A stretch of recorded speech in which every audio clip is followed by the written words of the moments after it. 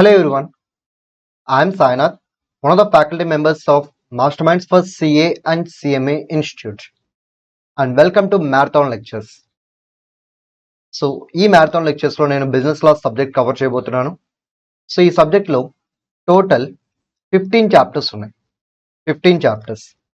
ఈ 15 చాప్టర్స్లో 9 chapters Indian contract, 2 chapters Indian partnership act, 2 chapters sale of goods act, 1 chapter companies act, 1 chapter LLP act. So total 15 chapters అనమాట. ఈ 15లో partnership act నుంచి మీకు 18 marks వస్తాయి, sale నుంచి 16 marks వస్తాయి, companies act నుంచి 13 వస్తాయి, LLP నుంచి 5 వస్తాయి. టోటల్ 52 మార్క్స్ మీకు 6 చాప్టర్స్ నుంచి వచ్చేస్తాయి.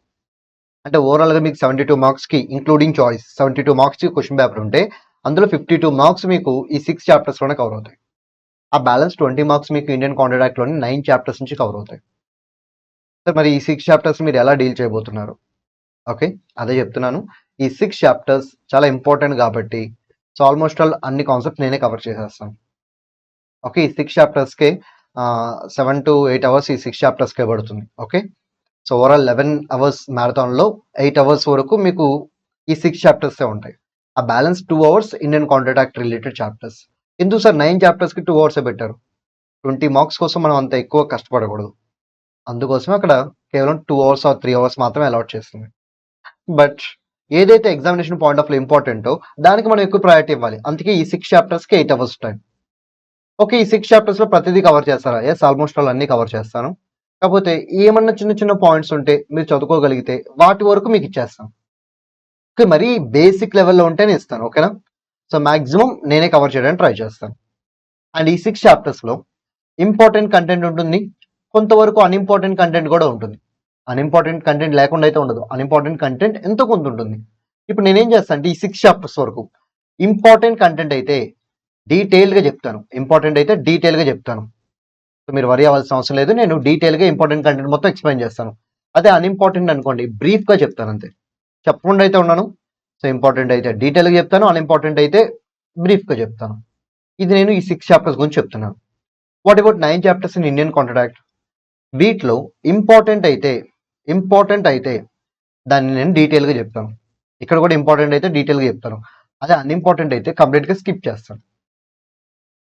మీరు ఆ 9 చాప్టర్స్లో కూడా అన్ఇంపార్టెంట్ కంటెంట్ చదువుకునే లెక్క అయితే కష్టమైపోతుంది. అండ్ ఈ మ్యారథాన్ కేవలం 11 అవర్స్ లేకపోతే 12 అవర్స్ అంతే, 11 to 12 అవర్స్ మధ్యలో అయిపోతుంది. ఓకే, మరి ఈ 11 to 12 అవర్స్లో మొత్తం చెప్పాలంటే house it possible? So it is not possible. అందుకే ఎగ్జామినేషన్ పాయింట్ ఆఫ్ వ్యూలో నేర్చుకుందాం. సో ఎగ్జామ్కి కావాల్సిన ప్రతిదీ ఇక్కడ చెప్తాను నేను. సో ఈ మ్యారథాన్ కనుక మీరు విని వెళ్ళినట్టయితే మీరు ఖచ్చితంగా 90% ఆఫ్ క్వశ్చన్స్ ఆన్సర్ చేయొచ్చు. బిజినెస్ లాస్ సబ్జెక్ట్లో 90% క్వశ్చన్స్ ఆన్సర్ చేయొచ్చు. I will provide that assurance. So ఈ వీడియోస్ మీరు కంప్లీట్గా వాచ్ చేయండి. అండ్ ఇన్ కేస్ మీ దగ్గర ఈ ఫాస్ట్ ట్రాక్ ఉంటే well and good.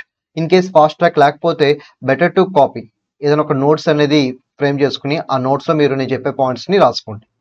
Fast track ఉంటే నో ఇష్యూ. ఇన్ కేస్ ఎవరైనా ఫాస్ట్ ట్రాక్ కొనాలి అనుకుంటే సో మాస్టర్ మైండ్స్ వాళ్ళ నెంబర్స్ని కాంటాక్ట్ చేయండి. They will provide the fast track. So పైన మీకు ఆల్రెడీ నెంబర్స్ కూడా ప్రొవైడ్ చేస్తారు చూడండి. ఆ నెంబర్ కాల్ చేయండి, వాళ్ళు మీకు ఫాస్ట్ ట్రాక్ ప్రొవైడ్ చేస్తారు. I think it is a payment service. Next, so first మనం ఇప్పుడు ఏం చేద్దామంటే నేచర్ ఆఫ్ కాంట్రాక్ట్ చూద్దాం. నేచర్ ఆఫ్ కాంట్రాక్ట్ ఇంపార్టెంట్ చాప్టర్సా అన్ఇంపార్టెంట్ చాప్టర్సా? Unimportant chapters. మరి ఇక్కడ మనం ఎలా కవర్ చేయబోతున్నాం? Examination point of view important అనుకుంటే డీటెయిల్గా, లేకపోతే కంప్లీట్గా స్కిప్ చేయడం. అదే ఇప్పుడు మనం ఇంప్లిమెంట్ చేయబోతున్నాం.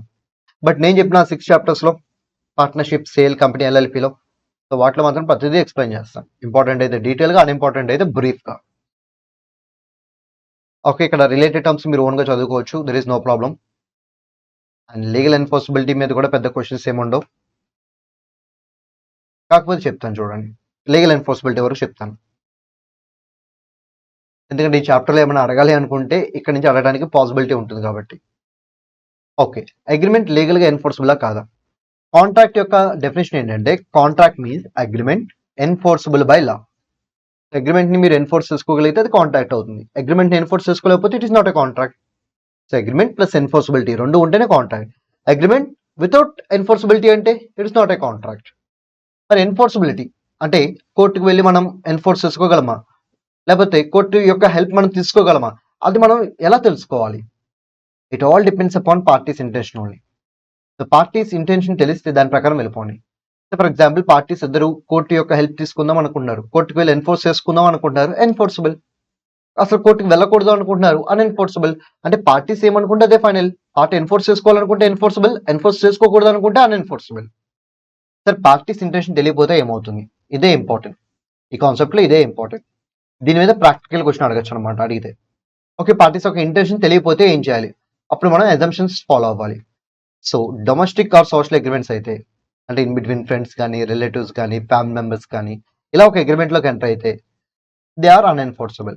డైరెక్ట్ గా మీరు అజంప్షన్ తీసుకోండి, దే ఆర్ నాట్ ఎన్ఫోర్సబుల్. అదే బిజినెస్ ఆర్ కమర్షియల్ అగ్రిమెంట్స్ అయితే, కమర్షియల్ అగ్రిమెంట్ అంటే ఇప్పుడు ఫ్యామిలీ మెంబర్స్ మధ్య కూడా కమర్షియల్ అగ్రిమెంట్ జరగచ్చు.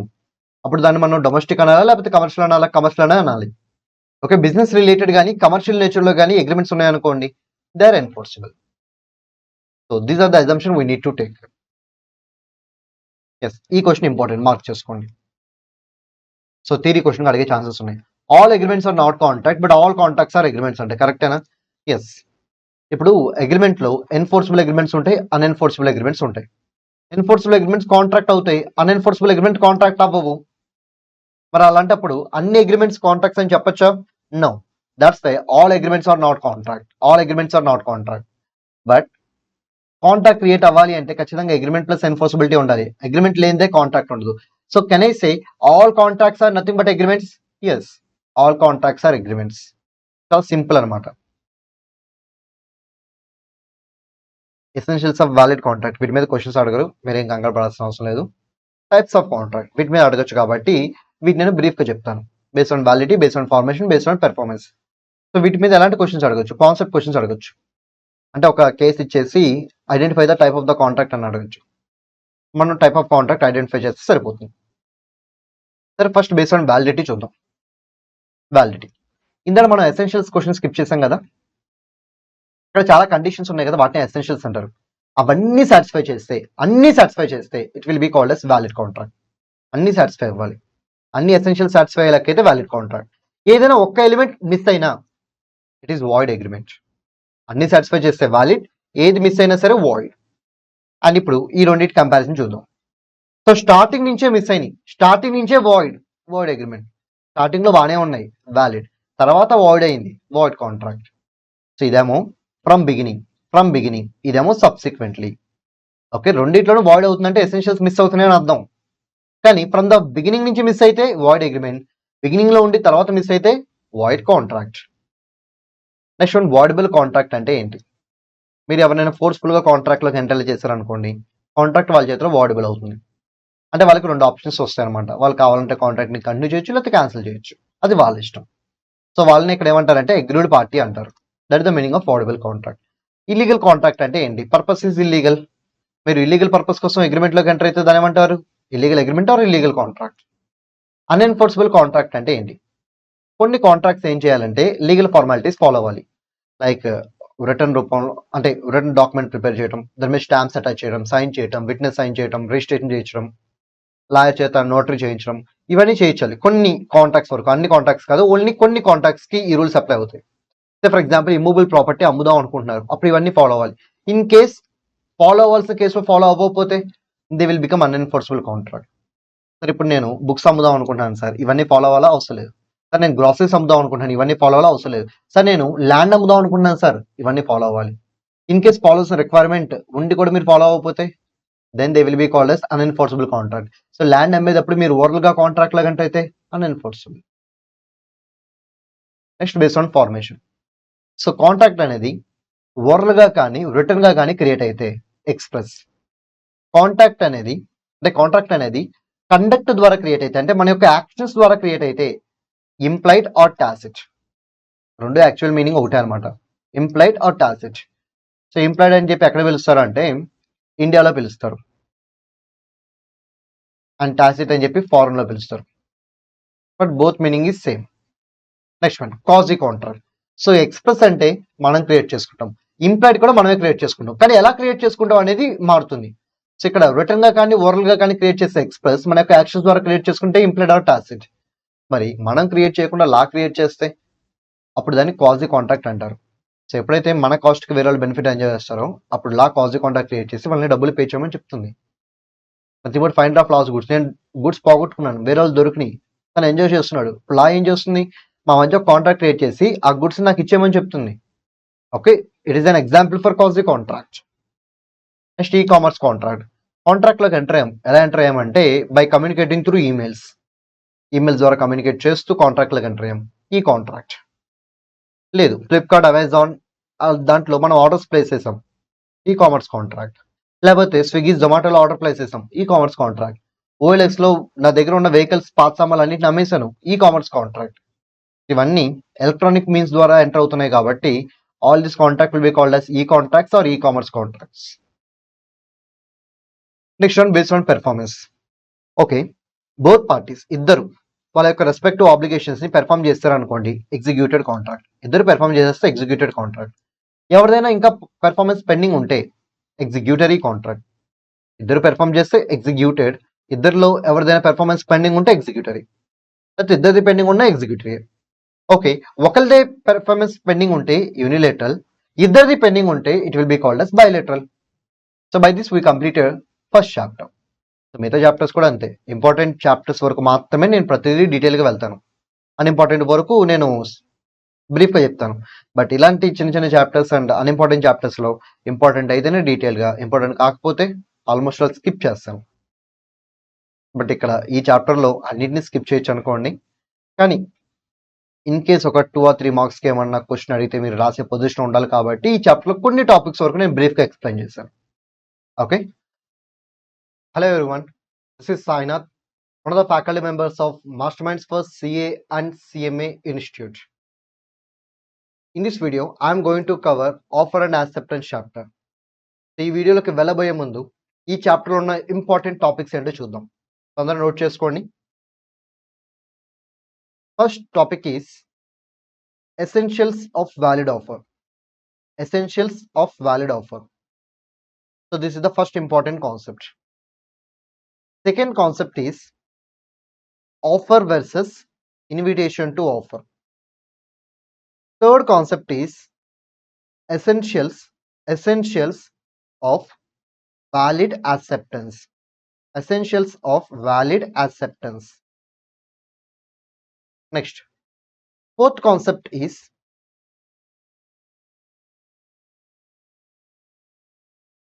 modes of communication of acceptance. Modes of communication of acceptance. Next, fifth concept is communication through post. Communication through post. Communication through post. And last important concept in this chapter is modes of revocation of offer. Modes of revocation of offer. ఈ వీడియోలో నేను ఈ 6 topics cover చేయబోతున్నాను. మళ్ళీ చెప్తున్నాను. First topics essentials of valid offer. Second topic offer versus invitation to offer. Third topic essentials of valid acceptance. Fourth topic modes of communication of acceptance. Fifth topic communication through post. And last topic modes of revocation of offer. Okay, now let's see one by one. So essentials of valid offer. అది తెలుసుకోవాలంటే first of all మనం offer అంటే ఏంటో తెలుసుకోవాలి. So ఆఫర్కి other name ఉంది. Other name ఏంటంటే proposal. So ఆఫర్ని మీరు కావాలనుకుంటే ఏమని పిలవచ్చు, ప్రపోజల్ అని కూడా పిలవచ్చు. అలాగే ఆఫర్ చేసే పర్సన్ ఏమంటారంటే ఆఫరర్ అంటారు. Person making offer will be called as offerer. కావాలంటే మీరు ప్రపోజల్ అని కూడా పిలవండి, నో ఇష్యూ. అలాగే మీరు ఎవరికైతే ఆఫర్ చేస్తున్నారో వాళ్ళని ఏమంటారు, వాళ్ళని ఆఫరీ అంటారు. బట్ ప్రపోజీ. సో ఏ బీకి ఆఫర్ చేశారు అనుకోండి, A will be offerer, B will be offeree. B ఏకి ఆఫర్ చేస్తే B will be offerer, A will be offeree. So offer చేసే పర్సన్ ని ఆఫరర్ అంటారు. అలాగే ఆఫర్ని రిసీవ్ చేసుకునే పర్సన్ ని ఆఫరీ అంటారు.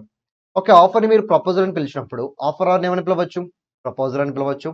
ఆఫరీని ఏమని పిలవచ్చు, ప్రపోజీ అని పిలవచ్చు. There is no problem. Okay, now see the definition of offer. So what is the definition of offer? So offer అని పిలవాలంటే 3 కండిషన్స్ సాటిస్ఫై చేయాలి. ఏంటో 3 కండిషన్స్ అంటే, ఒకటి విల్లింగ్నెస్, ఇంకోటి దాని యొక్క కమ్యూనికేషన్, ఇంకోటి టు గెట్ అసెంట్. ఏంటో 3 points? Willingness, communication and assent. Okay, willingness ఎవరిది? ఆఫరర్ది. ఆఫరర్ యొక్క విల్లింగ్నెస్. ఎవరికి కమ్యూనికేట్ చేయాలి? ఆఫరీకి. ఎందుకోసం? అసెంట్ కోసం. అసెంట్ అంటే ఏంటంటే యాక్సెప్టెన్స్. ఎవరి యాక్సెప్టెన్స్? ఆఫరీ యాక్సెప్టెన్స్. ఓకే, దీని ఒక ఎగ్జాంపుల్ ఎక్స్ప్లెయిన్ చేస్తాను, జాగ్రత్తగా వినండి. సో ఏ దగ్గర కార్ ఉంది, ఏ దగ్గర ఏముంది? కార్ ఉంది. Now he want to cell that car to be.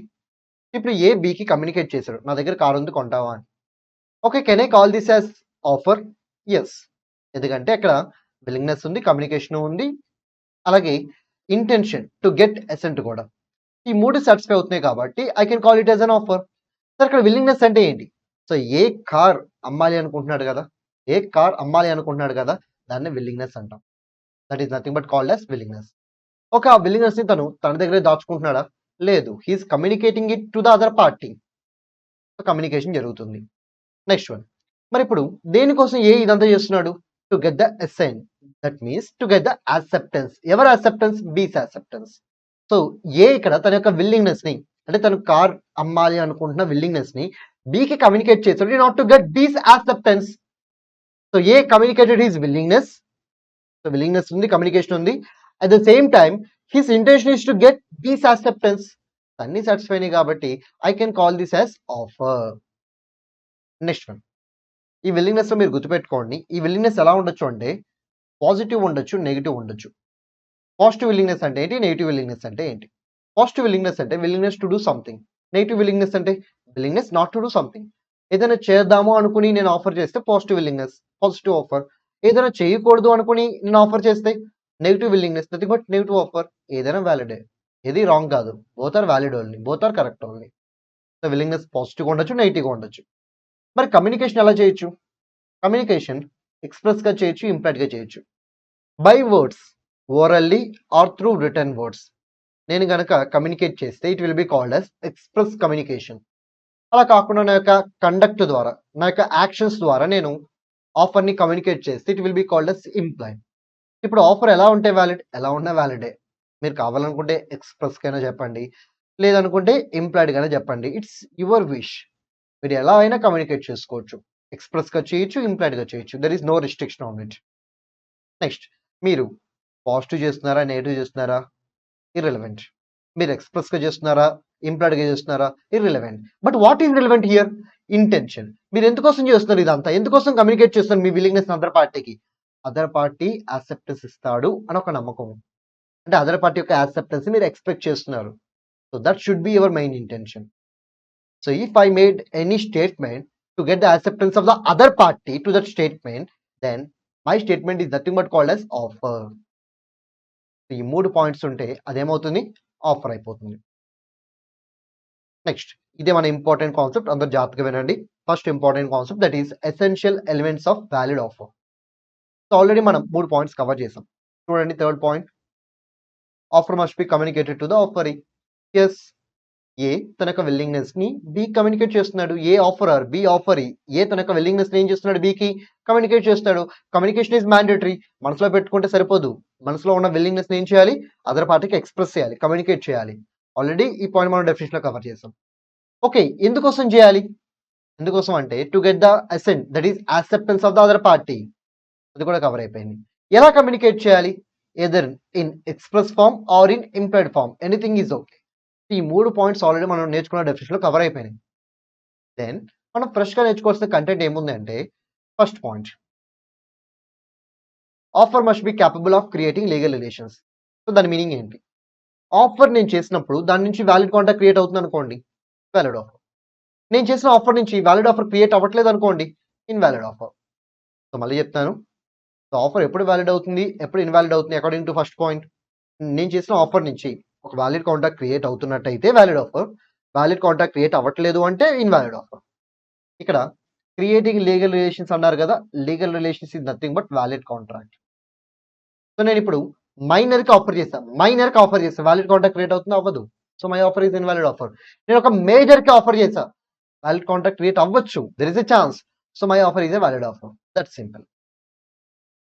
Second point, ఆఫర్లో ఉన్న టర్మ్స్ ఎలా ఉండాలి? చాలా సింపుల్, క్లియర్ గా ఉండాలి. నువ్వు చేసిన ఆఫర్లో ఉన్న టర్మ్స్ క్లియర్ గా ఉండాలి. నేను 100 టన్స్ ఆఫ్ ఆయిల్ అమ్ముతాను అన్నాను. But what kind of oil అనేది నేను డిస్క్లోజ్ చేయలేదు. Is it a valid offer? No, it is invalid offer. ఆఫర్లో ఉన్న టర్మ్స్ క్లియర్గా ఉంటే వ్యాలిడ్, క్లియర్గా లేకపోతే invalid. Next, offer may be conditional. So offer చేసేటప్పుడు నేను కండిషన్స్ అటాచ్ చేయొచ్చు. There is no problem in it. Conditions పెట్టినంత మాత్రాన ఇది ఇన్వాలిడ్ అవుతుంది అని చెప్పి ఎటువంటి రూల్ లేదు. కండిషన్స్ ఉన్నా ఓకే, కండిషన్స్ లేకపోయినా okay, anything is fine. That means offer may be conditional. కావాలనుకుంటే కండిషన్స్ అటాచ్ చేసుకోవచ్చు, నో ఇష్యూ. కానీ ఒక పాయింట్ గుర్తుపెట్టుకోండి, మీరు ఎన్ని కండిషన్స్ అని అటాచ్ చేయండి, బట్ మీరు పెట్టే కండిషన్స్ వల్ల ఆఫర్ మీద బర్డెన్ క్రియేట్ అవ్వకూడదు. అది మాత్రం చెక్ చేసుకో. ఇప్పుడు నేను ఆఫరీకి ఆఫర్ చేశాను. చేసినప్పుడు 1 వీక్ లోపు రిప్లై ఇవ్వాలి అన్నాను. ఇప్పుడు తను 1 వీక్ లోపు రిప్లై ఇస్తాడు, ఫైన్. 1 వీక్ లోపు రిప్లై ఎక్స్పెక్ట్ చేయడం అనేది తప్పేం కాదు. It's a valid condition. But అలా కాకుండా నువ్వు 1 వీక్ లోపు ఎటువంటి రిప్లై ఇవ్వకుండా సైలెంట్గా ఉంటే then I will assume your silence as acceptance అన్నాను. అలా కండిషన్ పెట్టచ్చా? నో. అంటే ఇక్కడ కండిషన్స్ పెట్టండి, నో ఇష్యూ. బట్ పెట్టే కండిషన్స్ బర్డెన్ క్రియేట్ చేసే విధంగా ఉండకూడదు. ఇన్ కేస్ పెట్టే కండిషన్స్ ఆఫర్ మీద బర్డెన్ క్రియేట్ చేసే విధంగా ఉంటే దే ఆర్ ఇన్వాలిడ్. అది 4th పాయింట్ అనమాట. Next 5th point, offer may be ఎస్ స్పెసిఫిక్ ఆర్ జనరల్. సో నేను కేవలం ఒక పర్టికులర్ పర్సన్ ఐడెంటిఫై చేసి తనకు మాత్రమే ఆఫర్ చేస్తే ఇట్ ఈస్ స్పెసిఫిక్ ఆఫర్. అలా కాకుండా నేను ఎంటైర్ పబ్లిక్ ఆఫర్ చేస్తే ఇట్ ఈస్ జనరల్ ఆఫర్. మరి ఏ offer valid? Both are valid only. Next one, offer must be different from. Offer must be different from, it must be different from ఇవ్వలేదు కానీ మీరు రాసుకోండి, that is invitation to offer. Offer వేరు, invitation to offer వేరు. Okay, so మీరు ఈ points రాస్తే మీరు సక్సెస్ఫుల్గా ఎసెన్షియల్ ఎలిమెంట్స్ అన్ని రాసేసినట్టే. Okay, next one, second important concept. మనం నేర్చుకున్న పాయింట్ అంటే మనం రాసుకున్న పాయింట్స్లో ఫస్ట్ ఇంపార్టెంట్ కాన్సెప్ట్ ఏంటిది? ఎసెన్షియల్స్ ఆఫ్ వ్యాలిడ్ ఆఫర్ అయిపోయింది. తర్వాత ఇంపార్టెంట్ కాన్సెప్ట్ ఏంటి? Offer versus invitation to offer. Okay, మరి దీంట్లో మనం నేర్చుకోవడానికి కావాల్సిన ఇంపార్టెంట్ కంటెంట్ ఏముంది? That is offer versus invitation to offer. ఇంతకీ రెండింటికి తేడా ఏంటి? సో ఆఫర్ ఎందుకోసం చేస్తారు? To get other party acceptance, to get offer is acceptance. But invitation to offer ఎందుకు చేస్తారు తెలుసా? To get offers from the others. అంటే నేను ఏదైనా ఒక స్టేట్మెంట్ చేసినప్పుడు నేను వాళ్ళ యొక్క ఆఫర్ని ఎక్స్పెక్ట్ చేస్తే నేను చేసిన స్టేట్మెంట్ ఇన్విటేషన్ టు ఆఫర్. నేను వాళ్ళ యొక్క యాక్సెప్టెన్స్ ఎక్స్పెక్ట్ చేస్తే నేను చేసిన స్టేట్మెంట్ ఆఫర్. అంటే ఇప్పుడు ఒక పర్సన్ ఏదైనా ఒక స్టేట్మెంట్ చేశాడు, ఆ స్టేట్మెంట్ యొక్క main intention to get offers లేకపోతే to get acceptance. So main intention to get offers అయితే అది ఇన్విటేషన్ టు ఆఫర్ అవుతుంది. Main intention is to get acceptance అయితే అది ఏమవుతుంది? ఆఫర్ అవుతుంది. So that is the main difference between offer and invitation to offer. గుర్తుపెట్టుకోండి, invitation to ఆఫర్కి respond అయితే ఏమొస్తుంది? ఆఫరే వస్తుంది.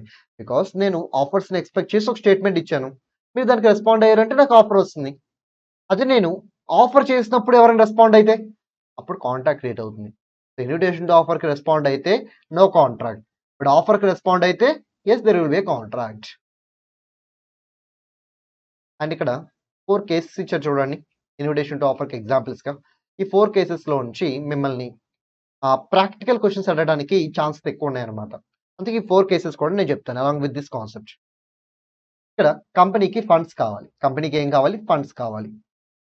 కంపెనీకి ఫండ్స్ కావాలి అనుకుంటే దానికి 2 ఆప్షన్స్ ఉంటాయి. క్యాపిటల్ని రైజ్ చేయొచ్చు, లేకపోతే లోన్ తీసుకోవచ్చు.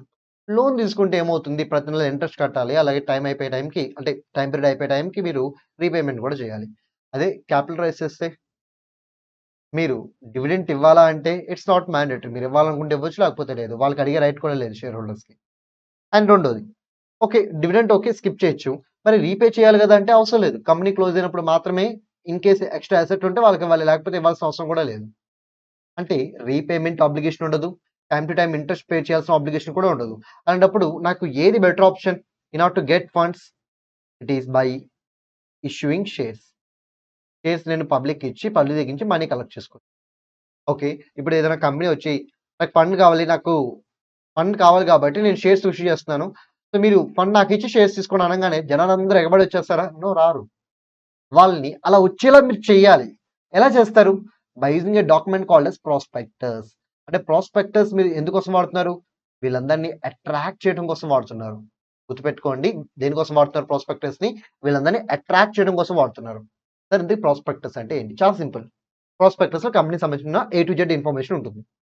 కంపెనీ పేరేంటి, కంపెనీని ఎవరు క్రియేట్ చేశారు, కంపెనీ యొక్క ఆబ్జెక్టివ్స్ ఏంటి, అలాగే కంపెనీ ఇప్పటివరకు చేసిన అచీవ్మెంట్స్ ఏంటి, ప్రాఫిట్స్ ఏంటి, లాసెస్ ఏంటి, అసెట్స్ వాల్యూ ఎంత, లయబిలిటీస్ వాల్యూ ఎంత, ఫ్యూచర్ గోల్స్ ఏంటి, ఇవన్నీ ప్రాస్పెక్టస్‌లో ఉంటాయన్నమాట. చెప్పాను కదా, ఏ టు జెడ్ ప్రాస్పెక్టస్‌లో ఉంటుంది. ఓకే. ఇప్పుడు ఈ ప్రాస్పెక్టస్‌ని చదివిన ప్రజల్లో కొంతమంది ఇంట్రెస్ట్ చూపిస్తారుగా. Okay. Why can't we try this company అని చెప్పి. అలాంటి ఇంట్రెస్ట్ పీపుల్ ఏం చేస్తారంటే మాకు షేర్స్ కావాలని చెప్పి అప్లికేషన్ పెట్టుకుంటారు. అలా అప్లికేషన్ పెట్టుకున్న తర్వాత కంపెనీ ఏం చేస్తుంది? Yes. It will make allotment. Shares వాళ్ళ పేరు మీద అలాట్ చేస్తుందన్నమాట. అలాట్ చేసి వాళ్ళ దగ్గర నుంచి డబ్బులు కూడా కలెక్ట్ చేసుకుంటుంది. So this is the process of raising funds through public. Okay. ఈ ప్రాసెస్‌లో ఏది ఇన్విటేషన్ టు ఆఫర్, ఏది యాక్సెప్టెన్స్? ఆల్రెడీ చెప్పాను. ఇన్విటేషన్ టు ఆఫర్‌కి తేడా ఏంటి? మీరు ఏదైనా చేశారు. మీ ఇంటెన్షన్ ఆఫర్స్‌ని అట్రాక్ట్ చేయడం. Invitation to offer. మీరు ఏదైనా చేశారు. మీ ఇంటెన్షన్ అదర్ పార్టీ యాక్సెప్టెన్స్ ఇవ్వాలి అని. Then it is offer. ఈ కేసులో చెప్పండి. ప్రాస్పెక్టస్ ఎందుకు ఇష్యూ చేశారు? పబ్లిక్ వచ్చి ఆఫర్ చేస్తారని. అప్లికేషన్ పెట్టుకుంటారు అని. ఇది ఏమవుతుంది? Invitation to offer. ఓకే. మరి పబ్లిక్ పెట్టిన అప్లికేషన్ ఎందుకు ఆఫర్ అయింది? వీళ్ళు కంపెనీ దగ్గర నుంచి ఎక్స్‌పెక్ట్ చేస్తున్నారు. కంపెనీ వాళ్ళు మాకు షేర్స్ అలాట్ చేయాలని. అంటే వీళ్ళు కంపెనీ యొక్క యాక్సెప్టెన్స్ కోరుకుంటున్నారు. కంపెనీ యొక్క యాక్సెప్టెన్స్ కోరుకుంటున్నారు కాబట్టి their application will become offer. Okay. మరి ఇక్కడ యాక్సెప్టెన్స్ ఏంటి అంటే అలాట్‌మెంట్ చేయడమే ఏమవుతుంది? యాక్సెప్టెన్స్ అవుతుంది. సో దీని మీద ప్రాక్టికల్ క్వెషన్ డిజైన్ చేయొచ్చు. దానికన్నా ఇంపార్టెంట్ ఇదనమాట. దీని మీద ఎక్కువగా ప్రాక్టికల్ క్వెషన్స్ అయితే డిజైన్ చేశారు ఐసీఎస్ సోర్సెస్‌లో. సో ఏంటిది? ఇక్కడ ఏంటంటే చూడండి. చాలా రకమైన స్వీట్స్, ఫుడ్ ఐటెమ్స్ ఉన్నాయి ఇక్కడ. కొన్ని బొమ్మలు కూడా ఉన్నాయనుకోండి. ఓకే. నాకు ఈ బాల్ బా నచ్చింది. ఈ బాల్ నేను కొనాలి అనుకుంటున్నాను. ఓకే. వాళ్ళసల బాల్‌ని అక్కడ ఎందుకు డిస్‌ప్లే చేశారు? యాక్చువల్లీ ఆ బాల్ అక్కడ డిస్‌ప్లే చేసుండకపోతే నేను చూసేవాడిని కాదు. నేను చూసుండకపోతే నాకిది కావాలి అని నేను కోరుకునేవాడిని కాదు. అసలు ఆ షాప్‌లోకి వెళ్ళేవాడిని కూడా కాదు. బట్ ఎప్పుడైతే వాళ్ళు ఆ బాల్ తీసుకొచ్చి ఆ షాప్ విండోలో పెట్టారో అది చూసి వెంటనే నేను అట్రాక్ట్ అయ్యా. వెంటనే బాల్ కొనాలని డిసైడ్ అయిపోయా. సో తెలుసు కదా! భాష డిసైడ్ అయితే వార్ వన్ సైడ్ అయిపోద్దని. సో అలాగే నేను డిసైడ్ అయిపోతే ఖచ్చితంగా కొని తీరాల్సిందే. సో వెంటనే షాప్ కీపర్ దగ్గరికెళ్ళి could you pack these goods అన్నాను. నా కోసమే కదా వాడు గూడ్స్ పెట్టింది. యెస్ షూర్ మ్యామ్ అన్నారు. ఇక్కడ నేను మ్యామ్ కాదు సార్. సో తను యెస్ షూర్ సార్ అన్నారు. అయిపోయింది. బాల్ కొనేసాను. ఓకే. ఈ ఎంటైర్ ట్రాన్సాక్షన్‌లో ఏది ఇన్విటేషన్ టు ఆఫర్, ఏది యాక్సెప్టెన్స్? సో నన్ను అట్రాక్ట్ చేయడం కోసం నన్నేనే కాదు మొత్తం పబ్లిక్‌ని అట్రాక్ట్ చేయడం కోసం వాడు గూడ్స్ తీసుకెళ్ళి షాప్ విండోలో డిస్‌ప్లేకి పెట్టాడు కదా! అలా డిస్‌ప్లేకి పెట్టడం ఏమవుతుంది? Invitation to offer. అది చూసి నాలాంటి వాళ్ళు వెళ్లి could you pack these goods అంటాం కదా! అది ఆఫర్. దాని తర్వాత ఓకే. ష్యూర్ మ్యామ్ లేకపోతే ష్యూర్ సార్ అంటారు కదా! అది యాక్సెప్టెన్స్. That's it. దీని మీద ఎక్కువ సార్లు ప్రాక్టికల్ క్వెషన్ అయితే డిజైన్ చేసి అడగడం జరిగింది. Important concept for practical questions. Next one advertising option sales. Okay. నా దగ్గర ఒక యూనిక్ ఐటెమ్ ఉంది. ఎప్పుడో పాతకాలం లాంటి పాతకాలం సంబంధించిన పెయింటింగ్ అనమాట అది. ఓకే. ఆ పెయింటింగ్‌ని నేను ఇప్పుడు అమ్మాలి అనుకుంటున్నాను. బయట అలాంటి పెయింటింగ్ ఇంకో చోట ఎక్కడా లేదు. It's a very rare and unique item. Okay. మరి అలాంటి వాటికి బయట డిమాండ్ ఎక్కువ ఉంటుందిగా. అంత డిమాండ్ ఉన్నప్పుడు నేను ఎన్‌కాష్ చేసుకోవాలి కదా! ఎలా ఎన్‌కాష్ చేసుకోవచ్చు? పబ్లిక్ సేల్ ద్వారా. ఆ పబ్లిక్ సేల్‌కున్న అదర్ నేమే ఆక్షన్ సేల్. ఓకే. ఇక్కడ నేనేం చేస్తానంటే ఫస్ట్ ఆక్షన్ సేల్‌కి సంబంధించిన అడ్వర్టైజ్‌మెంట్ ఇస్తాను. సో ఈ డేట్‌న, ఈ ప్లేస్‌లో, ఈ టైంకి ఈ ప్రొడక్ట్‌ని మేము ఆక్షన్ సేల్‌కి అమ్మబోతున్నాం. ఇంట్రెస్ట్ పార్టీస్ ఉంటే వచ్చి పార్టిసిపేట్ చేయండి. దానికి సంబంధించిన రూల్స్ అండ్ రెగ్యులేషన్స్ ఇవి అని చెప్పి ఫస్ట్ నేనేం చేస్తాను? అడ్వర్టైజ్‌మెంట్ ఇస్తాను. ఆ అడ్వర్టైజ్‌మెంట్ చూసిన ఇంట్రెస్టెడ్ పీపుల్ ఏం చేస్తారు? వచ్చి ఇలా బిడ్ వేసుకుంటారు. నాది 10, నాది 20, నాది 30, నాది 40, నాది 100 అని చెప్పి లాస్ట్‌లో చెప్పాడు. అప్పుడు నేను ఎవరికి యాక్సెప్టెన్స్ ఇచ్చి కాంట్రాక్ట్ క్రియేట్ చేసుకుంటాను? ఈ లాస్ట్ బిడ్ చేసిన వాడికి. ఎందుకంటే ఎక్కువ అమౌంట్ ఇస్తా అన్నాడుగా. నాకు కావాల్సింది కూడా ఎక్కువ అమౌంటే. ఎందుకంటే డబ్బులు ఊరికే రావు. సో నాకు అక్కడ 100 ఇస్తా అన్నాడు కాబట్టి డెఫినెట్‌లీ నేను వాడికే సేల్ చేస్తాను. ఓకే. నేను మరి యాక్సెప్టెన్స్ ఎలా కన్వే చేస్తాను? హామర్ ఉంటుంది కదా! 3 టైమ్స్ నాక్ చేశాను. First time, second time, third time అని. అంతే సోల్డ్ అయిపోయింది. ఓకే. ఈ ఎంటైర్ ప్రాసెస్‌లో ఏది ఇన్విటేషన్ టు ఆఫర్, ఏది యాక్సెప్టెన్స్? సో ఇక్కడ మీరు అడ్వర్టైజ్‌మెంట్ ఇచ్చారు కదా! ఇది ఇన్విటేషన్ టు ఆఫర్. అలాగే పీపుల్ వచ్చి బిడ్స్ చేసుకున్నారు కదా! నేను 10, నేను 20, నేను 30, నేను 40, నేను 50, నేను 100 అని. ఇవన్నీ ఈ బిడ్స్ అన్నీ ఏమవుతాయంటే ఆఫర్స్ అవుతాయి. మల్టిపుల్ ఆఫర్స్ అన్నమాట. మరి ఈ మల్టిపుల్ ఆఫర్స్‌లో నేను అన్నిటికి యాక్సెప్టెన్స్ ఇచ్చానా? లేదు. ఎవరైతే ఎక్కువ ఆఫర్ చేశారో వాళ్ళకి నేను యాక్సెప్టెన్స్ ఇచ్చాను. By fall of hammer. Nothing but implied acceptance అంటారన్నమాట వాటిని. ఇక్కడ ఇన్విటేషన్ టు ఆఫర్ వచ్చింది. యాక్సెప్టెన్స్ కూడా వచ్చింది. నెక్స్ట్ ఈసారి నేను car కొనాలనుకుంటున్నాను.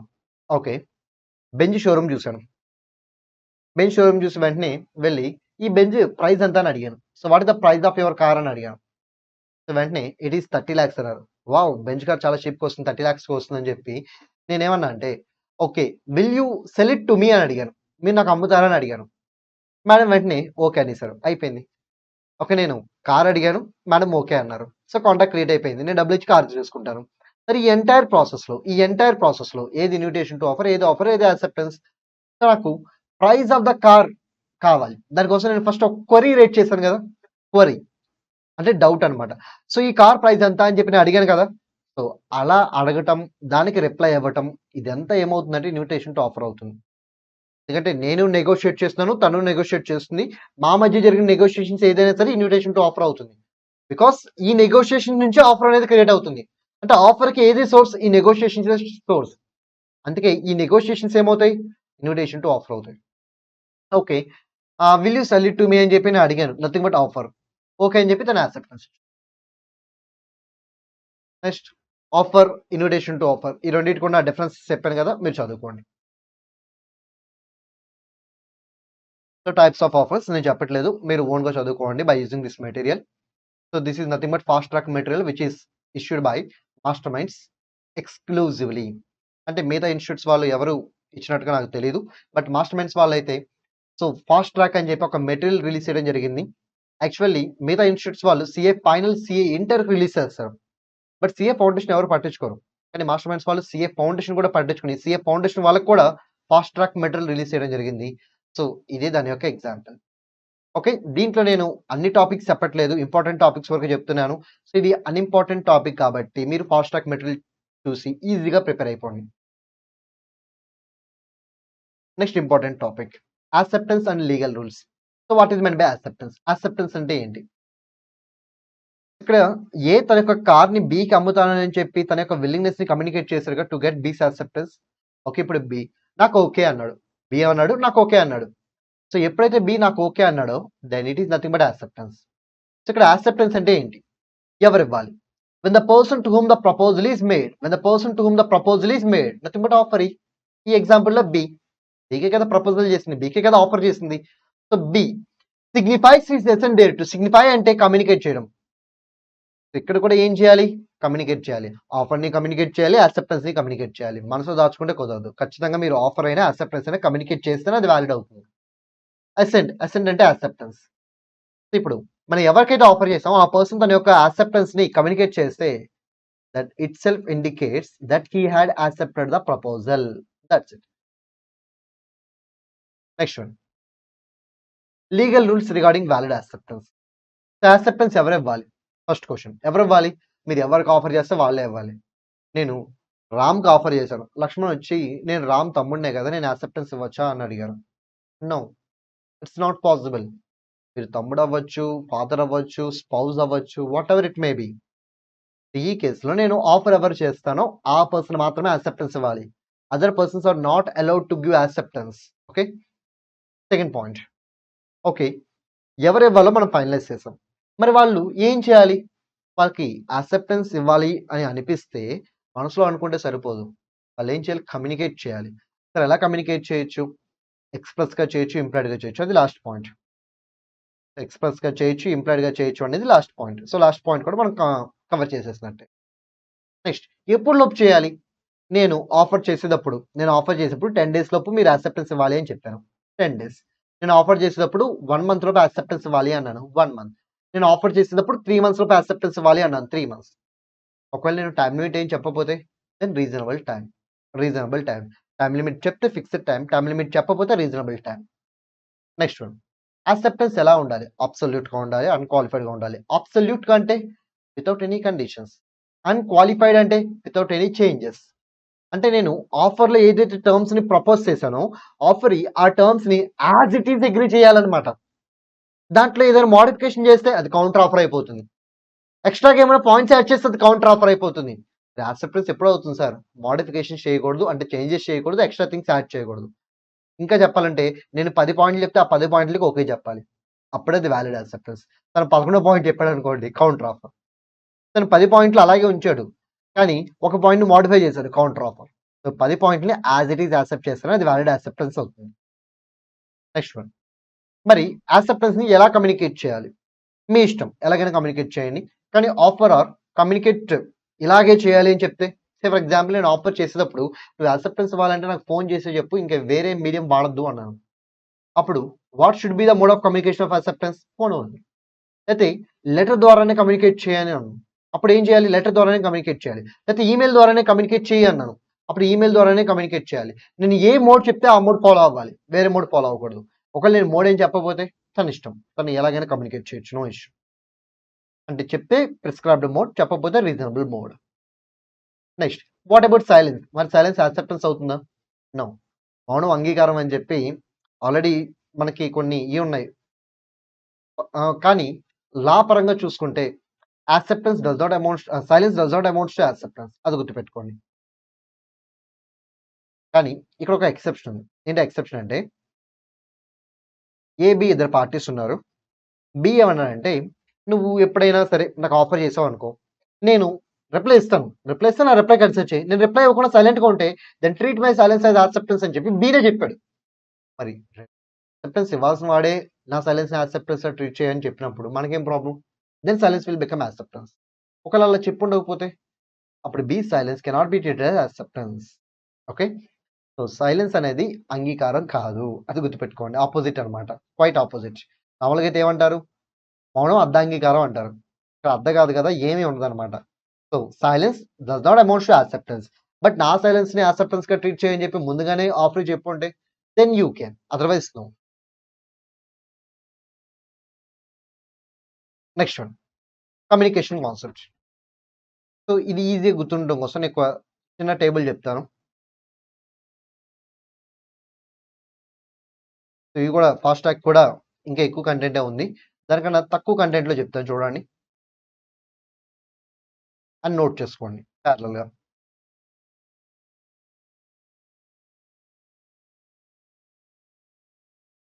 So offer point of view, offer ఈ పాయింట్ ఆఫ్ వ్యూ, ఇద్దరు పాయింట్ ఆఫ్ వ్యూస్ ఉంటాయి.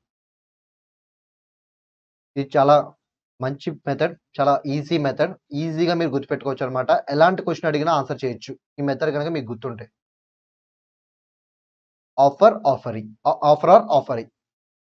ఓకే, నేను ఆఫర్ని లెటర్ ద్వారా పోస్ట్ చేశాను. కమ్యూనికేషన్ ఎప్పటికీ కంప్లీట్ అవుతుంది. యాక్సెప్టెన్స్ని లెటర్ ద్వారా పోస్ట్ చేశాను. కమ్యూనికేషన్ ఎప్పటికి అవుతుంది. రివకేషన్ యొక్క కమ్యూనికేషన్ ఎప్పటికి అవుతుంది.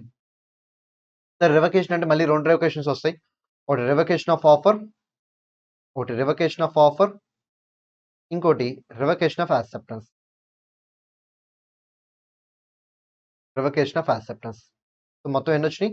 4 వచ్చినాయి. ఈ 4 మన మెటీరియల్లో ఉన్నాయి. ఏంటా 4? ఆఫర్ని లెటర్ ద్వారా కమ్యూనికేట్ చేస్తే కమ్యూనికేషన్ ఎప్పటికి అవుతుంది. యాక్సెప్టెన్స్ అయితే ఎప్పటికి అవుతుంది. రివకేషన్ ఆఫ్ ఆఫర్ అయితే ఎప్పటికి అవుతుంది. రివకేషన్ ఆఫ్ యాక్సెప్టెన్స్ అయితే ఎప్పటికి అవుతుంది. ఓకే, మరి ఎలా గుర్తుపెట్టుకోవాలి? చాలా సింపుల్ అని చెప్పాను కదా, చెప్తాను చూడండి. సో ఆఫర్ అయితే ఆఫర్ ఆర్ అయినా ఆఫరీ అయినా received time, received date. Most probably ఎక్కువ డేట్స్ వేస్తారు, టైం ఇవ్వరు. కాబట్టి రిసీవ్డ్ డేట్ అని రాసుకోండి. Received date. ఆఫరీ అయినా సరే రిసీవ్డ్ డేటే. There is no change. ఎవరికైనా రిసీవ్డ్ డేటే. నెక్స్ట్ యాక్సెప్టెన్స్ అయితే, యాక్సెప్టెన్స్ అయితే ఆఫర్ ఆర్కి పోస్టెడ్ డేట్, ఆఫరీకి received date. Next revocation of offer అయితే కనుక ఆఫర్ ఆర్కి పోస్టెడ్ డేట్, ఆఫరీకి రిసీవ్డ్ డేట్. అదే రివకేషన్ ఆఫ్ యాక్సెప్టెన్స్ అయితే ఆఫర్ ఆర్కి రిసీవ్డ్ డేట్ అండ్ ఆఫరీకి పోస్టెడ్ డేట్. జస్ట్ ఈ డేట్స్ గుర్తుపెట్టుకోండి చాలు. సో ఆఫర్ అయితే received date, received date. Acceptance అయితే posted date, received date. Revocation of offer అయితే posted date, received date. Revocation of acceptance అయితే రిసీవ్డ్ డేట్, పోస్టెడ్ డేట్. ఈ dates గుర్తుపెట్టుకుని మీరు ఈజీగా కంప్లీట్ చేసేయచ్చు. అండ్ ఈ డేట్స్లో కొన్ని నోట్ పాయింట్స్ ఉన్నాయి. ఏంటో నోట్ పాయింట్స్ అంటే, సో రిసీవ్ డేట్ దగ్గర నోట్ పాయింట్ ఎక్కడెక్కడ వచ్చింది? రిసీవ్ డేట్ ఇక్కడ, ఇక్కడ, ఇక్కడ, అలాగే ఇక్కడ, అలాగే ఇక్కడ. మొత్తం 5 ప్లేసెస్లో రిసీవ్ డేట్ వచ్చింది. ఇది ఏం చేయొచ్చు అంటే ఇంకో రకంగా అడగచ్చు. నేను లెటర్ రిసీవ్ చేసుకున్నాను. So and so date, say for example first of the month నేను లెటర్ రిసీవ్ చేసుకున్నాను. కానీ దాన్ని నేను 2 డేస్ తర్వాత ఓపెన్ చేసి చదివాను. ఓకే, ఇప్పుడు ఏ డేట్ తీసుకోవాలి రిసీవ్ డేట్ అంటే? యాక్చువల్గా నేను రిసీవ్ చేసుకున్న డేటా, లేకపోతే నేను ఓపెన్ చేసి చదివిన డేటా? ఇక్కడ ఓపెన్ చేసి చదివిన డేటా తీసుకోవాలి, నాట్ యాక్చువల్ రిసీవ్డ్ డేట్. గుర్తుపెట్టుకోండి. సో రిసీవ్డ్ డేట్లో what is the key point? Open చేసిన డేట్ ఇస్తే I need to consider the date of opening the letter. ఎక్కడైనా సరే ఈ 5 కేసెస్లో ఎక్కడైనా సరే సో రిసీవింగ్ డేట్తో పాటు ఓపెనింగ్ డేట్ కూడా ఇస్తే రిసీవ్ చేసుకున్న డేట్ ఇంపార్టెంట్ కాదు. Instead of receiving date you need to check opening date. Next one, ఇంకొక ఇంపార్టెంట్ పాయింట్ ఉంది. ఇదేంటంటే పోస్టెడ్ డేట్ రిలేటెడ్గా. పోస్టెడ్ డేట్ సో 3 చోట్ల పోస్టెడ్ డేట్లు వచ్చినాయి. ఇక్కడ ఎలా ఇవ్వచ్చు అంటే నేను డైరెక్ట్గా పోస్ట్ చేస్తే ఒక కేసు, నేను నా ఏజెంట్కి ఇచ్చి పోస్ట్ చేయమని చెప్పాను అది ఇంకో కేసు. ఓకే, ఫస్ట్ కేసులో అనుకోండి నేనే డైరెక్ట్గా పోస్ట్ చేస్తాను కాబట్టి పోస్ట్ డేట్ అంటే నేను పోస్ట్ చేసిన టైం తీసేసుకుంటాను. మరి నా ఏజెంట్కి ఇచ్చి నేను ఏజెంట్ ద్వారా పంపించమని చెప్తే అప్పుడు నేను ఏజెంట్కి ఇచ్చిన డేట్ తీసుకోవాలా లేకపోతే ఏజెంట్ యాక్చువల్గా పోస్ట్ చేసిన డేట్ తీసుకోవాలా? ఏజెంట్ ఏ రోజైతే యాక్చువల్గా పోస్ట్ చేస్తాడో ఆ డేటే తీసుకోవాలి. ఈ మూడిట్లోనూ మిమ్మల్ని కన్ఫ్యూజ్ చేయడానికి ఏజెంట్కి ఇచ్చాడు, ఏజెంట్కి ఒక డేట్ని ఇచ్చాడు, బట్ ఏజెంట్ ఇంకో డేట్న దాన్ని పోస్ట్ చేశాడు. సో ఏది పోస్టింగ్ డేట్ అంటే ఏజెంట్ ఏ రోజునైతే పోస్ట్ చేస్తాడో దాన్నే మీరు కన్సిడర్ చేయాలి.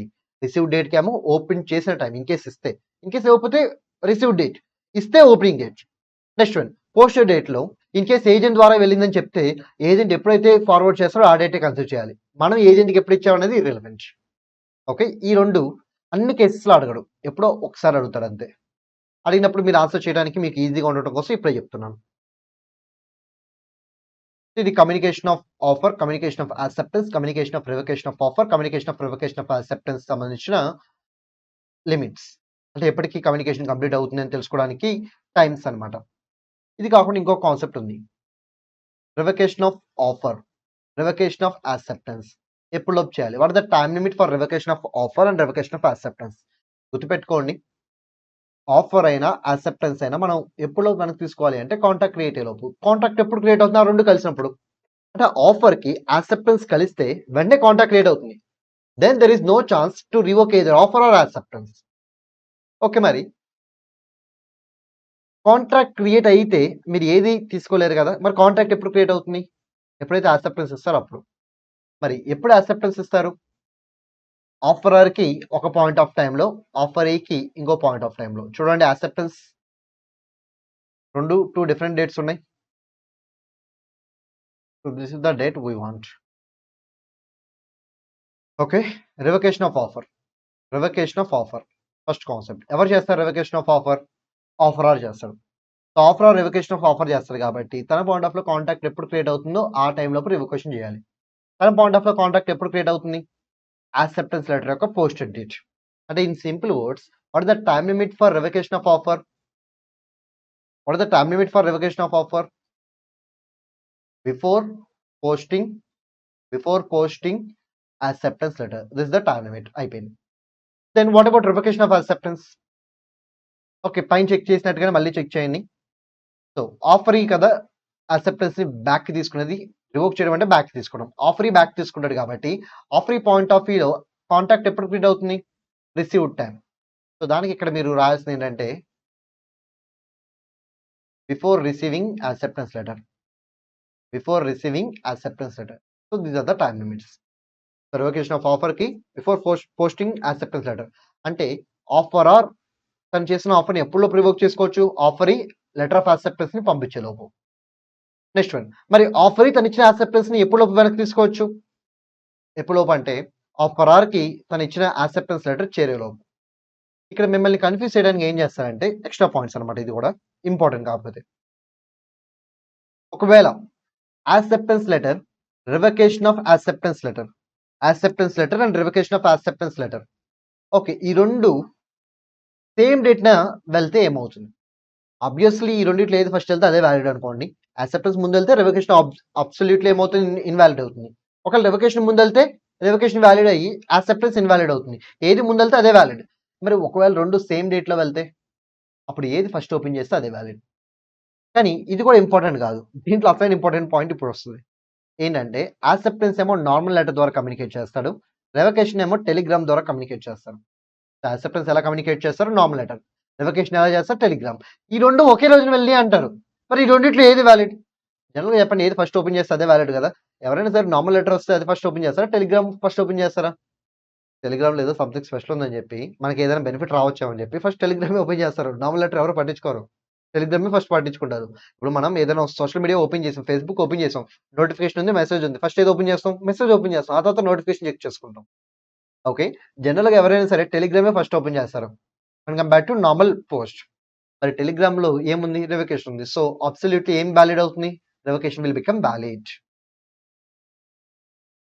సో, ఈ 2 సేమ్ డేట్‌నొస్తాయి. ఒకటేమో టెలిగ్రామ్ ఇస్తాడు. ఒకటేమో నార్మల్ పోస్ట్ ఇస్తాడు. సో, ఏది వాలిడ్ అని అడుగుతారు. టెలిగ్రామ్‌లో రివోకేషన్ ఉంటుంది కాబట్టి రివోకేషనే వాలిడ్. ఇలాంటి క్వెషన్ ప్రాక్టికల్ క్వెషన్ అయితే ఖచ్చితంగా అడగడానికి ఛాన్సెస్ ఎక్కువున్నాయి.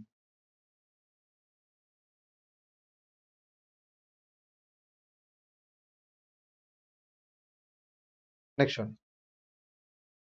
ఈ టాపిక్స్ అన్ని మనం ఫినిష్ చేసాం.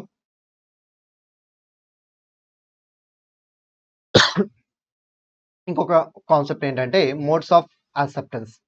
ఇది కూడా one of the question that was given as important topic. So, ఎలా కమ్యూనికేట్ చేయొచ్చు యాక్సెప్టెన్స్‌ని? By doing acts, by omission or by doing any other thing which has effect of communicating it to the other. అంటే దాని meaning ఏంటి? ఏం లేదు. మనం offer చేస్తాం కదా ఒక పార్టీకి. ఆ పార్టీ తన యొక్క యాక్సెప్టెన్స్‌ని ఎలాగైనా నాకు కన్వే చేయొచ్చు. ఎలాగైనా అంటే ఎక్స్‌ప్రెస్ ఆర్ ఇంప్లై చేయొచ్చు కదా! యెస్. అది దేని కింద కవర్ అవుతుంది? యాక్ట్‌లో కవర్ అవుతుంది. సో, ఏదైనా చేస్తున్నాడు. అంటే రాయటమో, మాట్లాడటమో, లేకపోతే కండక్టో ఏదో ఒకటి చేస్తున్నాడు కదా! సో, యాక్ట్ ద్వారా తను యాక్సెప్టెన్స్‌ని కన్వే చేస్తున్నాడు. వాలిడే. Next one. ఏదైనా చేయకుండా ఉంటూ కూడా చేయొచ్చా? యెస్, చేయొచ్చు. దాన్ని ఒమిషన్ అంటారు. అది కూడా యాక్సెప్టెన్సే. ఈ రెండే కాదు. నీ ఇష్టం. నీకు నచ్చింది చెయ్యి. కానీ దాని యొక్క ఎఫెక్ట్ ఎలా ఉండాలి? నువ్వేం చెప్పాలనుకుంటున్నావో ఆఫరర్‌కి తెలియాలి. నీ యాక్సెప్టెన్స్ ఆఫరర్‌కి తెలియాలి. అలా కమ్యూనికేట్ చేసే విధంగా నువ్వు ఏదైనా చేయొచ్చు. అంటే యాక్ట్ చేయొచ్చు, ఒమిషన్ చేయొచ్చు ఆర్ ఎనీ అదర్ థింగ్ చేయొచ్చు. Which has the effect of communicating it to the other party that is offeror. ఈ చాప్టర్‌లో వన్ మోర్ కాన్సెప్ట్ మిగిలిపోయింది. That is modes of revocation of offer. ఇది చాలా అంటే చాలా ఇంపార్టెంట్. సో, ఆఫర్‌ని ఎలా టెర్మినేట్ చేయొచ్చు? యాక్చువల్లీ ఇది రివోకేషన్ ఆఫ్ ఆఫర్ అనకూడదు. బట్ ఐసీఐ క్వెషన్ పేపర్స్‌లో దీన్ని రివోకేషన్ అనే పదంతోనే వాడుతున్నారు కాబట్టి మనం ఏం చేయలేం. Actually it is termination of offer. Termination of offer అంటే ఆఫర్ ఏ కేస్‌లో టెర్మినేట్ అవుతుంది అంటే ఎండ్ అవుతుంది. బట్ రివోకేషన్ అంటే టేకింగ్ బ్యాక్ అన్నమాట. విత్‌డ్రా చేసుకోవడం. It is completely different from termination. But what ever it may B. Revocation of offer అన్నా, termination of offer అన్నా మీరు రాయాల్సింది సేమ్ కంటెంటే. ఏంటా కంటెంట్? Notice of revocation. అంటే ఆఫర్ చేసి ఓకే. నాకింకా ఈ ఆఫర్‌ని ఉంచాలని లేదు. నా ఆఫర్ నేను బ్యాక్ తీసేసుకుంటా అని చెప్పి రివోక్ చేసుకుంటే then offer will get terminated. First case. అయితే ఎప్పటిలోపు చేయాలి?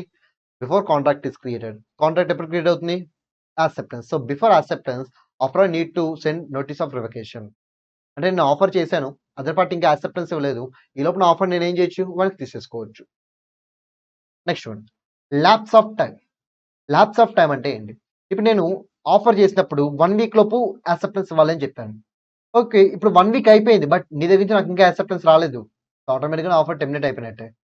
1 వీక్ లోపు నువ్వు రిప్లై ఇస్తే ఓకే. 1 వీక్ లోపు నువ్వు రిప్లై ఇవ్వకపోతే then my offer will get terminated. అక్కడితో ఆఫర్ క్లోజ్ అయిపోతుందన్నమాట. So, my offer closes soon అంటారు కదా! దాని మీనింగ్ ఇదే. Next one. Non fulfilment of condition precedent to acceptance. నేనేమన్నా అంటే ఆఫర్ చేశాను. ఒక 10,000 కట్టి యాక్సెప్టెన్స్ ఇవ్వు అన్నాను. నువ్వు 10,000 కట్టేంత వరకు నువ్వు యాక్సెప్టెన్స్ ఇవ్వడం కుదరదు. నువ్వు 10,000 కడితే యాక్సెప్టెన్స్ ఇవ్వచ్చు. 10,000 కట్టకపోతే నో యాక్సెప్టెన్స్. అంటే నా ఆఫర్ ఏమవుతుంది? టెర్మినేట్ అయిపోతుంది. Next one. నేను ఆఫర్ చేశాను. బట్ ఆఫర్ చేసిన తర్వాత ఎక్స్‌పైర్ అయ్యాను. లేపోతే ఇన్‌సేన్ అయ్యాను. అంటే అన్‌సౌండ్ మైండ్ పర్సన్ అయిపోయాను. సో, అప్పుడు ఏమవుతుంది? నేను చేసిన ఆఫర్‌కి ఏమవుతుంది? సో, ఈ విషయం నీకు యాక్సెప్టెన్స్ ఇచ్చేలోపు తెలిస్తే the offer will get terminated. సరే ఒకవేళ నేను చనిపోయిన విషయం తెలీదు. లేకపోతే నేను అన్‌సౌండ్ అయిన విషయం తెలీదు. తెలియకుండా తను యాక్సెప్టెన్స్ ఇస్తే contract is valid and it will be continued with legal hairs. Next one. Counter offer. నేను ఆఫర్ చేశాను. 10 పాయింట్లు చెప్పాను. మీరు 10 పాయింట్లకి ఓకే చెప్తేనే వాలిడ్ యాక్సెప్టెన్స్. మీరు ఏదైనా ఎక్స్‌ట్రా పాయింట్ చెప్పినా 10 పాయింట్లు ఏదైనా మోడిఫికేషన్ చేసినా అది కౌంటర్ ఆఫర్ అవుతుంది. నేను చేసిన ఒరిజినల్ ఆఫర్ అక్కడితో క్యాన్సిల్ అవుతుంది. Next one. నేను ఒక మోడ్‌లో కమ్యూనికేట్ చేయమని చెప్తే మీరు ఇంకో మోడ్‌లో కమ్యూనికేట్ చేశారు. నేను ఈమెయిల్‌లో పంపియమంటే నువ్వు నార్మల్ పోస్ట్‌లో పంపించావు. సో, ఆఫర్ టెర్మినేట్ అయిపోతుంది. Next one. ఆఫర్ చేసినప్పుడు లీగలే. It is not illegal. At the time of making offer it is legal only. But సబ్సిక్వెంట్‌గా ఇల్లీగల్ అయింది. యాక్సెప్టెన్స్ ఇచ్చేలోపు ఇల్లీగల్ అయిపోయింది. లీగల్ అంటే ఇంక చేయకూడదని అర్థం కదా! సో, ఆఫర్ టెర్మినేట్ అవుతుంది. Next one. నేను ఆఫర్ చేసినప్పుడు సబ్జెక్ట్ మ్యాటర్ అలాగే ఉంది. సే ఫర్ ఎగ్జాంపుల్ నా కార్ నేను అమ్ముతా అన్నాను. దాంట్లో సబ్జెక్ట్ మ్యాటర్ కార్. కార్ అలాగే ఉంది. మంచిగా ఉంది నేను ఆఫర్ చేసినప్పుడు. బట్ మీరు యాక్సెప్టెన్స్ ఇచ్చేలోపు కార్ ఒక యాక్సిడెంట్‌కి గురైంది. మొత్తం డ్యామేజ్ అయిపోయింది. Now my offer will get terminated. Next one, నేను ఆఫర్ చేశాను. కానీ యాక్సెప్టెన్స్ ఇవ్వడానికన్నా ముందే అవతల పార్టీ చనిపోయాడు. సో, ఆఫర్ టెర్మినేట్ అవుతుంది. నెక్స్ట్ వన్, నేను ఆఫర్ చేశాను. అదర్ పార్టీ రిజెక్ట్ చేశాడు. ఆఫర్ టెర్మినేట్ అవుతుంది. ఈ ఈ కేసెస్ అన్నిట్లోనూ ఆఫర్ టెర్మినేట్ అవుతుంది. ఆఫర్ ఎండ్ అయిపోతుందన్నమాట. సో, ఆ కేసెస్ ఏవి? సో, టెర్మినేషన్ ఆఫ్ ఆఫర్ అన్నా, లేకపోతే రివకేషన్ ఆఫ్ ఆఫర్ అన్నా, ఇది పాయింట్స్ అన్ని రాయాల్సొస్తుంది. It is very, very important topic in this entire chapter. ఉన్న అన్ని క్వెషన్స్‌తో కంపేర్ చేసుకుంటే ఇది ఎక్కువ important. Okay. By this we completed offer and acceptance chapter.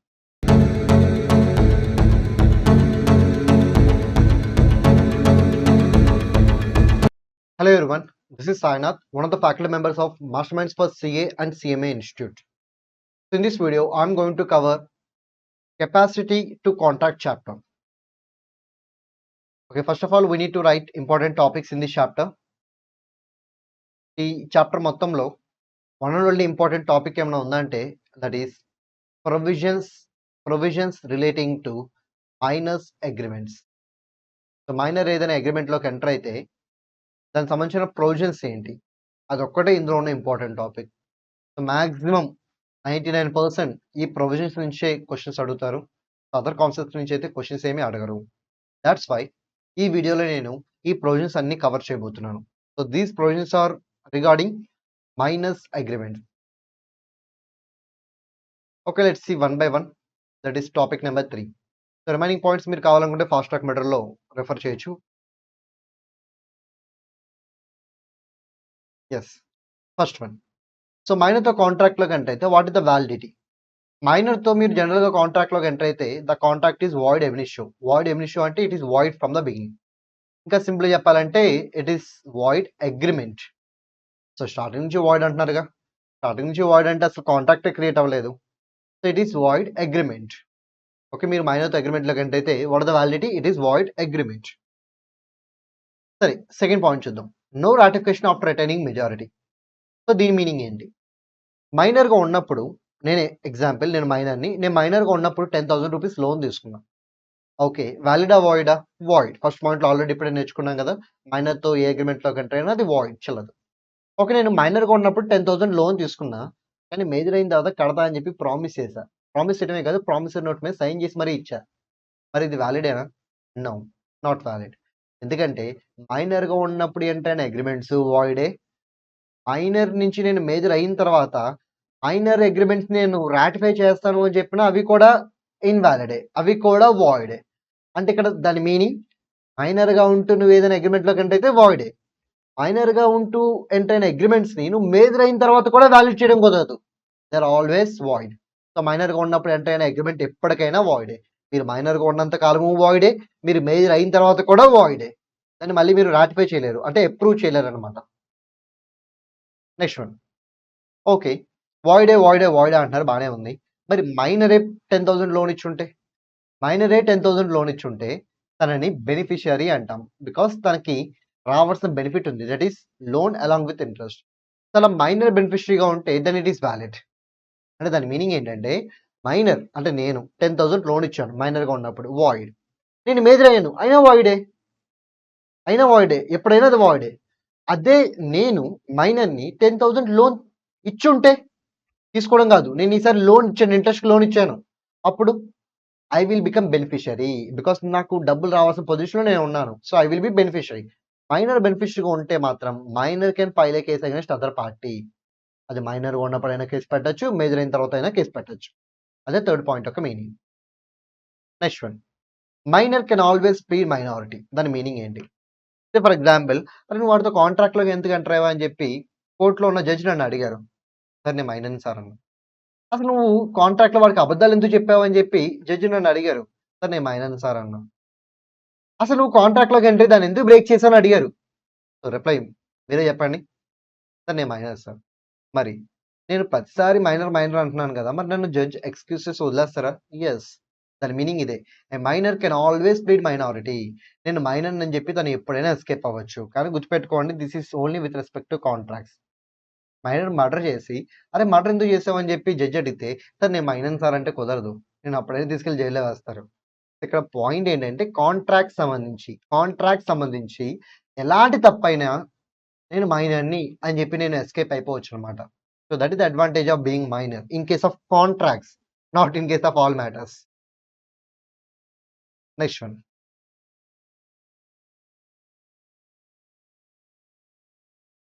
Liability of minors estate in case of necessaries. Okay.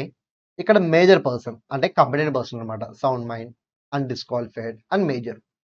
ఇక్కడ competent person అంటే major. మైనర్‌కి necessaries supply చేస్తే ఏమవుతుంది? Okay. Will it become a valid contract? Answer is yes. సరే minor beneficiary అయినప్పుడే కదా అది valid అయ్యేది. మైనర్ ఇక్కడ కట్టే పొజిషన్‌లో ఉన్నాడు.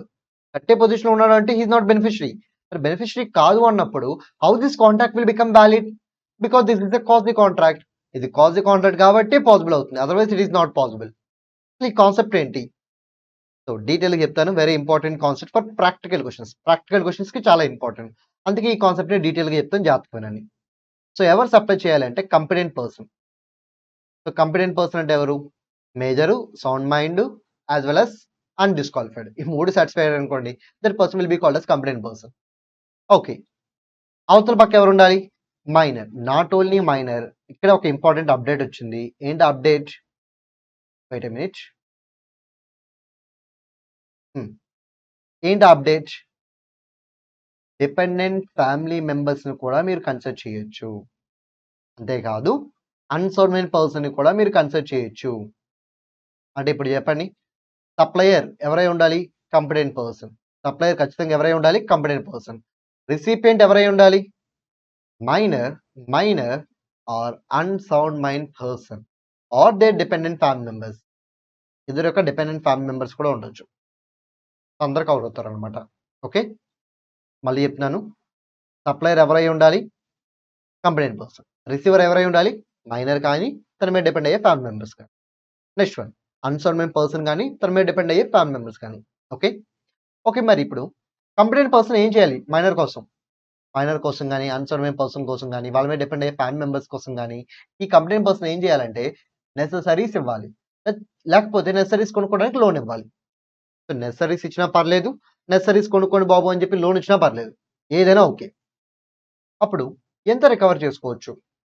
రీజనబుల్ అమౌంట్ రికవర్ చేసుకోవచ్చు. అని గుర్తుపెట్టుకొని ప్రాక్టికల్ క్వెషన్స్‌లో రీజనబుల్ అమౌంట్ అని చెప్పి మాక్సిమం ఇవ్వట్లేదు. సో ఫుల్ అమౌంట్‌నే మీరు తీసేసుకోండి. అంటే అక్కడ అజంప్షన్ తీసుకోవాలి. ఫుల్ అమౌంట్, రీజనబుల్ అమౌంట్ అని చెప్పి అజంప్షన్ తీసుకొని ప్రొసీడ్ అయిపోండి. ఓకే. ఒకవేళ క్వెషన్‌లో ఫుల్ వాల్యూ 10,00,000 రీజనబుల్ వాల్యూ 8,00,000 అని ఇస్తే అప్పుడు 8,00,000 అనండి. ఒకవేళ ఫుల్ వాల్యూ 10,00,000 అని ఇచ్చి రీజనబుల్ అమౌంట్ గురించి ఏం మాట్లాడకపోతే ఫుల్ వాల్యూ మొత్తం రీజనబుల్ అమౌంట్ అని చెప్పి అజంప్షన్ తీసుకొని 10,00,000 రికవర్ చేసుకోవచ్చు అని రాయండి. ఓకే. ఎంత రికవర్ చేసుకోవచ్చు? థియరీ పర్పస్ కోసం reasonable amount. Practical question purpose కోసం ఫుల్ అమౌంట్. ఓకే. ఎక్కడి నుంచి రికవర్ చేసుకోవచ్చు? ఇది ఇంపార్టెంట్ పాయింట్. ఎక్కడి నుంచి రికవర్ చేసుకోవచ్చు అంటే from property. Whose property sir? In case of minor or his dependent family members. Minor, dependent family members. ఆ కేసులో minor property. Next one in case of unsound person or his dependent family members. ఆ కేసులో అన్సర్వైన్ person. ఇది గుర్తుపెట్టుకోండి. ఇప్పుడు చెప్పండి. ఎవరు supply చేయాలి? Competent person. ఎవరికి? Minor or his dependent family members. రెండో case unsound person or his dependent family members. ఏం చేయాలి?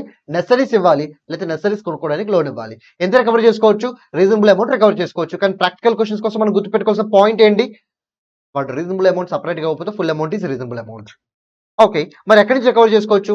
Minor or his dependent family మెంబర్స్‌కి సప్లై చేస్తే from minor's property. Unsound mind person or his dependent family మెంబర్స్‌కి supply చేస్తే from unsound mind person's property. You can recover your money.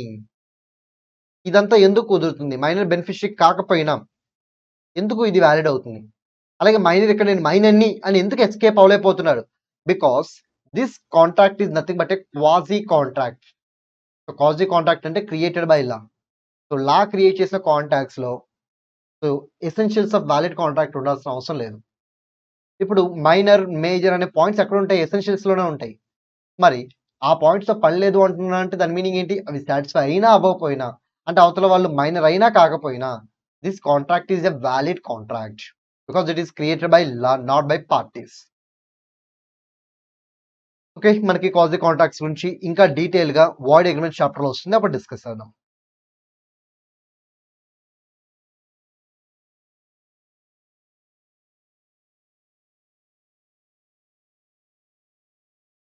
ఇక్కడ person ఉన్నారు కదా, nothing but supplier అంటే competent person ఎవరు supply చేయాలి? Minor or dependent family members. Concern person ఇవ్వలేదు, but అది కూడా కవర్ అవుతుంది. సేమ్ ప్రొవిజన్స్ అప్లై అవుతుంది తనకు కూడా. ఓకే, ఎంత రికవర్ చేసుకోవచ్చు? Reasonable amount. ఓకే, ఎక్కడి నుంచి? ఇది మైనర్ కేసు కాబట్టి from the property of minor. మరి మైనర్ని ఏమన్నా మీరు పర్సనల్గా లైబుల్ చేయొచ్చా? బాబు నువ్వు కొంచెం పెద్ద అవుతావు కదా, బాగా చదువుకో, సీఏ కంప్లీట్ చేయి, మన సీఏ అయిపోయిన తర్వాత నీకు జాబ్ లేకపోతే ప్రాక్టీస్ వస్తుంది కదా, సో అక్కడి నుంచి నువ్వు నాకు డబ్బులు పే చేయొచ్చు అని చెప్పి సో అలా కంపెల్ చేయొచ్చు అంటే నో. తన దగ్గర ఉన్న ప్రాపర్టీ ఉంటే తీసుకో, లేకపోతే లేదు. సార్ ఒకవేళ తన దగ్గర ప్రాపర్టీ లేదు సార్, అప్పుడు ఏం చేయాలి? నథింగ్, ఏం చేయడానికి లేదు. సో నాకు రావాల్సిన అమౌంట్ 10 లక్షలు అయితే తన ప్రాపర్టీ 2 lakhs ఉంది, 2 lakhs తీసుకో అంతే. ఎక్స్ట్రా రూపాయి కూడా అడగడానికి వీలేదు. సార్ నాకు రావాల్సిన 10 lakhs, తన దగ్గర ఒక్క రూపాయి కూడా లేదు సార్, అసలు ప్రాపర్టీ లేదు sir, you can't recover anything, that's it. అదే తప్ప మైనర్ని నువ్వు పర్సనల్గా కంపెల్ చేయడం కుదరదు. ఓకే, ఇప్పుడు ఒక మైనర్ కాంట్రాక్ట్ లోకి ఎంటర్ అయితే వాయిడ్ అంటున్నారు. మరి మైనర్ తరపున గార్డియన్ కాంట్రాక్ట్ లోకి ఎంటర్ అవ్వచ్చా? ఎస్, పేరెంట్ ఆర్ గార్డియన్ ఎవరైనా సరే మైనర్ తరపున కాంట్రాక్ట్ లోకి ఎంటర్ అవ్వచ్చు. కాకపోతే అది వ్యాలిడ్ అవ్వాలి అంటే ఖచ్చితంగా మైనర్స్ బిహాఫ్ లో ఎంటర్ అవ్వాలి. అలాగే మైనర్ యొక్క బెనిఫిట్ కోసం ఎంటర్ అవ్వాలి. వాళ్ళ పర్సనల్ బెనిఫిట్ ఏమి ఉండకూడదు, మైనర్ బెనిఫిట్ ఉండాలి. సో మైనర్ బిహాఫ్ లో మైనర్ బెనిఫిట్ కోసం other than immovable property contracts, అంటే ఇమ్మూబుల్ ప్రాపర్టీ రిలేటెడ్ కాంట్రాక్ట్స్ లోకి మాత్రం ఎంటర్ అవ్వకూడదు. Other than immovable property related contracts లోకి ఎంటర్ అవ్వచ్చు. ఈ కండిషన్ సాటిస్ఫై చేస్తే guardian can make a valid contract on behalf of minor. So ఏంటవి? మైనర్ తరఫున ఎంటర్ అవ్వాలి, మైనర్ బెనిఫిట్ అంటే మైనర్ కి బెనిఫిట్ వచ్చే లెక్క ఎంటర్ అవ్వాలి, అండ్ ఇమ్మూవబుల్ ప్రాపర్టీ తప్ప మిగతా ఏ కాంట్రాక్ట్స్ లోకైనా ఎంటర్ అయ్యవచ్చు. మిగతా వేట్లోకి ఎంటర్ అయినా no issue, but immovable property related contract లోకి ఎంటర్ అయితే మాత్రం that is invalid. Next sir, minor contract ని బ్రేక్ చేశాడు సార్, మన కోర్టుకు వెళ్ళి ఎలాగైనా సరే ఆ మైనర్ చేత ఆ కాంట్రాక్ట్ ని యాజ్ ఇట్ ఈస్ పెర్ఫార్మ్ చేయించుకోవచ్చా? No. That means specific performance is not allowed in case of minor. Next sir, minor insolvent అవ్వచ్చా? అసలు మైనర్ ని మనం ఎక్కడ డబ్బులు కట్టమని చెప్పట్లా, ఇక్కడ కూడా నెసరీస్ లో కూడా మనం మైనర్ ని డబ్బులు కట్టమని చెప్పలా. మైనర్ ప్రాపర్టీ ఏమైనా ఉంటే తీసుకుని అంటున్నాం తప్ప మైనర్ ని అయితే పర్సనల్ గా కంపెల్ చేయడం కుదరట్లా. మరి మైనర్ కి డబ్బులు కట్టాల్సిన సిచ్యువేషన్ లేనప్పుడు మైనర్ ని అసలు ఇన్సాల్వెంట్ కి ఎలా డిక్లేర్ చేస్తారు? ఇన్సాల్వెంట్ అవ్వాలంటే డబ్బులు కట్టే పొజిషన్, అంటే డబ్బులు లయబిలిటీ క్రియేట్ అయిన ఆబ్లిగేషన్ ఉండాలి, బట్ అలాంటి ఆబ్లిగేషన్ మైనర్ ఉండవు కదా. అందుకే insolvency is not possible in case of minor. Sir మరి మైనర్ పార్ట్నర్షిప్ ఫామ్ లో పార్ట్నర్ అవ్వచ్చా? జనరల్ గా నో. కానీ అందరు పార్ట్నర్స్ యొక్క కన్సర్న్ తీసుకుని ఎగ్జిస్టింగ్ ఫామ్ లోకి బెనిఫిట్స్ కోసం జాయిన్ అవ్వచ్చు. సార్ బెనిఫిట్స్ కోసం జాయిన్ అవడం అంటే ఏంటి? సో బెనిఫిట్స్ కోసం జాయిన్ అవడం అంటే ప్రాఫిట్స్ వస్తే తీసుకుంటారు, లాసెస్ ఉన్నా తీసుకుంటారు, లయబిలిటీ ఉన్నా తీసుకుంటారు. కానీ తేడా ఏంటంటే అందరిలానే ప్రాఫిట్స్ వస్తే అన్లిమిటెడ్ గా తీసుకుంటారు, కానీ లాసెస్ కానీ లయబిలిటీస్ కానీ మిగతా వాళ్ళలాగా అన్లిమిటెడ్ గా తీసుకొని లిమిటెడ్ గానే తీసుకుంటారు. అంటే మైనర్ పార్ట్నర్ కి పార్ట్నర్షిప్ ఫామ్ లో లిమిటెడ్ లయబిలిటీ ఉంటుంది. అలా లిమిటెడ్ లయబిలిటీతో he can become a partner, but unlimited liability తీసుకునే లెక్క అయితే he can be admitted as a partner. అది పాయింట్ అనమాట. నెక్స్ట్ వన్, ఇది ఎలాగో మీకు పార్ట్నర్షిప్ యాక్ట్ లో కవర్ అవుతుంది. నెక్స్ట్ వన్, మరి మైనర్ ఏజెంట్ అవ్వచ్చా? ఎస్, మైనర్ ఏజెంట్ అవ్వచ్చు. కానీ మైనర్ చేసిన ప్రతి తప్పుకి ఎవరు లైబుల్ అవుతారు? ప్రిన్సిపల్ లైబుల్ అవుతారు. నెక్స్ట్ వన్, మరి మైనర్ ఏమైనా తప్పు చేస్తే, ఏదైనా రాంగ్ చేస్తే పేరెంట్ ఆర్ గార్డియన్ ని పనిష్ చేయొచ్చు అన్నాం. మైనర్ చేసిన వాటికి పేరెంట్ ఆర్ గార్డియన్ ఎందుకు రెస్పాన్సిబుల్ అవుతారు? నో.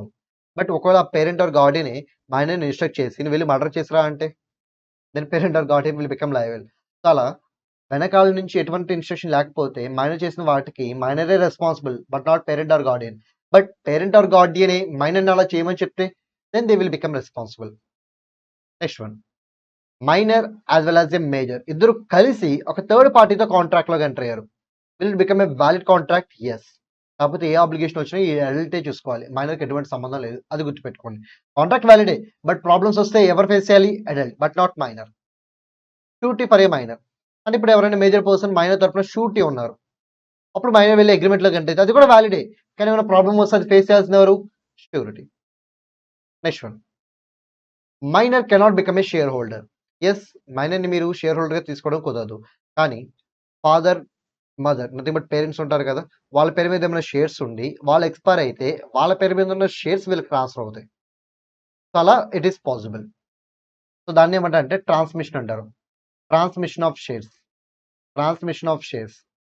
ఇప్పుడు ఎవరైనా చనిపోతే తన పేరు మీద ఉన్న షేర్స్ వాళ్ళ లీగల్ హెడ్స్ ట్రాన్స్ఫర్ అవుతాయి కదా, అలా ట్రాన్స్ఫర్ అయినప్పుడు ట్రాన్స్ఫర్ అనేవాడు మైనర్ అయినప్పటికీ he can become a share holder. నార్మల్గా అయితే he can become a share holder. ఇంకోటి, బై ట్రాన్స్ఫర్ ద్వారా కూడా అవ్వచ్చు. ట్రాన్స్ఫర్ ద్వారా అంటే ఎలాగా? సో డైరెక్ట్ గా మైనర్ షేర్స్ కొనకూడదు, బట్ మైనర్ తరపున పేరెంట్ ఆర్ గార్డియన్ కాంట్రాక్ట్ లోకి ఎంటర్ అవ్వచ్చు. ఇందాక అనుకున్నాక except for the purpose of immovable property they can make any contract అని. Shares are not immovable property, they are not immovable, they are movable only. అందుకే parent or guardian minor తరపున contract లోకి enter అవ్వచ్చు. కానీ గుర్తుపెట్టుకోండి, stock market నుంచి కొనుక్కోవాలి, అది కూడా ఫుల్లీ పేడ్ షేర్స్ అయితేనే కొనుక్కోవాలి. అంటే ఇక్కడ transmission, transfer both are possible. Transmission అంటే వారసత్వం కింద రావడం, ట్రాన్స్ఫర్ అంటే కొంటే రావడం. ఓకే, ట్రాన్స్మిషన్ అవ్వాలి అంటే పేరెంట్స్ చనిపోయి ఉండాలి, ట్రాన్స్ఫర్ అవ్వాలి అంటే పేరెంట్స్ బతుకుండాలి, పేరెంట్స్ మైనర్ తరపున కాంట్రాక్ట్ లోకి ఎంటర్ అవ్వాలి, అవి ఫుల్లీ పేడ్ షేర్స్ అయి ఉండాలి, అండ్ ఫైనల్లీ స్టాక్ మార్కెట్ లో కొనుక్కోవాలి. సో ఇలాంటి ఎక్సెప్షన్ లో కవర్ అయితే ఓకే, బట్ ఈ రేంజ్ లెవెల్ ఆఫ్ టెస్టింగ్ అయితే చేయరు. So maximum minor share holder అవుతాడా అవడా అని అడిగినప్పుడు మీరు అవడనే రాయండి. నెక్స్ట్ వన్, మరి మైనర్ లైబుల్ అవుతాడా? ఎస్, మైనర్ లైబుల్ అవుతాడు సార్. అదేం సార్ అవర్ అన్నారు కదా, ఇందాక చెప్పాను కదా, క్రిమినల్ యాక్టివిటీస్ చేశారనుకోండి మైనర్ లైబులే, సివిల్ యాక్టివిటీస్ చేశారనుకోండి అంటే సివిల్ అఫెన్స్ చేశారనుకోండి అప్పుడు కూడా లైబులే. క్రిమినల్ అఫెన్స్ చేసిన లైబులే, సివిల్ అఫెన్స్ చేసిన లైబులే. ఈ సివిల్ అఫెన్స్ ఏమంటారంటే టాట్ అంటారు. So mind is liable for both criminal activities as well as civil activities, that is touts కూడా లైబుల్ అవుతాడు. కానీ ఈ టాట్స్ ని మీరు రెండుగా క్లాసిఫై చేయండి, కాంట్రాక్ట్ కి రిలేటెడ్, కాంట్రాక్ట్ కి అన్రిలేటెడ్. కాంట్రాక్ట్ కి అన్రిలేటెడ్ అయితే minor is liable, but contract కి రిలేటెడ్ అయితే minor can always plead his minority. Contract సంబంధించి మైనర్ ఎప్పుడైనా తన యొక్క మైనారిటీని ప్లీడ్ చేయొచ్చు అని చెప్పి ఆల్రెడీ మనం ఇందాక అనుకున్నాం. ఇదే పాయింట్ అనమాట. అంటే కాంట్రాక్ట్ సంబంధించి he can get excuse, but what about other then contract, he's liable. అదే ఇక్కడ ఇచ్చే చూడండి, minor is liable in case of టాట్, that is civil wrong, civil offences లో కూడా మైనర్ లయబుల్ అవుతాడు అన్లెస్ దట్ టాట్ is related to breach of contract. ఒకవేళ అది కాంట్రాక్ట్ రిలేటెడ్ అనుకోండి, then minor is not liable, he can plead his minority. So by this we completed this chapter also. Okay students, bye. Okay, let's start next chapter, that is legal object and consideration. So ఈ chapter లో ఎక్కువ important concepts అయితే లేవు. So important concepts ఏమేమి ఉన్నాయంటే doctrine of consideration, దాని యొక్క exceptions, doctrine of privity of contract, దాని యొక్క ఎక్సెప్షన్స్, అలాగే కన్సిడరేషన్ డెఫినేషన్. ఈ మూడే ఇంపార్టెంట్ ఈ చాప్టర్ మొత్తంలో, మిగతావన్నీ ఇంపార్టెంట్ అయితే కాదు. ఓకే, నేను ఈ మూడింటి వరకు ఎక్స్ప్లెయిన్ చేస్తాను. సో మిగతా పాయింట్స్ వరకు మీరు ఓన్గా ప్రిపేర్ అయిపోండి. ఈ చాప్టర్ నుంచి మ్యాక్సిమం అయితే ఈ మూడింటి నుంచి అడగచ్చు.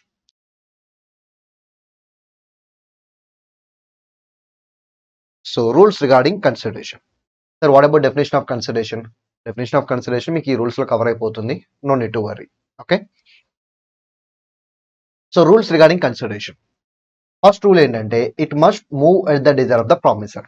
దాని మీనింగ్ ఏంటంటే, ఫర్ ఎగ్జాంపుల్ వీడి seller, first party seller, second party buyer. First party seller, second party buyer.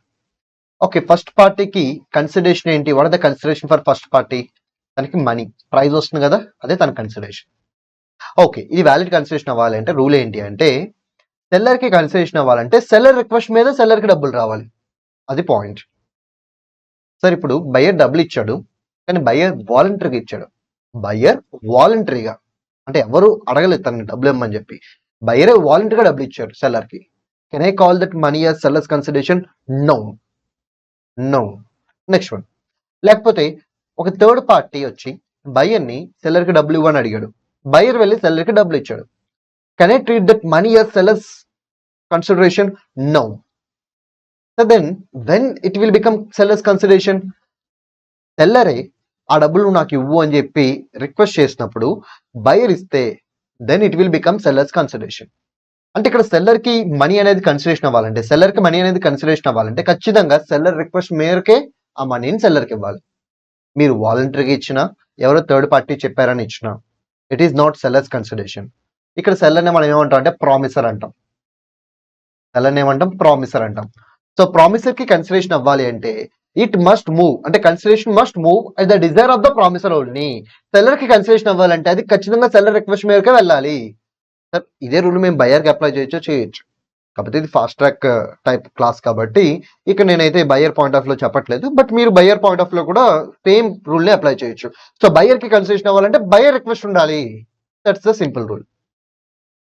Okay, ఇప్పుడు సెల్లర్ కన్సిడరేషన్ అవ్వాలి అంటే ఆ మనీ ఎలా రావాలి? సెల్లర్ యొక్క డిజైర్ మేరకే రావాలి, సెల్లర్ యొక్క రిక్వెస్ట్ మేరకే రావాలి. సార్ బయ్యర్ వాలంటరీగా ఇస్తే బయర్ వాలంటరీగా ఇస్తే it's not sellers consideration. Sir buyer తరపున థర్డ్ పార్టీ ఇస్తే, అలా బయర్ తరపున థర్డ్ పార్టీ ఇస్తే అప్పుడు కూడా అది సెల్లర్ కన్సిడరేషన్ అయితే కాదు. సో సెల్లర్ కి కన్సిడరేషన్ అవ్వాలంటే అది సెల్లర్ చెప్పినట్టే రావాలి. నెక్స్ట్ వన్, సార్ ఎవరు ఇవ్వచ్చు? బయరే ఇవ్వచ్చా? నో నీడ్, థర్డ్ పార్టీ కూడా ఇవ్వచ్చు. సార్ ఇప్పుడే థర్డ్ పార్టీ నాట్ అలౌడ్ అన్నారు. గుర్తుపెట్టుకోండి, సెల్లర్ కి కన్సిడరేషన్ అవ్వాలంటే సెల్లర్ రిక్వెస్ట్ ఉండాలి, నాకు కన్సిడరేషన్ అవ్వాలంటే నా రిక్వెస్ట్ ఉండాలి, మీకు కన్సిడరేషన్ అవ్వాలంటే మీ రిక్వెస్ట్ ఉండాలి. ఎవరికి కన్సిడరేషన్ అవ్వాలి అన్నా వాళ్ళ పర్సనల్ రిక్వెస్ట్ ఉండాలి. బట్ కన్సిడరేషన్ ఎవరు ఇవ్వచ్చు? ఓకే, సెల్లర్ యొక్క పర్సనల్ రిక్వెస్ట్ మీద సెల్లర్కి డబ్బులు రావాలి. ఇప్పుడు ఆ డబ్బుల్ని బయర్ ఇవ్వాలని రూల్ లేదు, ఎవరైనా ఇవ్వచ్చు. అంటే consideration must move at the reserve of the promissory అయితే ఇక్కడ బయర్ని మనం ప్రామిస్ అనొచ్చు, బయర్ని మనం ఏమనొచ్చు? ప్రామిస్. మరి ఇప్పుడు కన్సిడరేషన్ ఎవరి దగ్గర నుంచి రావచ్చు? బయర్ దగ్గర నుంచి రావచ్చు, థర్డ్ పార్టీ దగ్గర నుంచి రావచ్చు. సో రిక్వెస్ట్ మాత్రం ప్రామిసర్ ఉండాలి. ఎవరి దగ్గర నుంచి కన్సిడరేషన్ రావచ్చు అంటే ప్రామిసీ దగ్గర నుంచి ఆర్ ఎనీ అదర్ పర్సన్ దగ్గర నుంచి. సార్ బయర్ పర్స్పెక్టివ్ లో అది మీరు ఊహించుకోండి. Okay, next one, consideration already ఇచ్చేసి ఉంటే ఎగ్జిక్యూటెడ్, ఇంకా ఇవ్వకపోతే ఎగ్జిక్యూటరీ. కన్సిడరేషన్ ఇచ్చేసి ఉంటే ఎగ్జిక్యూటెడ్, ఇంకా ఇవ్వకపోతే ఎగ్జిక్యూటరీ. నెక్స్ట్ వన్, కన్సిడరేషన్ వీళ్ళిద్దరి మధ్య అగ్రిమెంట్ లోకి, అంటే అగ్రిమెంట్ అనేది ఇంకా క్రియేట్ అవ్వలేదు, అగ్రిమెంట్ క్రియేట్ అవ్వక ముందే బయర్ సెల్లర్ కి డబ్బులు ఇచ్చేసాడు, పాస్ట్ కన్సిడరేషన్. అగ్రిమెంట్ క్రియేట్ చేసుకుని డబ్బులు ఇచ్చాడు, ప్రెసెంట్ కన్సిడరేషన్. అగ్రిమెంట్ క్రియేట్ అయిన తర్వాత ఫ్యూచర్ లో ఇస్తాను అని చెప్పి ప్రామిస్ చేశాడు, ఫ్యూచర్ కన్సిడరేషన్. ఏదైనా వ్యాలిడే. కన్సిడరేషన్ ఎప్పుడైనా ఇవ్వచ్చు, అగ్రిమెంట్ బిఫోర్ ఇవ్వచ్చు, at the time of agreement ఇవ్వచ్చు, ఆఫ్టర్ అగ్రిమెంట్ కూడా ఇవ్వచ్చు. Next one, consideration must be real. Real అంటే ఏంటి? దానికి మనీ వాల్యూ ఉండాలి. రియల్ అంటే ఏంటి? దానికి మనీ వాల్యూ ఉండాలి. Not illusory. నాట్ ఇల్యూజరీ అంటే ఏంటి? Not impossible. In simple words, it must be possible to give. It must be possible to give. Possible అయి ఉండాలి. సో కన్సిడరేషన్ ఇవ్వటం అనేది పాసిబుల్ అయి ఉండాలి. అట్ ద సేమ్ టైం దానికి మానిటరీ వాల్యూ కూడా ఉండాలి, అప్పుడు అది వ్యాలిడ్ కన్సిడరేషన్ అవుతుంది. అలాగే consideration must not be unlawful అవ్వకూడదు, అంటే ఏమవ్వాలి? లాఫుల్ అవ్వాలి. ఇమ్మోరల్ అవ్వకూడదు, అంటే ఏమవ్వాలి? మోరల్ అవ్వాలి. Moral. Opposite to public policy, అంటే అపోజిట్ గా ఉండకూడదు, అంటే ఎలా ఉండాలి? అయితే ఫేవరబుల్ గా ఉండాలి, లేకపోతే సైలెంట్ గా ఉండాలి, అంతే. అంటే మీ అగ్రిమెంట్ లో మీ కన్సిడరేషన్ అనేది లాఫుల్ గా ఉండాలి, మోరల్ గా ఉండాలి, అపోజిట్ టు పబ్లిక్ పాలసీకి ఉండకూడదు. Okay, then only it will become valid consideration. Next one, consideration మనం దేనికి ఆఫర్ చేయాలి? Not for the performance of existing obligation. You must offer your consideration for the performance of extra obligation. For example, so మీకు doubts clarify చేయాలి. It's my existing obligation. ఇప్పుడు మీరు నాకు డబ్బులు ఇస్తాను అంటే it is invalid consideration, because మీరు డబ్బులు ఆఫర్ చేసేది దేనికి? To perform my existing obligation. అలా కాకుండా ఇప్పుడు మీకు నేను ఎక్స్ట్రా సర్వీసెస్ ప్రొవైడ్ చేస్తాను అని చెప్పాను, అందుకే మీరు నాకు డబ్బులు ఇస్తాను అన్నారు, then it will become valid consideration. So చేయాల్సింది చేయడం కోసం మీరు డబ్బులు ఇస్తాను అంటే ఇన్వాలిడ్. సో వాళ్ళతో మీరు ఏమైనా ఎక్స్ట్రా చేయించుకుంటే అప్పుడు మీరు డబ్బులు ఇస్తాను అంటే it will become valid. So ఇది కూడా important. Consideration need not be adequate. గుర్తుపెట్టుకోండి, నేను ఇచ్చేటప్పుడు ఎంతైతే ఇస్తానో తీసుకునేటప్పుడు కూడా అంతే తీసుకోవాలని రూల్ ఏం లేదు. ఎక్కువ తీసుకోవచ్చు, తక్కువ తీసుకోవచ్చు. ఓకే, నేను 10,000 ఇచ్చి 1 lakh తీసుకోవచ్చు, 10,000 ఇచ్చి 1 రూపీ తీసుకోవచ్చు, అది నా ఇష్టం. కన్సిడరేషన్ ఖచ్చితంగా రెండు బ్యాలెన్స్ అవ్వాలని రూల్ అయితే ఏం లేదు. అంటే నేను తీసుకునే కన్సిడరేషన్, నేను ఇచ్చే కన్సిడరేషన్ రెండు ఈక్వల్ అవ్వాల్సిన అవసరం అయితే లేదు. ఎక్కువ తీసుకోవచ్చు, తక్కువ కూడా తీసుకోవచ్చు. అందుకే దాన్ని ఏమంటామంటే consideration need not be adequate అంటాం. అంటే కన్సిడరేషన్ ఈక్వల్ గా వచ్చినా వ్యాలిడే, ఎక్స్ట్రా వచ్చినా వ్యాలిడే, తక్కువ వచ్చినా వ్యాలిడే, ఎలా వచ్చినా వ్యాలిడే. కాకపోతే గుర్తుపెట్టుకోండి, తక్కువ వచ్చింది అంటే డెఫినెట్లీ మీ మీద అదర్ పార్టీ ఏమైనా coercion, undue influence, fraud, misrepresentation apply చేస్తుండొచ్చుగా. ఓకే, ఆ పర్స్పెక్టివ్ లో ఆలోచించి అవి కనుక మీరు ప్రూవ్ చేసినట్టయితే అప్పుడు ల్యాక్ ఆఫ్ ఫ్రీ కన్సెంట్ కింద అది వాడబుల్ అవ్వచ్చు, ల్యాక్ ఆఫ్ ఫ్రీ కన్సెంట్ కింద వాడబుల్ అవుతుంది. బట్ తక్కువ కన్సిడరేషన్ వచ్చిందని మాత్రం ఇప్పటికీ అది వాడబుల్ అవ్వదు. అంటే దాని మీనింగ్ ఏంటి? కన్సిడరేషన్ ఎక్కువ ఉన్న వ్యాలిడే, ఈక్వల్ గా ఉన్న వ్యాలిడే, తక్కువ ఉన్న వ్యాలిడే. కానీ కన్సిడరేషన్ తక్కువ ఉంటే డౌట్ వస్తుంది, కన్సెంట్ ఫ్రీ కన్సెంటా కాదా అని. ఫ్రీ కన్సెంట్ అయితే నో ఇష్యూ, అదే ఫ్రీ కన్సెంట్ కాకపోతే ఫ్రీ కన్సెంట్ లేదు అని చెప్పి అప్పుడు వాడబుల్ చేస్తారు. Okay, next one, doctrine of consideration ఏం చెప్తుంది? డాక్ట్రిన్ ఆఫ్ కన్సిడరేషన్ ఏం చెప్తుందంటే any agreement without consideration is void అని చెప్తుంది. Any agreement without consideration is void అంటే ఇద్దరు పార్టీస్ కాంట్రాక్ట్ లోకి ఎంటర్ అయ్యేటప్పుడు ఇద్దరికి కన్సిడరేషన్ ఉండాలి. ఒకరికి కన్సిడరేషన్ ఉండి ఇంకోటి లేకపోతే వాయిడే, చెల్లదు. బట్ ఈ కేసెస్ అన్నిట్లో కన్సిడరేషన్ ఒక పార్టీకే ఉంటుంది, ఇంకో పార్టీకి ఉండదు, అయినా సరే it will become a valid contract. So ఇద్దరికి కన్సిడరేషన్ లేకపోయినా ఈ కేసెస్ అన్నిట్లోనూ కాంట్రాక్ట్ వ్యాలిడే అవుతుంది. అందుకే ఈ 7 కేసెస్ ఏమంటారంటే ఎక్సెప్షన్స్ అంటారు. 7 కూడా కాదు, 8 కేసెస్. ఈ 8 కేసెస్ ఏమంటారంటే ఎక్సెప్షన్స్ అంటారు. ఎందుకంటే నార్మల్ గా ఇద్దరికి కన్సిడరేషన్ ఉంటేనే వ్యాలిడ్. బట్ ఈ 8 కేసెస్ లో కన్సిడరేషన్ ఒకరికున్నా ఇట్ ఈస్ వ్యాలిడే. First one, out of love and affection. Out of love and affection మీరు ఏమైనా చేస్తాను అంటే ఫ్రీగా, out of love and affection మీరు ఏమైనా ఫ్రీగా వేరే వాళ్ళకి చేస్తాను అంటే ఇట్ ఈస్ వ్యాలిడ్. కాకపోతే మీ మధ్య ఒక నియర్ రిలేషన్ ఉండాలి. ఏముండాలి మీ మధ్య? నియర్ రిలేషన్ ఉండాలి. మీరు చేసే ప్రామిస్ లవ్ అండ్ ఎఫెక్షన్ తో చేయాలి. ఏదో గొడవ పడో కోపంతోనో కాదు, లవ్ అండ్ ఎఫెక్షన్ తో చేయాలి. అలాగే మీరు ఏదైతే చేస్తామని చెప్పి ప్రామిస్ చేశారో అది రిటర్న్ గా రాసుకోవాలి, దాన్ని రిజిస్టర్ కూడా చేయించుకోవాలి. సో టోటల్ ఈ 3 కండిషన్స్. ఏంటో 3 conditions? Out of love and affection నేను ఏమైనా ఇస్తాను అని చెప్పి ప్రామిస్ చేస్తే దట్ ఫ్రీగా, out of love and affection ఫ్రీగా ఏమైనా చేస్తాను అంటే ఇట్స్ ఎ వ్యాలిడ్ కాంట్రాక్ట్. నాకు తనకి near relation, promise love and affection తో చేయాలి, అలాగే అగ్రిమెంట్ రిటర్న్ గా ఉండాలి అండ్ రిజిస్టర్డ్ కూడా అయి ఉండాలి. Okay, next one, promise to pay time bar debt అంటే దాని మీనింగ్ ఏంటి? ఇప్పుడు నేను ఒకడికి లోన్ ఇచ్చాను, డ్యూ డేట్ వచ్చింది, కట్టలవాడు. ఓకే, నేనేం చేయాలి? కోర్టుకు వెళ్ళి యాక్షన్ తీసుకోవాలి, అంటే కోర్టుకు వెళ్ళి కేసు ఫైల్ చేయాలి. కానీ నేను కోర్టుకు వెళ్ళి కేసు ఫైల్ చేయలేదు. డ్యూ డేట్ అయిపోయి 3 years కూడా దాటిపోయింది. ఎప్పుడైతే డ్యూ డేట్ అయిపోయిన తర్వాత 3 years ఎక్స్పైర్ అవుతుందో అప్పుడు ఆ డెట్ టైం బార్ డెట్ అవుతుంది. ఆ డెట్ ఏమవుతుంది? Time bar debt. ఇప్పుడు వెళ్ళి నేను కేసు ఫైల్ చేసిన కోర్టు నాకు హెల్ప్ చేయదు. ఓకే, వాడికి ఇప్పుడు పే చేయాల్సిన ఆబ్లిగేషన్ లేదు, నాకు కలెక్ట్ చేసుకునే రైట్ లేదు. బట్ పే చేసే ఆబ్లిగేషన్ లేకపోయినా తను ఇస్తాను అంటున్నాడు, మళ్ళీ ఇస్తాను అని చెప్పి తను ప్రామిస్ చేస్తున్నాడు. అలా ఇస్తాను అని ప్రామిస్ చేస్తే నాకు ఫ్రెష్ గా కన్సిడరేషన్ వస్తుంది. మరి వాడికి ఫ్రెష్ గా నా నుంచి ఏమైనా వెళ్తుందా? లేదు. సార్ ఆల్రెడీ లోన్ ఇచ్చాను కదా, కట్టాల్సిన అవసరం వాడికి లేదుగా, టైం బార్డ్ అయిపోయిందిగా, కట్టాల్సిన అవసరం లేకపోయినా వాడు ఇస్తున్నాడు. He's providing me a fresh consideration. మరి నా నుంచి తనకు వెళ్ళే ఫ్రెష్ కన్సిడరేషన్ ఏంటి? నథింగ్. మరి ఇక్కడ ఫ్రెష్ కన్సిడరేషన్ ఇద్దరి మధ్య లేదు కదా, కాంట్రాక్ట్ ఏమవ్వాలి? వాయిడ్ అవ్వాలి. కానీ ఇది కూడా వ్యాలిడే. కాకపోతే ఇక్కడ కూడా కొన్ని కండిషన్స్. ఏంటో కండిషన్స్ అంటే తను నాకు తిరిగి ఇస్తా అని చెప్పాడు కదా, అది రిటర్న్ గా చెప్పాలి అండ్ సైన్ కూడా చేయాలి.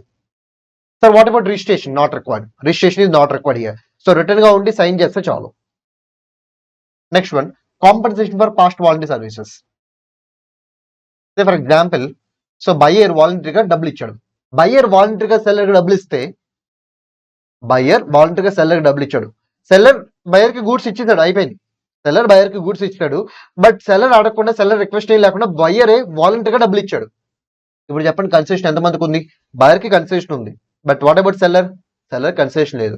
అదే సార్ డబ్బులు ఇచ్చాడు కదా, ఆల్రెడీ చెప్పాను కన్సిడరేషన్ అవ్వాలి అంటే సెల్లర్ రిక్వెస్ట్ ఉండాలి, బట్ సెల్లర్ రిక్వెస్ట్ లేదు, బయర్ వాలంటరీగా ఇచ్చాడు కాబట్టి so here there is no consideration. మరి కన్సిడరేషన్ లేదు కదా, మరి కన్సిడరేషన్ లేదు అన్నప్పుడు ఇది ఏమవ్వాలి? వాయిడ్ అవ్వాలి. కానీ వ్యాలిడ్ అవుతుంది. ఎప్పుడు వ్యాలిడ్ అవుతుంది అంటే కొన్ని కండిషన్స్ సాటిస్ఫై చేస్తాయి. ఇందుకు సాటిస్ఫై చేయాల్సిన కండిషన్స్ ఏంటి? ఓకే, అదర్ పార్టీ మీకోసం వాలంటరీగా సర్వీస్ చేయాలి. ఫస్ట్ వన్, సో ఎవరి కోసం చేయాలి? మీకోసం, అంటే ప్రామిసర్ కోసం, సెల్లర్ కోసం. అలాగే ప్రామిసర్ ఆ టైంలో ఎగ్జిస్టెన్స్ లో ఉండాలి. ఎస్, సెల్లర్ ఉన్నాడు. అండ్ సెల్లర్ కి కాంపన్సేట్ చేసే ఇంటెన్షన్ కూడా ఉండాలి, అంటే తను ఇన్ రిటర్న్ ఏదో చేయాలి అని చెప్పి అనుకోవాలి. Then a valid contract will get created. దీనికి ఒక ఎగ్జాంపుల్ తీసుకుంటాను. ఓకే, నేను ఒక ఆటోలో వెళ్తున్నప్పుడు నా పర్స్ నేను ఆటోలో మిస్ చేసుకున్నాను. ఓకే, ఇప్పుడు ఆటో వాడే వాలంటరీగా దాంట్లో ఉన్న విజిటింగ్ కార్డ్ యూస్ చేసుకుని నా దగ్గరికి వచ్చి నా పర్స్ నాకు ఇచ్చాడు, వాలంటరీగా చేశాడు. మరి వాలంటరీగా వచ్చి నా పర్స్ నాకు ఇచ్చాడు కదా, can I call it my consideration? No, it is not my consideration. ఎందుకంటే నా రిక్వెస్ట్ మీద ఏం చేయాలి, తనే వాలంటరీగా చేశాడు కాబట్టి అది నాకు కన్సిడరేషన్ అవ్వదు, even though I'm getting benefit. Okay, బాగానే ఉంది. ఒకవేళ నేను డబ్బులు ఇస్తాను అని చెప్పాను ఉంటే then it will become a valid contract. సరే, నేను డబ్బులు ఇస్తాను అన్నాను, అది తన కన్సిడరేషన్, బట్ నాకు కన్సిడరేషన్ లేదు కదా, కన్సిడరేషన్ తనకేగా ఉంది, నాకు లేదు కదా. మరి అలాంటప్పుడు వ్యాలిడ్ కాంట్రాక్ట్ ఎలా అవుతుంది? ఇక్కడ ఉన్న కండిషన్స్ అన్ని సాటిస్ఫై అయ్యాయి కాబట్టి.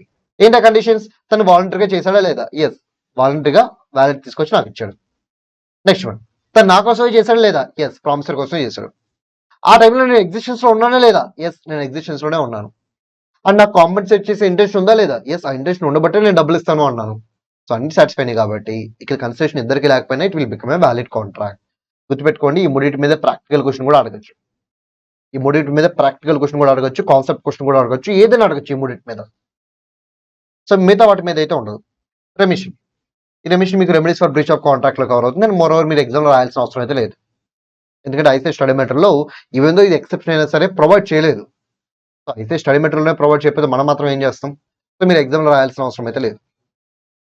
Next, contract of agency. Yes, principal and agent మధ్య ఉండే కాంట్రాక్ట్ ని కాంట్రాక్ట్ ఆఫ్ ఏజెన్సీ అంటారు.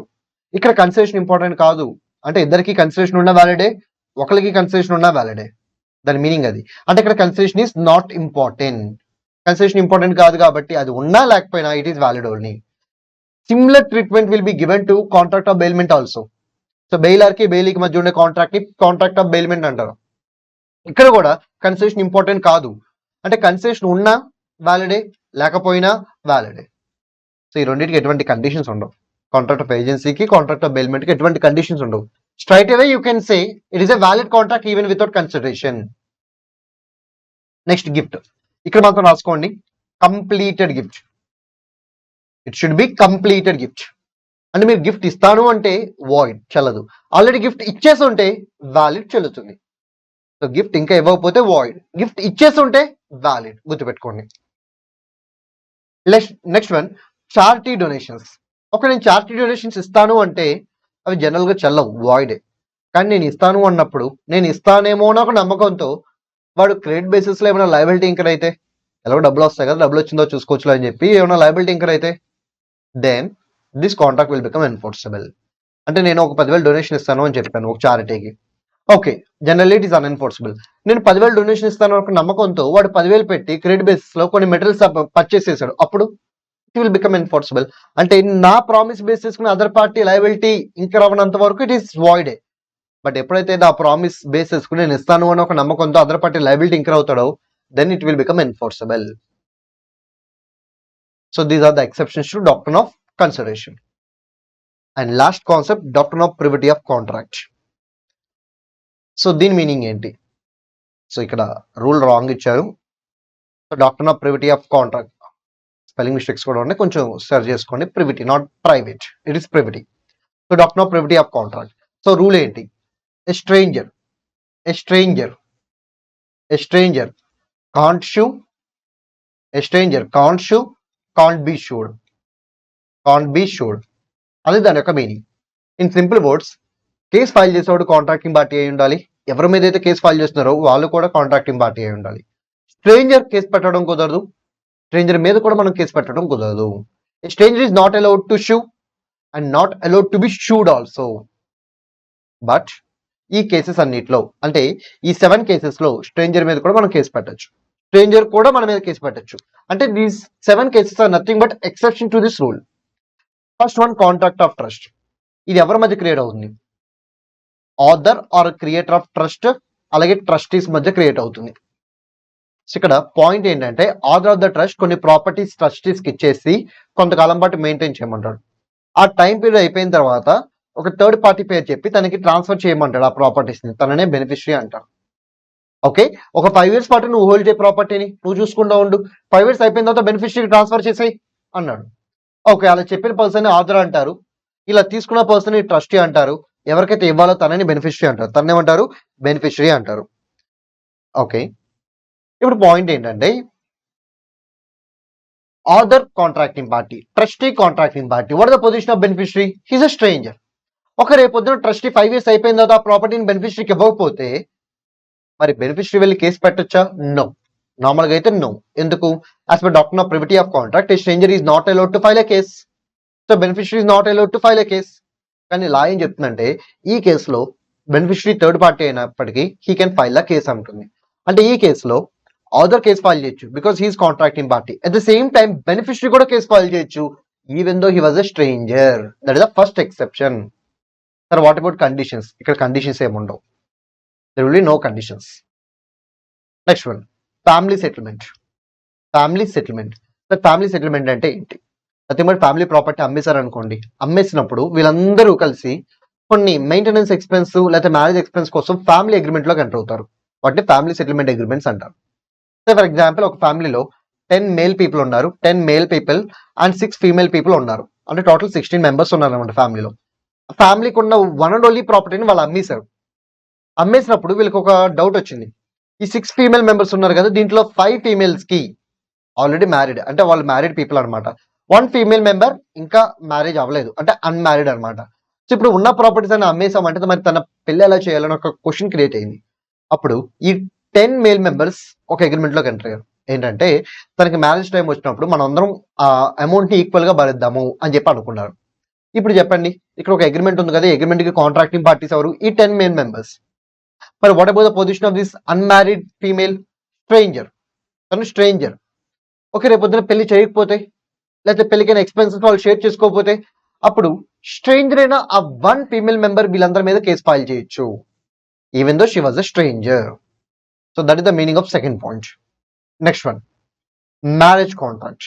సో మ్యారేజ్ కాంట్రాక్ట్ అంటే ఏంటి? ఏం లేదు, ఇద్దరు పీపుల్ కి మ్యారేజ్ చేద్దామని చెప్పి కాంట్రాక్ట్ లో ఎంటర్ అయ్యారు. సో ఎవరు ఎంటర్ అయ్యారు అంటే వాళ్ళ పేరెంట్స్ ఎంటర్ అయ్యారు. సో వీళ్ళిద్దరు పేరెంట్స్ అనుకుందాం. ఓకే, ఇప్పుడు ఈ మ్యారేజ్ లో సో వీళ్ళిద్దరు ఒక అగ్రిమెంట్ లోకి ఎంటర్ అయ్యి, సో మీ అమ్మాయిని మా ఇంటికి పంపిస్తున్నారు కాబట్టి నేను మీ అమ్మాయికి ఒక 10,000 సో బెటర్ లైఫ్ ఎక్స్పెన్స్ ఇస్తాను అన్నాడు, అంటే పాకెట్ మనీ అనమాట.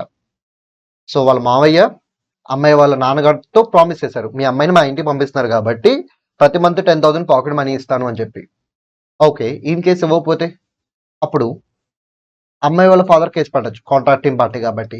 What about that girl? తను కూడా కేసు పెట్టచ్చా? ఎస్, తను కూడా కేసు పెట్టచ్చు, even though she was a stranger. అదే మ్యారేజ్ కాంట్రాక్ట్ యొక్క ఎగ్జాంపుల్.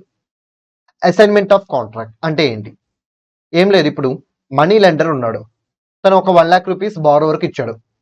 ఓకే, ఇప్పుడు ఆ 1 lakh ని అడిగే రైట్ ఎవరికి ఉంది? మనీ లెండర్కి ఉంది. కేసు పెట్టే రైట్ ఎవరికి ఉంది? మనీ లెండర్కి ఉంది. ఆ కేసు పెట్టే రైట్ మనీ లెండర్ తన బ్రదర్ కి ట్రాన్స్ఫర్ చేశాడు.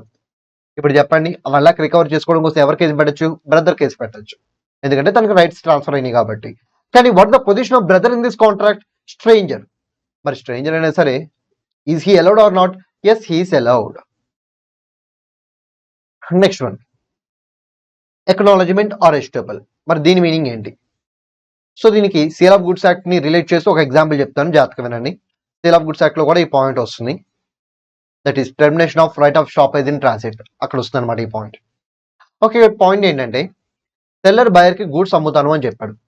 ఓకే, ఆ గుడ్స్ ని డెలివర్ చేయడానికి తను ఒక ట్రాన్స్పోర్టర్ తో కాంట్రాక్ట్ లో ఎంటాడు. అంటే సెల్లర్ గుడ్స్ ఫస్ట్ ఎవరికి ఇస్తాడు? ట్రాన్స్పోర్టర్ కి ఇస్తాడు. ట్రాన్స్పోర్టర్ ఆ గుడ్స్ ఏం చేస్తాడు? బయర్ కి డెలివర్ చేస్తాడు. ఒక మరి ట్రాన్స్పోర్టర్ చేయడానికి డబ్బులు తీసుకుంటాడు కదా, ఎవరి దగ్గర తీసుకుంటాడు? సెల్లర్ దగ్గర. అంటే కాంట్రాక్ట్ ఎవరి మధ్య ఉంది? సెల్లర్ కి ట్రాన్స్పోర్టర్ కి మధ్య ఉంది. ఏంటా కాంట్రాక్ట్? సెల్లర్ ట్రాన్స్పోర్టర్ కి డబ్బులు ఇస్తాడు, ట్రాన్స్పోర్టర్ గుడ్స్ ని సెల్లర్ దగ్గర నుంచి బయర్ దగ్గర తీసుకెళ్ళాలి. ఓకే, రేపు పొద్దున ట్రాన్స్పోర్టర్ గుడ్స్ తీసుకెళ్ళకపోతే who is eligible to file a case against transporter? Only seller, ఎందుకంటే seller is contracting party. What about buyer? తను స్ట్రేంజర్ కదా, కేసు పెట్టడం కుదరదు. కానీ ఈ ట్రాన్స్పోర్టర్ బయ్యర్ కి అక్నాలెడ్జ్ చేశారు అనుకోండి, అంటే మీ గూడ్స్ నా దగ్గర ఉండే నేను డెలివర్ చేస్తాను అని చెప్పి ఇలా అక్నాలెడ్జ్ చేశారు అనుకోండి. వన్స్ అక్నాలెడ్జ్మెంట్ చేస్తే అప్పుడు బయ్యర్ కి కేసు పెట్టే రైట్ వచ్చేస్తుంది. బయర్ కి కేసు పెట్టే రైట్ వస్తుంది.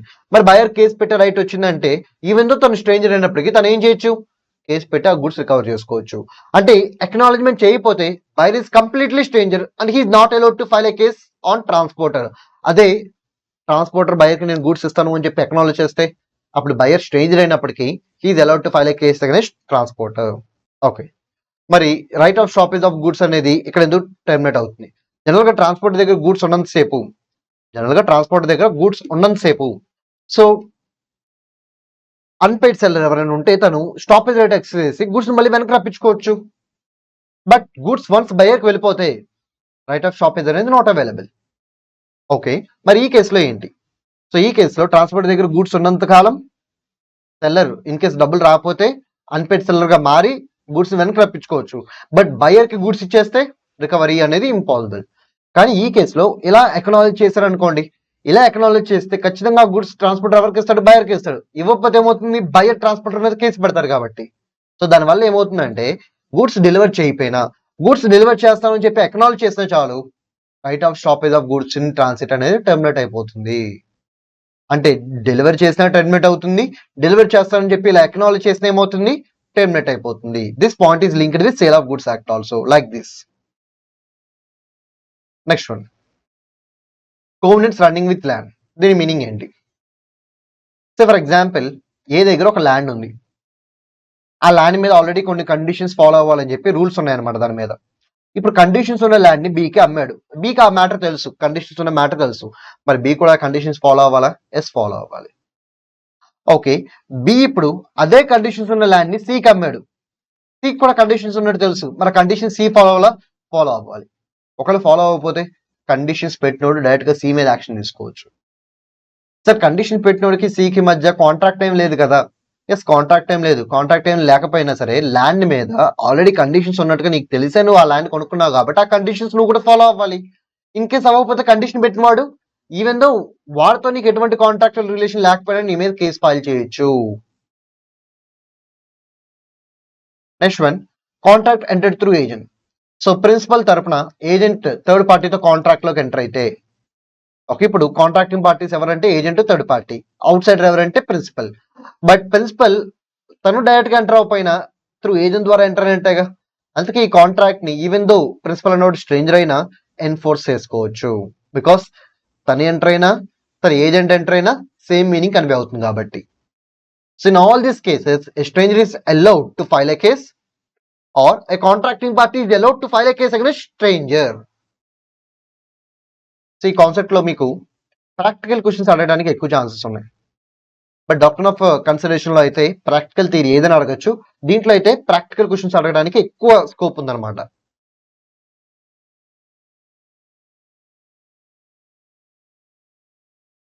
సో మిగతావన్నీ అంత ఇంపార్టెంట్ అయితే కాదు, అది మీరు ఓన్గా చూసుకోండి. Okay okay our next chapter is about free consent. So first of all free కన్సెంట్లో ఇంపార్టెంట్ టాపిక్స్ ఏంటో చూద్దాం. సో ఫ్రీ కన్సెంట్లో ఇన్ టోటల్ 4 ఇంపార్టెంట్ కాన్సెప్ట్స్ ఉన్నాయి. First one is coercion, second one is undue influence, third one is fraud, and fourth one is misrepresentation. So ఈ 4 topics important topics. Questions అడిగితే ఈ 4 topics నుంచి అడుగుతారు.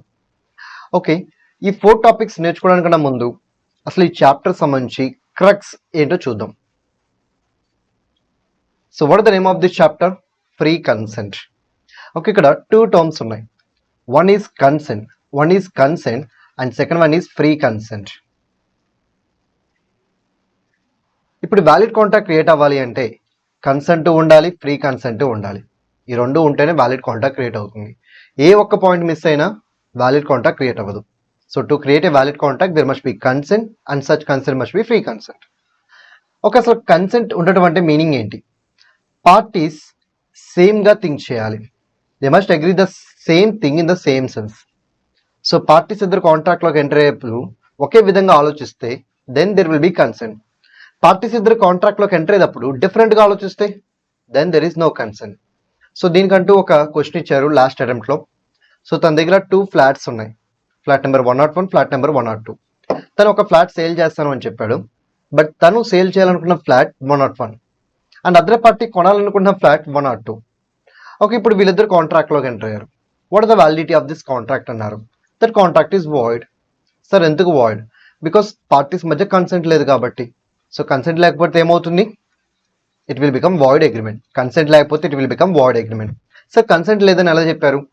ఇద్దరు ఫ్లాట్ నెంబర్ 101 అనుకుంటే ఇద్దరు ఒకేలా ఆలోచిస్తున్నారు కాబట్టి దెర్ ఈస్ కన్సెంట్. పోనీ ఇద్దరు ఫ్లాట్ నెంబర్ 102 అనుకుంటే అక్కడ కూడా ఇద్దరు సేమ్గా ఆలోచిస్తున్నారు కాబట్టి there is consent.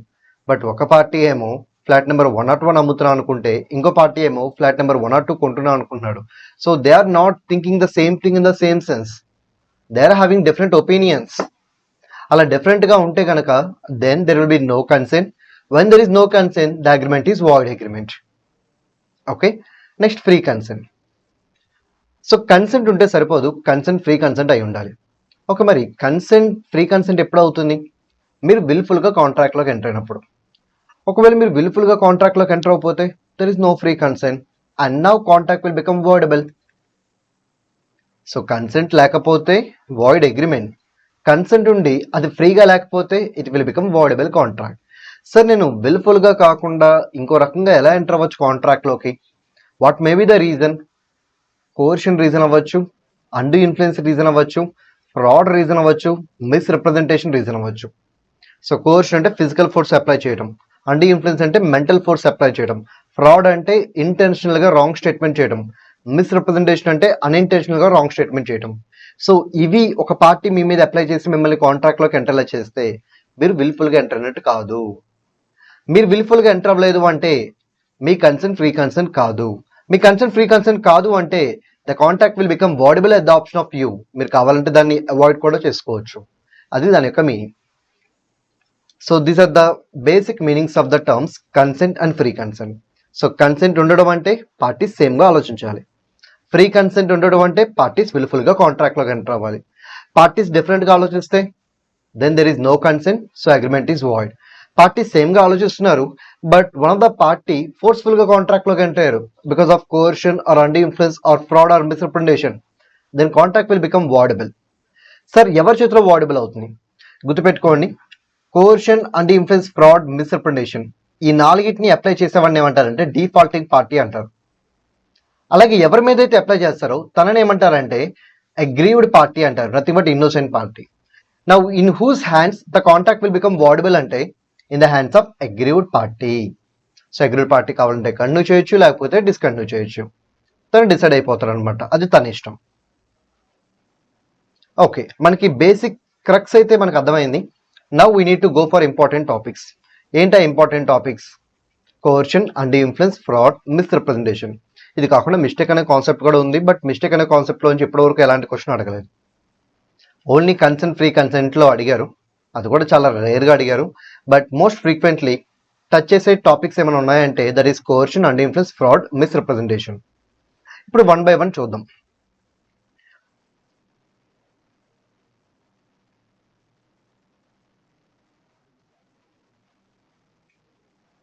Coercion. So what are the acts amounting to coercion అని అడిగితే ఏం చేయాలి? సో డిఫైన్ కోర్షన్ అని అడిగినా, ఎక్స్ప్లెయిన్ అబౌట్ కోర్షన్ అని అడిగినా, యాక్ట్స్ అమౌంటింగ్ టు కోర్షన్ అని అడిగినా మీరు రాయాల్సింది 4 పాయింట్స్. సో ఏంటా 4 పాయింట్స్? నేను కోర్షన్ అని పిలవాలి అంటే 4 యాక్ట్స్ ఉంటాయి, ఆ 4 యాక్ట్స్ మాత్రమే నేను కోర్షన్ అని పిలవాలి. ఏంటా 4 acts? Indian penal code, that is criminal law of our country. Indian penal కోడ్లో ఏదైనా మీరు చేయకూడదు అని చెప్పినప్పుడు మీరు అది చేయకూడదు, కానీ మీరు అది చేసి అదర్ పార్టీని కాంట్రాక్ట్లోకి ఎంటర్ చేస్తే కోర్షన్. చేయలేదు, చేస్తాను అని బెదిరించి కాంట్రాక్ట్లోకి ఎంటర్ చేస్తే కోర్షన్. సో మళ్ళీ చెప్తున్నాను, ఇండియన్ పీనల్ కోడ్లో ఒక పర్సన్ ఇంకో పర్సన్ని కొట్టకూడదు అని చెప్పి రాశారు, కొడితే అది పనిషబుల్ అఫెన్స్ అన్నారు. ఓకే, ఇప్పుడు నేనేం చేశానంటే ఒక పర్సన్ని కాంట్రాక్ట్లోకి ఎంటర్ అవ్వమని అడిగాను, తను నో చెప్పాడు, వెంటనే కొట్టాను, కాంట్రాక్ట్లోకి ఎంటర్ అయ్యాడు. సో ఈ కేసులో నేను అప్లై చేసింది కోర్షనా కాదా? Yes, coercion. First point, I committed an act which is forbidden by IPC. Next one, ఈసారి నేను మళ్ళీ వెళ్ళి అడిగాను కాంట్రాక్ట్లోకి ఎంటర్ అవుతావా లేదా అని. ఎంటర్ అవునా అన్నాడు, కొడతాను అని బెదిరించాను కానీ కొట్టలేదు, జస్ట్ థ్రెట్ క్రియేట్ చేశాను అంతే, కానీ కొట్టలేదు. మరి ఇది కోర్షన్ అవుతుందా? ఎస్, ఇది కూడా కోర్షన్ అవుతుంది. ఎందుకంటే మీరు ఆ యాక్టివిటీని చేసినా కోర్షనే, చేస్తాను అని చెప్పి థ్రెట్ క్రియేట్ చేసిన, బెదిరించిన, అది కూడా కోర్షన్ అవుతుంది. And that point will get covered in second one.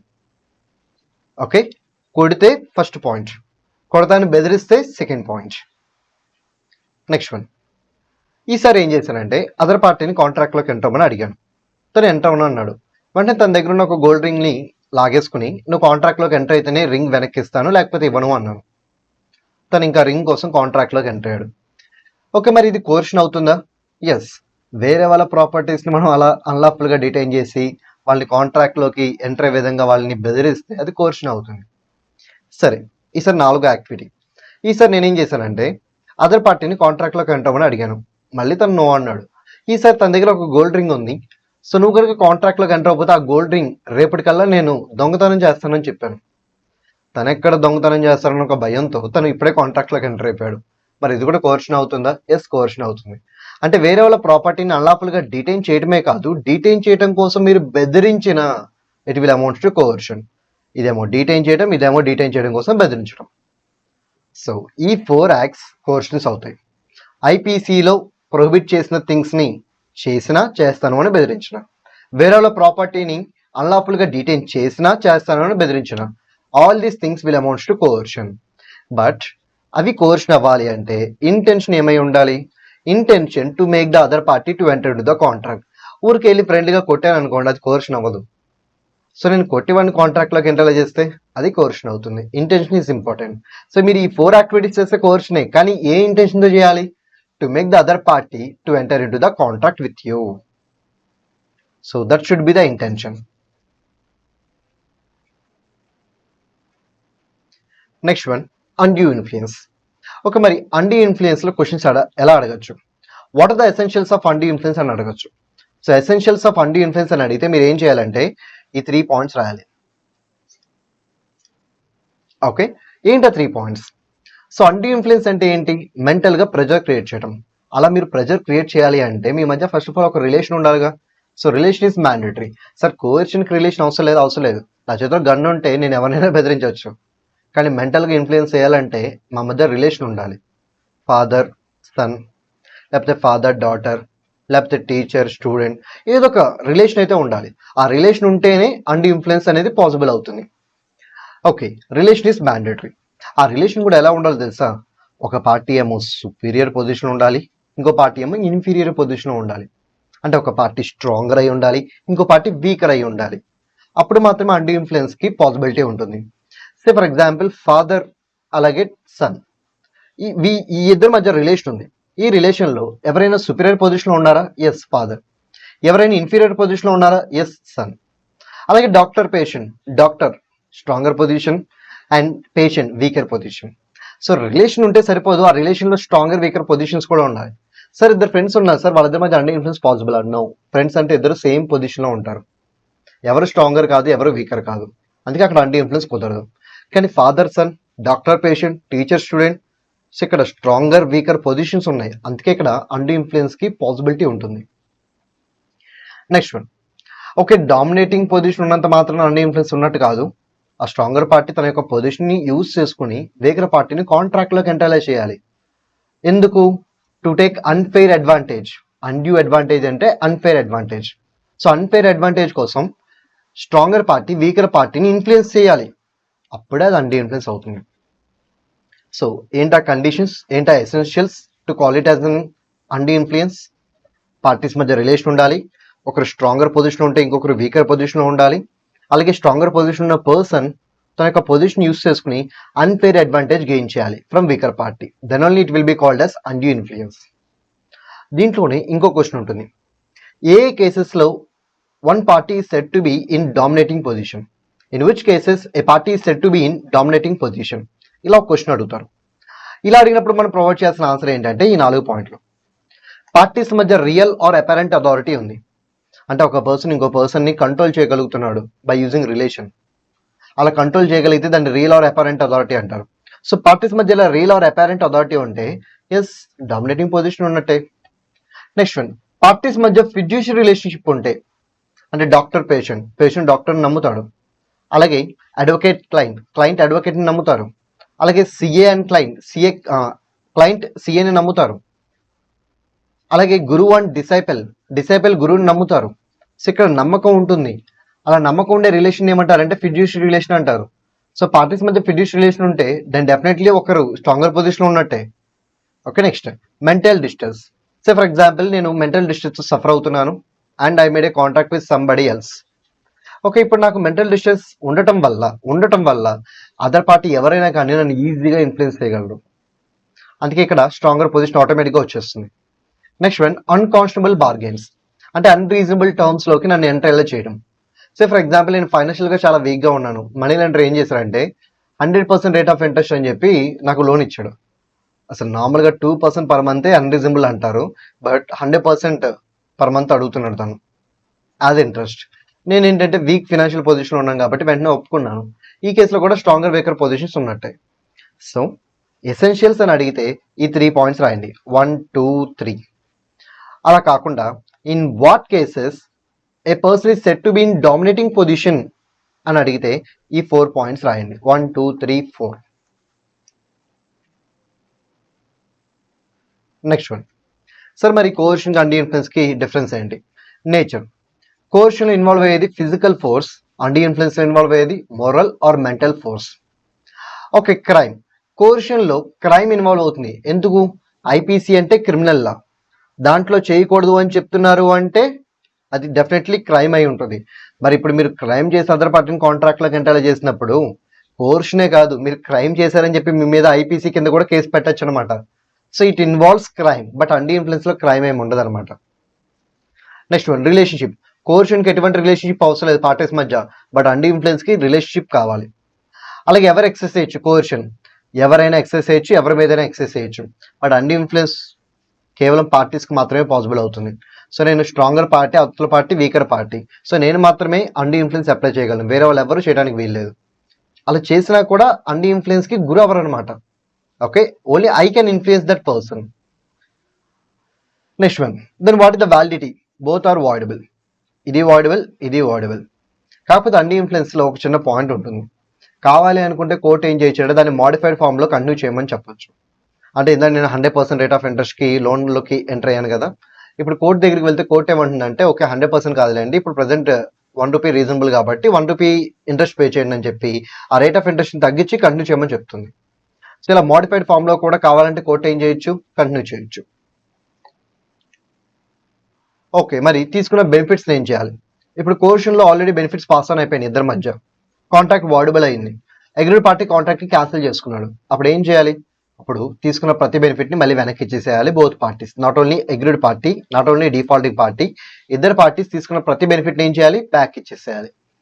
మరి what about undue influence? It will be decided by court. Undue ఇన్ఫ్లుయెన్స్లో మాత్రం ఎవరు డిసైడ్ చేస్తారంటే కోర్ట్ డిసైడ్ చేస్తుంది. Next one, fraud. సో ఫ్రాడ్లో 2 కాన్సెప్ట్స్ ఉంటాయి, ఒకటి యాక్టివ్ ఫ్రాడ్, ఇంకోటి సైలెన్స్ ఫ్రాడ్. సో ఈ రెండిట్లో సైలెన్స్ ఫ్రాడ్ చాలా ఇంపార్టెంట్. సో ఇది చాలా ఇంపార్టెంట్, సైలెన్స్ ఫ్రాడ్ అనేది చాలా important market. Active fraud important కాదని కాదు. So when compare to silence fraud, active fraud అనేది less important but important. Okay, then what are the acts that amounts to fraud? So acts amounting to fraud అని అడిగిన, definition of fraud అని అడిగిన మీరు రాయాల్సింది ఈ 5 points. Point 1, point 2, point 3, point 4 and point 5. Okay, ఇందుకే ఏంటా పాయింట్స్ 1 by 1 చూద్దాం. Intentional false suggestion as to fact. ఇంకా సింపుల్గా చెప్పాలంటే ఫాల్స్ స్టేట్మెంట్. మీరు అవతల పార్టీకి కావాలని చెప్పి ఇంటెన్షనల్గా ఫాల్స్ స్టేట్మెంట్ చేశారు, ఆ ఫాల్స్ స్టేట్మెంట్ బేస్ చేసుకుని అదర్ పార్టీ కాంట్రాక్ట్లోకి enter, fraud. Next one, active concealment of fact. అంటే దాని మీనింగ్ ఏంటి?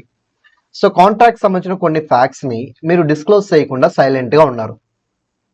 సో కాంట్రాక్ట్ సంబంధించిన ఫ్యాక్ట్స్ని మీరు డిస్క్లోజ్ చేయకుండా సైలెంట్గా ఉన్నారు, దాన్ని ఏమంటారంటే ప్యాసివ్ కన్సిల్మెంట్ అంటారు. It will be called as passive concealment. Next one, contract సంబంధించిన కొన్ని ఫ్యాక్ట్స్ని మీరు దాయటం కోసం కొన్ని యాక్ట్స్ పెర్ఫామ్ చేశారు, దాన్ని ఏమంటారంటే యాక్టివ్ కన్సిల్మెంట్ అంటారు. It will be called as active concealment. సరే, ఒక ఎగ్జాంపుల్ తీసుకుందాం, మీకు క్లారిటీగా అర్థమవుతుంది. ఇప్పుడు నా దగ్గర ఒక కార్ ఉంది, ఆ కార్ డిఫెక్ట్స్ ఉన్నాయన్నమాట, అంటే కార్ మీద డిఫెక్ట్స్ ఉన్నాయి, అవి ఈజీగా చూస్తే కనబడుతుంది. ఇప్పుడు నేను అదే కార్ని ఏం మాట్లాడకుండా అమ్మటానికి పెట్టాను, ఏం మాట్లాడాల, డిఫెక్ట్స్ ఉన్నట్టుగా కూడా నేను ఏం చెప్పాల, అది చూస్తే అలాగే అర్థమవుతుంది. బట్ నేనైతే ఏం చెప్పాల, నేనైతే సైలెంట్గా ఉన్నా, నాకు ఎందుకు వచ్చిందిలే, నాకు సేల్ అయితే చాలు అని చెప్పి నేను ఏం మాట్లాడుకుని నేను సైలెంట్గా ఉన్నా. ఓకే, దీన్ని ఏమంటారు? కన్సిల్మెంట్ ఆఫ్ ఫ్యాక్ట్స్ అని అంటారు. కానీ యాక్టివ్ కన్సిల్మెంటా, ప్యాసివ్ కన్సిల్మెంటా? It will be called as passive concealment. So నేను సైలెంట్గా ఉంటూ దేనైనా దాస్తే అది ప్యాసివ్ కన్సిల్మెంట్ అవుతుంది. సో ప్యాసివ్ కన్సిల్మెంట్ అంటే సైలెన్స్ కాబట్టి అది ఫ్రాడ్ అవ్వదు, అది ఫ్రాడ్ అవ్వదు. ఎస్, ఎక్సెప్షన్స్ ఉన్నాయి, అక్కడ ఫ్రాడ్ అవుతుంది. As of now general rule ప్రకారం silence does not amount to fraud కాబట్టి passive concealment is not a fraud. Okay, ఈసారి నేను ఏం చేశాను అంటే కార్ పైన స్క్రాచెస్ ఇవి ఉన్నాయి డెఫెక్ట్స్ లాగా. ఇప్పుడు నేనేం చేశానంటే పెయింట్ చేసి వాటి అన్నింటిని కవర్ చేస్తాను, అంటే డెఫెక్ట్స్ ఉన్నాయి. ఇప్పుడు వాటిని నేను దాచాను, సైలెంట్గా ఉంటూ దాచానా లేకపోతే ఏదైనా యాక్షన్స్ పెర్ఫామ్ చేసి దాచానా? యాక్షన్స్ పెర్ఫామ్ చేసి దాచాను, పెయింట్ చేసి దాచాను. అలా చేస్తే అది యాక్టివ్ కన్సిల్మెంట్ అవుతుంది. It is not passive concealment, it is called as active concealment. మరి what about active concealment? Is it fraud? Yes, active concealment is fraud. అదే పాయింట్ ఇక్కడ ఇచ్చారు. So active concealment is fraud, whereas passive concealment is not fraud, because passive concealment is otherwise known as silence. So silence fraud కాదని చెప్పి already ఇక్కడ ఇచ్చారు కదా, so ఆ point మీరు చూసుకోవాలి. Next one, fake promise. ఇప్పుడు నేను విజయమాల్యాని, నాకు అర్జెంట్గా ఒక 10,000 crores కావాలి, ఎస్బీఐ దగ్గరికి వెళ్ళాను. ఎస్బీఐ నాకు 10,000 crores కావాలి అని అడిగాను. ఎస్బీఐ వాళ్ళు వెంటనే ఓకే మీరు కడతామని చెప్పండి ఇస్తాము అన్నారు. నేను వెంటనే నాకు కట్టే ఇంటెన్షన్ లేదు, వెంటనే ప్రామిస్ చేశాను డెఫినెట్లీ నేను ఆ డబ్బులు మొత్తాన్ని అలాంగ్ విత్ ఇంట్రెస్ట్ కడతాను అని. సో ఇప్పుడు నేను చేసిన ప్రామిస్ నమ్మి ఎస్బీఐ వాళ్ళు నాకు 10,000 crores ఇచ్చారు. ఓకే, ఈ కేసులో నేను చేసిన ప్రామిస్ జెన్యున్ ప్రామిసా, ఫేక్ ప్రామిసా? Fake promise. నాకు కూడా తెలుసు నేను కట్టినని, బట్ నేను కట్టినని చెప్తే వాళ్ళు నాకు లోన్ ఎందుకు ఇస్తారు? అందుకే నేనేం చెప్పాను, కడతానని చెప్పాను. అంటే నేను చేసిన ప్రామిస్ ఏంటిది? Fake promise. అలా ఫేక్ ప్రామిస్ చేసి ఎదుటి వారిని నేను కాంట్రాక్ట్లోకి ఎంటర్ చేస్తే అది కూడా ఏమవుతుంది? ఫ్రాడ్ అవుతుంది. Next one, any act fitted to deceive. Okay, ఇది మనం లాస్ట్లో డిస్కస్ చేద్దాం, దానికన్నా ముందు 5th పాయింట్ డిస్కస్ చేద్దాం. Act or omission as the law specifically declares to be fraudulent. దీని మీనింగ్ ఏంటి? ఇప్పుడు ఏదైనా ఒక కాంట్రాక్ట్లో మీరు ప్రతిదీ చెప్పాలి అని చెప్పి లా ఏమన్నా రిక్వైర్మెంట్ తీసుకొస్తే మీరు చెప్పాల్సిందే. There is no other option. చెప్పకపోతే అది ఫ్రాడ్ అవుతుంది. సే ఫర్ ఎగ్జాంపుల్, ఏ దగ్గర ల్యాండ్ ఉంది and he want to sell that land to B, so he made a contract with B to sell his land for a consideration of rupees 1 crore. Okay, ఇక్కడ ఈ కాంట్రాక్ట్లో ఏకి బీకి ఇద్దరికి ఒక liability ఉంటుంది. ఏంటో లయబిలిటీ అంటే, ఏకి ఏమైనా ఫ్యాక్ట్ తెలిస్తే ఖచ్చితంగా దాయకుండా చెప్పాలి, బీకి ఏమైనా ఫ్యాక్ట్ తెలిస్తే తను కూడా ఖచ్చితంగా దాయకుండా ప్రతిదీ చెప్పాలి. సార్, ఇలా చెప్పాలి అని చెప్పి లయబిలిటీ ఎవరు క్రియేట్ చేశారు? సో దీన్ని గవర్న్ చేసే ట్రాన్స్ఫర్ ఆఫ్ ప్రాపర్టీ యాక్ట్ అని చెప్పి ఒక చట్టం ఉంది. సో ఆ యాక్ట్ చెప్పిందనమాట. So as per transfer of property act, ఇద్దరు పార్టీస్ ఇమ్మూబుల్ ప్రాపర్టీ రిలేటెడ్ కాంట్రాక్ట్లోకి ఎంటర్ అయినప్పుడు వాళ్ళు తెలిసిన ప్రతి ఇంపార్టెంట్ ఫ్యాక్ట్ని ఒకరితో ఒకరు షేర్ చేసుకోవాలి. ఇన్ కేస్ షేర్ చేసుకోకపోతే అది ఫ్రాడ్ అవుతుంది అని చెప్పి క్లియర్గా ట్రాన్స్ఫర్ ఆఫ్ ప్రాపర్టీ యాక్ట్లో చెప్పారు. బట్ ఇప్పుడు ఆ లా మిమ్మల్ని ప్రతిదీ డిస్క్లోజ్ చేయమని చెప్తున్నా మీరు డిస్క్లోజ్ చేయకుండా కాంట్రాక్ట్లోకి ఎంటర్ అయ్యారు. Now say, will it become fraud? Yes. అది 5th పాయింట్. ఇప్పటివరకు మనం ఫాల్స్ సజెషన్ చూసాం, యాక్టివ్ కన్సిల్మెంట్ చూసాం, ఫేక్ ప్రామిస్ చూసాం, అలాగే డిస్క్లోజర్ యాజ్ పర్ లా కూడా చూసాం. 4 పాయింట్లు చూసాం. ఈ 4 ఫ్రాడ్స్ అవుతాయి. ఈ 4 కాదు, ఎదుటి వ్యక్తిని మోసం చేసే విధంగా ఇంకే యాక్ట్ చేసినా అది కూడా ఫ్రాడ్ అవుతుంది. అది ఇక్కడ ఇచ్చారు. Any other act which is fitted to deceive the other party. So ఎదుటి వ్యక్తిని మోసం చేయడానికి మీరు ఏం చేసినా అది కూడా ఏమవుతుంది? ఫ్రాడ్ అవుతుంది.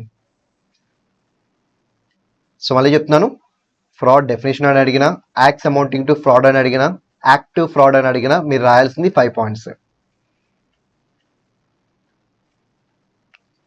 Next one, what about silence?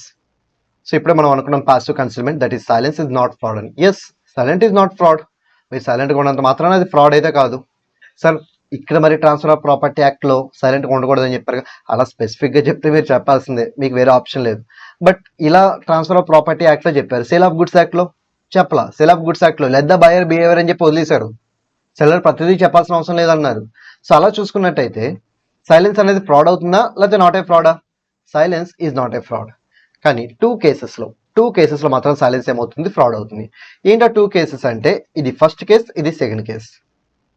So first కేసులో duty of a person to speak, అంటే పార్టీస్కి మాట్లాడే బాధ్యత ఉంటుంది. వాళ్ళు తెలిసే ప్రతి ఇంపార్టెంట్ ఫ్యాక్ట్ వాళ్ళు డిస్క్లోజ్ చేయాలి. సరే, ఎప్పుడు డిస్క్లోజ్ చేయాలి? ఈ 5 కేసెస్లో డిస్క్లోజ్ చేయాలి. ఒకళ్ళు డిస్క్లోజ్ చేయకపోతే ఏమవుతుంది? వాళ్ళ సైలెన్స్ ఫ్రాడ్ అయిపోతుంది. సో ఫిడ్యూషియరీ రిలేషన్, సో నమ్మకం ఉన్న ఒక రిలేషన్. ఓకే, అలాంటి రిలేషన్లో ఇద్దరు పార్టీస్ ఉన్నప్పుడు, వాళ్ళిద్దరు కాంట్రాక్ట్లోకి ఎంటర్ అవుతున్నప్పుడు, వాళ్ళిద్దరికి తెలిసిన ప్రతి ఇంపార్టెంట్ ఫ్యాక్ట్ వాళ్ళు ఒకరితో ఒకరు షేర్ చేసుకోవాలి. ఒకళ్ళు షేర్ చేసుకోకుండా సైలెంట్గా ఉంటే it will become fraud. Next one, insurance contract. So నేను పాలసీ హోల్డర్ని. ఓకే, నేను ఇప్పుడు ఇన్సూరెన్స్ పాలసీ తీసుకున్నాను. సో నేను ఏదైతే ఇన్సూరెన్స్ పాలసీ తీసుకున్నానో అక్కడ నేను ప్రతిదీ చెప్పాలి.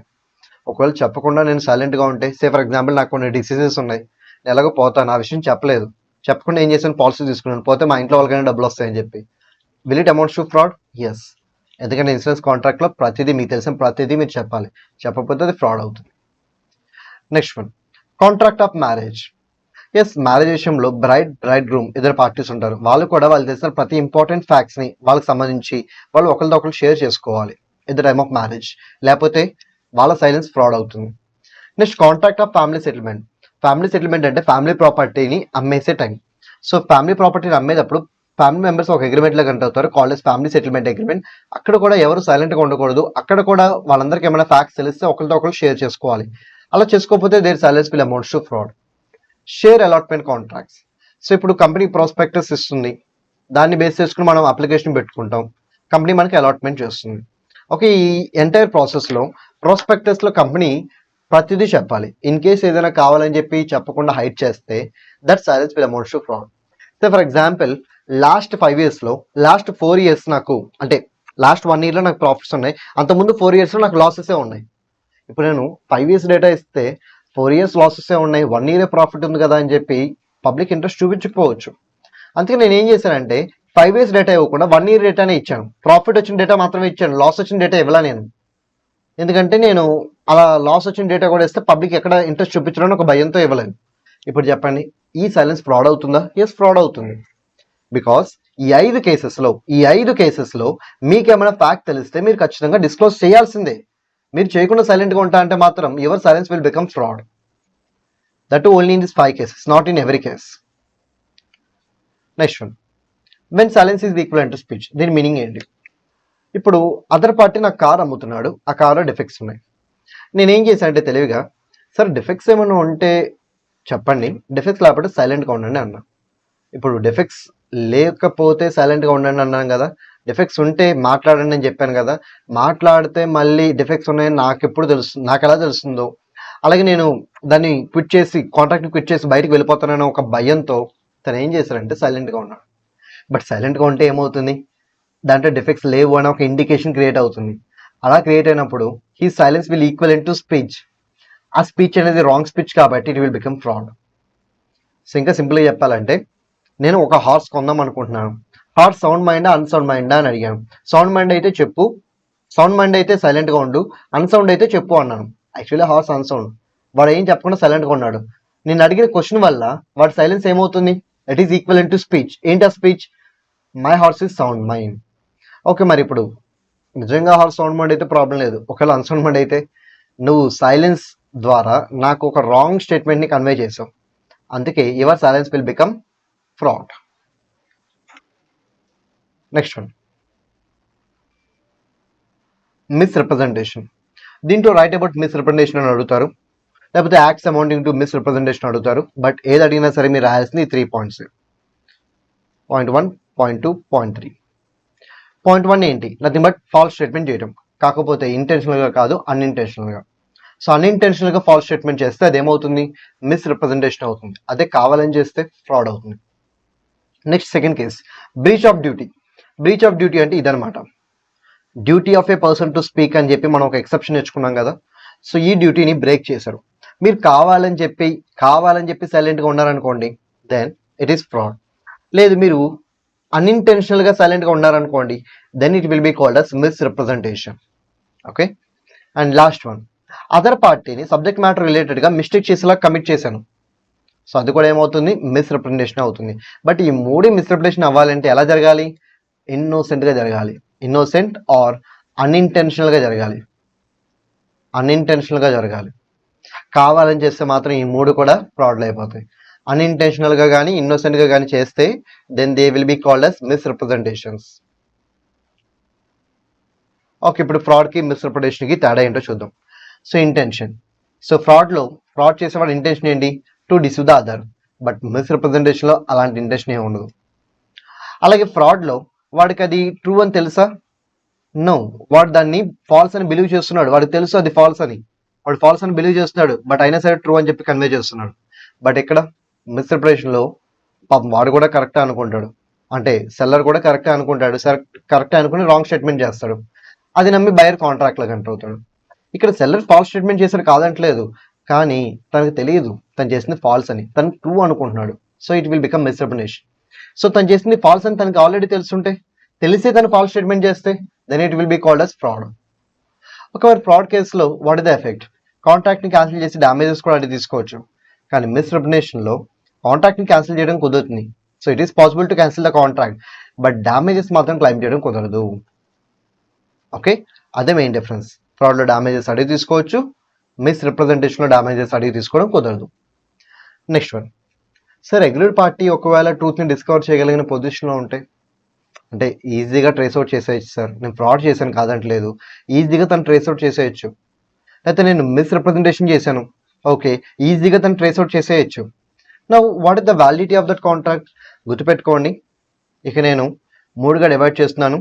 యాక్టివ్ ఫ్రాడ్ అంటే మనం ఫస్ట్ నేర్చుకున్న 5 కేసెస్, సైలెన్స్ ఫ్రాడ్ మనం సెకండ్ నేర్చుకున్న ఎక్సెప్షన్స్ అనమాట.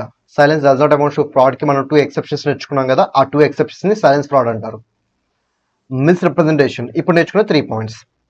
ఓకే, ఒకవేళ అగ్రీడ్ పార్టీ ఈజీగా ట్రూత్ని డిస్కవర్ చేయగలిగిన పొజిషన్లో ఉంటే then the contract is not voidable. The contract is not voidable. But in case of active fraud the contract is still voidable.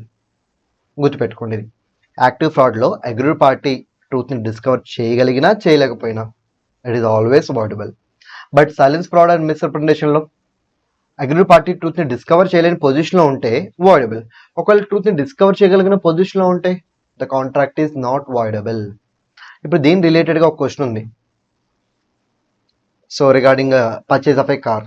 So car అమ్ముతున్నారనమాట. సమంత్ చోటు అని ఉంటుంది. ఒక కార్ అమ్ముతున్నారు. కార్ అమ్మేటప్పుడు ఫ్యూయల్ మీటర్, స్పీడోమీటర్ రెండు పర్ఫెక్ట్గానే పనిచేస్తున్నాయి. ఓకే, అక్కడ ఏంటంటే బై మిస్రిప్రజెంటేషన్ కార్ యొక్క మైలేజ్ పరంగా రాంగ్ స్టేట్మెంట్ చేస్తారు సెల్లర్. ఒక వైర్కి తర్వాత అది రాంగ్ స్టేట్మెంట్ అని తెలుస్తుంది. So he want avoid the contract. Is it possible అని అడుగుతాడు. Answer is no. ఎందుకు నాట్ పాసిబుల్? ఇప్పుడు మైలేజ్ పరంగా అబద్ధం చెప్పాడు, మిస్రిప్రజెంటేషన్ అంటే ఏ కేసు? థర్డ్ కేసు అనమాట. థర్డ్ కేసులో కవర్ అవుతుంది. Okay, misrepresentation. కానీ ప్రాబ్లం ఏంటి అక్కడ? మీరు స్పీడోమీటర్ని యాజ్ వెల్ యాజ్ ఫ్యూయల్ మీటర్ని కరెక్ట్గా కనుక మీరు యూజ్ చేసుకోగలిగితే ఈజీగా దాని యొక్క మైలేజ్ ఏంటో తెలుసుకోవచ్చు ముందుగానే. ఏముంది, ఫస్ట్ ట్యాంక్ మొత్తం ఎంప్టీ చేయండి, పెట్రోల్ ట్యాంక్ మొత్తం ఎంప్టీ చేయండి, 1 లీటర్ పెట్రోల్ కొట్టండి, ఎంత దూరం వెళ్తుందో చెక్ చేసుకోండి స్పీడోమీటర్ యూస్ చేసుకుని. సో ఎంత దూరం వెళ్తుందో చెక్ చేసుకుంటే 1 లీటర్కి ఎంత డిస్టెన్స్ ట్రావెల్ అవుతుందో తెలుస్తుంది కాబట్టి మీకు మైలేజ్ వచ్చేస్తుంది కదా. అంటే ఇక్కడ అగ్రీడ్ పార్టీకి ట్రూత్ని డిస్కవర్ చేయడానికి అవకాశం ఉంది, కానీ తను డిస్కవర్ చేయలేకపోయాడు. మరి ఈ కేసులో కాంట్రాక్ట్ వాడబులా నాట్ వాడబులా? ఇది మిస్రిప్రజెంటేషన్ కేసు కాబట్టి నాట్ వాడబుల్. అదే ఒకవేళ సైలెన్స్ ఫ్రాడ్ కేసు ఉంటే అది కూడా నాట్ వాడబులే. ఒకవేళ యాక్టివ్ ఫ్రాడ్ కేసు అయి ఉంటే then it will become voidable. Okay, అది ఇంపార్టెంట్ క్వశ్చన్. ఎగ్జామ్కి వెళ్ళే ముందు ఒకసారి చెక్ చేసుకోండి. ఒక మిస్టేక్ అనే కాన్సెప్ట్ ఉంది, ఇది మీరు ఓన్గా చదువుకోవచ్చు by using this fast track. So చాలా ఈజీగా ప్రొవైడ్ చేశారు ఇక్కడ. సో ఈజీగా మిస్టేక్స్లో కైంట్స్ ఏంటి, ఆ మిస్టేక్ జరిగినప్పుడు what the validity of the contract అనేది మీరు ఈ చార్ట్ యూస్ చేసుకుని నేర్చేసుకోవచ్చు. బట్ మిస్టేక్ మీద ఇప్పటివరకు అయితే ఎటువంటి క్వశ్చన్ అడగలేదు కాబట్టి నేను ఈ వీడియోలో కవర్ చేయట్లేదు. సో టిల్ నో ఇప్పటివరకు నేను ఏదైతే కవర్ చేశానో ఈ కంటెంట్ వరకు ఎగ్జామినేషన్ పాయింట్ ఆఫ్ లో very very very important.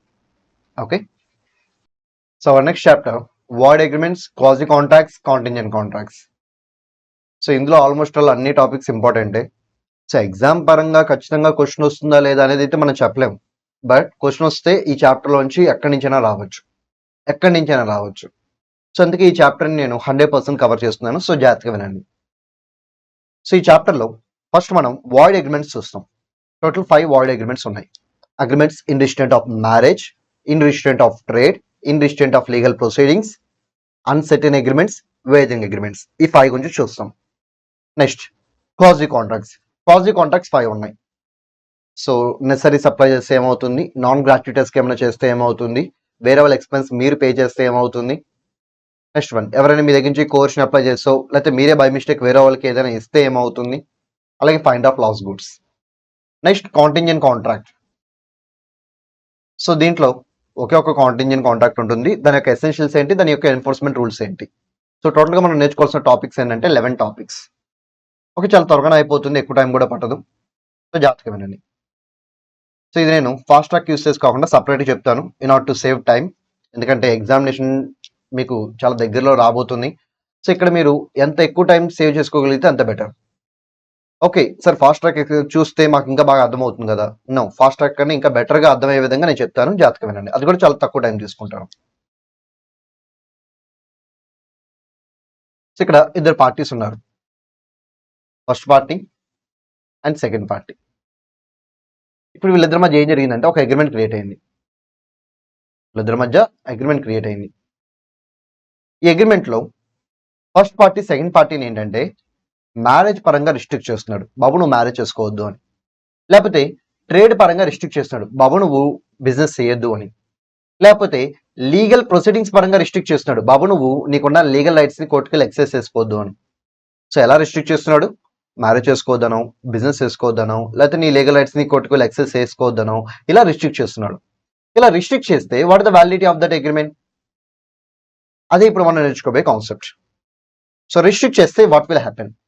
Marriage చేసుకోవద్దు అని రిస్ట్రిక్ట్ చేస్తే లైఫ్ లాంగ్ మ్యారేజ్ చేసుకోవద్దన్నా, లేకపోతే టెంపరీ టైం పీరియడ్ వరకు మ్యారేజ్ చేసుకోవద్దన్నా, లేకపోతే పర్టికులర్ అమ్మాయిని మ్యారేజ్ చేసుకోవద్దన్నా, ఇలా ఏం చెప్పినా whether it is complete restriction are partial restriction, it is void only. So ఎలా రిస్ట్రిక్ట్ చేస్తే అదేమవుతుంది? వాయిడ్ అవుతుంది. నెక్స్ట్ వన్, మరి బిజినెస్ పరంగా నువ్వు కంప్లీట్గా బిజినెస్ చేయకూడదు అన్నా, లేకపోతే నేను చెప్పిన లిమిట్స్ వరకు మాత్రం బిజినెస్ చేయమాకన్నా, లేకపోతే నేను చెప్పిన టైం వరకు బిజినెస్ చేయొద్దు అన్నా, అది కూడా వాయిడే. అంటే ఇక్కడ కూడా కంప్లీట్గా రిస్ట్రిక్ట్ చేసినా లేకపోతే పార్షియల్గా రిస్ట్రిక్ట్ చేసినా అది కూడా ఏమవుతుంది? వాయిడే అవుతుంది. Anything is void. కానీ ఇక్కడ మూడో దాంట్లో పాయింట్ మారుతుంది, లీగల్ రైట్స్. సో లీగల్ రైట్స్ని కంప్లీట్గా చేయకూడదు అంటే దెన్ ఇట్ ఈస్ వాయిడ్. పార్షియల్గా చేయకూడదు అంటే then it is valid only. అంటే ఇక్కడ పార్షియల్ కవర్ అవ్వదు అనమాట, అందుకే నేను స్ట్రైక్ అప్ చేస్తున్నాను. సో మ్యారేజ్ పరంగా కంప్లీట్ అయినా పార్షియల్ అయినా వాయిడే, ట్రేడ్ పరంగా కంప్లీట్ అయినా పార్షియల్ అయినా వాయిడే. మరి లీగల్ ప్రొసీడింగ్స్ పరంగా కంప్లీట్ అయితేనే వాయిడ్, పార్షియల్ అయితే వాయిడ్, సారీ పార్షియల్ అయితే వ్యాలిడ్. సార్ పార్షియల్ అని మేము ఎలా ఐడెంటిఫై చేయాలి? సో పార్షియల్కి 3 కేసెస్ ఉన్నాయన్నమాట. ఆ 3 కేసెస్ నేను ఎక్స్ప్లెయిన్ చేస్తాను. ఆ 3 కేసెస్లో it is valid only. In those 3 cases it is valid only. Okay, ఆ 3 కేసెస్ ఏంటి అనేది నేను చెప్తాను. బట్ మ్యారేజ్ ట్రేడ్ పరంగా అయితే ఏదైనా వాయిడే కాబట్టి నేను ఏం చెప్పాల్సిన అవసరం లేదు. బట్ లీగల్ ప్రొసీడింగ్స్ లో కంప్లీట్ అయితేనే వాయిడ్, పార్షియల్ అయితే వ్యాలిడ్. సో పార్షియల్ కి ఆ 3 కేసెస్ చెప్తాను, ఆ 3 కేసెస్ అయితే వ్యాలిడ్ అని చెప్పండి. ఆ 3 కేసెస్ కాకుండా ఇంకే కేసు అయినా సరే వాయిడ్ అని చెప్పండి. అలాగే సార్ వీటికి ఏమైనా ఎక్సెప్షన్స్ ఉన్నాయా? ఎస్. సో మ్యారేజ్కి అయితే ఒక ఎక్సెప్షన్ ఉంది, that is minor. So minor పరంగా మీరు మ్యారేజ్ రిలేటెడ్ రిస్ట్రిక్షన్ పెట్టచ్చు, ఇట్ ఈస్ వ్యాలిడ్ ఓన్లీ. అదే మేజర్ పరంగా పెట్టకూడదు, పెడితే వాయిడ్ అవుతాయి. అది కంప్లీట్ అయిన వాయిడే, పార్షియల్ అయిన వాయిడే. అది మైనర్ పరంగా అయితే they are valid. So one and only exception is minor. Next one, what about trade? So trade పరంగా అయితే 3+3 ఎక్సెప్షన్స్ ఉన్నాయి. ఎన్ని ఉన్నాయి? 3+3, టోటల్ 6 ఉన్నాయి. ఆ 6 ఏంటో మనం తర్వాత చూద్దాం. మరి what about legal proceedings? Separate గా ఎక్సెప్షన్స్ అంటూ ఏమి లేవు. ఈ 3 కేసెస్ ఉన్నాయి కదా, పార్షియల్ రిస్ట్రిక్షన్ సంబంధించిన 3 కేసెస్, వీటిని ఎక్సెప్షన్స్ కింద మీరు రాసేయాలి. సో ఎక్సెప్షన్స్ అని అడిగినా, పార్షియల్ రిస్ట్రిక్షన్స్ అని అడిగినా మీరు రాయాల్సిన 3 కేసెస్. ఓకే, ఇప్పుడు మనం ఓవరాల్ గా చూడాల్సింది ఏంటంటే ఇక్కడ చెప్పిన 3+3 కేసెస్ అండ్ ఇక్కడ చెప్పిన ఈ 3 కేసెస్, టోటల్ ఈ 9 కేసెస్ కనుక మనం కవర్ చేస్తే ఫస్ట్ 3 వాయిడ్ అగ్రిమెంట్స్ అయిపోయినట్టే. ఇప్పుడు ఫస్ట్ 3+3 కేసెస్ చూద్దాం. ఇది దేనికి సంబంధించింది? ట్రేడ్ సంబంధించింది. దాంట్లో ఫస్ట్ వన్ ఏంటంటే sale of good will. Next one, in case of out going partner, restrictions on out going partner అని కూడా పిలవచ్చు. In case of continuing partner. So first set of 3 ఈ 3 అనమాట. Next one, next set of 3 ఏంటిది? Trade లోనే 3+3 అన్నాను కదా, next set of 3 ఏంటిది? ఫస్ట్ వన్ వచ్చేసరికి service agreement, service agreement. Second one వచ్చేసరికి sole trading agreement. Second one ఏంటిది? సోల్ ట్రేడింగ్ అగ్రిమెంట్, లేకపోతే ఎక్స్క్లూజివ్ డీలింగ్ అగ్రిమెంట్ అని కూడా పిలవచ్చు, no issue. And third one వచ్చేసరికి trade combination agreement, trade combination agreement. So మొత్తం 3+3 total 6 అనమాట. సార్ ఎగ్జాంపుల్ ఇప్పుడు మేము ఏం చేయాలి? సో ఈ 6 కేసెస్లో రిజల్ట్ ఏంటంటే వ్యాలిడే. ఈ 6 కేసెస్లో అగ్రిమెంట్ ఏమవుతుంది? వ్యాలిడే. సో మిమ్మల్ని కాన్సెప్ట్ క్వశ్చన్ అడగడానికి ఎక్కువ ఛాన్స్ ఉంది. సో ఈ 6 కేసుల్లో ఏదో ఒక కేసుని కవర్ చేస్తూ ఒక కాన్సెప్ట్ క్వశ్చన్ అడగచ్చు. అలా అడిగినప్పుడు మీరు ఆన్సర్ ఏమైనా ఇవ్వాలి? వ్యాలిడ్ అని చెప్పాలి. ఈ 6 కేసెస్ కాకుండా ఇంకే కేసు అయినా సరే జనరల్ రూల్ కింద కవర్ అవుతుంది. అది కంప్లీట్ అయినా పార్షియల్ అయినా ఏమవుతుంది? వాయిడ్ అవుతుంది. సార్ ఒకవేళ థియరీ క్వశ్చన్ అడిగితే ఇంతవరకు అడగలేదు ఎప్పుడు, ఇన్ కేస్ అడిగితే అప్పుడు మీరు గుర్తుపెట్టుకోండి, ఎక్సెప్షన్స్ అని అడిగితే ఈ 3 రాయండి. ఎక్సెప్షన్స్ అని అడిగితే 3 రాయండి. Not amounts to restriction, not amounts to restriction అంటే ఈ 3 రాయండి. ఓవరాల్ గా రెండింటిలోనే వ్యాలిడ్ అవుతుంది అనుకోండి, కాకపోతే కొంచెం హెడ్డింగ్స్ మారుతాయి. ఎక్సెప్షన్స్ అంటే 3 రాయండి, నాట్ అమౌంట్ టు రిస్ట్రిక్షన్ అంటే ఈ 3 రాయండి. అందుకే నేను 3+3 అన్నాను, 6 అనలేదు. Okay, sale of good will first చూద్దాం. ఇప్పుడు నేను నా బిజినెస్ అమ్మాలి అనుకుంటున్నాను. నా బిజినెస్ లో 10 lakhs వాల్యూ ఉన్న అసెట్స్ ఉన్నాయి. ఇప్పుడు నేను అమ్మేటప్పుడు 10 lakhs అమ్ముతానా, ఎక్కువ వాల్యూకి అమ్ముతానా? డెఫినెట్లీ ఎక్కువ వాల్యూకి, 40 lakhs 50 lakhs అలా అమ్ముతాను. అదేంటి సార్ 10 lakhs వాల్యూ ఉన్న అసెట్స్ మీరు 40 lakhs 50 lakhs అమ్ముతుంటే కొనుక్కోవడానికి వాడేమన్నా అంత ఇన్నోసెంట్ పర్సనా? కాదు. మరి ఎందుకు కొనుక్కుంటాడు? Because of goodwill. ఇప్పుడు వరకు నేను బిజినెస్ చేశాను, నాకంటూ కస్టమర్స్ ఉన్నారు. ఇప్పుడు నా బిజినెస్ కనుక మీరు యాజ్ ఇట్ ఈస్ తీసుకుంటే నా కస్టమర్స్ అందరూ నీకు యాజ్ ఇట్ ఈస్ ప్రతిరోజు వస్తారు. అంటే fixed turn over, fixed profits అన్ని మీకు వచ్చేస్తాయి అనమాట. అదే మీరు స్టార్టింగ్ ఇప్పుడే పెట్టారనుకోండి బిజినెస్ ని, నాకు రావాల్సిన కస్టమర్స్ మీకు రావాలి అంటే అట్లీస్ట్ 3 to 4 years టైం పడుతుంది. బట్ ఇప్పుడు నా బిజినెస్ ని మీరు కొనుక్కుంటున్నారు అలాంగ్ విత్ గుడ్ విల్, అప్పుడేమవుతుంది? సో ఫిక్స్డ్ గా ఎప్పుడు వచ్చే వాళ్ళందరూ ఇప్పుడు అక్కడికే వస్తారు కాబట్టి guaranteed profits and guaranteed turnover. So అందుకే ఇక్కడ పే చేసేటప్పుడు అసెట్స్ కే కాదు గుడ్ విల్ కూడా పే చేస్తారు. ఆ గుడ్ విల్ కి అమౌంట్ పే చేసే పర్సన్ ఏమంటారంటే nothing but buyer of good will అంటారు.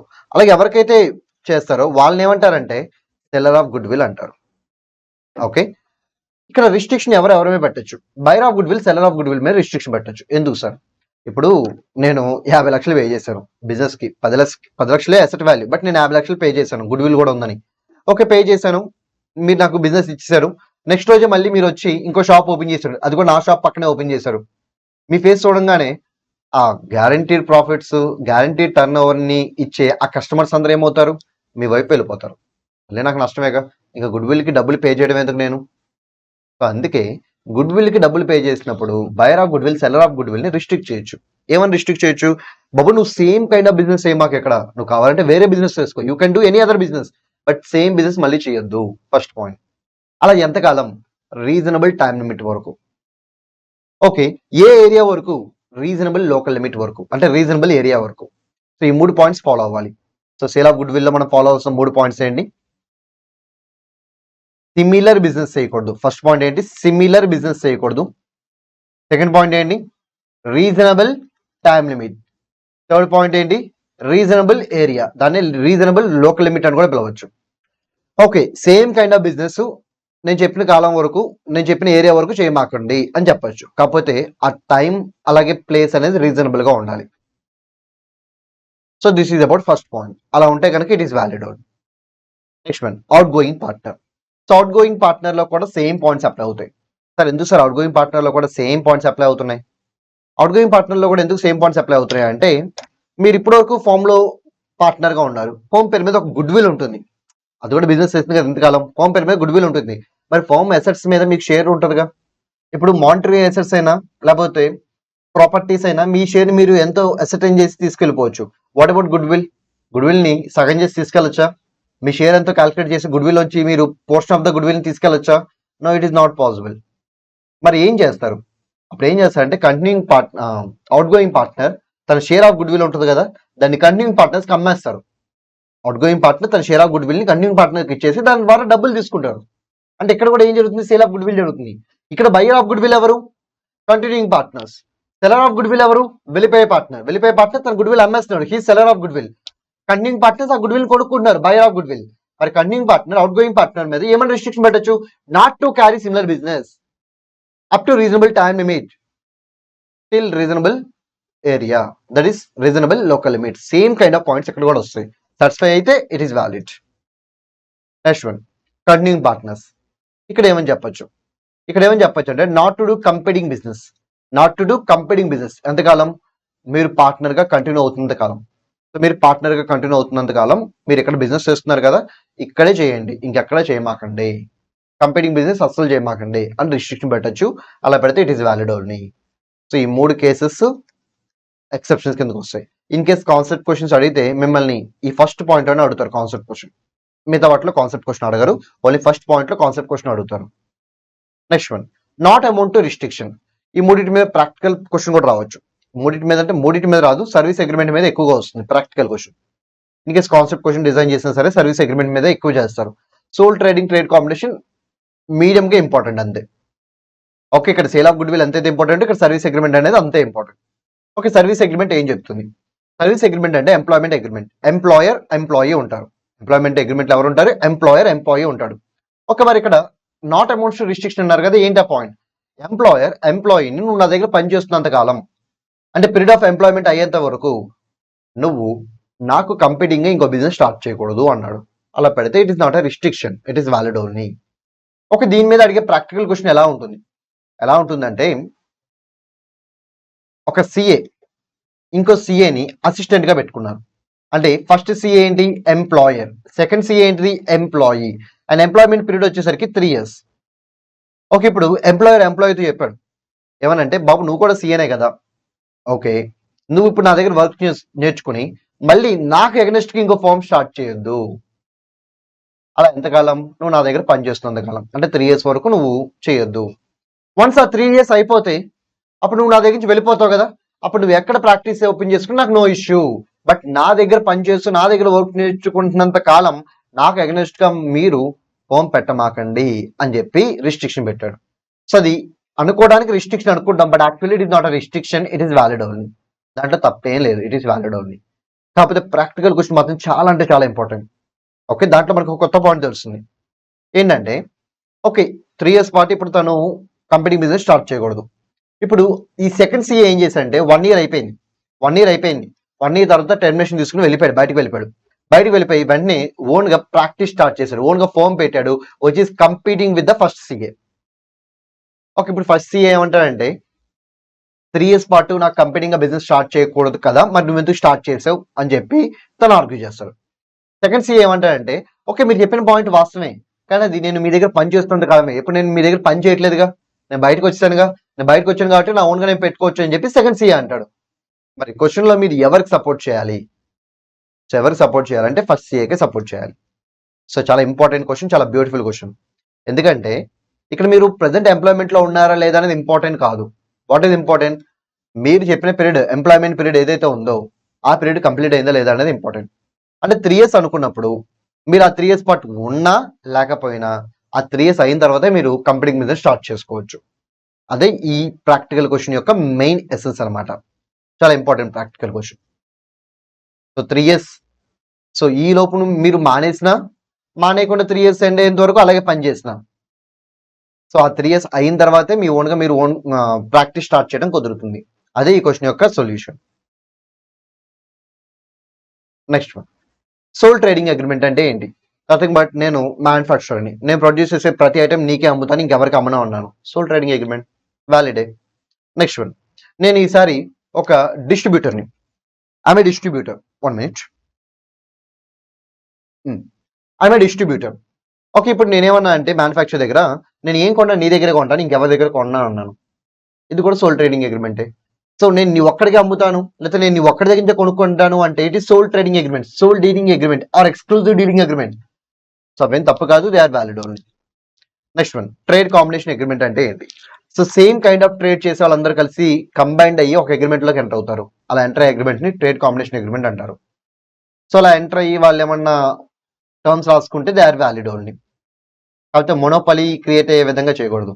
ఫర్ ఎగ్జాంపుల్, ఆటో వాళ్ళందరూ కలిసిపోయి ఒక ఆటో యూనియన్ లో ఫామ్ అయ్యి ఒక అగ్రిమెంట్ లోకి ఎంటర్ అయ్యారు, మినిమం ప్రైస్ 10 rupees చార్జ్ చేయాలని. It is valid, no issue. అలా కాకుండా అందరూ కలిసిపోయి మినిమం ప్రైస్ 1000 rupees చార్జ్ చేయాలి, 1000 ఇవ్వకపోతే అసలు మీరు ఆటోలు నడపమాకండి అంటే అది ప్రజల్ని ఎక్స్ప్లాయిట్ చేయడం అవుతుంది. అప్పుడు ప్రజలు ఇస్తారు, ఎందుకంటే వాళ్ళకి వేరే ఆప్షన్ లేక వాళ్ళు ఏం చేస్తారంటే మోడ్ ఆఫ్ ట్రాన్స్పోర్టేషన్ కోసం డబ్బులు ఇస్తారు, బట్ అది ఎక్స్ప్లాయిటేషన్ అవుతుంది. అలా చేస్తే అది వాయిడ్ అవుతుంది, మోనోపలిస్టిక్ అగ్రిమెంట్ కింద. బట్ ఈ చాప్టర్ లో trade combination agreement valid or void అంటే it is valid only unless it is unreasonable. Okay, now we need to cover exceptions to legal proceedings, nothing but partial restrictions. వీటిని మీరు partial restriction అని పిలవచ్చు, లేదా exceptions అని పిలవచ్చు, ఏదైనా ఓకే. సో ఏంటివి? సో కోర్టుకి వెళ్లకుండా మన మధ్య డిస్ప్యూట్ వస్తే కోర్టుకి వెళ్లకుండా ఒక మీడియేటర్ దగ్గరికి వెళ్దాం, తననే ఆర్బిట్రేటర్ అంటారు. సో కోర్టుకి వెళ్లకుండా ఒక మీడియేటర్ దగ్గరికి వెళ్ళి మనం ప్రాబ్లమ్ ని సాల్వ్ చేసుకుందాం అనుకున్నాం, వ్యాలిడే, తప్పేం కాదు. ఎందుకంటే కంప్లీట్ గా మీ రైట్స్ ని మీరు తొక్కేయట్లేదు. సో మీరు కోర్టుకు వెళ్ళకూడదు అనుకుంటున్నారు, ఇన్స్టెడ్ ఆఫ్ కోర్ట్ మీరు ఆర్బిట్రేటర్ దగ్గరికి వెళ్దాం అనుకుంటున్నారు కదా, your rights are still alive. So it is partial only, it is not complete restriction, it is just partial restriction. So it is valid. But ఇలా చేయాలి అంటే ఇది ఖచ్చితంగా రిటర్న్ ఫార్మాట్ లో ఉండాలి, గుర్తుపెట్టుకోండి. కోర్టుకి వెళ్లకుండా ఆర్బిట్రేటర్ కి వెళ్దాము, ఆర్బిట్రేటర్ దగ్గరికి వెళ్ళి తను చెప్పే డెసిషన్ మనం ఫాలో అవుదాం అనుకున్నప్పుడు అది ఖచ్చితంగా రిటర్న్ లో ఉండాలి, then only it is valid. Next second one, ఇప్పుడు మీరు ట్రై చేయడానికి 2 కోర్ట్స్ ఉన్నాయి. For example, party A from Guntur, party B from Vijayawada. Okay, వీళ్ళిద్దరు ఇప్పుడు కాంట్రాక్ట్ లాగా అంటారు, ఏ అండ్ బి కాంట్రాక్ట్ లాగా అంటారు. ఇప్పుడు డిస్ప్యూట్ వచ్చింది, మరి డిస్ప్యూట్ వస్తే ఏ కోర్టుకి వెళ్ళొచ్చు? గుంటూరు కోర్టుకి వెళ్ళొచ్చు, బికాస్ ఏ అక్కడ ఉంటున్నాడు కాబట్టి. లేకపోతే విజయవాడ కోర్టుకు కూడా వెళ్ళొచ్చు, విజయవాడ కోర్టుకు కూడా వెళ్ళొచ్చు, ఎందుకంటే బి అక్కడ ఉంటున్నాడు కాబట్టి. సో ఇప్పుడు ట్రై చేయడానికి ఎన్ని కోర్ట్స్ ఉన్నాయి? 2 కోర్ట్స్ ఉన్నాయి. కానీ ఇప్పుడు వీళ్ళిద్దరు ఒక అగ్రిమెంట్ లో అంటారు. ఏమైనా అగ్రిమెంట్ లో అంటారంటే ఓకే, మన మధ్య ఏ ప్రాబ్లం వచ్చినా మనం గుంటూరు కోర్టుకి వెళ్దాం, విజయవాడ కోర్టుకి వెళ్ళొద్దు అని. సో ఇక్కడ ఏం చేశారు? ఫస్ట్ కేసులో కోర్టుకి వెళ్ళొద్దు, ఆర్బిట్రేటర్ దగ్గరికి వెళ్దాం అనుకున్నారు. సో కంప్లీట్ గా అయితే కాదు, పార్షల్ రిస్ట్రిక్షన్ అయితే ఉంది, కానీ పార్షల్ గా ఉంది కాబట్టి వ్యాలిడ్. మరి ఇక్కడ ఏంటి? గుంటూరు కోర్టుకే వెళ్దాము, విజయవాడ కోర్టుకి వెళ్ళకూడదు అనుకున్నాం. మరి ఇది కంప్లీట్ గా రిస్ట్రిక్ట్ చేస్తున్నారా, పార్షల్ గా రిస్ట్రిక్ట్ చేస్తున్నారా? పార్షల్ గా. సో ఇది కూడా వ్యాలిడే. Next last exception or last partial restriction, point number 3. So దీంట్లో ఏంటంటే మనం ఒక కోర్టుకి వెళ్దాం నేను వద్దనట్లా కోర్టుకి వెళ్దాం, కానీ ఆ కోర్టు ఇచ్చే డెసిషన్ని మనం ఫాలో అవుదాం. ఆ కోర్టు ఇచ్చే డెసిషన్ని మనం ఛాలెంజ్ చేయకూడదు, అప్పీల్ చేయకూడదు. అంటే దాని యొక్క హయ్యర్ కోర్టుకి వెళ్ళి ఈ కోర్టు మాకు ఫేవరబుల్గా ఇవ్వలేదు, ఈ కోర్టు మాకు అన్యాయం చేసిందని చెప్పి మీరు ఛాలెంజ్ చేయకూడదు అని చెప్పి అనుకున్నారు. అంటే కోర్టుకి వెళ్దాం, కోర్టు ఇచ్చిన డెసిషనే ఫాలో అవుదాం, మీకు ఫేవరబుల్గా ఇచ్చినా మాకు ఫేవరబుల్గా ఇచ్చినా కోర్టు ఇచ్చిన డెసిషనే ఫాలో అవుదాం, బట్ దాన్ని మళ్ళీ ఛాలెంజ్ చేస్తే వేరే కోర్టుకి వెళ్ళకూడదు అని చెప్పి రాసుకున్నారు. ఓకే, ఇక్కడ రిస్ట్రిక్షన్ ఉంది, is it complete? No, partial, అందుకే ఇది కూడా వ్యాలిడే. సో ఈ మూడిట్లో ఉన్నది ఏంటి? పార్షియల్ రిస్ట్రిక్షన్స్, అందుకే ఈ మూడు వ్యాలిడే. సో పార్షియల్ రిస్ట్రిక్షన్స్ అని అడిగినా లేకపోతే ఎక్సెప్షన్స్ అని అడిగినా మీరు ఇదే రాయాలి. కానీ ఇక్కడ కూడా కాన్సెప్ట్ క్వశ్చన్స్ అడుగుతాడు, concept questions or practical questions అడుగుతారు.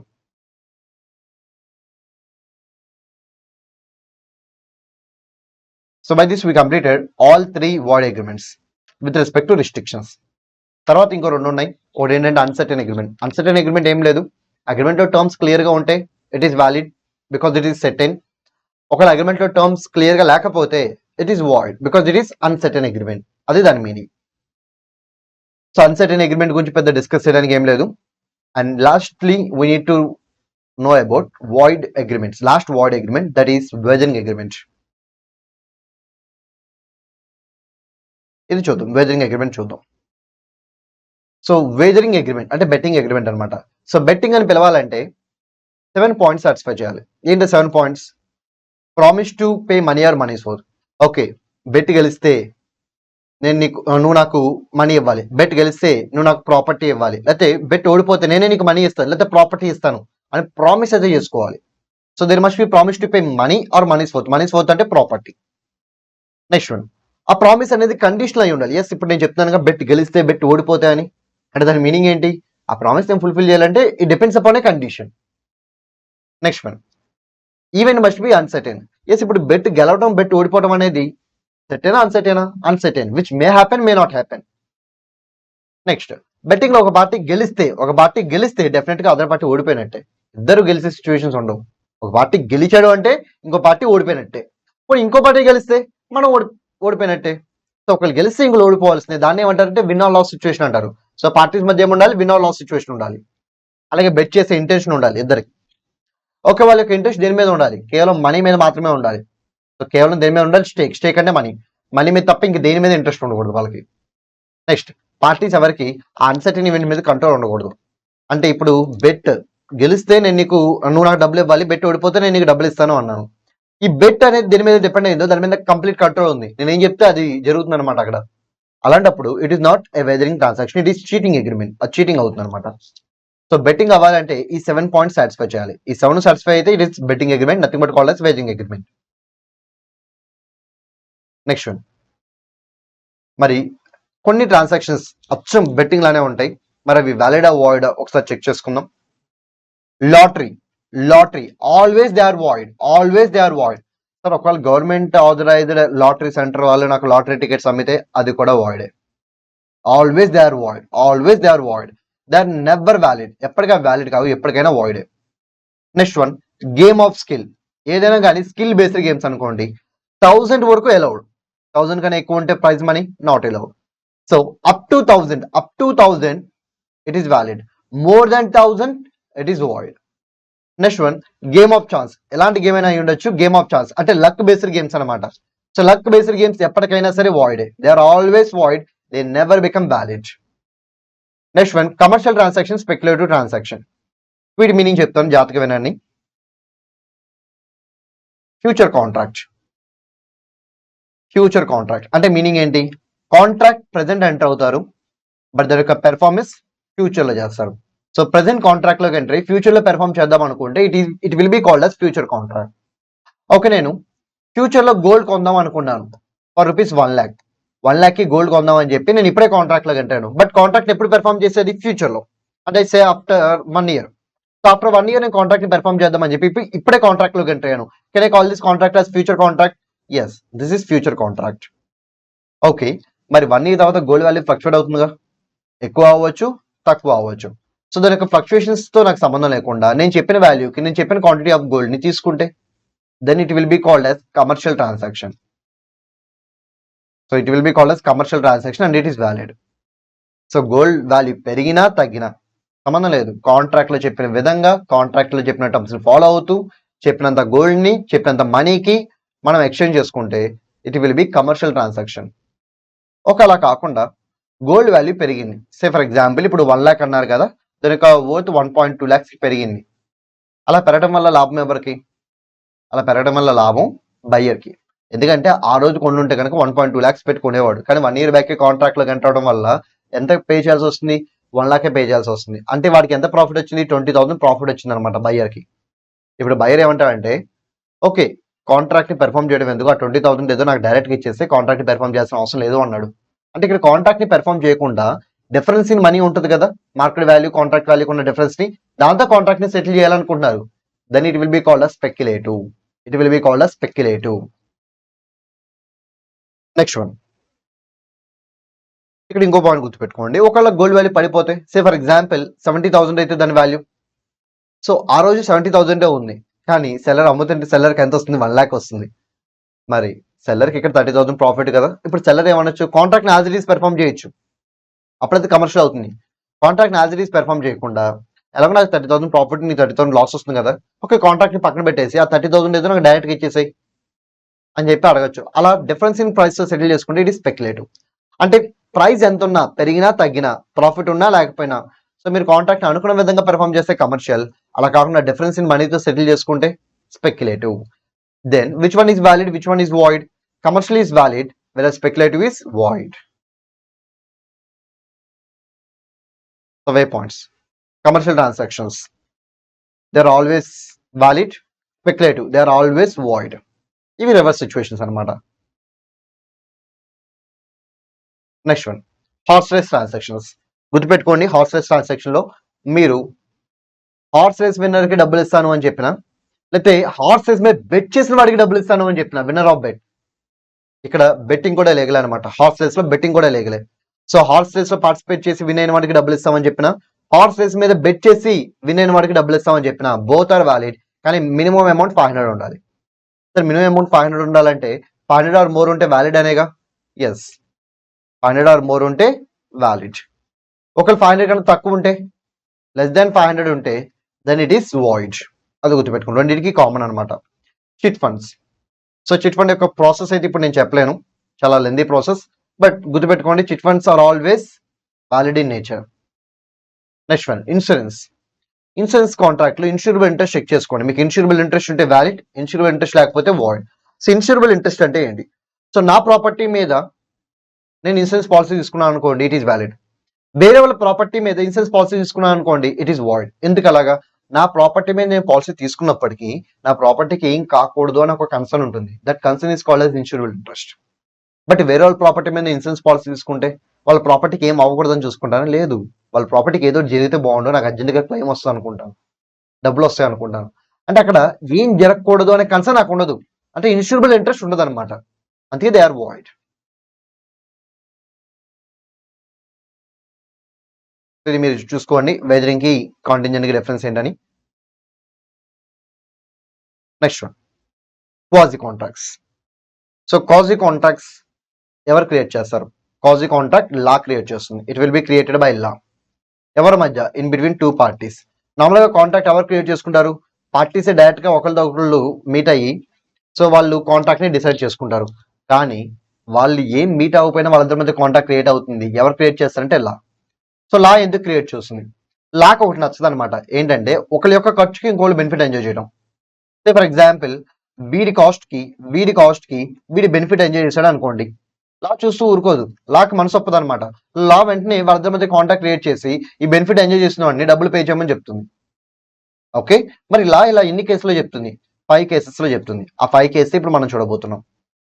అని గుర్తుపెట్టుకోండి, క్వాజీ కాంట్రాక్ట్ లో ఆఫర్ ఉండదు, యాక్సెప్టెన్స్ ఉండదు, కన్సెంట్ ఉండదు, ప్రీ కన్సెంట్ ఉండదు, కన్సిడరేషన్స్ లేకపోయినా పర్లేదు, పార్టీస్ ఇన్కంపిటెంట్ అయినా పర్లేదు, సిచ్యువేషన్ ఏదైనా పర్లేదు. Quasi contracts are always valid because they are created by law. Law create చేస్తుంది కాబట్టి they are always valid. And వాటిని ఎన్ఫోర్స్ చేసుకోవచ్చా?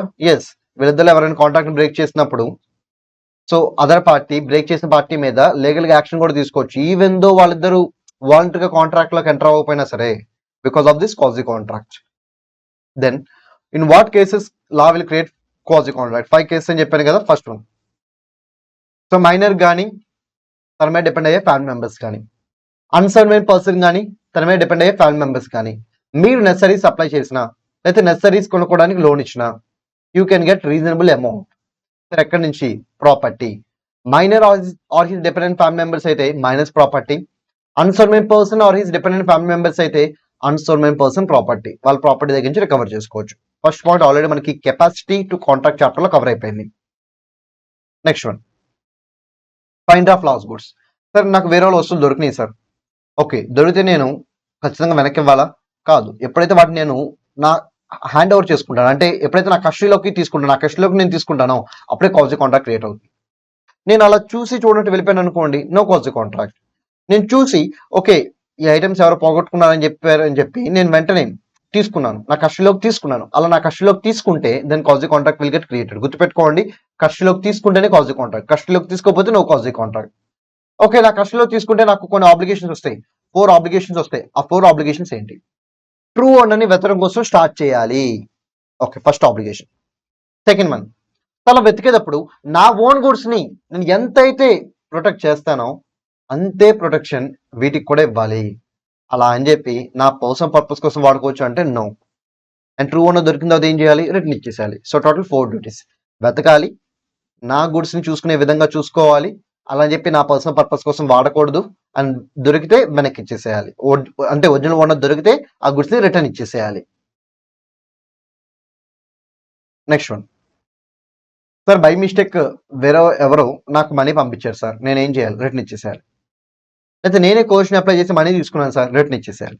మనీ అయినా గుడ్స్ అయినా నాకు బై మిస్టేక్ వచ్చినా లేకపోతే నేనే కోర్స్ని అప్లై చేసి లాక్కున్నా, in both this cases I need to return the money or goods which are taken from the other party. అది 72 అనమాట.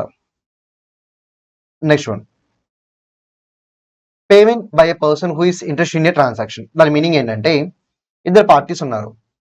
ఫస్ట్ పార్టీకి ఒక ఎక్స్పెన్స్ ఉంది, తను ఇంకా అవ్వాల్సిన ఎక్స్పెన్స్ ఉంది, అవుట్ స్టాండింగ్ ఎక్స్పెన్స్ అనమాట.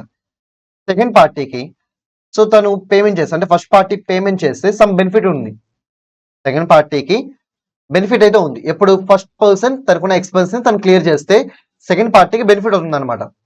అప్పుడు ఏమవుతుందంటే సెకండ్ పార్టీ ఆ పేమెంట్ చేసేయచ్చు. He can make the payment of the expense related to first party చేసి ఫస్ట్ పార్టీ దగ్గర నుంచి ఎంతైతే పే చేసారో అమౌంట్ ని క్లైమ్ చేసుకోవచ్చు అండర్ క్వాజీ కాంట్రాక్ట్.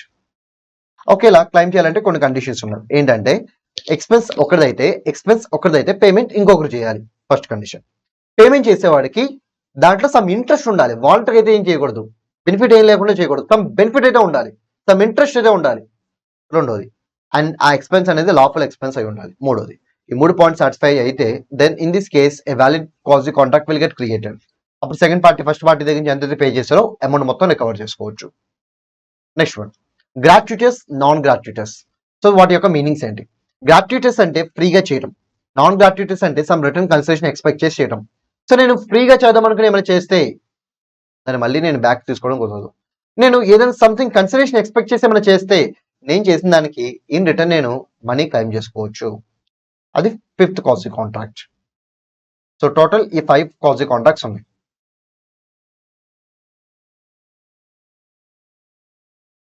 ఆ 5 మనం కవర్ చేసాం. And last one, contingent contract. So first one, దీంట్లో క్వశ్చన్స్ ఎలా అడుగుతారు?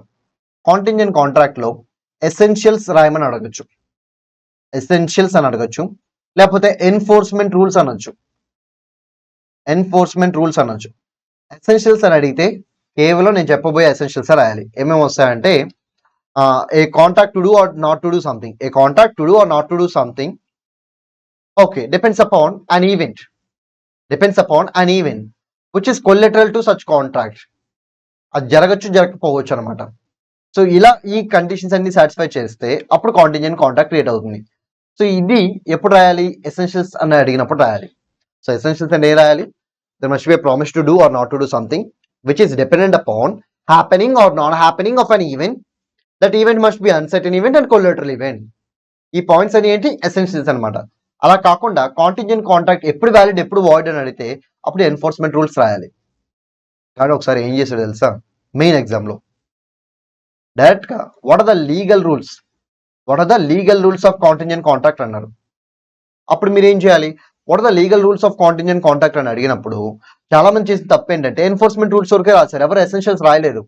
సో అక్కడ ఎన్ఫోర్స్మెంట్ రూల్స్ అని చెప్పి క్లియర్ గా స్పెసిఫై చేయకపోతే you need to right both, essentials రాయాలి, ఎన్ఫోర్స్మెంట్ రూల్స్ కూడా రాయాలి, రెండు రాయాలి. ఎసెన్షియల్స్, ఎన్ఫోర్స్మెంట్ రూల్స్ రెండు రాయాలి మీరు.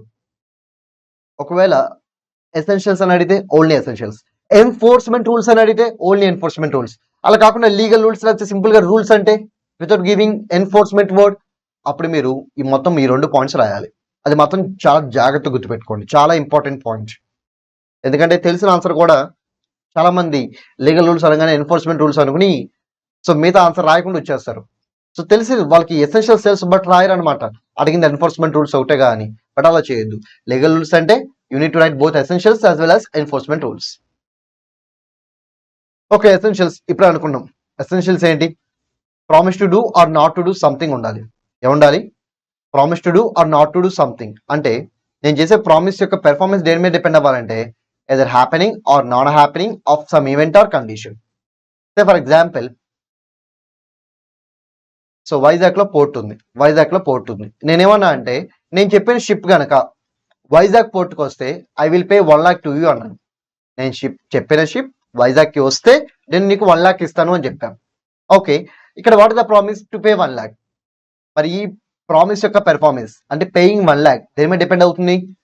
Happening or non happening of some event.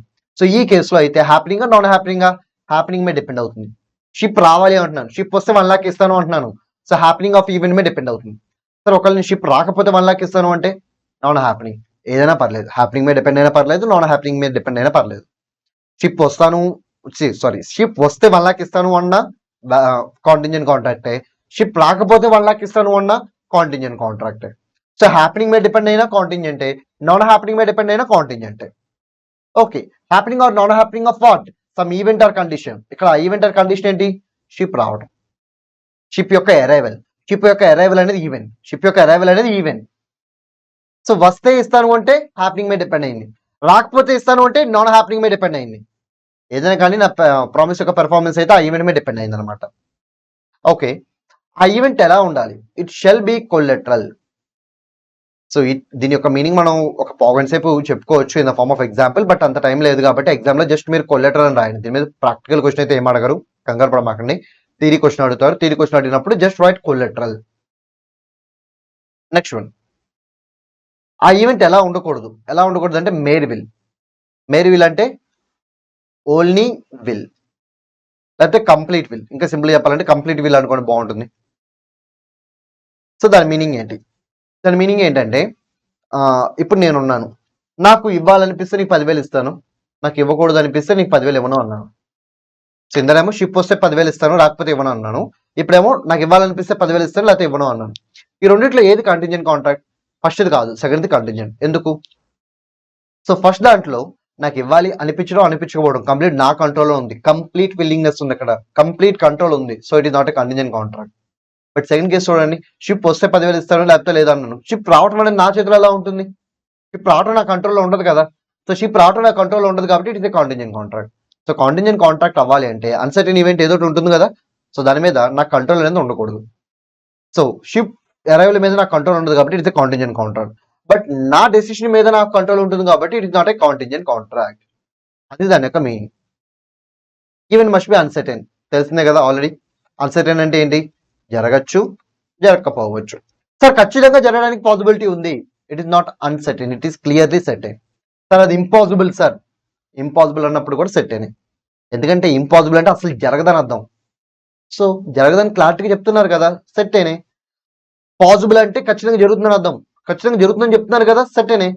But జరగచ్చు, జరగకపోవచ్చు అంటే it may happen or may not happen అంటే it will be called as uncertain. Okay, ఈ పాయింట్స్ అన్ని సాటిస్ఫై అయితే a contingent contract will get created. Essentials అని అడిగితే ఇదే రాయాలి. Next enforcement rules. ఇది చాలా ఈజీ గుర్తుపెట్టుకోవచ్చు. సో ఇందరు షిప్ ఎగ్జాంపుల్ తీసుకున్నాం కదా, షిప్ వస్తే 1 lakh ఇస్తానని. సో అక్కడ అది ఎప్పుడు వ్యాలిడ్ అవుతుంది? షిప్ వస్తే వ్యాలిడ్ అవుతుంది, షిప్ రాకపోతే వాయిడ్. అంటే నేను ఏదైతే కండిషన్ చెప్పానో ఆ కండిషన్ ఫుల్ఫిల్ అయితే వ్యాలిడ్, ఆ కండిషన్ ఫుల్ఫిల్ అవ్వకపోతే వాయిడ్. అదే చూడండి ఇక్కడ షిప్ యొక్క అరైవల్ మీద నేను బెట్ చేశాను. ఇంకా చెప్పాలంటే షిప్ వస్తే డబ్బులు ఇస్తాను అన్నాను, హ్యాపెనింగ్ మీద డిపెండ్ అయింది, జరిగితేనే ఎన్ఫోర్స్ఫుల్. అదర్ కేసు ఏదైనా వాయిడ్, అదే గుర్తుపెట్టుకోండి. అదర్ కేస్ కండిషన్ అంటే కండిషన్ ఫెయిల్ అయిన కేసు ఏదైనా సరే వాయిడే, కండిషన్ ఫుల్ఫిల్ అయిన కేసు ఏదైనా సరే వ్యాలిడే. నేను ఫుల్ఫిల్ అయ్యే కేసు గురించి మాట్లాడతాను, మీరు ఓన్గా ఫుల్ఫిల్ అవ్వని కేసెస్లో వాయిడ్ అని చెప్పి రాయని సరిపోతుంది. సో షిప్ వస్తే డబ్బులు ఇస్తాను అన్నాను, వస్తే వ్యాలిడ్. షిప్ రాకపోతే డబ్బులు ఇస్తాను అన్నాను, రాకపోతేనే valid. Next one, ship certain time limit లోపు వస్తేనే ఇస్తాను అని చెప్పాను, అప్పుడు ఆ సెర్టెన్ టైం లిమిట్ లోపు జరిగితేనే వ్యాలిడ్, వస్తేనే valid. Ship certain time limit లోపు రాకపోతే ఇస్తాను అని చెప్పాను, ఆ సెర్టెన్ టైం లిమిట్ లోపు రాకపోతేనే వ్యాలిడ్. సో ఈ నాలుగిట్లో మీరు అబ్జర్వ్ చేసిన ఏంటిది? Happening, non happening, happening within fixed time, non happening within fixed time. ఏదైనా కానీ చెప్పిన కండిషన్ ఫుల్ఫిల్ అయితే ఎన్ఫోర్సబుల్, అవ్వకపోతే వాయిడ్, అంతే. నెక్స్ట్, ఇంపాసిబుల్ ఈవెంట్ మీద డిపెండ్ అయితే, సార్ ఇంపాసిబుల్ అంటే it is clearly certain, it is clearly certain, it is not uncertain, it is clearly certain. మరి ఈవెంట్ సెర్టెన్ అయితే will it become a contingent contract? No, అది contingent contract కాదు. ఎందుకంటే contingent contract అవ్వాలంటే event అనేది పాసిబులా impossible అనే ఇదిలో ఉండాలి, అంతేకాని ఖచ్చితంగా పాసిబుల్ అంటే నో, ఖచ్చితంగా ఇంపాసిబుల్ అన్నా నో. సో పాసిబుల్ అవ్వచ్చు, ఇంపాసిబుల్ అవ్వచ్చు అన్న రేంజ్ లో ఉంటే అప్పుడు అది అన్సర్టెన్ అవుతుంది. బట్ ఇక్కడ వీరు క్లియర్ చెప్పేస్తున్నారు ఇంపాసిబుల్ అని చెప్పి, ఇట్ ఈస్ నాట్ ఇంపాసిబుల్ అని చెప్పి క్లియర్ చెప్పారు కాబట్టి ఇట్ ఈస్ నాట్ అన్సర్టెన్, అది అన్సర్టెన్ కాదు, ఇట్ ఈస్ క్లియర్లీ సెర్టెన్ కాబట్టి it is not contingent contract. మరి వాట్ అబౌట్ వ్యాలిడిటీ? ఇంపాసిబిలిటీ ఉన్న ఏదైనా సరే వాయిడే కదా, అందుకే never enforceable, it is never enforceable. Next, future conduct of living person అంటారు. ఇక్కడ కూడా ఏం లేదు, కండిషన్ సాటిస్ఫై అయిందా లేదో చెక్ చేయండి, సాటిస్ఫై అయితే వ్యాలిడ్, సాటిస్ఫై అవ్వకపోతే వాయిడ్, అంతే. కాంటింజెంట్ కాంట్రాక్ట్, వేజరింగ్ కాంట్రాక్ట్ ఉన్న డిఫరెన్సెస్ మీరు చూసుకోండి. Okay, by this we completed this chapter.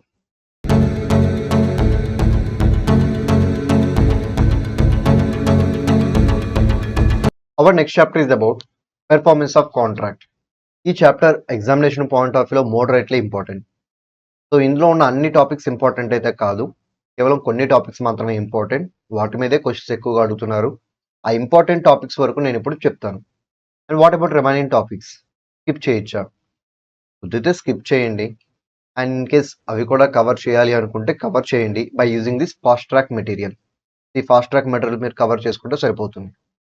But అవైతే అంత ఇంపార్టెంట్ కాదు, ఒకవేళ వచ్చిన 2 or 3 మార్క్స్ వస్తాయి. సో అలా 2 or 3 మార్క్స్ కోసం మీరు ఇంత కంటెంట్ని ఇంత తక్కువ టైంలో ప్రిపేర్ అవ్వటం కష్టం.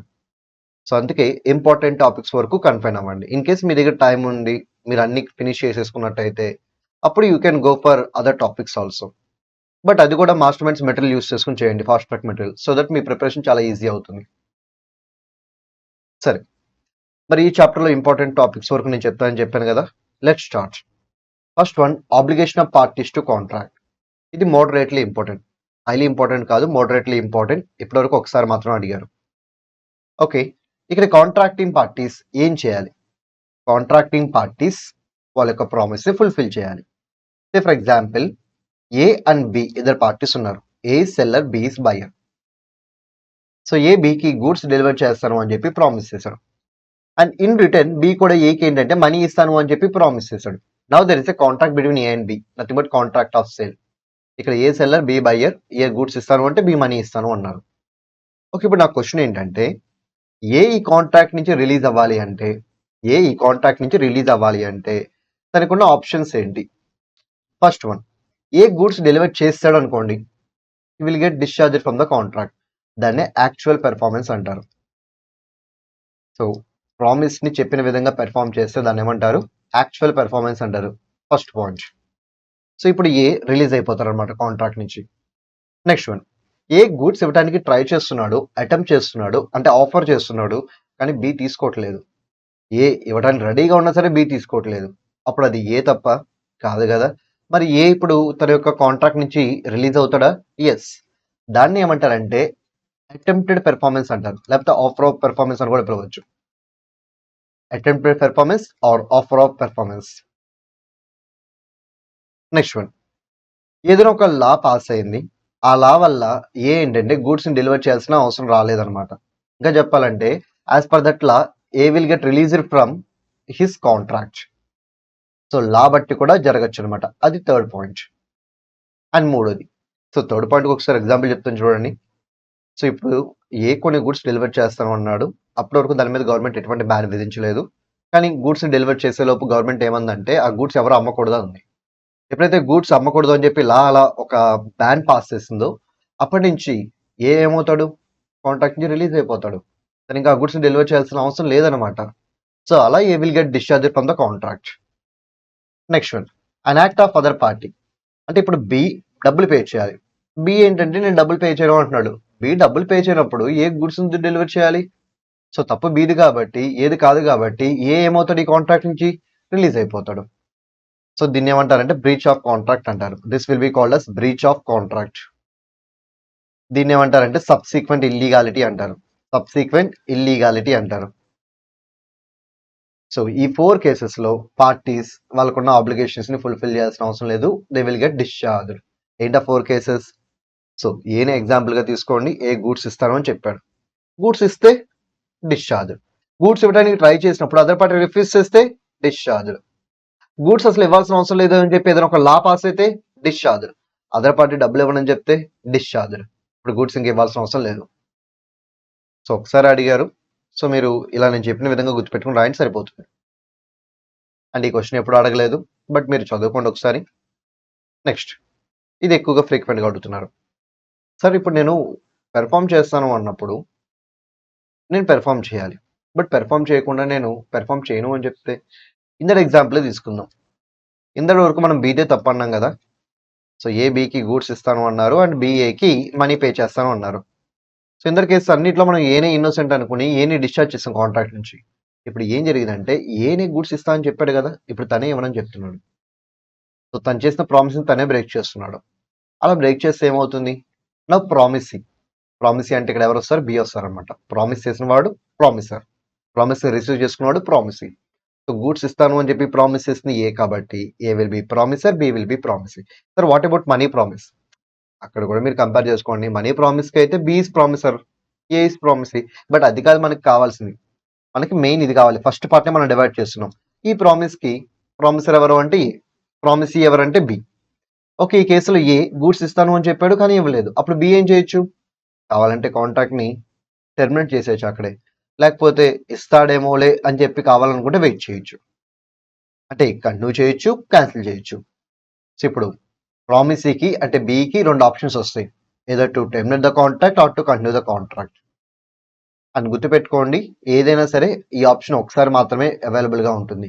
ఒకసారి టెర్మినేట్ చేద్దామని డిసైడ్ చేసుకుంటే మళ్ళీ కంటిన్యూ చేయలేడు. అది గుర్తుపెట్టుకోండి. ఒక ప్రాక్టికల్ క్వశ్చన్లో అడిగారు అనమాట ఇలాగా. సో ఒక సింగర్ ఉంటారు, 6 వీక్స్ పాటు పెర్ఫామ్ చేస్తానని చెప్తారు. 3 వీక్స్ పెర్ఫామ్ చేశారు, 4th వీక్ పెర్ఫామ్ చేయలేదు. కానీ 5th వీక్ ఆ సింగర్ని పెర్ఫామ్ చేయడానికి మేనేజ్మెంట్ వాళ్ళు అగ్రీ చేశారు.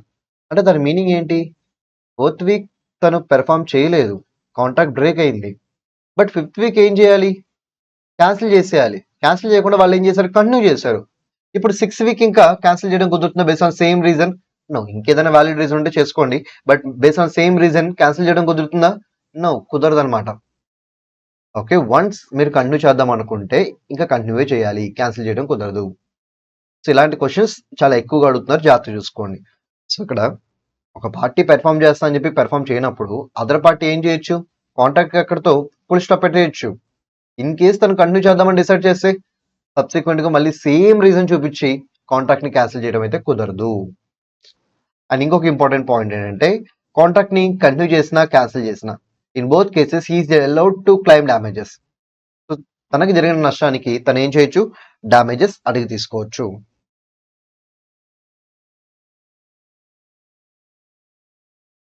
Next one. సో ఇది హైలీ ఇంపార్టెంట్ క్వశ్చన్, మార్క్ చేసుకోండి. Not moderately, it is highly important question. ఇది మోడరేట్లీ ఇంపార్టెంట్ క్వశ్చన్. ఎక్కువ సార్లు ఏం అడగలేదు, చాలా తక్కువ సార్లు అడిగారు. So who can perform the contract? కాంట్రాక్ట్ని ఎవరు పెర్ఫామ్ చేయొచ్చు? గుర్తుపెట్టుకోండి, కాంట్రాక్ట్లో పర్సనల్ స్కిల్ కానీ పర్సనల్ కాన్ఫిడెన్స్ కానీ ఇన్వాల్వ్ అవుతాయి. అంటే తను మాత్రమే చేయాల్సిన కేసు ఏమైనా వస్తే అప్పుడు తను మాత్రమే చేయాలి, ఇంకెవరు చేయకూడదు. ఒకవేళ కాంట్రాక్ట్లో తను మాత్రమే చేయాలి అని చెప్పి ఏమన్నా ముందుగానే అగ్రీ చేస్తే అప్పుడు కూడా తను మాత్రమే చేయాలి, ఇంకెవరూ చేయకూడదు. అంటే టూ కేసెస్లో కాంట్రాక్ట్ని ఎవరు పెర్ఫామ్ చేయాలి? కాంట్రాక్టింగ్ పార్టీయే పెర్ఫామ్ చేయాలి, ప్రామిసర్ పెర్ఫామ్ చేయాలి. Say for example A B కోసం ఒక ప్రామిస్ చేశాడు. ఈ ప్రామిస్ అనేది ఏ యొక్క స్కిల్ మీద డిపెండ్ అయి ఉంది, లేకపోతే ఏ యొక్క కాన్ఫిడెన్స్ మీద డిపెండ్ అయి ఉంది, లేకపోతే ఏ మాత్రమే చేయాలని చెప్పి అగ్రిమెంట్లో క్లియర్గా మెన్షన్ చేశారు. చెప్పండి, ఈ 3 కేసెస్లో ఎవరు పెర్ఫామ్ చేయాలి? Only A, that is only promissory. అది దాని మీనింగ్. పర్సనల్ స్కిల్ ఉన్న ఫస్ట్ పాయింట్, పర్సనల్ కాన్ఫిడెన్స్ ఉన్న సెకండ్ పాయింట్, అగ్రిమెంట్లో ప్రామిసర్ మాత్రమే చేయాలని రాసున్న థర్డ్ పాయింట్. ఈ మూడిట్లోనూ ఎవరు పెర్ఫామ్ చేయాలి? ప్రామిసర్ మాత్రమే చేయాలి. సరే, ఒకవేళ అలా ఏమి లేకపోతే, పర్సనల్ స్కిల్ ఇన్వాల్వ్ అవ్వలేదు, పర్సనల్ కాన్ఫిడెన్స్ లేదు, అగ్రిమెంట్లో ప్రామిసర్ మాత్రమే చేయాలని ఎటువంటి రూల్ లేదు, అప్పుడు ఎవరు చేయొచ్చు? ప్రామిసర్ చేయొచ్చు, లేకపోతే తన యొక్క ఏజెంట్ ద్వారా చేయించవచ్చు. ఒకవేళ ప్రామిసర్ చనిపోతే లీగల్ హెయిర్స్ చేయొచ్చు. ఒకవేళ ప్రామిసర్ ఒకరు కాదు, మల్టిపుల్ పీపుల్ అయితే ఆ మల్టిపుల్ పీపుల్ ఎవరైనా చేయొచ్చు. అంటే సే ఫర్ ఎగ్జాంపుల్ ఏబిసి ముగ్గురు కలిసి ఒక 9,000 ఎక్స్కి ఇస్తాను అని చెప్పారు. నా who can pay 9,000? Any one of the party. A pay చేయొచ్చు, బి పే చేయొచ్చు, సి కూడా పే చేయొచ్చు. నెక్స్ట్ వన్, మరి what about third party? Third party చేయొచ్చా? నో, చేయకూడదు. ఇక్కడ ఇది ఇంపార్టెంట్ పాయింట్. దీని మీద ప్రాక్టికల్ క్వశ్చన్ అడుగుతున్నాడు. ఇది మాత్రం రెపిటేటివ్గా అడుగుతున్నాడు. ఇది క్వశ్చన్ వరకు అయితే చాలా రేర్గా అడిగారు, కానీ ఈ ఫోర్త్ పాయింట్ మీద అయితే క్వశ్చన్స్, ప్రాక్టికల్ క్వశ్చన్స్ రెపిటేటివ్గా అడుగుతున్నారు. సో ఒక క్వశ్చన్ ఉంది, అది ఎలా ఉంటుందంటే,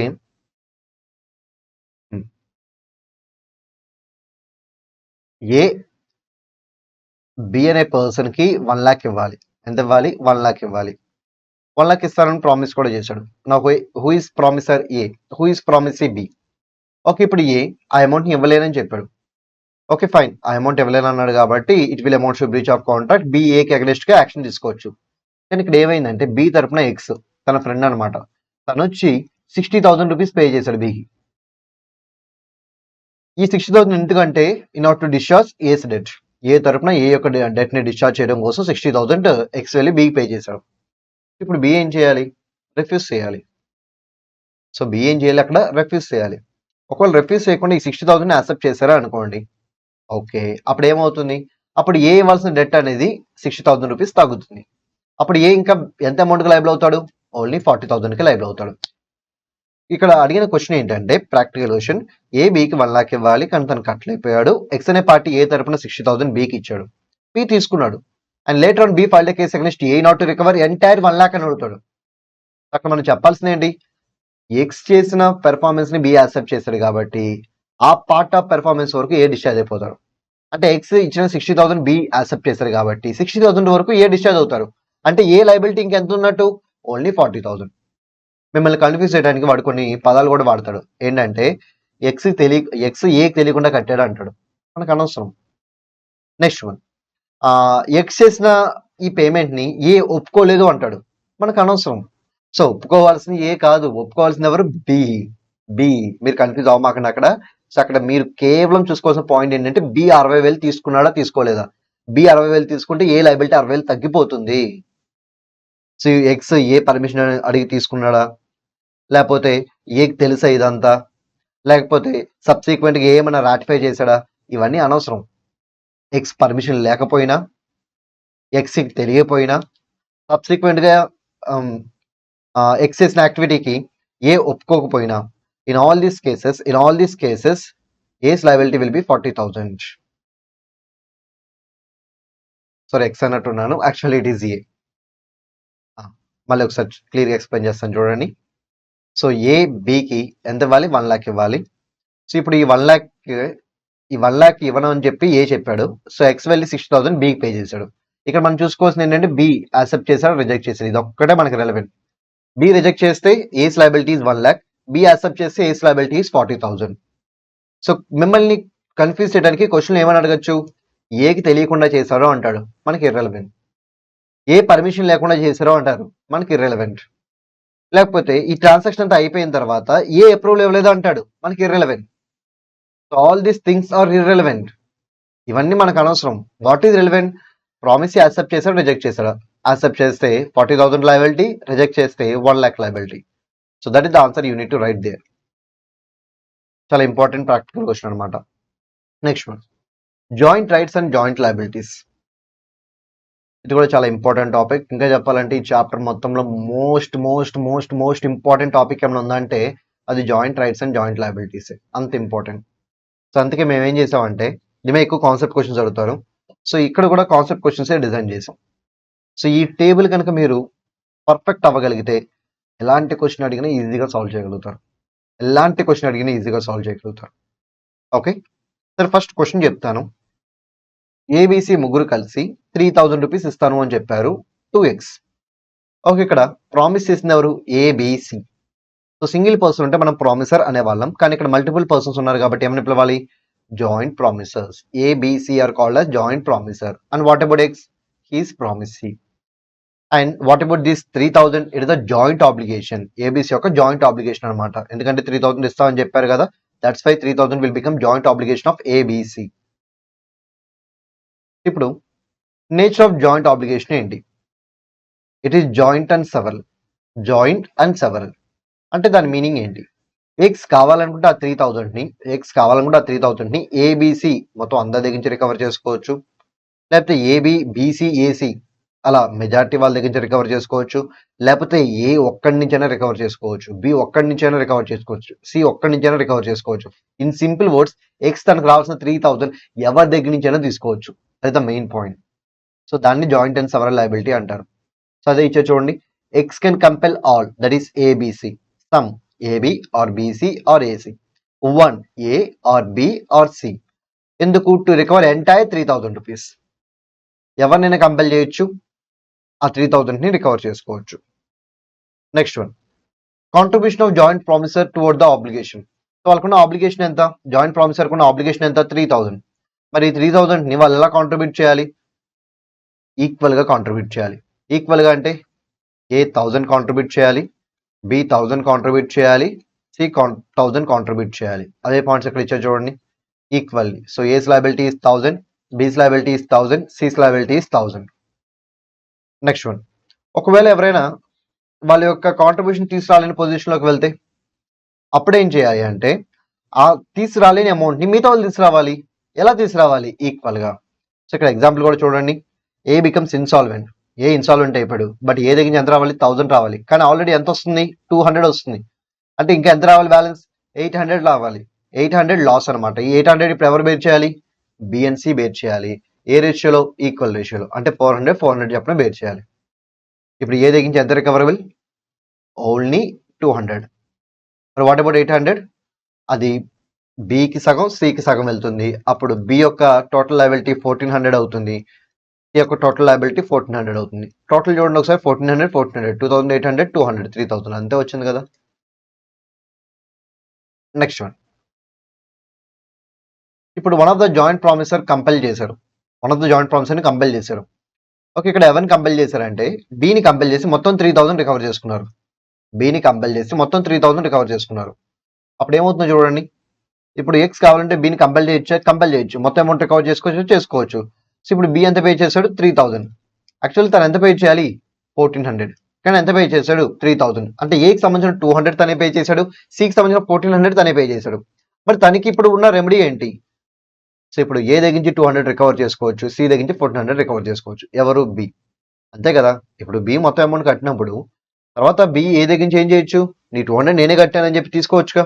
అలాగే సి దగ్గర నుంచి కూడా నీ 1400 నేనే కట్టానని చెప్పి వాడి దగ్గర కూడా తీసుకోవచ్చుగా. That's why in this case B is liable to pay 3000 to X. B is liable to pay 3000 to X. Okay, then what about right? B is entitled to get 200 from A, 1400 from C.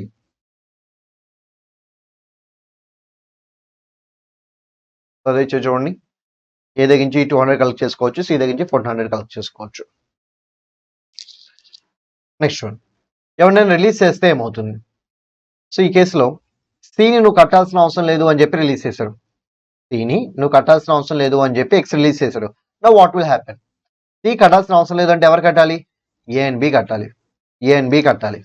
Okay, A ఎక్కడి నుంచైనా ఎంత తీసుకురాగలడు? 200 తీసుకురాగలడు, ఎందుకంటే తను insolvent కాబట్టి. అప్పుడు B ఏం చేయాలి? Balance 2800 తీసుకురావాలి. సో టోటల్ 3000 రూపీస్ కట్టేసేయాలి. తర్వాత ఏ ఇవ్వాల్సిన అమౌంట్ ఏ ఇచ్చేసాడు, అయిపోయింది. బట్ బి 1400 ఇవ్వాల్సిన చోట 2800 ఇచ్చాడు. అంటే ఇప్పుడు బి ఏం చేయొచ్చు? ఎక్స్ట్రా కట్టిన 1400 ఆన్ బిహాఫ్ ఆఫ్ సి అది రికవర్ చేసుకోవచ్చు ఫ్రమ్ సి. అదే చూడండి, ఫ్రమ్ సి రికవర్ చేసుకోవచ్చు. So by this we completed rules regarding joint obligation. Joint rights. So joint రైట్స్లో అయితే మీకు పెద్ద ప్రాబ్లం ఉండదు. అంటే ఇక్కడ పాయింట్ ఎలా వస్తుంది అంటే ఈసారి ఎక్స్ అనే పార్టీ 3000 ఇస్తాను అన్నాడు టు ఏబిసి కంబైన్లీ. ఇక్కడ ఎక్స్ అనేవాడు ప్రామిసర్ అవుతాడు, ఏబిసి అనేవాళ్ళు ప్రామిసెస్. ఎటువంటి ప్రామిసెస్? జాయింట్ ప్రామిసెస్ అనమాట. ఓకే, ఈ కేసులో who can demand that 3000? So ఇక్కడ వాళ్ళ యొక్క రైట్స్ జాయింట్ అండ్ సవరల్ కాదు, కేవలం జాయింట్ మాత్రమే. అంటే దాని మీనింగ్ ఏంటంటే ఏబిసి కలిపి మాత్రమే అడగాలి. ఏ ఒక్కడే వీళ్ళు అడగడానికి వీల్లేదు 3000, బి ఒక్కడే వీళ్ళు అడగడానికి వీల్లేదు, సి ఒక్కడే వీళ్ళు అడగడానికి వీల్లేదు. కొన్ని మెజారిటీ పీపుల్ వీళ్ళు అడగచ్చు అంటే అది లేదు. ఏబిసి ముగ్గురు ఉంటేనే they can demand 3000. They rights are only joint in nature, they are not several in nature. అది main point.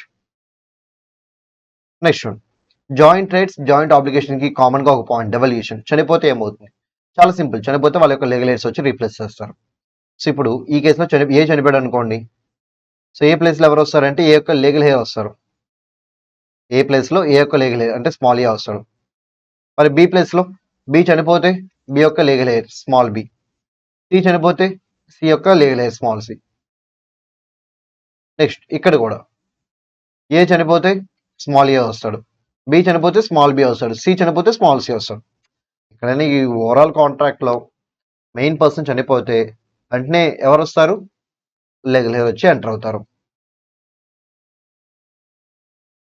So time and place of performance important కాదు, ఎప్పుడు అడగలేదు.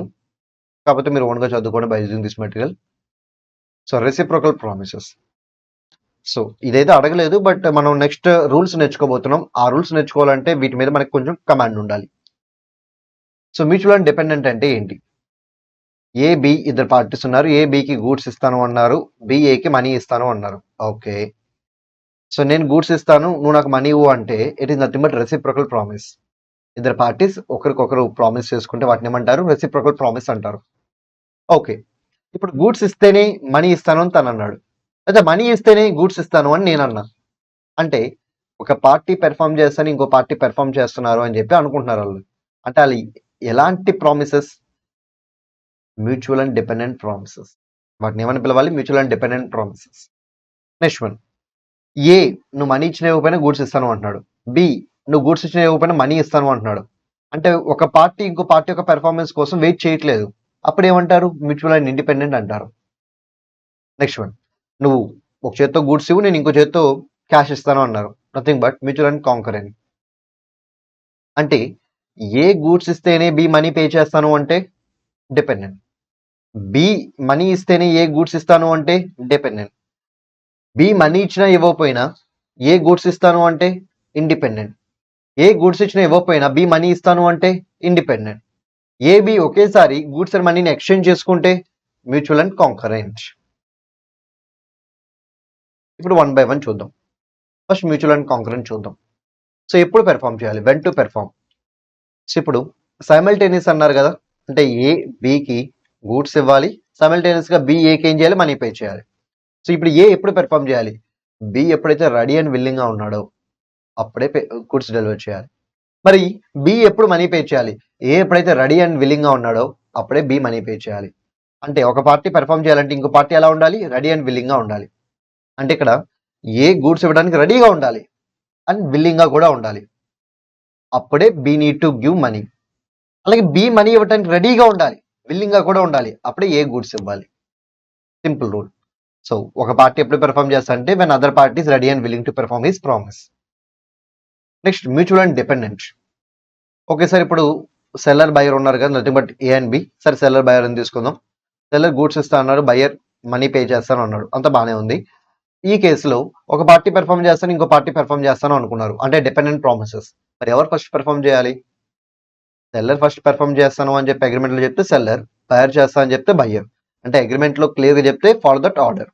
ఒకవేళ అగ్రిమెంట్ లో చెప్పబోతే as per nature of transaction మీరు order of performance decide చేసుకోవచ్చు. For example credit transaction అనుకోండి, వెంటనే మనకు అర్థమైపోతుంది క్రెడిట్ ట్రాన్సాక్షన్ అంటే ఫస్ట్ ఏం చేస్తారు? గూడ్స్ డెలివర్ చేస్తారు, ఆ తర్వాత డబ్బులు తీసుకుంటారు. ఇక్కడ అగ్రిమెంట్ లో చెప్పకపోయినా పర్లేదు, ఆటోమేటిక్ గా మీనింగ్ వచ్చేస్తుంది అనమాట. సో ఆల్రెడీ అగ్రిమెంట్ లో క్లియర్ గా చెప్తే అగ్రిమెంట్ లో ఫాలో అవ్వండి ఆర్డర్. అగ్రిమెంట్ లో చెప్పకపోతే as per nature of transaction వెళ్ళండి. నెక్స్ట్ వన్, మరి ఇదే కేసులో ఫర్ ఎగ్జాంపుల్ సెల్లర్ గూడ్స్ ఇవ్వాలి, సెల్లర్ గూడ్స్ ఇస్తేనే బయ్యర్ మనీ ఇస్తానన్నాడు. అంటే సెల్లర్ ఫస్ట్ పెర్ఫామ్ చేయాలి, బయర్ నెక్స్ట్ పెర్ఫామ్ చేయాలి. ఓకే, ఇప్పుడు ఫస్ట్ పెర్ఫామ్ చేసిన పార్టీ పెర్ఫామ్ చేయకపోతే సెకండ్ పెర్ఫామ్ చేయాల్సిన పార్టీ చేయాల్సిన అవసరం లేదు. అదే పాయింట్. అలాగే సెకండ్ పెర్ఫామ్ చేయాల్సిన పార్టీ డ్యామేజెస్ కూడా అడిగి తీసుకోవచ్చు. ఎందుకంటే ఇప్పుడు సెల్లర్ గూడ్స్ ఇస్తేనే బయర్ మనీ పే చేయాలి. సెల్లర్ గూడ్స్ ఇవ్వలేదు, బయర్ ఏం చేయాలి? మనీ ఇవ్వాల్సిన అవసరం లేదు. అండ్ మోర్ ఓవర్ గూడ్స్ ఇవ్వనందుకు డ్యామేజ్ అడిగి తీసుకోవచ్చు. కాంట్రాక్ట్ ని విత్ ఇన్ ఫిక్స్డ్ టైం లోపు పెర్ఫామ్ చేయకపోతే ఏమవుతుంది? చెప్పిన టైం లోపు కాంట్రాక్ట్ ని పెర్ఫామ్ చేయకపోతే ఏమవుతుంది? సో డైరెక్ట్ మీరు వాయిడబుల్ అనొద్దు. ఇక్కడ టైం అనేది ఇంపార్టెంటా కాదో చెక్ చేయండి. టైం ఇంపార్టెంట్ అయితే వాయిడబుల్, టైం ఇంపార్టెంట్ కాకపోతే నాట్ వాయిడబుల్. టైం ఇంపార్టెంటా కాదా మనకు ఎలా తెలుస్తుంది? అక్కడ క్లియర్గా అగ్రిమెంట్లో చెప్తారు, ఇక్కడ టైం ఇంపార్టెంట్ లేకపోతే ఇంపార్టెంట్ కాదు అని. అలా చెప్తే అదే ఫాలో అవ్వండి. ఇన్ కేస్ ఏం చెప్పబోతే గుర్తుపెట్టుకోండి, డెలివరీ ఆఫ్ గూడ్స్ లో మాత్రమే time is important.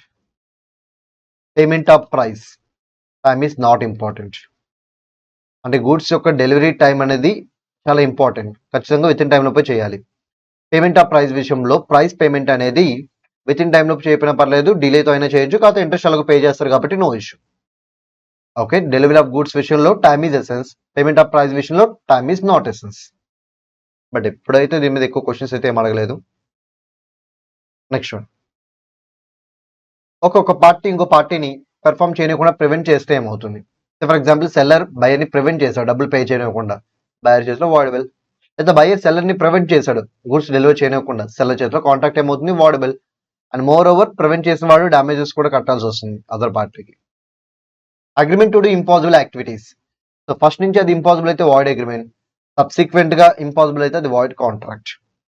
So from the beginning it is impossible అయితే వాయిడ్ అగ్రిమెంట్, ఇనీషియల్ గా అది పాసిబుల్, సబ్సిక్వెంట్ గా ఇంపాసిబుల్ అయింది, void contract. Next one, legal illegal activities రెండు చేస్తాను అంటే ఏమవుతుంది? అవి సపరబులా కాదా చెక్ చేసుకోండి. ఇన్ కేస్ సపరబుల్ అయితే లీగల్ పార్ట్ వరకు వ్యాలిడే, ఇల్లీగల్ పార్ట్ వరకు వాయిడ్, ఎందుకంటే సపరేట్ చేయడం కుదురుతుంది కాబట్టి. ఒకవేళ సపరేట్ చేయడం కుదరకపోతే అప్పుడు entire agreement will be treated as void. Next one, ఈసారి లీగల్ ఆర్ ఇల్లీగల్ ఏదైనా ఒకటే చేస్తాను అన్నాడు. So if he opts for legal act, it is valid. If he opts for illegal act, then it is void. That's it. Let's move on to next chapter, that is discharge of contract.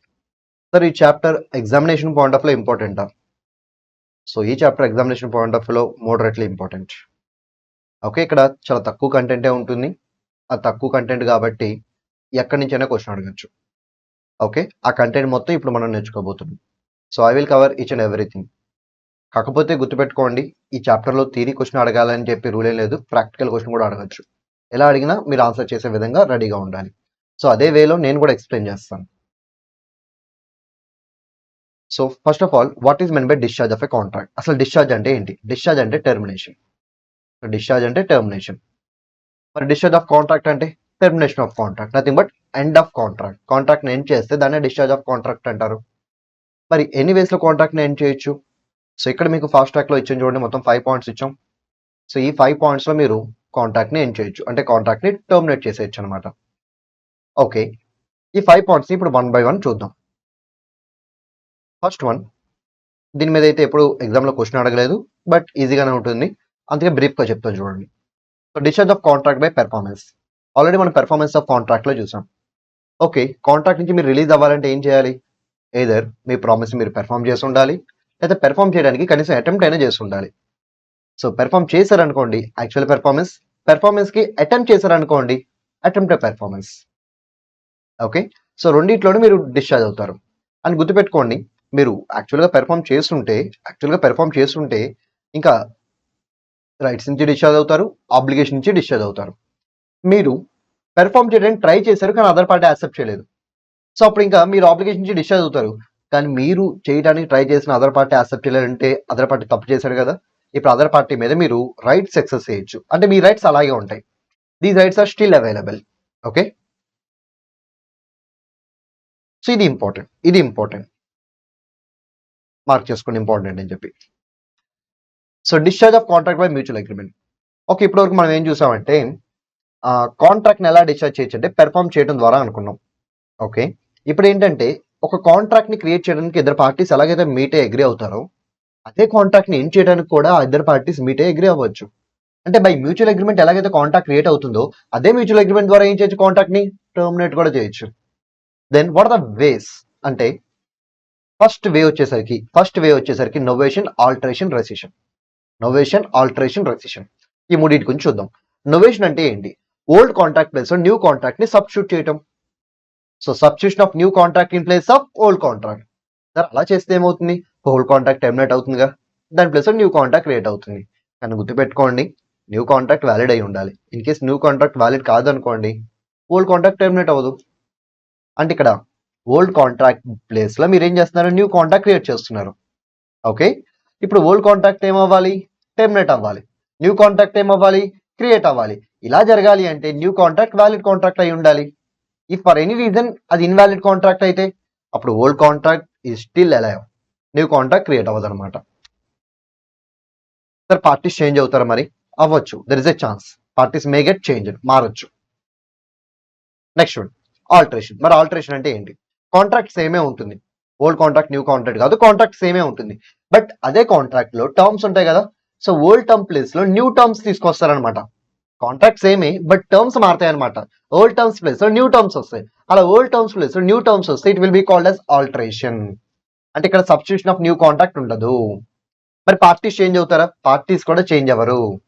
ఇక్కడ ఏం change అవుతుంది? Just terms మాత్రమే change అవుతాయి. నా what will be the effect? Old terms discharge అవుతాయి, new terms valid అవుతాయి. That is the meaning of alteration. Next recession. ఈసారి substitution లేదు, టర్మ్స్ మార్చడం లేదు, మొత్తానికి అసలు ఉన్న కాంట్రాక్ట్ ని కంప్లీట్ గా క్లోజ్ చేస్తారు. It will be called as recession. ఇక్కడ ఎటువంటి న్యూ కాంట్రాక్ట్ క్రియేట్ అవుతుంది, ఎటువంటి న్యూ టర్మ్స్ కూడా రావన్నమాట. కంప్లీట్ గా కాంట్రాక్ట్ క్యాన్సిల్ అయిపోతుంది. Next one, second way. By mutual agreement లో ఫస్ట్ వే అయిపోయింది. ఏంటా first way? Novation, alteration, rescission. Second way ఏంటంటే బై రెమిషన్. సెకండ్ వే ఏంటి? By remission. సార్ రెమిషన్ అంటే ఏంటి?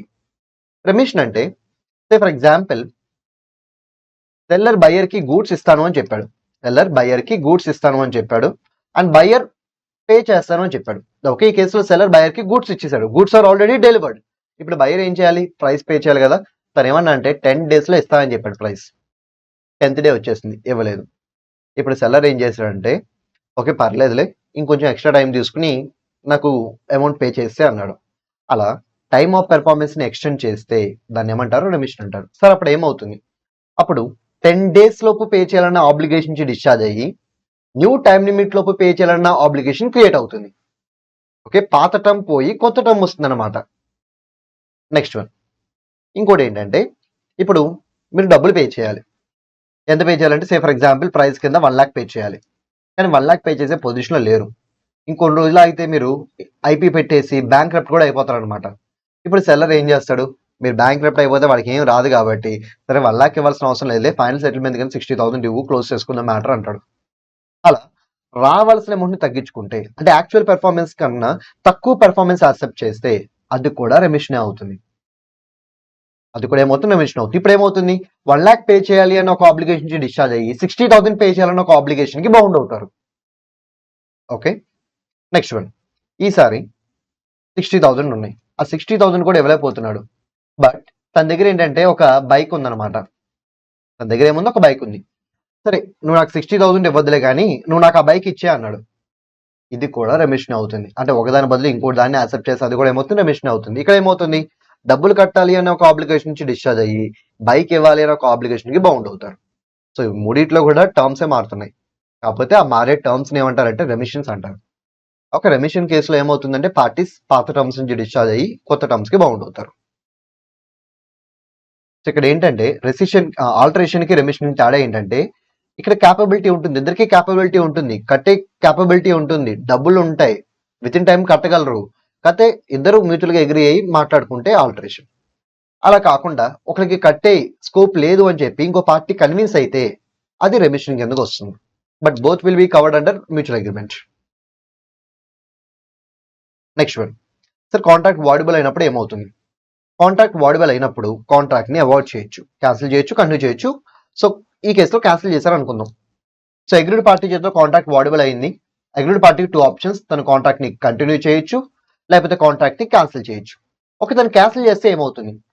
తను క్యాన్సిల్ చేస్తే తను అంటే party resign contract nothing but agreed party తను ఏం చేయాలి? సో తను ఏం చేయాలి అంటే క్యాన్సిలేషన్ కంప్లీట్గా చేయాలి, పార్షల్గా చేయకూడదు. చేస్తే మొత్తం క్యాన్సిల్ చేయాలి, అంతే తప్ప part cancellation is not possible. అలాగే క్యాన్సిల్ చేస్తున్నట్టుగా అదర్ పార్టీ కమ్యూనికేట్ చేయాలి. సరే ఎలా కమ్యూనికేట్ చేయాలి? ఆఫర్ని కమ్యూనికేట్ చేయడానికి ఏ రూల్స్ ఫాలో అవుతారు? అలాగే కాంట్రాక్ట్ యొక్క క్యాన్సిలేషన్ కమ్యూనికేట్ చేయడానికి కూడా అదే రూల్స్ ఫాలో అవ్వాలి, just like offer and revocation of offer. అలాగే కమ్యూనికేట్ చేయడమే కాదు, కాంట్రాక్ట్ లో తన దగ్గర నుంచి ఏమైనా బెనిఫిట్స్ తీసుకుంటే అగ్రీడ్ పార్టీ ఏం చేయాలి? క్యాన్సిల్ చేస్తున్నాడుగా, తన బెనిఫిట్ తనకు మళ్ళీ రిటర్న్ ఇచ్చేసేయాలి. ఇదంతా అగ్రీడ్ పార్టీ మీద. What about other party? మరి తనకున్న ఆబ్లిగేషన్ ఏంటి? అగ్రీడ్ పార్టీ కాంట్రాక్ట్ ని క్యాన్సిల్ చేసారుగా, ఇంకేమైనా బ్యాలెన్స్ పెర్ఫార్మెన్స్ చేయాల్సిన రిక్వైర్మెంట్ ఉంటే ఇంకా చేయాల్సిన అవసరం లేదు. అండ్ అగ్రీడ్ పార్టీ అంటే ఇన్నోసెంట్ పార్టీయే కదా, వీడేదో తప్పు చేయబట్టే అగ్రీడ్ పార్టీ కాంట్రాక్ట్ ని క్యాన్సిల్ చేశాడు, అందుకే వీడు ఏం చేయాలంటే అగ్రీడ్ పార్టీకి డామేజెస్ పే చేయాలి ఇఫ్ రిక్వైర్డ్. That's it. ఇది సెకండ్ క్లాస్ అనమాట. Third one. So first one ఏంటిది? Novation, alteration, rescission. Second one ఏంటిది? రెమిషన్. థర్డ్ వన్ ఏంటిది? Restoration of benefit under voidable contract. ఇక్కడ కూడా క్యాన్సిలేషన్ ఉంటుంది. మరి ఇక్కడ క్యాన్సిలేషన్ కి, ఇక్కడ చెప్పిన రెసిషన్ కి వాడబుల్ కాంట్రాక్ట్ ని రిసైన్ చేసే కేసుకి డిఫరెన్స్ ఏంటి? ఇక్కడ ఏంటంటే ఇద్దరు మ్యూచువల్ గా అగ్రీ అయ్యి రిసైన్ చేసుకుంటారు. ఇక్కడ ఏంటంటే ఒక పార్టీ ఇంకో పార్టీని సఫర్ చేయడం వల్ల ఆ సఫర్ అయిన పార్టీ క్యాన్సిల్ చేసుకుంటాడు, అది తేడా. బట్ ఈ రెండు ఎక్కడ కవర్ అవుతాయి? మ్యూచువల్ అగ్రిమెంట్ లోనే కవర్ అవుతాయి. Next one. సరే ఇప్పుడు contract if for any reason void అయింది అనుకోండి, అప్పుడు ఏమవుతుంది? అప్పుడు ఇద్దరు పార్టీస్ ఏం చేయాలంటే ఆల్రెడీ కాంట్రాక్ట్ లో పాస్ ఆన్ చేసుకున్న బెనిఫిట్స్ ఉంటాయి కదా, వాటిని ఎవరిది వాళ్ళు వెనక్కి ఇచ్చేసేయాలి. కానీ గుర్తుపెట్టుకోండి, సెక్యూరిటీ డిపాజిట్ మాత్రం వెనక్కి ఇవ్వడం కుదరదు. సార్ ఇప్పుడు కాంట్రాక్ట్ ఒకవేళ బ్రీచ్ ఆఫ్ కాంట్రాక్ట్ వల్ల టెర్మినేట్ అయితే, అంటే అదర్ పార్టీ కాంట్రాక్ట్ ని పెర్ఫామ్ చేయలేదు, వాటి దగ్గర నుంచి మీరు సెక్యూరిటీ డిపాజిట్ తీసుకున్నారు. ఓకే, సెక్యూరిటీ డిపాజిట్ తీసుకునేది కూడా అందుకే కదా, పెర్ఫామ్ చేయకపోతే వెనక్కి ఇవ్వడం జరగదు. సో వెనక్కి ఇవ్వాల్సిన అవసరం లేదు. సో ఎక్సెప్ట్ సెక్యూరిటీ డిపాజిట్ మిగతా అన్నిటిని మీరు వెనక్కి ఇచ్చేసేయాలి, అది గుర్తుపెట్టుకోండి. Next one. ఈ పాయింట్స్ ఆల్రెడీ మనం పైన కవర్ చేస్తాం, ఎలా కమ్యూనికేట్ చేయాలి ఏంటి అనేది. Next one. సార్ ఒకవేళ ప్రామిసింగ్ రీజనబుల్ ఫెసిలిటీస్ ఇవ్వకపోతే, for example promissory reasonable facilities ఇవ్వకపోతే, ఒక ఎగ్జాంపుల్ తీసుకుందాం. సో హౌస్ ఓనర్ ఉన్నాడు, అలాగే ఒక పెయింటర్ ఉన్నాడు. ఓకే, పెయింటర్ ఒక ప్రామిస్ చేశాడు, ఏమని? హౌస్ ఓనర్ యొక్క హౌస్ ని పెయింట్ చేస్తాను అని చెప్పి. ఇప్పుడు దానికి రిప్లైగా, ఓకే నీకు కావాల్సిన పెయింట్స్ అన్ని నేను నీకు ఇస్తాను, అలాగే పెయింట్ చేసినందుకు మనీ కూడా ఇస్తాను అన్నాడు. ఓకే, ఇప్పుడు పెయింటర్ అంటే ప్రామిసర్ రెడీగా ఉన్నాడు పెయింట్ చేయడానికి, కానీ ప్రామిస్ ఏం చేయాలి? పెయింట్ ఇవ్వాలిగా. పెయింట్ ఇవ్వడం ప్రామిసర్ ఎలా పెర్ఫామ్ చేస్తాడు ఈ కేసులో? సో పెయింట్ రావాలి. సో ఈ కేసులో ప్రామిసర్ కి రీజనబుల్ ఫెసిలిటీస్ ప్రొవైడ్ చేయట్లేదు, అప్పుడు ఏమవుతుంది? కాంట్రాక్ట్ అనేది టెర్మినేట్ అయిపోతుంది. Next one. థర్డ్ కేసు అనమాట. సెకండ్ కేసు అయిపోయింది, బై మ్యూచువల్ అగ్రిమెంట్ అయిపోయింది. థర్డ్ కేసు, ఇది కూడా ఇంపార్టెంటే. దీని మీద ప్రాక్టికల్ క్వశ్చన్ అడగచ్చు, లేకపోతే థియరీ క్వశ్చన్ కూడా అడగచ్చు, అలాగే అడగచ్చు. చాలా ఇంపార్టెంట్ ఇది కూడా. Okay, discharge of contract by supervening impossibility. Supervening అంటే సబ్సిక్వెంట్ అని అర్థం. సబ్సిక్వెంట్ అంటే కాంట్రాక్ట్ క్రియేట్ అయిపోయిన తర్వాత క్రియేట్ అయిన ఇంపాసిబిలిటీ. సార్ అసలు కాంట్రాక్ట్ క్రియేట్ అయిన తర్వాత ఇంపాసిబిలిటీ ఎలా జరుగుతుంది? కాంట్రాక్ట్ క్రియేట్ అయినప్పుడు లా మీకు ఫేవరబుల్ గానే ఉంది, మీ మీద ఎటువంటి బ్యాన్ లేదు. బట్ కాంట్రాక్ట్ క్రియేట్ అయిన తర్వాత లా మీ మీద బ్యాన్ పెట్టింది. ఇప్పుడు మీరు కాంట్రాక్ట్ ని పెర్ఫామ్ చేయడం కుదురుతుందా? No, you should cancel the contract. ఇక్కడ సబ్సిక్వెంట్ ఇంపాసిబిలిటీ ద్వారా కాంట్రాక్ట్ ని మీరు క్లోజ్ చేస్తున్నారు. Next one, subject matter. So contract లో ఏదైతే సబ్జెక్ట్ మ్యాటర్ ఉందో అది కాంట్రాక్ట్ క్రియేట్ అయినప్పుడు ఉంది, బట్ కాంట్రాక్ట్ క్రియేట్ అయిన తర్వాత పెర్ఫామ్ చేసే లోపు డ్యామేజ్ అయిపోయింది, డిస్ట్రాయ్ అయిపోయింది, కాంట్రాక్ట్ అక్కడితో టెర్మినేట్ అవుతుంది. Next one, personal skill involve అయిన కాంట్రాక్ట్. బట్ తను పెర్ఫామ్ చేసే లోపు పిచ్చోడు అయిపోయాడు, లేకపోతే చనిపోయాడు, లేకపోతే ఇన్కాపబుల్ అయిపోయాడు, ఏదైనా కానివ్వండి, తను పెర్ఫామ్ చేయలేని స్టేట్ లోకి వెళ్ళిపోయాడు. అప్పుడు ఇంకా కాంట్రాక్ట్ అక్కడితో టెర్మినేట్ అవుతుంది. Next, declaration of war. So in case మనం వేరే కంట్రీ వాళ్ళతో కాంట్రాక్ట్ లోకి ఎంటర్ అయ్యాం, అది ఇంకా పెర్ఫామ్ చేయలేదు, ఈ లోపు వాళ్ళ కంట్రీకి మన కంట్రీకి మధ్య వార్ డిక్లేర్ అయింది, ఆ కాంట్రాక్ట్ అక్కడితో టెర్మినేట్ అయిపోతుంది. Okay, so these are the cases where you can see subsequent impossibility. But subsequent impossibility జరిగితే ఏమవుతుంది? సబ్సిక్వెంట్ ఇంపాసిబిలిటీ జరిగితే contract will become void, contract అక్కడితో టెర్మినేట్ అవుతుంది. సార్ మరి initial impossibility modes of discharge of contract లోకి రాదు, అది modes of discharge లోకి రాదు. బట్ ఇనిషియల్ ఇంపాసిబిలిటీ కూడా ఉంటుంది. ఇన్ కేస్ ఇనిషియల్ ఇంపాసిబిలిటీ ఉంటే అసలు కాంట్రాక్ట్ అక్కడ క్రియేట్ అవ్వదు, కాంట్రాక్టే క్రియేట్ అవ్వదు కాబట్టి డిశ్చార్జ్ ఆఫ్ కాంట్రాక్ట్ అనే క్వశ్చనే రాదు. ఎందుకంటే ఇనిషియల్ ఇంపాసిబిలిటీలో agreement itself will become void, అగ్రిమెంటే వాయిడ్ అయిపోతుంది, అసలు కాంట్రాక్ట్ ఎక్కడ క్రియేట్ అవుతుంది? మరి కాంట్రాక్ట్ క్రియేట్ అవ్వనప్పుడు డిశ్చార్జ్ ఆఫ్ కాంట్రాక్ట్ అనే క్వశ్చన్ ఎలా వస్తుంది? రాదనమాట. మరి ఇనిషియల్ ఇంపాసిబిలిటీ ఎలా జరగచ్చు అంటే పార్టీస్ ఇద్దరికి తెలుసు ఇంపాసిబుల్ అని, అయినా కాంట్రాక్ట్ లాగా ఎంటర్ అయ్యారు. వాయిడ్ అగ్రిమెంటే. పార్టీస్ ఇద్దరికి తెలియక ఎంటర్ అయ్యారు, అయినా వాయిడే. ఒక పార్టీకి తెలిసి ఇంకో పార్టీకి తెలియదు అంటే ఫ్రాడ్ అనమాట, అయినా వాయిడే. సార్ ఫ్రాడ్ వాయిడబుల్ అవ్వాలి కదా, వాయిడబుల్ అంటే కంటిన్యూ చేయడానికి స్కోప్ ఉండాలి, ఇది ఇంపాసిబుల్, కంటిన్యూ అవడానికి స్కోప్ లేదు, అందుకే ఇట్ ఈస్ వాయిడ్. సో ఇద్దరికి తెలిసినా ఇద్దరికి తెలియపోయినా, ఒకరు తెలిసి ఇంకొకరు తెలియపోయినా, in all situations it is void agreement because of initial impossibility. Okay, మీరు modes of discharge of contract లో ఈ పాయింట్ రాయమాకండి. Modes of discharge of contract లో కేవలం ఈ ఒక్క పాయింటే రాయండి. Don't write the second point. Next one, fourth point, discharge of contract because of breach of contract. Breach of contract అంటే కాంట్రాక్ట్ ని బ్రేక్ చేయడం. సో కరెక్ట్గా మీరు డ్యూ డేట్ రోజున బ్రేక్ చేశారనుకోండి, అది యాక్చువల్ బ్రీచ్ అవుతుంది. డ్యూ డేట్ కి బిఫోరే బ్రేక్ చేశారనుకోండి, అప్పుడు యాంటిసిపేటరీ బ్రీచ్ అవుతుంది. సో ఫర్ ఎగ్జాంపుల్ నేను 10th December కి గుడ్స్ డెలివర్ చేస్తాను అన్నాను, 10th December చేయను అన్నాను, యాక్చువల్ బ్రీచ్. నేను బిఫోర్ దట్ డేటే, so for example 6th December నేను డెలివర్ చేయనని చెప్పాను, యాంటిసిపేటరీ బ్రీచ్. యాక్చువల్ బ్రీచ్ లో ఏం చేయొచ్చు, ఇమీడియట్ గా కేసు ఫైల్ చేయొచ్చు. యాంటిసిపేటరీలో ఏం చేయొచ్చు, ఇమీడియట్ గా అయినా కేసు పెట్టచ్చు, డ్యూ డేట్ వరకు 10th వరకు అయినా వెయిట్ చేయొచ్చు. ఇట్స్ యువర్ విష్, మీ ఇష్టం. మీరు కావాలంటే ఇమీడియట్ గా ప్రొసీడ్ అవ్వండి, లేకపోతే వెయిట్ చేయండి, అది మీ ఇష్టం. Next one, discharge of contract due to other factors. Lapse of time. Time అంటే ఏంటి ఇక్కడ, లిమిటేషన్ పీరియడ్. ప్రతి కాంట్రాక్ట్ ని మీరు సర్టెన్ పీరియడ్ లోపు ఎన్ఫోర్స్ చేసుకోవాలి కోర్టుకు వెళ్ళి, అదర్వైజ్ ఎన్ఫోర్స్ చేసుకోవడం కుదరదు. సో జనరల్ గా 3 years అంటారు అనమాట. జనరల్ గా 3 years అంటారు, బట్ 3 years ఉండాలని రూల్ లేదు, బట్ జనరల్ గా 3 years. మీ CA ఫౌండేషన్ లెవెల్ కి 3 years అని గుర్తుపెట్టుకుంటే చాలు. సో కాంట్రాక్ట్ బ్రేక్ అయిన తర్వాత వితిన్ 3 years లోపు మీరు కోర్టుని అప్రోచ్ అవ్వాలి. అవ్వకపోతే ఆ కాంట్రాక్ట్ టైం బ్యాడ్ అవుతుంది, ఇంకా కాంట్రాక్ట్ కంప్లీట్ గా క్యాన్సిల్ అయిపోతుంది. Next one, operation of law. Operation of law ద్వారా కూడా కాంట్రాక్ట్ టర్మినేట్ అవుతుంది. సే for example one of the party చనిపోయాడు, ఇన్సాల్వెంట్ అయిపోయాడు. సో చనిపోయినప్పుడు కాంట్రాక్ట్ ఎవరికి వెళ్తుంది, లీగల్ హెయిర్ కి వెళ్తుంది. ఇన్సాల్వెంట్ అయినప్పుడు కాంట్రాక్ట్ ఎవరికి వెళ్తుంది, అఫీషియల్ రిసీవర్ కి వెళ్తుంది. అఫీషియల్ రిసీవర్ అంటే కోర్ట్ అపాయింట్ చేసే పర్సన్. తను ఏం చేస్తారంటే ఇన్సాల్వెంట్ పర్సన్ యొక్క అసెట్స్ లయబిలిటీ తీసుకుని అసెట్స్ అమ్మేసి వచ్చిన డబ్బులతో లయబిలిటీస్ ని ప్రపోర్షనేట్ గా పే చేస్తాడు. సో డెత్ కేసులో ఏంటంటే లీగల్ హెయిర్స్ అంటే వారసులు అనమాట. Okay, what about deceased person, he will get discharged because of operation of law. What about insolvent person, he will get discharged because of operation of law. Next one, failure to provide reasonable facilities. Already మనం పైన cover చేసాం, mutual agreement లో cover చేసాం, but మళ్ళీ still కావాలంటే మీరు కింద కూడా రాసుకోవాలి. Next one, merger of rights. So merger of rights అంటే ఏంటి, nothing but same parties, say for example A and B, వీళ్ళు ఫస్ట్ రెంటల్ అగ్రిమెంట్ లోకి ఎంటర్ అయ్యారు. సో ఏ ల్యాండ్ ఓనర్, B టెనెంట్ అనమాట. సో ఇక్కడ B ఏం చేశాడంటే ఏ యొక్క ప్రాపర్టీని రెంట్ బేస్ లో తీసుకున్నాడు. తర్వాత ఏ తన ప్రాపర్టీని సేల్ అగ్రిమెంట్ కింద బీకే అమ్మించాడు. సేమ్ పార్టీస్ ఇన్వాల్వ్ అవ్వాలి, గుర్తుపెట్టుకోండి, సేమ్ పార్టీస్ ఇన్వాల్వ్ అవ్వాలి. ఓకే, సేమ్ పార్టీస్ ఇన్వాల్వ్ అయినప్పుడు ఒక అగ్రిమెంట్ మొత్తం 2 అగ్రిమెంట్ లోకి ఎంటర్ అవ్వాలి. సేమ్ పార్టీస్ 2 అగ్రిమెంట్ లోకి ఎంటర్ అవ్వాలి. ఒక అగ్రిమెంట్ లో ఇన్ఫీరియర్ రైట్స్ ఉండాలి, ఇన్ఫీరియర్ రైట్స్. ఇంకో అగ్రిమెంట్ లో సుపీరియర్ రైట్స్ ఉండాలి. సో ఇన్ఫీరియర్ రైట్ అంటే తక్కువ రైట్, సుపీరియర్ రైట్ అంటే ఎక్కువ రైట్ అనమాట. ఓకే, ఈ కేసులో రెంటల్ అగ్రిమెంట్ కి ఎక్కువ రైట్స్ ఉంటాయి, సేల్ అగ్రిమెంట్ కి ఎక్కువ రైట్స్ ఉంటాయా, definitely sale agreement. Rental agreement లో తక్కువ రైట్స్ ఉంటాయి, అందుకే rental agreement inferior and sale agreement superior rights. Okay, same parties 2 agreements లోకి ఎంటర్ అవుతున్నారు. దానివల్ల ఇన్ఫీరియర్ రైట్స్ సుపీరియర్ రైట్స్ రెండు మెర్జ్ అవుతున్నాయి. అలా ఇన్ఫీరియర్ రైట్స్ సుపీరియర్ రైట్స్ రెండు మెర్జ్ లెక్క అయితే ఆటోమేటిక్ గా పార్టీస్ అనే వాళ్ళు ఇన్ఫీరియర్ రైట్స్ ఉన్న అగ్రిమెంట్ నుంచి డిశ్చార్జ్ అయిపోయి సుపీరియర్ రైట్స్ ఉన్న అగ్రిమెంట్ కి బౌండ్ అవుతారు. అంటే they will get discharge from rental agreement and they will become bound to sale agreement. ఇది చాలా సింపుల్.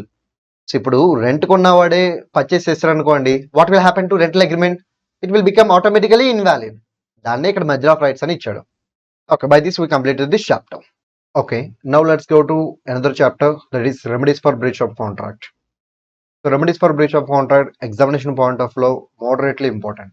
అంత ఇంపార్టెంట్ అయితే కాదు, moderately important. In case question అడిగినా సరే ప్రాక్టికల్ క్వశ్చన్ అడగడానికి ఎక్కువ ఛాన్సెస్ ఉన్నాయి. అది కూడా ఆర్డినరీ డ్యామేజెస్, స్పెషల్ డ్యామేజెస్ మీద అడుగుతారు. సో వాటి మీదే ప్రాక్టికల్ క్వశ్చన్ అడగడానికి పాసిబిలిటీ ఉంది. సో ఈ చాప్టర్ మొత్తాన్ని నేను బ్రీఫ్గా ఎక్స్ప్లెయిన్ చేస్తాను, చూడండి. ఎందుకంటే అంత ఇంపార్టెంట్ కాదు, ఎక్కువ ఫ్రీక్వెన్సీ కూడా ఉండదు కాబట్టి నేను జస్ట్ బ్రీఫ్గా ఎక్స్ప్లెయిన్ చేస్తాను. మీరు ఇంకా బ్యాలెన్స్ మొత్తాన్ని ఓన్గా చూసుకుని ఆ ప్రాక్టికల్ క్వశ్చన్స్ ఏదైతే ఈ చాప్టర్లో ఇచ్చారో వాటిని ప్రిపేర్ అవ్వండి, including case laws and examples. ఎందుకంటే వాటికి ఎక్కువ స్కోప్ ఉంది కాబట్టి ఇక్కడ. ఓకే, బ్రీచ్ ఆఫ్ కాంట్రాక్ట్ అంటే ఏంటి? We already know about it. Breach of contract అంటే ఏంటి? నథింగ్ బట్ పార్టీ కాంట్రాక్ట్ ని పెర్ఫామ్ చేయకపోతే it will be treated as breach of contract. దీంట్లో 2 kinds of breach of contracts ఉన్నాయి. ఒకటి యాక్చువల్ బ్రీచ్ ఆఫ్ కాంట్రాక్ట్, ఇంకోటి anticipatory breach of contract. So actual అంటే ఏంటి, యాంటిసిపేటరీ అంటే ఏంటి? కరెక్ట్గా డ్యూ డేట్ రోజున మీరు చేయకపోతే ఇట్ విల్ బి యాక్చువల్. అయితే పెర్ఫార్మెన్స్ స్టార్ట్ చేసి మధ్యలో ఆపేసిన ఇట్ విల్ బి యాక్చువల్. అలా కాకుండా డ్యూ డేట్కి బిఫోరే నేను చేయను అని చెప్పేశారు, it will be called as anticipatory. Okay, ఇప్పుడు ఒక ఎగ్జాంపుల్ తీసుకుందాం. నేను పేమెంట్ చేయాలి, నేను 10th పేమెంట్ చేస్తానని చెప్పాను. ఓకే, 10th నేను ఫెయిల్ అయితే యాక్చువల్. 10th బిఫోరే నేను చేయను అని చెప్పి కమ్యూనికేట్ చేస్తే యాంటిసిపేటరీ. సార్ యాక్చువల్లో ఇంపాక్ట్ ఎలా ఉంటుంది, యాంటిసిపేటరీలో ఎలా ఉంటుంది? యాక్చువల్లో అయితే ఇమీడియట్గా కేసు ఫైల్ చేయొచ్చు, యాక్చువల్ ఏం చేయొచ్చు, ఇమీడియట్గా కేసు ఫైల్ చేయొచ్చు. మరి యాంటిసిపేటరీలో ఇక్కడ కూడా మీరు ఇమీడియట్గా కేసు ఫైల్ చేయొచ్చు, లేకపోతే మీరు వెయిట్ కూడా చేయొచ్చు. డ్యూ డేట్ ఇంకా రాలేదు కదా, డ్యూ డేట్ వచ్చేంత వరకు వెయిట్ చేసి అప్పుడు యాక్షన్ తీసుకోవచ్చు. సో దీంట్లోనేమో ఇమీడియట్ యాక్షన్ ఉంటుంది, ఇక్కడేమో immediate action or future date action, wait చేసి ఫ్యూచర్ డేట్లోనే యాక్షన్ తీసుకోవచ్చు. కానీ గుర్తుపెట్టుకోండి, మీరు ఇలా వెయిట్ చేద్దామని డిసైడ్ చేసుకుంటే చేయనన్నవాడు, కాంట్రాక్ట్ని బ్రేక్ చేసిన వాడు మళ్ళీ వచ్చి నేను చేస్తాను అంటే మీరు ఖచ్చితంగా యాక్సెప్ట్ చేయాలి. మీరు అలా వెయిట్ చేద్దాం అనుకున్నప్పుడు చేయనన్నవాడు మళ్ళీ వచ్చి చేస్తాను అంటే మీరు యాక్సెప్ట్ చేయాలి. నెక్స్ట్ వన్, ఈ లోపు అంటే మీరు కేసు ఫైల్ చేసే లోపు మీరు ఎలా వెయిట్ చేద్దాం అనుకున్నారు, బట్ కేసు ఫైల్ చేసే లోపు సబ్సిక్వెంట్ ఇంపాసిబిలిటీ జరిగింది. మరి సబ్సిక్వెంట్ ఇంపాసిబిలిటీ జరిగితే కాంట్రాక్ట్ ఏమవుతుంది, వాయిడ్. మరి కాంట్రాక్ట్ వాయిడ్ అయితే what about your rights as an agreed party? Not available. So you will lose your rights if contract becomes void due to subsequent impossibility. మీరు immediate గా వెళ్ళారు అనుకోండి, ఈ problems ఉండవు. మీరు వెయిట్ చేస్తాను అంటే మాత్రం ఈ 2 ప్రాబ్లమ్స్ ఉంటే జాగ్రత్తగా చెక్ చేసుకోండి. నెక్స్ట్ వన్, ఓకే, నార్మల్గా బ్రీచ్ ఆఫ్ కాంట్రాక్ట్లో అగ్రీడ్ పార్టీకి ఉండే రైట్స్ ఏంటి, రెమెడీస్ ఏంటి? ఉన్న కాంట్రాక్ట్ని క్యాన్సిల్ చేసుకోవచ్చు, సఫర్ అయిన లాస్కి డ్యామేజెస్ తీసుకోవచ్చు, లేదు కాంట్రాక్ట్ పెర్ఫామ్ చేయడం ఇంపార్టెంట్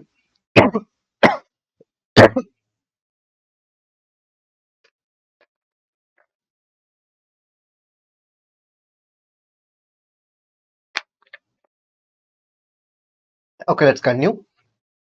కాంట్రాక్ట్ని క్యాన్సిల్ చేయొచ్చు, ఏదైనా లాస్ సఫర్ అయితే డ్యామేజ్ స్టడీ తీసుకోవచ్చు, లేదు కాంట్రాక్ట్ పెర్ఫామ్ చేయడం ఇంపార్టెంట్ అనుకుంటే కాంట్రాక్ట్ని ఎలాగైనా పెర్ఫామ్ చేయనివ్వండి అని చెప్పి కోర్టుని రిక్వెస్ట్ చేయొచ్చు, లేకపోతే ఎవరినైనా ఆపడం కోసం స్టే ఆర్డర్ కోసం అడగచ్చు, లేకపోతే చేసిన వర్క్కి డబ్బులు క్లెయిమ్ చేసుకోవచ్చు. మొత్తం 5 రెమెడీస్. Okay, 5 remedies.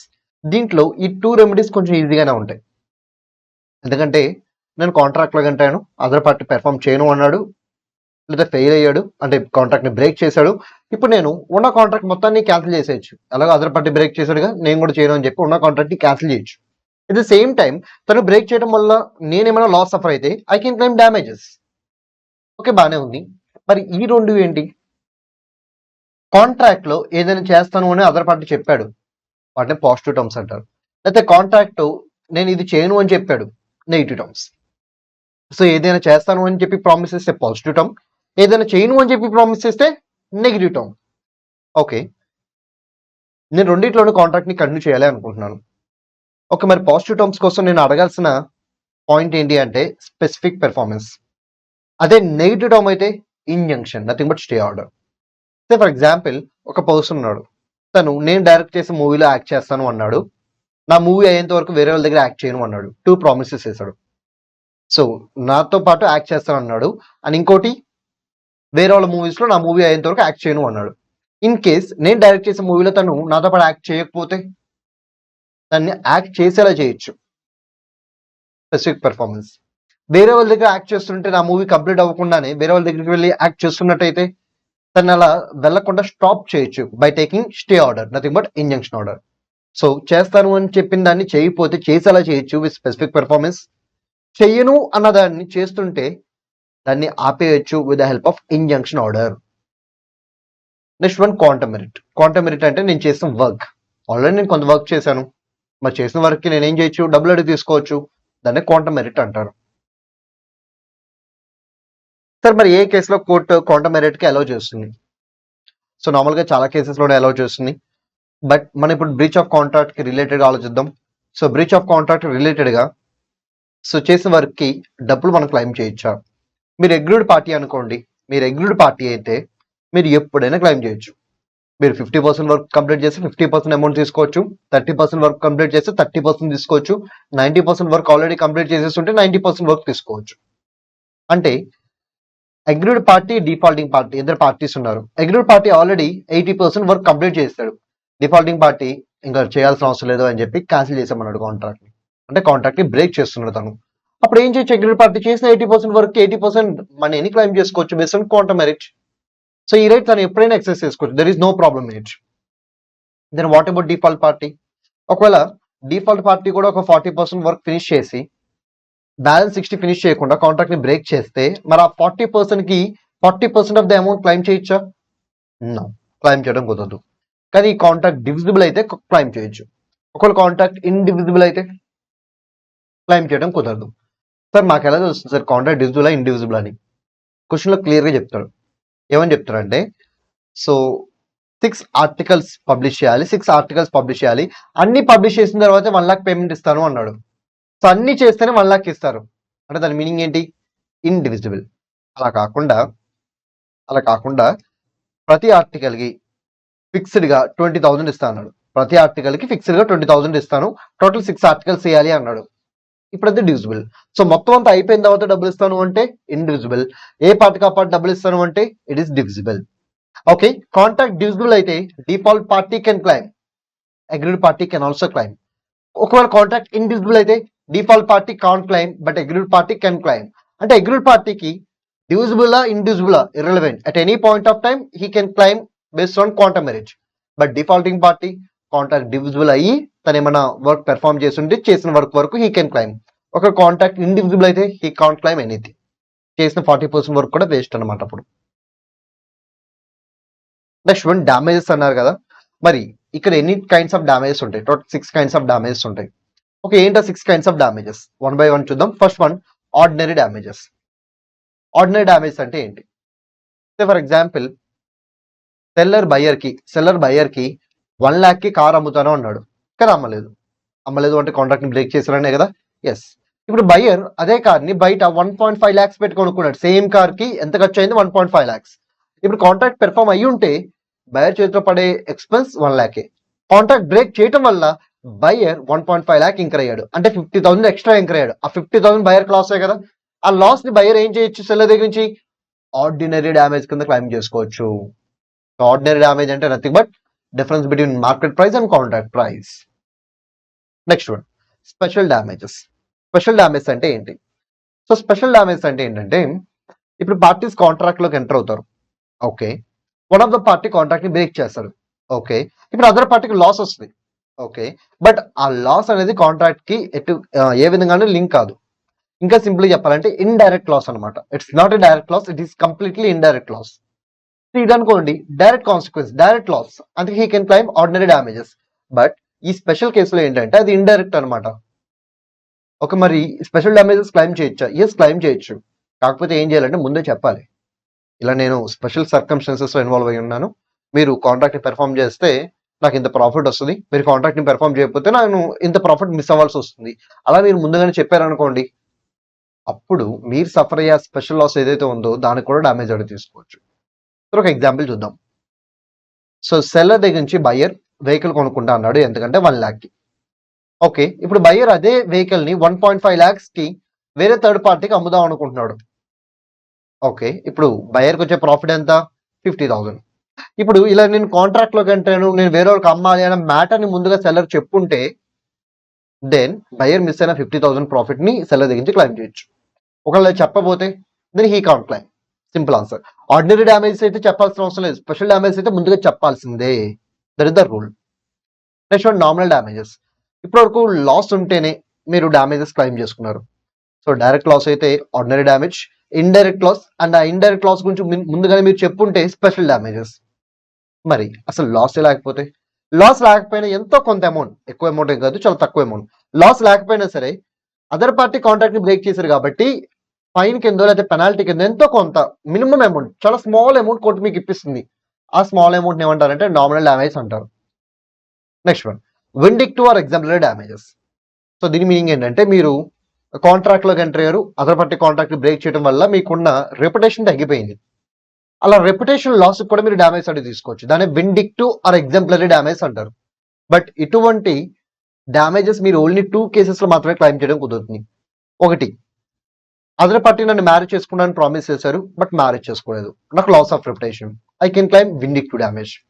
2, అదర్ పార్టీకి నేను చెక్ ఇచ్చాను, ఒక నా బ్యాంక్ అకౌంట్ లో సఫిషియెంట్ ఫండ్స్ ఉన్నాయి, చెక్ కూడా వ్యాలిడే, సైన్ కూడా వ్యాలిడే, అంతా పర్ఫెక్టే, కానీ నా బ్యాంకర్ ఆ చెక్ ని రాంగ్ఫుల్ గా డిజాల్వ్ చేశాడు. తను రాంగ్ఫుల్ గా డిజాల్వ్ చేయడం వల్ల నా కస్టమర్ దగ్గర నా యొక్క వాల్యూ అనేది పడిపోయింది, నా రెప్యుటేషన్ పడిపోయింది. ఇప్పుడు నేను బ్యాంకర్ మీద కేసు ఫైల్ చేసి విండిక్టివ్ డ్యామేజ్ అడిగి తీసుకోవచ్చు. సార్ ఎవరు డిసైడ్ చేస్తారు సార్ అంటే కోర్టు డిసైడ్ చేస్తుంది. సో ఎంత రెప్యుటేషన్ లాస్ జరిగిందో చెక్ చేసి దాన్ని బట్టి కోర్టు అమౌంట్ ఫిక్స్ చేస్తుంది అనమాట.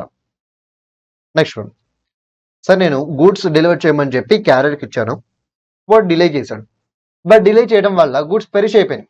బట్ డిలే చేయడం వల్ల గూడ్స్ అనేవి ఏమైనా ట్రాన్సిట్ అనేది పెరిష్ అయిపోయినాయి. ఇప్పుడు ఆ లాస్ ఎవరు బేర్ చేయాలి? నథింగ్ బట్ క్యారియర్ రోల్ని, ట్రాన్స్పోర్ట్ రోల్ని తన దగ్గర నుంచి నేను డ్యామేజ్ అడిగి తీసుకోవచ్చు. సో తను డిలే చేయడం వల్ల నాకు అమ్ముకునే ఒక స్పెషల్ ఆపర్చునిటీ కూడా పోయింది. తను ఈ డేట్ లోపు డెలివర్ చేసేసి ఉంటే కనుక నాకు అమ్ముకోవడానికి ఛాన్స్ ఉండేది. బట్ ఆ ఛాన్స్ అంతా అయిపోయిన తర్వాత వాడు డెలివర్ చేశాడు, అప్పుడు కూడా ఐ కెన్ క్లెయిమ్ డ్యామేజెస్. కాకపోతే ఇదేమో డైరెక్ట్ లాస్, ఒకటేమో డైరెక్ట్ లాస్ అంటే పెరిష్ అవడం అనేది డైరెక్ట్ లాస్, వెరాజ్ సేల్ చేసుకున్న ఆపర్చునిటీ మిస్ అవడం అనేది ఇండైరెక్ట్ లాస్. మరి డైరెక్ట్ లాస్ కి ఆర్డినరీ డ్యామేజ్ అడుగుతారు కదా, అలా క్యారియర్ ఆర్డినరీ డ్యామేజ్ అనేది తీసుకోవచ్చు. మరి ఇండైరెక్ట్ లాస్ కి స్పెషల్ డ్యామేజెస్ క్లెయిమ్ చేయాలి. మరి స్పెషల్ డ్యామేజ్ క్లెయిమ్ చేయాలంటే ఏం చేయాలి? క్యారియర్కి ముందుగానే చెప్పాలి, బాబు నేను చెప్పిన డేట్లో పంపించు, నువ్వు అలా పంపిస్తే నేను వేరే వాళ్ళకి అమ్ముకోవడం కుదురుతుంది, మీరు లేట్ చేస్తే నేను వేరే వాళ్ళకి అమ్ముకోవడం కుదరదు అని చెప్పి ముందుగా చెప్పాలి. అలా చెప్తే then he can claim special damages also. This is nothing but similar to ordinary damages and special damages. కాకపోతే ఇక్కడ ఏంటంటే క్యారియర్ ఇన్వాల్వ్ అవుతాడు, అంటే ట్రాన్స్పోర్టర్ ఇన్వాల్వ్ అవుతాడు అంతే. Next one, pre fixed damage. Contract లోకి ఎంటర్ అయ్యేటప్పుడే ఇంత అమౌంట్ డ్యామేజ్ కింద పే చేయాలని చెప్పి పార్టీస్ ఆల్రెడీ అగ్రీ అయ్యి ఉంటారు, దాన్నే ప్రీ ఫిక్స్డ్ డ్యామేజ్ అంటారు. ఓకే, ఫ్యూచర్ లో వచ్చే లాసెస్ ని ముందుగానే ఎస్టిమేట్ చేసి అలా ఫిక్స్ చేసుకున్నారు అనుకోండి, అది లిక్విడ్ డ్యామేజ్ అవుతుంది. అలా కాదు అనుకోండి, పెనాల్టీ అవుతుంది. సార్ పెనాల్టీ యొక్క ఎసెన్స్ ఏంటి? నథింగ్ బట్ అదర్ పార్టీని బెదిరించడం. నువ్వు కాంట్రాక్ట్ ని బ్రేక్ చేస్తే సో నువ్వు ఇంత కట్టాలి అని చెప్పి వాడిని బెదిరించడం కోసం పెడితే పెనాల్టీ. అలా కాకుండా నువ్వు కాంట్రాక్ట్ ని బ్రేక్ చేయడం వల్ల నాకు ఇంత లాస్ వస్తుంది, ఆ లాస్ నేను ఇప్పుడే ఎస్టిమేట్ చేసి చెప్తున్నాను అంటే లిక్విడిటీ డ్యామేజ్. బట్ అది పెనాల్టీ అయినా లిక్విడ్ డ్యామేజ్ అయినా కోర్టు రీజనబుల్ అమౌంట్ అని చెప్పి కొంత అమౌంట్ చెప్తుంది, అంతా రికవర్ చేసుకోవచ్చు. రీజనబుల్ అమౌంట్ అంటే ఎంత ఉంటుంది? మీరు ఫిక్స్ చేసుకున్న వాల్యూ బట్టి ఉంటుంది. ఓకే, మీరు 10,000 డ్యామేజ్ కింద ఫిక్స్ చేసుకున్నారు, అది పెనాల్టీ అవ్వచ్చు, లిక్విడ్ డ్యామేజ్ అవ్వచ్చు. సో కోర్టు ఎంత అలౌ చేస్తుందంటే less than or equal to 10,000 అంతే. 10,000 కన్నా ఎక్కువ అస్సలు అవాయిడ్ చేయదు. అంటే మాక్సిమం అమౌంట్ ఎంత? మీరు ఎంతైతే కాంట్రాక్ట్ లో స్పెసిఫై చేస్తారో అదే మాక్సిమం అమౌంట్, అంటే 10,000 ఇస్ ద మాక్సిమం అమౌంట్. దానికన్నా తక్కువ అలౌ చేస్తుంది, సేమ్ వాల్యూ కూడా అలౌ చేస్తుంది, కానీ ఎక్కువ మాత్రం అలౌ చేయదు. సో ఇక్కడ రీజనబుల్ అమౌంట్ అంటే ఎంత? మీరు మెన్షన్ చేసుకునే amount or lesser amount.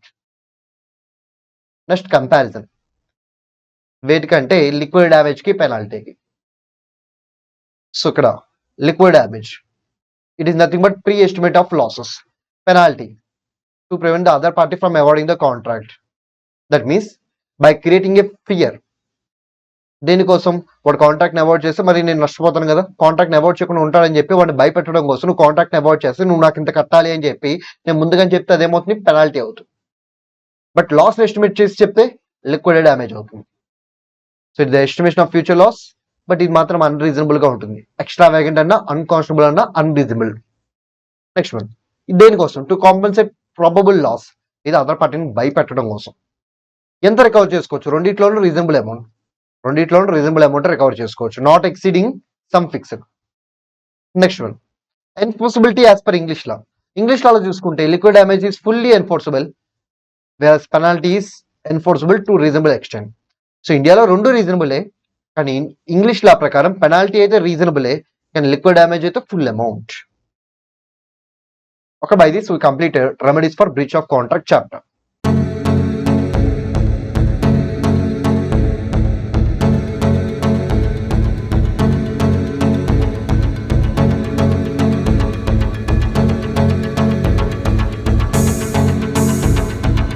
Our next chapter is about Indian Partnership Act 1932. Okay, ఈ చాప్టర్ ఎగ్జామినేషన్ పాయింట్ ఆఫ్ లో చాలా ఇంపార్టెంట్. దీని నుంచి ఓవరాల్ గా 18 మార్క్స్ అయితే కవర్ అవుతుంది. ఇది కొంచెం లెందీ చాప్టర్ కూడా, అందుకే స్టూడెంట్స్ కన్వీనియన్స్ కోసం దీన్ని మేము 2 పార్ట్స్గా డివైడ్ చేసాం. Part 1, part 2. Okay, part 1 important, part 2 unimportant, అయితే పార్ట్ 2 ఇంపార్టెంట్, పార్ట్ 1 అన్ఇంపార్టెంట్, అలా ఏమి అనుకోమాకండి. Both are equally important. రెండింటి నుంచి కలిపి 18 మార్క్స్ అడుగుతారు. సో మేము పార్ట్ 1 ఒకటి ప్రిపేర్ అవుతామంటే కుదరదు. You need to prepare both the parts. And ఇది important chapter and that too lengthy chapter. So ఇక్కడ నేను ఏం చేస్తానంటే అన్ని టాపిక్స్ ఎక్స్ప్లెయిన్ చేస్తాను, కానీ ఇంపార్టెంట్ టాపిక్స్ని డీటెయిల్గా చెప్తాను, అన్ఇంపార్టెంట్ టాపిక్స్ని జస్ట్ బ్రీఫ్గా చెప్తాను.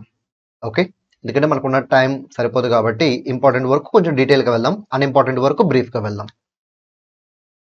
Okay, let's start this chapter, that is part 1. So first one, partnership. So ఇక్కడ మనం తెలుసుకోవాల్సింది ఏంటంటే 3 పదాల యొక్క మీనింగ్. ఇంతకీ ఏంటి 3 టర్మ్స్? ఫస్ట్ టర్మ్ వచ్చేసరికి పార్ట్నర్షిప్. పార్ట్నర్షిప్ అంటే ఏంటి? సెకండ్ టర్మ్ వచ్చేసరికి పార్ట్నర్. పార్ట్నర్ అంటే ఎవరు? థర్డ్ టర్మ్ వచ్చేసరికి ఫర్మ్. ఫర్మ్ అంటే ఎవరు? సో పార్ట్నర్షిప్, పార్ట్నర్, ఫర్మ్, ఈ 3 ఇంపార్టెంట్ డెఫినేషన్స్ మనం ఫస్ట్ నేర్చుకోవాలి. ఓకే, సో ఫర్ ఎగ్జాంపుల్ ఇద్దరు పీపుల్ ఉన్నారు, ఏ కమా బి. ఏ కమా బి అని చెప్పి ఇద్దరు పీపుల్ ఉన్నారు. సో వీళ్ళిద్దరు ఏం చేశారంటే ఒక అసోసియేషన్లో ఫామ్ అయ్యారు. They formed as an association. వాళ్ళు ఒక అగ్రిమెంట్ కూడా రాసుకున్నారు. సార్ దేనికి sir? To do business. Sir మరి బిజినెస్ వస్తే ప్రాఫిట్స్ వస్తాయి కదా, ఆ ప్రాఫిట్స్ ఏం చేయాలి? సో వాళ్ళు టు షేర్ ప్రాఫిట్స్ అని చెప్పి అగ్రిమెంట్ కూడా రాసుకున్నారు. అంతేకాదు వాళ్ళ మధ్య మ్యూచువల్ ఏజెన్సీ కూడా ఉంది.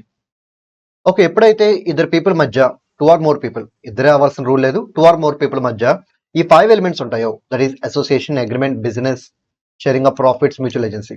ఎప్పుడైతే 2 or more పీపుల్ మధ్య ఈ 5 ఎలిమెంట్స్ ఉంటాయో, then the relation between those people will be called as partnership. అంటే ఇక్కడ ఏకి బికి మధ్య ఉండే రిలేషన్, సో ఏకి బికి మధ్య ఉండే రిలేషన్ ని మనం ఏమని పిలవచ్చు? పార్ట్నర్షిప్ అనొచ్చు. Now say what is mean by partnership? Partnership is nothing but a relation. Partnership is a relation between whom? Between the association of people who agreed to carry business and to share profit thereof and having mutual agency. అది దాని యొక్క meaning. Next one, మరి partners అంటే ఎవరు? So partnership relation లో ఎవరెవరైతే ఉన్నారో వాళ్ళు మీరు సపరేట్ గా పిలవాలి అనుకుంటే we need to call them as partner. ఇక్కడ పార్ట్నర్షిప్ రిలేషన్ లో ఎవరున్నారు? ఏ కమా బి. ఇప్పుడు ఏని సపరేట్ గా పిలవాలంటే పార్ట్నర్, బిని కూడా సపరేట్ గా పిలవాలంటే పార్ట్నర్. మరి ఏ బిని కంబైన్డ్ గా పిలవాలి అనుకుంటే we can call them as firm. So ఈ 5 ఎలిమెంట్స్ సాటిస్ఫై చేస్తే the relation between A and B is called as partnership. A is called as partner, B is called as partner, AB are collectively known as firm. ఇప్పుడు మనం ఈ 5 elements ఏంటో చూడాలి. Association, agreement, business, అలాగే sharing of profits, mutual agency. ఇది important topic, జాగ్రత్తగానండి. ఇది మీకు ఎల్ఎల్పిలో కూడా యూజ్ అవుతుంది, బికాజ్ ఎల్ఎల్పి యొక్క ఫీచర్స్ లో కూడా సేమ్ ఫీచర్స్ వస్తాయి అనమాట. అందుకే ఎల్ఎల్పిలో కూడా మీకు ఈ పాయింట్స్ అనేవి యూజ్ అవుతాయి. First one, association of persons. Association అంటే ఏంటి? Nothing but group. So association of persons means group of persons.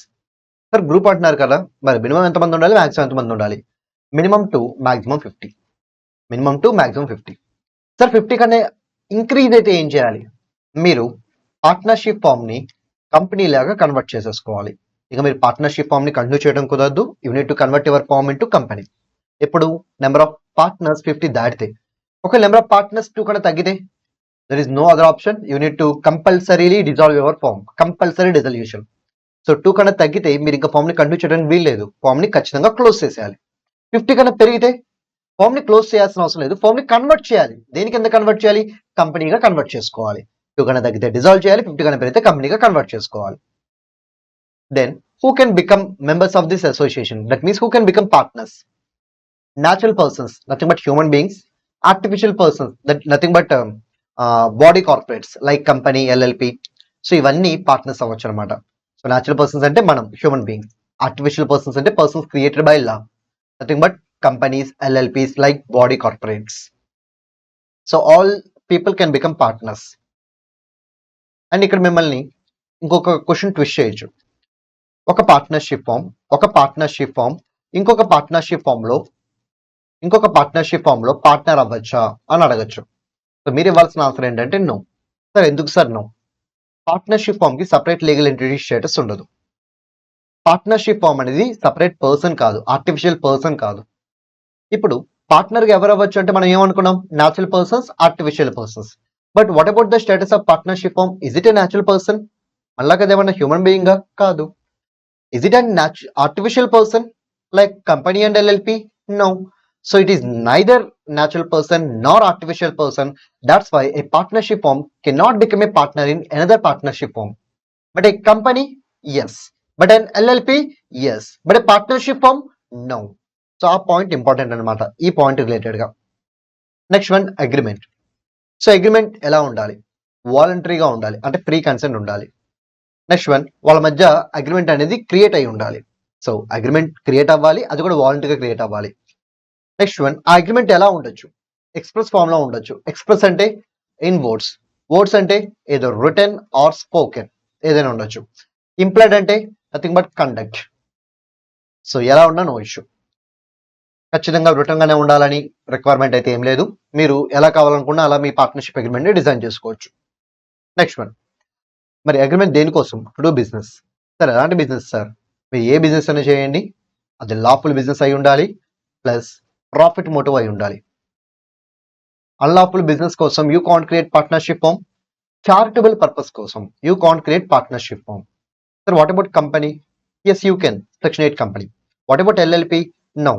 LLP అయినా పార్ట్నర్షిప్ ఫామ్ అయినా మీరు ప్రాఫిట్ పర్పస్ కోసమే క్రియేట్ చేయాలి, not for charitable purpose. Next one, agreement to share profits ఉండాలి. Okay sir, ఇక్కడ profits అనే మాట మాత్రమే వాడారు. What about losses? Losses are not mandatory. Losses మీరు పంచుకోవచ్చు, పంచుకోకపోవచ్చు, it all depends upon your agreement. But profits మాత్రం పంచుకోవాలి. ఎలా పంచుకోవాలనేది మీ ఇష్టం, కానీ పంచుకోవాలి. ఎవరైతే ప్రాఫిట్ లో షేర్ తీసుకుంటారో వాళ్ళే పార్ట్నర్ అవుతారు. ఎవరైతే ప్రాఫిట్ లో షేర్ తీసుకోరో వాళ్ళు పార్ట్నర్ కాదనమాట. కానీ లాసెస్ పరంగా చూస్తే నువ్వు లాసెస్ లో షేర్ తీసుకున్నా తీసుకోకపోయినా you will be called as partner. But profits పరంగా చూస్తే ప్రాఫిట్స్ లో షేర్ తీసుకుంటేనే పార్ట్నర్ అవుతారు, తీసుకోకపోతే పార్ట్నర్ అవ్వరు. So sharing of profits is mandatory, versus sharing of losses is not mandatory. సరే, ఇక్కడ ప్రాఫిట్స్ అంటే ఏం తీసుకోవాలి? Nothing but net profit. So మీకు P&L అకౌంట్ వేస్తారు కదా, P&L అకౌంట్ వేసిన తర్వాత అన్ని ఎక్స్పెన్సెస్ ఇన్కమ్ అడ్జస్ట్ చేసిన తర్వాత వచ్చే ప్రాఫిట్ ఉంది చూసారా, కాల్డ్ as నెట్ ప్రాఫిట్. అదే మీరు పంచుకోవాల్సిన ప్రాఫిట్ ఇక్కడ. Next one, mutual agency. Sir mutual agency అంటే ఏంటి? నార్మల్ గా ఏ ఇన్స్ట్రక్షన్ ఇస్తున్నాడు బి ఫాలో అవుతున్నాడు, ఏ ఇన్స్ట్రక్షన్ ఇస్తే బి ఫాలో అవుతున్నాడు. అంటే వీళ్ళిద్దరి మధ్య ఏముంది? వీళ్ళిద్దరి మధ్య ఏజెన్సీ ఉంది. వీళ్ళిద్దరి మధ్య ఏముంది? ఏజెన్సీ ఉంది. Because A is giving instructions and B is following the same. ఒకవేళ ఇదే కేసులో బి కూడా ఇన్స్ట్రక్షన్స్ ఇస్తున్నాడు, ఏ వాటిని ఫాలో అవుతున్నాడు, అంటే ఇక్కడ కూడా ఏమొస్తుంది? ఏజెన్సీ వస్తుంది. ఇలా ఒకరికొకరు ఏజెంట్లు యాక్ట్ చేస్తే that kind of agency will be called as mutual agency. దీన్ని ఏమని పిలుస్తారు? మ్యూచువల్ ఏజెన్సీ అని పిలుస్తారు. ఓకే, ఏ బికి ఏజెంట్ గా యాక్ట్ చేస్తాడు, సిమిలర్లీ బి ఏ కూడా ఏజెంట్ గా యాక్ట్ చేస్తాడు. అంటే ఇద్దరు ఒకరికొకరు ఏజెంట్ అనమాట. ఒకరు చెప్పిన మాట ఇంకొకరు వింటా ఉంటారు, దాన్ని మ్యూచువల్ ఏజెన్సీ అంటారు. ఎస్, పార్ట్నర్స్ మధ్య ఉండేది మ్యూచువల్ ఏజెన్సీ. ఒక పార్ట్నర్ చెప్పింది మిగతా వాళ్ళు వినాలి, మిగతా వాళ్ళు చెప్పింది ఆ పార్ట్నర్ కూడా వినాలి. So all are principals and all are agents. That's why there is a concept called as mutual agency in case of partnership firm. Next one, most important topic. So what is the true test of partnership? ఇప్పటి వరకు మనం 5 elements చూసాం కదా. ఏంటా 5 elements? Association of people, agreement. So association of people, agreement. తర్వాత ఏంటి? Business, business sharing of profits, తర్వాత mutual agency. మొత్తం మనం 5 ఎలిమెంట్స్ చూసాం. ఒక మరి ట్రూ టెస్ట్ అంటే మనం ఏం చేయాలి? ట్రూ టెస్ట్ అంటే మీరు ఫిల్టర్ చేయాలి. ఇప్పుడు అగ్రిమెంట్ ఉందంటే ఖచ్చితంగా 2 or more పీపుల్ ఉన్నారనేగా. అగ్రిమెంట్ ఉందంటే 2 or more పీపుల్ ఉన్నట్టే, అంటే అసోసియేషన్ ఉన్నట్టే. మళ్ళీ మీరు అసోసియేషన్ గురించి ఏమైనా సపరేట్ గా మాట్లాడాలా? అవసరం లేదు, directly you can refer agreement. So agreement it self represent association of persons. Next one, sharing of profits. So మీరు ప్రాఫిట్ షేర్ చేసుకుంటున్నారంటే అసలు ప్రాఫిట్స్ రావడానికి ముందు మీరు బిజినెస్ చేయాల్సిందేగా. అంటే షేరింగ్ ఆఫ్ ప్రాఫిట్స్ మాట్లాడారంటే ఖచ్చితంగా అందులో బిజినెస్ కూడా ఇంక్లూడెడ్ అని అర్థం. అంటే ఇక్కడ మీరు బిజినెస్ గురించి మళ్ళీ సపరేట్ గా చెప్పాల్సిన అవసరం లేదు, ఈ రెండింటిని కలిపి షేరింగ్ ఆఫ్ ప్రాఫిట్స్ కింద చెప్పొచ్చు. And mutual agency as it is. ఇప్పుడు నేను ఏం చేశాను అంటే 5 పాయింట్స్ లో నేను ఫిల్టర్ చేశాను. అసోసియేషన్ ఆఫ్ పర్సన్ అగ్రిమెంట్ లో కవర్ అయిపోతున్నారు, అందుకే నేను వాళ్ళ గురించి మాట్లాడట్లేదు. Next one, business sharing of profits లో కవర్ అయిపోతుంది, అంతే, దాని గురించి మాట్లాడట్లేదు. సో ఉన్న 5లో నేను ఫిల్టర్ చేస్తే నాకు 3 పాయింట్స్ వచ్చినాయి. ఏంటా 3 పాయింట్లు? Agreement, sharing of profits, mutual agency. So ఇది టెస్ట్ ఆఫ్ పార్ట్నర్షిప్. దీని ఏమంటారు? టెస్ట్ ఆఫ్ పార్ట్నర్షిప్ అంటారు. Then what the true test of partnership? మరి వీటిలో ట్రూ టెస్ట్ అంటే ఏమొస్తుందంటే మ్యూచువల్ ఏజెన్సీ వస్తుంది. So mutual agency is the true test of partnership. ఎందుకు సార్? ఎందుకంటే షేరింగ్ ఆఫ్ ప్రాఫిట్స్ ఉందంటే అలాగే మ్యూచువల్ ఏజెన్సీ ఉందంటే అగ్రిమెంట్ ఆల్రెడీ ఉన్నట్టే. సో అగ్రిమెంట్ గురించి మనం ఫర్దర్గా మాట్లాడుకోవాల్సిన అవసరం లేదు.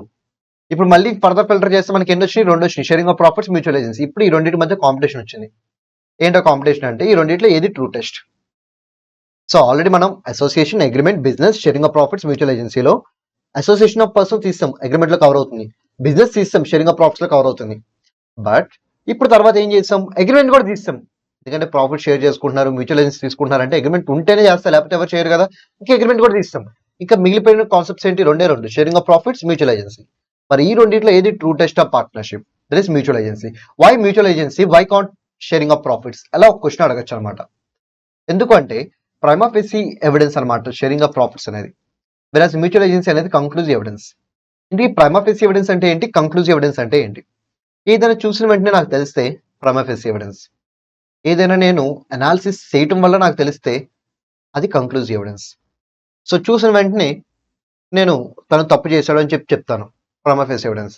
లేదు, నేను రీసెర్చ్ చేస్తాను, ఇన్వెస్టిగేషన్ చేస్తాను, అన్ని చేసి సో అప్పుడు తను తప్పు చేశాడని చెప్తాను, అది కంక్లూజివ్ ఎవిడెన్స్. మరి చూస్తే వచ్చే ఎవిడెన్స్ గొప్పదా, లేకపోతే అనాలిసిస్, ఇన్వెస్టిగేషన్ అన్ని చేస్తే వచ్చే ఎవిడెన్స్ గొప్పదా? డెఫినెట్లీ అనాలిసిస్ అండ్ ఇన్వెస్టిగేషన్ చేసిన తర్వాత వచ్చే ఎవిడెన్సే గొప్పది. అంటే కంక్లూజివ్ ఎవిడెన్సే గొప్పది, but not prima facie evidence. Conclusive evidence లేనప్పుడు we can proceed based on prima facie evidence. But conclusive evidence ఉంటే కంక్లూజివ్ ఎవిడెన్స్ బేస్ చేసుకునే మనం ముందుకు వెళ్ళాలి. మరి ఈ షేరింగ్ ఆఫ్ ప్రాఫిట్స్ మ్యూచువల్ ఏజెన్సీలో ఏది ప్రైమా ఫేసి ఎవిడెన్స్, ఏది conclusive evidence?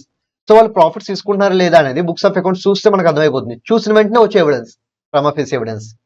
So sharing of profits prima facie evidence. But mutual agency అంటారా, అది మనం అనాలిసిస్ చేయాలి, ఇన్వెస్టిగేట్ చేయాలి. ఒకరికొకరు వాళ్ళు ఒకరి మాట ఇంకోళ్ళు వింటున్నారా లేదా, అలాగే ప్రిన్సిపల్ ఏజెంట్ రిలేషన్ ఫాలో అవుతున్నారా లేదా, అలా ప్రతిదీ చెక్ చేసుకోవాలి, ప్రతి ట్రాన్సాక్షన్ చెక్ చేసుకోవాలి. అంటే ఇన్వెస్టిగేషన్ చేస్తే గానీ మనకు తెలియదు వాళ్ళు అసలు మ్యూచువల్ ఏజెన్సీ ఫాలో అవుతున్నారా లేదా అని. అందుకే మ్యూచువల్ ఏజెన్సీ అనేది కంక్లూజివ్ ఎవిడెన్స్. మరి ఈ రెండింటిలో ప్రైమా ఫేసి గొప్ప, కంక్లూజివ్ గొప్ప? కంక్లూజివే. అందుకే mutual agency the true test of partnership. Next దాన్ని సపోర్ట్ చేస్తూ ఇంకొన్ని కేసెస్ ఇచ్చారు చూడండి.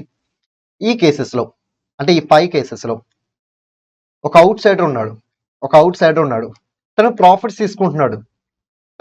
తీసుకుంటున్నాడు, కానీ still he's not a partner, ఎందుకంటే మ్యూచువల్ ఏజెన్సీ లేదు కాబట్టి. సో మ్యూచువల్ ఏజెన్సీ అనేది ట్రూ టెస్ట్ ఆఫ్ పార్ట్నర్షిప్. అదే లేకపోతే అసలు వాళ్ళు పార్ట్నర్ ఎలా అవుతారు? సో మ్యూచువల్ ఏజెన్సీ అంటే నథింగ్ బట్ లయబిలిటీలో కూడా షేర్ తీసుకోవాలి. చూడండి, జాయింట్ ఓనర్స్. సో ఇద్దరు జాయింట్ ఓనర్స్ ఉన్నారు. సే ఫర్ ఎగ్జాంపుల్ నేను నా బ్రదర్ కలిసి ఒక ప్రాపర్టీ హోల్డ్ చేస్తున్నాం, ఒక హౌస్ హోల్డ్ చేస్తున్నాం. గ్రౌండ్ ఫ్లోర్ మొత్తం నాది, ఫస్ట్ ఫ్లోర్ మా అన్నయ్యది.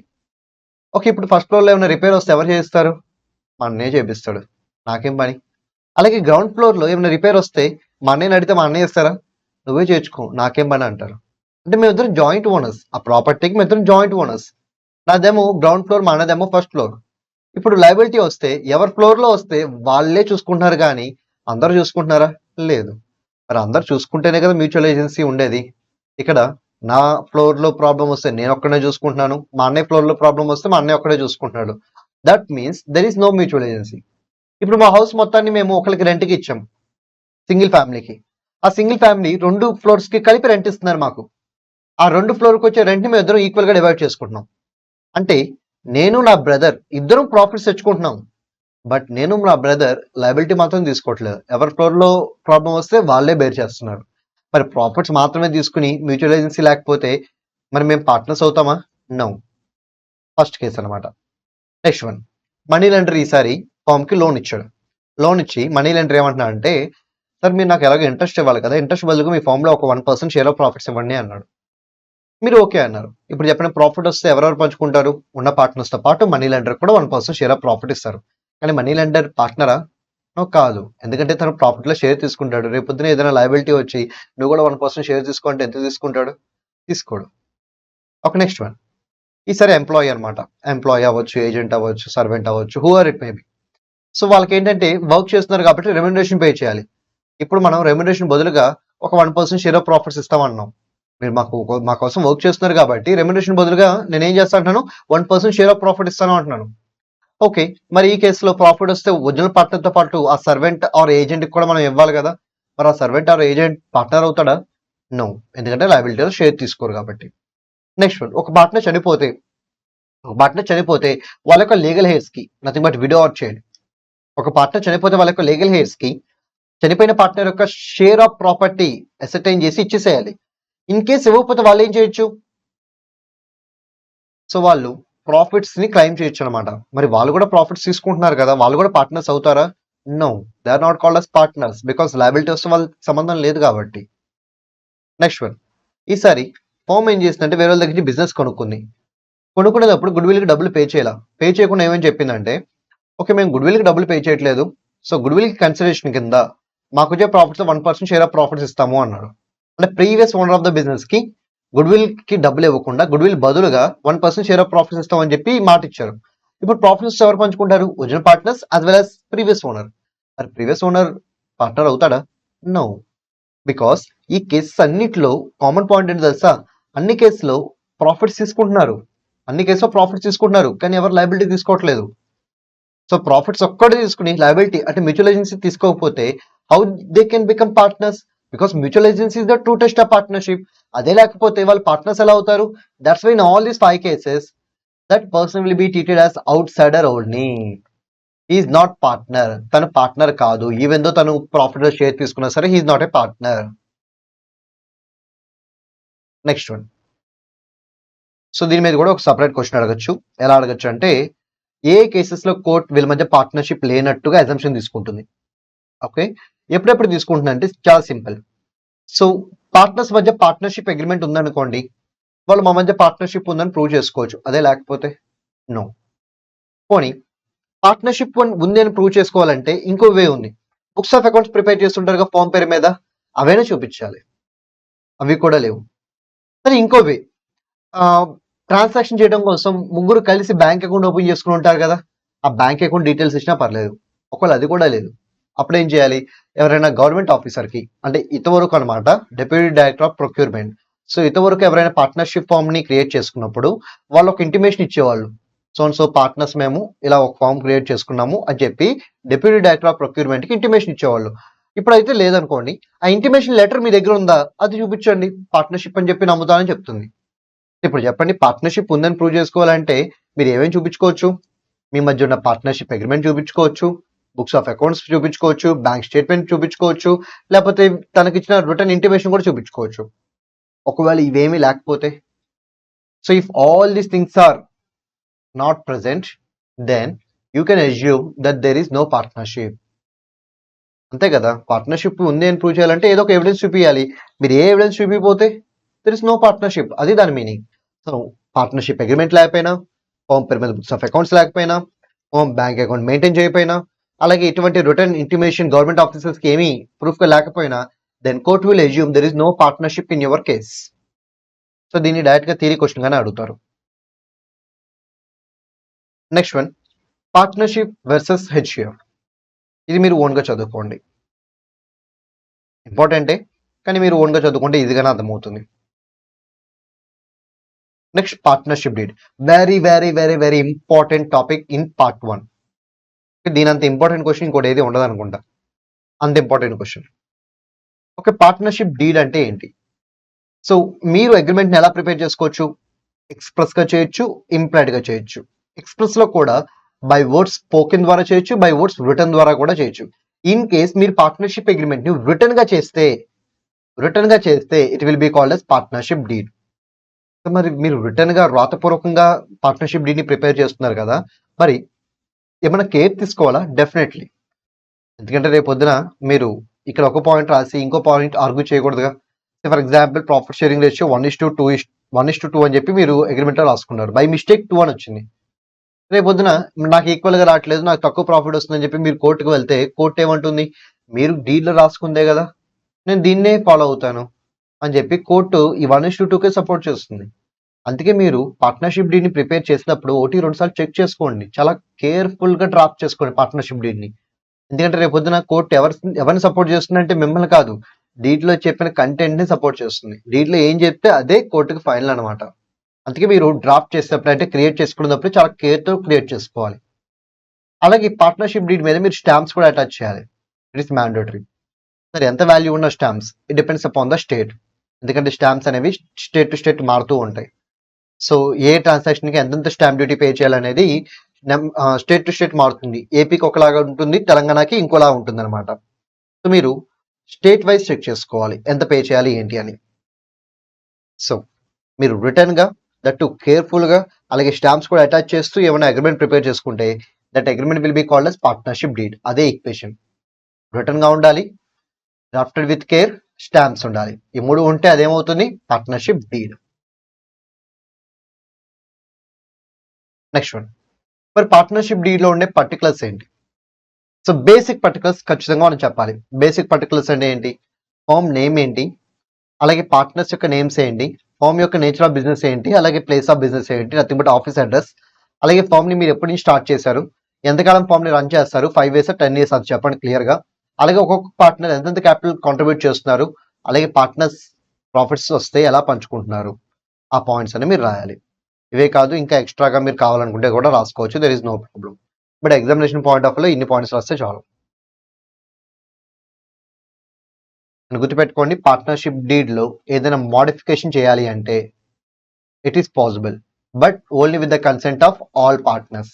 ఆల్ పార్ట్నర్స్ కన్సెంట్ ఉంటే పార్ట్నర్షిప్ డీల్ లో రాసుకున్న వాటిని మీరు మోడిఫై చేయొచ్చు, కొత్త వాటిని యాడ్ చేయొచ్చు, ఉన్న వాటిని రిమూవ్ చేయొచ్చు. You can do anything with the consent of all partners. ఇది కొంచెం చూడండి, ఈ కేసులో తమిళనాడు సంబంధించింది అనమాట ఇది. సో ఎంత స్టాంప్ వాల్యూ తీసుకున్నారు? 100 rupees.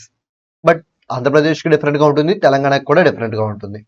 మీరు ఆ అమౌంట్ ఎంతో రాయాల్సిన అవసరం లేదు, they need to pay stamp duty అని రాస్తే చాలు. నెక్స్ట్, ఇది కూడా most important question, that is different kinds of partnership. So based on duration, based on extent of business. So partnership duration, ఎంతకాలం మీరు పార్ట్నర్షిప్ ఫామ్ ని రన్ చేయాలనుకుంటున్నారు దాన్ని డ్యూరేషన్ అంటారు. సో అది మీరు ఫిక్స్ చేస్తే it will be called as partnership for a fixed period. ఒకవేళ ఫిక్స్ చేయకపోతే it will be called as partnership at will. So for example నేను 5 years పాటు పార్ట్నర్షిప్ ఫామ్ ని రన్ చేద్దాం అనుకుంటున్నాను, partnership for fixed period. 10 years అనుకున్నాను, partnership for fixed period. 5 months అనుకున్నాను, partnership for fixed period. ఏదైనా అవనివ్వండి, మీరు డ్యూరేషన్ ఫిక్స్ చేస్తే it will be called as partnership for fixed period. Okay, నేను డ్యూరేషన్ ఫిక్స్ చేయకుండా నాకు నచ్చినప్పుడు నేను డిజాల్వ్ చేసుకుంటాను అంటే it will B partnership at will. మీకు నచ్చినప్పుడు మీరు డిజాల్వ్ చేసుకోండి. సో ముందుగానే డ్యూరేషన్ ఫిక్స్ చేసుకుంటే ఫిక్స్డ్ పీరియడ్ పార్ట్నర్షిప్, ముందుగా డ్యూరేషన్ ఫిక్స్ అయిపోతే పార్ట్నర్షిప్ ఎట్ విల్. ఒక మరి ఎప్పుడు క్లోజ్ అవుతుంది? ఇక్కడ మీరు ఆల్రెడీ డ్యూరేషన్ ఫిక్స్ చేశారు కదా, ఆ డ్యూరేషన్ అయిపోయిన తర్వాత ఫామ్ ఏమవుతుంది? డిజాల్వ్ అయిపోతుంది. ఒక మరి ఇక్కడ డ్యూరేషన్ ఏం ఫిక్స్ అయ్యలేదు కదా, మరి ఇప్పుడు ఎప్పుడు డిజాల్వ్ అవుతుంది? అప్పుడు ఎప్పుడు అవుతుందంటే any partner at any time by giving a notice to other partners he can dissolve the firm. For example ఇప్పుడు నేను మీకు క్లాస్ చెప్తున్నాను, నేను ఆల్రెడీ ఒక పార్ట్నర్షిప్ ఫామ్ లో పార్ట్నర్ని. ఓకే, ఇప్పుడు నేను మీకు క్లాస్ చెప్తూ ఎగ్జాంపుల్ గా పార్ట్నర్షిప్ అట్ విల్ గురించి మాట్లాడుతాను. సో నేను కూడా పార్ట్నర్షిప్ అట్ విల్ లో వన్ ఆఫ్ ద పార్ట్నర్ని, ఆల్రెడీ నా పేరు మీద ఇలా పార్ట్నర్షిప్ ఫామ్ ఉంది, దీన్ని ఎలా డిజాల్వ్ చేయొచ్చు తెలుసా అని చెప్పి చూపించడం కోసం నేనేమన్నా అంటే ఇప్పుడే నా పార్ట్నర్స్ అందరికీ నేను రిటర్న్ గా నోటీస్ పంపించాను. So from this time onwards ఇంకా ఫామ్ డిజాల్వ్ అయిపోయినట్టే అన్నట్టుగా నోటీస్ పంపించాను. మరి ఫామ్ డిజాల్వ్ అయిపోతుందా? Yes, any partner at any time can dissolve the form just by giving a written notice to the other partners. Sir, what about the consent of other partners? అవసరం లేదు, నేను direct గా వాళ్ళకి communicate చేస్తే చాలు. అది కూడా రిటర్న్ గా కమ్యూనికేట్ చేయాలి. ఏమని చేయాలి? ఇప్పటి నుంచి ఫామ్ ఇంకా dissolve, firm is no more అని చెప్పి నేను వాళ్ళకి కమ్యూనికేట్ చేయొచ్చు. ఓకే, దీనికి అందరి కన్సెంట్ అవసరం లేదనమాట, ఎవరైనా సరే డిజాల్వ్ చేయొచ్చు. బట్ ఫిక్స్డ్ పీరియడ్ పార్ట్నర్షిప్ లో ఫిక్స్డ్ పీరియడ్ ఎక్స్పైర్ అయితే ఫామ్ డిజాల్వ్ అవుతుంది.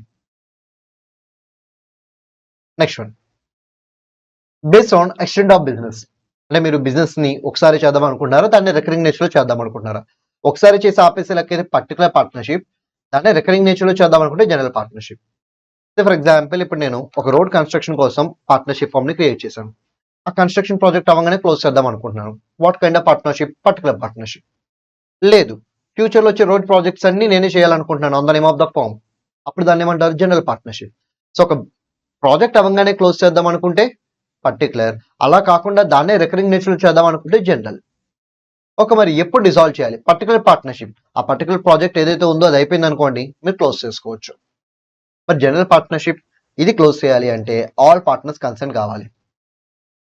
ఎంతమంది కన్సెంట్ కావాలి? All partners consent. ఇక any partner consent will be sufficient, ఎవరైనా ఎప్పుడైనా ఎలాగైనా డిజాల్వ్ చేసుకోవచ్చు. ఇక్కడ అందరూ కలిసి డిసైడ్ చేసుకుని మాత్రమే డిజాల్వ్ చేయడం కుదురుతుంది. అండ్ ఎక్స్ట్రాగా ఒక లయబిలిటీ అనే పాయింట్ ఉంటుంది లాస్ట్ ఉండేటి. సో ఇక్కడ పర్టికులర్ పార్ట్నర్షిప్ లో లయబిలిటీ అనేది ఆ పర్టికులర్ అండర్టేకింగ్, ఆ పర్టికులర్ ప్రాజెక్ట్ వరకే ఉంటుంది. కానీ జనరల్ పార్ట్నర్షిప్ లో it extend to all transactions. Firm చేసే ప్రతి ట్రాన్సాక్షన్ కి లయబిలిటీ ఉంటుంది. So this is all about types of partnerships. Next one, types of partners. So first one, active partner. Active partner కి sleeping partner కి difference ఏంటి? So active partner business లో participate చేస్తారు, sleeping partner business లో participate చేయరు. So participate చేస్తే active, participate చేయకపోతే sleeping. Okay, ఇవి కాకుండా ఇంకేమైనా ఉంటాయా? ఎస్, యాక్టివ్ పార్ట్నర్ కి స్లీపింగ్ పార్ట్నర్ కి ఇద్దరికి క్యాపిటల్ కాంట్రిబ్యూషన్ ఉంటుంది, ఇద్దరికి ప్రాఫిట్ లో షేర్ ఉంటుంది, ఇద్దరికి లాసెస్ లో షేర్ ఉంటుంది, ఇద్దరికి లయబిలిటీలో షేర్ ఉంటుంది. అంటే యాక్టివ్ పార్ట్నర్ స్లీపింగ్ పార్ట్నర్ అంటే వేరు వేరు కాదు, ఇద్దరికి సేమ్ లెవెల్ ఆఫ్ ట్రీట్మెంట్ ఉంటుంది. కానీ డిఫరెన్స్ ఎక్కడ వస్తుంది అంటే యాక్టివ్ పార్ట్నర్ బిజినెస్ లో పార్టిసిపేట్ చేస్తారు, స్లీపింగ్ పార్ట్నర్ పార్టిసిపేట్ చెయ్యరు. అది మెయిన్ డిఫరెన్స్. ఇది కాకుండా వన్ మోర్ డిఫరెన్స్ ఉంది. యాక్టివ్ పార్ట్నర్ రిటైర్ అయ్యేటప్పుడు లేకపోతే తను మనం తీసేసినప్పుడు, what of the case it may be, తన ఫామ్ నుంచి వెళ్ళిపోయేటప్పుడు he need to give public notice. whereas sleeping partner is not required to give any public notice. So one more difference. అంటే total గా యాక్టివ్ పార్ట్నర్ కి sleeping partner కి two differences ఉంటాయి. Active partner business లో participate చేస్తారు, sleeping partner participate చేయరు. First one finish.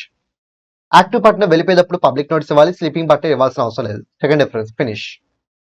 Active partner కి other name ఉంది, that is actual partner, ostensible partner. Sleeping partner కి అదర్ నేమ్ ఉంది, that is dormant partner. Next one, nominal partner. Nominal partner అంటే ఎవరు? అసలు తను పార్ట్నరే కాదు, తను ఒక అవుట్ సైడర్. పేరుకి మాత్రమే పార్ట్నర్ అని వస్తుంది తప్ప actually he's not a partner, he is an outsider. But what about active and sleeping? వాళ్ళు partners, but nominal partner outsider. Okay, మరి అవుట్ సైడర్ అని మీరు ఎందుకు నామినల్ పార్ట్నర్ అంటున్నారు? Because he lends his name, తన యొక్క name ని వాడుకోమని మనకి ఇస్తున్నాడు in order to promote our business. In simple words, that outsider is brand ambassador for our firm. తను బ్రాండ్ అంబాసిడర్ గా ఉంటూ మన ప్రొడక్ట్స్ ని, మన సర్వీసెస్ ని అడ్వర్టైజ్ చేస్తున్నాడు. Like Nagarjuna in case of Kalyan jewellers. So Kalyan jewellers సంబంధించి నాగార్జున ఎలాగైతే అడ్వర్టైజ్ చేస్తున్నాడో, అలాగే తను కూడా మన ఫామ్ సంబంధించి అలాగే అడ్వర్టైజ్ చేస్తున్నాడు. అప్పుడు తను మనం ఏమని పిలవాలి? నామినల్ పార్ట్నర్ అనాలి. కానీ తను యాక్చువల్ గా పార్ట్నరా? కాదు, జస్ట్ పేరులో మాత్రమే పార్ట్నర్ అన్న వర్డ్ వస్తుంది కానీ he's an outsider. Okay, మరి తనకి క్యాపిటల్ ఏమైనా షేర్ ఉంటుందా? నో. ప్రాఫిట్స్ లో, లాసెస్ లో? నో. లయబిలిటీలో? ఎస్. ఎందుకంటే తనే కదా మన ఫామ్ కి ఫేస్ లాగా మారి పబ్లిక్ ని అట్రాక్ట్ చేస్తున్నాడు. రేపొద్దున ఎవరైనా పబ్లిక్ నష్టపోతే తను కూడా ఈక్వల్లీ రెస్పాన్సిబుల్. ఇప్పుడు థమ్స్అప్ యాడ్ ఉంది, మహేష్ బాబు బ్రాండ్ అంబాసిడర్ అనుకుందాం. ఇప్పుడు కాదులేండి, ప్రీవియస్ గా మహేష్ బాబు బ్రాండ్ అంబాసిడర్. ఇప్పుడు నేను మహేష్ బాబు ఫేస్ చూసి నేను డ్రింక్ తీసుకున్నాను, అది నా హెల్త్ ని అప్సెట్ చేసింది. ఇప్పుడు నేనేం చేయొచ్చు? కంపెనీ మీదే కాదు, మహేష్ బాబు మీద కూడా కేసు పెట్టచ్చు. సో అది రూల్ అనమాట. ఎందుకంటే నేను మహేష్ బాబుని చూసి కొనుక్కున్నాను కాబట్టి రేపు ఏమైనా ప్రాబ్లమ్ వస్తే ఈక్వల్ రెస్పాన్సిబిలిటీ ఎవరికి కూడా ఉంటుంది? మహేష్ బాబుకి కూడా ఉంటుంది. ఇక్కడ కూడా అంతే. So he will take liability, he need to take responsibility because he's becoming a face to the firm. అంటే తను కూడా రెస్పాన్సిబిలిటీ తీసుకోవాలి. బట్ తనేమన్నా క్యాపిటల్ ఇన్వెస్ట్ చేస్తారంటే నో, ప్రాఫిట్ లో షేర్ నో, లాసెస్ లో షేర్ నో, కానీ లయబిలిటీ మాత్రం తీసుకుంటాడు. సరే ఇదంతా మరి ఫ్రీగా చేస్తారా? లేదు, రెమ్యునరేషన్ తీసుకుంటాడు. తను అలా బ్రాండ్ అంబాసిడర్ గా చేసినందుకు రెమ్యునరేషన్ ఛార్జ్ చేస్తారు. Next one, partner in profits only. తన పార్ట్నరే, తనేం అవుట్ సైడర్ కాదు, తన పార్ట్నరే. కాకపోతే ఏంటంటే ప్రాఫిట్స్ వస్తే తీసుకుంటాడు, లాస్ వస్తే తీసుకోవడం అంతే. ఈ ఒక్క పాయింటే తనకి నార్మల్ పార్ట్నర్ కి ఉన్న డిఫరెన్స్. మిగతా అన్ని పాయింట్స్ లో నార్మల్ పార్ట్నర్ అలాగే పార్ట్నర్ ఇన్ ప్రాఫిట్స్ ఓన్లీ ఇద్దరికి సేమ్ లెవెల్ ఆఫ్ ట్రీట్మెంట్ ఉంటుంది. Next one, incoming partner, outgoing partner. So firm లో జాయిన్ అయ్యే వాళ్ళని ఇన్కమింగ్ పార్ట్నర్ అంటారు, ఫామ్ నుంచి బయటకు వెళ్ళిపోయే వాళ్ళని అవుట్ గోయింగ్ పార్ట్నర్ అంటారు.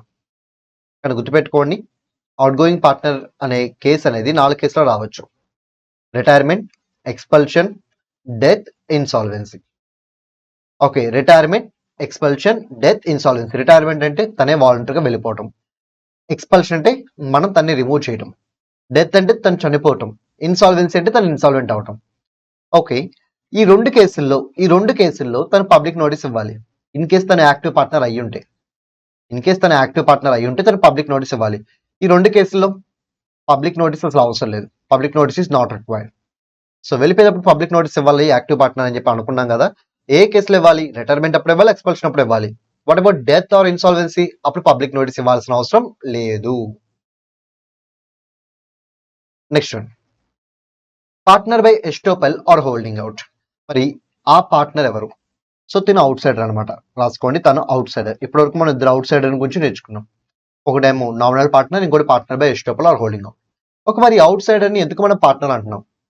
ఇప్పుడు ఏమైందంటే ప్రాబ్లము, అవుట్ సైడర్ పార్ట్నర్ కాదు, కానీ పార్ట్నర్స్ అందరూ ఉండంగానే తను తాను పార్ట్నర్ అని చెప్పి అందరూ చెప్పుకుంటున్నాడు. For example, A B original partners, X అనేవాడు ఈ ఫామ్ లో పార్ట్నర్ కాదు, తను అవుట్ సైడర్. కానీ థర్డ్ పార్టీస్ ముందు, అంటే పబ్లిక్ ముందు తను ఏమని చెప్పుకుంటున్నాడంటే, నేను కూడా ఈ ఫామ్ లో పార్ట్నర్నే అని చెప్పుకుంటున్నాడు. ఆ విషయం ఏ అండ్ బికి కూడా తెలుసు, బట్ వాళ్ళు ఏమో అబ్జెక్ట్ చేయలేదు, వాళ్ళు సైలెంట్ గా ఉన్నారు. అప్పుడు పబ్లిక్ ఏమనుకుంటారు, ఏ అండ్ బి అబ్జెక్ట్ చేయట్లేదు అండ్ ఎక్స్ తను తాను పార్ట్నర్ అని చెప్పుకుంటున్నాడు, అంటే డెఫినెట్లీ ఎక్స్ కూడా పార్ట్నర్ అయి ఉంటాడు అని వాళ్ళు అనుకుంటారు. ఇన్ కేస్ ఇప్పుడు పబ్లిక్ లో ఎవరైనా ఎక్స్ కి లోన్ ఇచ్చి ఉంటే, ఆ లోన్ కి ఎక్స్ తో పాటు ఏ అండ్ బి కూడా ఈక్వల్లీ లయబుల్. సార్ ఎందుకు సార్? ఎందుకంటే ఒక పార్ట్నర్ కి లోన్ ఇస్తే ఆ లోన్ ని ఎవరు రీపే చేయాలి? అందరు పార్ట్నర్స్ రీపే చేయాలి. సో ఇక్కడ ఎక్స్ కి లోన్ ఇస్తే అందరు పార్ట్నర్స్ రీపే చేయాలి, ఏబిఎక్స్. సార్ ఇచ్చింది లోన్ అవుట్ సైడర్ కదా, ఎస్. కానీ ఇక్కడ మనం చూడాల్సింది ఏంటంటే ఈ ఒక్క పర్టికులర్ ట్రాన్సాక్షన్ వరకు, not for any other transaction, only for this transaction we need to treat X as a partner. అంటే ఎక్స్ అనేవాడు అవుట్ సైడరే, కానీ ఈ ఒక్క పర్టికులర్ ట్రాన్సాక్షన్ వరకు ఎక్స్ మనం ఎలా ట్రీట్ చేయాలి? పార్ట్నర్ లా ట్రీట్ చేయాలి. మరి వీళ్ళిద్దరేమో బై అగ్రిమెంట్ ద్వారా పార్ట్నర్ అయ్యారు. మరి వీడు ఎలా పార్ట్నర్ అయ్యారు? By A rule called as estoppel. So estoppel అనే రూల్ ద్వారా పార్ట్నర్ అయ్యాడు.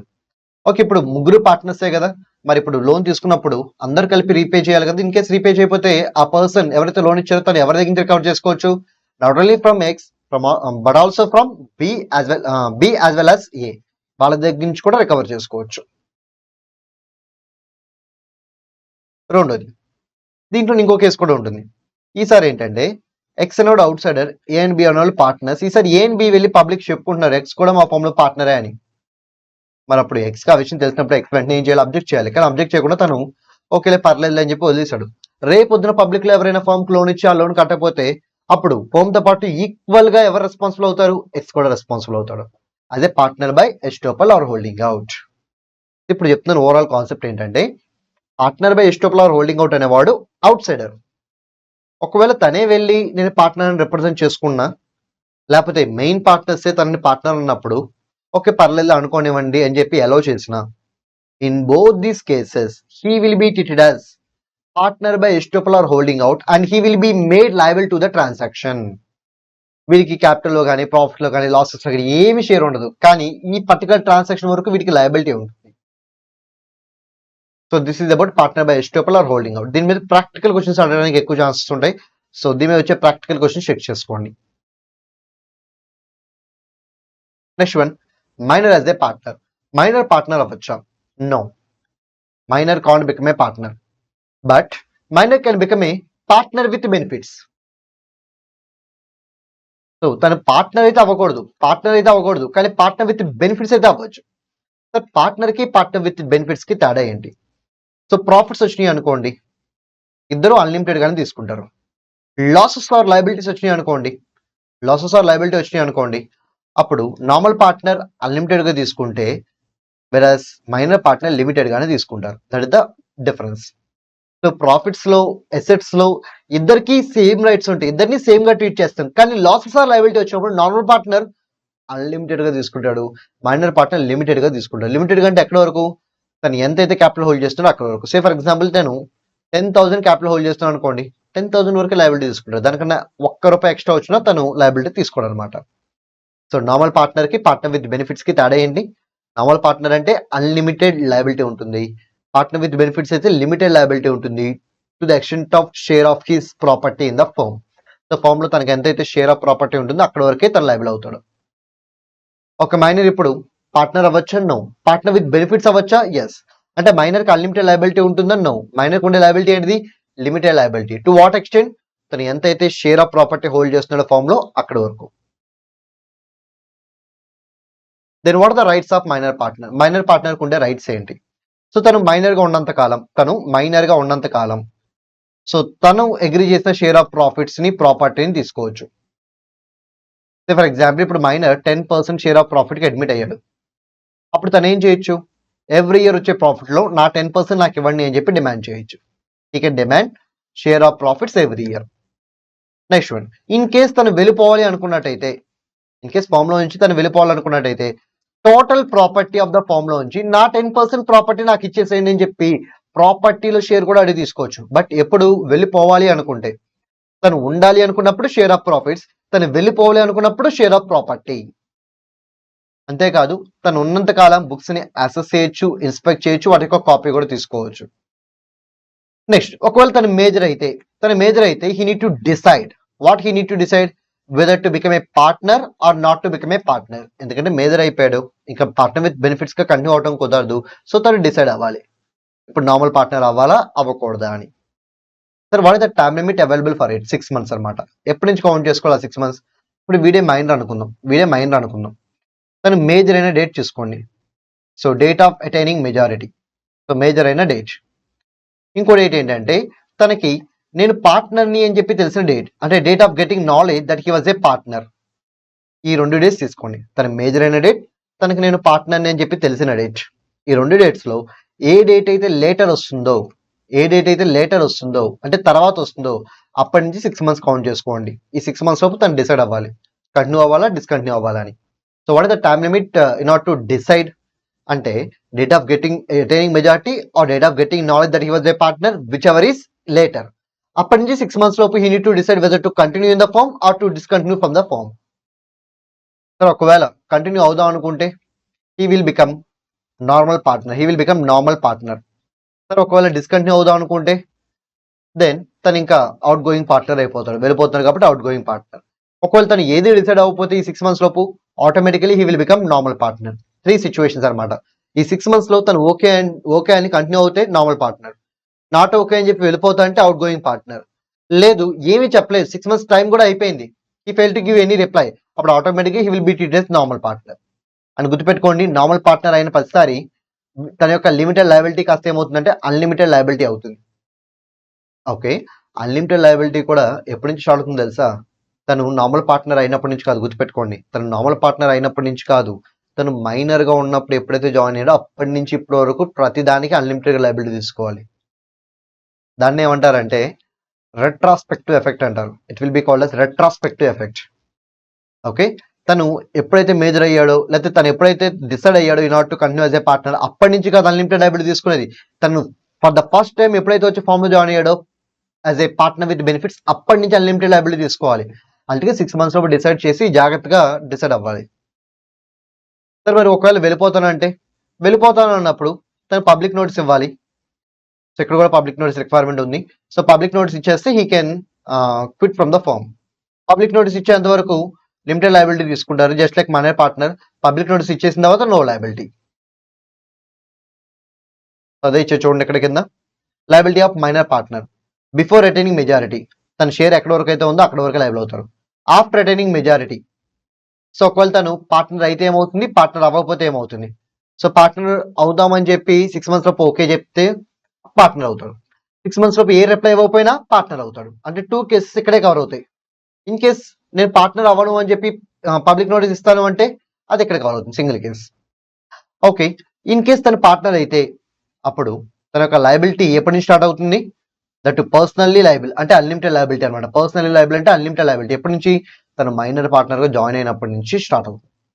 అదే ఒకవేళ తను పార్ట్నర్ అవ్వకూడదని డిసైడ్ చేసుకుంటే పబ్లిక్ నోటీస్ ఇచ్చాడో ఇవ్వలేదో చెక్ చేయండి. పబ్లిక్ నోటీస్ ఇచ్చాడు అనుకోండి, పబ్లిక్ నోటీస్ ఇచ్చేంత వరకు మైనర్ పార్ట్నర్ గానే అంటే లిమిటెడ్ లయబిలిటీ ఉంటుంది. వన్స్ పబ్లిక్ నోటీస్ ఇచ్చేస్తే not at all liable. Sir అసలు పబ్లిక్ నోటీస్ అసలు 6 months లోపు ఇవ్వలేకపోయాడు అంటే తన రిప్లై ఇవ్వలేదు అని అర్థం. తన రిప్లై ఇవ్వలేదు అంటే he will become normal partner, that is full pledged partner. Next one, transfer of interest. So transfer of interest అంటే ఏంటి? నథింగ్ బట్ పార్ట్నర్షిప్ ఫామ్ లో నాకున్న వాటాని ఏమంటారంటే ఇంట్రెస్ట్ అంటారు. ఒక ఇంట్రెస్ట్ నేను వేరే వాళ్ళకి అమ్ముకోవచ్చా? ఎస్, అమ్ముకోవచ్చు. పార్ట్నర్షిప్ ఫామ్ లో నాకున్న interest it is nothing but tangible property. ఆ టాంజిబుల్ ప్రాపర్టీ నేను ఎవరికైనా ట్రాన్స్ఫర్ చేసుకోవచ్చు, అంటే అసైన్ చేసుకోవచ్చు. కానీ గుర్తుపెట్టుకోండి, ఎవరైతే దాన్ని రిసీవ్ చేసుకుంటారో వాళ్ళని మనం అసైనీ అంటాం. వాళ్ళకి నాకు వచ్చినట్టుగా రైట్స్ రావు. అంటే నాకు ఫామ్ పరంగా ప్రతి రైట్ ఉంటుంది. సే ఫర్ ఎగ్జాంపుల్ ఏబిసి ముగ్గురు పార్ట్నర్స్ ఉన్నారు. ఏకి 40% షేర్ ఉంది. ఈ 40% షేర్ ని తను ఎక్స్ అనే పర్సన్ కి అమ్మేశాడు. సో ఇప్పుడు ఏదైతే రైట్స్ ఎంజాయ్ చేస్తాడో ఆ రైట్స్ ఎక్స్ కి ట్రాన్స్ఫర్ అవ్వవు. మరి ఎక్స్కి వచ్చే రైట్స్ ఏంటి? సో ఇక్కడ ఎక్స్కి కొన్ని రైట్స్ వస్తాయి. ఆ రైట్స్ ఏంటి అని తెలుసుకోవాలంటే ఫస్ట్ ఆఫ్ ఆల్ ఎక్స్ని ఏమని పిలుస్తారో చూసుకోవాలి. ఎస్ని మీరు ట్రాన్స్ఫరీ అని పిలవచ్చు. ట్రాన్స్ఫరీ ఆర్ ఎస్ఐని ఎలాగని పిలవచ్చు. సో ట్రాన్స్ఫరీ ఆర్ ఎస్ఐనికి వచ్చే రైట్స్ కొన్ని. ఆ రైట్స్ ఏంటి ఇప్పుడు వన్ ఆఫ్టర్ వన్ చూద్దాం. సో ఇక్కడ ప్రాబ్లం ఏమీ లేదు. ప్రాబ్లం ఏం లేదంటే దాని మీనింగ్ ఏంటంటే ఏ తన యొక్క వాటాని ఎక్స్కి ఇచ్చేసాడు, but A still continuing as a partner. అంటే ఏబిసి అలాగే ఉన్నారు, ఫోమ్ అలాగే ఉంది, ఫోమ్ ఏమీ డిజాల్వ్ చేయలేదు. లేకపోతే ఏ ఏమైనా డిస్కంటిన్యూ అంటే లేదు, ఏ కూడా ఇంకా పార్ట్నర్ గానే కంటిన్యూ అవుతున్నాడు. సో ఫామ్ డిజాల్వ్ అవ్వలేదు, ఏ ఇంకా కంటిన్యూ అవుతున్నాడు. కాబట్టి ఈ కేసులో ఎక్స్ ఉండే ఓన్లీ రైట్ ఏంటంటే ఈ can ask for share of profits అంతే. సో అప్పుడు కేవలం తను ఏం అడగగలడు? షేర్ ఆఫ్ ప్రాఫిట్స్ మాత్రమే అడగగలడు. So he is only entitle to receive share of profits. Sir business లో నేను పార్టిసిపేట్ చేస్తానని అడగచ్చా? No, not entitled. Sir books నేను చూస్తాను, ఇన్స్పెక్ట్ చేస్తాను, నాకు అకౌంట్స్ కావాలని అడగచ్చా? No, not entitled. ఓకే, కేవలం తను అడగగలిగింది ఏంటిది? Share of profits. Next one, sir ఒకవేళ ఎంటైర్ ఫామ్ ని డిజాల్వ్ చేస్తున్నాను సార్, లేకపోతే ఏ అనేవాడు ఇంకా ఫామ్ లో ఉండట్లేదు, తను వెళ్ళిపోతున్నాడు. సో ఈ రెండు కేసులో ఏ కేసు కవర్ అయినా సరే అప్పుడు దానికి ఎక్స్ట్రాగా 2 రైట్స్ వస్తాయి. ఏంటా 2 రైట్స్ అంటే ఫైనల్ ప్రాపర్టీ ఉంటుంది కదా, ఏకి సంబంధించిన ఫైనల్ ప్రాపర్టీ. ఇప్పుడు ఫామ్ డిజాల్వ్ అయితే ఏబిసి ఎవరి షేర్ వాళ్ళు తీసుకుంటారు. ఒకవేళ ఏ ఒక్కడే డిస్కంటిన్యూ అయితే ఏ షేర్ ఏ తీసుకుంటాడు. ఈ రెండు కేసులో ఏకి తన షేర్ వచ్చేస్తుంది కదా, బట్ తన షేర్ ఆల్రెడీ అమ్మేశారు కాబట్టి ఇప్పుడు ఆ షేర్ ఎవరికి ఇవ్వాలి? ఏ ఎక్స్కి ఇవ్వాలి. Now X is having a right to get that share from A. అది ఫస్ట్ పాయింట్. అంతేకాదు ఆ షేర్ కరెక్ట్గా వచ్చిందో లేదో తెలుసుకోవడం కోసం he can access and inspect books of accounts also. Next one, registration of firm. So registration of firm ని register చేయాలనుకుంటే ఎవరి దగ్గర చేయాలి? ఆర్ఓఎఫ్ దగ్గర చేయాలి. సార్ ఆర్ఓఎఫ్ అంటే ఎవరు? Registrar of forms. ఆర్ఓఎఫ్ అంటే ఎవరు? Registrar of firms. Okay, ROF ఒక రిజిస్టర్ మెయింటైన్ చేస్తాడు called as register of firms. So person పేరు రిజిస్ట్రార్, తను మెయింటైన్ చేసే బుక్ పేరు రిజిస్టర్. ఒక తను రిజిస్టర్ మెయింటైన్ చేస్తారు. ఇప్పుడు నేను సే ఫర్ ఎగ్జాంపుల్ ఏబిసి ముగ్గురు కలిసి ఫామ్ ని రిజిస్టర్ చేద్దాం అనుకుంటున్నారు. సో వాళ్ళు ఆర్ఓఎఫ్ కి అప్లికేషన్ పెట్టుకుంటే ఆర్ఓఎఫ్ డీటెయిల్స్ అని వెరిఫై చేసి ఈ రిజిస్టర్ లో నేమ్ అప్డేట్ చేస్తాడు, అంటే నేమ్ ఎంటర్ చేస్తారు అనమాట. అలా ఎంటర్ చేయడాన్ని రిజిస్ట్రేషన్ అంటారు. The process of entering the name by ROF in the register of firm is known as registration of firm. Sir మరి ఇది రిజిస్ట్రేషన్ చేయించడం అనేది మ్యాండేటరీయా? No, optional. ఆప్షనల్ కాబట్టి మీరు రిజిస్ట్రేషన్ ఎప్పుడైనా చేయించవచ్చు. ఆప్షనల్ కాబట్టి మీరు రిజిస్ట్రేషన్ ఎప్పుడైనా చేయించుకోవచ్చు. ఓకే, మరి రిజిస్ట్రేషన్ చేయాలంటే ఏం చేయాలి? అప్లికేషన్ ఫామ్, అప్లికేషన్ ఫీ రెండు ఫార్వర్డ్ చేయాలి.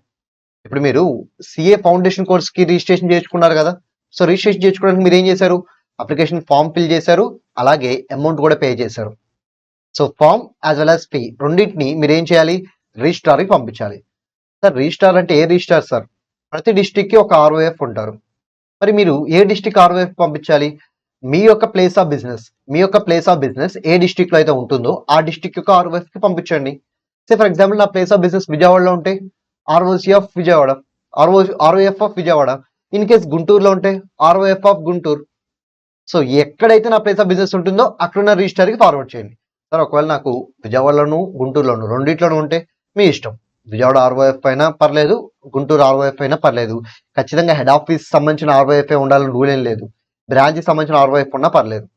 కానీ కంపెనీ విషయంలో మాత్రం గుర్తుపెట్టుకోండి, కంపెనీ విషయంలో ఏ ఆర్ఓసికి పంపించాలంటే మాత్రం రిజిస్టర్ ఆఫీస్ ఏ ఆర్ఓసి దగ్గర అయితే ఉంటుందో ఆర్ఓసికి. బట్ ఇక్కడ రిజిస్టర్ ఆఫీసే కాదు, బ్రాంచెస్ ఉన్న ప్లేసెస్ లో కూడా మీరు రిజిస్ట్రేషన్ తీసుకోవచ్చు, there is no issue. Next one, మరి ఆ అప్లికేషన్ ఫామ్ లో ఆ స్టేట్మెంట్లు ఏమేమి ఉండాలి?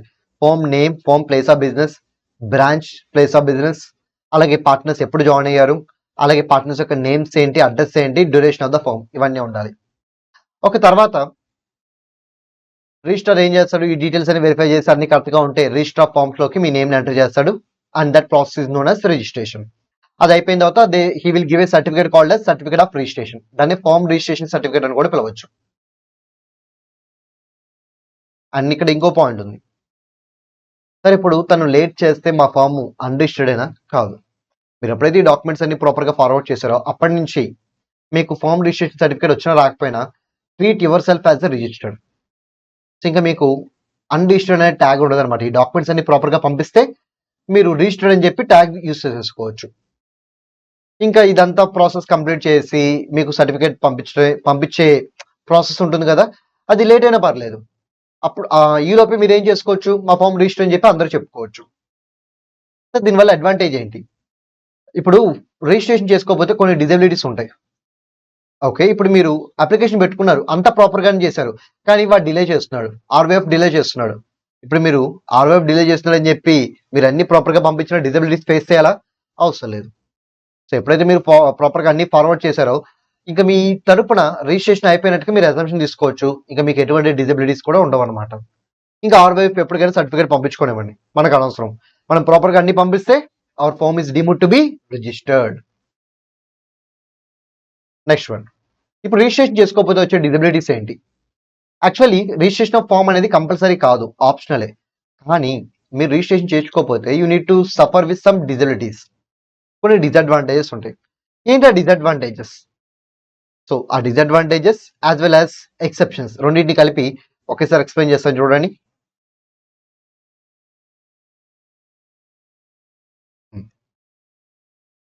ఫోమ్ కానీ అందులో ఉన్న పార్ట్నర్స్ కానీ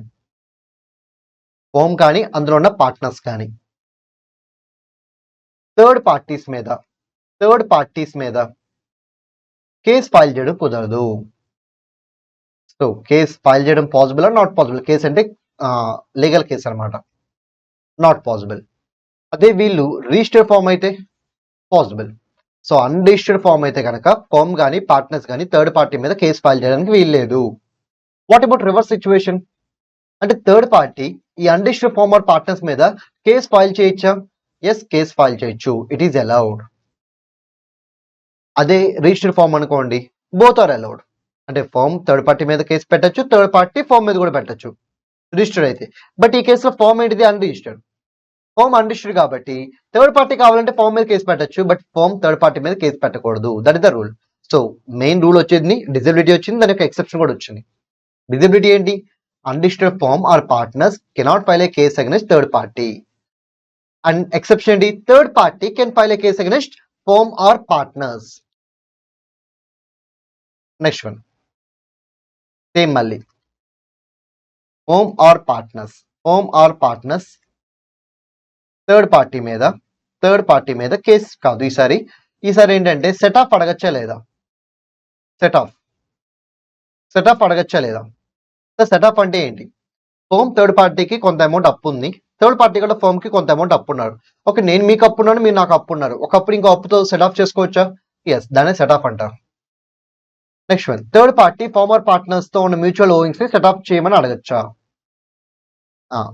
రిజిస్టర్డ్ ఫామ్ అనుకోండి, బోత్ సైడ్స్ పాసిబుల్. ఒకవేళ ఇది అన్రిజిస్టర్డ్ ఫామ్ అనుకోండి, దెన్ ఫామ్ సెట్ ఆఫ్ అడగడానికి వీల్లేదు, కానీ థర్డ్ పార్టీ సెట్ ఆఫ్ అడగచ్చు. అంటే ఫామ్ కేసు ఫైల్ చేయలేదు, ఫామ్ మ్యూచువల్ ఓవింగ్స్ ని సెట్ ఆఫ్ చేసుకోమని కూడా అడగలేదు. కానీ గుర్తుపెట్టుకోండి, సెట్ ఆఫ్ వాల్యూ గనక less than or equal to 100 ఉంటే it is allowed. If the set off value is less than or equal to 100, but greater than 100 ఉంటే నాట్ అలౌడ్. అంటే ఇక్కడ ఎక్సెప్షన్ కవర్ అయింది, డిజబిలిటీ కూడా కవర్ అయింది. So ఇక్కడ మనం 2 పాయింట్స్ కవర్ చేసాం. నెక్స్ట్ మూడోది, పార్ట్నర్స్. ఈసారి ఇంటర్నల్ గొడవలు అనమాట. పార్ట్నర్సే అదర్ పార్ట్నర్స్ మీద కేసు ఫైల్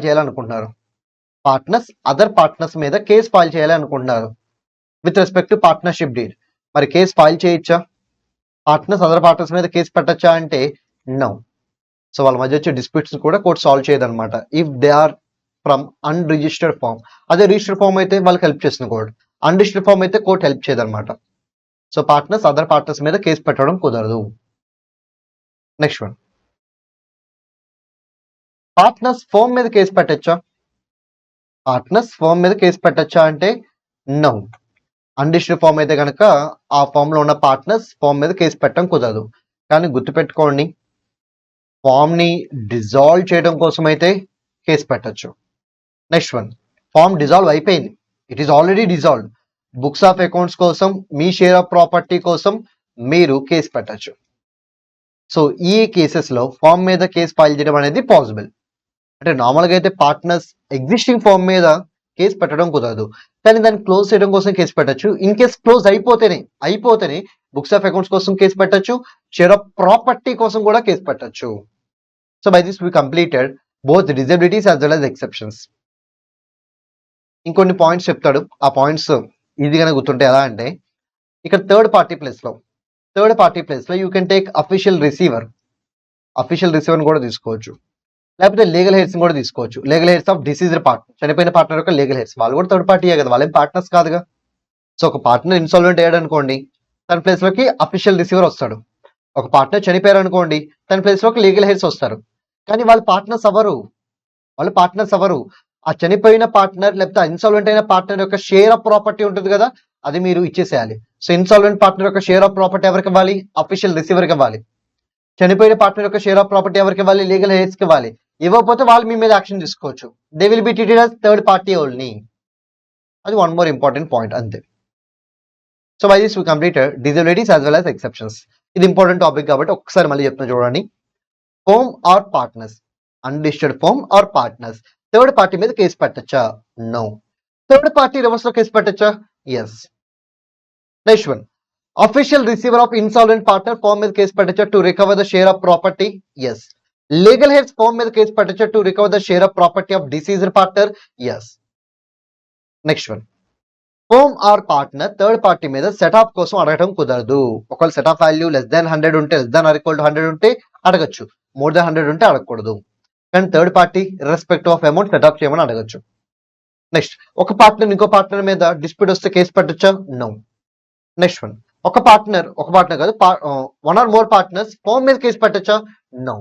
కానీ ఫామ్ ని క్లోజ్ చేసామని చెప్పి అయితే ఎస్. ఆల్రెడీ ఫామ్ క్లోజ్ అయిపోయి ఉంటే, firm if already it is close, అప్పుడు books of account share of property కోసం కూడా కేసు పెట్టచ్చు. So these are the disabilities as well as exceptions in case of non registration of firm. So by this we completed part 1 of Indian Partnership Act 1932. Just now we completed Indian Partnership Act part 1. Now it's a time for Indian Partnership Act part 2. దీనిలో first concept relation of partners to one another. So దాని meaning ఏంటి? It's meaning is nothing but rights and duties between partners. So partners మధ్య ఉండే rights and duties ఏమంటారంటే relation of partners to one another అంటారు. ఇదంత important topic అయితే కాదు, so అందుకే నేను ఈ టాపిక్ని బ్రీఫ్గా ఎక్స్ప్లెయిన్ చేస్తాను. సో జనరల్గా రైట్స్ అండ్ డ్యూటీస్ ఎవరు డిసైడ్ చేస్తారు? పార్ట్నర్స్ డిసైడ్ చేసుకుంటారు బేస్డ్ ఆన్ కాంట్రాక్ట్. అంటే వాళ్ళు ఒక అగ్రిమెంట్ అనుకుంటారు కదా, ఆ అగ్రిమెంట్లోనే అందరి రైట్స్ని, అందరి యొక్క డ్యూటీస్ని క్లియర్గా మెన్షన్ చేస్తారు. ఓకే, ఆ అగ్రిమెంట్ ఎలా ఉండొచ్చు? ఎక్స్ప్రెస్గా ఉండొచ్చు, ఇంప్లాయిడ్గా ఉండొచ్చు. సో రైట్స్ అండ్ డ్యూటీస్ ఉండాలి అంటే ఖచ్చితంగా అది రిటర్న్గానే ఉండాలని చెప్పి కొంతమంది అనుకుంటారు, but it is wrong. So rights and డ్యూటీస్ని బేస్డ్ ఆన్ అగ్రిమెంట్ క్రియేట్ చేసుకుంటారు. ఆ అగ్రిమెంట్ ఎక్స్ప్రెస్గా ఉండొచ్చు, ఇంప్లాయిడ్గా ఉండొచ్చు. సరే, ఈ రైట్స్ అండ్ డ్యూటీస్ని ఫ్యూచర్లో మార్చుకోవచ్చా? Yes. Anything in partnership agreement can be modified with the help of unanimous consent. అంటే అక్కడున్న పార్ట్నర్స్ కన్సెంట్ ఉంటే దెన్ డెఫినెట్లీ మీరు కావాలనుకుంటే ఈ రైట్స్ అండ్ డ్యూటీస్ని ఫ్యూచర్లో మీ రిక్వైర్మెంట్కి తగ్గట్టుగా మీరు అప్డేట్ చేసుకోవచ్చు. But the consent of all partners you can update. మరి ఆ కన్సెంట్ ఎలా తీసుకోవచ్చు? ఆ కన్సెంట్ ఎక్స్ప్రెస్గా తీసుకోవచ్చు, ఇంప్లాయిడ్గా తీసుకోవచ్చు. అంటే ఇక్కడ రైట్స్ అండ్ డ్యూటీస్ని ఎలా డిటర్మైన్ చేస్తారు? Based on agreement. ఆ అగ్రిమెంట్ ఎలా ఉండొచ్చు? Express or implied. దాన్ని అప్డేట్ చేయొచ్చా? Yes, by taking the consent of all partners. ఆ కన్సెంట్ ఎలా తీసుకోవచ్చు? Express or implied. That's it. Next one, general duties of partner. So general duties as well as duty to indemnify for loss caused by fraud. ఈ రెండు sections గుర్తుపెట్టుకోండి, ఇవి alter చేయలేని duties అనమాట. అంటే మీరు ఇక్కడ ఏం చెప్పారో అదే బ్లైండ్గా ఫాలో అవ్వాలి. మీరు అగ్రిమెంట్ రాసుకుని వీటిని మార్చుకుందామంటే కుదరదు. సో ఇది లా బౌండెడ్ అనమాట. These duties are law bounded. అంటే లాలో ఏం చెప్తే అదే ఫాలో అవ్వాలి. కానీ తర్వాత మనం నేర్చుకునే రైట్స్ కానీ డ్యూటీస్ కానీ అవన్నీ అగ్రిమెంట్ బౌండెడ్. సో అగ్రిమెంట్లో ఏం చెప్తే అది ఫాలో అవ్వాలి. అగ్రిమెంట్ సైలెంట్గా ఉన్నప్పుడు మాత్రమే we need to refer law.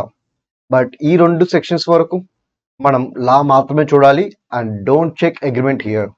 So అగ్రిమెంట్లో ఎలా రాసుకునే అనవసరం. ఈ 2 సెక్షన్స్ వరకు ఇక్కడ ఏముందో అదే ఫాలో అవ్వాలి. So first one, section number 9 దేని గురించి డీల్ చేస్తుంది అంటే general duties of partner. So ప్రతి పార్ట్నర్ ఎలా వర్క్ చేయాలి?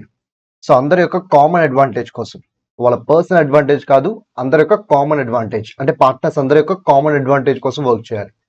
సో దాంట్లో కూడా గ్రేటెస్ట్ కామన్ అడ్వాంటేజ్ అంటే తను చేసే యాక్టివిటీ వల్ల సో అందరికి కామన్ గా చాలా ఎక్కువ అడ్వాంటేజ్ రావాలన్నమాట. ఆ విధంగా వర్క్ చేయాలి. So every partner shall act at greatest common advantage. అంతేకాదు రిమైనింగ్ పార్ట్నర్స్ తో గుడ్ ఫెయిత్ లో ఉండాలి. రిమైనింగ్ పార్ట్నర్స్ తో గుడ్ ఫెయిత్ లో ఉండాలన్నమాట. అంటే జెన్యున్ గా ఉండాలి, మీరు ఫేక్ గా ఉండకూడదు. నెక్స్ట్ వన్, అకౌంట్స్ కానీ ఇన్ఫర్మేషన్ కానీ సో అదర్ పార్ట్నర్స్ కనుక అడిగితే అవి ఇన్ కేస్ మీ దగ్గర ఉండుంటే దెన్ మీరు ఖచ్చితంగా వాటి యొక్క డీటెయిల్స్ ని ప్రొవైడ్ చేయాలి. అది కూడా కంప్లీట్ డీటెయిల్స్ ఇవ్వాలి, as well as correct details ఇవ్వాలి. ఇన్కరెక్ట్ డీటెయిల్స్ ఇచ్చినా, ఇన్కంప్లీట్ డీటెయిల్స్ ఇచ్చినా అది ఈ డ్యూటీని బ్రేక్ చేసినట్టే అవుతుంది. So this is about section number 9. సో సెక్షన్ నెంబర్ 9లో మీరు మెయిన్ గుర్తుపెట్టుకోవాల్సింది ఏంటంటే ఎవరైనా సరే గ్రేటెస్ట్ కామన్ అడ్వాంటేజ్ కోసమే వర్క్ చేయాలి అండ్ గుడ్ ఫెయిత్ లో వర్క్ చేయాలి. మిగతా పార్ట్నర్స్ తో గుడ్ ఫెయిత్ లో ఉండాలి, జెన్యున్ గా ఉండాలి, జెన్యున్ గా యాక్ట్ చేయాలి. Next one, accounts and information in case మీ దగ్గర ఉండుంటే మిగతా పార్ట్నర్స్ అడిగినప్పుడు మీరు కంప్లీట్ గా చెప్పాలి, యాజ్ వెల్ as కరెక్ట్ గా చెప్పాలి. Next one, duty to indemnify for loss caused by fraud. For example ముగ్గురు పార్ట్నర్స్ ఉన్నారు, XYZ అని. ఓకే, ఎక్స్ ఫ్రాడ్ చేశాడు. ఓకే, ఎక్స్ ఫ్రాడ్ ఎలా చేశాడంటే ఫామ్ లో పార్ట్నర్ గా ఉంటూ చేశాడు. మరి ఎక్స్ ఫామ్ లో పార్ట్నర్ గా ఉంటూ ఫ్రాడ్ చేస్తే who need to take the responsibility? Firm తీసుకోవాలి. ఓకే, ఇప్పుడు అది ఫామ్ కి లాసే కదా. Yes, it is nothing but a loss to the firm because X fraud చేశాడు, అది కూడా ఫామ్ లో పార్ట్నర్ గా ఉంటూ చేశాడు కాబట్టి ఫామ్ రెస్పాన్సిబిలిటీ తీసుకోవాలి కాబట్టి firm need to suffer with loss. But ఈ కేసులో ఎక్స్ లాస్ సఫర్ అయ్యి ఉంటే ప్రాబ్లం ఉండేది కాదు, కానీ ఎక్స్ తో పాటు వై అండ్ జెడ్ కూడా లాస్ సఫర్ అవుతున్నారు even though they are not involved in fraud. అందుకే ఈ కేసులో ఎక్స్ మీద ఒక డ్యూటీ ఉంటుంది. ఏంటి ఆ డ్యూటీ అంటే హీ నీడ్ టు ఇండెమినిఫై.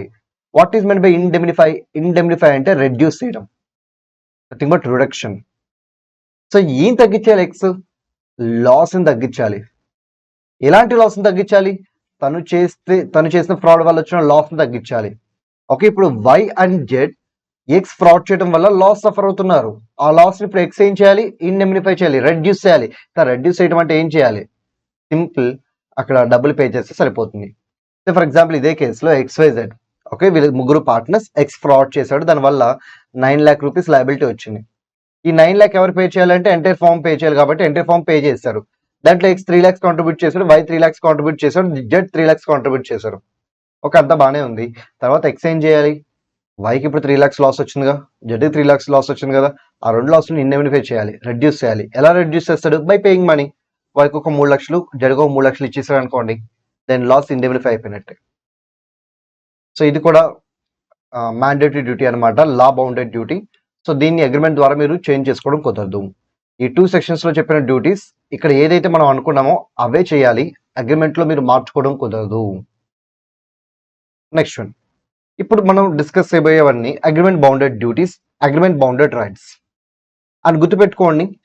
అగ్రిమెంట్ లో ఏం చెప్తే అదే ఫైనల్. ఇక్కడ ఇన్ కేస్ అగ్రిమెంట్ సైలెంట్ గా ఉంటే దెన్ ఈ చార్ట్ లో చెప్పిన విధంగా ఫాలో అవ్వాలి. అగ్రిమెంట్లో ఏమైనా స్పెసిఫిక్ చెప్తే ఈ చార్ట్ మీరు ఫాలో అవ్వాల్సిన అవసరం లేదు, అగ్రిమెంట్ బట్టే వెళ్ళండి. సో మరి ఎగ్జామ్లో ఏంటి పొజిషన్? ఎగ్జామ్లో అగ్రిమెంట్ లేనప్పుడు మీరు ఏం చేయాలనే క్వశ్చన్స్ అడుగుతారు. ఎందుకంటే అగ్రిమెంట్లో ఉంటే అక్కడ ఏదైతే ఉందో అదే ఫాలో అవుతారు, కానీ మీరు స్పెషల్గా రాయడానికి ఏముంటుంది? ఏముండదు. అగ్రిమెంట్లో ఏమి చెప్పకపోతే when agreement is silent then how this right will be, how this duty will be అనేది మనం చెప్పాలి. సరే, వన్ బై వన్ చూద్దాం. First one, agreement in distant of trade. Yes, ఇప్పుడు పార్ట్నర్స్ అందరూ ఒక అగ్రిమెంట్లోకి ఎంటర్ అయ్యి ఓకే మీరు కంపీటింగ్ బిజినెస్ చేయకూడదు అని చెప్పి అనుకోవచ్చు. అలా అనుకుంటే ఇట్ ఈస్ వ్యాలిడ్ ఓన్లీ. అంటే XYZ ముగ్గురు పార్ట్నర్స్ ఉన్నారు కదా, సో ఈ ముగ్గురు పార్ట్నర్స్ ఒక అగ్రిమెంట్లోకి ఎంటర్ అయ్యారు. సో మీరు ఫామ్లో పార్ట్నర్గా కంటిన్యూ అవుతున్నంత కాలం ఎవరు ఈ ఫామ్కి అగెనిస్ట్గా ఇంకో బిజినెస్ స్టార్ట్ చేయకూడదు, అగెనిస్ట్గా అంటే కంపీటింగ్ ఇంకో బిజినెస్ స్టార్ట్ చేయకూడదు అనుకున్నారు, వ్యాలిడే. నెక్స్ట్ వన్, మరి బిజినెస్లో ఎవరు పార్టిసిపేట్ చేయొచ్చు? బిజినెస్లో అందరూ పార్టిసిపేట్ చేయొచ్చు, every partner will have such right. అలాగే డ్యూటీస్ డిశ్చార్జ్ చేసేటప్పుడు, అంటే మనకి ఇచ్చిన డ్యూటీస్ మనం డిశ్చార్జ్ చేసేటప్పుడు మనం ఎలా యాక్ట్ చేయాలి? డెలిజెంట్లీ యాక్ట్ చేయాలి, అంటే కేర్ఫుల్లీ యాక్ట్ చేయాలి. మరి ఈ డ్యూటీ ఎవరి మీద ఉంటుంది? ప్రతి పార్ట్నర్ మీద ఉంటుంది. ప్రతి పార్ట్నర్ వాళ్ళ యొక్క డ్యూటీస్ని డిశ్చార్జ్ చేసేటప్పుడు ఖచ్చితంగా కేర్ఫుల్గా యాక్ట్ చేయాలి. నెక్స్ట్ వన్, ఏదైనా ఒక డెసిషన్ తీసుకోవాలనుకున్నప్పుడు మనం కన్సల్ట్ చేయాలి. మరి ఎవరిని కన్సల్ట్ చేయాలి? We need to consult all the partners, అందరు పార్ట్నర్స్ని కన్సల్ట్ చేయాలి. We need to consult each and every partner అని గుర్తుపెట్టుకోండి. ఆర్డినరీ మ్యాటర్స్ అయితే మెజారిటీ పార్ట్నర్స్ కన్సల్ట్ సరిపోతుంది. సో ఇక్కడ మస్ట్ బి కన్సల్టెడ్ కాదు, మస్ట్ గివ్ కన్సెంట్. ఇక్కడ కూడా సో అప్డేట్ చేసుకోండి. మస్ట్ బి కన్సల్టెడ్ కాదు, must give consent. So consult చేయడం అయితే అందరినీ కన్సల్ట్ చేయాలి. అది ఆర్డినరీ మ్యాటర్ అయినా, ఫండమెంటల్ మ్యాటర్ అయినా. ఫండమెంటల్ అంటే ఇంపార్టెంట్, ఆర్డినరీ అంటే తెలిసిందే కదా నార్మల్ మ్యాటర్. ఓకే, అది ఎలాంటి మ్యాటర్ అయినా we need to consult each and every partner. ప్రతి పార్ట్నర్ని మనం కన్సల్ట్ చేయాలి. కానీ డెసిషన్ మేక్ చేసుకునేటప్పుడు మనం ఓటింగ్ చూసుకుంటాం కదా, ఆ ఓటింగ్ ఎలా చూసుకోవాలి? ఒక నార్మల్ మ్యాటర్ అయితే మోర్ దెన్ 50% పార్ట్నర్స్ అగ్రీ చేస్తే సరిపోతుంది. ఇంపార్టెంట్ ఫండమెంటల్ మ్యాటర్ అయితే ఆల్ పార్ట్నర్స్ అగ్రీ చేయాలి, యునానిమస్ కన్సెంట్ కావాలన్నమాట. నెక్స్ట్ వన్, బుక్స్ని ఎవరు యాక్సెస్ చేయొచ్చు? ఇక్కడ అసెస్ చేయొచ్చు, ఇన్స్పెక్ట్ చేయొచ్చు, వాటి యొక్క కాపీ కూడా తీసుకోవచ్చు. ఎవరు తీసుకోవచ్చు? ఎవ్రీ పార్ట్నర్, ప్రతి పార్ట్నర్కి ఆ రైట్ ఉంటుంది. అంతేకాదు చనిపోయిన పార్ట్నర్ యొక్క లీగల్ హెయిర్ కూడా ఆ రైట్ ఉంటుంది. అదే నెక్స్ట్ పాయింట్. సో చనిపోయిన పార్ట్నర్ యొక్క లీగల్ హెయిర్స్ కూడా బుక్స్ ఆఫ్ అకౌంట్స్ని అసెస్ చేయొచ్చు, ఇన్స్పెక్ట్ చేయొచ్చు, వాటి యొక్క కాపీ కూడా తీసుకోవచ్చు. Next one, remuneration. ఏ పార్ట్నర్కి రెమ్యునరేషన్ అడిగే రైట్ ఉండదు. తన యాక్టివ్ పార్ట్నర్ తన రెమ్యునరేషన్ అడగచ్చా? నో, అడగడానికి వీల్లేదు. కాకపోతే గుర్తుపెట్టుకోండి, దీని మీద రీసెంట్గా ఒక ప్రాక్టికల్ క్వశ్చన్ వచ్చింది. సో ఆ ప్రాక్టికల్ క్వశ్చన్ ఏంటి అంటే, అగ్రిమెంట్లో చెప్తే రెమ్యునరేషన్ క్లెయిమ్ చేయొచ్చా? ఎస్, ఆల్రెడీ అనుకున్నాం కదా, ఇక్కడ మనం మాట్లాడే రైట్స్ అండ్ డ్యూటీస్ అన్ని subject to agreement. Next one,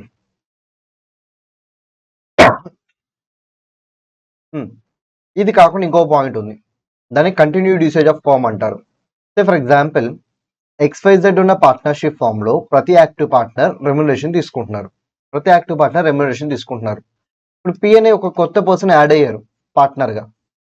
okay, ఇక్కడ P అనే పర్సన్ కూడా యాక్టివ్ పార్ట్నరే. దానికి మేము రెమ్యునరేషన్ ఇవ్వము అని చెప్పి స్పెసిఫిక్ గా అయితే ఏమీ చెప్పలేదు. ఇప్పుడు చెప్పండి, టీకి రెమ్యునరేషన్ ఇవ్వాలా, ఇవ్వాల్సిన అవసరం లేదా? ఇవ్వాలి. అదేంటి సార్, అగ్రిమెంట్ లో చెప్పకపోతే మనం పార్ట్నర్ కి రెమ్యునరేషన్ ఇవ్వాల్సిన అవసరం లేదు కదా? ఎస్, అగ్రిమెంట్ లో చెప్పకపోతే in the absence of agreement no need to give any remuneration to partner even though he is active partner. కానీ మిగతా వాళ్ళందరికి ఇస్తున్నారు మీరు. మిగతా వాళ్ళందరికి ఇస్తున్నప్పుడు పీక్ కూడా ఇవ్వాలిగా. కొన్ని పీటీ ఏమైనా చెప్పారా మీకు ఇవ్వము అని చెప్పి? సో పీటీ ఏమైనా చెప్పారా మీరు ఇవ్వము అని చెప్పి? ఏమి చెప్పలేదు. మరి ఏమి చెప్పినప్పుడు మీరు XYZకి ఇస్తున్నారు అంటే పీక్ కూడా ఏం చేయాలి? రెమ్యునరేషన్ పే చేయాలి. సో ఇలాంటి ఒక క్వశ్చన్ అడిగారు. అసలు దీని మీద క్వశ్చన్స్ అడగరు. ఎప్పుడో ఎంటీపీలో ఆర్టీపీలో ఒక క్వశ్చన్ అయితే దీని మీద ఇలా వచ్చింది. Next one, right to share profits. Okay, మరి ప్రాఫిట్స్ వస్తే ఎలా పంచుకోవాలి? సింపుల్, ఈక్వల్గా పంచుకోండి. సార్ మరి లాసెస్ వస్తే? సార్ లాసెస్ వస్తే ప్రాఫిట్ షేరింగ్ రేషియో ఫాలో అవ్వండి. సార్ ఒకవేళ ప్రాఫిట్ షేరింగ్ రేషియో లేకపోతే లాసెస్ కూడా ఈక్వల్గానే పంచుకోండి. సో ప్రాఫిట్స్ అయినా లాసెస్ అయినా మీరు ఎలా పంచుకోవాలి? ఈక్వల్గానే పంచుకోవాలి. కానీ గుర్తుపెట్టుకోండి, all these rights and duties are subject to agreement. ఒకవేళ అగ్రిమెంట్లో మీరు some other profit sharing ratio mention చేస్తే మీరు అగ్రిమెంట్లో మెన్షన్ చేసిందే ఫాలో అవ్వాలి. నేను మాట్లాడే ప్రతిదీ in the absence of agreement. అగ్రిమెంట్లో ఏమి చెప్పకపోతే ప్రాఫిట్స్ ఎలా పంచుకోవాలి? ఈక్వల్గా. Losses as per profit sharing ratio, ఒకవేళ అది లేకపోతే ఈక్వల్గా. నెక్స్ట్ వన్, మరి క్యాపిటల్ కాంట్రిబ్యూట్ చేస్తారు కదా, దాని మీద ఇంట్రెస్ట్ పే చేయాలా? No need. ఏ పార్ట్నర్కి ఇంట్రెస్ట్ ఇవ్వాల్సిన అవసరం లేదు. అలాగే అడ్వాన్స్ ఇస్తారుగా, అంటే లోన్ ఇస్తారుగా పార్ట్నర్స్, అపార్ట్ ఫ్రమ్ క్యాపిటల్ కాకుండా లోన్స్ ఇస్తూ ఉంటారుగా పార్ట్నర్స్ ఫామ్ కి. అలా పార్ట్నర్ ఫామ్ కి లోన్ ఇచ్చుంటే దాని మీద ఇంట్రెస్ట్ అడగచ్చు. ఎస్, మరి అగ్రిమెంట్లో చెప్పకపోతే ఎంత ఇంట్రెస్ట్ క్లెయిమ్ చేయొచ్చు? 6% పర్ యానం. సో క్యాపిటల్ మీద అయితే ఇంట్రెస్ట్ అడగడం కుదరదు, బట్ అడ్వాన్స్ మీద అయితే, లోన్ మీద అయితే a partner can claim interest. అది కూడా ఎంత? అగ్రిమెంట్లో ఏమీ చెప్పకపోతే 6% పర్ యానం. అలాగే నేను నష్టపోయాను బికాస్ ఆఫ్ రిమైనింగ్ పార్ట్నర్స్, అప్పుడు నాకేమొస్తుంది? రైట్ వస్తుంది to ask for indemnification. So ఇందర్ కేసులో XYZ లో YZ నష్టపోయారు ఎవరి వల్ల? X వల్ల. Now Y and Z will have a right to ask for indemnification. మా లాస్ ని రెడ్యూస్ చేయమని చెప్పి X ని అడగచ్చు అనమాట. That is the right available to Y and Z. For X it will be A duty. X కి అదేమవుతుంది? Duty అవుతుంది. కానీ Y and Z కి ఏమవుతుంది? అది రైట్ అవుతుంది అనమాట. సో ఆ డ్యూటీ కూడా ఇక్కడ కవర్ అయింది చూడండి, duty to indemnify the firm. Sir ఇందాడ చెప్పిన కాన్సెప్ట్ లోను, అంటే సెక్షన్ 10 లోను కవర్ అయింది, సెక్షన్ 13F లోను కవర్ అయింది. ఈ రెండింటి డిఫరెన్స్ ఏంటి? 10లో కవర్ అయింది ఏంటంటే ఫ్రాడ్ కేస్. సో ఫ్రాడ్ వల్ల వచ్చిన లాస్ని ఖచ్చితంగా ఇండెమినిఫై చేయాలి. అగ్రిమెంట్ ద్వారా దాన్ని మార్చుకోవడం కుదరదు. మరి ఇక్కడ చెప్పిన లాస్ ఏంటిది? ఇక్కడ చెప్పింది అదర్ లాసెస్, అంటే అదర్ దాన్ ఫ్రాడ్. ఫ్రాడ్ కాకుండా ఇంకేదైనా చేయటం వల్ల లాస్ వచ్చింది. అలా లాస్ వచ్చినప్పుడు ఇండెమినిఫై చేయాలా లేదా అనేది అగ్రిమెంట్ మీద డిపెండ్ అవుతుంది. ఇన్ కేస్ అగ్రిమెంట్లో ఏమి చెప్పకపోతే యూ నీడ్ టు ఇండెమినిఫై. ఇక్కడ వరకు కంప్లీట్గా అన్ఇంపార్టెంట్ టాపికే. ఎప్పుడు ఏ క్వశ్చన్ అడగలేదు. ఒకే ఒక్కసారి ఒక ప్రాక్టికల్ క్వశ్చన్ రెమ్యునరేషన్ మీద అడిగారు అంతే. అది చిన్న పాయింటే. మీరు నేను చెప్పిన పాయింట్ గుర్తుపెట్టుకుంటే సరిపోతుంది. అగ్రిమెంట్లో ఉంటే రెమ్యునరేషన్ పే చేస్తారు, అగ్రిమెంట్లో లేకపోతే పే చేయరు. ఆ పాయింట్ మనకు తెలిసిందే. ఎక్స్ట్రాగా ఏం చేయాలంటే అందరికీ పే చేస్తున్నప్పుడు మీరు కొత్తగా జాయిన్ అయ్యి మీకు పే చేయమని చెప్పి స్పెసిఫిక్గా చెప్పకుండా ఉన్నట్టయితే then you are also entitled to get remuneration. ఒకవేళ మీరు జాయిన్ అయ్యేటప్పుడు మీకు స్పెసిఫిక్గా చెప్పారు మీకు ఇవ్వము అని చెప్పి, then no issue. Next one, ఇది కూడా అంత ఇంపార్టెంట్ అయితే కాదు. సో పార్ట్నర్షిప్ ప్రాపర్టీ అనొచ్చు, లేకపోతే ఫోమ్ ప్రాపర్టీ అనొచ్చు, పార్ట్నర్షిప్ ఎసెట్స్ అనొచ్చు, జాయింట్ స్టాక్ అనొచ్చు, కామన్ స్టాక్ అనొచ్చు, జాయింట్ ఎస్టేట్ అని కూడా అనొచ్చు. ఇన్ సింపుల్ వర్డ్స్ ఏదైనా కానీ పార్ట్నర్షిప్ ఫామ్ యొక్క ప్రాపర్టీ. ఓకే, ఇంతకీ పార్ట్నర్షిప్ ఫామ్ యొక్క ప్రాపర్టీ అంటే ఎలా తెలుస్తుంది? అగ్రిమెంట్ రెఫర్ చేయండి. అగ్రిమెంట్లో ఈ ప్రాపర్టీ ఫోమ్ ప్రాపర్టీ, ఈ ప్రాపర్టీ ఫోమ్ ప్రాపర్టీ, ఈ ప్రాపర్టీ పార్ట్నర్స్ ప్రాపర్టీ కానీ ఫోమ్ ప్రాపర్టీ కాదు, అలా స్పెసిఫిక్గా ఐడెంటిఫై చేశారనుకోండి, based on agreement you can proceed. ఒకవేళ అగ్రిమెంట్లో అలా స్పెసిఫిక్ ఏం మాట్లాడకపోతే, when agreement is silent, then how to identify which property is a firm property? So దానికి మీరు 3 రూల్స్ ఫాలో అవ్వాలి. ఏంటా 3 రూల్స్ అంటే, ఫస్ట్ వన్, క్యాపిటల్ కింద పార్ట్నర్స్ ఏమన్నా అసెట్ తీసుకొస్తే, ఫర్ ఎగ్జాంపుల్ నేను 1 లక్ష రూపాయలు తీసుకెళ్ళాను క్యాపిటల్ కింద, 1,00,000 ఏమవుతుంది ఇప్పుడు? Foam property.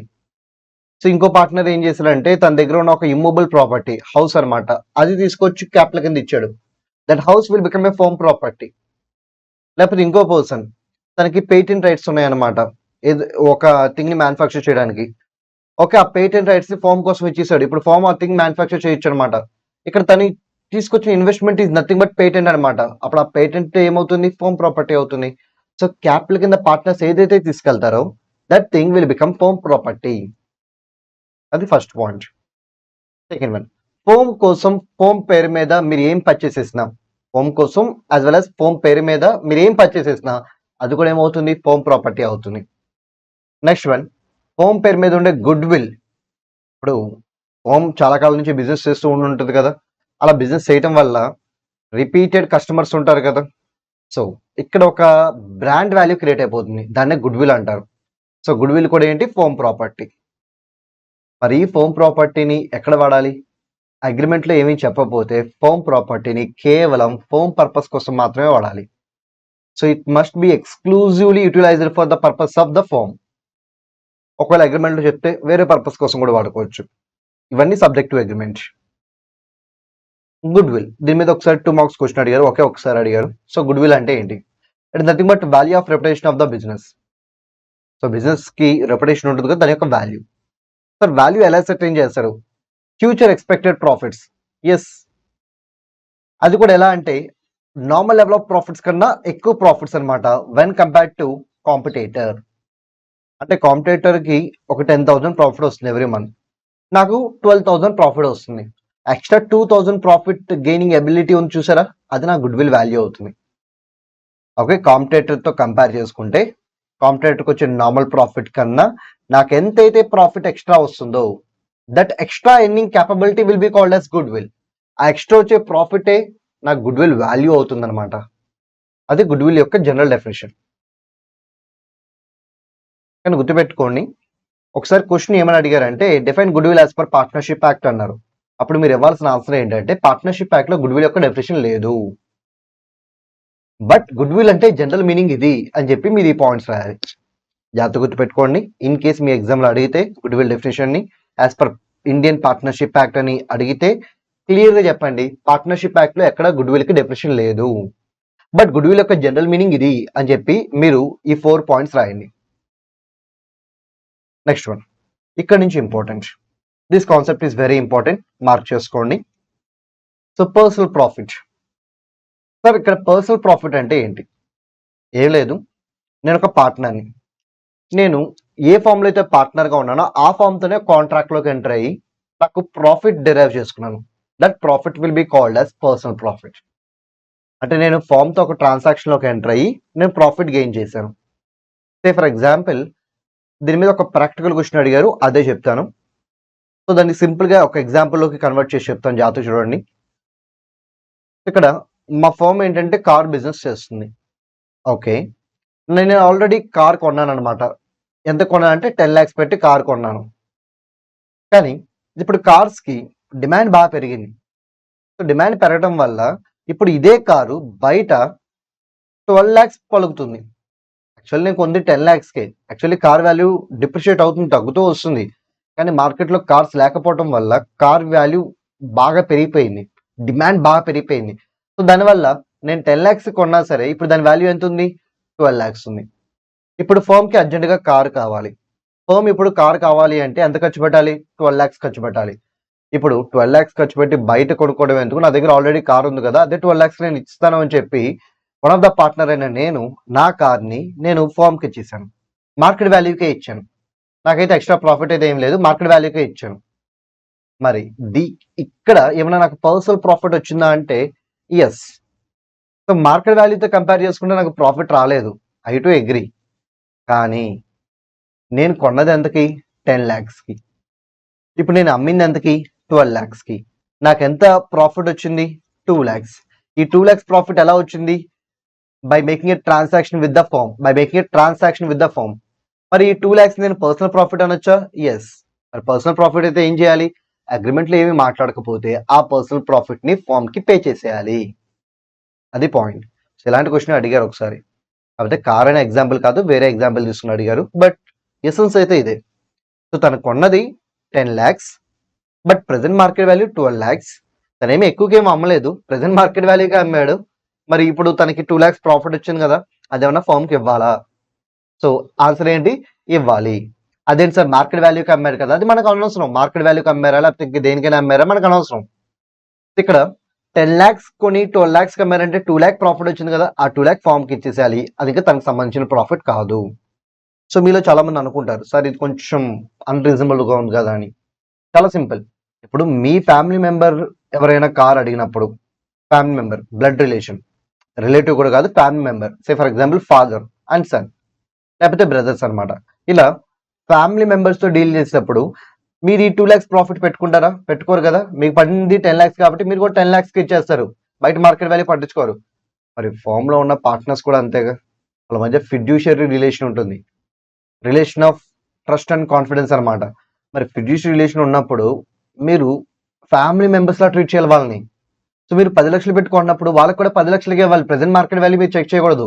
Present market value చూసి ఇవ్వడానికి ఇదేమన్నా కమర్షియల్ ట్రాన్సాక్షన్ కాదు కదా.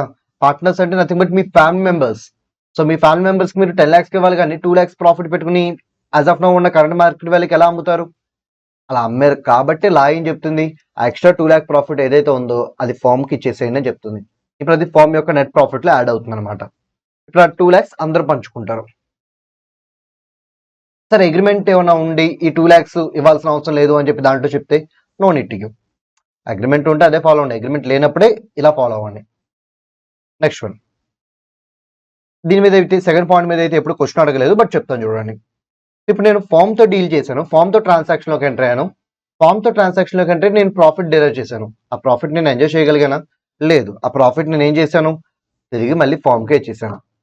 అండ్ సెకండ్ కేసులో చూడండి, ఈసారి నేను ఫామ్తో డీల్ చేయలేదు, వేరే వాళ్ళతో డీల్ చేశాను. కానీ డీల్ చేసేటప్పుడు ఫామ్ యొక్క ప్రాపర్టీ వాడుకున్నాను, అయితే ఫామ్ యొక్క business connections, nothing but suppliers, customers వాళ్ళనమాట. సో వాళ్ళని వాడుకున్నా, లేకపోతే ఫామ్ యొక్క నేమ్ వాడుకున్నా. అంటే నేను ఫామ్ సంబంధించిన థింగ్స్ వాడుకుని బయట వాళ్ళతో డీల్ చేసి ప్రాఫిట్ గెయిన్ చేశాను. మరి నేను ఫామ్ యొక్క థింగ్స్ వాడుకున్నప్పుడు ఖచ్చితంగా ఆ వచ్చే ప్రాఫిట్ని ఏం చేయాలి? ఫామ్కి ఇచ్చేసేయాలి. ఓకే, దీని మీద థియరీ క్వశ్చన్ అడగచ్చు, ప్రాక్టికల్ క్వశ్చన్ అడగచ్చు. సో రెండింటికి పాసిబిలిటీ ఉంది. సో చెప్తున్నాను చూడండి, నేను ఒక పార్ట్నర్ని ఫామ్లో. నేను ఫామ్తో డీల్ చేసేటప్పుడు ప్రాఫిట్ గెయిన్ చేసిన. సెకండ్ వన్, నేను ఫామ్ యొక్క థింగ్స్ని వాడుకుని బయట వాళ్ళతో డీల్ చేసినప్పుడు కూడా ప్రాఫిట్ గెయిన్ చేసిన. దాన్ని పర్సనల్ ప్రాఫిట్ అంటారు. అగ్రిమెంట్లో ఏమి చెప్పకపోతే ఆ పర్సనల్ ప్రాఫిట్ ఫామ్కి పే చేసేయాలి. That the rule. Sir firm యొక్క థింగ్స్ అంటే ఏంటి? Firm property, firm business connection, firm name. Next one, ఇది అంత ఇంపార్టెంట్ కాదు, కంప్లీట్లీ అన్ఇంపార్టెంట్, బట్ ఒకసారి బ్రీఫ్గా చెప్తాను. So rights and duties of partners ఏమైనా చేంజ్ అవుతాయా in case partners incoming out going ఇలాంటివన్నీ జరిగితే దాన్ని చేంజ్ ఇన్ కాన్స్టిట్యూషన్ అంటారు. పార్ట్నర్స్ కొత్తగా అడ్మిట్ అయినా, పార్ట్నర్స్ వెళ్ళిపోయినా దాన్ని ఏమంటారు, చేంజ్ ఇన్ కాన్స్టిట్యూషన్ అంటారు. అండ్ దానికి ఇంకా బాగా యాప్ట్గా సూట్ అయ్యే వర్డ్ ఏంటంటే రీకాన్స్టిట్యూషన్. సో ఫామ్లో రీకాన్స్టిట్యూషన్ జరిగితే పార్ట్నర్స్ మధ్య ఉండే రైట్స్ అండ్ డ్యూటీస్ ఏమైనా చేంజ్ అవుతాయా? మీరు స్పెషల్గా అగ్రిమెంట్ రాసుకుని చేంజ్ చేసుకుంటే చేంజ్ అవుతాయి, బట్ మీరేం రాసుకోపోతే అవి అలానే ఉంటాయి. నెక్స్ట్ వన్, సార్ నేను ఫిక్స్డ్ పీరియడ్ పార్ట్నర్షిప్ క్రియేట్ చేసుకున్నాను, అంటే 10 years పాటు బిజినెస్ చేద్దామని ఒక ఫామ్ క్రియేట్ చేసుకున్నాను. ఆ 10 years అయిపోయింది, బట్ స్టిల్ మళ్ళీ ఇంకో 10 years బిజినెస్ చేద్దాం అనుకున్నాను. ఓకే, ఇప్పుడు నేను మళ్ళీ టైం పీరియడ్ ఎక్స్టెండ్ చేసుకున్నాను కదా, మరి మా మధ్య ఉండే రైట్స్ అండ్ డ్యూటీస్ ఏమైనా ఎఫెక్ట్ అవుతాయా? నో. స్పెసిఫిక్గా మీరు ఏమన్నా అగ్రిమెంట్లో రాసుకుంటే తప్ప same rights and duties continue అవుతాయి. సార్ నాది ఒక పర్టికులర్ పార్ట్నర్షిప్, ఒక పర్టికులర్ ప్రాజెక్ట్ కోసం నేను క్రియేట్ అయ్యాను. ఒక పర్టికులర్ ప్రాజెక్ట్ అయిపోయిన తర్వాత ఇంకో ప్రాజెక్ట్ చేద్దాం అనుకున్నాను. మరి ఈ కేసులో నా రైట్స్ అండ్ డ్యూటీస్ ఏమైనా ఎఫెక్ట్ అవుతాయా? సేమ్ రైట్స్ అండ్ డ్యూటీస్ ఉంటాయి. అంటే ఈ 3 కేసెస్లో, అంటే పార్ట్నర్స్ చేంజ్ అయినా, ఫిక్స్డ్ పీరియడ్ ఎక్స్పైర్ అయిపోయినా, అలాగే అడిషనల్గా ఏదైనా బిజినెస్ని మీరు తీసుకున్నా, ఇన్ ఆల్ దీస్ కేసెస్ మీరు మార్చుకుంటే తప్ప రైట్స్ అండ్ డ్యూటీస్ మారవు. Next one, relation of partners to third parties. So దానికన్నా ముందు అసలు పార్ట్నర్ అంటే ఎవరో చూద్దాం. పార్ట్నర్కి 2 పొజిషన్స్ ఉంటాయి. ఒకటి తను ప్రిన్సిపల్గా యాక్ట్ చేస్తాడు, ఏజెంట్గా కూడా యాక్ట్ చేస్తాడు. మనం ఆల్రెడీ మ్యూచువల్ ఏజెన్సీలో అనుకున్నాం. మ్యూచువల్ ఏజెన్సీ అంటే ఏంటి? Every partner is both principal as well as agent. అదే పాయింట్ ఇక్కడ వచ్చింది. సార్ ప్రిన్సిపల్ ఎప్పుడు సార్? తన కోసం తను యాక్ట్ చేస్తే, తన ఓన్ ఇంట్రెస్ట్ యాక్ట్ చేస్తే ప్రిన్సిపల్. మిగతా వాళ్ళ కోసం యాక్ట్ చేస్తే then he will be called as agent. Next one, ఇప్పుడు పార్ట్నర్ ఏం చేయగలడు ఫామ్లో? అసలు పార్ట్నర్కి ఉండే అథారిటీ ఏంటి? అసలు పార్ట్నర్కి అథారిటీని ఎవరు డిసైడ్ చేస్తారు? పార్ట్నర్స్ అగ్రిమెంట్ ద్వారా డిసైడ్ చేసుకోవచ్చు. పార్ట్నర్స్ ఏం చేయొచ్చు? అగ్రిమెంట్ ద్వారా డిసైడ్ చేసుకోవచ్చు. అలా డిసైడ్ చేసుకుంటే it will be called as express authority. For example, నువ్వు పర్చేసెస్ చూసుకో, నువ్వు సేల్స్ చూసుకో, నువ్వు బుక్స్ ఆఫ్ అకౌంట్స్ ప్రిపేర్ చేయి. ఇలా నేను 3 పార్ట్నర్స్కి రోల్ ఇచ్చేసాను అనమాట. ఇక్కడ తను పర్చేసెస్ చూసుకోవాలి అనే ఒక పవర్ తనకు వచ్చింది కదా. ఎలా వచ్చింది? Based on agreement. తను సేల్స్ చూసుకోమని చెప్పి తనకు నేను చెప్పాను కదా, బేస్డ్ ఆన్ అగ్రిమెంట్. అలాగే నేను బుక్స్ ఆఫ్ అకౌంట్ చూసుకోమని చెప్పాను కదా, బేస్డ్ ఆన్ అగ్రిమెంట్. ఇవన్నీ బేస్డ్ ఆన్ అగ్రిమెంట్ వెళ్ళినాయి. సో బేస్డ్ ఆన్ అగ్రిమెంట్ మీరు ఇలా అథారిటీస్ ఫిక్స్ చేస్తే it will be called as express authority. Next one, ఒకవేళ మీరు అగ్రిమెంట్ ద్వారా ఏమి ఫిక్స్ చేయలేదు అనుకోండి, అప్పుడు లా మీకు కొన్ని పవర్స్ వస్తుంది. మీరు పార్ట్నర్ కాబట్టి you are entitle to do some things. So ఏంటి ఆ థింగ్స్ అనేది మీకు ఇంప్లాయిడ్ అథారిటీగా కవర్ అవుతాయి. అంటే అగ్రిమెంట్లో మీరు అథారిటీని క్రియేట్ చేసుకుంటే ఎక్స్ప్రెస్, లా ఏమన్నా అథారిటీ ఫిక్స్ చేస్తే ఇంప్లాయిడ్. ఎమర్జెన్సీ సిచ్యువేషన్లో మీరు ఫామ్ని ప్రొటెక్ట్ చేయడం కోసం ఏదైనా చేయొచ్చు. You can do anything whatever you want in order to protect the firm in that emergency situation. So అక్కడ దాన్ని మనం ఏమనాలంటే అథారిటీ ఇన్ ఎమర్జెన్సీ అనాలి. ఓకే, అగ్రిమెంట్లో క్రియేట్ చేసుకుంటే ఎక్స్ప్రెస్, లా క్రియేట్ చేస్తే ఇంప్లాయిడ్, ఎమర్జెన్సీ సిచ్యువేషన్ వల్ల ఏమైనా వస్తే అథారిటీ ఇన్ ఎమర్జెన్సీ. ఈ మూడిట్లో ఏది important?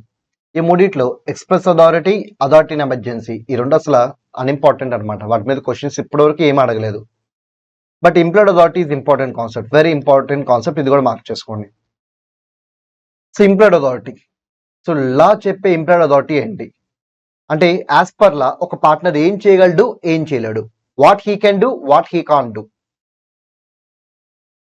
So can versus can't, can versus can't.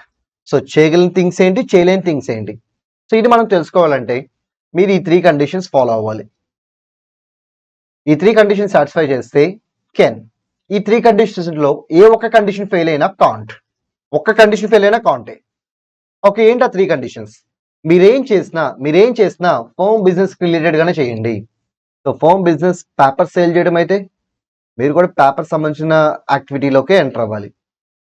ఒకవేళ వేరే ఏదైనా అదర్ థింగ్లోకి మీరు ఎంటర్ అయితే it is not covered in implied authority, so you can't, అలా అనమాట. నెక్స్ట్ వన్, అలాగే యూజువల్గా చేయాలి, నార్మల్గా చేయాలి. ట్రాన్సాక్షన్ అబ్నార్మల్గా ఉండకూడదు, అంటే మీరు ఎప్పుడు చేసే ట్రాన్సాక్షన్ అయి ఉండాలి. నెక్స్ట్ వన్, ఫామ్ నేమ్ మీద చేయాలి. ఎలా చేయాలి? ఫామ్ యొక్క నేమ్ మీద చేయాలి. ఈ 3 థింగ్స్ సాటిస్ఫై చేస్తే you can do anything on behalf of firm. ఒకవేళ ఈ 3 కండిషన్స్లో ఏదైనా కండిషన్ ఫెయిల్ అయితే you can't do that activity on behalf of the firm. Okay, మనకి దీంట్లో కెన్ డూ యాక్టివిటీస్ అనేవి రావు, కాన్ డూ యాక్టివిటీస్ వస్తాయి. ఇది ఎగ్జామినేషన్ పాయింట్ ఆఫ్ లో ఇంపార్టెంట్.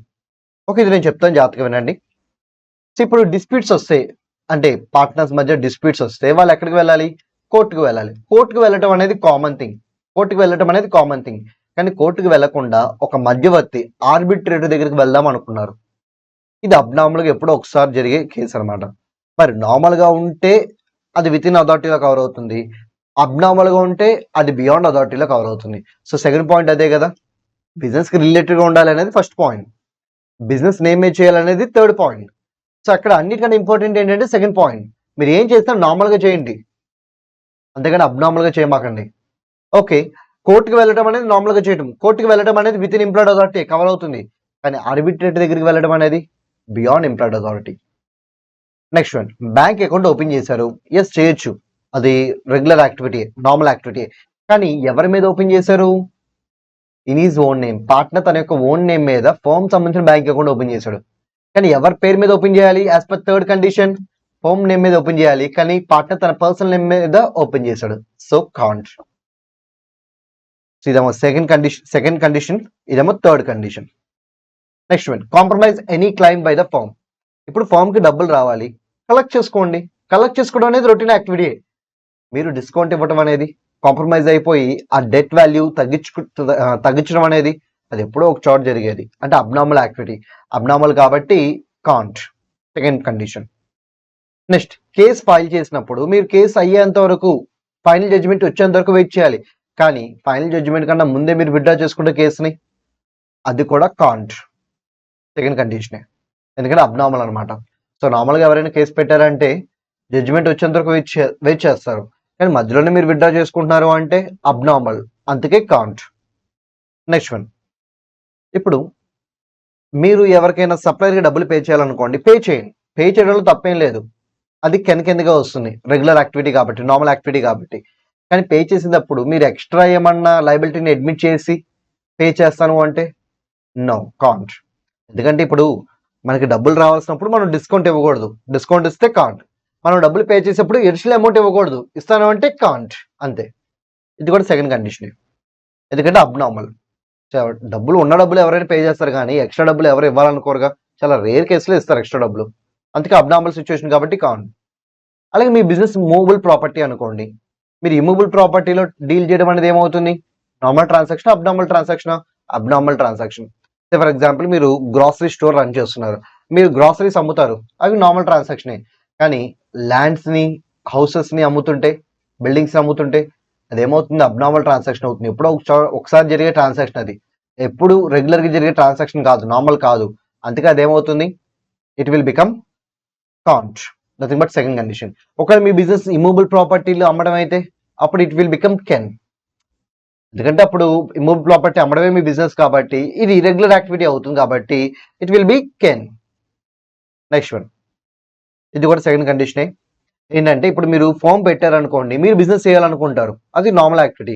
ఫామ్ పెట్టి ఫామ్ తరఫున మళ్ళీ మీరు వేరే ఫామ్ లోకి వెళ్ళి పార్ట్నర్ గా జాయిన్ అవ్వడం అనేది ఎప్పుడో ఒకసారి జరిగే అబ్నార్మల్ యాక్టివిటీ, అందుకే అది కూడా కాంట్ అనమాట. సరే, వీటిని ఎలా గుర్తుపెట్టుకోవాలి? చాలా సింపుల్. ఈ సెకండ్ పాయింట్ వరకు థర్డ్ కండిషన్. అంటే ఏంటి? మీరు ఫామ్ నేమ్ మీద బ్యాంక్ అకౌంట్ ఓపెన్ చేస్తుంటే ఓకే, కానీ మీరు పర్సనల్ నేమ్ మీద బ్యాంక్ అకౌంట్ ఓపెన్ చేయాలనుకుంటున్నారు, అది కూడా firm related bank account, so you can't. మిగతావన్నీ అబ్నార్మల్ కేసెస్, అన్ని అబ్నార్మల్ కేసెస్. సో కోర్టుకి వెళ్లకుండా ఆర్బిట్రేటర్కి వెళ్ళారు, అలాగే ఉన్న క్లైమ్ ని రిసీవ్ చేసుకోకుండా డిస్కౌంట్ ఇస్తున్నారు. నెక్స్ట్ వన్, కేసు ఫైల్ చేసి ముందుగానే విత్డ్రా చేసేసుకుంటున్నారు, లేకపోతే పే చేయాల్సిన అమౌంట్ కన్నా ఎక్స్ట్రా లయబిలిటీ అడ్మిట్ చేస్తున్నారు. మీ బిజినెస్ మూవబుల్ ప్రాపర్టీ డీల్ చేయడం అయితే ఇమూవబుల్ ప్రాపర్టీ సేల్ చేస్తున్నారు, లేకపోతే పర్చేస్ చేస్తున్నారు. మీరు ఫామ్ లో బిజినెస్ చేయకుండా ఇంకో ఫామ్ లోకి వెళ్ళి పార్ట్నర్ గా జాయిన్ అవుతున్నారు on behalf of this firm. ఇవన్నీ అబ్నార్మల్ గా జరిగేవి, రెగ్యులర్ గా జరిగే ట్రాన్సాక్షన్స్ అయితే కావు ఇవి. ఇవి రెగ్యులర్ గా జరిగే ట్రాన్సాక్షన్స్ కాదు కాబట్టి కాంట్, అది దాని మీనింగ్. సరే, ఒకవేళ అగ్రిమెంట్ లో ఇవన్నీ చేయొచ్చు అని రాసుకుంటే దెన్ ఎస్ చేయొచ్చు, అంటే అగ్రిమెంట్ సుప్రీం అథారిటీ అనమాట. అగ్రిమెంట్ ఏం చెప్తే అదే. అగ్రిమెంట్ లో ఏమి చెప్పకపోతే when agreement is silent, partner ఏం చేయగలడు? పార్ట్నర్ ఏదైనా చేయగలడు which satisfies all this three conditions. Partner వేరేవేవి చేయకూడదు which fails to satisfy any one of this condition. వాటికి ఇదే example.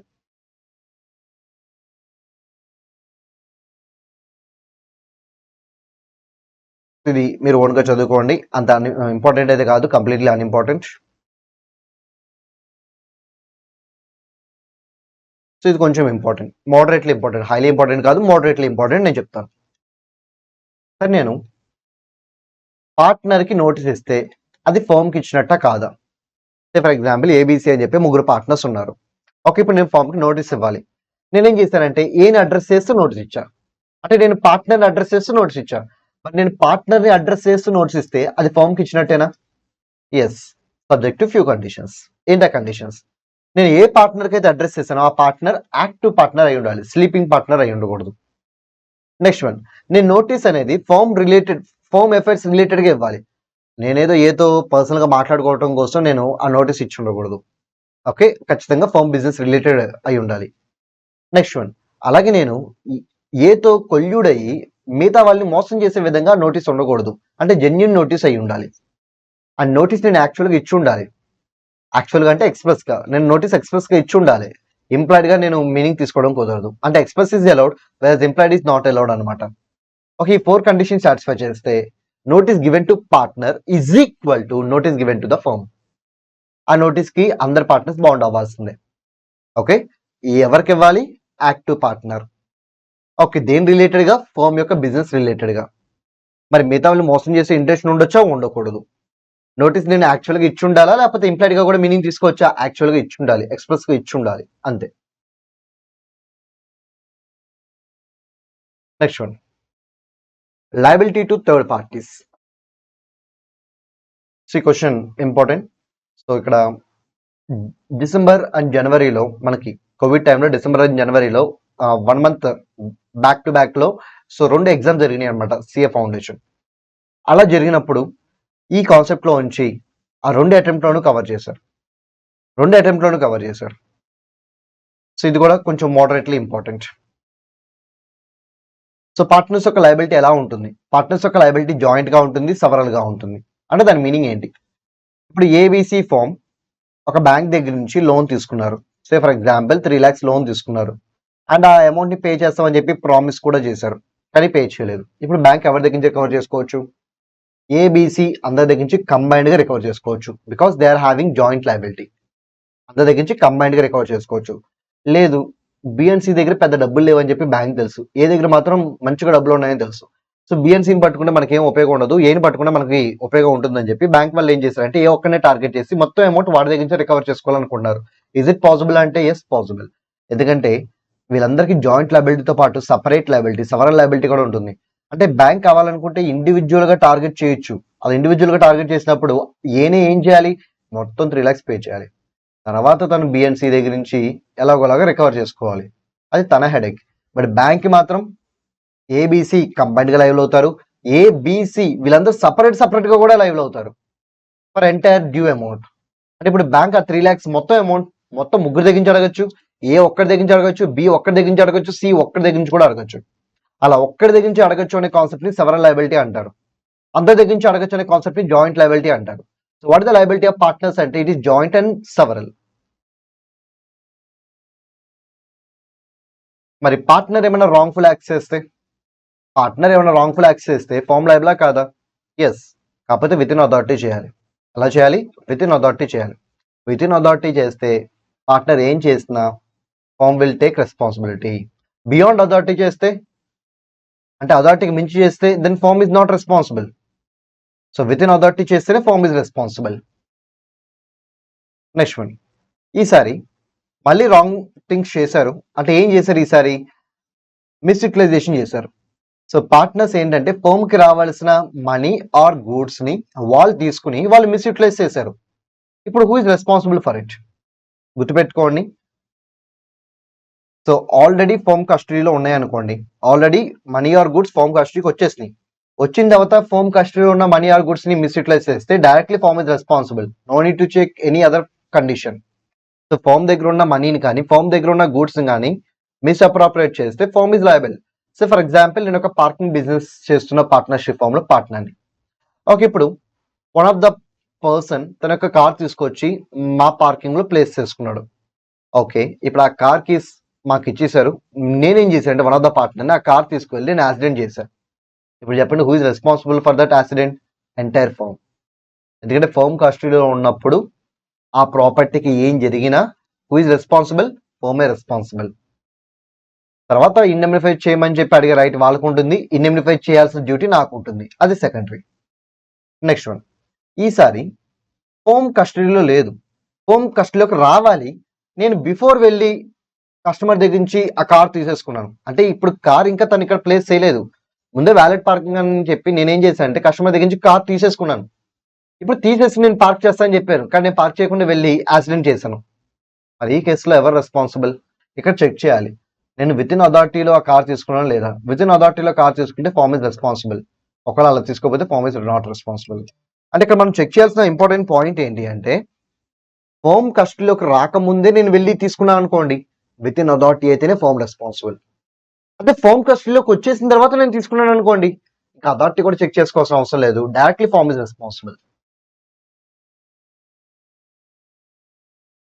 Next one, reconstitution of the firm. So ఇంకా చెప్పాలంటే పార్ట్నర్స్ యొక్క చేంజ్ అనమాట. సో పార్ట్నర్స్ ఎలా చేంజ్ అవుతారు? అడ్మిషన్ ద్వారా చేంజ్ అవ్వచ్చు, రిటైర్మెంట్ ద్వారా అవ్వచ్చు, ఎక్స్పల్షన్, డెత్, ఇన్సాల్వెన్సీ, సో వీటి ద్వారా ఎలాగైనా అవ్వచ్చు. ఇప్పుడు మనం 1 by 1 నేర్చుకున్నాం. అడ్మిషన్, ఒక పార్ట్నర్ అడ్మిట్ అవ్వాలి అంటే ఎలా అవ్వచ్చు? By taking the consent of all partners. All partners consent తీసుకుని అడ్మిట్ అవ్వచ్చు. Next one, then what about liability? So తన లయబిలిటీ తను ఏ రోజైతే అడ్మిట్ అయ్యాడో అప్పటి నుంచి స్టార్ట్ అవుతుంది. తన లయబిలిటీ ఎప్పటి నుంచి స్టార్ట్ అవుతుంది? తను అడ్మిట్ అయిన డేట్ కాడి నుంచి తన యొక్క లయబిలిటీ స్టార్ట్ అవుతుంది. కాకపోతే ఇక్కడ ఒక చిన్న పాయింట్ గుర్తుపెట్టుకోండి, ప్రీవియస్ గా ఉన్న అసెట్స్ లో నాకు షేర్ కావాలని చెప్పి తను అడిగితే అప్పుడు ప్రీవియస్ ఉన్న లయబిలిటీస్ లో కూడా తను షేర్ తీసుకోవాలి. సో నార్మల్ గా అయితే సే ఫర్ ఎగ్జాంపుల్ 1st April 2022 తను పార్ట్నర్ గా జాయిన్ అయ్యాడు. సో తన యొక్క లయబిలిటీ ఈ డేట్ కాడి నుంచి స్టార్ట్ అవుతుంది. ఓకే, ప్రీవియస్ గా హోమ్ పేరు మీద అసెట్స్ ఉన్నాయి, తను ఏమన్నా అంటే నాకు అసెట్స్ లో షేర్ కావాలి అన్నాడు. అప్పుడు అసెట్స్ లో షేర్ తీసుకుంటా అంటే ఖచ్చితంగా లయబిలిటీలో కూడా షేర్ తీసుకోవాలిగా.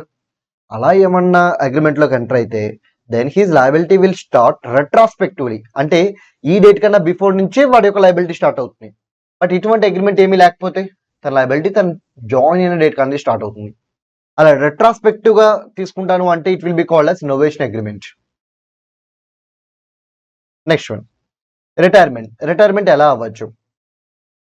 సో అందరు పార్ట్నర్స్ కన్సర్న్ తీసుకుని రిటైర్ అవ్వచ్చు, అగ్రిమెంట్ లో చెప్పిన విధంగా రిటైర్ అవ్వచ్చు. లైక్ 30 days ప్రయర్ నోటీస్ ఇస్తే చాలు మీరు వెళ్ళిపోవచ్చు అని చెప్పి అగ్రిమెంట్ లో ఏమన్నా రాసి ఉంటే 30 days ప్రయర్ నోటీస్ ఇచ్చేసి వెళ్ళిపోవచ్చు అనమాట. పార్ట్నర్షిప్ అట్ విల్ అయితే ఎవరైనా ఎప్పుడైనా రిటర్న్ నోటీస్ ఇచ్చేసి వెళ్ళిపోవచ్చు. సో డిజల్యూషన్ ఎలా చేయొచ్చు? ఎవరైనా ఎప్పుడైనా రిటర్న్ నోటీస్ ఇచ్చి డిజాల్వ్ చేయొచ్చు. సిమిలర్లీ రిటైర్మెంట్ కేసులో కూడా ఎవరైనా ఎప్పుడైనా రిటర్న్ నోటీస్ ఇచ్చేసి వెళ్ళిపోవచ్చు అనమాట. వాళ్ళ ఇష్టం, వెళ్ళిపోవాలనుకుంటే వెళ్ళిపోవచ్చు, డిజాల్వ్ చేయాలనుకుంటే డిజాల్వ్ చేయొచ్చు. అది పార్ట్నర్షిప్ అట్ విల్ అనమాట. ఓకే, మరి what about liability? So liability ఎప్పటి వరకు ఉంటుంది? సో లయబిలిటీ జనరల్గా ఎప్పటి వరకు ఉంటుంది? రిటైర్మెంట్ డేట్ వరకు ఉంటుంది. సో బిఫోర్ రిటైర్మెంట్ ఏదైతే ఉంటుందో సో దానికి స్టిల్ హీఈస్ లయబుల్. కానీ వెళ్ళిపోయేటప్పుడు అసెట్స్ ఉంటాయి కదా, అసెట్స్ లో తన షేర్ తనకి ఇచ్చేసేయండి అని అడిగాడు. అప్పుడు లయబిలిటీస్ లో కూడా తన షేర్ తనకి మైనస్ చేసేస్తారు కదా. అలా లయబిలిటీస్ లో తన షేర్ తనకి ఆల్రెడీ మైనస్ చేసి బ్యాలెన్స్ అమౌంట్ ఇచ్చారు అనుకోండి, ఇంకా తను లయబిలిటీస్ కూడా లయబుల్ అవ్వడనమాట. సో దాన్నే నోవేషన్ అగ్రిమెంట్ అంటారు. సో జాయిన్ అయ్యేటప్పుడు ఎలాగైతే పాత అసెట్స్ అండ్ లయబిలిటీలో షేర్ తీసుకున్నారో వెళ్ళిపోయేటప్పుడు ఉన్న అసెట్స్ అండ్ లయబిలిటీలో కూడా షేర్ తీసేసుకుని వెళ్ళిపోతారు అనమాట. Next one, sir after retirement మీకు ఆల్రెడీ చెప్పాను, రిటైర్ అయ్యేటప్పుడు యాక్టివ్ పార్ట్నర్ అయి ఉంటే తను ఏం చేయాలి? తను పబ్లిక్ నోటీస్ ఇవ్వాలి. ఇన్ కేస్ పబ్లిక్ నోటీస్ ఇవ్వకపోతే పబ్లిక్ నోటీస్ ఇచ్చేంత వరకు లయబిలిటీ తీసుకోవాల్సింది. Next one, expulsion. Very important question, mark చేసుకోండి. Very important question. So expulsion, ఒక పార్ట్నర్ మనం ఎక్స్పెల్ చేయొచ్చా? ఎస్, చేయొచ్చు. మరి ఎక్స్పెల్ చేయాలంటే ఏమేం కావాలి? First one, reason. మీరు ఏదో పర్సనల్ గా రివెన్యూ తీర్చుకుందాం అని చెప్పి ఎక్స్పెల్ చేయకూడదు, మీ స్వప్రయోజనాల కోసం ఎక్స్పెల్ చేయకూడదు. మీరు ఏం చేసినా for the interest of the firm చేయాలి. సో ఫార్మ్ యొక్క ఇంట్రెస్ట్ ని దృష్టిలో పెట్టుకుని మీరు ఎక్స్పెల్ చేయాలి. ఓకే, రీజన్ అనేది నీట్ గా ఉండాలి. నెక్స్ట్ వన్, అలాగే ఏ రీజన్ బేస్ చేసుకుని తను ఎక్స్పెల్ చేస్తున్నాం అని చెప్పి తనకు ఒక నోటీస్ ఇవ్వాలి. అంతేకాదు ఇలా మేము నోటీస్ ఇచ్చాం కదా, నువ్వు చెప్పుకోవాల్సింది ఏమైనా ఉందా అని చెప్పి తనకి మాట్లాడే అవకాశం ఇవ్వాలి. తనకి ఏం చేయాలి? మాట్లాడే అవకాశం ప్రొవైడ్ చేయాలి. సో ఏ రీజన్ మీద ఎక్స్పెల్ చేయాలి? Valid reason which is related to firm's interest. ఆ రీజన్ ఏంటి అని చెప్పి తనకి నోటీస్ ద్వారా కమ్యూనికేట్ చేయాలి. కమ్యూనికేట్ చేసిన తర్వాత తనకు ఒకసారి మాట్లాడే అవకాశం ఇవ్వాలి. సో తర్వాత అగ్రిమెంట్లో ఎక్స్పెల్ చేసే పవర్ ఉందో లేదో చెక్ చేసుకోవాలి. అగ్రిమెంట్లో ఎక్స్పెల్ చేసే పవర్ ఉందో లేదో చెక్ చేసుకోవాలి. ఒకవేళ ఉన్నట్టయితే then by taking the consent of majority partners you can expel a partner. So మరి what about last point, it must be made in good faith అన్నారు కదా, ఆ గుడ్ ఫెయిత్ రిలేటెడ్ 3 పాయింట్స్ ఇవి. సో ఎగ్జామ్లో అడిగినప్పుడు ఎలా రాయాలి, ఇప్పుడు నేను ఒక ప్రాసెస్లో వెళ్ళాను కదా, సో ఎగ్జామ్లో అడిగినప్పుడు మాత్రం మీరు ఇంకో ప్రాసెస్లో చెప్పాలి. జస్ట్ కాన్సెప్ట్ గుర్తుపెట్టుకోవడం కోసం నేను ఈ ప్రాసెస్, ఫస్ట్ ఫామ్ యొక్క ఇంట్రెస్ట్ కోసం ఎక్స్పెల్ చేయాలి, ఆ రీజన్ ని నోటీస్ లో కమ్యూనికేట్ చేయాలి, తర్వాత మాట్లాడే అవకాశం ఇవ్వాలి, తర్వాత అగ్రిమెంట్ లో పవర్ ఉందో లేదో చెక్ చేసుకోవాలి, తర్వాత మెజారిటీ కన్సెంట్ తీసుకుని ఎక్స్పెల్ చేయాలి. ఓకే, ఎగ్జామ్ లో రాసేటప్పుడు ఎలా రాయాలి, అగ్రిమెంట్ లో పవర్ ఉందో లేదో చెక్ చేసుకోవాలి, మెజారిటీ పార్ట్నర్స్ కన్సెంట్ తీసుకోవాలి, గుడ్ ఫెయిత్ లో చేయాలి. ఈ 3 కండిషన్స్ సాటిస్ఫై చేయాలి. సో గుడ్ ఫెయిత్ అంటే ఏంటి, గుడ్ ఫెయిత్ అంటే ఫామ్ యొక్క ఇంట్రెస్ట్ కోసం ఎక్స్పెల్ చేయాలి, ఆ రీజన్ ని నోటీస్ రూపంలో కమ్యూనికేట్ చేయాలి, మాట్లాడే అవకాశం ఇవ్వాలి. ఇలా మీరు డివైడ్ చేసుకుని రాయాలి. ఒకవేళ ఈ కండిషన్స్ లో ఏదైనా ఒక కండిషన్ ఫెయిల్ అయితే that expulsion is null and void, చల్లదనమాట expulsion. Next one insolvency and death. ఈ రెండు కూడా ఇంపార్టెంట్. దీన్నేమో థియరీ క్వశ్చన్ గా అడిగే ఛాన్సెస్ ఎక్కువ ఉన్నాయి, దీన్నేమో ప్రాక్టికల్ క్వశ్చన్స్ గా అడిగే ఛాన్సెస్ ఎక్కువ ఉన్నాయి. ఇవి కూడా చాలా important. So insolvency of a partner, రెండింటిలోనూ కామన్ కంటెంట్ చెప్తాను చూడండి. ఒక పర్సన్ ఇన్సాల్వెంట్ అయినప్పుడు లేకపోతే చనిపోయినప్పుడు, ఎదర్ ఇన్సాల్వెన్సీ ఆర్ డెత్, తను అప్పటి నుంచి ఇంకా పార్ట్నర్ గా కంటిన్యూ అవడం కుదరదు. He cease to be partner, cease అంటే స్టాప్డ్. సో అప్పటి నుంచి తను ఇంకా పార్ట్నర్ గా కంటిన్యూ అవడం కుదరదు. అండ్ ఈ రెండింటిలోనూ ఫామ్ ని డిజాల్వ్ చేసే రిక్వైర్మెంట్ వస్తుంది, కానీ ఖచ్చితంగా డిజాల్వ్ చేయాల్సిన అవసరం అయితే కాదు. అందరు పార్ట్నర్స్ అగ్రీ చేస్తే కంటిన్యూ కూడా చేయొచ్చు. బట్ నార్మల్ గా ఎవరైనా పార్ట్నర్ చనిపోయినా ఇన్సాల్వెంట్ అయినా ఫామ్ ని డిజాల్వ్ చేయాలి అని ఒక ఆర్గ్యుమెంట్ బయటకైతే వస్తుంది. నెక్స్ట్ వన్, మరి చనిపోయినప్పుడు అలాగే ఇన్సాల్వెంట్ అయినప్పుడు పబ్లిక్ నోటీస్ ఇవ్వాలా, ఇన్ కేస్ వాళ్ళు యాక్టివ్ పార్ట్నర్స్ అయితే no need. So active partners ఎప్పుడు ఇవ్వాలి పబ్లిక్ నోటీస్, రిటైర్మెంట్ లో ఇవ్వాలి, ఎక్స్పల్షన్ లో ఇవ్వాలి, కానీ డెత్ లోను ఇన్సాల్వెన్సీలోను ఇవ్వాల్సిన అవసరం లేదు. Next one liability.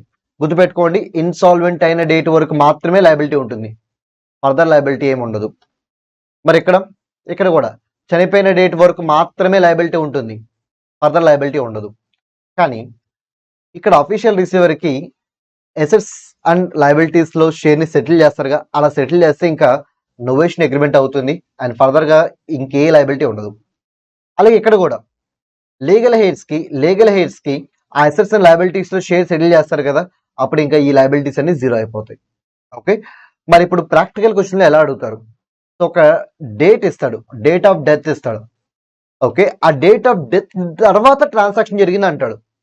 ఆ ట్రాన్సాక్షన్ కి రిమైనింగ్ పార్ట్నర్స్ తో పాటు చనిపోయిన పార్ట్నర్ యొక్క ఎస్టేట్ కూడా లైబిలా అని అడుగుతాడు. Answer is no. ఆల్రెడీ చెప్పాను కదా, తన లైబిలిటీ ఎప్పటి వరకు ఉంటుంది, తను చనిపోయిన డేట్ వరకే ఉంటుంది. తను చనిపోయిన తర్వాత కాంట్రాక్ట్ ఏం ఎంటర్ అయినా దానికి రిమైనింగ్ పార్ట్నర్స్ లైబిల్ అవుతారు, కానీ చనిపోయిన పార్ట్నర్ లైబిల్ అవ్వడు. అప్పుడు క్వశ్చన్ లో వాడు ట్విస్ట్ ఏం చేస్తారంటే, ఓకే మొత్తం 4 పార్ట్నర్స్ ఉన్నారు, అది కూడా ఒకసారి ఎక్స్ప్లెయిన్ చేస్తాను చూడండి. 4 పార్ట్నర్స్ ఉన్నట్టుగా క్వశ్చన్ ఇస్తాడు, ఏబిసిడి అని చెప్పి 4 పార్ట్నర్స్ ఉన్నట్టుగా క్వశ్చన్ ఇస్తాడు. దీంట్లో డిఎన్ఏ పర్సన్ ఎక్స్పైర్ అయిపోయినట్టుగా చెప్తాడు, ఈజ్ ఎక్స్పైర్డ్. ఇప్పుడు ఏబిసి ఫామ్ ని కంటిన్యూ చేశారు. Actually one of the partner expire అయితే ఫామ్ ని డిజాల్వ్ చేయాలి కదా, బట్ ఏబిసి ముగ్గురు అగ్రీ చేసి ఫామ్ ని ఏం చేశారు, కంటిన్యూ చేశారని చెప్తారు. ఇప్పుడు వాళ్ళు ఒక లయబిలిటీ ఇంక్రైర్ అయ్యారని చెప్తారు, కానీ ఈ లయబిలిటీ ఎప్పుడు ఇంక్రైర్ అయ్యారు, డి చనిపోయిన తర్వాత ఇంక్రైర్ అయ్యారు. మరి ఈ లయబిలిటీకి who are liable, ABC liable, D కానీ డి యొక్క ప్రాపర్టీ కానీ డి యొక్క లీగల్ హెయిర్స్ కానీ నాట్ లయబుల్. సో వీళ్ళెవరు లైబుల్ అవ్వరు అనమాట, ఓన్లీ ఏబిసి మాత్రం లైబుల్ అవుతారు. కానీ మిమ్మల్ని కన్ఫ్యూజ్ చేయడానికి ఏమంటారంటే, ఏబిసి ముగ్గురు ఇన్సాల్వెంట్ అయిపోయారు, ఇప్పుడు ముగ్గురు ఇన్సాల్వెంట్ అయిపోయారు, వాళ్ళ దగ్గర నుంచి డబ్బులు రికవర్ చేసుకోవడం కుదరదు. వన్ ఆఫ్ ద సప్లయర్ లేకపోతే one of the creditor want to recover that money from D's property, is it possible అంటాడు. Answer is no. అసలు డీకి సంబంధమే లేదు. ఏబిసి సాల్వెంట్ అవ్వనివ్వండి, ఇన్సాల్వెంట్ అవ్వనివ్వండి, ఏబిసి అనే వాళ్ళు సాల్వెంట్ అవ్వచ్చు, ఇన్సాల్వెంట్ అవ్వచ్చు. డెత్ తర్వాత జరిగే లయబిలిటీస్ కి డీకి ఇంకా ఎటువంటి సంబంధం ఉండదు. సో డి చనిపోక ముందు ఏమైనా లయబిలిటీ ఇంక్రై ఉంటే డి లయబుల్, బట్ డి చనిపోయిన తర్వాత లయబిలిటీ వస్తే దానికి రిమైనింగ్ పార్ట్నర్స్ లయబుల్ అవుతారు, even though they are insolvent. So వాళ్ళు సాల్వెంట్ అయినా ఇన్సాల్వెంట్ అయినా అది వాళ్ళ హెడేక్ తప్ప డీకి సంబంధించింది కాదు. అండ్ డి కానీ డి యొక్క ప్రాపర్టీ కానీ డి యొక్క లీగల్ హెయిర్స్ కానీ నాట్ రెస్పాన్సిబుల్. సో ఇలాంటి క్వశ్చన్ చాలాసార్లు రిపీటివ్ గా అడిగాడు అనమాట, చాలా ఇంపార్టెంట్ క్వశ్చన్.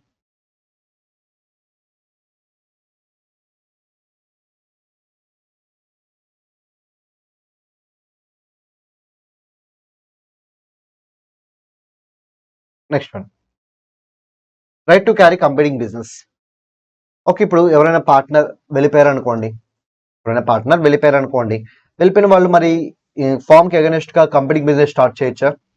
అగ్రిమెంట్ లో ఫామ్కి అగెనిస్ట్ గా కంపెనింగ్ బిజినెస్ చేయకూడదు అని చెప్తే చేయకూడదు. That agreement is valid. Ward agreement chapter లో కూడా ఈ పాయింట్ మనం డిస్కస్ చేసాం.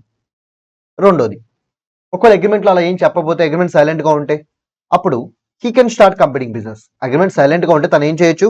కంపెనింగ్ బిజినెస్ స్టార్ట్ చేయొచ్చు. అగ్రిమెంట్ సైలెంట్ గా ఉంటే కంపెనింగ్ బిజినెస్ స్టార్ట్ చేయొచ్చు అండ్ అడ్వర్టైజ్ కూడా చేసుకోవచ్చు. కానీ ఏం చేయకూడదు? పాత ఫామ్ నేమ్ ని మళ్ళీ వాడకూడదు. పాత ఫామ్ లో నేను ఇంకా పార్ట్నర్నే అని చెప్పి రిప్రజెంట్ చేసుకోకూడదు. పాత ఫామ్ యొక్క కస్టమర్స్ ని సొలిసిట్ అంటే అట్రాక్ట్ చేయకూడదు. ఓకే, పాత వాళ్ళని మీరు డిస్టర్బ్ చేయకుండా మీరు కావాలనుకుంటే ఫ్రెష్ గా అడ్వర్టైజ్ చేసుకోండి, కంపెనింగ్ బిజినెస్ చేసుకోండి, నో ఇష్యూ. నెక్స్ట్ వన్, సరే మరి వెళ్ళిపోయేటప్పుడు సబ్సిక్వెంట్ ప్రాఫిట్ లో మళ్ళీ షేర్ అడగచ్చా? నార్మల్గా అడగకూడదు, వెళ్ళిపోయాడుగా, ఇంకా సబ్సిక్వెంట్ ప్రాఫిట్ లో షేర్ ఎలా ఇస్తారు? కానీ వెళ్ళిపోయినప్పుడు అది డెత్ అవ్వచ్చు, ఇన్సాల్వెన్సీ అవ్వచ్చు, లేకపోతే రిటైర్మెంట్ అవ్వచ్చు, ఎక్స్పల్షన్ అవ్వచ్చు, whatever it may be, మీరైతే తనకి ఇవ్వాల్సిన షేర్ సెటిల్ చేయాలిగా. సో రిటైర్మెంట్ ఎక్స్పల్షన్ లో ఆ పార్ట్నర్ బతికే ఉంటాడు, సాల్వెంట్ కాబట్టి తనకే ఇచ్చేయాలి. అది ఇన్సాల్వెన్సీ కేసులో అఫీషియల్ రిసీవర్కి ఇవ్వాలి, డెత్ కేసులో లీగల్ రిప్రజెంటేటివ్కి ఇవ్వాలి. మరి ఒకవేళ ఇవ్వకపోతే ఏమవుతుంది? సో మీరు షేర్ ఇచ్చేంత వరకు వాళ్ళు షేర్ ఆఫ్ ప్రాఫిట్స్ క్లైమ్ చేయొచ్చు, లేకపోతే ఇంట్రెస్ట్ అని అడిగి తీసుకోవచ్చు 6% పర్ యానం. ఈ రెండిట్లో తనకు నచ్చింది తను తీసుకోవచ్చు, which ever he likes. So interest తీసుకోవాలి లేకపోతే షేర్ ఆఫ్ ప్రాఫిట్స్ తీసుకోవాలని రూల్ ఏం లేదు. What ever he likes he can take. Next one, ఇది ఒకసారి అడిగాడు, 2 మార్క్స్ అడిగాడు. సో దీని మీనింగ్ ఏంటి? ఇప్పుడు ఫోమ్ ఎవరికైనా కంటిన్యూయింగ్ గ్యారంటీ ఇచ్చినా, లేకపోతే ఫోమ్కి ఎవరైనా కంటిన్యూయింగ్ గ్యారంటీ ఇచ్చినా, గ్యారంటీ అంటే ఏంటి? నథింగ్ బట్ తను పే చేయకపోతే నేను పే చేస్తాను అని చెప్పడం. కంటిన్యూయింగ్ గ్యారంటీ అంటే ఏంటి? తను పే చేయకపోతే నేను పే చేస్తాను, not for this single transaction, for all transactions made by him. So తను చేసే ప్రతి ట్రాన్సాక్షన్ కి నేను లయబిలిటీ తీసుకుంటాను అంటే కంటిన్యూయింగ్ గ్యారంటీ అవుతుంది. ఫర్ ఎగ్జాంపుల్, నేను ఒక పర్సన్ ని క్యాషియర్ గా చెప్తాను, ఆ పర్సన్ క్యాషియర్ గా అకౌంట్ చేయండి, తను డీల్ చేసే ప్రతి ట్రాన్సాక్షన్ కి నేను లయబిలిటీ తీసుకుంటాను, తను ఏమైనా తప్పు చేస్తే మీకు ఏమైనా లాస్ వస్తే ఆ లాస్ కి నేను లయబుల్ అని చెప్పి నేను ప్రామిస్ చేశాను. That kind of guarantee will be called as continuing guarantee. So ఇప్పుడు ఫర్మ్ ఎవరికైనా కంటిన్యూయింగ్ గ్యారంటీ ఇచ్చినా, లేకపోతే ఫర్మ్ కి ఎవరైనా కంటిన్యూయింగ్ గ్యారంటీ ఇచ్చినా, ఈ కంటిన్యూయింగ్ గ్యారంటీ అనేది క్యాన్సిల్ అవుతుంది. ఎప్పుడు అంటే when there is any reconstitution in the firm. అంటే పార్ట్నర్ అడ్మిట్ అయినా, లేకపోతే ఉన్న పార్ట్నర్స్ రిటైర్ అయినా, ఎక్స్పల్ అయినా, ఇన్సాల్వెంట్ అయినా, చనిపోయినా, సో ఫామ్ ఇచ్చిన కంటిన్యూ గ్యారంటీ లేకపోతే ఫామ్ ఇచ్చిన కంటిన్యూ గ్యారంటీ ఏమవుతుంది? ఇట్ స్టాండ్స్ రివోక్డ్, అంటే ఇట్ విల్ బి క్యాన్సిల్డ్ అని అర్థం. Next one, dissolution of partnership versus dissolution of firm. So first of all, what is meant by the word dissolution? Dissolution అంటే discontinuation. మరి dissolution of firm కి dissolution of partnership కి తేడా ఏంటి? So complete గా partners మధ్య ఉన్న relation complete గా టెర్మినేట్ అయిపోతే దాన్ని డిసల్యూషన్ ఆఫ్ ఫామ్ అంటారు. ఒకవేళ డిసల్యూషన్ ఆఫ్ పార్ట్నర్షిప్ లో ఒకవేళ పార్ట్నర్స్ యొక్క రిలేషన్ టెర్మినేట్ అయింది, కానీ అందరు పార్ట్నర్స్ కాదు, కేవలం 1 or 2 పార్ట్నర్స్, అప్పుడు దాన్ని డిసల్యూషన్ ఆఫ్ పార్ట్నర్షిప్ అంటారు. దాని మీనింగ్ ఏంటో చెప్తాను. సో ఏబిసిడి నలుగురు పార్ట్నర్స్ ఉన్నారు. ఓకే, నలుగురు యొక్క రిలేషన్ ఒకేసారి టెర్మినేట్ అయిపోయింది, dissolution of partnership firm. Next one, ఇక్కడ ఏ ఒక్కడు రిటైర్ అయ్యి వెళ్ళాడు అంటే ఇక్కడ ఎవరి రిలేషన్ టెర్మినేట్ అయింది? ఓన్లీ ఏ ఒక్క రిలేషన్ టెర్మినేట్ అయింది, అప్పుడైతే dissolution of partnership. B insolvent అయ్యాడు, ఓన్లీ బి యొక్క రిలేషన్ కట్ అవుతుంది, డిసల్యూషన్ ఆఫ్ పార్ట్నర్షిప్. సో అందరు పార్ట్నర్స్ యొక్క రిలేషన్ కట్ అయితే dissolution of firm, 1 or 2 partners యొక్క రిలేషన్ కట్ అయితే డిసల్యూషన్ ఆఫ్ పార్ట్నర్షిప్. ఇంకా చెప్పాలంటే dissolution of partnership is nothing but ఇప్పటివరకు మనం డిస్కస్ చేసిన reconstitution, that is change in constitution of the firm. Dissolution of firm is nothing but closure of business, మీరు ఇంకా business ని close చేస్తున్నారు అని అర్థం. సో ఈ డిఫరెన్స్ ఇంపార్టెంట్, మార్క్ చేసుకోండి. ఓకే, డిసల్యూషన్ ఆఫ్ ఫామ్ కి డిసల్యూషన్ ఆఫ్ పార్ట్నర్షిప్ కి డిఫరెన్స్ ఏంటి చెప్పాను కదా.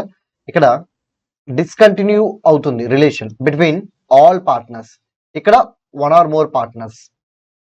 What about business? ఇక్కడ బిజినెస్ కంప్లీట్ గా డిస్కంటిన్యూ అయిపోతుంది, కానీ ఇక్కడ బిజినెస్ కంటిన్యూ అవుతుంది. పార్ట్నర్స్ చేంజ్ అయినంత మాత్రం బిజినెస్ క్లోజ్ చేయాలి అవసరం లేదు, బిజినెస్ కంటిన్యూ అవుతుంది. నెక్స్ట్ వైండింగ్ అప్ అంటే ఉన్న అసెట్స్ అన్నిటిని సేల్ చేసేసి లయబిలిటీస్ ని క్లియర్ చేయాలి. ఓకే, అది బిజినెస్ క్లోజ్ అయినప్పుడే చేస్తాం కదా, అంటే ఈ కేసులో చేస్తాం, బట్ ఈ కేసులో చెయ్యం. Next one, order of court. Firm ని డిజాల్వ్ చేయాలి అంటే విత్ ఆర్డర్ ఆఫ్ కోర్ట్ వెళ్ళొచ్చు, వితౌట్ ఆర్డర్ ఆఫ్ కోర్ట్ వెళ్ళొచ్చు. అంటే కోర్టు యొక్క ఆర్డర్ ఎక్కడ ఇన్వాల్వ్ అవుతుంది? డిజల్యూషన్ ఆఫ్ ఫామ్ లో ఇన్వాల్వ్ అవుతుంది. కానీ డిజల్యూషన్ ఆఫ్ పార్ట్నర్షిప్ లో అడ్మిషన్ కి, రిటైర్మెంట్ కి, ఎక్స్పల్షన్ కి, వీటికి అసలు కోర్టు ఆర్డర్ తో సంబంధం లేదు. Next one, scope. So dissolution of firm అంటే it always includes dissolution of partnership. మరి పార్ట్నర్షిప్ డిజాల్వ్ అయితే ఫామ్ కూడా డిజాల్వ్ అవుతుందా? No need. Next one, books of accounts close చేయాలా? ఎస్, డిజల్యూషన్ ఆఫ్ ఫామ్ అప్పుడు క్లోజ్ చేయాలి. కానీ పార్ట్నర్స్ చేంజ్ అయితే no need to close. So these are the key differences between dissolution of firm and dissolution of partnership. Next one, based on which grounds a firm may be dissolve. చెప్పాను కదా, with order of court, without order of court అని. So first 4 cases ఏంటంటే without order of court. This is without order of court.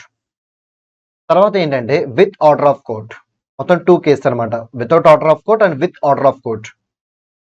So without order of court ఎలాగా? First one, dissolution by agreement. Second one, compulsory dissolution. Third one, dissolution by notice. Fourth one, dissolution by happening of certain contingencies. So 1 by 1 చూద్దాం. Dissolution of agreement, dissolution by agreement. So ఇక్కడ firm ని ఎలా dissolve చేయొచ్చు? By taking the consent of all partners. All partners consent ఉంటే you can dissolve the firm. అందరు కలిసి ఎలాగైతే form ని క్రియేట్ చేశారో అదే అందరూ కలిస్తే ఫామ్ ని క్లోజ్ కూడా చేయొచ్చు. Next one, compulsory dissolution. ఎప్పుడు గుర్తుపెట్టుకోండి, నెంబర్ ఆఫ్ పర్సన్స్ మినిమం ఎంతమంది ఉండాలి? 2 ఉండాలి. So number of partners minimum ఎంత ఉండాలి? 2 ఉండాలి. 2 ఆర్ మోర్ దాన్ 2 ఉండాలి. ఓకే, ఎప్పుడైనా నెంబర్ ఆఫ్ పార్ట్నర్స్ 1 అయినా లేకపోతే 0 అయినా అప్పుడు ఆ ఫామ్ ని ఇంకా మీరు ఉంచకూడదు, క్లోజ్ చేసేయాలి. It is compulsory dissolution. Already మనం స్టార్టింగ్ లో డిస్కస్ చేసాం. నెంబర్ ఆఫ్ పార్ట్నర్స్ ఎంతమంది ఉండాలి? 2 to 50. 2 కన్నా తగ్గితే కంపల్సరీగా డిజాల్వ్ చేయాలి. 50 కన్నా పెరిగితే కంపెనీగా కన్వర్ట్ చేసుకోవాలి. సో 2 కన్నా తగ్గితే కంపల్సరీగా డిజాల్వ్ చేయాలి. అలాగే చేయడానికి చేతిలో లాఫుల్ బిజినెస్ ఏమీ లేకపోతే దెన్ అప్పుడు కూడా ఇంకా మీరు ఫామ్ ఏం చేయాలి? డిజాల్వ్ చేయాలి. ఫర్ ఎగ్జాంపుల్, ఆల్రెడీ నేను ఒక 10 బిజినెస్లు చేస్తున్నాను.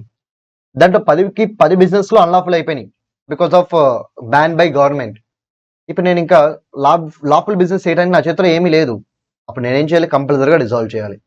ఒకవేళ 10 బిజినెసెస్ లో 9 బిజినెస్ లాఫుల్, 9 బిజినెస్ అన్లాఫుల్, ఒకే ఒక బిజినెస్ లాఫుల్. అప్పుడు నేనేం చేయొచ్చు? ఆ 9ని ఆపేసి ఆ ఒక్క లాఫుల్ బిజినెస్ తో నా ఫామ్ ని కంటిన్యూ చేసుకోవచ్చు. ఈ క్వశ్చన్ ఒకసారి అడిగాడు, ప్రాక్టికల్ క్వశ్చన్. నా దగ్గర 2 బిజినెసెస్ ఉన్నాయి, ఒక బిజినెస్ అన్లాఫుల్ అయింది, ఒక బిజినెస్ స్టిల్ లాఫుల్. సో కంపల్సరీగా డిజాల్వ్ చేయాలా? అవసరం లేదు. సో అన్లాఫుల్ బిజినెస్ వరకు డిస్కంటిన్యూ చేయమని చెప్పండి, లాఫుల్ బిజినెస్ తో కంటిన్యూ అవ్వమని చెప్పండి. ఫామ్ ని ఏమీ క్లోజ్ చేయాల్సిన అవసరం లేదు, ఫామ్ ని లాఫుల్ బిజినెస్ తో క్యారీ చేయొచ్చు. So this is the solution for that question. Okay, 1-2 attempts లో కూడా అడిగాడు ఈ question. Next one, dissolution by notice. ఇది ఎక్కడ అప్లై అవుతుందంటే partnership at will. So partnership at will లో any partner at any time just by giving a return notice to other partners can dissolve the firm. అదే point ఇక్కడ వచ్చింది. Next one, dissolution on happening of certain contingencies. దీని meaning ఏంటంటే fixed period partnership ఉంది, 10 years కోసం create చేసుకున్నాం, 10 years అయిపోతే dissolve చేయాలి. ఇది ఒక పర్టికులర్ ప్రాజెక్ట్ కోసం, ఒక రోడ్ కాంట్రాక్ట్ కోసం ఫామ్ క్రియేట్ చేశారు, ఆ రోడ్ కాంట్రాక్ట్ అయిపోతే క్లోజ్ చేయాలి. అయితే పార్ట్నర్ చనిపోయాడు, క్లోజ్ చేయాలి. పార్ట్నర్ ఇన్సాల్వెంట్ అయ్యాడు, క్లోజ్ చేయాలి. ఇవన్నీ దేనికి ఎందుకు వస్తాయంటే dissolution on happening of certain contingencies. So ఇది dissolution of firm with the order of court గురించి. ఇప్పటివరకు మనం చూసింది ఏంటంటే without the order of court, అంటే ఇక్కడ కోర్ట్ ఇన్వాల్వ్ అవ్వదన్నమాట. అగ్రిమెంట్ లో కానీ, కంపల్సరీ డిజల్యూషన్ లో కానీ, బై నోటీస్ కానీ, లేకపోతే by happening of certain contingencies కానీ, ఈ 4 కేసెస్ లో కోర్ట్ ఎక్కడ ఇన్వాల్వ్ అవ్వదు. బట్ ఇప్పుడు మనం డిస్కస్ చేసే కేసెస్ లో కోర్ట్ ఇన్వాల్వ్ అవుతుంది. అసలు ఈ కాన్సెప్ట్ ఏంటి సార్? ఇప్పుడు 3 పార్ట్నర్స్ ఉన్నారు, ఏబిసి అని చెప్పి. టోటల్ ఎంతమంది పార్ట్నర్స్ ఉన్నారు? 3 పార్ట్నర్స్. ఓకే, ఏ ఫామ్ ని క్లోజ్ చేయాలనుకుంటున్నాడు, దానికి బి కూడా సపోర్ట్ చేశాడు, కానీ సి సపోర్ట్ చేయట్లా. కానీ ఇప్పుడు ఫామ్ ని డిజాల్వ్ చేయాలంటే అందరు పార్ట్నర్స్ కన్సెంట్ కావాలి కదా. సో ఫస్ట్ కేసులో కవర్ అవ్వట్లేదు. డిజాల్వ్ చేద్దామంటే ఫస్ట్ కేసులో కవర్ అవ్వట్లేదు. కొన్ని కంపల్సరీ డిజల్యూషన్ అంటే నెంబర్ ఆఫ్ పార్ట్నర్స్ ఏమి 2 కన్నా తగ్గలేదు, అలాగే క్యారీ చేయడానికి లాఫుల్ బిజినెస్ కూడా ఉంది. కొన్ని థర్డ్ కేసులో just by giving notice close చేద్దామా అంటే ఇది పార్ట్నర్షిప్ అట్ విల్ కూడా కాదు. పోనీ 4th కేసులో క్లోజ్ చేద్దామంటే ఇక్కడ ఫిక్స్డ్ పీరియడ్ ఎక్స్పైర్ అవటం, పర్టికులర్ ప్రాజెక్ట్ కంప్లీట్ అవటం, లేకపోతే చనిపోవటం, ఇన్సాల్వెంట్ అవటం, ఇలాంటి సిచ్యువేషన్స్ ఏం జరగలేదు. అంటే ఇంకా సింపుల్ చెప్పాలంటే ఈ 4 సిచ్యువేషన్స్ లో కవర్ అవ్వలేదు. ఈ 4 సిచ్యువేషన్స్ లో కవర్ అవ్వలేదు, but these 2 partners want to dissolve the firm. Is there any option available for them? Yes, the only option is court. వాళ్ళు ఇప్పుడు కోర్టుకి రిక్వెస్ట్ పెట్టుకోవాలి, కోర్టుకి అప్లికేషన్ పెట్టుకోవాలి. ఏమని? సార్ మేము సో రీజన్ బేస్ చేసుకుని ఫామ్ని డిజాల్వ్ చేయాలనుకుంటున్నాం, మీరు డిజాల్వ్కి అంటే డిజల్యూషన్కి ఆర్డర్ పాస్ చేయండి చాలు అని చెప్పి రిక్వెస్ట్ పెట్టుకోవచ్చు. In case court order pass చేస్తే దెన్ ఫామ్ని డిజాల్వ్ చేయాలి. ఓకే, మరి ఇక్కడ మనం నేర్చుకోబోయే కాన్సెప్ట్ ఏంటి అంటే ఏ రీజన్స్ బేస్ చేసుకుని వాళ్ళ కోర్టుని అప్రోచ్ అవ్వచ్చు, అదే మనం నేర్చుకునే కాన్సెప్ట్. సో ఏ రీజన్స్ బేస్ చేసుకుని వెళ్ళొచ్చు. యాక్టివ్ పార్ట్నర్ అన్సౌండ్ అయిపోయాడు, yes you can go to the court for the dissolution of the firm. Active partner తన యొక్క డ్యూటీస్ని పర్మనెంట్గా డిశ్చార్జ్ చేయలేకపోతున్నాడు, yes you can go to the court to dissolve the firm. Any partner ఎవరైనా కానీ so తను misconduct activities చేస్తున్నాడు, ఇది కూడా ఒక రీజన్ అవుతుంది. నెక్స్ట్ వన్, ఇది ఫామ్ రిలేటెడ్. ఫామ్ ఎప్పటి నుంచో లాసెస్ సఫర్ అవుతూనే ఉంది, ఫ్యూచర్లో కూడా లాసెస్ సఫర్ అవుతూనే ఉంటుంది. ఇంకా ఫామ్ని ఉంచడం ఎందుకు, క్లోజ్ చేయొచ్చు. సో క్లోజింగ్ కోసం మీరు ఏం చేయొచ్చు అంటే కోర్టుకి అప్లికేషన్ పెట్టుకోవచ్చు. నెక్స్ట్ వన్, ఎనీ పార్ట్నర్ తనకున్న ఇంట్రెస్ట్ని వేరే వాళ్ళకి అంటే అవుట్ సైడర్కి అమ్మేశారు, తనకున్న వాటాని వేరే వాళ్ళకి అమ్మేశారు అవుట్ సైడర్కి, అప్పుడు కూడా కేసు పెట్టచ్చు. అలాగే ఎనీ పార్ట్నర్ కంటిన్యూస్గా అగ్రిమెంట్ని బ్రేక్ చేస్తూనే ఉన్నారు, అప్పుడు కూడా కేసు పెట్టచ్చు ఫర్ డిజల్యూషన్ ఆఫ్ ఫామ్. ఇదే కాదు ఇంకేదైనా వ్యాలిడ్ రీజన్ ఉంటే, జస్ట్ అండ్ ఈక్వటబుల్ గ్రౌండ్ అంటే nothing but valid reason. So ఇంకేమైనా వ్యాలిడ్ రీజన్ ఉంటే అప్పుడు కూడా మీరు కోర్టుకు వెళ్ళి డిజల్యూషన్ కోసం కేసు పెట్టచ్చు. ఓకే, ఇవన్నీ మనం కోర్టుకు వెళ్ళి డిజల్యూషన్ కోసం కేసు పెట్టే కేసెస్ అనమాట, రీజన్స్ అనమాట. ఓకే, దీంట్లో వ్యాలిడ్ రీజన్ అంటే ఏమేమి వస్తాయి. డెడ్ లాక్ ఇన్ మేనేజ్మెంట్ అంటే ఎలా అంటే ఏబిసిడి నలుగురు ఉన్నారు, వీళ్ళిద్దరు ఒక జట్టు వీళ్ళిద్దరు ఒక జట్టు, వీళ్ళు ఎస్ అంటే వీళ్ళు నో అంటారు, వీళ్ళు నో అంటే వీళ్ళు ఎస్ అంటారు. సో ఇప్పుడు ఏదైనా ఒక డెసిషన్ తీసుకోవాలంటే మోర్ దెన్ 50% ఒప్పుకోవాలిగా, అసలు కుదురుతుందా? 50% ఎస్ 50% నో, సో కుదరదు కదా. అంటే వీళ్ళు డెసిషన్ తీసుకోలేకపోతున్నారు, ఈవెన్ దో మీటింగ్స్ కండక్ట్ అవుతున్నా సరే they are not capable of making decisions. అప్పుడు దాన్ని ఏమంటారంటే deadlock in the management అంటారు. సో ఇదొక రీజన్గా చూపించి ఫామ్ని డిజాల్వ్ చేయమని అడగచ్చు. ఇది మీకు ఎక్కడంటే అదర్ వ్యాలిడ్ రీజన్స్లో కవర్ అవుతుంది. Next one, not in talking terms between partners. ఈసారి అసలు రండి వచ్చి మాట్లాడదాం అంటే ఎవరు రావట్లేదు, అంటే ఈసారి నలుగురికి పడట్లేదు అనమాట, ఏబిసిడి నలుగురికి పడట్లేదు. సో మీటింగ్ కండక్ట్ చేస్తున్న రండి అంటే ఏ రాడు, బి రాడు, సి రాడు, డి కూడా రాడు. సో ఎవరు రావట్లేదు అసలు. మరి అలా వచ్చి మాట్లాడితేనే కదా ఏదైనా సొల్యూషన్ వచ్చేది, అసలు వాళ్ళు మాట్లాడుకోకపోతే దెన్ దాని ఒక రీజన్గా చూపించి ఫామ్ని డిజాల్వ్ చేయమని అడగచ్చు. లాస్ ఆఫ్ సబ్స్ట్రాటమ్ అంటే కీ ఆబ్జెక్టివ్. సో మీరు ఫామ్ని క్రియేట్ చేయడానికి ఒక కీ ఆబ్జెక్టివ్ ఉంటుంది కదా, ఆ కీ ఆబ్జెక్టివే పోయింది అనుకోండి, అంటే ఆ కీ ఆబ్జెక్టివే ఇంకా ఫుల్ఫిల్ అవ్వదు అనుకోండి, ఇంకా దాన్ని ఒక రీజన్గా చూపించి ఫామ్ని క్లోజ్ చేయమని అడగచ్చు. అలాగే ఎవరైనా పార్ట్నర్ స్టాక్ ఎక్స్చేంజ్లో అంటే స్టాక్ మార్కెట్స్లో గ్యామ్లింగ్ లాంటి యాక్టివిటీస్లో ఇన్వాల్వ్ అయితే అప్పుడు కూడా ఫామ్ని డిజాల్వ్ చేయమని చెప్పి రిక్వెస్ట్ ప్లేస్ చేయొచ్చు. So these are all the reasons based on which any of the partner can go to the court in order to dissolve the firm. అని గుర్తుపెట్టుకోండి, వితౌట్ ఆర్డర్ ఆఫ్ కోర్ట్ అని చెప్పి question అడిగితే ఈ ఒక్క content రాయండి, అంటే ఈ 4 పాయింట్స్ రాయండి. విత్ ఆర్డర్ ఆఫ్ కోర్ట్ అని అడిగితే ఈ కంటెంట్స్ రాయండి. కాకపోతే ఇక్కడ ఫాస్ట్ ట్రాక్ కాబట్టి డీటెయిల్ ఎక్స్ప్లెనేషన్ లేదు, మీకు డీటెయిల్ ఎక్స్ప్లెనేషన్ మెయిన్ మెటీరియల్లో ఉంటుంది. సో మెయిన్ మెటీరియల్ రెఫర్ చేయండి. ఓకే, సపరేట్గా అడిగితే కంప్లీట్ సెంటెన్స్ రాయాలి. ఒకవేళ ఈ రెండింటి కలిపి అడిగితే, కలిపి అంటే ఎలా అడగచ్చు, with order of court without order of court రెండు రాయండి అని అడగడం. సింపుల్గా ఏమంటారంటే what are the modes of dissolution as per Indian partnership act అని అడుగుతాడు. What are the modes of dissolution under Indian partnership act అని చెప్పి డైరెక్ట్గా అడుగుతారు. అప్పుడు మీరు ఏం చేయాలంటే వితౌట్ ఆర్డర్ ఆఫ్ కోర్ట్ రాయాలి, విత్ ఆర్డర్ ఆఫ్ కోర్ట్ రాయాలి. సార్ మొత్తం ఇంత పెద్ద క్వశ్చన్ రాయాలా? అప్పుడు ఏం చేయాలంటే ఈ క్వశ్చన్ వరకు కంప్లీట్గా రాసేయండి, కంప్లీట్గా రాయండి. బట్ ఈ క్వశ్చన్ వరకు ఇక్కడ ఏదైతే పాయింట్స్ ఎలా అయితే ఇచ్చామో అలా రాయండి సరిపోతుంది. అంటే జస్ట్ సైడ్ హెడింగ్స్ అనమాట, ఇంకా సింపుల్గా చెప్పాలంటే జస్ట్ సైడ్ హెడింగ్స్. సో అలా రెండింటిని అడిగితే what are the modes of discharge, what are the modes of dissolution of firm as per Indian partnership act అని అడిగితే ఇది కంప్లీట్గా రాయండి, వీటి వరకు ఏమో సైడ్ హెడింగ్స్ వరకు రాయండి సరిపోతుంది. ఒక రెండింటిని సపరేట్గా అడిగితే రెండింటిని కంప్లీట్గానే రాయాలి. Next one, consequences of dissolution of firm. ఫామ్ని డిజాల్వ్ చేస్తే వచ్చే కాన్సిక్వెన్స్ ఏంటి? ఫస్ట్ వన్, ఫామ్ని డిజాల్వ్ చేస్తున్నట్టుగా పబ్లిక్ నోటీస్ ఇవ్వాలి. ఇవ్వకపోతే ప్రతి పార్ట్నర్ లయబిలిటీ తీసుకోవాల్సి వస్తుంది until that public notice is given. కానీ చనిపోయిన పార్ట్నర్స్, ఇన్సాల్వెంట్ అయిన partners, sleeping partners they are not liable. అంటే వాళ్ళ యొక్క లయబిలిటీ కేవలం డిజాల్వ్ చేసే డేట్ వరకు మాత్రమే ఉంటుంది. What about remaining partners? వాళ్ళ లయబిలిటీ డిజాల్వ్ అయిపోయినా సరే ఉంటుంది until public notice is given. Next one,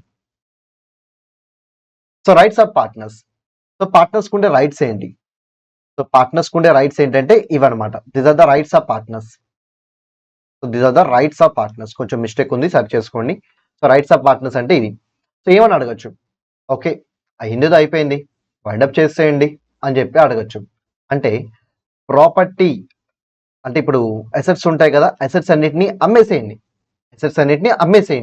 అమ్మేస్తే మీకు మనీ వస్తాయి కదా, ఆ మనీతో మీరు ఏం చేయండి, లయబిలిటీ క్లియర్ చేయండి. ఓకే, అసెట్స్ అమ్మేసి వచ్చిన వాల్యూతో లయబిలిటీస్ క్లియర్ చేయండి. ఇప్పుడు మీకు ఏదైనా బ్యాలెన్స్ మిగులుతుంది కదా, ఆ బ్యాలెన్స్ సర్ప్లస్ అంటారు, ఆ సర్ప్లస్ మా అందరికి ఇచ్చేసేయండి అని ఇలా డిమాండ్ చేయొచ్చు అనమాట. These are the rights of every partner after dissolution. So ప్రతి పార్ట్నర్ అడగచ్చు అనమాట, ఇంకెందుకు బిజినెస్ క్లోజ్ చేసేయండి, అసెట్స్ అమ్మేసేయండి, వచ్చిన వాల్యూతో లయబిలిటీస్ క్లియర్ చేయండి, మిగిలిపోయిన బ్యాలెన్స్ అందరికీ పనిచేసేయండి, ఇలా అడగచ్చు అనమాట. Next one, continuing authority. ఈ పాయింట్స్ అనమాట, రివర్స్ లో ఇచ్చారు. ఓకే, కంటిన్యూయింగ్ అథారిటీ ఏంటి? ఈవెన్ దో ఫామ్ క్లోజ్ అయిపోయినా స్టిల్ ఫామ్ తరఫున పార్ట్నర్ యాక్ట్ చేయొచ్చు అనమాట, ఫామ్ ని రిప్రజెంట్ చేయొచ్చు అనమాట. వెయిట్ వరకు ఈ వైండింగ్ అప్ ప్రాసెస్ కంప్లీట్ చేయాలి కదా, నథింగ్ బట్ అసెట్స్ అమ్మేసి లయబిలిటీస్ పే చేసి ఆ వచ్చిన సర్ప్లస్ ఏదైతే ఉంటుందో దాన్ని పంచడానికి సో మీరు యాక్టివిటీస్ చేయాలి కదా. ఈ యాక్టివిటీస్ చేసేంత వరకు any person can represent entire firm. So authority ఉంటుందన్నమాట. అంతేకాదు అన్ఫినిష్డ్ ట్రాన్సాక్షన్స్ ఏమైనా ఉంటే వాటిని ఫినిష్ చేసడానికి కూడా అథారిటీ ఉంటుంది. ఇక్కడ ఏం మాట్లాడుతున్నారంటే రైట్స్ మాట్లాడుతున్నారు. ఇక్కడ ఏం మాట్లాడుతున్నారంటే pending transactions winding up process complete చేయడం కోసం పార్ట్నర్స్ ఫామ్ తరఫున రిప్రజెంట్ చేయొచ్చు, partner will have such authority, అది దాని meaning.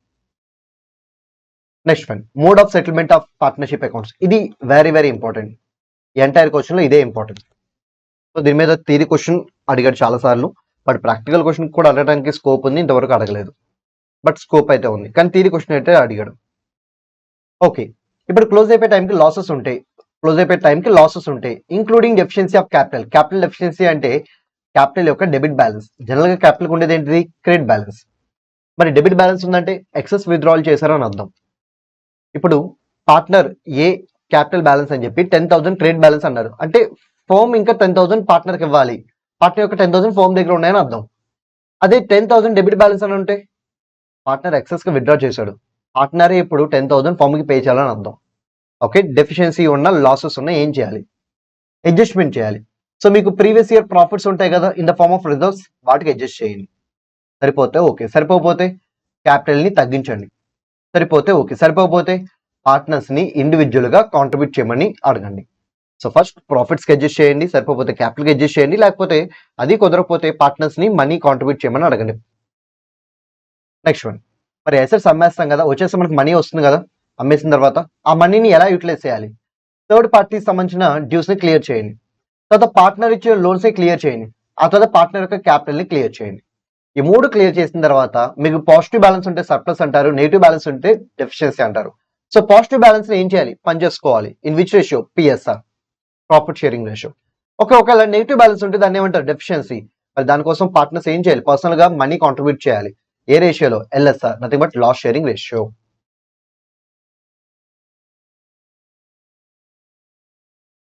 Last concept, payment of firm debts and payment of private debts. గుర్తుపెట్టుకోండి, హోమ్ డెట్స్ పే చేయడానికి ఫస్ట్ ప్రయారిటీగా మీరు ఏం వాడాలి, హోమ్ అసెట్స్ వాడాలి. ఆ తర్వాత పార్ట్నర్స్ ని పర్సనల్ గా కాంట్రిబ్యూట్ చేయమని అడగండి. అంటే ఇప్పుడు ఫామ్ కి ఒక క్రెడిటార్ ఉన్నారు, 10,000 క్రెడిటారు, 10,000 క్లియర్ చేయాలంటే ఫస్ట్ ఏం చేయాలి, ఫామ్ అసెట్ వాడండి. ఫామ్ అసెట్ సరిపోతే పార్ట్నర్ని అడిగి డబ్బులు తీసుకుని పే చేయండి. కానీ పార్ట్నర్ని అడిగి తీసుకునేటప్పుడు గుర్తుపెట్టుకోండి, తన దగ్గర మనం నెట్ మాత్రమే తీసుకోవాలి, నెట్ అసెట్ మాత్రమే తీసుకోవాలి. నెట్ అసెట్ అంటే ఏంటి, తనకి విడిగా అసెట్స్ ఉంటాయి, తనకి విడిగా లయబిలిటీస్ ఉంటాయి. పర్సనల్ గా అసెట్స్, పర్సనల్ గా లయబిలిటీస్ ఉంటాయి. ఈ రెండింటి యొక్క నెట్ బ్యాలెన్స్ ని నెట్ అసెట్ అంటాం. ఆ నెట్ అసెట్ ఇవ్వాలి. ఆ పాయింట్ మీకు ఇక్కడ అర్థమవుతుంది చూడండి. సో పార్ట్నర్ కి ప్రైవేట్ గా డెట్స్ ఉంటే తన ప్రైవేట్ అసెట్స్ యూస్ చేసుకుని తను ఏం చేయాలి, ఫస్ట్ క్లియర్ చేసుకోవాలి. ఆ తర్వాత ఉండే బ్యాలెన్స్ ని ఎటు పంపించాలి, హోమ్ డెట్స్ కోసం వాడాలి. నెక్స్ట్ వన్, సార్ మరి పార్ట్నర్ ప్రైవేట్ డెట్స్ ఎలా క్లియర్ చేయాలి, same partner personal asset use చేయండి. తర్వాత అది సరిపోతే పార్ట్నర్ కి ఫామ్ లో షేర్ ఉంది కదా, ఆ షేర్ ఎంతో క్యాలిక్యులేట్ చేసి ఆ షేర్ ని తీసుకొచ్చేసి ఆ షేర్ తో క్లియర్ చేసుకోండి. That's it.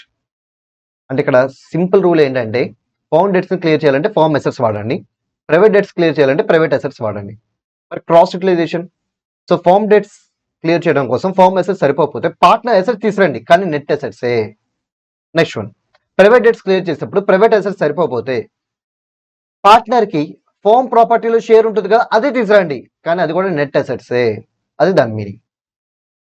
సో దీని మీద ఎప్పుడు ఇంతవరకు theory question or practical question అడగలేదు, బట్ ప్రాక్టికల్ క్వశ్చన్ అడగడానికి స్కోప్ ఉంది. So by this we completed entire Indian partnership act.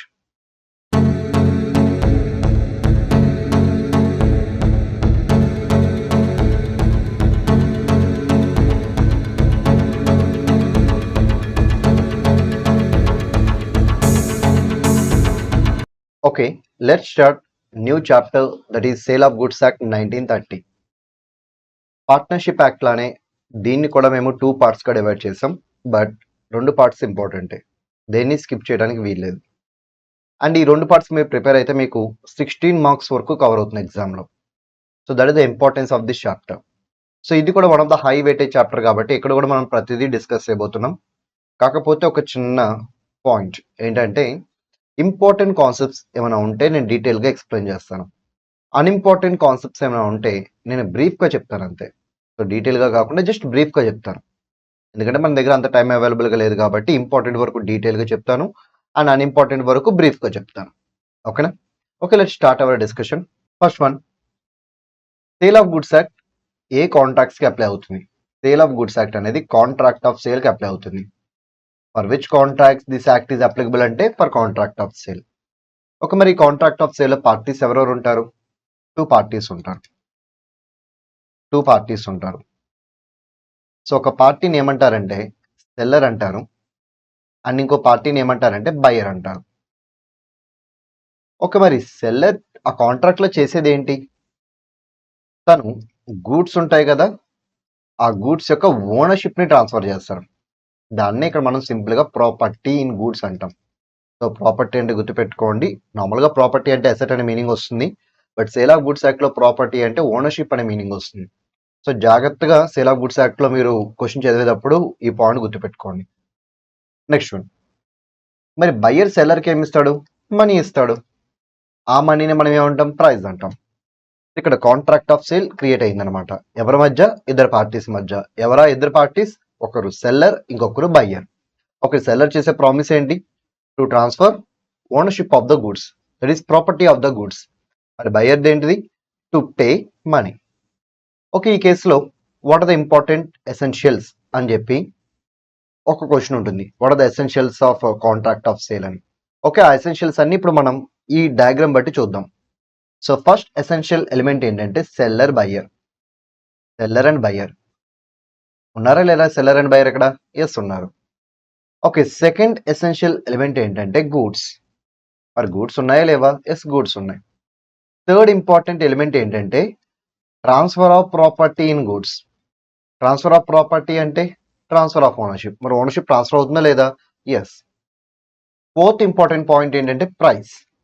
Yes, price కూడా ఉంది ఇక్కడ. ప్రైస్ కూడా ఇక్కడ ఉందన్నమాట. Next one, fifth important point ఏంటంటే సెక్షన్ 10 ఆఫ్ ఇండియన్ కాంట్రాక్ట్.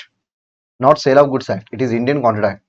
అదేంటి సార్ మనం సేల్ ఆఫ్ గుడ్స్ యాక్ట్లో ఉన్నాం, మీరేంటి ఇండియన్ కాంట్రాక్ట్ యాక్ట్ అన్నారు? చెప్తాను. So section 10 of Indian contract. మొత్తం ఈ 5 ఎలిమెంట్స్ ఉండాలి. ఇవి main elements, important elements.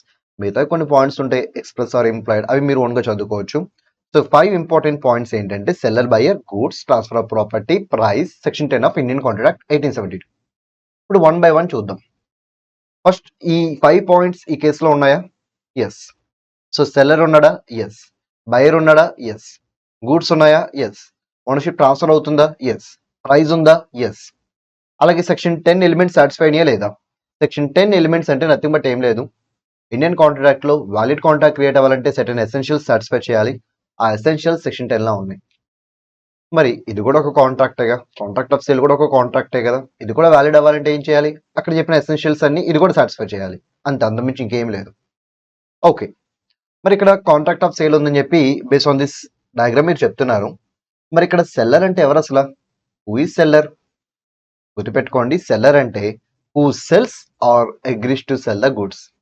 So goods అమ్ముతాను అని చెప్పి ప్రామిస్ చేసిన తనని ఏమని పిలవాలి? సెల్లర్.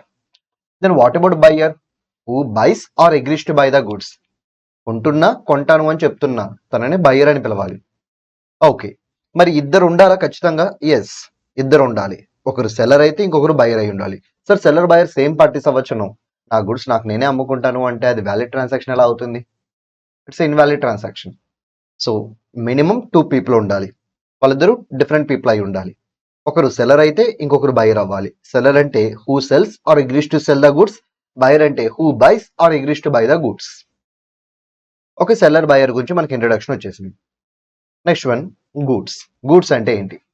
గుర్తుపెట్టుకోండి, గూడ్స్ అంటే ఆల్ మూవబుల్ ప్రాపర్టీ. గూడ్స్ అంటే ఏంటి? All movable property. So move అయ్యే ప్రతిదీ గూడే అవుతుంది. మూవ్ అయ్యే ప్రతిదీ ఏమవుతుంది? గూడే అవుతుంది. ఓకే, మరి దీంట్లో ఏమైనా ఎక్స్ట్రాగా మనం మాట్లాడుకోవాల్సిన థింగ్స్ ఉన్నాయా? ఎస్. ఏంటా థింగ్స్ అంటే, ఒకటి మనీ. సో మన చేతిలో కరెన్సీ ఉంటుంది కదా, Indian currency, not foreign currency, only Indian currency. Foreign currency గూడే అవుతుంది. ఓకే, ఇండియన్ కరెన్సీ మాత్రం గూడ్ అవ్వదు. అది కూడా ప్రజెంట్ సర్క్యులేషన్లో ఉంటాయి. ఓకే, నేను దాని గురించి ఒకసారి ఎక్స్ప్లెయిన్ చేస్తాను చూడండి. ఇప్పుడు చలామణిలో ఉన్న కరెన్సీ ఏంటిది? 1 rupee coin, 2 rupee coin, 5 rupee coin, 10 rupee coin, ఇవన్నీ చలామణిలోనే ఉన్నాయిగా. ఎస్, 10 రూపీ కాయిన్ కూడా చలామణిలోనే ఉంది. Next one, 10 rupees note, 20 rupees note, 50 rupees note, 100 rupees note, 200 rupees note, 100 rupees note, 2000 rupees note, ఇవి కూడా చలామణిలోనే ఉన్నాయి కదా. ఇలా ప్రజెంట్ సర్క్యులేషన్ ఉన్న కరెన్సీ, దట్టు ఇండియన్ కరెన్సీ ఏదైతే ఉందో, it is not a good. దాన్ని మనం గూడ్స్ అనకూడదు. సరే, అది మూవబులే కదా. ఎస్, మూవబులే, but we can't call them as goods. Sir ఒకవేళ ఫారెన్ కరెన్సీ అయితే, ఫర్ ఎగ్జాంపుల్ డాలర్స్, అవి గూడ్సే. యూరోస్, అవి గూడ్సే. పౌండ్స్, అవి గూడ్సే. నెక్స్ట్ వన్, సార్ ఇండియన్ కరెన్సీయే 1000 రూపీస్ నోట్ అనమాట. అది తోరకు చలామణిలో ఉండేది, బట్ ఇప్పుడైతే చలామణిలో లేదు. మరి దాని పొజిషన్ ఏంటి? అది కూడా గూడే. అంటే గూడ్స్ అవ్వకూడదు అంటే అది ఇండియన్ కరెన్సీ అయి ఉండాలి, యాజ్ ఆఫ్ నో సర్క్యులేషన్లో ఉండాలి. ఈ రెండు కండిషన్ సాటిస్ఫై చేస్తే అప్పుడు అది ఇండియన్ కరెన్సీ అవుతుంది, ప్రజెంట్ కరెన్సీ అవుతుంది. అది మనం గూడ్స్ డెఫినేషన్ నుంచి రిమూవ్ చేయాలి. సో మనీ అనేది గూడ్స్ డెఫినేషన్ లో కవర్ అవ్వదు. మనీ అంటే ప్రెసెంట్ సర్క్యులేషన్ ఉండాలి, దట్టు ఇండియన్ కరెన్సీ అయి ఉండాలి. నెక్స్ట్ వన్, యాక్షనబుల్ క్లైమ్స్ కూడా ఉండకూడదు.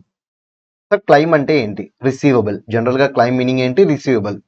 ఓకే, యాక్షనబుల్ క్లైమ్ అంటే ఏంటి?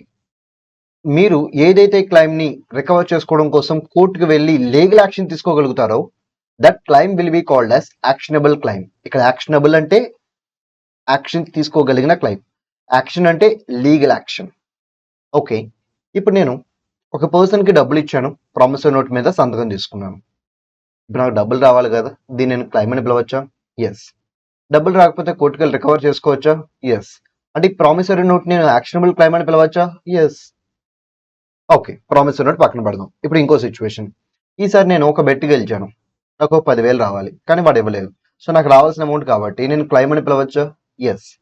ఇప్పుడు నాకు డబ్బులు రాలేదని చెప్పి నేను కోర్టుకు వెళ్ళి ఎన్ఫోర్స్ చేసుకోవచ్చా? లీగల్ యాక్షన్ తీసుకోవచ్చా? నో, బికాస్ అది బెట్టింగ్ మనీ.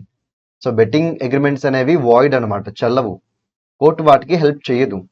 మరి ఇప్పుడు నేను లీగల్ యాక్షన్ తీసుకోలేకపోతున్నాను కదా, మరి దీన్ని నేను యాక్షనబుల్ క్లైమ్ అని పిలవచ్చా? No, it is non actionable claim.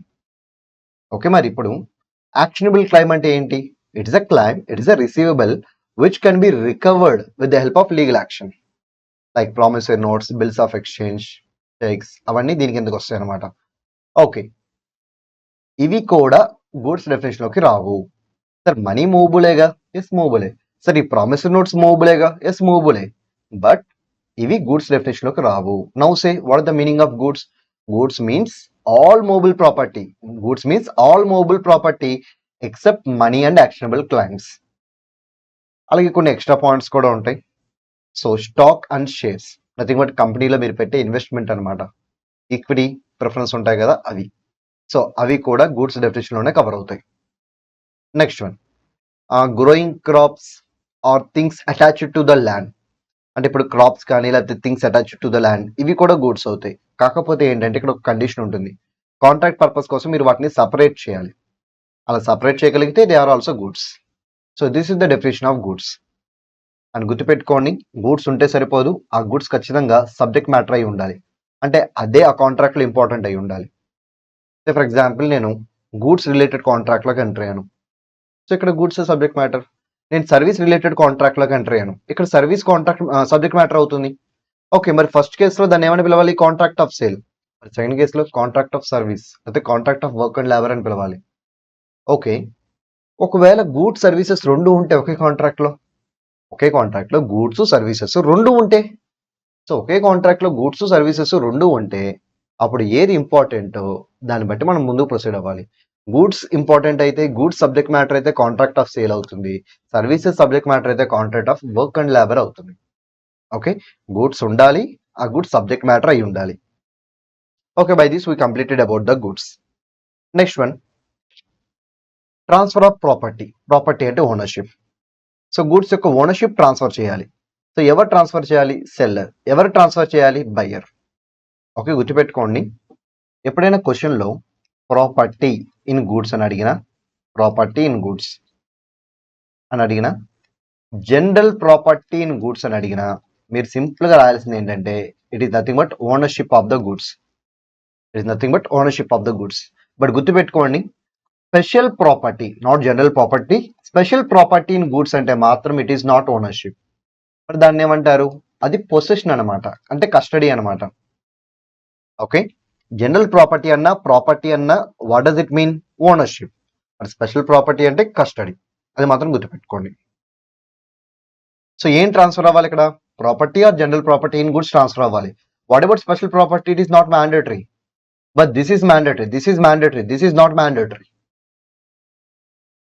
Next one, sir ఎప్పుడు ట్రాన్స్ఫర్ చేయొచ్చు? ఇప్పుడైనా చేయొచ్చు, ఫ్యూచర్ డేట్లో అయినా చేయొచ్చు. It can be transferred immediately or on future date.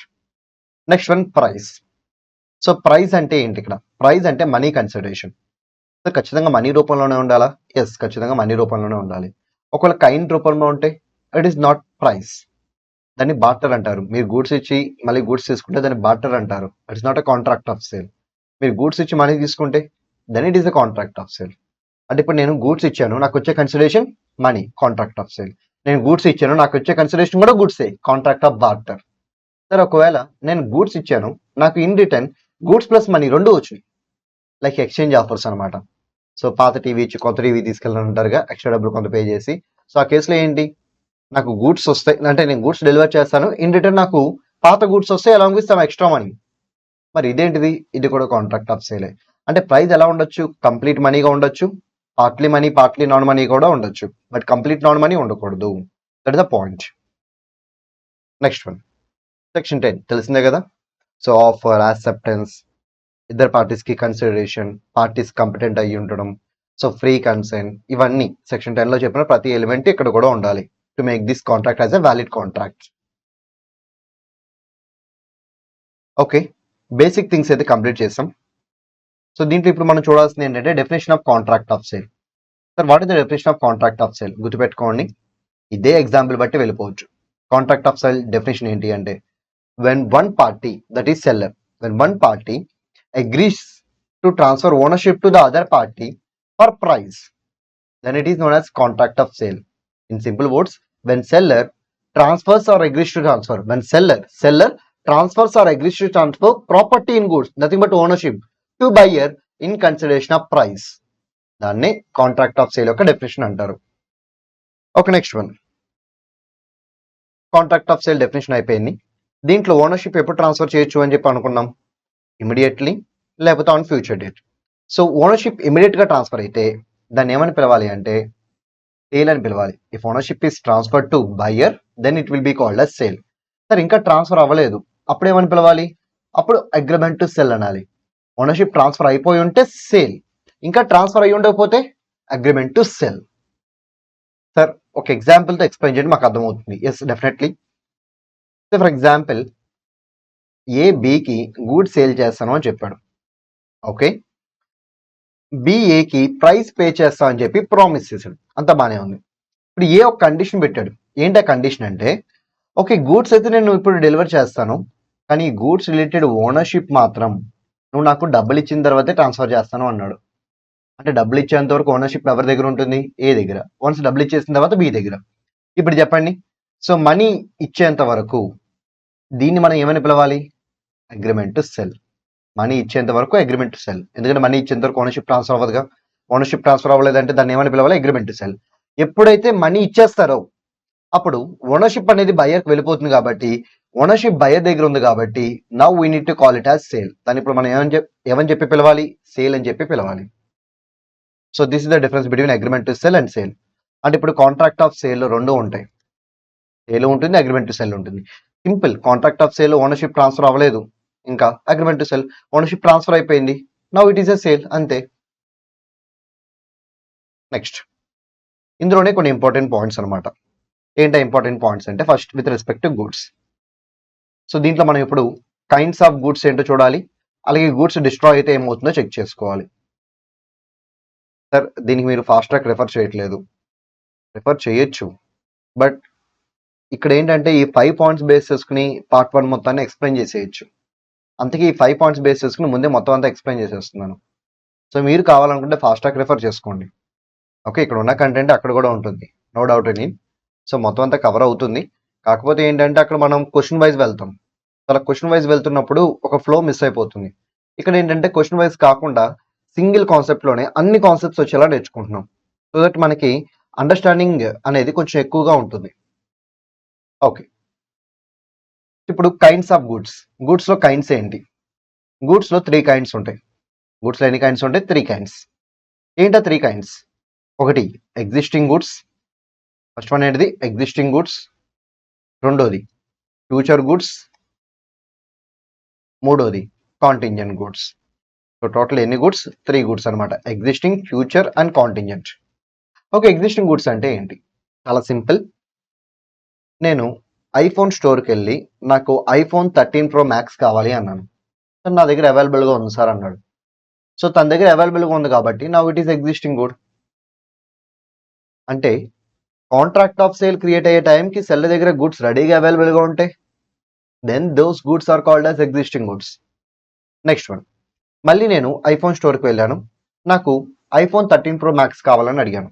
తను ఏమన్నానంటే, సార్ ప్రజెంట్ అయితే మా దగ్గర స్టాక్ లేదు, బట్ ప్రొడక్షన్లో ఉన్నాయి, ఆ ప్రొడక్షన్ కంప్లీట్ అయిపోయిన తర్వాత మాకు స్టాక్ వస్తుంది సార్, మాకు స్టాక్ రాగానే మీకు ఇస్తాను సార్ అన్నాడు. సో ఇప్పుడు వాటిని ఏమనాలి? ఫ్యూచర్ గుడ్స్ అనాలి, ఎందుకంటే ప్రజెంట్ ఎగ్జిస్టెన్స్లో లేవు, బట్ తను ప్రొడ్యూస్ చేసి ఇస్తానంటున్నాడు కదా, that's why they are called as future goods. Next one contingent goods. Contingent goods అంటే ఏంటి? సేమ్ మళ్ళీ నేను స్టోర్కి వెళ్ళి నాకు ఐఫోన్ 13 Pro Max కావాలి అన్నాను. సో తనేమన్నాడంటే, సార్ ఆల్రెడీ వస్తున్నాయి సార్, ఆల్రెడీ ఆర్డర్ పెట్టాము, వస్తున్నాయి, కాకపోతే షిప్లో వస్తున్నాయి సార్, ఇన్ కేస్ షిప్ వస్తే కనుక ఇస్తాను సార్, షిప్ రాకపోతే నేనేం చేయలేను సార్ అన్నాడు. అంటే ఇక్కడ షిప్ వస్తే గుడ్స్ డెలివర్ చేస్తాడు, షిప్ రాకపోతే గుడ్స్ డెలివర్ చేయడు. అంటే ఇక్కడ కాంట్రాక్ట్ యొక్క పెర్ఫార్మెన్స్ అనేది అన్సర్టెన్ ఈవెంట్ మీద డిపెండ్ అయ్యింది, that is arrival of ship. ఇప్పుడు అందులో ఉన్న గూడ్స్ ఏమైనా పిలవాలి? కాంటింజెంట్ గూడ్స్ అనాలి. సో మళ్ళీ సింపుల్గా చెప్తున్నాను, ఎగ్జిస్టింగ్ గూడ్స్ అంటే readily available with the seller. Future goods అంటే not readily available with the seller, seller వాటిని వేరే వాళ్ళ దగ్గర నుంచి ఎక్వైర్ అని చేసుకోవాలి, లేకపోతే మ్యానుఫ్యాక్చర్ అయినా చేయాలి. Next one contingent goods, not readily available with the seller, but seller already acquire చేసుకుంటున్నాడు, బట్ రావటం అనేది ఒక అన్సర్టెన్ ఈవెంట్ మీద డిపెండ్ అయి ఉంది. So then those goods will be called as contingent goods. Next one, మళ్ళీ ఈ ఎగ్జిస్టింగ్ గుడ్స్ లో కూడా ఫర్దర్ క్లాసిఫికేషన్ ఉంది. సో ఏంటో ఫర్దర్ క్లాసిఫికేషన్ అంటే unascertained goods, unascertained goods, ascertained goods and finally specific goods.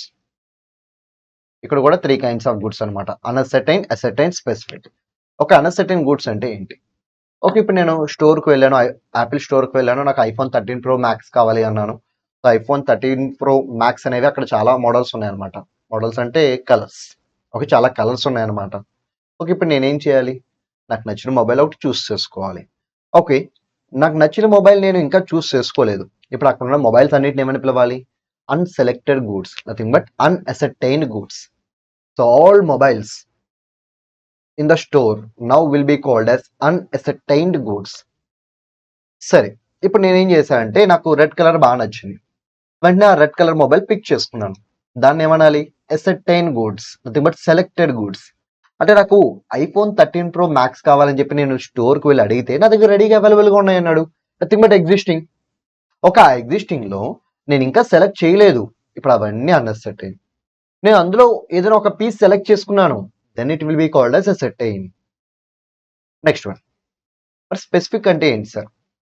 ఇక్కడ ఏంటంటే నేను ఐఫోన్ కొనుక్కోవాలని చెప్పి యాపిల్ స్టోర్కి వెళ్ళాను, మళ్ళీ same iPhone 13 Pro Max. So దానికోసం స్టోర్కి వెళ్ళాను. సార్ నాకు ఐఫోన్ 13 Pro Max కావాలని అడిగాను. సార్ మా దగ్గర ఒకే ఒక్కటి ఉంది సార్ అన్నాడు వాడు. మా దగ్గర ఒకే ఒకటి ఉంది సార్ అన్నాడు.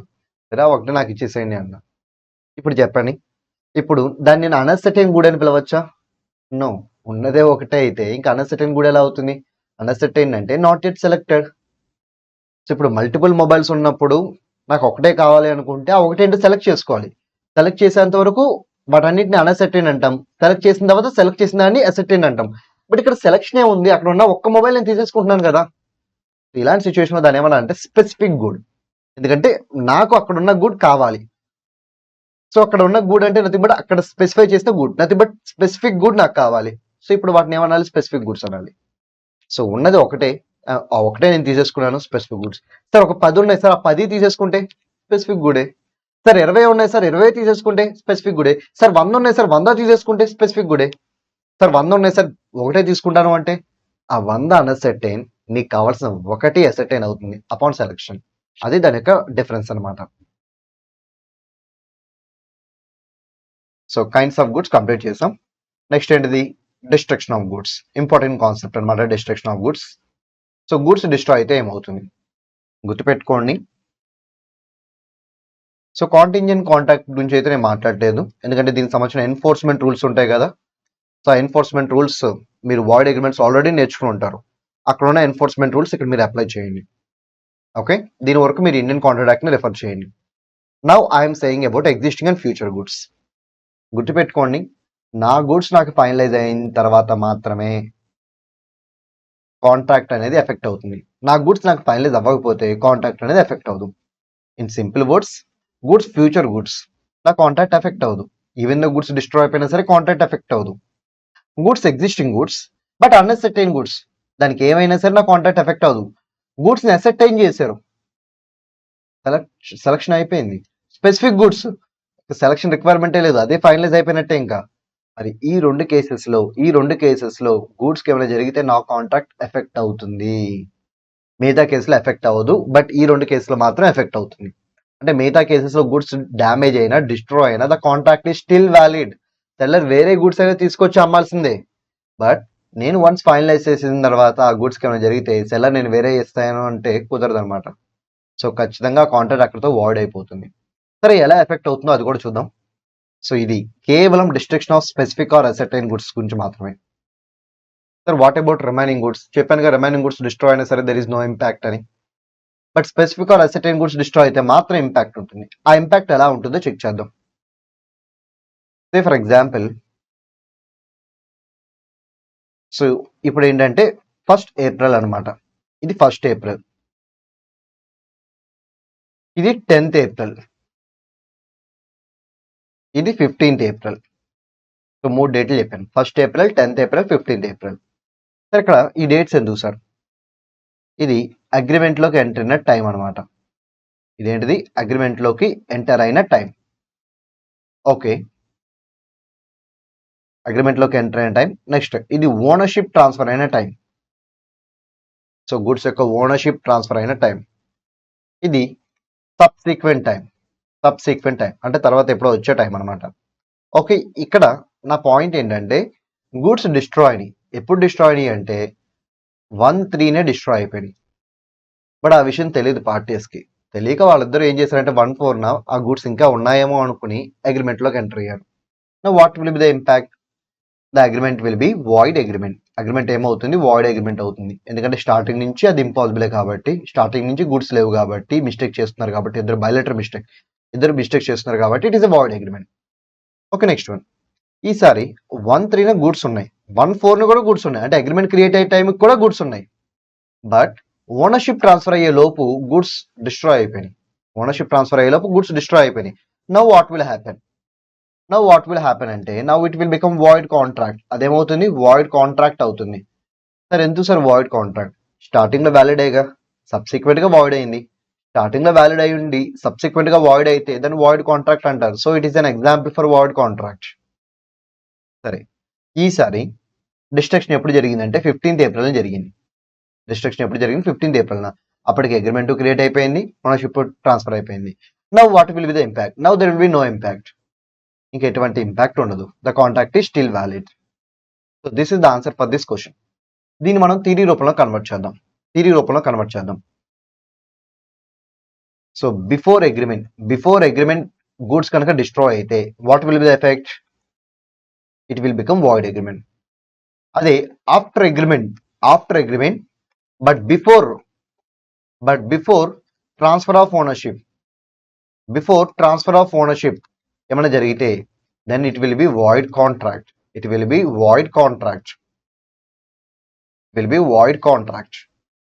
ఇది ఫస్ట్ సిచ్యువేషన్, ఇది సెకండ్ సిచ్యువేషన్.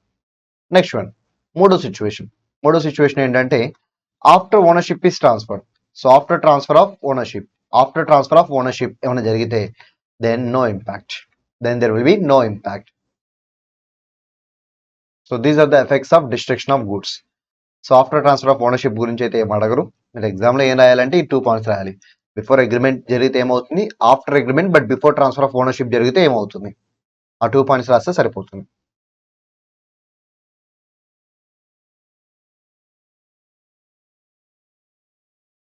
ఓకే, గుడ్స్ పరంగా ఎక్స్ట్రా పాయింట్స్ నేర్చేసుకున్నాం. సో ప్రైస్ పరంగా ఎక్స్ట్రా పాయింట్స్ ఏంటి, ప్రైస్ని ఎలా అసర్టైన్ చేస్తారు, ఇది అంత ఇంపార్టెంట్ కాదు, జస్ట్ ఒకసారి చూడండి సరిపోతుంది. సో ప్రైస్ని ఎలా అసర్టైన్ చేస్తారు, ప్రైస్ ఎంత అని చెప్పి ఒక అమౌంట్ పార్టీసే ఫిక్స్ చేసుకుంటారు. అలా ఫిక్స్ చేసుకుంటే అమౌంట్ ఏమైనా పార్టీసే ఫిక్స్ చేసుకుంటే అదే ప్రైస్ అవుతుంది. ఒకవేళ పార్టీస్ డైరెక్ట్గా అమౌంట్ ఫిక్స్ అయిపోయినా ఆ అమౌంట్ ఎలా క్యాలిక్యులేట్ చేయాలని చెప్పి ఏదైనా ఒక మేనర్ అయినా ఫిక్స్ చేసుకుంటారు. సో అలా ఫిక్స్డ్ అమౌంట్ కానీ ఫిక్స్డ్ మేనర్ కానీ ఏమైనా ఉంటే చూడండి, దాని ప్రకారం ప్రైస్ అసర్టైన్ చేయండి. సరే ఒకవేళ ఇలా లేకపోతే ప్రీవియస్గా same seller same buyer same transaction కనుక చేస్తున్నట్టయితే అందులో ఎంతైతే ప్రైస్ స్టార్ట్ చేశారో ఆ ప్రైస్ దీనికి ఏమవుతుంది, నథింగ్ బట్ ప్రైస్ అయిపోతుంది. ఓకే, నెక్స్ట్ వన్ ఒకవేళ ఇది లేకపోతే దెన్ లాస్ట్ ఆప్షన్ కింద reasonable price. So last option ఏంటిది, it is a reasonable price. So ఇప్పుడు చెప్పండి ఓవరాల్గా ప్రైస్ని మనం ఎలా అసర్టైన్ చేయొచ్చు, పార్టీస్ ఒక అమౌంట్ పెట్టుకోవచ్చు, లేకపోతే అమౌంట్ని ఎలా క్యాలిక్యులేట్ చేయాలని చెప్పి ఒక ప్రొసీజర్ ఫిక్స్ చేసుకోవచ్చు. నెక్స్ట్ వన్ ఒకవేళ అలా ఏం చేయకపోతే సేమ్ పార్టీ సేమ్ ట్రాన్సాక్షన్ ప్రీవియస్గా ఏమైనా చేస్తుంటే అందులో ఎంత ప్రైస్ చార్జ్ చేస్తారో అదే దీనికి కూడా ప్రైస్ అవుతుంది. ఒకవేళ అలాంటి ప్రీవియస్ ట్రాన్సాక్షన్ కూడా లేకపోతే దెన్ సెల్లర్ బయర్ దగ్గర నుంచి ఎంత రికవర్ చేసుకోవచ్చు, రీజనబుల్ ప్రైస్ అంటే అకార్డింగ్ టు మార్కెట్ వాల్యూ అనమాట. ఇక్కడ ఒక ఇంపార్టెంట్ పాయింట్ ఏంటంటే సెల్లర్ బయర్కి గూడ్స్ డెలివర్ చేయాలి. ఓకే, తన దగ్గర 2 గూడ్స్ ఉన్నాయి, గూడ్ 1 nothing but goods 1 goods 2 kinds of goods deliver చేస్తా అని చెప్పాడు.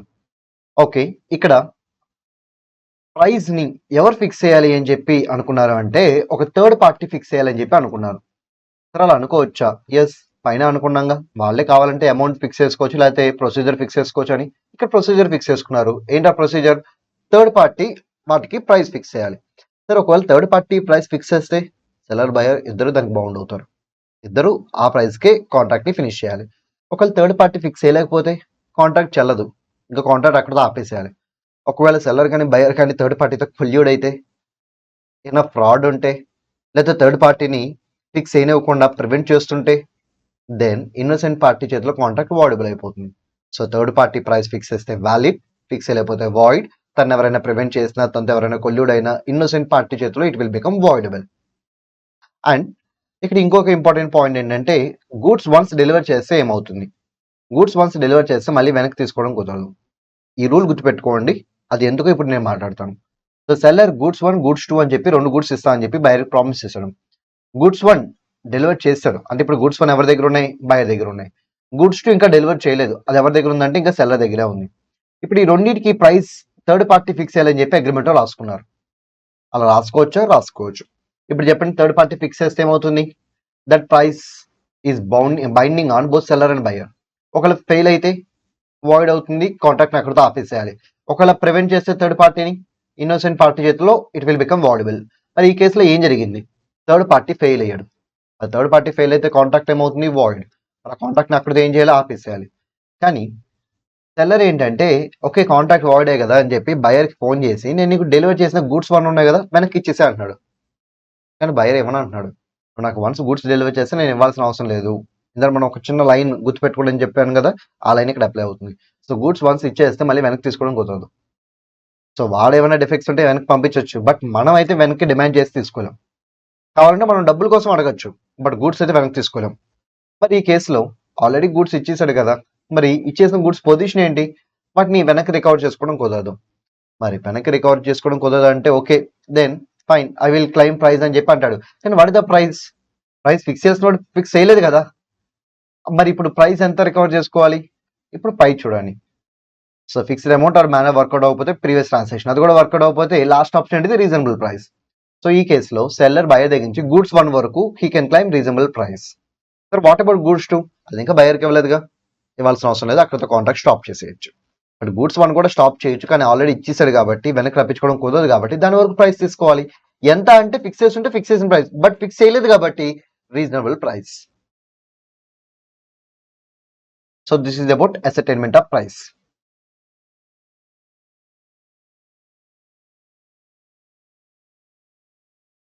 సో ప్రైస్ గురించి కూడా అయిపోయింది. ఆల్మోస్ట్ ఆల్ ఈ 5 పాయింట్స్ కి సిమిలర్ గా ఉన్న పాయింట్స్ అన్ని కంప్లీట్ చేస్తాం. ఓకే, మళ్ళీ ఒకసారి బ్రీఫ్ గా చెప్తాను. సో 5 ఇంపార్టెంట్ ఎలిమెంట్స్, అక్కడ ఎసెన్షియల్స్ చాలానే ఉంటాయి, బట్ అందులో ఇంపార్టెంట్ ఎసెన్షియల్స్ ఏంటంటే 5: seller buyer, goods, transfer of property, price, section 10 of Indian contract act. So seller buyer minimum 2 parties ఉండాలి, ఇద్దరు వేరు వేరు అయి ఉండాలి. ఒకరు సెల్లర్ అయితే ఇంకొకరు బయర్ అవ్వాలి. సెల్లర్ అంటే who sells or agrees to sell the goods, buyer అంటే who buys or agrees to buy the goods. అంతే, ఇంకేం లేదు seller and buyer. Next goods. So goods అంటే ఏంటి, all movable property except money and actionable claim. Okay, money అంటే present ఇండియాలో circulation లో ఉన్న కరెన్సీ. యాక్షనబుల్ క్లైమ్స్ అంటే promissory notes, bills of exchange ఇలాంటివి అనమాట. నెక్స్ట్ వన్, గూడ్స్ ఉంటే సరిపోదు, అదే ఇంపార్టెంట్ అయి ఉండాలి కాంట్రాక్ట్ లో, అంటే సబ్జెక్ట్ మ్యాటర్ కూడా అయి ఉండాలి. చెప్పాను కదా, ఓన్లీ గూడ్స్ ఉంటే అదే contract of sale, only service ఉంటే అది contract of work and labour. Goods and services ఉంటే అందులో ఏది ఇంపార్టెంటో దాన్ని బట్టి మనం ప్రొసీడ్ అవ్వాలి. గూడ్స్ ఇంపార్టెంట్ అయితే contract of sale, services important అయితే contract of work and labour. Next one, ఈ గూడ్స్ దీంట్లో కైండ్స్ ఏంటి, దీంట్లో 3 కైండ్స్ ఉంటాయి: ఎగ్జిస్టింగ్, ఫ్యూచర్, కాంటింజెంట్. తెల్ల దగ్గర రెడీగా అవైలబుల్గా ఉంటే ఎగ్జిస్టింగ్, లేదు తను మ్యానుఫ్యాక్చర్ చేయాల్సిన రిక్వైర్మెంట్ ఉంటే ఫ్యూచర్, లేదు తను ఎక్వైర్ చేసుకుంటున్నాడు బట్ అది ఒక అన్సర్టన్ ఈవెంట్ మీద డిపెండ్ అయ్యి ఉంటే కాంటింజెంట్. మళ్ళీ ఎగ్జిస్టింగ్లో కూడా ఒక తన దగ్గర ఉన్నాయి, సో బల్క్ ఉన్నాయి, బల్క్లో నుంచి కొన్ని మాత్రమే సెలెక్ట్ చేయాలి, అప్పుడు ఆ బల్క్ అన్అసర్టైన్ అంటారు, దాంట్లో సెలెక్ట్ చేసిన పార్ట్ని అసర్టైన్ అంటారు. లేదు ఎంత ఉందో అంత తీసుకుంటా అన్నాడు, then it will be called as specific goods. Finish. Next goods destroy అయితే ఏమవుతుంది, స్పెసిఫిక్ గూడ్స్, అసర్టైన్ గూడ్స్ ఇవి డిస్ట్రాయ్ అయితేనే ఇంపాక్ట్. ఫ్యూచర్ గూడ్స్ కానీ అన్అసర్టైన్ గూడ్స్ కానీ డిస్ట్రాయ్ అయితే నో ఇంపాక్ట్. ఓకే, మరి ఇంపాక్ట్ ఏంటి, అగ్రిమెంట్ కి బిఫోర్ జరిగితే వార్డ్ అగ్రిమెంట్, అగ్రిమెంట్ కి ఆఫ్టర్ జరిగింది బట్ ఓనర్షిప్ ఇంకా ట్రాన్స్ఫర్ అవ్వలేదు, వర్డ్ కాంట్రాక్ట్. అది ఓనర్షిప్ ట్రాన్స్ఫర్ అయి ఉంటే no impact. Next one, transfer of property అంటే ట్రాన్స్ఫర్ ఆఫ్ ఓనర్షిప్. ఇమీడియట్ గా ట్రాన్స్ఫర్ చేస్తే సేల్ అంటారు, ఫ్యూచర్ డేట్ లో ట్రాన్స్ఫర్ చేస్తారంటే అగ్రిమెంట్ టు సెల్ అంటారు. అంటే ఓనర్షిప్ ట్రాన్స్ఫర్ అయిపోతే సేల్, ఇంకా ట్రాన్స్ఫర్ అయిపోతే agreement to cell. But agreement to cell యొక్క అల్టిమేట్ ఫేట్ ఏంటి, టు బికమ్ సేల్. ఎందుకంటే ఎప్పటికైనా ఓనర్షిప్ ట్రాన్స్ఫర్ అవుతుంది కదా, అప్పుడు అగ్రిమెంట్ టు సెల్ సేల్ అవుతుంది. నెక్స్ట్ వన్, ప్రైస్ అంటే మనీ కన్సిడరేషన్, మనీ రూపంలో ఉన్నది, partly money, partly non money కూడా allowed, but completely non money it is not allowed. Next one, price ని ఎలా అసర్టైన్ చేయాలి, పార్టీస్ అమౌంట్ ఫిక్స్ చేసుకోవచ్చు, banner fix చేసుకోవచ్చు. ఓకే, ఒకవేళ అలా ఏం ఫిక్స్ చేసుకోకపోతే ప్రీవియస్ ట్రాన్సాక్షన్ చెక్ చేసుకోండి, ఒకవేళ ప్రీవియస్ ట్రాన్సాక్షన్ ఏమీ లేకపోతే రీజనబుల్ ప్రైస్ క్లైమ్ చేయండి. And lastly section 10 of Indian contract, nothing but essentials of valid contract అన్ని ఇక్కడ కూడా ఉండాలి. So by this we completed majority portion of part 1. Majority portion అంటున్నారు, ఇంకేమైనా బ్యాలెన్స్ ఉందా? ఎస్, బ్యాలెన్స్ ఉంది. ఏం కాన్సెప్ట్స్ బ్యాలెన్స్ ఉన్నాయి, nothing but conditions and warranties. So conditions and warranties అనే 2 టాపిక్స్ బ్యాలెన్స్ ఉన్నాయి. సో ఆ 2 టాపిక్స్ ఏంటో ఒకసారి చెప్తే జాగ్రత్తగా వినండి. ఆ టాపిక్స్ ఏంటంటే కండిషన్స్ అండ్ వారంటీస్. వాటిని ఏమంటారు, కండిషన్స్ అండ్ వారంటీస్. అసలు కండిషన్స్ అండ్ వారంటీస్ అంటే ఏంటి, ఇప్పుడు సెల్లర్ కి బయర్ కి మధ్య కాంటాక్ట్ జరిగినప్పుడు, సెల్లర్ కి బయర్ కి మధ్య కాంటాక్ట్ జరిగినప్పుడు వాళ్ళిద్దరి మధ్య టర్మ్స్ అండ్ కండిషన్స్ ఫిక్స్ అవుతాయి కదా. ఆ టర్మ్స్ అండ్ కండిషన్స్ ఏమంటారు, కొన్నిటిని కండిషన్స్, కొన్నిటిని వారంటీస్ అంటారు. సో సెల్లర్ బయర్ కాంట్రాక్ట్ లో ఎంటర్ అయినప్పుడు వాళ్ళ మధ్య ఉండే టర్మ్స్ అండ్ కండిషన్స్ 2గా డివైడ్ అవుతాయి, కొన్నేమో కండిషన్స్, కొన్నేమో వారంటీస్. సార్ ఏది కండిషన్, ఏది వారంటీ, ఎలా ఐడెంటిఫై చేయాలి? గుర్తుపెట్టుకోండి, ఇక్కడ బయర్ గుడ్స్ కొంటున్నాడు కదా, సో కొంటున్నాడంటే బయర్కి ఒక పర్పస్ ఉంటుంది కదా, ఆ పర్పస్ ఇక్కడ కీ రోల్ ప్లే చేస్తుంది. సో బయర్ ఏ పర్పస్ కోసం అయితే గూడ్స్ కొంటున్నాడో ఆ పర్పస్ కి మీరు రాసుకున్న టర్మ్స్ అండ్ కండిషన్స్ ఇంపార్టెంట్ అయితే then they will become conditions.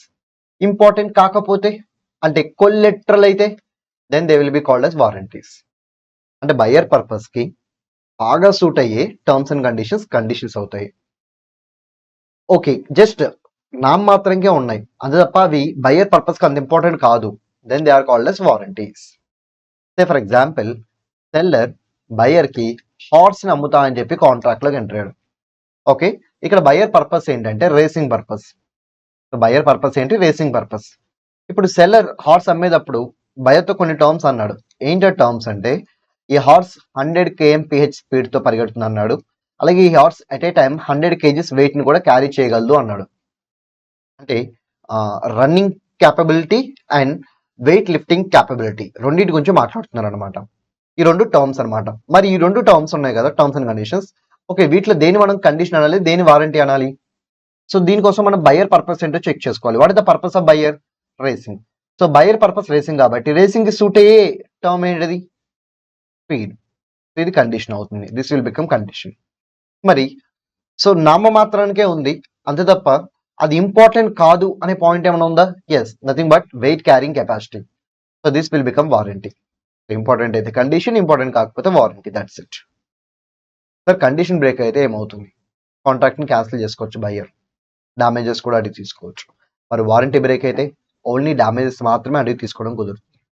So ఈ కేసులో బయర్ పర్పస్ ఏంటి? రేసింగ్. సో 100 km/h స్పీడ్ తో పరిగెడతాం అనేది కండిషన్ అయితే 100 kgs వెయిట్ ని క్యారీ చేయడం అనేది వారంటీ. ఓకే, ఈ కేసులో అది అంటే హార్స్ 60 kmph స్పీడ్ తోనే పరిగెడుతుంది, అంత మించి ఎక్కువ స్పీడ్ దానికి రావట్లేదు. కండిషన్ బ్రేక్ అయింది. బయర్ వెంటనే కాంట్రాక్ట్ ని క్యాన్సిల్ చేసి డామేజ్ అడిగి తీసుకోవచ్చు. నెక్స్ట్ వన్, 100 kmph స్పీడ్ అయితే తగ్గట్లేదు. సెకండ్ సిచ్యువేషన్, 100 kmph స్పీడ్ అయితే తగ్గట్లేదు, బట్ వెయిట్ క్యారింగ్ మాత్రం 100 kgs లేదు. అట్ ఏ టైం 60 kgs మాత్రమే క్యారీ చేయగలుగుతుంది, అంత మించి క్యారీ చేయలేకపోతుంది. అంటే ఏం బ్రేక్ అయింది? వారంటీ బ్రేక్ అయింది. మరి వారంటీ బ్రేక్ అయితే ఏమవుతుంది? కేవలం డ్యామేజ్ మాత్రమే అడిగి తీసుకోవడం కుదురుతుంది. సో కాంట్రాక్ట్ ని క్యాన్సిల్ చేయడం కుదరదు. It's impossible to cancel the contract. అంటే బ్రీచ్ ఆఫ్ కండిషన్ లో కాన్సిక్వెన్సెస్ ఏంటి? Cancellation of contract plus damages. మరి బ్రీచ్ ఆఫ్ వారంటీలో కాన్సిక్వెన్స్ ఏంటి? క్యాన్సిలేషన్ ఉండదు, ఓన్లీ డ్యామేజెస్. Only damages. అక్కడైతే రెండు పాసిబుల్, ఇక్కడైతే ఓన్లీ డ్యామేజెస్. ఇప్పుడు ఈ కండిషన్స్ అండ్ వారంటీస్ లో క్లాసిఫికేషన్స్ ఉన్నాయి, అవి ఏంటో చూద్దాం. సో దీనికోసం నేను ఫాస్ట్ ట్రాక్ రిఫర్ చేస్తాను. ఇది మీరు ఓన్గా చదువుకోండి, ఇంపార్టెంట్ అయితే ఏం కాదు. సో ఓవరాల్ గా లేకపోతే రిటర్న్ గా క్రియేట్ చేసుకుంటే వాటిని ఎక్స్ప్రెస్ కండిషన్స్, ఎక్స్ప్రెస్ వారంటీస్ అంటారు. ఒకవేళ లా చెప్పినట్టుగా మీరు ఫాలో అయితే వాటిని ఇంప్లైడ్ అంటారు. సో ఈ రెండిట్లో ఏది ఇంపార్టెంట్ అంటే ఎక్స్ప్రెస్ ఇంపార్టెంట్. ఎప్పటికైనా express important. Okay, next one. ఇప్పుడు లా క్రియేట్ చేసి ఇంప్లైడ్ కండిషన్స్ ఏంటో మనం చూడాలి. అలాగే లా క్రియేట్ చేసి ఇంప్లైడ్ వారంటీస్ కూడా చూడాలి. ఎందుకంటే ఎక్స్ప్రెస్ అంటే ఎవరు ఫిక్స్ చేస్తారు? పార్టీసే ఫిక్స్ చేసుకుంటారు. పార్టీస్ వాళ్ళకి నచ్చినట్టుగా వాళ్ళు ఎలాగైనా ఫిక్స్ చేసుకోవచ్చు. దాన్ని మనం ఎలా కనిపెడతాం? సో అందుకే మన సిలబస్ లో ఎక్స్ప్రెస్ గురించి ఏమి ఉండదు. మన సిలబస్ లో దేని గురించి ఉంటుంది? ఇంప్లైడ్ గురించే ఉంటుంది. ఓకే, లా చెప్పినట్టుగా ఎన్ని ఇంప్లైడ్ కండిషన్స్ ఉన్నాయి, ఎన్ని ఇంప్లైడ్ వారంటీస్ ఉన్నాయి, అదే ఇప్పుడు మనం నేర్చుకోబోతున్నాం.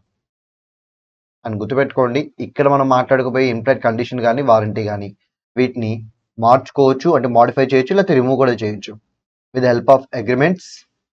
సో ఇదేమో ఎక్స్ప్రెస్ అగ్రిమెంట్, ఇదేమో ఇంప్లైడ్ అగ్రిమెంట్, ఇదేమో యూసేజ్ ఆఫ్ ట్రేడ్. అంటే ఇండస్ట్రీ యొక్క ప్రాక్టీస్ అనమాట. ఇండస్ట్రీలో అందరూ ఒకే రకంగా ఫాలో అవుతుంటే దాన్ని యూసేజ్ ఆఫ్ ట్రేడ్ అంటారు. ఓకే, వీటి ద్వారా మీరు కావాలనుకుంటే ఇప్పుడు మనం డిస్కస్ చేయబోయే ఇంప్లైడ్ కండిషన్స్ కానీ వారంటీస్ కానీ మాడిఫై చేయొచ్చు, కంప్లీట్ గా రిమూవ్ కూడా చేయొచ్చు. ఓకే, వాటి మీద క్వశ్చన్స్ ఉండవు. ఆ ఇంప్లైడ్ కండిషన్స్ ఏంటి, వారంటీస్ ఏంటి అనే పాయింట్ మీద క్వశ్చన్స్ ఉంటాయి. ఓకే, ఫస్ట్ వన్ చూద్దాం. Condition as to title. So implied conditions లో first one condition as to title. So ఇది ఏం చెప్తుంది? అమ్మేవాడికి అమ్మే టైంకి అమ్మే రైట్ ఉండాలి అంతే. That means seller must have right to sell at the time of sale. Sale అంటే nothing but transfer of property. అమ్మేవాడికి అమ్మే టైంకి ఏముండాలి? అమ్మే రైట్ ఉండాలి. సో అమ్మే రైట్ ఉండడం అంటే ఖచ్చితంగా ఓనర్ అయి ఉండాలి అంతేనా? నో, ఓనర్ కాకపోయినా అమ్మే రైట్ ఉంటుంది. సో ఫర్ ఎగ్జాంపుల్ నేను ఏజెంట్ అనమాట. సో ఓనర్ ఏం చేశాడంటే నాకు కొన్ని ప్రాపర్టీస్ ఇచ్చి నన్ను సేల్ చేయమని చెప్పాడు. నేను సేల్ చేస్తున్నాను. మరి నాకు అమ్మే రైట్ ఉందా? ఎస్. మరి నేను ఓనరా? కాదు. సో ఇక్కడ ఓనర్షిప్ అనేది వేరు, రైట్ టు సెల్ వేరు, అది గుర్తుపెట్టుకోండి. సో సెల్లర్కి ఏముండాలి? ఓనర్షిప్ కాదు, రైట్ టు సెల్ ఉండాలి. Seller must have right to sell at the time of sale. Next one sale by description. దీని మీనింగ్ ఏంటి? సో ఇప్పుడు బయ్యర్ ఏదో ఒక డిస్క్రిప్షన్ చెప్పి ఏదైనా ఒక డిస్క్రిప్షన్ చెప్పి నాకు దాని తగ్గట్టు గూడ్స్ ఇవ్వండి అని అడిగితే సెల్లర్ ఏం చేయాలి, దాని తగ్గట్టే గూడ్స్ ఇవ్వాలి. ఇప్పుడు నాకు సిఏ ఫౌండేషన్ లా మెటీరియల్ కావాలని వచ్చి ఒక స్టూడెంట్ అడిగాడు ఒక బుక్ షాప్ ఓనర్ని. ఆ బుక్ షాప్ ఓనర్ ఏమన్నాడంటే, సార్ సిఎంఏ ఫౌండేషన్ ఉంది తీసుకోండి అంటున్నాడు. మరి తీసుకోవచ్చా? నో. ఎందుకంటే అడిగింది ఏంటిది, సిఏ ఫౌండేషన్ లా మెటీరియల్. వాడు ఇస్తా అంది ఏంటి, సిఎంఏ ఫౌండేషన్ లా మెటీరియల్. సో డిస్క్రిప్షన్ మ్యాచ్ అవుతుందా? అవ్వట్లేదు కాబట్టి కాంట్రాక్ట్ని అవాయిడ్ చేసుకోవచ్చు. Next one sale by sample. Okay, ఏదైనా ఒక థింగ్ని మీరు శాంపిల్ బేసిస్ని పర్చేస్ చేశారనుకోండి, అప్పుడు మళ్ళీ ఇంకోసారి శాంపిల్ని బల్క్ని కంపేర్ చేసుకుని ఒక ఆపర్చునిటీ సెల్లర్ మీకు ప్రొవైడ్ చేయాలి. అలా కంపేర్ చేసినప్పుడు బల్క్ శాంపిల్ ఒకే విధంగా ఉండాలి. ఇక్కడ రాయలేదు, రాసుకోండి. In terms of quality. So in terms of quality bulk sample ఒకేలా ఉండాలి. ఇక్కడ bulk shall correspond with sample అని చెప్పి మీరు సింపుల్గా వదిలేశారు అనుకోండి, ఏమవుతుందో తెలుసా, అది క్వాంటిటీ పరంగానే క్వాలిటీ పరంగానే ఒక డౌట్ క్రియేట్ అవుతుంది. క్వాంటిటీ పరంగా బల్క్ శాంపుల్ ఎలా ఈక్వల్ అవుతాయి? అవు కదా, శాంపుల్ అంటే తక్కువ ఉంటుంది, బల్క్ అంటే ఎక్కువ ఉంటుంది. ఒక మరి ఏ టర్మ్స్ కింద ఆ రెండు ఈక్వల్ అవ్వాలి? క్వాలిటీ టర్మ్స్లో. క్వాలిటీ పరంగా రెండు సేమ్ ఉండాలి. అలాగే గూడ్స్లో లేటెంట్ డిఫెక్ట్స్ ఉండకూడదు. లేటెంట్ డిఫెక్ట్స్ అంటే ఇన్సైడ్ డిఫెక్ట్స్ ఉండకూడదు. There should not be any inside defect. Next one, sale by sample as well as description. So ఈసారి శాంపుల్ ఉంది, డిస్క్రిప్షన్ ఉంది. ఏం చేయాలి? శాంపుల్లో చెప్పిన కండిషన్స్ ఫుల్ఫిల్ చేయాలి, డిస్క్రిప్షన్లో చెప్పిన కండిషన్స్ ఫుల్ఫిల్ చేయాలి. రెండు ఫుల్ఫిల్ చేయాలి. ఏ ఒక్కటి ఫెయిల్ అయినా సరే కాంట్రాక్ట్ని అవాయిడ్ చేసుకోవచ్చు. Condition as to quality or fitness. ఇది కొంచెం ఇంపార్టెంట్ అనమాట. వీటి మీద కొంచెం ప్రాక్టికల్ క్వశ్చన్ ఎక్కువ అడగచ్చు. అంటే వీటి మీద కూడా అడుగుతారు, శాంపిల్ డిస్క్రిప్షన్ మీద కూడా అడుగుతారు, కానీ మీరు ఈజీగా ఆన్సర్ చేసేయచ్చు. They are very easy to answer. But ఇది కొంచెం డిఫికల్ట్గా ఉంటుంది. డిఫికల్ట్ అయితే మరీ అంతేం కాదు. మీరు కనుక ఈ పాయింట్ అర్థం చేసుకుంటే it will become easy. Okay, ఏంటది? ఇప్పుడు బయ్యర్ ఏదో ఒక పర్పస్ కోసం గూడ్స్ కొనుక్కున్నాడు. ఒకవేళ కొన్న తర్వాత గూడ్స్ ఆ పర్పస్కి సూట్ అవ్వకపోతే వెంటనే వచ్చేసి, సార్ నేను కొన్న పర్పస్కి గూడ్స్ పనికి రావట్లేదు అని చెప్పి సెలర్కి ఇచ్చేసి డబుల్ రిఫండ్ అడిగి తీసుకోవచ్చా? No, it's not possible. ఎందుకు పాసిబుల్ అవ్వదు? నువ్వు ఏ పర్పస్ కోసం కొన్నావు సెల్లర్కి అలా తెలుస్తుంది. సో అలాంటప్పుడు నువ్వు నీ పర్పస్ సూట్ అవ్వట్లేదు అని చెప్పి సెల్లర్ని ఎలా బ్లేమ్ చేయగలుగుతావు? అసలు నీ పర్పస్ సూట్ అవుతుందా లేదని చెప్పి ఫస్ట్ చెక్ చేసుకోవాల్సింది నువ్వేగా. Let the buyer be aware, nothing but doctor of caveat emptor, అదేగా చెప్పేది. సో బయరే జాగ్రత్త పడాలి. సో సెల్లర్కి ఎటువంటి రెస్పాన్సిబిలిటీ లేదు. కానీ ఒకవేళ బయ్యర్ తన యొక్క పర్పస్ని సెల్లర్కి కమ్యూనికేట్ చేస్తే, తన యొక్క పర్పస్ని బయ్యర్ సెల్లర్ కమ్యూనికేట్ చేస్తే, అలాగే సెల్లర్ని నువ్వు సెలెక్ట్ చేసి పెట్టు, నేను నీ మీద నమ్మకం పెట్టుకుంటున్నాను అని చెప్పి రిలై అయితే, అండ్ సెల్లర్ కూడా నార్మల్ సెల్లర్ ఏం కాదు, ఎప్పటి నుంచో అదే గుడ్స్తో డీల్ చేస్తున్న సెల్లర్ అయి ఉంటే, దెన్ ప్రాపర్గా సెలెక్ట్ చేసి ఇవ్వాల్సిన బాధ్యత సెల్లర్దే. ఇప్పుడు కనుక ప్రాపర్ సెలెక్షన్ జరగకపోతే సెల్లర్ ఈజ్ లయబుల్.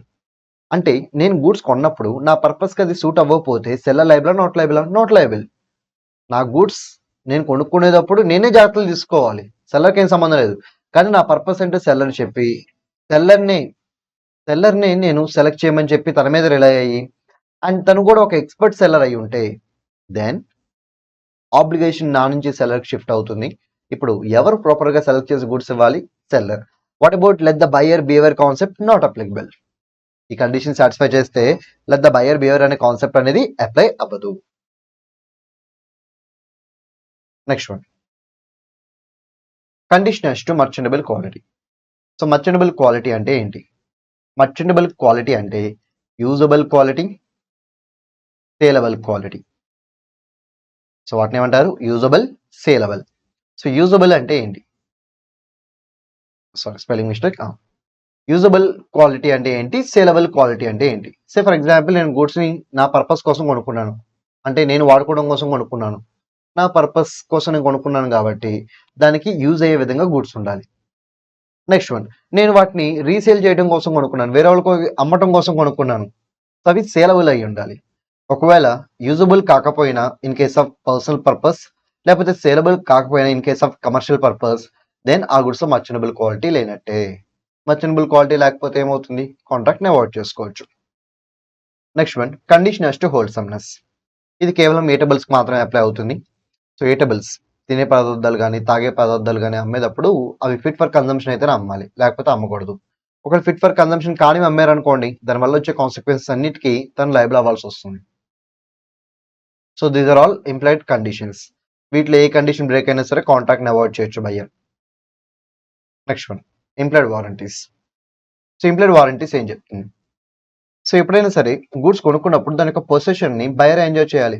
ఇప్పుడు నేను కారు కొనుక్కుంటే ఆ కారు ఎవరు తిప్పాలి? నేనే తిప్పాలి. ఇంకెవడో తిప్పుతానంటే నేను ఎందుకు ఒప్పుకుంటా? డబ్బులు పే చేసి కొనుక్కుంది ఎందుకు? నేను వాడుకోవడం కోసం, వేరే వాళ్ళు వాడుకోవడం కోసం కాదు కదా. ఇప్పుడు సెల్లర్ వల్ల నేను ఇప్పుడు ఎంజాయ్ చేయలేకపోతున్నాను కారు యొక్క పొజిషన్ని. ఫర్ ఎగ్జాంపుల్ సెల్లర్ దగ్గర కారు ఉంది, ఆ కారు బ్యాంక్లో తాకట్టు పెట్టాడు. తాకట్టు కదా, నెక్స్ట్ కేసులో వస్తుంది. ఓకే, సెల్లర్ దగ్గర కారు ఉంది, ఆ కారు వేరే వాళ్ళకి రెంట్కి ఇచ్చాడు. తను ఏంటంటే ప్రతిరోజు పొద్దున్నే వచ్చి ఒక 1 అవర్ కార్ వాడుకుంటాడు అనమాట. అలా 1 మంత్ పాటు వాడుకుంటాడు. ఇప్పుడు 15 డేస్ అయిపోయింది, ఇంకా 15 డేస్ బ్యాలెన్స్ ఉంది. ఇప్పుడు సెల్లర్ ఏం చేశాడంటే ఆ విషయం చెప్పకుండా ఆ కార్ని నాకు అమ్మాడు. ఇప్పుడు వెంటనే పొద్దున్నే 1 అవర్ వాడికి ఇవ్వాలిగా. వాడు వచ్చేసి రెంటల్ అగ్రిమెంట్ చూపించి బ్యాలెన్స్ 15 డేస్ కూడా నా దగ్గర నుంచి కార్ తీసుకుని వెళ్ళిపోయాడు. సో ఎవ్రీడే మార్నింగ్ 1 అవర్ చొప్పున వాడికి నేను కార్ ఇవ్వాల్సి వచ్చింది. Because of that rental agreement, because of that seller who conceal this fact while selling the car. ఇప్పుడు చెప్పండి, కార్ కొన్న తర్వాత పొజిషన్ నేను ఎంజాయ్ చేయగలిగానా? నో. అంటే అన్డిస్టర్బ్డ్ పొజిషన్ ఏమైనా ఉందా? నో. నా పొజిషన్ డిస్టర్బ్ అవుతానే ఉంది. ఎవరి వల్ల? సెల్లర్ వల్ల. సెల్లర్ అంటే రెంటల్ అగ్రిమెంట్ వల్ల. అందుకే ఈ కేసులో నేను సెల్లర్ దగ్గర నుంచి ఏం చేయొచ్చు? డ్యామేజెస్ అడిగి తీసుకోవచ్చు. Sir what about cancellation of contract? Not possible because it is not condition, it is warranty. Next one, warranty as to non existence of encumbrance. Encumbrance అంటే చార్జ్ అంటే తాకట్టు పెట్టడం. ఓకే, ఇప్పుడు నేను సెల్లర్ని గూడ్స్ అమ్ము అని చెప్పి అడిగాను. సెల్లర్ ఏంటంటే వేరే వాళ్ళ దగ్గర తాకట్టు పెట్టిన గూడ్స్ తీసుకొచ్చి నాకు అమ్మాడు. ఇప్పుడు నాతో చెప్పాడంటే చెప్పలా. ఓకే, ఇప్పుడు ఆ వేరేవాడు వచ్చి నా డబ్బులు నాకు కట్టలేదు, గూడ్స్ ఇచ్చేయంటే నేనేం చేయాలి? గూడ్స్ ఇచ్చేసేయాలి. ఓకే, మరి నాకున్న రెమెడీ ఏంటి? సో ఇక్కడ ఎంతైతే అమౌంట్ కట్టాలో ఆ అమౌంట్ మొత్తం నేను క్లియర్ చేసి కట్టిన అమౌంట్ని అలాంగ్ విత్ ఇంట్రెస్ట్ డ్యామేజ్ కింద రికవర్ చేసుకోవచ్చు. ఎవరి దగ్గర నుంచి? మనీ లెండర్, నాకు అమ్మిన సెల్లర్ దగ్గర నుంచి. Sir what about cancellation of contract? Not possible because it is warranty. డబ్బులు క్లియర్ చేసి కట్టిన డబ్బుల్ని అలాంగ్ విత్ ఇంట్రెస్ట్ డ్యామేజ్ కింద క్లైమ్ చేయొచ్చు సెల్లర్ దగ్గర నుంచి. నెక్స్ట్ వన్, ఫోర్త్ పాయింట్ చూడండి. First, warranty as to disclosing dangerous nature of goods. So goods లో డేంజరస్ నేచర్ ఇన్వాల్వ్ అయితే ఆ విషయం బయర్ కి తెలియకపోతే, డేంజరస్ నేచర్ ఇన్వాల్వ్ అయింది గుడ్స్ లో బట్ బయర్ కి ఆ విషయం తెలియదు, అప్పుడు సెల్లర్ ఏం చేయాలి? బయర్ ని వార్న్ చేయాలి. చేయకపోతే కనుక then he will be liable for damages. Next one, so usage of trade. So goods ని ప్రాపర్ గా సెలెక్ట్ చేయండి, లేకపోతే డామేజ్ కట్టండి అని చెప్పి ఇండస్ట్రీలో ప్రతి కంపెనీ ఫాలో అవుతుంది. అలా ఇండస్ట్రీలో ఉన్న ప్రతి ఒక్కరు ఆ రూల్ ఫాలో అయితే అదేమవుతుంది? యూసేజ్ ఆఫ్ ట్రేడ్ అవుతుంది. ఓకే, మరి మీరు ప్రాపర్గా సెలెక్ట్ చేయాలి. ఇన్ కేస్ మీరు ప్రాపర్గా సెలెక్ట్ చేయకపోతే ఏం చేయాలి? డ్యామేజ్ కట్టాలి. అంటే ప్రాపర్గా సెలెక్ట్ చేసే ఆబ్లిగేషన్ బ్రేక్ చేసి మీరు డ్యామేజ్ కట్టాలి. మరి డ్యామేజ్ కట్టాలి అంటున్నారంటే can I call it as warranty? Yes. But ఈ వారంటీ క్రియేట్ చేసింది లా కాదు, యూసేజ్ ఆఫ్ ట్రేడ్. అందుకే warranty as to quality or fitness by usage of trade అని పిలవాలి. Next one, doctrine of caveat emptor. Let the buyer beware. So seller ప్రతిదీ చెప్పాల్సిన అవసరం లేదు. సెలర్ బయర్ సూట్ అయ్యే విధంగా గూడ్స్ ఇవ్వాల్సిన అవసరం లేదు. మొత్తం అంతా ఎవరు చూసుకోవాలంటే బయర్ చూసుకోవాలి. Seller is nowhere responsible. కానీ ఈ రూల్ కొన్ని కేసులో నాట్ అప్లికబుల్. ఏంటి ఆ కేసెస్? ఇప్పటివరకు మనం చదువుకున్న ఇంపైర్డ్ కండిషన్స్ అండ్ వారంటీస్, ఈ కేసెస్ లో this rule is not applicable. ఈ కేసు అన్నిటిలో సెల్లర్ ఈజ్ లయబుల్ అనమాట. So let the buyer behaviour అనే కాన్సెప్ట్ అప్లై అవ్వదు, డైరెక్ట్ గా సెల్లర్ని మనం లయబుల్ చేయొచ్చు. కానీ వాటిలో అన్ని కవర్ అవ్వలేదు, కేవలం కొన్నే కవర్ అయినా. ఆ కొన్నిటి వరకు మీరు ప్రిపేర్ అయ్యే ఎగ్జామ్కి వెళ్ళి రాయండి. అండ్ ఇంకొక ఇంపార్టెంట్ పాయింట్ ఏంటంటే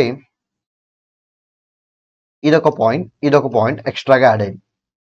మనం అనుకున్న ఎక్సెప్షన్స్ లో కాకుండా ఈ 2 పాయింట్స్ ఎక్స్ట్రాగా ఉన్నాయి. ఈ రెండింటి గురించి చూద్దాం.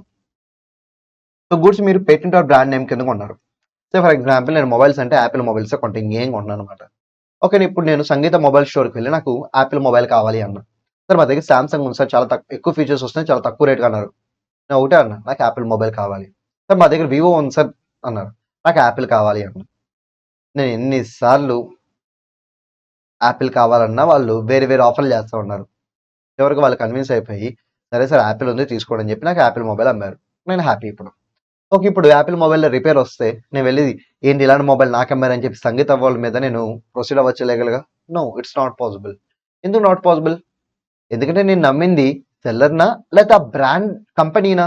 బ్రాండ్ కంపెనీని. అప్పుడు బ్రాండ్ కంపెనీ లైబుల్ అవుతుంది, సెల్లర్ ఈజ్ నాట్ లైబుల్. సరే, ఈసారి నేను మొబైల్ స్టోర్కి వెళ్ళాను, నథింగ్ బట్ సంగీత స్టోర్కి వెళ్ళాను. నేను ఏమని అడిగానంటే నాకు ఒక మంచి మొబైల్ కావాలి అన్నాను. వాళ్ళు వెంటనే సామ్సంగ్ మొబైల్ చూపించి అన్నిటికన్నా ఇదే తోపు తురుము అన్నారు. ఓకే, వాళ్ళు చెప్పారు కదా అని చెప్పి నేను కూడా ఆ మొబైల్ తీసుకున్నాను. కానీ అది కొన్న తర్వాత నుంచి హ్యాంగ్ అవుతానే ఉంది. ఇప్పుడు నేను వెళ్ళి లీగల్ యాక్షన్ తీసుకోవచ్చు సెల్లర్ మీద? ఎస్, సెల్లర్ మీద తీసుకోవచ్చు, బ్రాండ్ ఓనర్ మీద కూడా తీసుకోవచ్చు, ఇద్దరి మీద తీసుకోవచ్చు. అంటే ఇక్కడ బ్రాండ్ ఓనర్ అనేవాడు మనకు అనవసరం. వాడిని పక్కన పెట్టేసండి. మనకి ఎవరు ఇంపార్టెంట్ ఇక్కడ? Seller important. ఓకే, ఇప్పుడు సెల్లర్ మీద నేను యాక్షన్ తీసుకోవచ్చా? ఎస్. మరి ఇందర్ కేసులో నో. రీజన్ ఏంటి? బికాస్ నేను పేటెంట్ ఆర్ బ్రాండ్ నేమ్ కింద కొన్నప్పుడు నేను సెల్లర్ని లైబుల్ చేయలేను. బట్ ఆ పేటెంట్ ఆర్ బ్రాండ్ నేమ్ని కొనమని చెప్పి సెల్లరే నాకు సజెషన్ ఇస్తే దెన్ సెల్లర్ ఈజ్ లైబుల్. అది ఇక్కడ కవర్ అయింది. నెక్స్ట్ వన్ ఏంటంటే ఫ్రాడ్ కేసు అనమాట. సెల్లర్ బయర్ని మోసం చేసి కాంట్రాక్ట్లోకి ఎంటర్లైజ్ చేస్తే ఏమవుతుంది? Seller is liable. Free consent చాప్టర్లో వచ్చింది కదా, అదే concept. Next one sale versus hire purchase. Sale కి హైర్ పర్చేస్ కి తేడా ఏంటి? సో సేల్ అంటే ఓన్లీ సేల్. సేల్ అంటే ఓన్లీ సేల్. హైర్ పర్చేస్ అంటే బెయిల్మెంట్ ప్లస్ సేల్. ఇది మీరు అర్థం చేసుకోగలిగితే మీకు ఈ డిఫరెన్స్ టేబుల్ ఈజీగా అర్థమైపోతుంది. ఓన్లీ సేల్ అంటే ఏంటి? నథింగ్ బట్ ఓనర్షిప్ ట్రాన్స్ఫర్ చేస్తారు, అంత అంతమించి ఏం లేదు. గూడ్స్ యొక్క ఓనర్షిప్ సెల్లర్ నుంచి బయర్కి ట్రాన్స్ఫర్ చేస్తారు. మరి హైర్ పర్చేస్లో గూడ్స్ రెంట్కి ఇస్తారు, అంటే నథింగ్ బట్ బెయిల్మెంట్. గూడ్స్ రెంట్కి ఇస్తారు. ఓకే, దానికి హైర్ ఛార్జెస్ అని చెప్పి రెంట్ కూడా కలెక్ట్ చేసుకుంటారు. బట్ ఆ రెంట్ పీరియడ్ ఉంటుంది కదా, అది అయిపోయిన తర్వాత 2 years 3 years వాళ్ళు రాసుకుంటారు. అది ఆ రెంటల్ పీరియడ్ మొత్తం అయిపోయిన తర్వాత కొనుక్కునే ఆప్షన్ కూడా ఇస్తారు. ఓకే, అంటే అక్కడ బెయిల్మెంట్ ఉంటుంది, సేల్ ఉంటుంది. దాన్ని హైర్ పర్చేస్ అంటారు. ఓకే, ఇక్కడ చెప్పండి, ఓనర్షిప్ ఎప్పుడు ట్రాన్స్ఫర్ అవుతుంది? సేల్లో. సేలా అగ్రిమెంట్ సెల్లా? సేల్ అంటున్నాడు కాబట్టి ఇమీడియట్లీ అని రాస్తాయి. You can write immediately. మరి హైర్ పర్చేస్లో మీరు లాస్ట్ ఇన్స్టాల్మెంట్ పే చేయాలి. లాస్ట్ ఇన్స్టాల్మెంట్ అంటే బెయిల్మెంట్లో హైర్ ఛార్జెస్ పే చేస్తారు కదా, హైర్ ఛార్జెస్. అలాగే సేల్లో టెర్మినల్ వాల్యూ ఉంటుంది కదా, ఆ టెర్మినల్ వాల్యూ. సో మొత్తం అంతా క్లియర్ చేసేయాలి. మొత్తం అంతా క్లియర్ చేసిన తర్వాత మీకు హైర్ పర్చేస్ కింద ఓనర్షిప్ ట్రాన్స్ఫర్ అవుతుంది. Next one position of party. Okay, కొనుక్కున్నవాడి పొజిషన్ ఏంటి? సో కొనుక్కున్నవాడు సేల్ కొనుక్కున్నవాడికి ఓనర్షిప్ వచ్చేస్తుంది కాబట్టి నౌ హీజ్ ఓనర్. బట్ వీడికి ఇంకా ఓనర్షిప్ రాలేదు. లాస్ట్ ఇన్స్టాల్మెంట్ తర్వాత ఓనర్షిప్ వస్తుంది. అప్పటి వరకు తను బెయిలీ. కాంట్రాక్ట్ ఆఫ్ బెయిల్మెంట్లో తను బెయిలీ. బట్ ఎప్పుడైతే సేల్ కింద తను కొనేసుకుంటాడో అప్పుడు హీ విల్ బికమ్ ఓనర్. మరి కాంట్రాక్ట్ని టెర్మినేట్ చేయొచ్చారు. ఓనర్షిప్ ట్రాన్స్ఫర్ అయిపోయిందంటే ఇంకా కాంట్రాక్ట్ నేను టెర్మినేట్ చేస్తారు. So buyer cannot terminate the contract. అంటే హైర్ పర్చేస్లో ఎస్. సో ఇక్కడ బెయిల్మెంట్లో ఉన్నంత కాలం కాంట్రాక్ట్ ఎప్పుడైనా క్యాన్సిల్ చేసుకోవచ్చు, కానీ సేల్ అయిపోతే మాత్రం క్యాన్సిల్ చేయడం కుదరదు. Next one burden of risk of insolvency of buyer.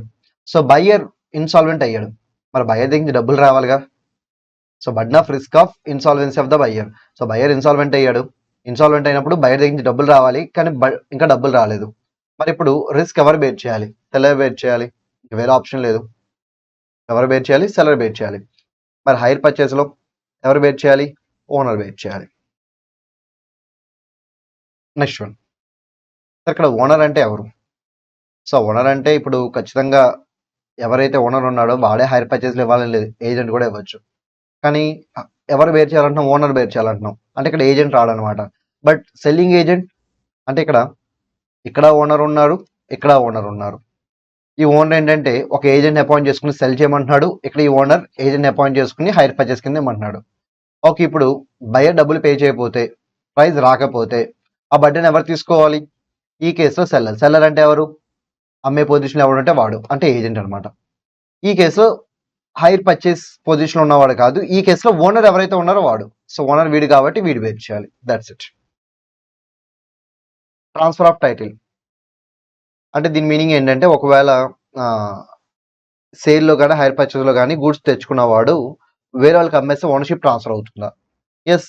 నిమో.కోడ్ నాన్ హ్యాబిట్ రూల్ ఇక్కడ అప్లై అవుతుంది కాబట్టి ట్రాన్స్ఫర్ అవుతుంది, ఇన్ కేస్ ఆ ఎక్సెప్షన్స్లో కవర్ అయితే. బట్ ఇక్కడ మాత్రం ట్రాన్స్ఫర్ అవ్వదు. సార్ మరి నిమో.కోడ్ నాన్ హ్యాబిట్ అది కాంట్రాక్ట్ ఆఫ్ సేల్కి అప్లై అవుతుంది, అదర్ కాంట్రాక్ట్స్ ఎందుకు అప్లై అవుతుంది? కాంట్రాక్ట్ ఆఫ్ హైర్ పర్చేస్ ఏమి కాంట్రాక్ట్ ఆఫ్ సేల్ కాదు, అందుకే దానికి ఈ రూల్ అప్లై అవ్వదు. నిమో.కోడ్ నాన్ హ్యాబిట్ అనే కాన్సెప్ట్ దీనికి అప్లై అవ్వదు. Next one resale. మరి తీసుకున్నవాడు రీసేల్ చేయొచ్చా? ఎస్, చేయొచ్చు. ఓనర్షిప్ ట్రాన్స్ఫర్ అవుతుంది కాబట్టి చేయొచ్చు. ఇక్కడ ఓనర్షిప్ ట్రాన్స్ఫర్ అవుతుంది కాబట్టి చేయడం కుదరదు. That's it. So by this we completed part 1.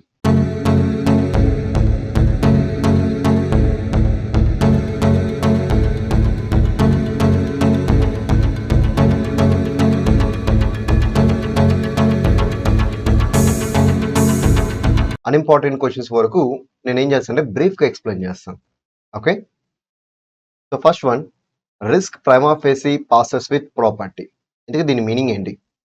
Risk అంటే ఏంటి? ఫస్ట్ ఆఫ్ ఆల్ రిస్క్ అంటే గూడ్స్కి ఏమైనా జరిగితే వచ్చే లాస్ ఉంటుంది చూసారా, దాన్ని రిస్క్ అంటారు. So risk is nothing but loss of goods. Property అంటే ఏంటి? ప్రాపర్టీ అంటే నథింగ్ బట్ ఓనర్షిప్. ఆల్రెడీ మనం ప్రీవియస్ సెషన్‌లో నేర్చుకున్నాం. సో, ప్రాపర్టీ అంటే మీనింగ్ ఏంటి? ఓనర్షిప్. మరి రిస్క్ ఎప్పుడు దేనితో పాటు ఉంటుంది? It always passes with property. అంటే ఓనర్షిప్ ఎవరి దగ్గర అయితే ఉంటుందో వాళ్ళే రిస్క్ కూడా బేర్ చేయాలి. అది ఈ పాయింట్ యొక్క మీనింగ్. సో, దాన్ని బట్టి మనం ఏం అర్థం చేసుకోవచ్చు అంటే, ఇన్ కేస్ గూడ్స్‌కి ఏమైనా జరిగి గూడ్స్ డ్యామేజ్ అయినా, డిస్ట్రాయ్ అయినా, దెన్ ఆ వచ్చే లాస్ ఏదైతే ఉంటుందో, నథింగ్ బట్ ఆ వచ్చే రిస్క్ ఏదైతే ఉంటుందో అది ఎవరు బేర్ చేయాలి? Property holder. ప్రాపర్టీ హోల్డర్ అంటే ownership holder, nothing but owner. So loss వస్తే ఎవరు బేర్ చేయాలి? ఓనర్ బేర్ చేయాలి. That is the meaning of this rule. Sir ఒకవేళ లాస్ వచ్చిన టైంలో సెల్లర్ ఓనర్ అయితే సెల్లర్ బేర్ చేయాలి. లాస్ వచ్చిన టైంలో బయర్ ఓనర్ అయితే బయర్ బేర్ చేయాలి. సో ఎవరైతే ఓనరో వాళ్ళే ఆ లాస్ ఆఫ్ గుడ్స్ ని బేర్ చేయాలి. So risk always passes with property. Nothing but loss అనేది ఆల్వేస్ ఓనర్షిప్ తో పాటు అసోసియేట్ అయి ఉంటుంది. ఓనర్షిప్ ఎవరి దగ్గర ఉంటే లాస్ కూడా వాళ్ళే బేర్ చేయాలి. సో జనరల్ రూల్ అయిపోయింది. Next one exceptions. ఒకవేళ గూడ్స్ లాస్ అవ్వడానికి reason delay in delivery. So delivery పరంగా డిలే చేయడం వల్లే లాస్ అనేది జరిగింది. అప్పుడు లాస్ ఎవరు బేర్ చేయాలి? అప్పుడు ఓనర్ ఎవరు అని చెప్పి మీరు వెతకాల్సిన అవసరం లేదు. మరి అప్పుడు లాస్ ఎవరు బేర్ చేయాలి? అప్పుడు లాస్ ఎవరు బేర్ చేయాలి అంటే ఎవరైతే ఆ డిలేకి కారణమో వాళ్ళు బేర్ చేయాలి. సార్ ఒకవేళ సెల్లరే టైంకి డెలివర్ చేయలేదు, తనే డిలే చేశాడు, దానివల్లే గుడ్స్ డ్యామేజ్ అయినాయి. సో ఇప్పుడు సెల్లరే బేర్ చేయాలి. సార్ సెల్లర్ ఓనర్ కాదు సార్, అయినా సరే సెల్లరే బేర్ చేయాలి. అందుకే ఇది ఎక్సెప్షన్. Next one. ఒకవేళ బయర్ డెలివరీ తీసుకోవడానికి రెడీగా లేడు, సెల్లర్ రెడీగా ఉన్నా సరే బయర్ రెడీగా లేడు, దానివల్లే గుడ్స్ డ్యామేజ్ అయినాయి. ఇప్పుడు లాస్ వస్తే ఎవరు బేర్ చేయాలి? బయరే బేర్ చేయాలి. సో ఎవరి వల్ల డిలే జరిగితే వాళ్ళే responsible, but not owner. So owner bear చేయాలనేది జనరల్ రూల్. ఓనర్ బేర్ చేయాలనేది జనరల్ రూల్. బట్ ఈ కేసులో ఎవరు బేర్ చేస్తున్నారు? Person who was responsible for loss. Person responsible for loss. So వాళ్ళు బేర్ చేస్తున్నారు. సార్ ఎవరు సార్ రెస్పాన్సిబుల్? ఎవరైతే డిలే చేశారో వాళ్ళే రెస్పాన్సిబుల్. అదే దాని మీనింగ్. Next one. ఈ పాయింట్ చూడండి. ఈ పాయింట్ చెప్పడానికన్నా ముందు నేను కాంట్రాక్ట్ ఆఫ్ బెయిల్మెంట్ గురించి మాట్లాడాలి. సో కాంట్రాక్ట్ ఆఫ్ బెయిల్మెంట్ అంటే ఏంటి? నథింగ్ బట్ ఏదైనా ఒక స్పెసిఫిక్ పర్పస్ కోసం మీరు గుడ్స్ యొక్క పొసెషన్ ఇస్తారు. ఓనర్షిప్ ఎవరు? పొసెషన్ మాత్రమే ఇస్తారు. ఆ పర్పస్ అయిపోయిన తర్వాత మళ్ళీ గుడ్స్ వెనక్కి తీసేసుకుంటారు. దాన్ని కాంట్రాక్ట్ ఆఫ్ బెయిల్మెంట్ అంటారు. సో ఫర్ ఎగ్జాంపుల్ నా దగ్గర ఒక కార్ ఉంది. కార్కి కొన్ని రిపేర్స్ కావాలి. ఇప్పుడు నేను మెకానిక్ ఇచ్చాను. రిపేర్ అని ఒక స్పెసిఫిక్ పర్పస్ కోసం మెకానిక్ ఇచ్చాను. ఒక రిపేర్స్ అనే పర్పస్ అయిపోతే మళ్ళీ నేనేం చేస్తాను? నా కార్ నేను తీసేసుకుంటాను. So this contract is nothing but called as contract of bailment. Okay, ఇక్కడ కార్ ఇచ్చే పర్సన్ ని ఏమంటారంటే బెయిలార్ అంటారు. అండ్ కార్ తీసుకునే పర్సన్ ఏమంటారంటే బెయిలీ అంటారు. అంటే మెకానిక్ ఏమంటారు? ఇక్కడ బెయిలీ అంటారు. కార్ ఓనర్ ఏమంటారు? బెయిలార్ అంటారు. సో ఇక్కడ బెయిలార్ తన దగ్గర ఉన్న కార్ ని రిపేర్ అనే ఒక పర్పస్ కోసం బెయిలీకి ఇచ్చాడు. ఆ రిపేర్ అయిపోయిన తర్వాత మళ్ళీ కార్ వెనక్కి తీసేసుకుంటాడు. అంటే ఇక్కడ బెయిలార్ కి బెయిలీకి ఓనర్ కి యాజ్ వెల్ యాజ్ మెకానిక్ కి మధ్య ఉన్న కాంట్రాక్ట్ ఏమంటారు? కాంట్రాక్ట్ ఆఫ్ బెయిల్మెంట్ అంటారు. సరే గుర్తుపెట్టుకోండి, ఇక్కడ కార్ నేను బెయిలీకి ఇచ్చిన తర్వాత అంటే మెకానిక్ ఇచ్చిన తర్వాత కార్ కి ఇన్ కేస్ ఏమైనా జరిగి ఉంటే then who need to take that responsibility? Definitely mechanic only. ఎందుకంటే మీరైనా అంతే కదా. మెకానిక్ కి ఇప్పుడు మీరు వెహికల్ ఇచ్చారు, వెహికల్ ఇచ్చినప్పుడు బాగానే ఉంది, కానీ వాడు తిరిగి ఇచ్చే టైంకి చాలా డ్యామేజెస్ వచ్చినాయి. మీరేమంటారు? మాకేం సంబంధం, మీ దగ్గర ఉన్నప్పుడే డ్యామేజ్ అయింది, డబ్బులు కట్టండి అంటారు. లేకపోతే వాటిని కూడా రిపేర్ చేసి మాకు ఇవ్వండి ఫ్రీగా అంటారు. అంతా వదిలేస్తారా? వదిలేరు కదా. అంటే కాంట్రాక్ట్ ఆఫ్ బెయిల్మెంట్ రూల్స్ ప్రకారం గూడ్స్ బెయిలీ దగ్గర ఉన్నప్పుడు అంటే మెకానిక్ దగ్గర ఉన్నప్పుడు ఆ గూడ్స్ కి ఏమైనా జరిగితే దానికి బెయిలీయే రెస్పాన్సిబుల్, మెకానికే రెస్పాన్సిబుల్. ఓకే, అక్కడ ఓనర్ ఎవరు అని చెప్పి చెక్ చేయాల్సిన అవసరం లేదు. ఓనర్ ఎవరు అని చెక్ చేస్తే ఖచ్చితంగా మీరు బేర్ చేయాల్సి వస్తుంది. అక్కడ ఓనర్ ఎవరు అని చెక్ చేయాల్సిన అవసరం లేదు. అక్కడ ఏం చెక్ చేయాలి? ఎవరు బెయిలీగా ఉన్నారు, బెయిలీ దగ్గర గూడ్స్ ఉన్నాయా లేదా, గూడ్స్ ఉన్నప్పుడు గూడ్స్ కి ఏమైనా జరిగిందా లేదా, ఇవే చెక్ చేయండి. సో బెయిలీ దగ్గర గూడ్స్ ఉండి గూడ్స్ కి ఏమైనా జరిగితే బెయిలీయే responsible but not owner. So అది ఇక్కడ ఎక్సెప్షన్ అనమాట. సరే ఇది కాంట్రాక్ట్ ఆఫ్ బెయిల్మెంట్ కాదు కదా, కాంట్రాక్ట్ ఆఫ్ సేల్ కదా, మరి మీరు ఎందుకు కాంట్రాక్ట్ ఆఫ్ బెయిల్మెంట్ ఇంక్లూడ్ చేశారు? ఓకే, ఇద్దరు పార్టీస్ సైమల్టేనియస్ గా సేల్ కాంట్రాక్ట్ బెయిల్మెంట్ కాంట్రాక్ట్ లో ఎంటర్ అవ్వచ్చు. అప్పుడు ఏమవుతుందంటే వాళ్ళు సెల్లర్ బయర్ అవుతారు, సైమల్టేనియస్ గా బెయిలర్ బెయిలీ కూడా అవుతారు. అలా సెల్లర్ బయర్ బెయిలర్ బెయిలీ అయినప్పుడు ఇన్ కేస్ సెల్లర్ కానీ లేకపోతే బయ్యర్ కానీ బెయిలీగా గూడ్స్ హోల్డ్ చేస్తున్నప్పుడు ఆ గూడ్స్ కి ఏమైనా జరిగితే then who need to bear that loss? Contract of sale rules apply చేసి ఓనర్ అని చెప్పాలా, contract of bailment rules apply చేసి బెయిలీ అని చెప్పాలా? అంటే ఇలా కాన్ఫ్లిక్ట్ వచ్చినప్పుడు we need to follow contract of bailment only. అంటే ఇక్కడ మనం బెయిలీయే లాస్ బేర్ చేయాలని చెప్పాలి. That's why it is an exception to the general rule. So ఇది moderately important question, highly important అయితే కాదు కానీ మోడరేట్లీ ఇంపార్టెంట్, 1 or 2 times అయితే అడిగారు. Next one, transfer of ownership. Transfer of ownership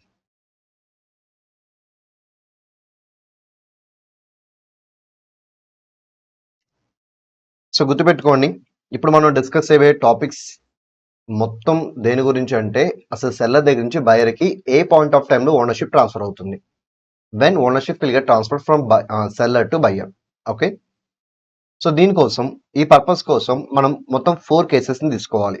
ఏంటి ఆ 4 కేసెస్ అంటే ascertained, ascertain or specific goods. So కాంట్రాక్ట్లో గుడ్స్ అసెర్టైన్ అయిపోయినాయి, ఫైనలైజ్ అయిపోయినాయి, లేకపోతే స్పెసిఫిక్ ఉన్నవంతా ఫైనలైజ్ అయిపోయినాయి, దాన్ని స్పెసిఫిక్ అంటారు. అప్పుడు ఓనర్షిప్ ఎప్పుడు ట్రాన్స్ఫర్ అవుతుంది, ఫస్ట్ కేస్. ఒకవేళ గూడ్స్ అన్అసెర్టైన్డ్ అయితే, ఇంకా సెలక్షన్ జరగలేదు, అప్పుడు ఓనర్షిప్ ఎప్పుడు ట్రాన్స్ఫర్ అవుతుంది. ఒకవేళ గూడ్స్ ని సేల్ ఆర్ రిటర్న్ బేసిస్ లో పంపిస్తే అప్పుడు ఓనర్షిప్ ఎప్పుడు ట్రాన్స్ఫర్ అవుతుంది. అండ్ ఒకవేళ రైట్ ఆఫ్ డిస్పోజల్ ని సెల్లర్ రిజర్వ్ చేస్తే అప్పుడు ఓనర్షిప్ ఎప్పుడు ట్రాన్స్ఫర్ అవుతుంది. ఈ 4 కేసెస్ ఇప్పుడు మనం డిస్కస్ చేయబోతున్నాం. అండ్ బిఫోర్ దట్ నేను చెప్తున్నాను, వీటిలో ఏది ఇంపార్టెంట్ ఏది అన్ఇంపార్టెంట్ అంటే అన్అసెర్టైన్ అనేది వెరీ వెరీ ఇంపార్టెంట్.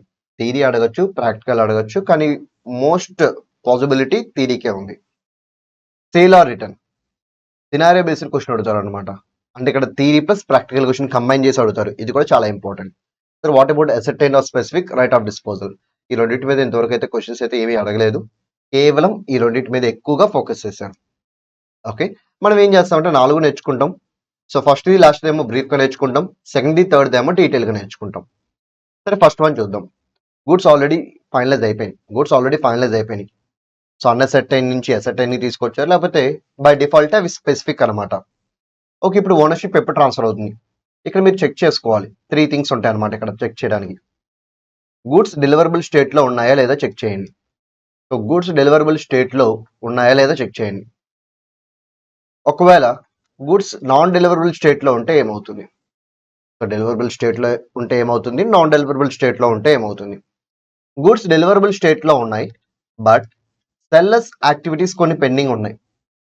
లైక్ ఇప్పుడు సెల్లర్ ప్రైస్ డిటర్మైన్ చేయడానికి ఏం చేయాలి, సో ఇప్పుడు అమ్మే గుడ్స్ యొక్క క్వాంటిటీ చెక్ చేయాలిగా, వెయిట్ చెక్ చేయాలి కదా, అన్ని చెక్ చేసుకోవాలి కదా. సో వీటికి కొంత టైం పడుతుంది, ఆ యాక్టివిటీస్ ఇంకా పెండింగ్ ఉన్నాయి. బట్ గూడ్స్ మాత్రం డెలివరబుల్ స్టేట్లోనే ఉన్నాయి, అంటే they are ready for delivery, కానీ సెల్లర్ చేసిన యాక్టివిటీస్ పెండింగ్ ఉన్నాయి. సో టోటల్ 3 కేసెస్ అనమాట. ఇప్పుడు 1 by 1 చూద్దాం. ఏ కేసులో ఓనర్షిప్ ఏ టైంకి ట్రాన్స్ఫర్ అవుతుంది.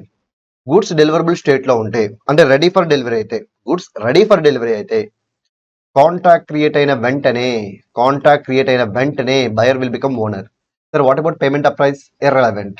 What about delivery of goods, irrelevant. గుర్తుపెట్టుకోండి, స్పెసిఫిక్ గా పేమెంట్ టు డెలివరీ గురించి లింక్ చేస్తే మన కండిషన్ ఇస్తేనే బోత్ ఆర్ రెలవెంట్.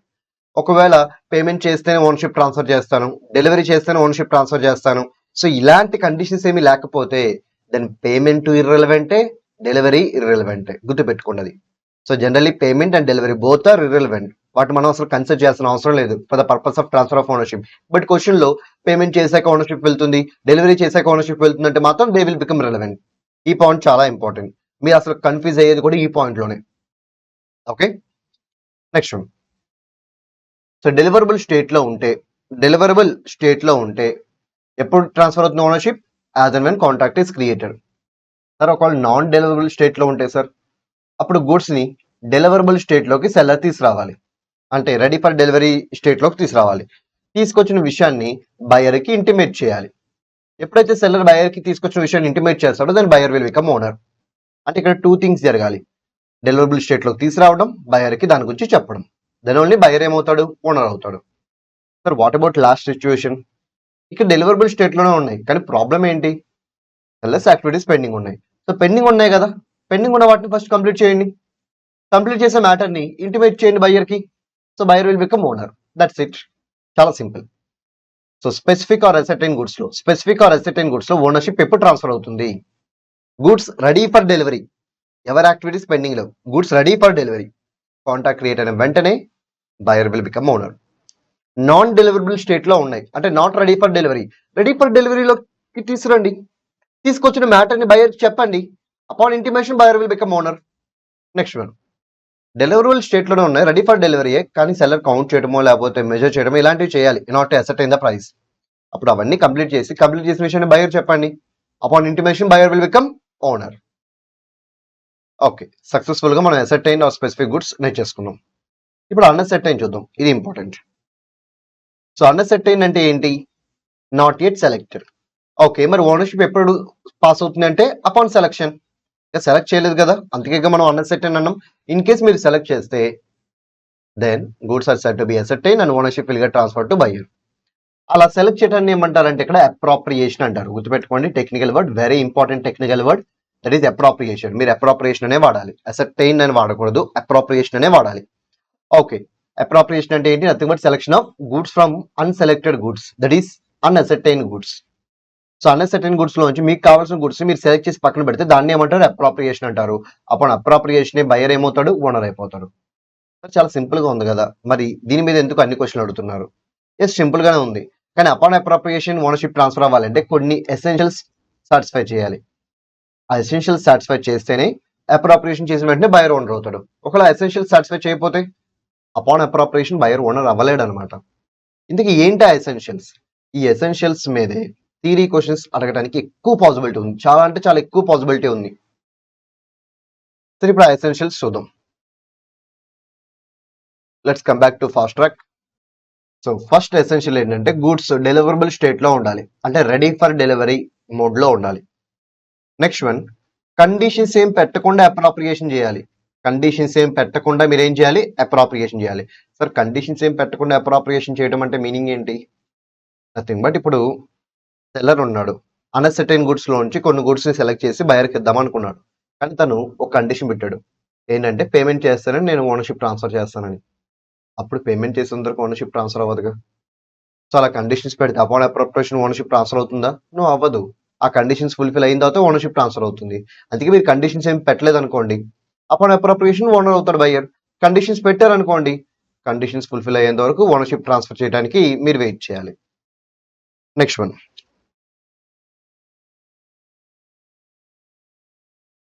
అప్రాప్రియేషన్ ఎవరు చేయాలి అంటే సెలక్షన్ ఎవరు చేయాలి? సెల్లర్ చేయొచ్చు, బయర్ చేయొచ్చు, బట్ ఎవరు చేసినా అదర్ పార్టీ యొక్క అసెంట్ అయితే తీసుకోవాలి. అసెంట్ అంటే వాళ్ళ యొక్క కన్సర్న్ తీసుకోవాలన్నమాట. ఇన్ కేస్ సెల్లర్ చేశారనుకోండి సెలక్షన్, బయర్ యొక్క కన్సర్న్ తీసుకోవాలి. బయర్ చేశారనుకోండి, సెల్లర్ యొక్క కన్సర్న్ తీసుకోవాలి. సో అలా కన్సర్న్ తీసుకుని యాక్ట్ చేయొచ్చు. ఆ కన్సెంట్ ఎలా తీసుకోవచ్చు సార్? ఎలా తీసుకోవచ్చు అంటే ఎక్స్ప్రెస్ గా తీసుకోవచ్చు, ఇంప్లాయిడ్ గా తీసుకోవచ్చు. అంటే తన వర్డ్స్ ద్వారా కమ్యూనికేట్ చేయొచ్చు, తన యొక్క కండక్ట్ ద్వారా కమ్యూనికేట్ చేయొచ్చు. మరి ఎప్పుడు తీసుకోవచ్చు సార్? సెలక్షన్ కి బిఫోర్ తీసుకోవచ్చు, సెలక్షన్ కి ఆఫ్టర్ తీసుకోవచ్చు. అంటే దాని మీనింగ్ ఏంటంటే, నువ్వు ఏదైనా సెలెక్ట్ చేయడానికి పర్లేదు అని చెప్పి బయర్ అన్నాడు, ఇప్పుడు సెల్లర్ సెలెక్ట్ చేశాడు. ఇప్పుడు చెప్పండి, సెల్లర్ సెలెక్ట్ చేశాడు కదా, దానికి బయర్ ఒక అసెంట్ కావాలి కదా, అసెంట్ ఎప్పుడు వచ్చింది? సెలక్షన్ బిఫోర్ వచ్చింది. రెండో కేసు, ఇప్పుడు సెల్లర్ని నువ్వు సెలెక్ట్ చేసిన తర్వాత నేను చూసి ఓకే చేస్తాను అన్నాడు. అంటే ఇప్పుడు ఏమవుతుంది? ఫస్ట్ సెల్లర్ సెలెక్ట్ చేస్తాడు, తర్వాత బయర్ అసెంట్ ఇస్తాడు. అంటే బయర్ అసెంట్ ఎప్పుడు ఇస్తున్నాడు? సెలక్షన్ అయిపోయిన తర్వాత ఇస్తున్నాడు. సో ఇక్కడ అసెంట్ ముందైనా ఇవ్వచ్చు, తర్వాతనే ఇవ్వచ్చు, there is no problem. Express గా ఇవ్వచ్చు, ఇంప్లాయిడ్ గా ఇవ్వచ్చు, there is no problem. Okay, seller ఒకవేళ సెలెక్ట్ చేస్తే బయర్ అసెంట్ ఇస్తాడు, బయర్ సెలెక్ట్ చేస్తే సెల్లర్ అసెంట్ ఇస్తాడు. నెక్స్ట్ వన్, కండిషన్స్ ఏమి మీరు అటాచ్ చేయకూడదు while making appropriation. Conditions attach చేస్తే కండిషన్ ఫుల్ఫిల్ అయ్యేంత వరకు వెయిట్ చేయాల్సి వస్తుంది. Next one, goods ready for delivery mode లో ఉండాలి. Next, sale or return basis. So sale or return basis లో మీరు గూడ్స్ పంపిస్తే, ఓనర్షిప్ ఎప్పుడు ట్రాన్స్ఫర్ అవుతుంది? సో సేల్ ఆర్ రిటర్న్ లో ప్రాబ్లం ఏంటి? Acceptance or rejection. నేను గూడ్స్ పంపిస్తాను బయర్కి, బట్ బయర్కి రెండు ఆప్షన్స్ ఉంటాయి. తనకి నచ్చితే గూడ్స్ యాక్సెప్ట్ చేయొచ్చు, తనకి నచ్చకపోతే గూడ్స్ ని రిజెక్ట్ చేయొచ్చు. ఓకే, ఇక్కడ రెండు ఆప్షన్స్ ఉన్నాయి కదా, మరి ఎప్పుడు ఓనర్షిప్ ట్రాన్స్ఫర్ అవుతుంది? రిజెక్ట్ చేస్తే అసలు ఓనర్షిప్ ఎందుకు ట్రాన్స్ఫర్ అవుతుంది? సో యాక్సెప్ట్ చేస్తేనే ట్రాన్స్ఫర్ అవుతుంది.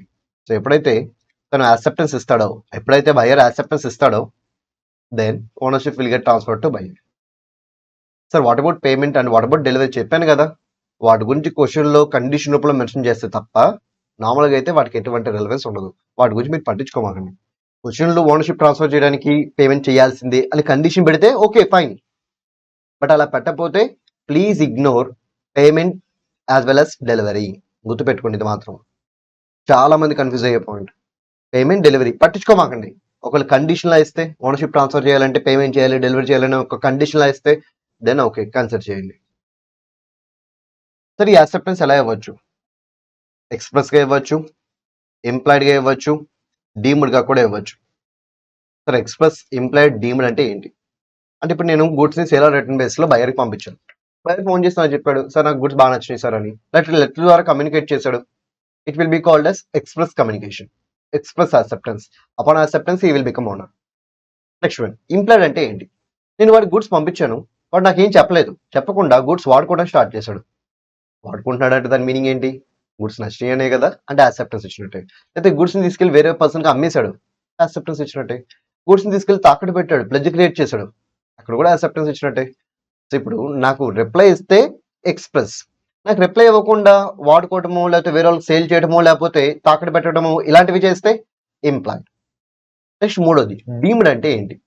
సో డీమ్డ్ అంటే ఏంటంటే ఇక్కడ నేను వాడికి సేల్ ఆర్ రిటర్న్ బేస్లో గుడ్స్ పంపించాను, 30 days టైం కూడా ఇచ్చాను. ఇప్పుడు 30 days లోపు తను ఏం చేయాలి, తన రిప్లై ఏంటో చెప్పాలి. తను ఎక్స్ప్రెస్గా నాకు ఏమీ కమ్యూనికేట్ చేయలేదు. మనం గూడ్స్ యూస్ చేసుకోవడమో సేల్ చేయడమో లేకపోతే ప్లెడ్జ్ క్రియేట్ చేయడమో చేశాడు అంటే అది కూడా లేదు, ఏమీ చేయలేదు. 30 days అయిపోయింది, 30 days అయిపోయింది కానీ గూడ్స్ ఇంకా తనే హోల్డ్ చేస్తున్నాడు, నాకు యాక్సెప్ట్ చేసినట్టు చెప్పలేదు, రిజెక్ట్ చేసినట్టు చెప్పలేదు. ఇప్పుడు నేను ఏమని చెప్పి తీసుకోవాలి, సింపుల్, తన యాక్సెప్టెన్స్ ఇవ్వకపోయినా రిజెక్షన్ ఇవ్వకపోయినా తన యాక్సెప్టెన్స్ ఇచ్చినట్టుగా ట్రీట్ చేసేయండి. అంటే 30 days కానీ మీరు చెప్పిన టైం పీరియడ్ కానీ ఎక్కువ హోల్డ్ చేసినట్టయితే it is deemed to be accepted, it is deemed to be accepted. Okay, ఈ టోటల్ 3 కేసెస్లో యాక్సెప్టెన్స్ వస్తుంది కాబట్టి అపాన్ యాక్సెప్టెన్స్ బయర్ ఏమవుతాడు, ఓనర్ అవుతాడు. నెక్స్ట్ వన్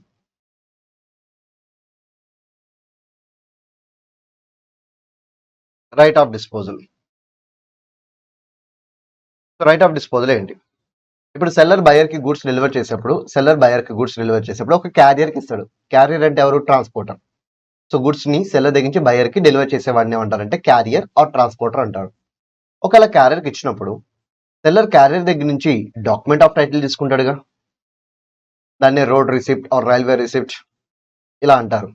ఒక మీరు అలా డాక్యుమెంట్ ఆఫ్ టైటిల్ తీసుకున్నప్పుడు గుర్తుపెట్టుకోండి, డాక్యుమెంట్ ఆఫ్ టైటిల్ ఎవరికి ఇస్తారు, ట్రాన్స్పోర్టర్ ఇస్తారు. ఎవరికి ఇస్తారు, గూడ్స్ ని సెండ్ చేయమని చెప్పిన పర్సన్కి ఇస్తారు. ఇక్కడ సెల్లర్ బయర్ కి గూడ్స్ ని సెండ్ చేయండి అని చెప్పి క్యారియర్కి ఇచ్చారు కాబట్టి క్యారియర్ ఆ డాక్యుమెంట్ ఆఫ్ టైటిల్ ఎవరికి ఇస్తారు, సెల్లర్కి ఇస్తాడు. నథింగ్ బట్ ఎక్నాలజ్మెంట్ అనమాట, మీరు డబ్బులు కడతారు చార్జెస్, దానికి ఎక్నాలజ్మెంట్ స్లిప్ అనమాట, దాన్ని డాక్యుమెంట్ ఆఫ్ టైటిల్ అంటారు. ఈ డాక్యుమెంట్ ఆఫ్ టైటిల్ సెల్లర్ కనుక తన ఓన్ నేమే తీసుకుంటే అప్పుడు క్యారియర్ ఎవరి మాట వింటాడు, సెల్లర్ మాటే వింటాడు. So then right of disposal is said to be reserved. Next one, ఒకవేళ ఇదే డాక్యుమెంట్ ఆఫ్ టైటిల్ ని బయర్ పేరు మీద తీసుకుంటే, బట్ బయర్ పేరు మీద తీసుకున్నా సరే బయర్ కి దాన్ని ఫార్వర్డ్ చేశారు along with bill of exchange. Document of title ని along with bill of exchange కలిపి ఫార్వర్డ్ చేశారు. అప్పుడు బయర్ ఏం చేయాలంటే బిల్ ఆఫ్ ఎక్స్చేంజ్ ని యాక్సెప్ట్ చేయాలి, లేకపోతే బిల్ ఆఫ్ ఎక్స్చేంజ్ బేసిస్ ని పేమెంట్ చేయాలి. సో తను యాక్సెప్ట్ చేసేంత వరకు లేదా తను పేమెంట్ చేసేంత వరకు seller is said to reserve right of disposal. So ఇక్కడ పాయింట్ ఏంటంటే seller right of disposal reserve చేశారు అనుకోండి, seller is owner. Simple, seller right of disposal reserve చేస్తే సెల్లర్ ఈజ్ ఓనర్. ఒకవేళ రిజర్వ్ చేయకపోతే buyer is owner. Okay, seller ఎన్ని కేసులో right of disposal reserve చేయొచ్చు, ఓన్లీ 2 cases. ఏంటో 2 cases? So document of title ని సెల్లర్ తన పేరు మీద తీసుకున్నాడు, ROD is reserved. Next one, document of title ని బయర్ పేరు మీద తీసుకున్నాడు కానీ అదొక్కటే బయర్కి ఇవ్వకుండా ఏం చేశాడు, బిల్ ఆఫ్ ఎక్స్చేంజ్ కూడా కలిపి ఇచ్చాడు, ఇప్పుడు కూడా ఆర్ఓడి ఈజ్ రిజర్వ్డ్. సో ఈ 2 కేసెస్లో ROD is reserved. When ROD is reserved then seller is owner. When ROD is not reserved then buyer is owner. So that is the meaning of this concept.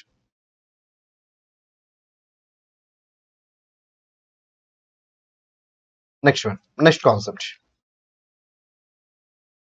నిమో.కోడ్ నాన్ హ్యాబిట్. So దాని meaning ఏంటంటే no one can transfer what he has not got. ఇంకా simple గా మాట్లాడుకోవాలి అనుకుంటే sale by non owner, ఇలా కూడా పిలవచ్చు, sale by non owner. So what is the general rule, నిమో.కోడ్ నాన్ హ్యాబిట్ యొక్క జనరల్ రూల్ ఏంటి, ఒక నాన్ ఓనర్ సేల్ చేసినప్పుడు he can transfer ownership to the buyer. ఇప్పుడు అమ్మేవాడు ఓనర్ అయితే బయ్యర్ కూడా ఓనర్ అవుతాడు, అమ్మేవాడు ఓనర్ కాకపోతే బయ్యర్ ఓనర్ ఎలా అవుతాడు, ఇట్స్ నాట్ పాసిబుల్. సో ఇక్కడ అమ్మేవాడికి ఓనర్షిప్ ఉంటేనే కొనేవాడికి ఓనర్షిప్ వస్తుంది, అమ్మేవాడికి ఓనర్షిప్ లేకపోతే కొనేవాడికి ఓనర్షిప్ రాదు. So that the exact meaning of నిమో.కోడ్ నాన్ హ్యాబిట్. That means no one can transfer what he has not got. తనకి లేని ఓనర్షిప్ ని నాన్ ఓనర్ బయర్కి ఎలా కన్వే చేయగలడు, సో ఇట్స్ నాట్ పాసిబుల్. అందుకే అమ్మేవాడికి ఓనర్షిప్ ఉంటే కొనేవాడికి ఓనర్షిప్ వస్తుంది, అమ్మేవాడికి ఓనర్షిప్ లేకపోతే కొనేవాడికి ఓనర్షిప్ రాదు. ఓకే, అంత ఫైన్.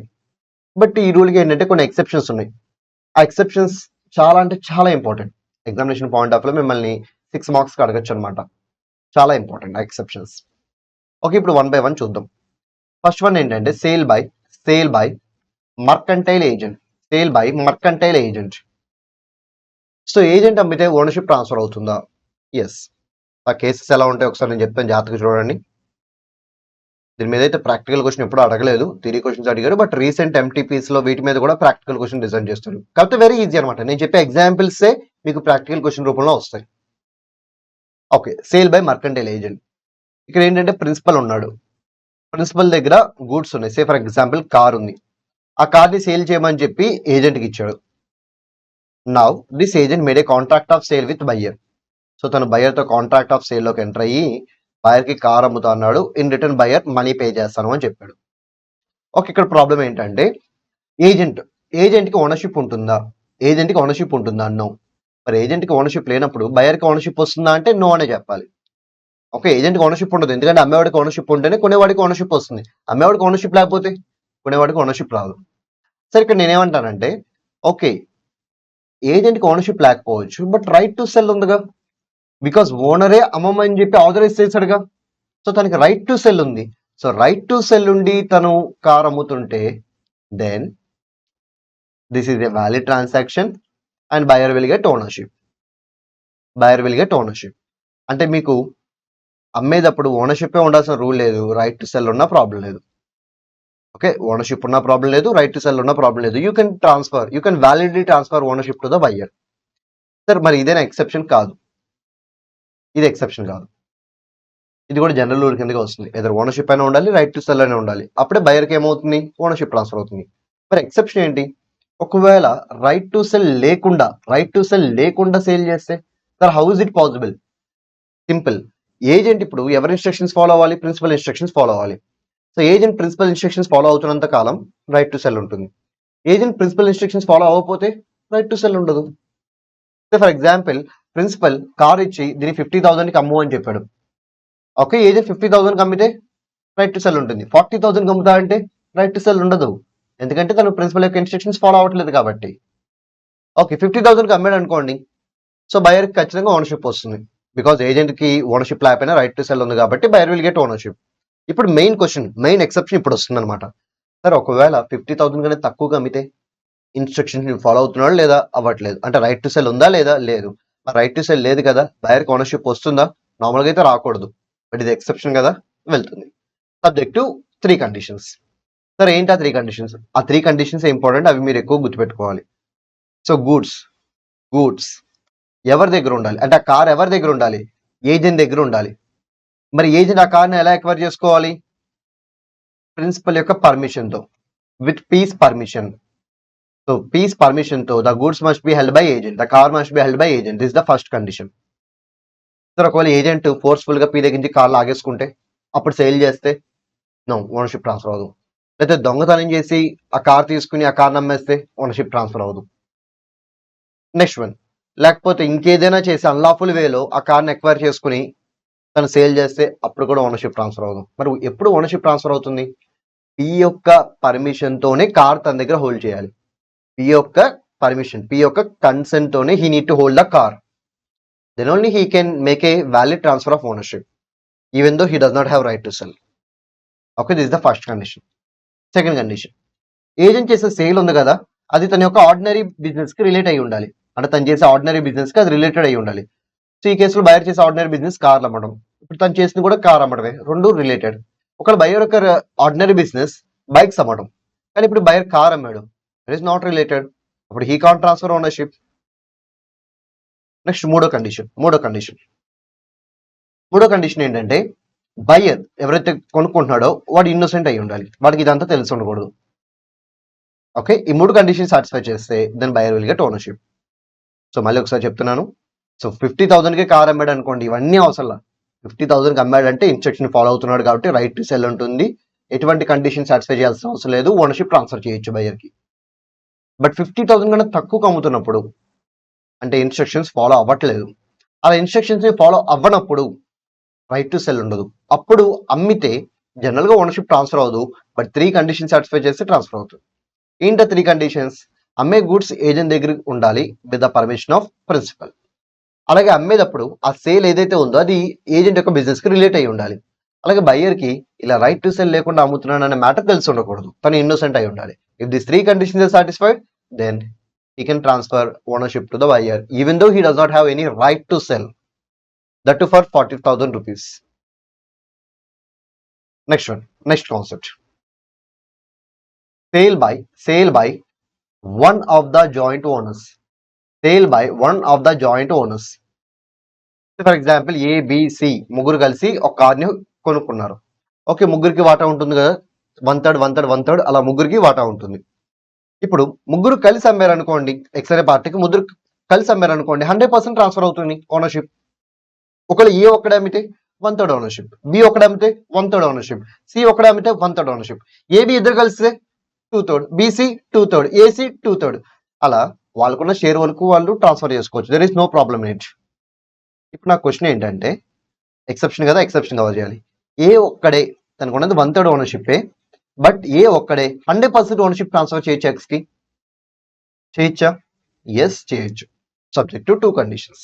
2 కండిషన్స్ సాటిస్ఫై చేయాలి. ఏంటో కండిషన్స్ అంటే, అమ్మే కార్ ఏదైతే ఉందో అది ఏ దగ్గర ఉండాలి? అమ్మే కార్ ఎవరి దగ్గర ఉండాలి? అమ్మే పర్సన్ దగ్గర ఉండాలి. ఏ దగ్గర ఉండాలి? With the permission of BNC, just like previous case. So అమ్మే కార్ ఇన్ దట్ కేసులో ఎవరి దగ్గర ఉంది? ఏజెంట్ దగ్గర. ఎవరి పర్మిషన్ తో? ప్రిన్సిపల్ పర్మిషన్ తో. ఇక్కడ ఎవరి దగ్గర ఉండాలి? అమ్మే ఏ దగ్గర ఉండాలి? ఎవరి పర్మిషన్ తో? With remaining joint owners. Next one, ఈ ఎక్స్ అనే వాడికి ఇదంతా తెలిసి ఉండకూడదు, తను ఇన్నోసెంట్ అయి ఉండాలి. అంటే తనకి 1/3 ఉంది, కానీ తను 100% ఓనర్షిప్ ట్రాన్స్ఫర్ చేయడానికి అటెంప్ట్ చేస్తున్నాడు, అది కూడా మిగతా వాళ్ళకి చెప్పలేదు. సో ఇలా ఎక్స్కి తెలిసి ఉండకూడదు. ఒకవేళ తెలుసుంటే then is not innocent person and he will not get any ownership. So ఇక్కడ 2 కండిషన్స్ ఏంటంటే, ఏ దగ్గర పొజిషన్ ఉండాలి with the consent of remaining persons, and X అనేవాడు అంటే కొనుక్కునే బయర్ ఇన్నోసెంట్ అయి ఉండాలి. Next one, sale under voidable contract. Sale under voidable contract. So దీని మీనింగ్ ఏంటి? ఫర్ ఎగ్జాంపుల్, ఏనే పర్సన్ బి మీద కోర్షన్ అప్లై చేశాడు. సో బి మీద కోర్షన్ అప్లై చేసి బి దగ్గర నుంచి కొన్ని గుడ్స్ పర్చేస్ చేశాడు, తక్కువ రేటుకి పర్చేస్ చేశాడు. ఓకే, మరి కోర్షన్ అప్లై చేస్తే what will happen to this contract? It will become voidable. Contract ఏమవుతుంది? వాయిడబుల్ అయిపోతుంది. ఓకే, ఇప్పుడు బికి 2 ఆప్షన్స్ ఉంటాయి. ఏంటో 2 ఆప్షన్స్? తనకు కావాలంటే కాంట్రాక్ట్ ని కంటిన్యూ చేయొచ్చు, లేదు అనుకుంటే కాంట్రాక్ట్ ని క్యాన్సిల్ కూడా చేయొచ్చు. ఓకే, తను ఇంకా కాంట్రాక్ట్ ని క్యాన్సిల్ చేయలేదు. అంటే this contract is valid only. అదే కాంట్రాక్ట్ ని క్యాన్సిల్ చేస్తే this contract will become void. Okay, ఇంకా కాంట్రాక్ట్ ని క్యాన్సిల్ చేయలేదు, ఇంకా జరగలేదు, క్యాన్సిలేషన్ జరగలేదు, and that means this contract is valid. ఇప్పుడు ఏం చేశాడంటే, కొన్ని ఈ గుడ్స్ ఉన్నాయి కదా, ఈ గుడ్స్ ని ఎక్స్ అనే ఒక థర్డ్ పార్టీకి అమ్మేశాడు. ఇప్పుడు ఎక్స్ ఓనర్షిప్ వస్తుందా రాదా? ఎస్, వస్తుంది. మరి కండిషన్స్ ఏంటి గుర్తుపెట్టుకోండి. సెల్లర్ కి గుడ్స్ ఎలా రావాలి? వాయిడబుల్ కాంట్రాక్ట్ లో రావాలి. Yes, this contract is a voidable contract, first condition.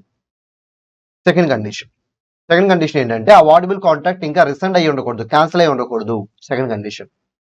మూడో కండిషన్ ఏంటంటే, ఆ గుడ్స్ ని ఏ థర్డ్ పార్టీకి బయ్యర్ కి డెలివర్ చేసి ఉండాలి. This is third point. అలాగే బయ్యర్ ఎలాంటి పర్సన్ అయి ఉండాలంటే, ఇన్నోసెంట్ పర్సన్ అయి ఉండాలి, వాడికి ఇదంతా తెలిసి ఉండకూడదు. Fourth point. ఈ 4 కండిషన్ సాటిస్ఫై చేస్తే buyer will get ownership. So voidable contract లో గుడ్స్ రావాలి, ఆ వాయిడబుల్ కాంట్రాక్ట్ ని ఇంకా క్యాన్సిల్ చేసి ఉండకూడదు, వచ్చిన గుడ్స్ ని బయ్యర్ కి డెలివర్ చేయాలి, ఆ బయ్యర్ అనేవాడు ఇన్నోసెంట్ అయి ఉండాలి. If these 4 conditions are satisfied, then buyer will get ownership. Sale by person having possession but not ownership. ఇక్కడ పొసెషన్ ఒకరి దగ్గర ఉంటుంది, పొసెషన్ వన్ పార్టీ దగ్గర ఉంటే దాని యొక్క ఓనర్షిప్ ఇంకో పార్టీ దగ్గర ఉంటుంది.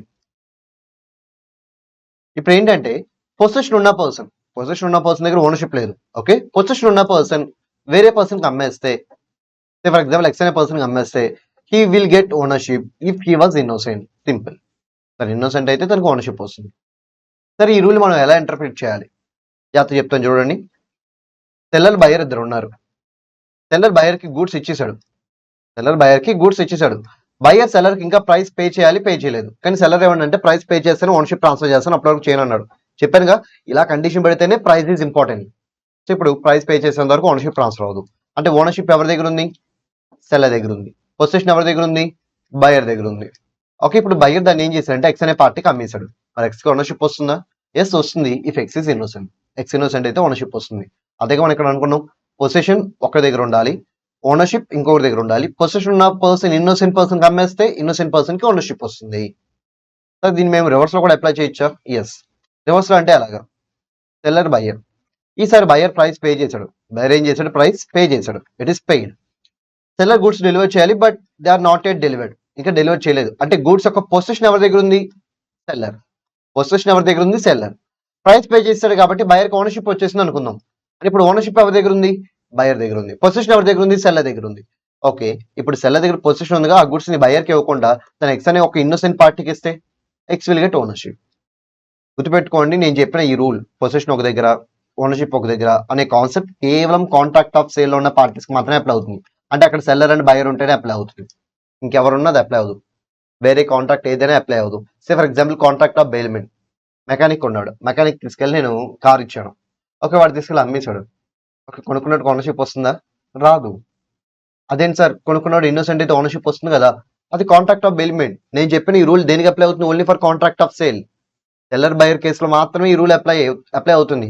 వేరే వాళ్ళ కేసులో ఈ రూల్ అప్లై అవ్వదు. So contract of bailment seller buyer కాదు ఉండేది, బెయిలార్ బెయిలీ ఉంటారు. అక్కడ ఈ రూల్ అప్లై అవ్వదు అనమాట. Not only contract of bailment, contract of hire purchase అన్నిట్లోనూ సేమ్ రూల్ అనమాట. సో ఏంటి ఆ రూల్ అంటే, ఈ నిమో.కోడ్ నాన్ హ్యాబిట్ లో మనం డిస్కస్ చేసుకున్న ఈ పర్టికులర్ పాయింట్ వాళ్ళకి అప్లై అవ్వదు. కేవలం this particular point is applicable only to contract of sale. So ఏంటి, సెల్లర్ ఆర్ బయర్ ఇద్దరిలో ఒక దగ్గర పొజిషన్ ఉంది, ఒక దగ్గర ఓనర్షిప్ ఉంది. ఓకే, పొజిషన్ ఉన్నవాడు వేరే వాళ్ళకి అమ్మేశారు, వాడు ఒక ఇన్నోసెంట్ పర్సన్, తనకు ఓనర్షిప్ వస్తుందంటే ఎస్. సో ఇక్కడ మనం 2 పాయింట్స్ కవర్ చేస్తాం. Next one, sale by unpaired seller. So seller కి డబ్బులు రావాలి, ఇన్ కేస్ తనకి డబ్బులు రాకపోతే తను ఏమంటాం? అన్పేడ్ సెల్లర్ అంటాం. మరి అన్పేడ్ సెల్లర్ సేల్ చేసి వస్తే ఓనర్షిప్ ట్రాన్స్ఫర్ అవుతుంది కొనుక్కున్న వాడికి? ఎస్. ఎలాంటి సిచ్యువేషన్ అనేది ట్రాన్స్ఫర్ అవుతుంది. గుర్తుపెట్టుకోండి, always ownership will get transfer to third party if you bought any goods from unpaid seller. అది ఎందుకు అనేది మనకు తర్వాత అర్థమవుతుంది. Next one, sale under estoppel. Next concept, sale under estoppel. నిమో.కోడ్ నాన్ హ్యాబిట్ లోనే వన్ ఆఫ్ ద ఎక్సెప్షన్ ఇది కూడా. సేల్ అండర్ ఎస్టోపల్, దీని మీనింగ్ ఏంటి? ఇప్పుడు ఏ ఉన్నాడు, ఏ దగ్గర ఒక కార్ ఉంది, ఆ కార్ తనే ఓనర్. ఇప్పుడు ఏ తరపున బి ఏం చేశాడంటే ఆ కార్ నమ్ముతానని చెప్పి ఎక్స్ట్రా కాంట్రాక్ట్ లాగా ఎంటర్ అయ్యాడు. ఓకే, అది ఎవరి ముందు ఎంటర్ అయ్యాడంటే ఏ ముందే ఎంటర్ అయ్యాడు.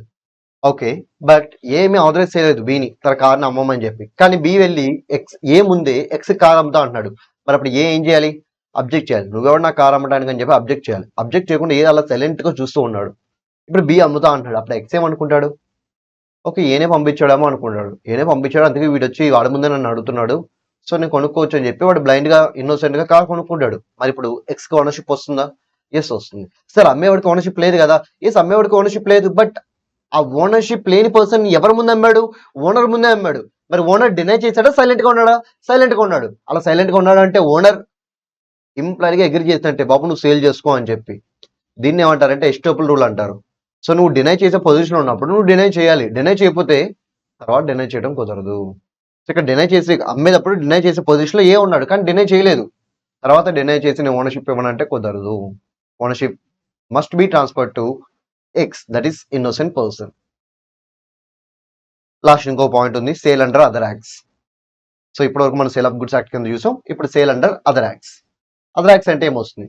ఒక పర్సన్ ఇన్సాల్వెంట్ అయినప్పుడు సో తన యొక్క అసెట్స్ ని తీసుకుని వాటిని ఆప్షన్ సేల్ లో పెట్టి వాటిని అమ్మేసి వచ్చే మనీతో లయబిలిటీస్ క్లియర్ చేయమని చెప్పి కోర్టు ఒక పర్సన్ అపాయింట్ చేస్తుంది. తనని ఏమంటాం? అఫీషియల్ రిసీవర్ అంటాం, లేకపోతే అఫీషియల్ అసైనీ అని కూడా పిలవచ్చు. Anything is okay. సో ఒక పర్సన్ ఇన్సాల్వెంట్ అయినప్పుడు కోర్టు ఏం చేస్తుందంటే అఫీషియల్ రిసీవర్ని అపాయింట్ చేస్తుంది. మరి అఫీషియల్ రిసీవర్ ఇన్సాల్వెంట్ పర్సన్ యొక్క ప్రాపర్టీలన్నీ తీసేసుకుని ఆప్షన్ సేల్ లో అమ్మేస్తారు కదా. ఒక మరి ప్రాపర్టీ అమ్ముతున్నాడు, మరి తనకి ఓనర్షిప్ ఉందా? అఫీషియల్ రిసీవర్ కి నో, తనకి ఓనర్షిప్ లేదు. కానీ రైట్ టు సెల్ ఉంది. ఎక్కడి నుంచి వచ్చింది ఆ రైట్ టు సెల్? కోర్టు ఇచ్చింది. అందుకే ఎవరైనా ఆప్షన్స్ లో పార్టిసిపేట్ చేసి ఆ ప్రాపర్టీ కొనుక్కుంటే that person will get ownership. Indian contract లో కవర్ అవుతుంది. అదర్ యాక్ట్స్ అంటే నథింగ్ బట్ అన్ని Indian contract. Next one, sale by finder of loss goods. Sale by finder of loss goods. Okay, finder of loss goods కి duty ఉంటుంది. ఏంటి ఆ duty? Already వార్డ్ agreements లో డిస్కస్ చేస్తాం. సో ఏంటి ఆ డ్యూటీ? సో ఆ డ్యూటీ ఏంటంటే, సో తను ఫస్ట్ వెతకాలి. వెతికినప్పుడు ఇన్ కేస్ దొరక్కపోతే ఇంకా ఆ గుడ్స్ తనవే, తను ఎవరికైనా అమ్ముకోవచ్చు. నెక్స్ట్ వన్, దొరికాడు. మరి దొరికినప్పుడు దీనికి ఎంతైతే ఎక్స్పెండిచర్ అయ్యిందో వెతకడం కోసం ఎక్స్పెండిచర్ మొత్తం రియంబర్స్ చేయాలి. ఒకవేళ రియంబర్స్ చేయను అంటే అప్పుడు కూడా గుడ్స్ అమ్మేసుకోవచ్చు. నెక్స్ట్ వన్, సార్ వెతుకుతున్నాడు కానీ దొరకలేదు, కానీ ఆ గూడ్స్ యొక్క వాల్యూ 1 lakh అయితే దాంట్లో 2/3 వాల్యూ అంటే అబౌట్ 66,000. సో ఇప్పుడే ఇంకర్ అయిపోయాడు, వెతకడం కోసం ఇంకర్ అయిపోయాడు. ఇంకా ఫర్దర్గా ఇంకర్ అవ్వాల్సిన అవసరం లేదు. ఆల్మోస్ట్ ఆల్ నువ్వు 2/3 ఎక్స్పెన్సెస్ ఇంకర్ అయ్యావంటే నువ్వు ఇంకా ఆ గూడ్స్ వాడేసుకోవచ్చు. ఎందుకంటే 2/3 ఎక్స్పెన్సెస్ ఇంకర్ అయ్యావంటే వాడు దొరికినప్పుడు మళ్ళీ వాడు గూడ్స్ ఇచ్చినప్పుడు మళ్ళీ ఆల్మోస్ట్ ఆల్ గూడ్స్ వాల్యూ నువ్వు తీసుకుంటావుగా, ఇంకా మళ్ళీ వెతకడం ఎందుకు, అందుకే అక్కడ స్టాప్ చేసి వేరే వాళ్ళకి అమ్మేయచ్చు. ఒకవేళ గుడ్స్ పెరిషబుల్ అయితే వెతకాల్సిన అవసరం లేదు, డైరెక్ట్ గా అమ్మేయచ్చు. ఇలా కొన్ని సిచ్యువేషన్స్ ఉంటాయి, అవన్నీ మీరు ఎగ్జామ్ లో రాయాల్సిన అవసరం లేదు. ఇలాంటి సిచ్యువేషన్స్ లో ఫైండ్ ఆఫ్ లాస్ గుడ్స్ కి అమ్మే రైట్ వస్తుంది. అప్పుడు తను అమ్మితే కొనేవాడికి ఓనర్షిప్ వస్తుందా రాదా అంటే ఎస్ వస్తుంది. Last point, sale by pani అనొచ్చు, ప్లెడ్జీ అని కూడా పిలవచ్చు, అయితే మనీ లెండర్ అని కూడా పిలవచ్చు. ఎస్, మనం ఇప్పుడు గుడ్స్ సెక్యూరిటీగా ఆఫర్ చేసి మనీ లెండర్ దగ్గర లోన్ తీసుకున్నాం. ఒక లోన్ కడతా ఉంటే నో ఇష్యూ. ఒక లోన్ కట్టకపోతే మనీ లెండర్ ఏం చేస్తాడు, తాకట్టు పెట్టిన గుడ్స్ అమ్మేస్తాడు. ఒకసారి నోటీస్ ఇచ్చి తాకట్టు పెట్టిన గుడ్స్ అమ్మేస్తాడు. అలా అమ్మేసినప్పుడు కొనుక్కున్నట్టు ఓనర్షిప్ వస్తుందా, ఎస్. సో వీటికి ఎటువంటి కండిషన్స్ లేవు. మీరు డైరెక్ట్గా ఈ 3 పాయింట్స్ ఎలా రాసినా సరిపోతుంది.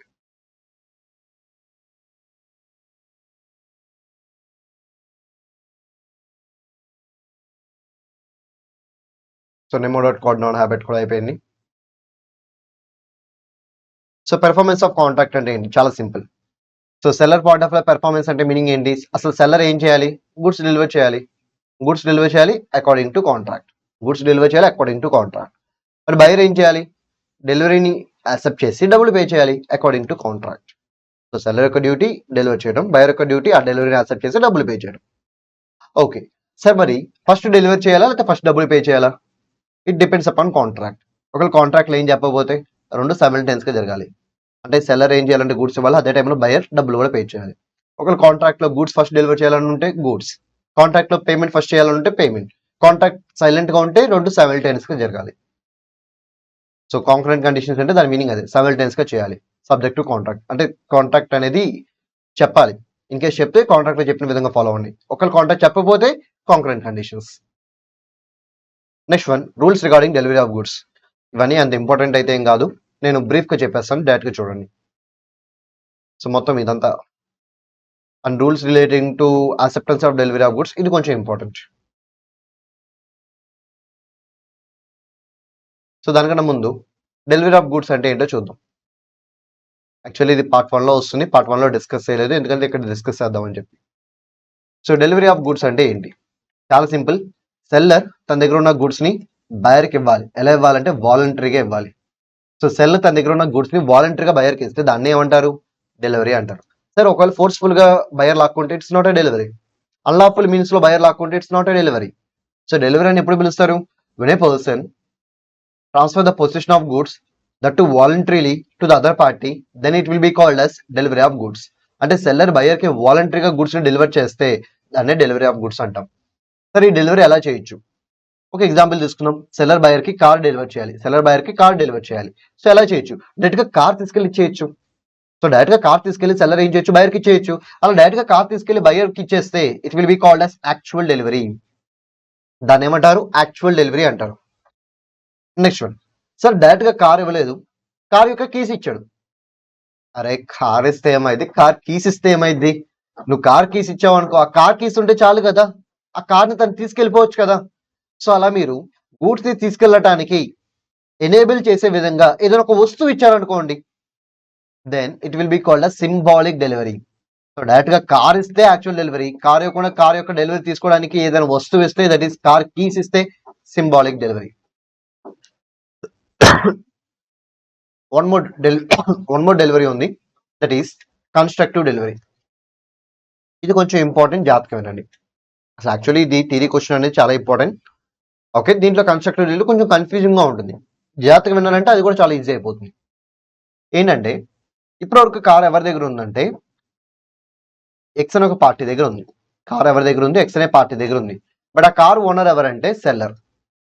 ఓకే, మరి ఎక్స్ ఎందుకు హోల్డ్ చేస్తున్నాడు, సెల్లరే కార్ని హోల్డ్ చేయమని చెప్పి ఎక్స్కి ఇన్స్ట్రక్షన్ ఇచ్చాడు, అందుకే ఎక్స్ కార్ హోల్డ్ చేస్తున్నాడు. అంటే ఈ కేసులో సెల్లర్ ప్రిన్సిపల్ అవుతాడు అండ్ ఎక్స్ ఏమవుతాడు, ఏజెంట్ అవుతాడు. ఓకే, ఇప్పుడు ఎస్ ఏం చేశాడంటే ఆ కార్ని సేల్ చేస్తా అని చెప్పి బయ్యర్తో కాంట్రాక్ట్లోకి ఎంటర్ అయ్యాడు. ఓకే, బాగానే ఉంది. ఇప్పుడు ఎస్ ఏం చేయాలి అంటే సెల్లర్ ఏం చేయాలి, అయితే కార్ ఇవ్వాలి, అయితే కార్ కీస్ ఇవ్వాలి. అంటే యాక్చువల్ డెలివరీ, సింబాలిక్ డెలివరీ చేయాలి. ఆ రెండు చేయాలి. ఏమి ఇవ్వాల, బయర్కి ఏమి ఇవ్వాల, ఇవ్వకుండా కార్ ఎక్స్ దగ్గర ఉంటుంది వెళ్ళి తెచ్చుకోండి అన్నాడు. కార్ ఎక్స్ దగ్గర ఉంటుంది వెళ్ళి తెచ్చుకోండి అన్నాడు. వెంటనే ఎక్స్ ఏం చేశాడంటే ఎక్స్ కూడా ఫోన్ చేసి చెప్పాడు ఇదే మాట, బయర్ వస్తాడు ఇచ్చేసాయని చెప్పి. ఎక్స్ వెంటనే బయర్ కాల్ చేసి, ఇది ఇంపార్టెంట్, ఎక్స్ అంటే కార్ని హోల్డ్ చేసే ఏజెంట్ అనమాట. సో తను బయర్కి ఫోన్ చేశాడు. ఫోన్ చేసి ఏమంటున్నాడు, సార్ ఇప్పటి నుంచి కార్ మీ తరపునే హోల్డ్ చేస్తాను, మీరు ఎప్పుడు వస్తే అప్పుడు కార్ మీకు ఇచ్చేస్తాను సార్ అన్నాడు. దాన్నే ఎక్నాలెడ్జ్మెంట్ అంటారు. అలా ఫోన్ చేసి చెప్పడాన్ని ఏమంటారు, ఎక్నాలెడ్జ్మెంట్ అంటారు. ఒకవేళ ఎక్నాలెడ్జ్ చేస్తే ఏమవుతుంది, ఇప్పుడు వరకు తన ఏజెంట్ కదా, ఎవరికి ఏజెంట్, సెల్లర్కి ఏజెంట్. బట్ ఎక్నాలెడ్జ్మెంట్ చేసినప్పటి నుంచి ఆ రెస్పెక్టివ్ కార్ వరకు ఈ విల్ బికమ్ బయ్యర్స్ ఏజెంట్. తను ఎవరు ఏజెంట్ అవుతాడు, బి యొక్క ఏజెంట్ అయిపోతాడు, బయ్యర్ యొక్క ఏజెంట్ అవుతాడు. ఓకే, ఇప్పటి వరకు సెల్లర్ ఏజెంట్ దగ్గర ఉంది అంటే సెల్లర్ కంట్రోల్లో ఉంది, అంటే సెల్లర్ దగ్గరే గూడ్స్ ఉన్నాయి. ఇప్పుడు బయ్యర్ ఏజెంట్ దగ్గర ఉంది, ఇంకా బయ్యర్ తీసుకోవాలా, కానీ ఎవరి దగ్గర ఉంది, బయ్యర్ ఏజెంట్ దగ్గర ఉంది. అంటే ఎవరి కంట్రోల్లో ఉంది, బయ్యర్ కంట్రోల్లో ఉంది. సో సెల్లర్ కంట్రోల్ నుంచి బయ్యర్ కంట్రోల్లోకి వచ్చేసిందిగా. సో ఇక్కడ దీన్ని ఏమంటారంటే constructive delivery are imaginary delivery అంటారు. అసలు ఇక్కడ కార్ మూవ్మెంట్ ఏమి ఉండదు, కార్ కీస్ మూవ్మెంట్ కూడా ఏమి ఉండదు, సింపుల్ గా ఎక్నాలెడ్జ్మెంట్ అనమాట. అంటే ధృవీకరిస్తాడు. అలా డిక్లేర్ చేయడం వల్ల కార్ యొక్క కంట్రోల్ బి కంట్రోల్లోకి వెళ్ళిపోయింది. అలా వెళ్ళిపోతే it will be called as constructive delivery or acknowledgement delivery or attornment delivery అని కూడా పిలవచ్చు. లేకపోతే fictitious, nothing but imaginary delivery అని కూడా పిలవచ్చు. కానీ ఎక్కువగా వాడేటం కన్స్ట్రక్టివ్ డెలివరీ. సో కార్ ఇస్తే యాక్చువల్, కార్ కీస్ ఇస్తే సింబాలిక్. కార్ ఒక పర్సన్ దగ్గర హోల్డ్ చేయమని చెప్పారు, ఆ పర్సన్ ని ఫోన్ చేయమని చెప్పారు, ఆ పర్సన్ ఫోన్ చేసి మీ తరపున హోల్డ్ చేస్తున్నా అని చెప్పి బయర్ కి ప్రామిస్ చేశాడు, ఎక్నాలెడ్జ్మెంట్. అప్పటి నుంచి తను బయర్ ఏజెంట్. సో ఇప్పటివరకు తను సెల్లర్ ఏజెంట్ కాబట్టి నా కంట్రోల్లో ఉంది, ఇప్పటి నుంచి తను బయర్ ఏజెంట్ కాబట్టి బయర్ కంట్రోల్లోకి వెళ్ళిపోయింది, కంట్రోల్ మారిపోయింది కాబట్టి this will B considers delivery. Goods movement ఏమి జరగల, జస్ట్ కంట్రోలే పాస్ అయింది. దీన్ని ఏమంటారు, కన్స్ట్రక్టివ్ డెలివరీ అంటారు. So this is very important concept. వీటి మీద థియరీ క్వశ్చన్స్ అడగచ్చు, కానీ rules regarding delivery of goods లో మాత్రం పెద్ద ఏం అడగడు, అంత ఇంపార్టెంట్ అయితే కాదు. సో మోడ్స్ ఆఫ్ డెలివరీ ఎలా చేయొచ్చు, మోడ్స్ ఆఫ్ డెలివరీ ఎలా చేయొచ్చు, విచ్ ద పార్టీస్ అగ్రీ అంటే యాక్చువల్ సింబాలిక్ కన్స్ట్రక్టివ్, వాళ్ళు ఏది అగ్రీ చేస్తే అది. ఒకవేళ వాళ్ళు ఏం అగ్రీ చేయకపోతే మీరు ఈ మూడిట్లో ఏదైనా చేయొచ్చు. ఎందుకంటే ఈ మూడిట్లో ఏముంది, effect of putting the goods in the position of buyer, buyer position లో గూడ్స్ పెట్టే విధంగా ఈ మూడిట్లో ఎఫెక్ట్ ఉంది. సో ఈ మూడిట్లో ఏదైనా ఒకటి అగ్రీ చేస్తే అదే ఫాలో అవ్వాలి, ఇన్ కేస్ అగ్రీ చేయకపోతే ఏదైనా ఫాలో అవ్వచ్చు. ఎఫెక్ట్ ఆఫ్ పార్ట్ డెలివరీ గుర్తుపెట్టుకోండి, మీరు మొత్తం డెలివరీ చేద్దాం అనుకున్నారు కానీ పార్ట్ గూడ్స్ ఇచ్చారు. మొత్తం డెలివరీ చేయాలని ఇంటెన్షన్ మీకు ఉన్నప్పుడు మీరు పార్ట్ గూడ్స్ ఇస్తే రిమైనింగ్ పార్ట్ గూడ్స్ కూడా మస్ట్ అండ్ షుడ్ గా ఇచ్చేసేయాలి, because it amounts to whole delivery. So దాని మీనింగ్ అది. అంటే ఇప్పుడు నేను 100 బ్యాగ్స్ సప్లై చేస్తాను, ఒకేసారి సప్లై చేస్తాను, due to some technical are other reasons నేను ఏంటంటే 80 బ్యాగ్స్ సప్లై చేశాను, అంటే పార్ట్ డెలివరీ చేశాను. ఇక పార్ట్ డెలివరీ చేసినా దాన్ని మనం హోల్ డెలివరీ లెక్క ట్రీట్ చేయాలి. అలా ట్రీట్ చేస్తే ఏమవుతుంది, రిమైనింగ్ 20 బ్యాగ్స్ ఎలాంటి సిచ్యువేషన్ లో ఉన్నా నువ్వు ఇవ్వాల్సిందే, there is no other option for you. Sir నాకు డబ్బులు రాలేదు సార్, ఆపడం కుదరదు. సార్ నేను లీన్ రేట్ ఎక్సెస్ చేస్తున్నాను, నేను అన్పెయిడ్ సెల్ అని కుదరదు. సార్ నేను స్టాపేజ్ రేట్ ఎక్సెస్ చేస్తాను, కుదరదు, ఏది కుదరదు. ఆ 20 బ్యాగ్స్ మీరు ఇచ్చేసేయాల్సిందే. అదే ముందుగానే అనుకున్నారు 2 ఇన్స్టాల్మెంట్స్ లో ఇస్తాను అని, ఒక ఇన్స్టాల్మెంట్ లో 80 కింద పంపించారు, ఇంకో ఇన్స్టాల్మెంట్ పంపించాలి, ఇంకా పంపించలేదు. ఇప్పుడు మీరు అన్పెయిడ్ సెలర్ అయ్యారు, లీన్ రేట్ ఎక్సెస్ ఇస్తే 20 ఆపచ్చు, స్టాపేజ్ రేట్ ఎక్సెస్ ఇస్తే 20 ఆపచ్చు. అంటే దాని మీనింగ్ ఏంటి, మీ ఇంటెన్షన్ ఈజ్ ఇంపార్టెంట్, మీ intention is important. If your intention is to make whole delivery, remaining part ఖచ్చితంగా డెలివర్ చేయాలి. If your intention is not to make whole delivery, అది పార్ట్ డెలివరీ కాబట్టి రిమైనింగ్ పార్ట్ కావాలనుకుంటే మీరు unpaid seller అయ్యి ఉంటే hold చేయొచ్చు. ఈ పాయింట్ ఇక్కడ ఇంపార్టెంట్ కాదు, కానీ అన్పెయిడ్ సెల్లర్ రైట్స్ లో వస్తుంది అనమాట. అన్పెయిడ్ సెల్లర్ రైట్స్ లో ఈ పాయింట్ అనేది important. Next one, who need to ask for delivery. Agreement లో సెల్లర్ అడగాలని ఉంటే సెల్లర్ అడగాలి, అగ్రిమెంట్ లో బయర్ అని రాసుంటే బయ్యర్. ఒకవేళ అగ్రిమెంట్ లో ఏం చెప్పబోతే then it the duty of buyer to ask for delivery. బయ్యరే ఫస్ట్ వెళ్ళి అడగాలి, సార్ డెలివర్ చేయండి అని చెప్పి. అప్పటి వరకు సెల్లర్ డెలివర్ చేయాల్సిన అవసరం లేదు. బట్ అగ్రిమెంట్ లో ఏమైనా రాసుకుంటే ఫాలో అగ్రిమెంట్, అగ్రిమెంట్ లో ఏమి చెప్పకపోతే then it is the duty of buyer to ask for delivery. Time for tender of delivery, agreement లో టైం మెన్షన్ చేస్తే యాజ్ పర్ దట్ టైం వెళ్ళండి, అగ్రిమెంట్ లో మెన్షన్ చేయకపోతే reasonable time. Expenses for delivery, agreement లో ఏమైనా mention చేస్తే as per agreement వెళ్ళండి, agreement లో ఏం చెప్పకపోతే ఆ ఎక్స్పెన్స్ అన్ని సెల్లర్ బేర్ చేస్తారు. ఇన్స్టాల్మెంట్ డెలివరీ, అగ్రిమెంట్లో ఇన్స్టాల్మెంట్ డెలివరీ చేయొచ్చు అని రాసుకుంటే ఇన్స్టాల్మెంట్లో చేయండి. అగ్రిమెంట్లో అలా ఏం చెప్పకపోతే మీరు మొత్తం గూడ్స్ ఒకేసారి డెలివరీ చేయండి. అది దాని meaning. Delivery to carrier or wharfinger అంటే నథింగ్ బట్ ట్రాన్స్పోర్టర్. సో ఇప్పుడు మీరు స్పెసిఫిక్గా ఏమైనా చెప్తే ఓకే, ఇన్ కేస్ ఏం చెప్పకపోతే అగ్రిమెంట్ సైలెంట్గా ఉంటే మీరు ట్రాన్స్పోర్టర్కి గూడ్స్ ఇస్తే బయర్కి ఇచ్చేసినట్టే. అంటే ట్రాన్స్పోర్టర్కి గూడ్స్ ఇచ్చిన వెంటనే బయర్కి ఇచ్చేసినట్టుగా మీరు ట్రీట్ చేయొచ్చు. డిటోరియేషన్ డ్యూరింగ్ ట్రాన్సిట్ అంటే ట్రాన్సిట్ లో ఉన్నప్పుడు గుడ్స్ పెరిష్ అయితే, డిటోరియేట్ అయితే who need to bear that loss. ఇప్పుడే అనుకున్నాగా ట్రాన్స్పోర్టర్కి ఇస్తే బయర్కి ఇచ్చినట్టు అని.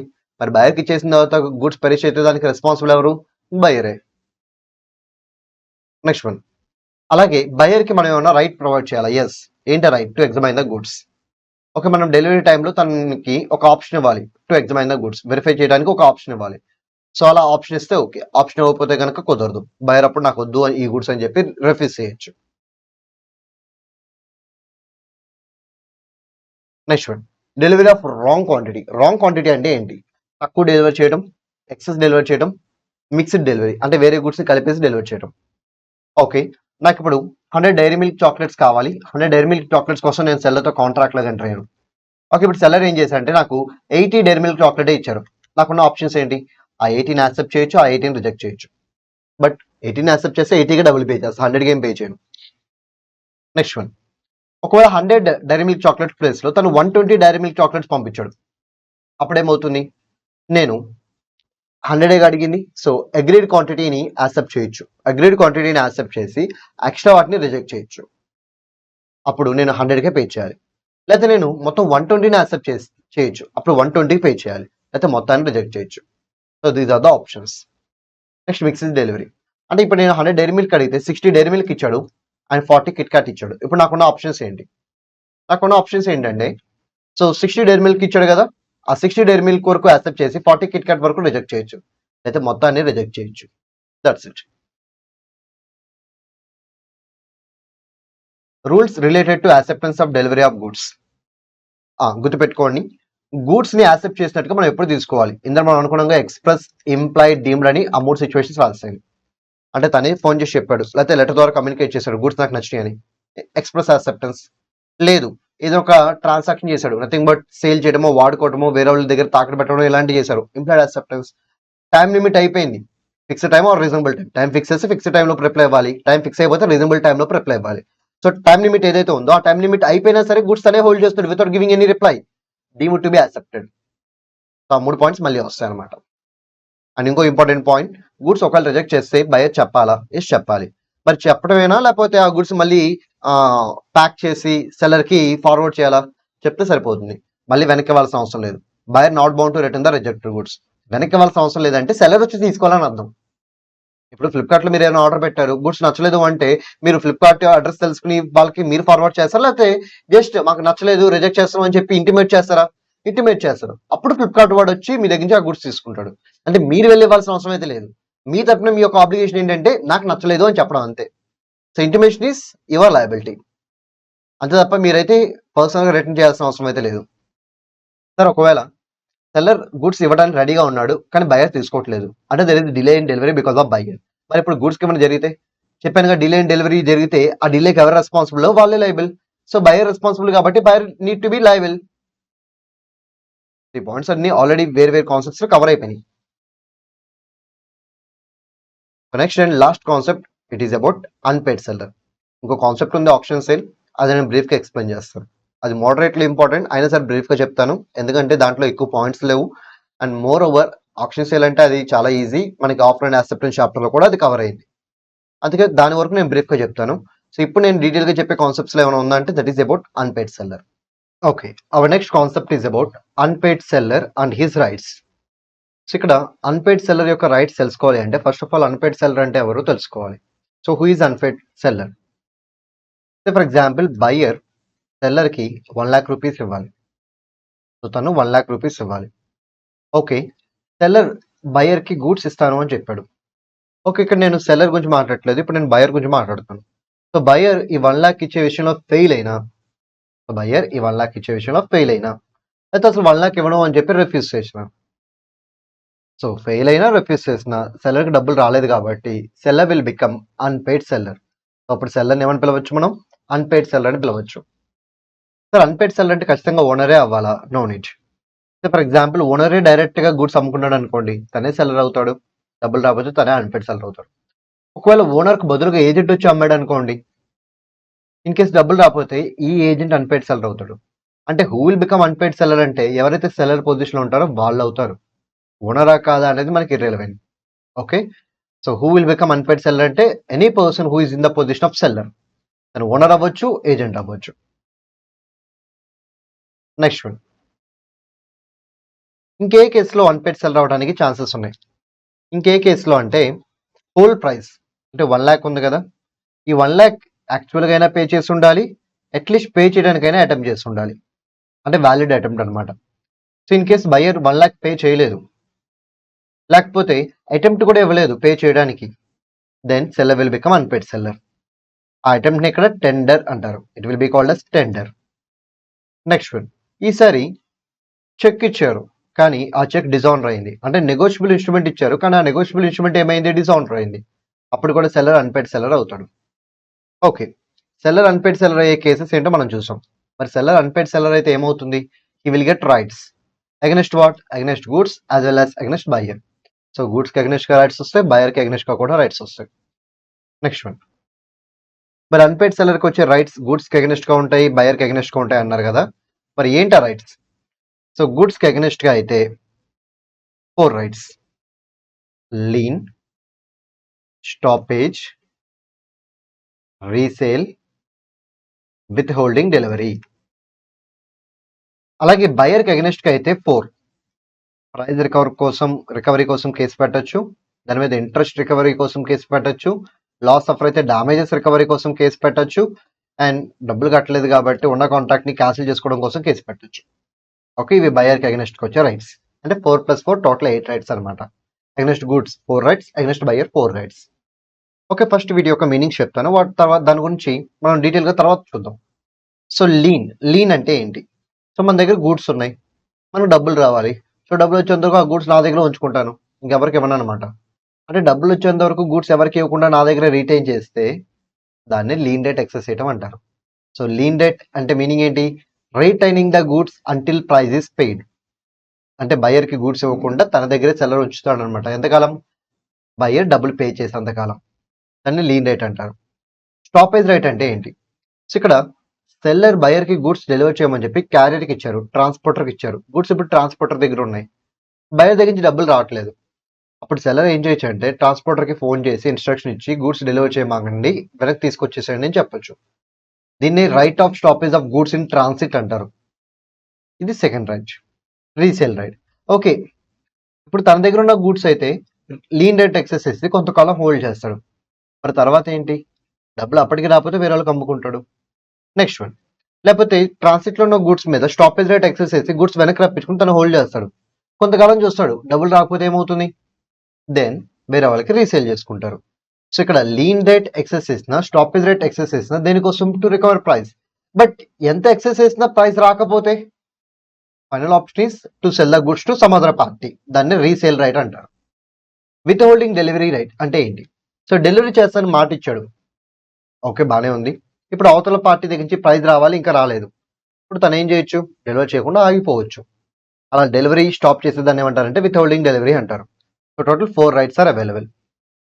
నెక్స్ట్ వన్, మరి ఇటుపక్క చూద్దాం. సో ప్రైస్, ఎస్ నేను గూడ్స్ ఇచ్చాను, నాకు డబ్బులు రావాలి, ఇంకా డబ్బులు రాలేదు, నా డబ్బుల కోసం నేను వెళ్ళి కేసు పెట్టచ్చు బయర్ మీద. అంతేకాదు నా ప్రైస్ నాకు లేట్గా వస్తుంది, మరి లేట్గా వస్తున్నప్పుడు దాని మీద ఇంట్రెస్ట్ కూడా అడగచ్చుగా నేను.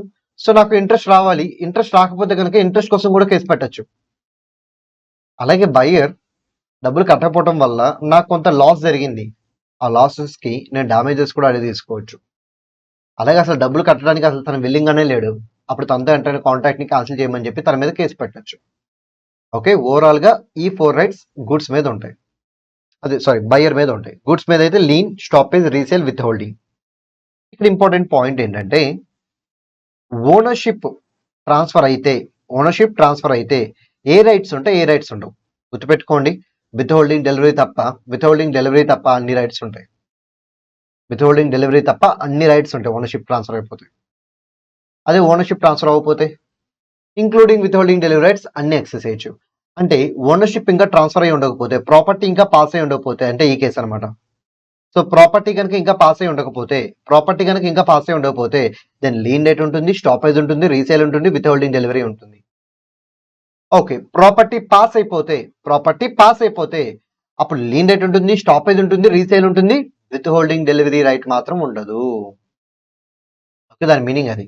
సో ఓనర్షిప్ పాస్ అయినా అవ్వకపోయినా irrespective of ownership, lien right, stoppage right, resale right 3 ఉంటాయి. What about withholding delivery right? Ownership pass అయిపోతేనే విత్ హోల్డింగ్ డెలివరీ రైట్ ఉంటుంది. ఓనర్షిప్ పాస్ అయిపోతే విత్ హోల్డింగ్ డెలివరీ రైట్ ఉండదు. సరే, విత్ హోల్డింగ్ డెలివరీ అంటే ఏంటి? దాని మీనింగ్ పక్కన ఇచ్చారు చూడండి. ఇది సపరేట్ కైండ్ కాదు, it the meaning of with holding delivery. Next one, price కోసం ఎప్పుడు అడగచ్చు? నెక్స్ట్ కాన్సెప్ట్, ప్రైస్ కోసం ఎప్పుడు అడగచ్చు? ప్రైస్ కోసం మీరు ఎప్పుడు అడగాలంటే ఓనర్షిప్ అయినా ట్రాన్స్ఫర్ అయి ఉండాలి, డ్యూ డేట్ అయినా ఎక్స్పైర్ అయి ఉండాలి. సో ప్రైస్ కి ఒక డ్యూ డేట్ పెట్టుకుంటారు కదా, ఆ డ్యూ డేట్ ఎక్స్పైర్ అయిపోయింది, you can ask for price.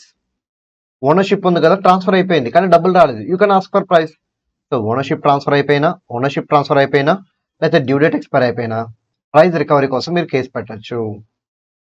Okay, next one, suit for damages, not price, suit for damages. Damage కోసం ఎప్పుడు కేసు పెట్టచ్చు? సింపుల్, మీరు లాస్ సఫర్ అయితే డ్యామేజ్ కోసం కేసు పెట్టండి. If there is no loss, no damage. So loss suffer అయితే మీరు damage కోసం కేసు పెట్టచ్చు. Next one, in case buyer డబ్బులు ఇవ్వాలి, తను ముందే నేను ఇవ్వనని చెప్పేశాడు, అంటే డ్యూ డేట్ కన్నా బిఫోరే నేను ఇవ్వనని చెప్పేశాడు. మరి డ్యూ డేట్ కన్నా బిఫోరే అలా చెప్తే దాన్ని ఏమంటారు? యాంటిసిపేటరీ బ్రీచ్ ఆఫ్ కాంట్రాక్ట్ అంటారు. మరి యాంటిసిపేటరీ బ్రీచ్ ఆఫ్ కాంట్రాక్ట్ లో ఇంకా సెల్లర్ ఏం చేయొచ్చు? ఇమీడియట్ గా కాంట్రాక్ట్ ని క్యాన్సిల్ చేసేసుకోవచ్చు. Next one, interest. Yes, in case price అనేది డ్యూ డేట్ కన్నా లేట్ గా వచ్చింది, అప్పుడు ఆ లేట్ పీరియడ్ కి మీరు ఏం చేయొచ్చు? ఇంట్రెస్ట్ క్యాలిక్యులేట్ చేయొచ్చు. సార్ ఎంత rate of interest sir? Already agreement లో ఉంటే అగ్రిమెంట్ లో చెప్పిన రేట్ ఆఫ్ ఇంట్రెస్ట్ ఫాలో అవ్వండి, లేకపోతే కోర్ట్ డిసైడ్ చేస్తుంది which is a reasonable interest. ఇప్పుడు మనం డీటెయిల్ గా నేర్చుకోవాల్సిన వేటి గురించి అంటే ఈ లీన్ గురించి, స్టాపేజ్ గురించి, రీసేల్ గురించి, ఈ మూడింటి గురించి మనం డీటెయిల్ గా నేర్చుకోవాలి.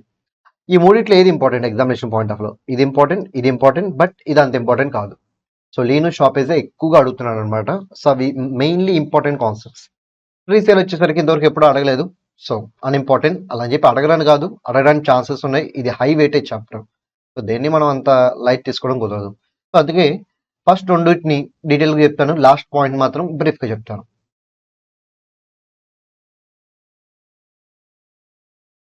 సో లీన్ కి, స్టాపేజ్ కి ఫస్ట్ నేను డిఫరెన్స్ ఎస్టాబ్లిష్ చేస్తాను, సో దట్ అసలు లీన్ అంటే ఏంటి, స్టాపేజ్ అంటే ఏంటి అని చెప్పి మీకు ఒక బ్రీఫ్ వ్యూ వచ్చేస్తుంది. ఆ తర్వాత లీన్ గురించి అడిగితే మీరు ఈ పాయింట్స్ రాయొచ్చు, స్టాపేజ్ గురించి అడిగితే మీరు ఈ పాయింట్స్ గురించి రాయొచ్చు, రెండింటి యొక్క డిఫరెన్స్ అడిగితే ఈ రెండింటిని కంబైన్ చేసి రాయొచ్చు. ఓకే, ఈ కాన్సెప్ట్ అయిపోయిన తర్వాత, ఈ డిఫరెన్స్ అయిపోయిన తర్వాత ఇంకేమైనా ఎక్స్ట్రా పాయింట్స్ ఉంటే అవి కూడా డిస్కస్ చేస్తాం. First one, meaning. So lean right అంటే ఏంటి? గూడ్స్ ని మన దగ్గర రిటైన్ చేసుకోవటం. So retaining the goods is nothing but lean right. Stoppage right అంటే ఏంటి? మన దగ్గర నుంచి వెళ్ళిపోయిన గూడ్స్ ని మళ్ళీ మనం వెనక్కి తెచ్చుకోవడం, దాన్ని రీగెయినింగ్ అంటారు. దాన్ని ఏమంటారు? రీగెయినింగ్ ద పొజిషన్ అంటారు. సో లీన్ అయితే రీటైనింగ్ ద పొజిషన్, మన దగ్గర ఉన్నదాన్ని మనమే హోల్డ్ చేయడం. మరి స్టాపేజ్ అంటే రీగెయినింగ్ ద పొజిషన్, వెళ్ళిపోయిన దాన్ని మళ్ళీ వెనక్కి రప్పించుకోవడం, దాన్ని రీగెయినింగ్ ద పొజిషన్ అంటారు. అక్కడ ఈ రెండు టెక్నికల్ వర్డ్స్ ఇంపార్టెంట్. ఇక్కడేమో రిటైనింగ్ ద గుడ్స్, అక్కడేమో regaining the goods. Next one, lean date ఎప్పుడు ఎక్సెస్ చేయొచ్చు? గుర్తుపెట్టుకోండి, లీన్ డేట్ ఎక్సెస్ చేయాలంటే గుడ్స్ మన దగ్గరే ఉండాలి. సో గూడ్స్ ఎవరి దగ్గర ఉండాలి? మనం అంటే సెల్లర్ దగ్గర గూడ్స్ ఉంటే లీన్ డేట్ ఎక్సెస్ చేయడం కుదురుతుంది. మరి stoppage rate, obviously stoppage rate excess చేయాలంటే గూడ్స్ ట్రాన్సిట్ లో ఉండాలి, అంటే క్యారియర్ దగ్గర ఉండాలి. అంతేకాదు బయర్ ఇన్సాల్వెంట్ కూడా అవ్వాలి. This is extra point and which is important. ఎందుకు sir important? Because lien right exercise చేయాలి అంటే నీ దగ్గర గూడ్స్ ఉంటే చాలు, బట్ స్టాపేజ్ రేట్ ఎక్సెస్ చేయాలి అంటే గూడ్స్ క్యారియర్ దగ్గర ఉంటే సరిపోదు, అదే టైంలో బయర్ కూడా ఇన్సాల్వెంట్ అయి ఉండాలి. ఈ రెండు కండిషన్ సాటిస్ఫై చేస్తేనే stoppage right is possible. But lien right just goods మీ దగ్గర ఉంటే it is possible. Next one, ఎప్పుడు వస్తుంది? గూడ్స్ మన దగ్గర ఉన్నంత కాలం లీన్ రేట్, మనం ఎప్పుడైతే బయర్కి ఇవ్వమని చెప్పి ట్రాన్స్పోర్టర్కి ఇస్తామో అప్పుడు stoppage rate. So which one will come first? Lean. అంటే ఫస్ట్ లీన్ వస్తుంది, తర్వాత స్టాపేజ్ వస్తుంది. సో లీన్ ఎప్పుడు వస్తుంది? Before stoppage. మరి స్టాపేజ్ ఎప్పుడు వస్తుంది? After lean. ఎందుకంటే ఫస్ట్ లీన్, తర్వాత స్టాపేజ్. నెక్స్ట్ వన్, రైట్ ఎప్పుడు టెర్మినేట్ అవుతుంది? లీన్ రేట్ కానీ స్టాపేజ్ రేట్ కానీ ఎప్పుడు టెర్మినేట్ అవుతుంది? సో ఇక్కడ మీరు గూడ్స్ ట్రాన్స్పోర్టర్కి ఇచ్చారు, అంటే గూడ్స్ మీ దగ్గర లేవు. మరి గూడ్స్ మీ దగ్గర లేవు అంటే వాట్ డస్ ఇట్ ఇండికేట్? మీరు లీన్ డేట్ ఎక్సెస్ చేయలేరు. From this time onwards stoppage right start అవుతుంది. If you want you can exercise stoppage right, but goods మీ దగ్గర ఉన్నంత కాలం లీన్ రైట్. గూడ్స్ ఎప్పుడైతే మీ దగ్గర నుంచి బయటికి వెళ్ళిపోతాయో then it will be stoppage right. So ఈ కేసులో లీన్ రేట్ అనేది టెర్మినేట్ అవుతుంది, బట్ ఇదే ప్లేస్ స్టాపేజ్ రేట్ క్రియేట్ అవుతుంది. నెక్స్ట్ వన్, లేకపోతే బయర్కి ఇచ్చేసారు గూడ్స్. బయర్కి ఇచ్చేస్తే మీ దగ్గర లేవనేగా. సో మీ దగ్గర గూడ్స్ లేవు అంటే వాట్ డస్ ఇట్ ఇండికేట్? మీరు లీన్ రేట్ ఎక్సెస్ చేయడం కుదరదు. మూడోది, గూడ్స్ మీ దగ్గర ఉన్నాయి కానీ లీన్ రేట్ ఎక్సెస్ చేయమని చెప్పి మీరే చెప్పారు. సో మీకున్న రైట్ని మీరే ఎక్సెస్ చేయమని చెప్పి వేవ్ ఆఫ్ చేశారు, వదిలేసుకున్నారు. మీరే వదిలేసుకుంటే ఇంకా రైట్ ఎందుకు ఉంటుంది? ఆ రైట్ టెర్మినేట్ అయిపోతుంది. నెక్స్ట్ వన్, ఈసారి మీరు వదులుకోలేదు కానీ మీరు గూడ్స్ అమ్ముతానన్నారు, అదే గూడ్స్ని బయర్ ఇంకో పర్సన్కి అమ్ముతాను అని చెప్పాడు. ఆ పర్సన్ మన దగ్గర పంపించి గూడ్స్ ఒకసారి చెక్ చేసుకోమని కూడా చెప్పాడు. ఇప్పుడు ఆ పర్సన్ మన దగ్గరికి వచ్చినప్పుడు మనం ఏం చేయాలి? సో వాడెవడ అమ్మటానికి నాకు ముందు డబ్బులు పే చేయమని చెప్పండి, డబ్బులు పే చేయకుండా ఎలా అమ్ముతాడు అని చెప్పి మీరు క్వశ్చన్ చేయాలి. క్వశ్చన్ చేయకుండా మీరు ఆ థర్డ్ పార్టీని ఎలా చేసి గూడ్స్ అన్నింటినీ నీట్గా చూపించారనుకోండి, అప్పుడు ఏమవుతుందంటే సబ్సిక్వెంట్గా థర్డ్ పార్టీ నువ్వు చేసిన థింగ్స్ నమ్మి గూడ్స్ కొనుక్కుంటే డబ్బులు పే చేసి, అప్పుడు ఖచ్చితంగా గూడ్స్ వాడికి ఇచ్చేయాల్సిందే, మనం థర్డ్ పార్టీకి ఇచ్చేయాల్సిందే. There is no other option for us. We can't exercise any right over the goods. అందుకే మీరు ఆప్షన్ వచ్చినప్పుడు, పాసిబిలిటీ ఉన్నప్పుడు తినే చేసేయండి. సో ఇవి వాటికి సంబంధించిన కాదు, డబ్బులు పే చేయాలి, డబ్బులు పే చేసేంత వరకు నాకు లీన్ రేట్ ఉందని చెప్పి ఆ థర్డ్ పార్టీ వచ్చినప్పుడు చెప్పండి. చెప్పకపోతే కనుక యాజ్ పర్ రూల్ ఆఫ్ ఎస్టోపల్ మీరు మీ రైట్ అనేది మీరు కోల్పోతారు. నెక్స్ట్ వన్, పార్ట్ డెలివరీ చేశారు. ఓకే, ఇది ఆల్రెడీ మనం అనుకున్నాం. పార్ట్ డెలివరీ చేశారు అండ్ ఇంటెన్షన్ ఏంటంటే to make whole. Part delivery intention is to make whole. అప్పుడు రిమైనింగ్ పార్ట్ కూడా ఏం చేయాలి? ఖచ్చితంగా డెలివరీ చేయాలి. సార్ గూడ్స్ నా దగ్గర ఉన్నాయి, can I exercise lien right? No. Sir goods transit లో ఉన్నాయి, can I exercise stoppage right? No. అసలు ఇంకా రైట్స్ ఎక్సెస్ చేయడం కుదరదు, బ్యాలెన్స్ గూడ్స్ ఖచ్చితంగా ఇచ్చేసేయాలి when the intention is to make whole delivery. అలాగే ఇటు పక్క కూడా చూద్దాం. ఇక ట్రాన్సిట్ లో ఉన్నంత వరకు మీరు స్టాపేజ్ రేట్ ఎక్సెస్ చేయొచ్చు కదా. ఒకవేళ మీరు బయర్కి ఇచ్చేస్తే, గూడ్స్ బయర్కి ఇచ్చేస్తే stoppage right is not possible. Sir buyer final destination లో కాదు, మధ్యలో నుంచి గూడ్స్ తీసుకున్నాడు సార్, అప్పుడు ఎక్కడ తీసుకుంటే మనకెందుకు? ఇప్పుడు గూడ్స్ ఎవరి దగ్గర ఉన్నాయి? క్యారియర్ దగ్గర, బయర్ దగ్గర. సో స్టాపేజ్ రేట్ ఎక్సెస్ చేయడం కుదరదు. సో క్యారియర్ దగ్గర ఉంటేనే స్టాపేజ్ రేట్, క్యారియర్ దగ్గర లేకపోతే no stoppage right. Next one, ఈసారి క్యారియర్ దగ్గర ఉన్నాయి, కాకపోతే ప్రాబ్లం ఏంటంటే క్యారియర్ ఎక్నాలజ్ చేశాడు. ఏమని? సో నీ తప్ప నేను గూడ్స్ హోల్డ్ చేస్తున్నాను, ఆ గూడ్స్ నేను నీకే ఇస్తాను అని చెప్పి ఎక్నాలజ్ చేశాడు. అది ఎక్నాలజ్ చేసినప్పుడు ఇన్ కేస్ సెల్లర్ తన యొక్క రైట్ ఎక్సెస్ చేసి గూడ్స్ వెనక్కి ఇవ్వమంటే క్యారియర్ ఇస్తాడా? ఇవ్వడు. మరి క్యారియర్ ఇవ్వడంటే what about this right? This right is terminated. Right ఏమవుతుంది? టర్మినేట్ అయిపోతుంది. నెక్స్ట్ వన్, ఒకవేళ క్యారియర్ బయర్కి గూడ్స్ ఇవ్వను అంటే ఏమవుతుంది? క్యారియర్ బయర్కి గూడ్స్ ఇవ్వను అంటే ఆబ్వియస్లీ క్యారియర్ మీ ఏజెంట్ అయిపోతాడు. క్యారియర్ ఆ గూడ్స్ తీసుకొచ్చి మీకే ఇస్తాడు, ఇంకా స్టాపేజ్ రేట్ తో పనే ఉంది. So stoppage right is not required here, so it is terminated. కాకపోతే ఎందుకంటే ఆటోమేటిక్గా ఇక్కడ గూడ్స్ వచ్చేస్తాయి. పైన చెప్పిన 3 కేసులో గూడ్స్ మీకు రావు, కానీ 4th కేసులో గూడ్స్ మీకు వచ్చేస్తాయి. ఎందుకంటే బయర్కి ఇవ్వను అంటే ఖచ్చితంగా గూడ్స్ తీసుకొచ్చి మళ్ళీ ఎవరికి ఇస్తాడు? క్యారియర్ మీకే ఇస్తాడు. ఈసారి మీరు గూడ్స్ ఇచ్చారు, ఎవరికి ఇచ్చారు? Carrier hired by the buyer. అంటే ఈ ట్రాన్స్పోర్టర్ ఎవరు? Buyer agent. మీరు బయ్యర్ ఏజెంట్కి ఇస్తే బయ్యర్కి ఇచ్చినట్టేగా. ఇక్కడ స్టాపేజ్ రేట్ ఎక్సెస్ చేయాలంటే క్యారియర్ అనేవాడి దగ్గర గూడ్స్ ఉండాలి. ఆ క్యారియర్ ఇండిపెండెంట్ క్యారియర్ అయి ఉండాలి, సెల్లర్ ఏజెంట్ అవ్వకూడదు, బయ్యర్ ఏజెంట్ అవ్వకూడదు. క్యారియర్ సెల్లర్ ఏజెంట్ అయ్యాడు అనుకోండి, క్యారియర్ దగ్గర గూడ్స్ ఉంటే సెల్లర్ దగ్గర ఉన్నట్టే రైట్. అప్పుడు స్టాపేజ్ రేట్ కాదు, లీన్ రేట్ ఎక్సెస్ చేసుకుంటాడు. నెక్స్ట్ వన్, క్యారియర్ ఒకవేళ బయ్యర్ ఏజెంట్ అయితే, సో క్యారియర్ దగ్గర ఉంటే బయ్యర్ దగ్గర ఉన్నట్టే. అప్పుడు ఇంకా ఏ రైట్ ఎక్సెస్ చేయడం కుదరదు, లీన్ రేట్ ఎక్సెస్ చేయడం కుదరదు, స్టాపేజ్ రైట్ ఎక్సెస్ చేయడం కుదరదు. ఇక్కడ కూడా పార్ట్ డెలివరీ చేశారు with an intention to make whole delivery. So whole delivery చేద్దామని ఇంటెన్షన్ ఉంటే what will happen? Remaining part of goods మీద lien right not possible, stoppage right not possible. And last point కూడా same. ఈసారి master అంటే nothing but ship ని manage చేసేవాడు. So ship లో supreme authority ఎవరైనా ఉన్నారంటే కెప్టెన్ అనమాట. ఆ కెప్టెన్ మనం మాస్టర్ అని కూడా పిలవచ్చు. ఒక మాస్టర్ ఆఫ్ ద షిప్ బయర్కి ఏజెంట్ లా యాక్ట్ చేస్తున్నాడు. అంటే ఇక్కడ క్యారియర్ ఎవరు? Buyer agent. మరి క్యారియర్ దగ్గర గూడ్స్ ఉన్నాయంటే బయర్ దగ్గర ఉన్నట్టే. మరి rights possible no not possible. And ఇక్కడ ఎక్సెప్షన్స్ ఉన్నాయి. ఈ ఎక్సెప్షన్స్ యొక్క మీనింగ్ ఏంటంటే, సార్ సెల్లర్ ప్రైస్ రికవరీ కోసం ఫేవరబుల్ గా ఒక కోర్ట్ డెసిషన్ తెచ్చుకున్నాడు సార్. ఇప్పుడు మరి లీన్ రైట్, స్టాపేజ్ రైట్ ఇవన్నీ ఎక్సెస్ చేయొచ్చా? ఎస్, గుర్తుపెట్టుకోండి, బయర్ కి అగెనిస్ట్ గా రైట్స్ ఎక్సెస్ చేస్తున్నాడు కదా, అలాగే గూడ్స్ కి అగెనిస్ట్ గా రైట్స్ ఎక్సెస్ చేస్తున్నాడు కదా, ఈ రెండింటిని సైమల్టేనియస్ గా చేయొచ్చు. రెండింటి సైమల్టేనియస్గా చేయొచ్చు. అంటే ప్రైస్ రికవరీ కోసం ఆర్డర్ తెచ్చుకోవచ్చు, కోర్టు ఆర్డర్ తెచ్చుకోవచ్చు, అండ్ ఆ ప్రైస్ రికవర్ అయ్యేంత వరకు లీన్ డేట్ కూడా ఎక్సెస్ చేయొచ్చు. సో లీన్ డేట్ అయితే ఇక్కడ టర్మినేట్ అవ్వదు. లీన్ డేట్ ఏంటి ఇక్కడ టర్మినేట్ అవ్వదు. అండ్ ఇంకో పాయింట్ ఆల్రెడీ మనం కవర్ చేసాం, ఓనర్షిప్ ట్రాన్స్ఫర్ అయినా అవ్వకపోయినా you can excess lean date. Next one, ఈసారి సెల్లర్ ఏంటంటే గూడ్స్ హోల్డ్ చేస్తున్నాడు యాజ్ ఎ బెయిరీ. ఓకే, ఎలాగైనా హోల్డ్ చేస్తున్నాడుగా, గూడ్స్ అయితే తన దగ్గర ఉన్నాయిగా, సెల్లర్ దగ్గర గూడ్స్ ఉండడం ఇంపార్టెంట్. ఎస్, సెల్లర్ దగ్గర గూడ్స్ ఉన్నాయి కాబట్టి he can excess lean date. So ఇక్కడ ఏంటంటే అగెన్స్ట్ బయర్ మనకి ఏమన్నా ఫేవరబుల్ ఆర్డర్ వచ్చినా సరే you can still excess lean date. ఇదేంటంటే నువ్వు ఎలా హోల్డ్ చేస్తే మనకి ఎందుకు, గూడ్స్ మీ దగ్గరే ఉన్నాయి కదా, you can excess lean date. ఇదేంటంటే ఓనర్షిప్ ట్రాన్స్ఫర్ అయినా అవ్వకపోయినా లీన్ డేట్ అనేది అవైలబులే కదా. సో ఈ 3 కేసెస్లో lean date is still available, it is not terminated. అందుకే ఎక్సెప్షన్స్లో ఇచ్చారు. Next one, right of stoppage సంబంధించి కొంత ఎక్స్ట్రా ఇన్ఫర్మేషన్ ఉంది. అంటే రైట్ ఆఫ్ లీన్ అడిగితే మీరు ఈ పాయింట్స్ రాస్తే సరిపోతుంది. రైట్ ఆఫ్ స్టాపేజ్ అడిగితే ఈ పాయింట్స్తో పాటు ఎక్స్ట్రా కంటెంట్ రాయాలి. ఎక్స్ట్రా కంటెంట్ ఇప్పుడు మనం నేర్చుకుంటున్నాం. డిఫరెన్స్ అడిగితే ఈ టేబుల్ వరకు సరిపోతుంది.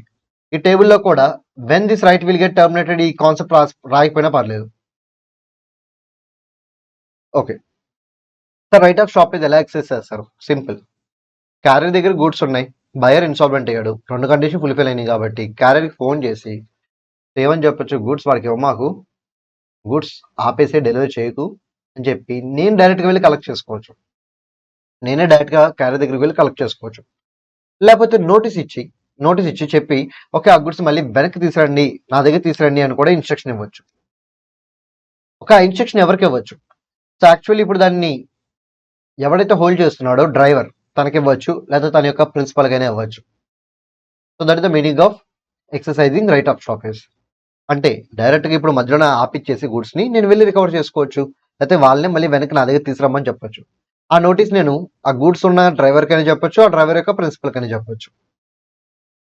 ఇది అంత ఇంపార్టెంట్ కాన్సెప్ట్ అయితే కాదు, so not so important. Next one, effect of subsale or pledge by the buyer. Okay, ఇప్పుడు సెల్లర్ బయ్యర్కి గూడ్స్ ఇస్తాను అన్నాడు.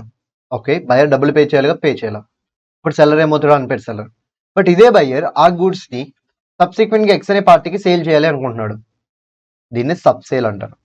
లేకపోతే ఎక్స్ అనే పార్టీ దగ్గర తాకట్టు పెట్టాలనుకుంటున్నాడు, దాన్నే ప్లెడ్జ్ అంటారు. ఓకే, ఏదైనా చేసుకున్నామండి, కానీ డబ్బులు పే చేయాలి ముందు సెల్లర్కి. పే చేస్తే the subsale and pledge contracts are valid. ఒకళ్ళు డబ్బులు పే చేయకపోతే the subsale and pledge contract are invalid. అంటే ఇప్పుడు బయ్యర్ వేరే పర్సన్కి అమ్ముతానని కానీ తాకట్టు పెడతానని కానీ సెల్లర్ ఇచ్చిన గూడ్స్ని ఆఫర్ చేశాడు, బట్ సెల్లర్కి డబ్బులు ఇవ్వాలి, ఇంకా బయ్యర్ డబ్బులు ఇవ్వలేదు. అప్పుడు ఈ సబ్సేల్ కానీ ప్లెడ్జ్ కానీ ఏమవుతుంది, ఇన్వాలిడ్. కానీ గుర్తుపెట్టుకోండి, ఇక్కడ ఎక్సెప్షన్స్ ఉన్నాయి, 2 ఎక్సెప్షన్స్ ఉన్నాయి. ఏంటో 2 ఎక్సెప్షన్స్ అంటే, ఫస్ట్ వన్, ఇలా సబ్సేల్ చేయడానికి లేదా ప్లెడ్జ్ చేయడానికి సెల్లర్ ఒప్పుకున్నాడు. డబ్బులు రాకపోయినా సరే సెల్లర్ ఏమన్నాడు, కావాలంటే సబ్సేల్ చేసుకో లేకపోతే ప్లెడ్జ్ చేసుకో అని చెప్పి సెల్లరే కన్సెంట్ ఇచ్చాడు. అలా సెల్లరే కన్సెంట్ ఇస్తే then the subsale and pledge contracts are valid, then they will become valid. Next one, ఈసారి ఏమైందంటే సెల్లర్ బయ్యర్కి ఒక డాక్యుమెంట్ ఆఫ్ టైటిల్ ఇచ్చాడు. సెల్లర్ బయ్యర్కి ఒక డాక్యుమెంట్ ఆఫ్ టైటిల్ ఇచ్చాడు. అదే డాక్యుమెంట్ ఆఫ్ టైటిల్ని ఎక్స్కి ఫార్వర్డ్ చేశాడు. ఈ ఎక్స్ అనేవాడు ఇన్నోసెంట్ పర్సన్, వాడికి ఇదంతా తెలియదు అనమాట. Then also subsale and pledge is valid. అంటే సబ్సేల్కి ప్లెడ్జ్కి సెల్లర్ యొక్క పర్మిషన్ ఉంటే వ్యాలిడ్. సెల్లర్ పర్మిషన్ లేదు సార్, ఓకే, సెల్లర్ ఇచ్చిన డాక్యుమెంట్ ఆఫ్ టైటిల్ మీ దగ్గర ఉందా, ఆ డాక్యుమెంట్ ఆఫ్ టైటిల్ నేనే మీరు థర్డ్ పార్టీకి అమ్మింది లేకపోతే ప్లెడ్జ్ కింద ఇచ్చింది, అండ్ ఆ థర్డ్ పార్టీ ఇన్నోసెంట్ అయినా చెక్ చేయండి. ఇవన్నీ ఉంటే కనుక then subsale and pledge both will become valid. అని గుర్తుపెట్టుకోండి, సబ్సేల్ అయితే కంప్లీట్ రైట్స్ వెళ్ళిపోతాయి. సబ్సేల్ అయితే కంప్లీట్ రైట్స్ ఎవరికి వెళ్ళిపోతాయి, ఎక్స్కి వెళ్ళిపోతాయి. అదే ప్లెడ్జ్ అనుకోండి, ఫస్ట్ ప్రయారిటీ ఎక్స్కి ఉంటుంది. ఎక్స్ యొక్క డ్యూస్ అన్ని క్లియర్ అయిపోయిన తర్వాత, అంటే తాకట్టు పెట్టి ఎక్స్ దగ్గర నుంచి లోన్ తీసుకున్నారు కదా, ఎక్స్ యొక్క డ్యూస్ అన్ని క్లియర్ అయిపోయిన తర్వాత అప్పుడు అన్పేడ్ సెల్లర్ వచ్చి బ్యాలెన్స్ గుడ్స్ మీద రైట్స్ ఎక్సెస్ చేయొచ్చు. బట్ సబ్సేల్ అయితే ఇంకా రైట్స్ ఎక్సెస్ చేయడానికి వీల్లేదు, మొత్తం రైట్స్ థర్డ్ పార్టీకి వెళ్ళిపోతాయి. అదే ప్లెడ్జ్ అయితే చెప్పాను కదా, సో కేవలం ఫస్ట్ ప్రయారిటీ ఎక్స్కే ఇవ్వాలి, మనీ లెండర్కే ఇవ్వాలి. ఆ తర్వాత ఇంకా బ్యాలెన్స్ గుడ్స్ ఉంటే అన్పేడ్ సెల్లర్ వచ్చి చూసుకుంటాడు. ఇది కూడా అంత ఇంపార్టెంట్ టాపిక్ అయితే కాదు. Next one, right of resale. Right of resale గురించి ఆల్రెడీ చెప్పాను కదా, ఇట్స్ నాట్ సో ఇంపార్టెంట్. ఇక్కడ ఏంటంటే ఫస్ట్ లీన్ రేట్ ఎక్సెస్ చేస్తారు, లేకపోతే స్టాపేజ్ రేట్ ఎక్సెస్ చేస్తారు, గుడ్స్ మీ దగ్గర తెప్పించుకుంటారు, కొంతకాలం చూస్తారు, అప్పటికి డబ్బులు రాకపోతే ఏం చేయాలి, నోటీస్ ఆఫ్ రీసేల్ బయర్కి ఇచ్చేసి మీరు వేరే వాళ్ళకి అమ్మేసుకోవచ్చు. సార్ ఒకవేళ నోటీస్ ఆఫ్ రీసేల్ ఇవ్వకపోతే ఏమవుతుంది, అసలు నోటీస్ ఆఫ్ రీసేల్ ఖచ్చితంగా ఇవ్వాలా? So generally notice of resale అనేది మ్యాండేటరీ, ఖచ్చితంగా ఇవ్వాలి. బట్ ఈ 2 కేసెస్లో అవసరం లేదు. ఏంటా 2 కేసెస్? ముందే చెప్పాడు అగ్రిమెంట్లో, ఇన్ కేస్ నువ్వు డబ్బులు కట్టకపోతే నేను నోటీస్ ఆఫ్ రీసేల్ కూడా ఇవ్వకుండా వేరే వాళ్ళకి అమ్మేసుకుంటాను అని. అలా ముందుగా చెప్పాడు కాబట్టి హీ కెన్, అప్పుడు నోటీస్ ఆఫ్ రీసేల్ ఇవ్వాల్సిన అవసరం లేదు. లేకపోతే goods perishable in nature, notice ఇచ్చి వెయిట్ చేసి ఇదంతా టైం వేస్ట్, ఈలోపు గుడ్స్ పెరిష్ అయిపోతాయి. సో పెరిషబుల్ గుడ్స్ అన్నప్పుడు నోటీస్ ఏమి ఇవ్వకుండా అమ్మేసుకోవచ్చు. సరే ఏమవుతుంది సార్ ఇంతకీ? సో నోటీస్ ఇచ్చాడు అనుకోండి, సో నార్మల్గా నోటీస్ మ్యాండేటరీ అన్నాను కదా, మ్యాండేటరీ అన్నప్పుడు నోటీస్ ఇచ్చాడు అనుకోండి, ప్రాఫిట్ వస్తే తనే ఎంజాయ్ చేయొచ్చు, లాస్ వస్తే రికవర్ చేసుకోవచ్చు బయర్ దగ్గర నుంచి. అలాగే నోటీస్ ఇవ్వాల్సిన రిక్వైర్మెంట్ లేదు ఇక్కడ కూడా ప్రాఫిట్ వస్తే తనే ఎంజాయ్ చేయొచ్చు, లాస్ వస్తే ఏం చేయాలి, రికవర్ చేసుకోవచ్చు. కానీ నోటీస్ ఇవ్వాల్సిన రిక్వైర్మెంట్ ఉండి నోటీస్ ఇవ్వకపోతే లాస్ వస్తే రికవర్ చేసుకోలేం, ప్రాఫిట్ వస్తే రీటైన్ చేయలేం. అంటే రివర్స్, కంప్లీట్ వైస్ వర్సా అయిపోతుంది అనమాట. అంటే ప్రాఫిట్ వస్తే బయర్కి ఇచ్చేసేయాలి, లాస్ వస్తే మనం బేర్ చేయాలి. అందుకే నోటీస్ ఇవ్వాల్సిన రిక్వైర్మెంట్ ఉన్నప్పుడు నోటీస్ ఇవ్వండి. బట్ నోటీస్ ఇచ్చినా ఇవ్వకపోయినా, నోటీస్ ఇవ్వాల్సిన రిక్వైర్మెంట్ ఉన్నా లేకపోయినా, ఇన్ ఆల్ కేసెస్ ఎవరైతే అన్పెయిడ్ సెల్లర్ దగ్గర నుంచి కొనుక్కుంటారో that person will get ownership. ఇదే మనం లాస్ట్ క్లాస్లో నిమో.కోడ్ నాన్ హ్యాబిట్ ఎక్సెప్షన్స్లో డిస్కస్ చేస్తాం.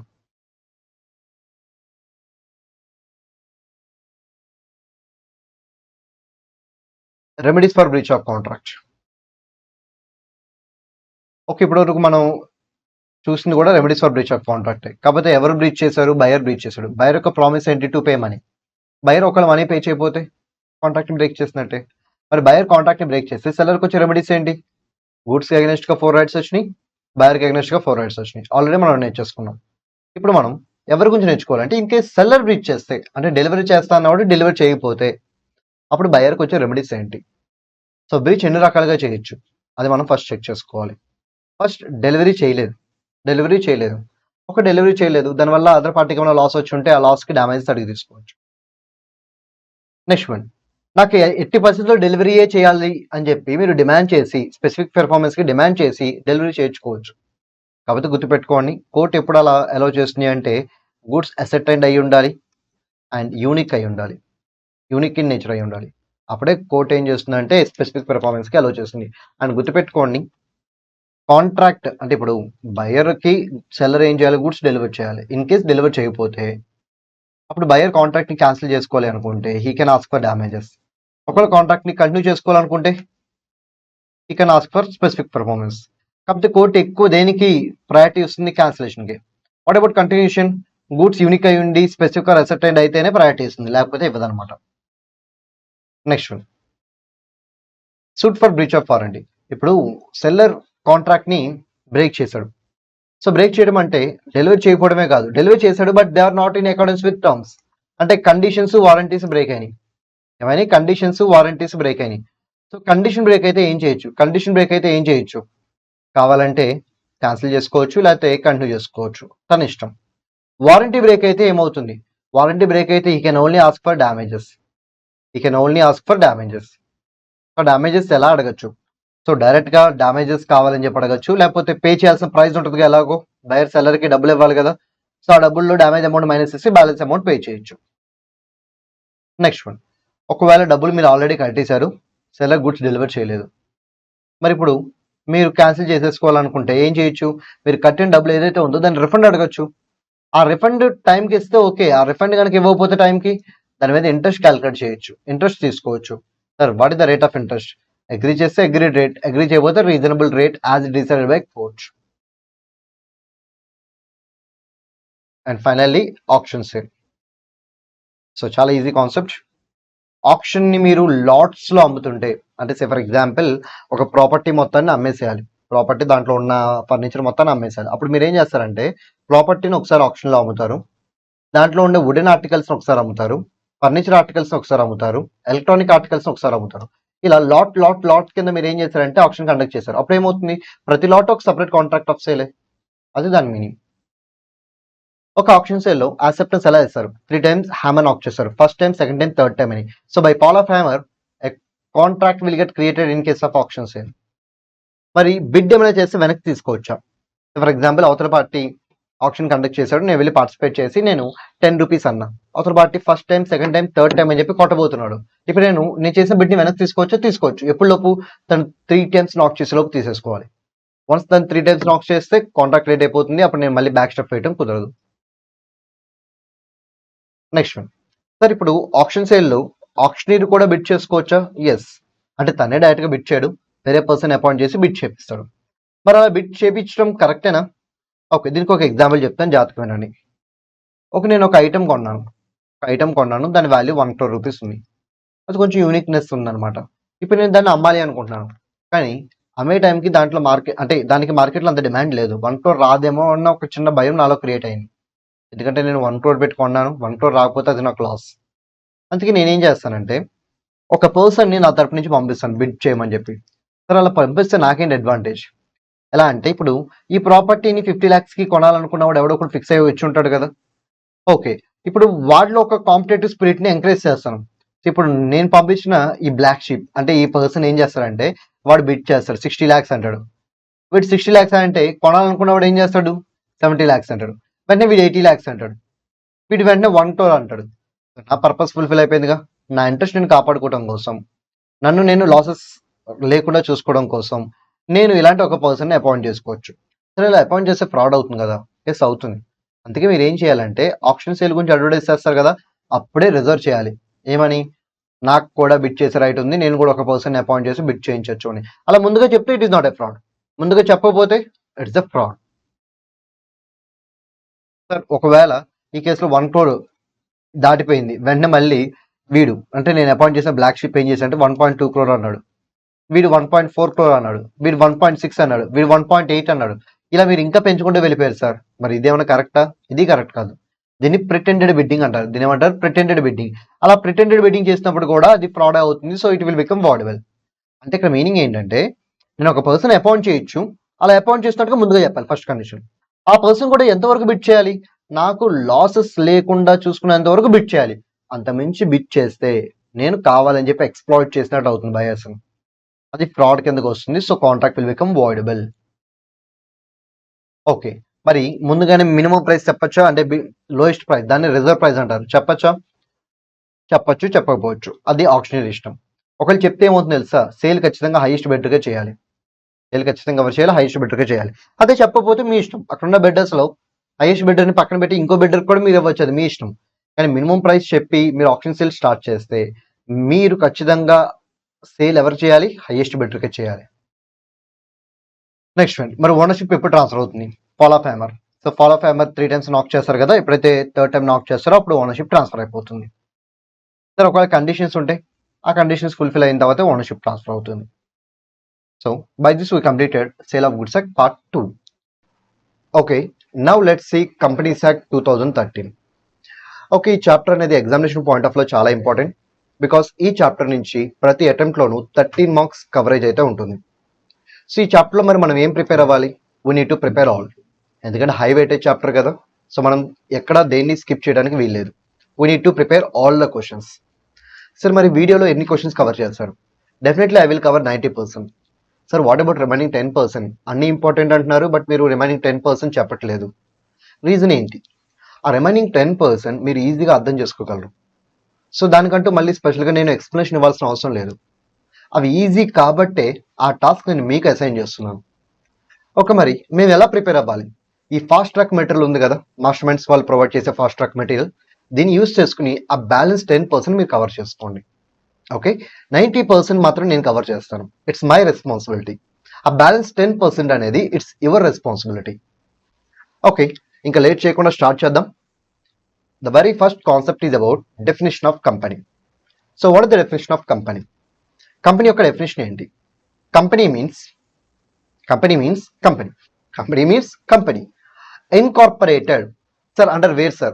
Under this act, that is Companies Act 2013, or under previous company law. So మనకి చాలా ప్రీవియస్ కంపెనీ లాస్ ఏ ఉన్నాయి. సో కంపెనీస్ యాక్ట్ 2013 బిఫోర్ అయితే it is companies act 1956.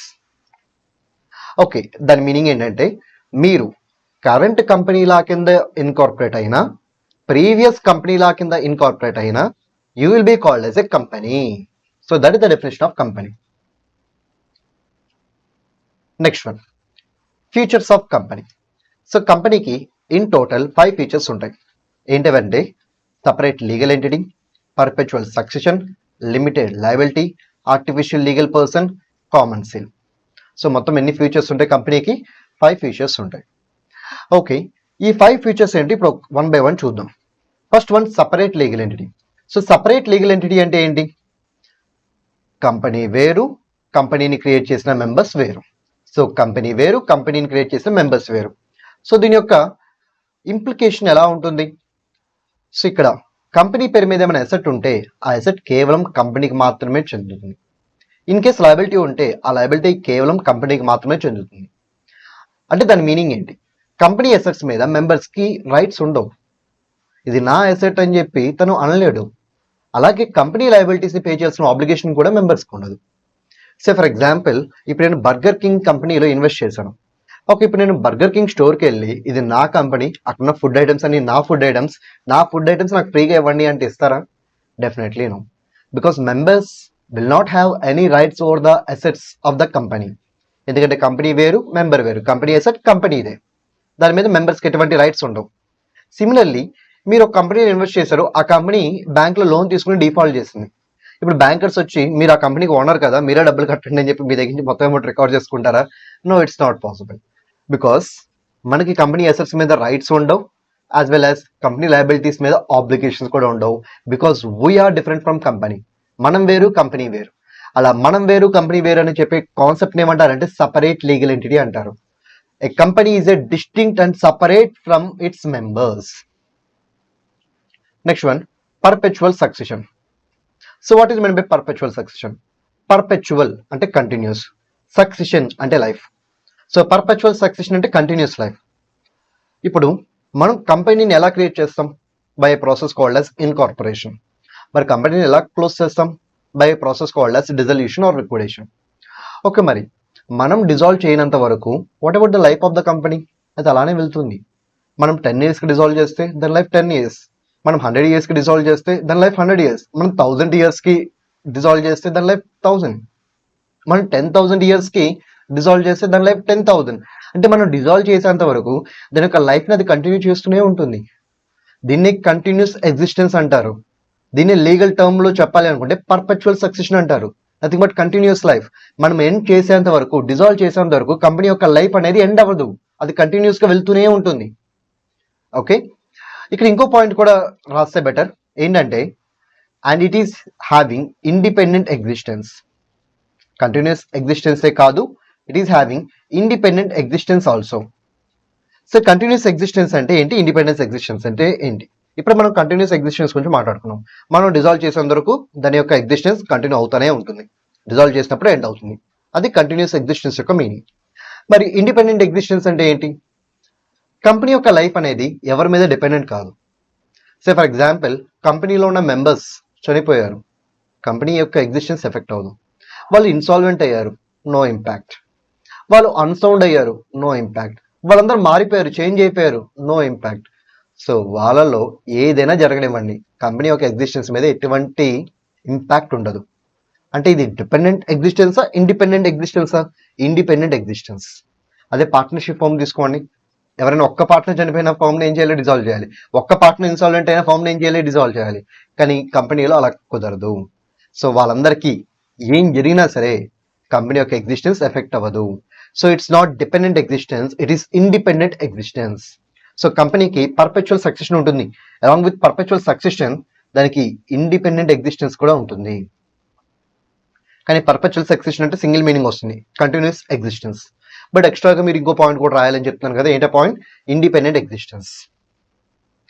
Next one, limited liability. Okay, మరి కంపెనీ యొక్క liability ఏంటి? చాలా మంది ఇక్కడ తప్పు చేస్తారు. కంపెనీ యొక్క లయబిలిటీ లిమిటెడ్ అంటారు. నో, కంపెనీ యొక్క liability unlimited. Company limited liability తీసుకుంటే అసలు అటుపక్క బ్యాంకర్స్ కానీ క్రెడిటర్స్ కానీ ఎందుకు క్రెడిట్ ట్రాన్సాక్షన్ చేస్తారు కంపెనీతో? బికాస్ కంపెనీ లయబిలిటీ లిమిటెడ్ అన్నప్పుడు అది వాళ్ళకి కదా నష్టం, కంపెనీకి అది బెనిఫిటే. బట్ క్రెడిటర్స్కి బ్యాంకర్స్కి నష్టం కదా, who are providing credit transactions. అందుకే కంపెనీ యొక్క లయబిలిటీ లిమిటెడ్ అని మనం పిలవకూడదు. కంపెనీ యొక్క liability always unlimited. Company assets ఉన్నంత కాలం లయబిలిటీస్ మొత్తాన్ని క్లియర్ చేయాల్సిందే, there is no limit.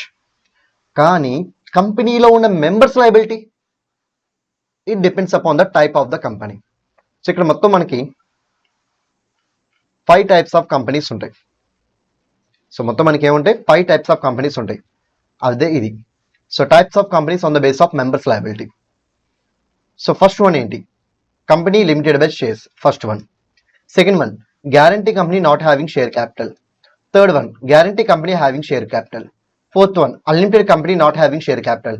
Fifth one unlimited company having share capital. So total గా మనకి 5 టైప్స్ ఆఫ్ క్యాపిటల్స్ ఉంటాయి. 5 టైప్స్ ఆఫ్ కంపెనీస్ ఉంటాయి. Based on what? Based on members liability. Member ఎంతవరకు liable అవుతాడు ఆ పాయింట్ బేస్ చేసుకుని total 5 companies ఉన్నాయి. ఈ 5 కంపెనీస్ లో మెంబర్స్ లయబిలిటీ డిఫరెంట్ గా ఉంటుంది. ఓకే, కంపెనీ యొక్క లయబిలిటీ అంటే in all these cases companies liability is unlimited, there is no doubt in it. But కంపెనీలో ఉండే మెంబర్స్ లయబిలిటీ అంటే ఈ 5 కేసెస్ బట్టి వాళ్ళ యొక్క లయబిలిటీ ఏంటి అని డిసైడ్ చేయాలి.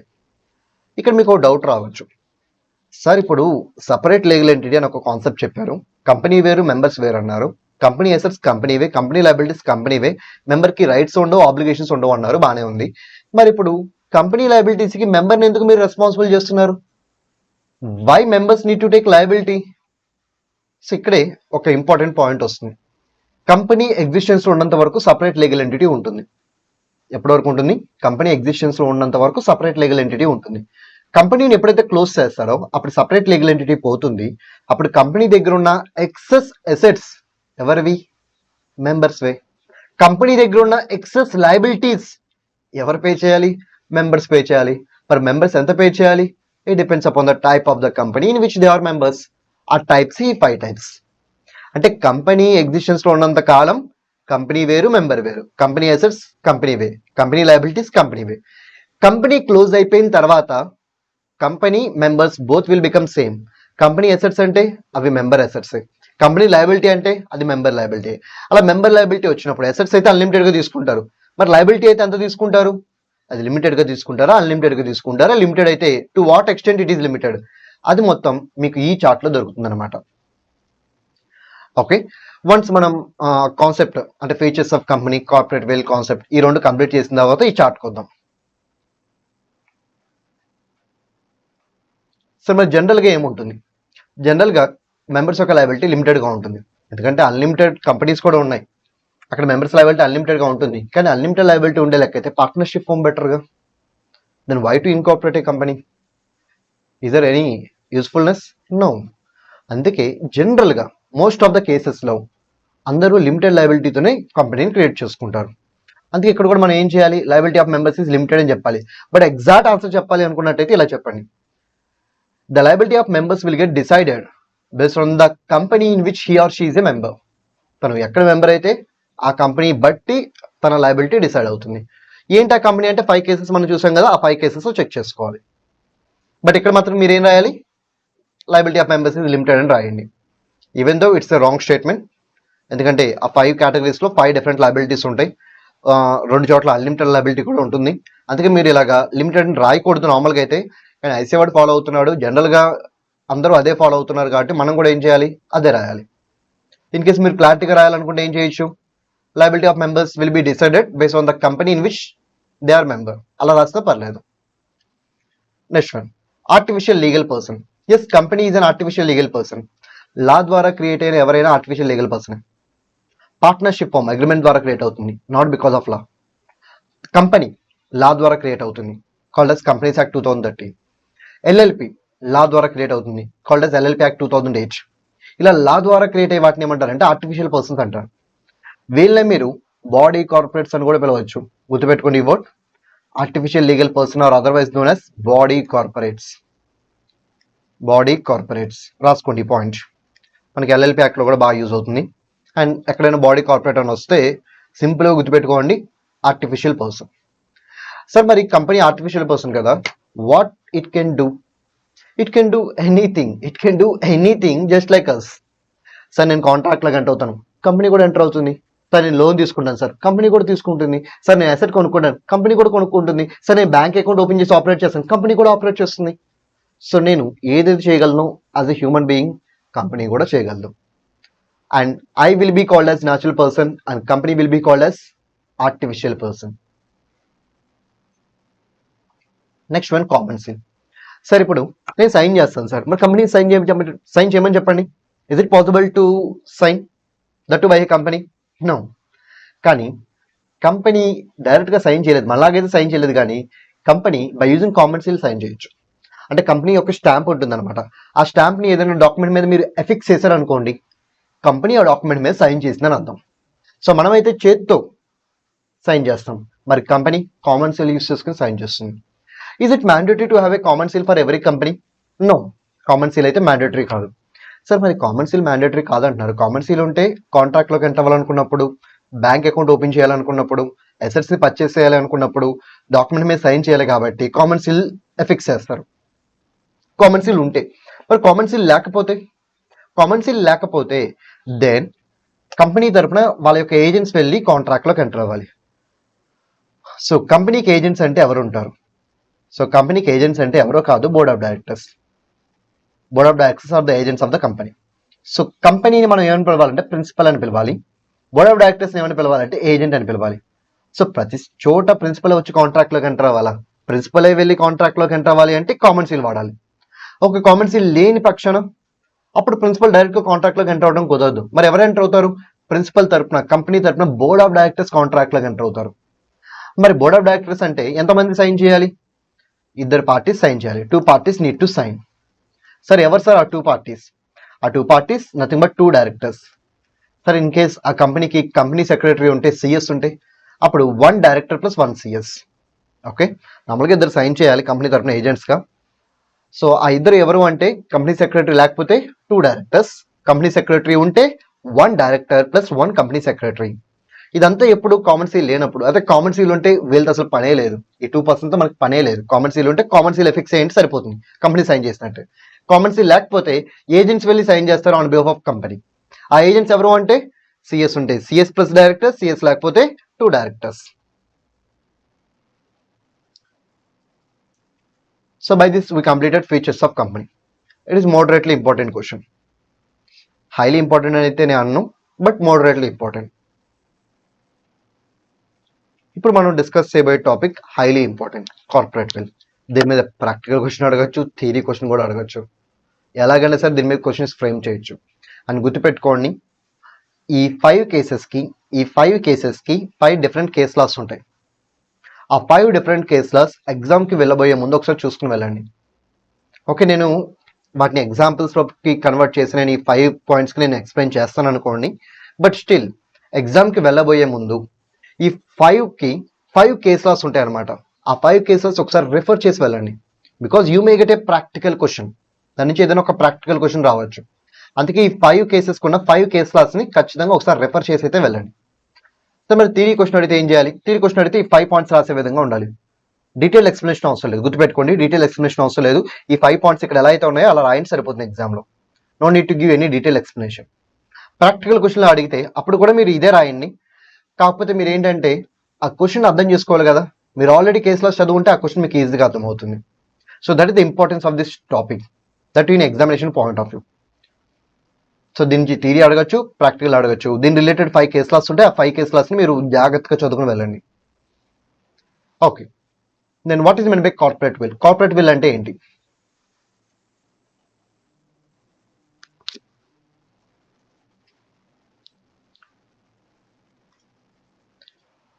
ఇప్పుడు నేను ఒక మూవీ ప్రొడ్యూస్ చేద్దాం అనుకుంటున్నాను. మూవీ ప్రొడ్యూస్ చేయాలంటే ఎవరెవరు కావాలి?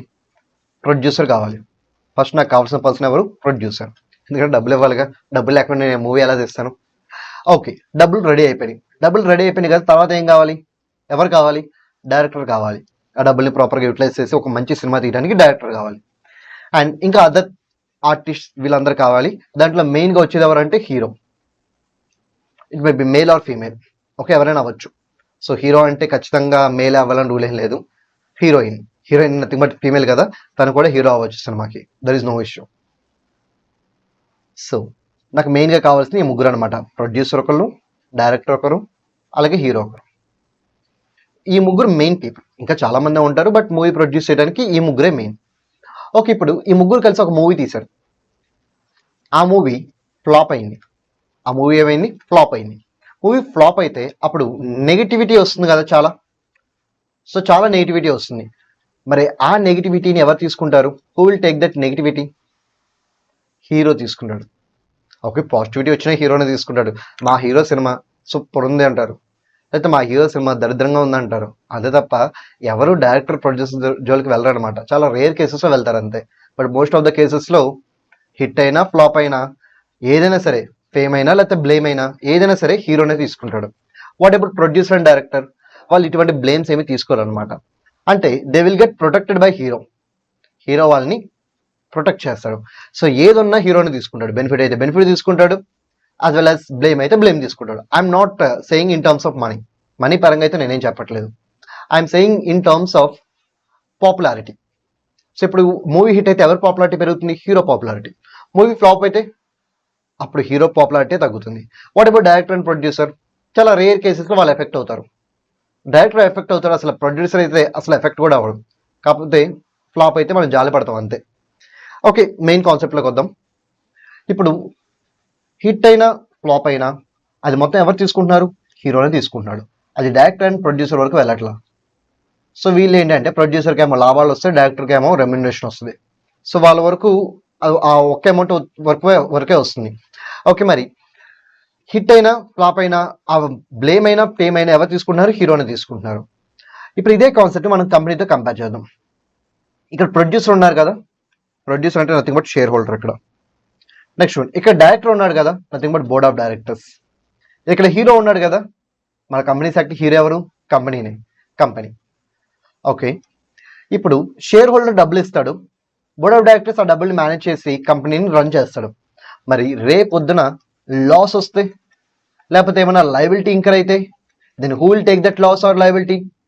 In case of company it will be taken up by company only. Company తీసుకుంటుంది, జస్ట్ లైక్ హీరో. ఓకే, ఇక్కడ ఫేమ్ డీఫేమ్ తినే తీసుకున్నాడు. ఇక్కడ ఏంటంటే లాస్ లయబిలిటీ కంపెనీ తీసుకుంటుంది. Then what about shareholders? Sir వాళ్ళే కదా ఫండింగ్ ఇచ్చింది, no issue. What about board of directors? Sir no issue. మరి ఇష్యూ మొత్తం ఎవరు తీసుకుంటారు? కంపెనీ తీసుకుంటుంది. అంటే ఇక్కడ కంపెనీ ఏం చేస్తుంది? బిహైండ్ ఉన్న పీపుల్ని ప్రొటెక్ట్ చేస్తుంది. ఈ కైండ్ ఆఫ్ ప్రొటెక్షన్ ఏమంటారంటే కార్పొరేట్ విల్ అంటారు. This kind of protection will be called as corporate will. So corporate will means it's the kind of protection offered by the company to its behind people from losses or liabilities. Okay, మరి కంపెనీని మీరు ఇలా జెన్యున్గా create చేస్తే loss నుంచి liability నుంచి company మిమ్మల్ని కాపాడి కంపెనీయే మొత్తం టేక్ ఓవర్ చేసుకుంటుంది, లాస్ అయినా లయబిలిటీ అయినా. అదే మీరు కంపెనీని ఫ్రాడ్లెంట్ పర్పస్ కోసం వాడుకుంటే, రాంగ్ మోటివ్తో కంపెనీని క్రియేట్ చేస్తే, అప్పుడు కంపెనీ వేరు మీరు వేరు అనే కాన్సెప్ట్ పోతుంది. అంటే సపరేట్ లీగల్ ఎంటిటీ పోతుంది. సపరేట్ లీగల్ ఎంటిటీ పోయిందంటే కార్పొరేట్ విల్ కూడా పోతుంది. కార్పొరేట్ విల్ పోయిందంటే అప్పుడు కంపెనీ చేసిన ప్రతి దానికి ఎవరు లైబుల్ అవుతారు? బిహైండ్ పీపుల్ లైబుల్ అవుతారు. ఎవరైతే కంపెనీ చేత అలా చేయించారో వాళ్ళే లైబుల్ అవుతారు. సార్ ఇప్పుడు బిహైండ్ పీపుల్ కంపెనీని రాంగ్ పర్పస్ కోసం వాడుకున్నారు, కంపెనీకి లాస్ వచ్చింది, who need to take that loss? Behind people. Sir behind people కంపెనీని రాంగ్ పర్పస్ కోసం వాడుకున్నారు, ఇప్పుడు లైబిలిటీ వచ్చింది, who need to take that liability? Behind people. అదే జెన్యూన్ గా వాడితే ఆ లాస్ అయినా లైబిలిటీ అయినా అది ఎంతైనా కానివ్వండి కంపెనీ తీసుకుంటుంది. అదే మీరు రాంగ్ పర్పస్ కోసం వాడుకుంటే అప్పుడు ఆ లాస్ ఆర్ లయబిలిటీ ఎవరు తీసుకోవాలి? కంపెనీ కాదు, మీరు తీసుకోవాల్సి వస్తుంది, బిహైండ్ పీపుల్ తీసుకోవాల్సి వస్తుంది. దీన్నే లిఫ్టింగ్ ఆఫ్ కార్పొరేట్ విల్ అంటారు. సో జెన్యున్ గా వాడినప్పుడు కార్పొరేట్ విల్ ఉంటుంది. Fraudulent purpose or wrong purpose కోసం వాడితే ఆ కార్పొరేట్ విల్ ని రిమూవ్ చేస్తారు, దాన్ని లిఫ్టింగ్ ఆఫ్ కార్పొరేట్ విల్ అంటారు. అప్పుడు వచ్చే లాస్ ఆర్ లయబిలిటీకి behind people are responsible. Okay, then ఏ కేసెస్ లో కార్పొరేట్ విల్ ని రిమూవ్ చేస్తారు? అదే ఇంపార్టెంట్ ఇక్కడ. In how many cases this corporate will get removed, that too by court. So ఇక్కడ ఓన్లీ 5 కేసెస్ ఇచ్చారు కదా, ఎస్, ఈ 5 కేసెస్ లో కార్పొరేట్ విల్ ని రిమూవ్ చేయొచ్చు. సో 5 కేసెస్ లో మీరు ఏం చేయొచ్చు అంటే కార్పొరేట్ విల్ ని రిమూవ్ చేయొచ్చు.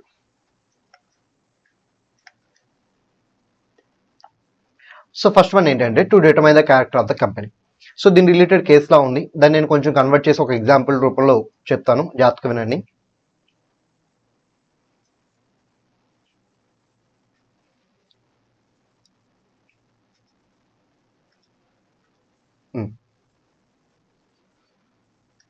ఇండియా. సో ఇండియాలో బిజినెస్ అనేది చాలా ప్రాఫిటబుల్ అనమాట. ఎందుకు సార్ ప్రాఫిటబుల్? బికాజ్ ఇండియాలో చాలామంది ఎక్కువ జనాభా ఉన్నారు, అంటే పాపులేషన్ చాలా ఎక్కువగా ఉంది. సో ఏదైనా కానీ ఈజీగా సేల్ అవుతుంది. సో ఈజీగా మీరు బిజినెస్ చేయొచ్చు ఇండియాలో. ఓకే, మరి ఇప్పుడు చైనా కంపెనీస్ ఉన్నాయి. సో చైనా నుంచి చాలా కంపెనీస్ ఉన్నాయి కదా. సో అక్కడ కూడా పాపులేషన్ ఎక్కువే, అక్కడ కూడా వాళ్ళు బాగానే క్లిక్ అయ్యారు. వాళ్ళు ఇప్పుడు క్లిక్ అవ్వాలి అనుకుంటే నెక్స్ట్ వాళ్ళు టార్గెట్ చేసే కంట్రీ ఏంటిది? Definitely India. ఇండియాలో పాపులేషన్ ఎక్కువ ఉంది కాబట్టి ఇండియాలో కనుక వాళ్ళు ప్రాపర్గా అడ్వర్టైజ్మెంట్ చేసుకోగలిగితే ఈజీగా ప్రాఫిట్ సంపాదించవచ్చు. ఓకే, ఇప్పుడు చైనా వాళ్ళు ఒక కంపెనీని ఎస్టాబ్లిష్ చేశారు. ఎక్కడంటే ఇండియాలో. ఇండియాలో ఇప్పుడు ఒక కంపెనీని ఎస్టాబ్లిష్ చేశారు. ఎవరు ఎస్టాబ్లిష్ చేశారు? చైనా వాళ్ళు. అంటే ఇక్కడ షేర్ హోల్డర్స్ ఎవరు? Chinese people. అలాగే బోర్డ్ ఆఫ్ డైరెక్టర్స్ ఎవరు?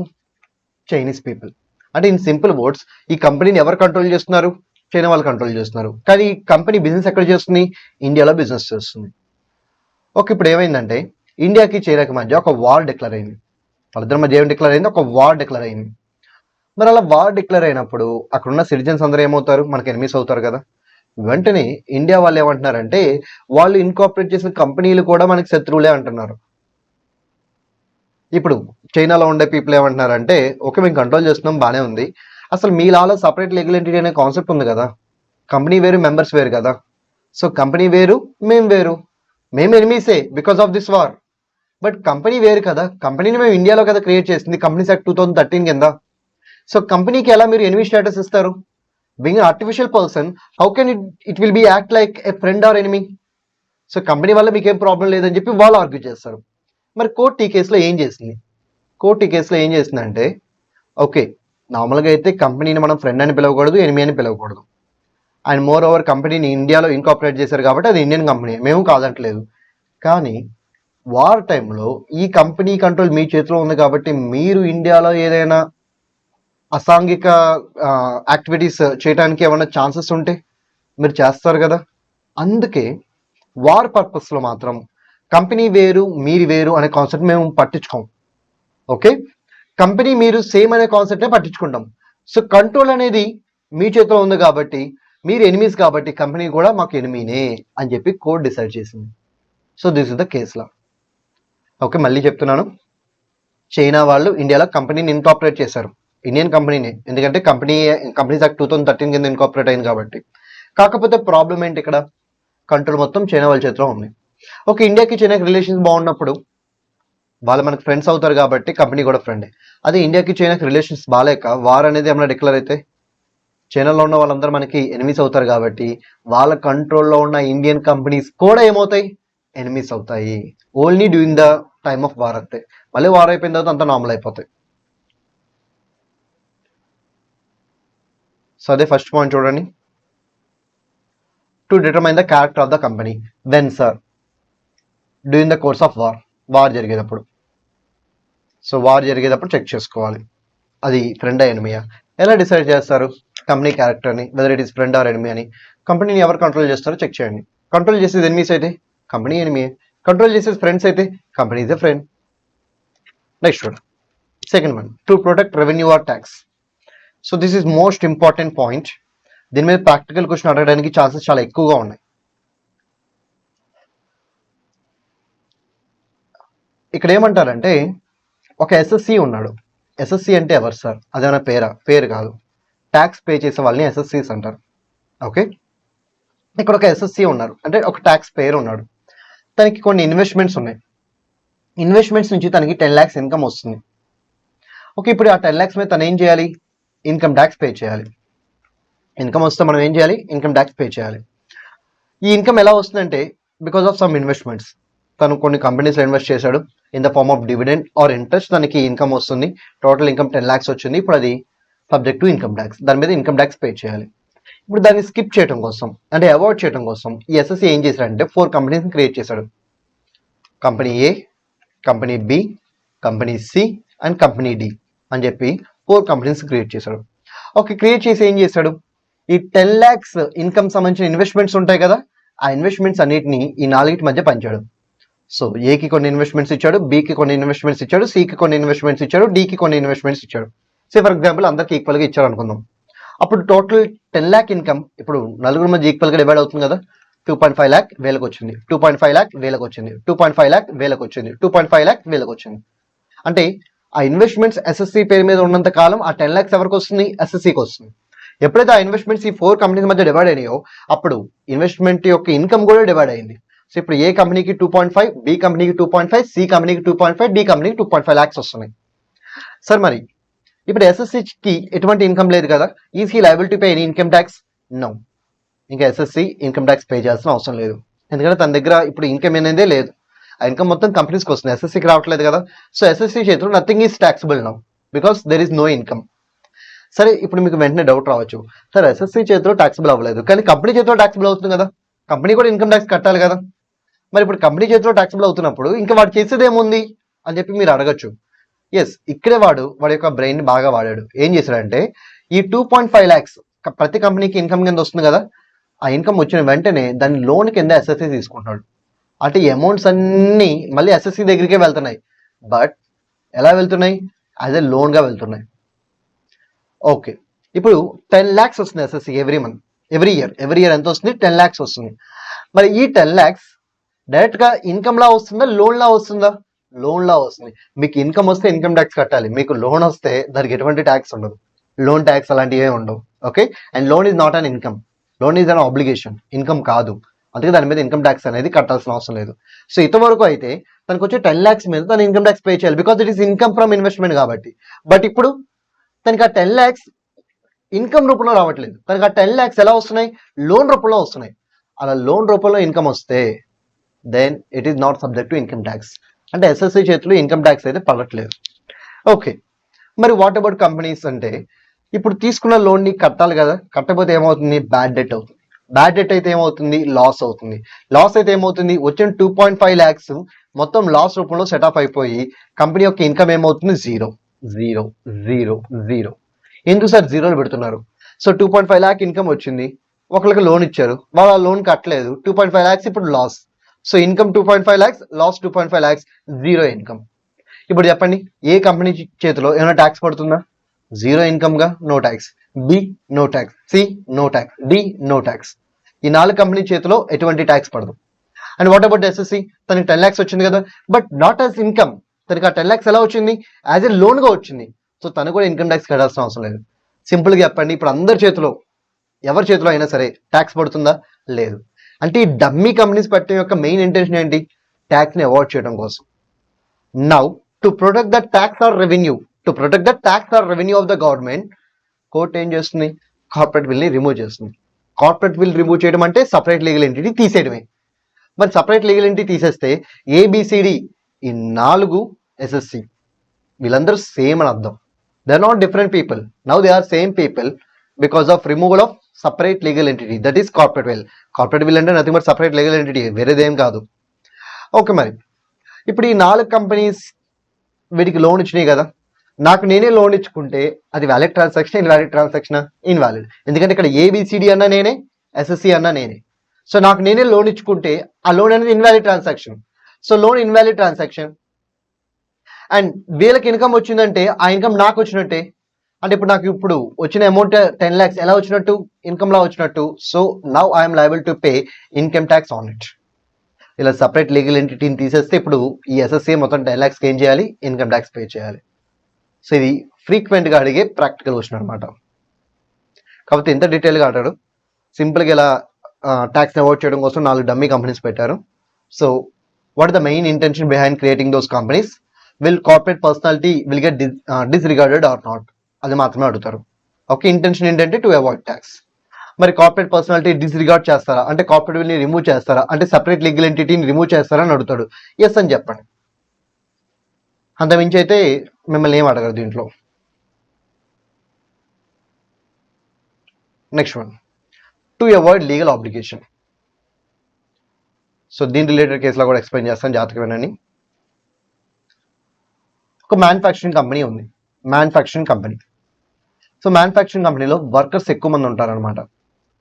ఓకే, మ్యానుఫ్యాక్చరింగ్ కంపెనీస్కి ఒక యాక్ట్ అప్లై అవుతుంది, payment of bonus act. Payment of bonus act అని ఒక యాక్ట్ అప్లై అవుతుంది. ఇప్పుడైతే ఇది విడిగా లేదు, పేమెంట్ ఆఫ్ బోనస్ యాక్ట్ని మర్జ్ చేస్తారు రిమైనింగ్ లేబర్ లాస్తో. ఇప్పుడు అది ఏమైందంటే కోడ్ ఆన్ వేజెస్ అయింది. Now it is a part of code on wages. Okay, ఇప్పుడు క్రైమ్ సంబంధించిన వాటి అన్నిటినీ కలిపేసి ఇండియన్ పీనల్ కోడ్ తీసుకొచ్చారు కదా, అలాగే వర్కర్స్ సంబంధించిన వేజెస్ సంబంధించిన అన్ని లాస్ని తీసుకొచ్చేసి including payment of bonus act అది కూడా తీసుకొచ్చేసి కోడ్ ఆన్ వేజెస్ అని చెప్పి కొత్తగా ఇంకోటి క్రియేట్ చేశారు. ఓకే, ఇప్పుడు అది మనకి పాయింట్ కాదు.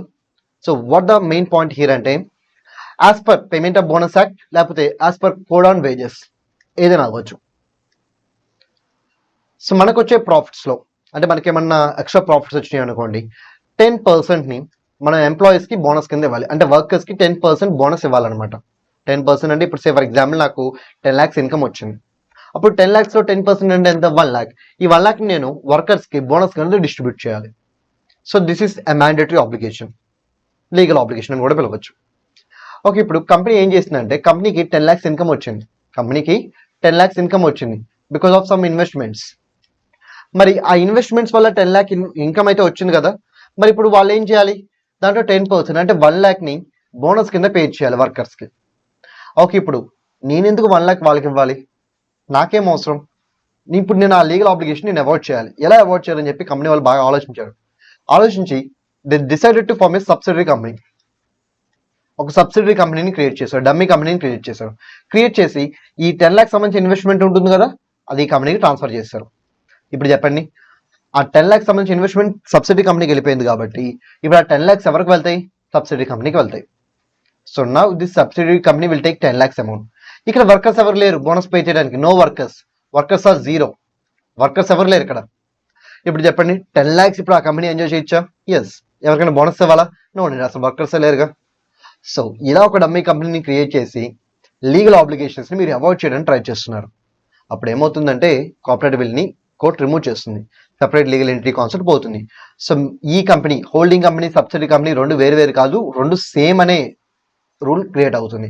అప్పుడు సబ్సిడీ కంపెనీకి 10 లక్షల ఇన్కమ్ వచ్చిందంటే ఆ 10 లక్షల ఇన్కమ్ ఎవరిది? హోల్డింగ్ కంపెనీదే. ఇప్పుడు ఆ 10 lakhs ఇన్కమ్ మీద 10% దట్ ఈస్ 1 lakh రూపీస్ని మ్యానుఫ్యాక్చరింగ్ కంపెనీ ఏం చేయాలి? వాళ్ళ వర్కర్స్కి బోనస్ కింద ఇవ్వాలి. Okay,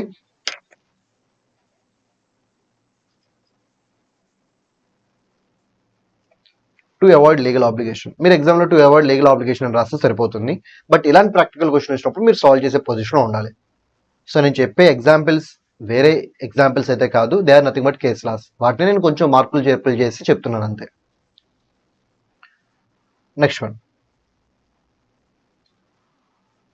formation of subsidy to act as agent. ఇది కూడా ఒకసారి చూద్దాం.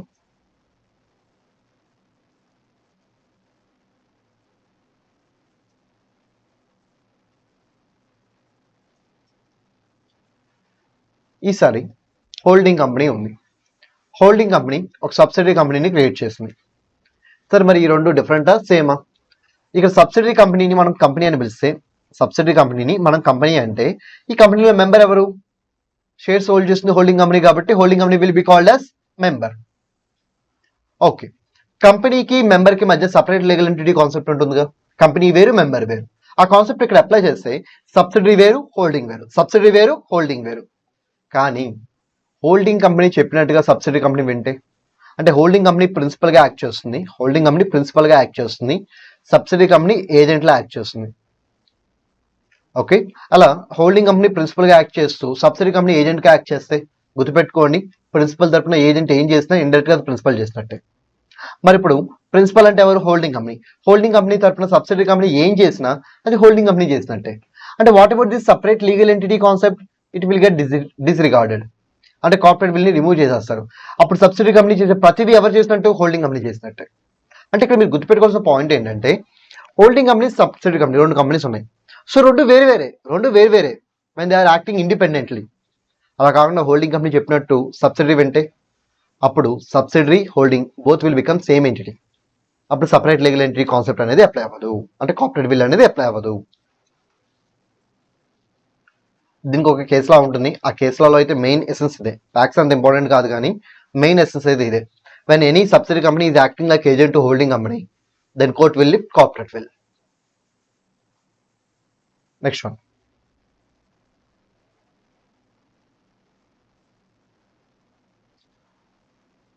Last one, company formed for fraud or improper conduct or to defeat లా.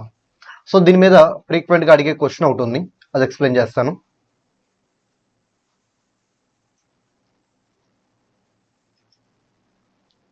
ఇక్కడ ఎంప్లాయర్, ఎంప్లాయీ ఇద్దరు ఉన్నారు. Employer, employee. సో ఇక్కడ ఎంప్లాయర్ ఏం చేస్తాడంటే ఎంప్లాయీకి ఒక జాబ్ ఇస్తాడు. ఆ జాబ్లో ఎంప్లాయర్ సంబంధించిన క్లయింట్ డేటా మొత్తం ఉంటుంది. సో ఎంప్లాయర్ సంబంధించిన క్లయింట్ డేటా మొత్తాన్ని ఎంప్లాయీకి ఇచ్చి వర్క్ చేయమని చెప్తున్నాడు. అలాగే ఇక్కడ ఏమైందంటే 1 year పాటు అగ్రిమెంట్ అని చెప్పి రాసుకున్నారు. అండ్ ఇక్కడ ఒక కండిషన్ పెట్టుకున్నారు, వాళ్ళ ఎంప్లాయ్మెంట్ అగ్రిమెంట్లో ఒక కండిషన్ పెట్టుకున్నారు. ఏంటి ఆ కండిషన్ అంటే, ఇన్ కేస్ ఎంప్లాయీ 1 year తర్వాత కంటిన్యూ అవ్వకుండా వెళ్ళిపోయినా, లేకపోతే మధ్యలోనే రిజైన్ చేసి వెళ్ళిపోయినా, లేకపోతే మధ్యలో వీళ్ళే తీసేసినా, సో తను వేరే జాబ్ చేసుకోవచ్చు, నో ఇష్యూ. కానీ తన దగ్గర ఉన్న క్లయింట్ డేటాని మాత్రం చోరీ చేయకూడదు.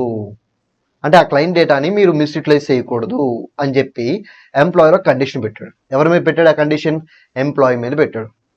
ఓకే, ఇప్పుడు ఎంప్లాయీ మధ్యలోనే వెళ్ళిపోయాడు, గొడవలని సమ్ ఇష్యూస్ వల్ల తను కంప్లీట్గా అంటే ఎంప్లాయ్మెంట్లో నుంచి టెర్మినేట్ అయిపోయాడు. ఓకే, ఇప్పుడు ఎంప్లాయీ తన ఓన్ కంపెనీని స్టార్ట్ చేద్దాం అనుకుంటున్నాడు. మరి వెంటనే కంపెనీని స్టార్ట్ చేస్తే క్లయింట్స్ రారుగా. అందుకే తను ఏం చేయాలనుకుంటున్నాడు అంటే, ఆల్రెడీ తన ప్రీవియస్ ఎంప్లాయర్ యొక్క క్లయింట్ డేటా ఉందిగా, తను యూజ్ చేసుకుని కొంతమంది క్లయింట్స్ ఇటు అట్రాక్ట్ చేద్దాం అనుకున్నాడు. కానీ అలా చేయకూడదని చెప్పి employer already condition పెట్టాడుగా.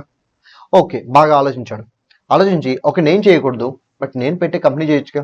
Because company వేరు నేను వేరు, కంపెనీ వేరు నేను వేరు. కంపెనీ చేసింది కంపెనీ చేసినట్టే. ఓకే, అది నేను చేసినట్టు అవ్వదు. సో కంపెనీకి ఇలాంటి అగ్రిమెంట్ ఏం లేదుగా ఎంప్లాయర్తో.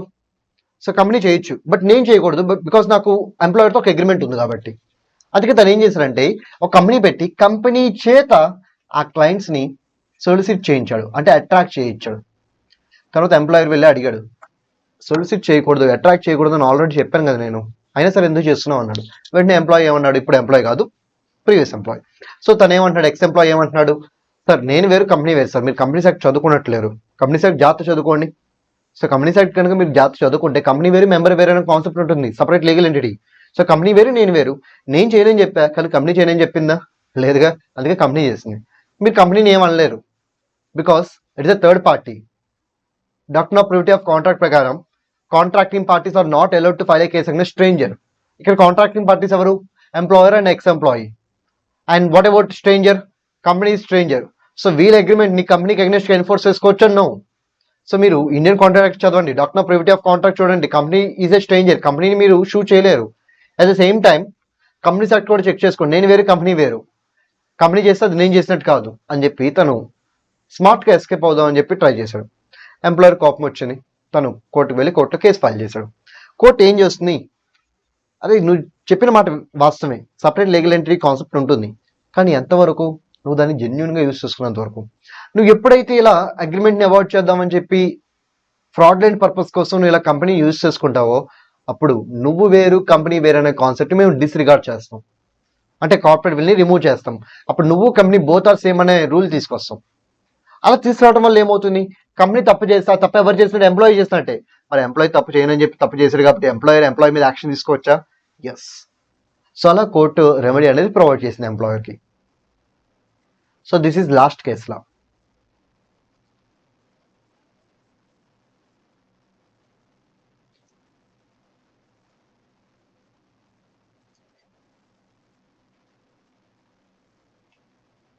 సో ఇక్కడ మీరు డయాగ్రమ్ కూడా చూడండి, వీళ్ళందరూ కంపెనీ బిహైండ్ ఉన్న పీపుల్ అనమాట.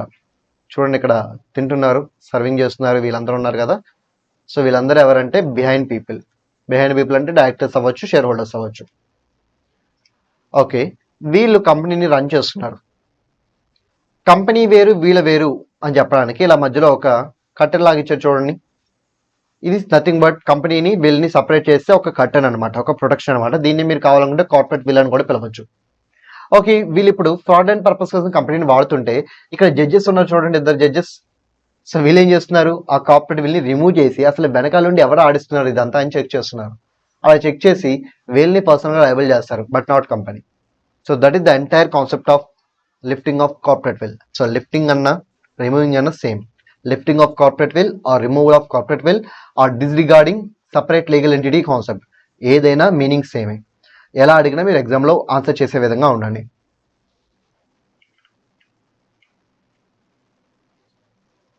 నెక్స్ట్ ఆల్రెడీ అనుకుంటాం types of companies on the basis of liability of members.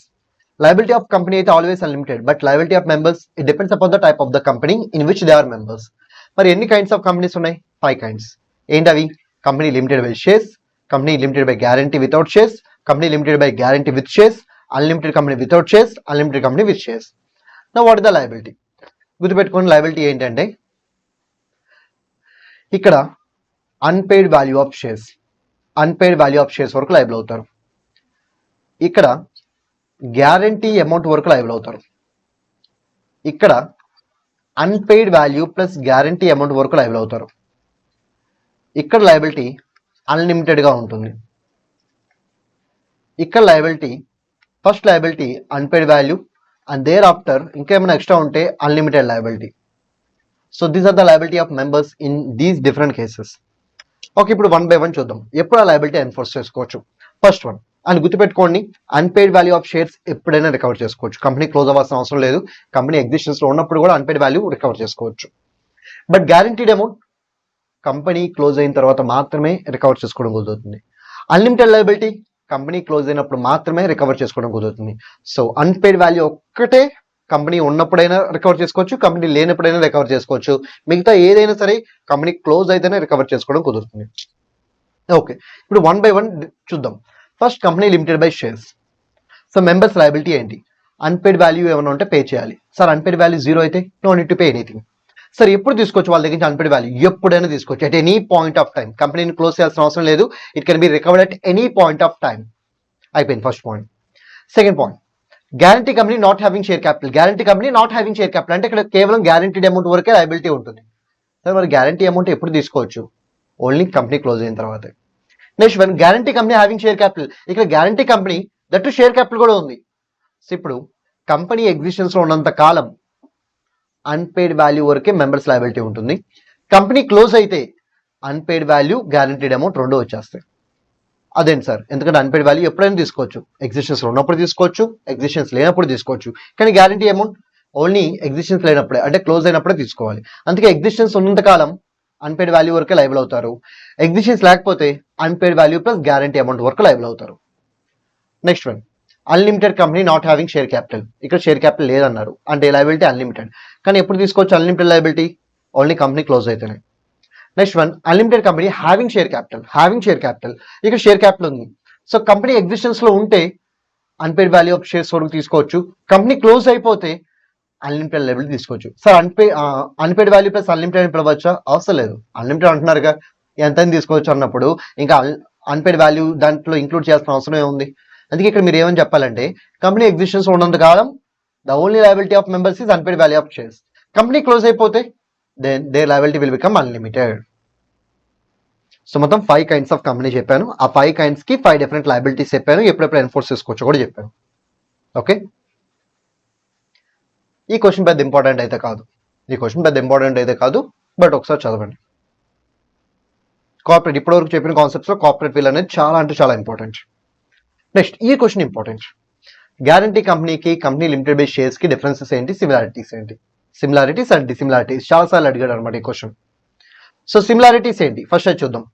Guarantee company limited by shares, రెండిట్లోనూ సపరేట్ లీగల్ ఎంటిటీ ఉంటుంది, రెండిట్లోనూ మెంబర్స్ లయబిలిటీ లిమిటెడ్. ఇదేమో అన్లిమిటెడ్ కాదు కదా. షేర్ క్యాపిటల్ అయితే up to unpaid value, guarantee company అయితే up to guaranteed amount liability ఉంటుందిగా. So రెండు లిమిటెడ్ లయబిలిటీసే, అందుకే దే ఆర్ కామన్ ఫీచర్స్. అలాగే మెమరాండంలో క్లియర్గా చెప్తారు liability of members is limited అని. So these are the common points, that is similarities between guarantee company and share capital company. Then what are the dissimilarities అంటే differences ఏంటి? So ఇక్కడ guaranteed amount, guarantee కంపెనీలో guaranteed amount ఎప్పుడు recover చేసుకోవచ్చు? Only at the time of winding up, close అయినప్పుడు మాత్రమే. మరి limited by shares అయితే అట్ ఎనీ టైం. ఆల్రెడీ మనం ఇందాక అనుకున్నాం కదా, అన్పెయిడ్ వాల్యూ అయితే at any time, guarantee amount అయితే only at the time of winding up.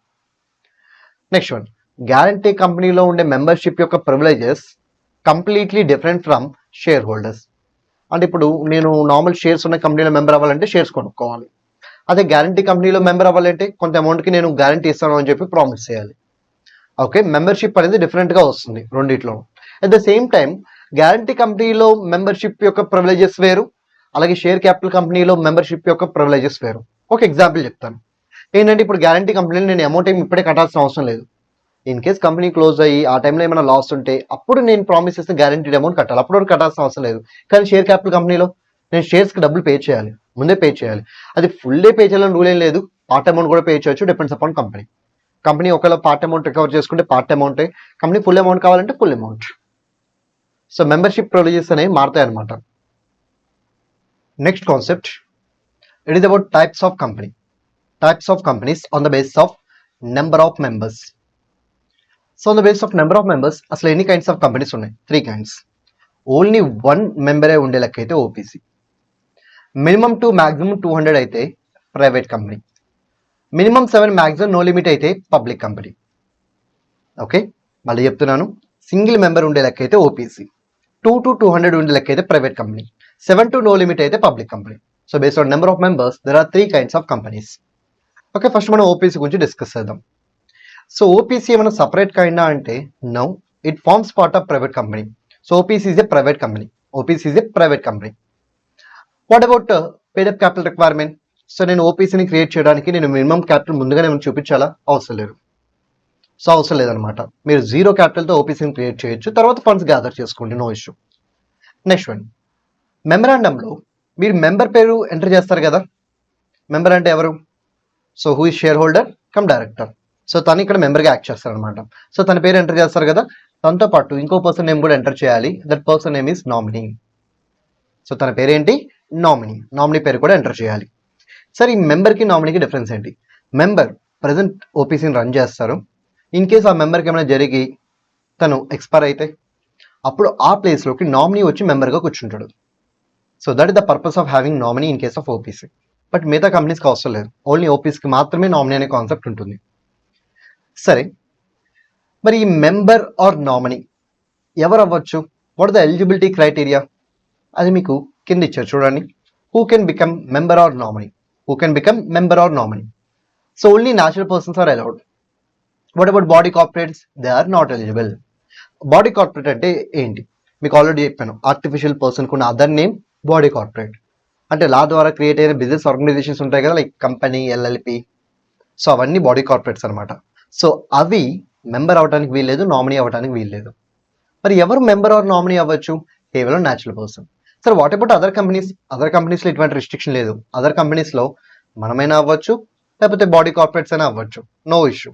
But దీంట్లో మాత్రం ఓపీసీలో మాత్రం హూ కెన్ బికమ్ మెంబర్ అంటే only natural person. Body corporates are not allowed to become either member or nominee in OPC. Next one, Indian citizen, foreign citizen ఎవరు member or nominee అవ్వచ్చు? Only Indian citizen, but not foreign citizen. So foreign citizens are not allowed. Foreign citizens are not allowed. Only who are allowed? Indian citizens are allowed.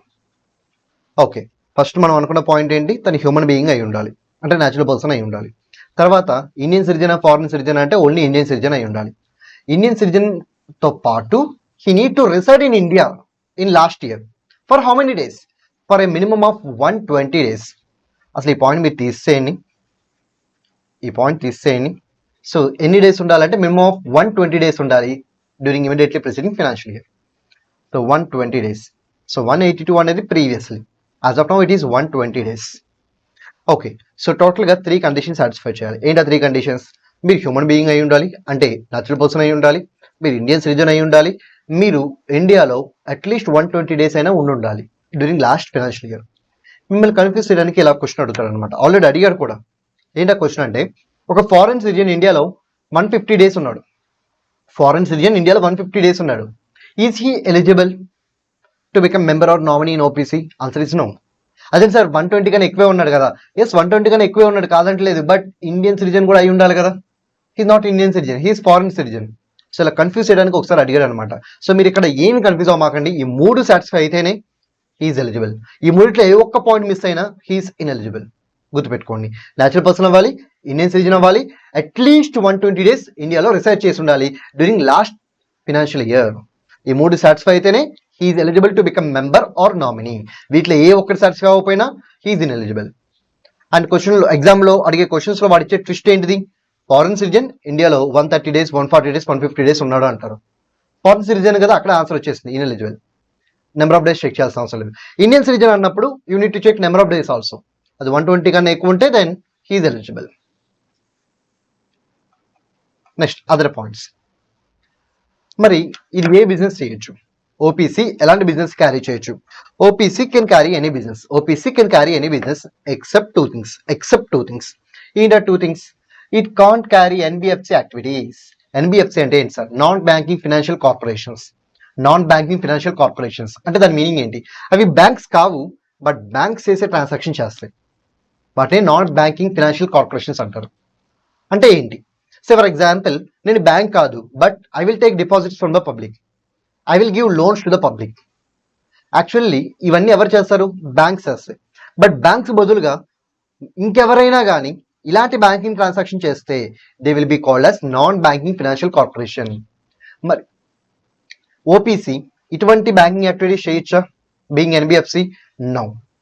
ఓపీసీస్ are not allowed to do banking transactions because it is not a bank. Next one, investment కూడా చేయకూడదు అనమాట. అంటే OPC ఆ funds తీసుకెళ్ళి వేరే కంపెనీలో invest చేయకూడదు. Okay, ఏ company అయినా షేర్స్ ఉంటే వాటిని కొనకూడదు, ఏ కంపెనీకి సంబంధించిన డిబెంచర్స్ ఉంటే వాటిని కొనకూడదు. ఓపీసీ కొనకూడదు. ఓపీసీలో ఉన్న మెంబర్ కావాలంటే తన పర్సనల్గా కొనుక్కోవచ్చు, there is no issue. But OPC name మీద వేరే కంపెనీలో సెక్యూరిటీస్ కొనొచ్చా? నో, కొనకూడదు. So investment is also not allowed in securities. So except these two activities, it can do anything. It can do anything except these two activities. One is banking activities cheyakodu, and second one is investment activities cheyakodu in securities. Other kind of investments, yes. Land konnaru ante land lo invest chesaru, yes. Shares konnaru, no. Debentures konnaru, no. Bonds konnaru, no, because ivanni securities kabatti. Next one, what about conversion? Can OPC be converted into a private or public company? Yes, ఓపీసీని private కంపెనీగా convert చేయొచ్చు, public కంపెనీగా convert చేయొచ్చు.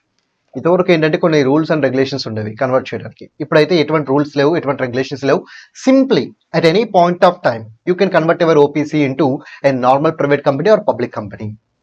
Next one, ఇక్కడ ఒక point గుర్తుపెట్టుకోండి. ఓపీసీని మీరు ప్రైవేట్ ఆర్ పబ్లిక్ కంపెనీ కింద కన్వర్ట్ చేయొచ్చు, బట్ సెక్షన్ 8 కంపెనీ కింద మాత్రం కన్వర్ట్ చేయడానికి వీలు లేదు. You can't convert OPC into section 8 company. Next one, what about minor? Can he become member or nominee? No, minors are not allowed.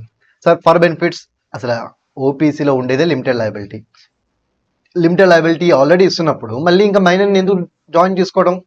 So there is no question of admitting minor as member or nominee. So minor is not allowed.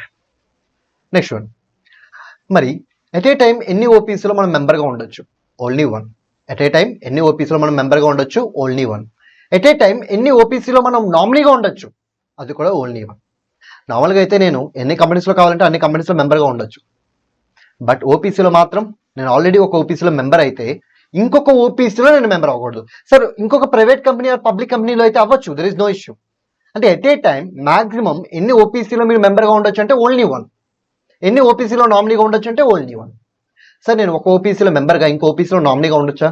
Yes, allowed, no issue. ఒక ఓపీసీలో మెంబర్గా ఇంకో ఓపీసీలో నామినీగా ఉండొచ్చు.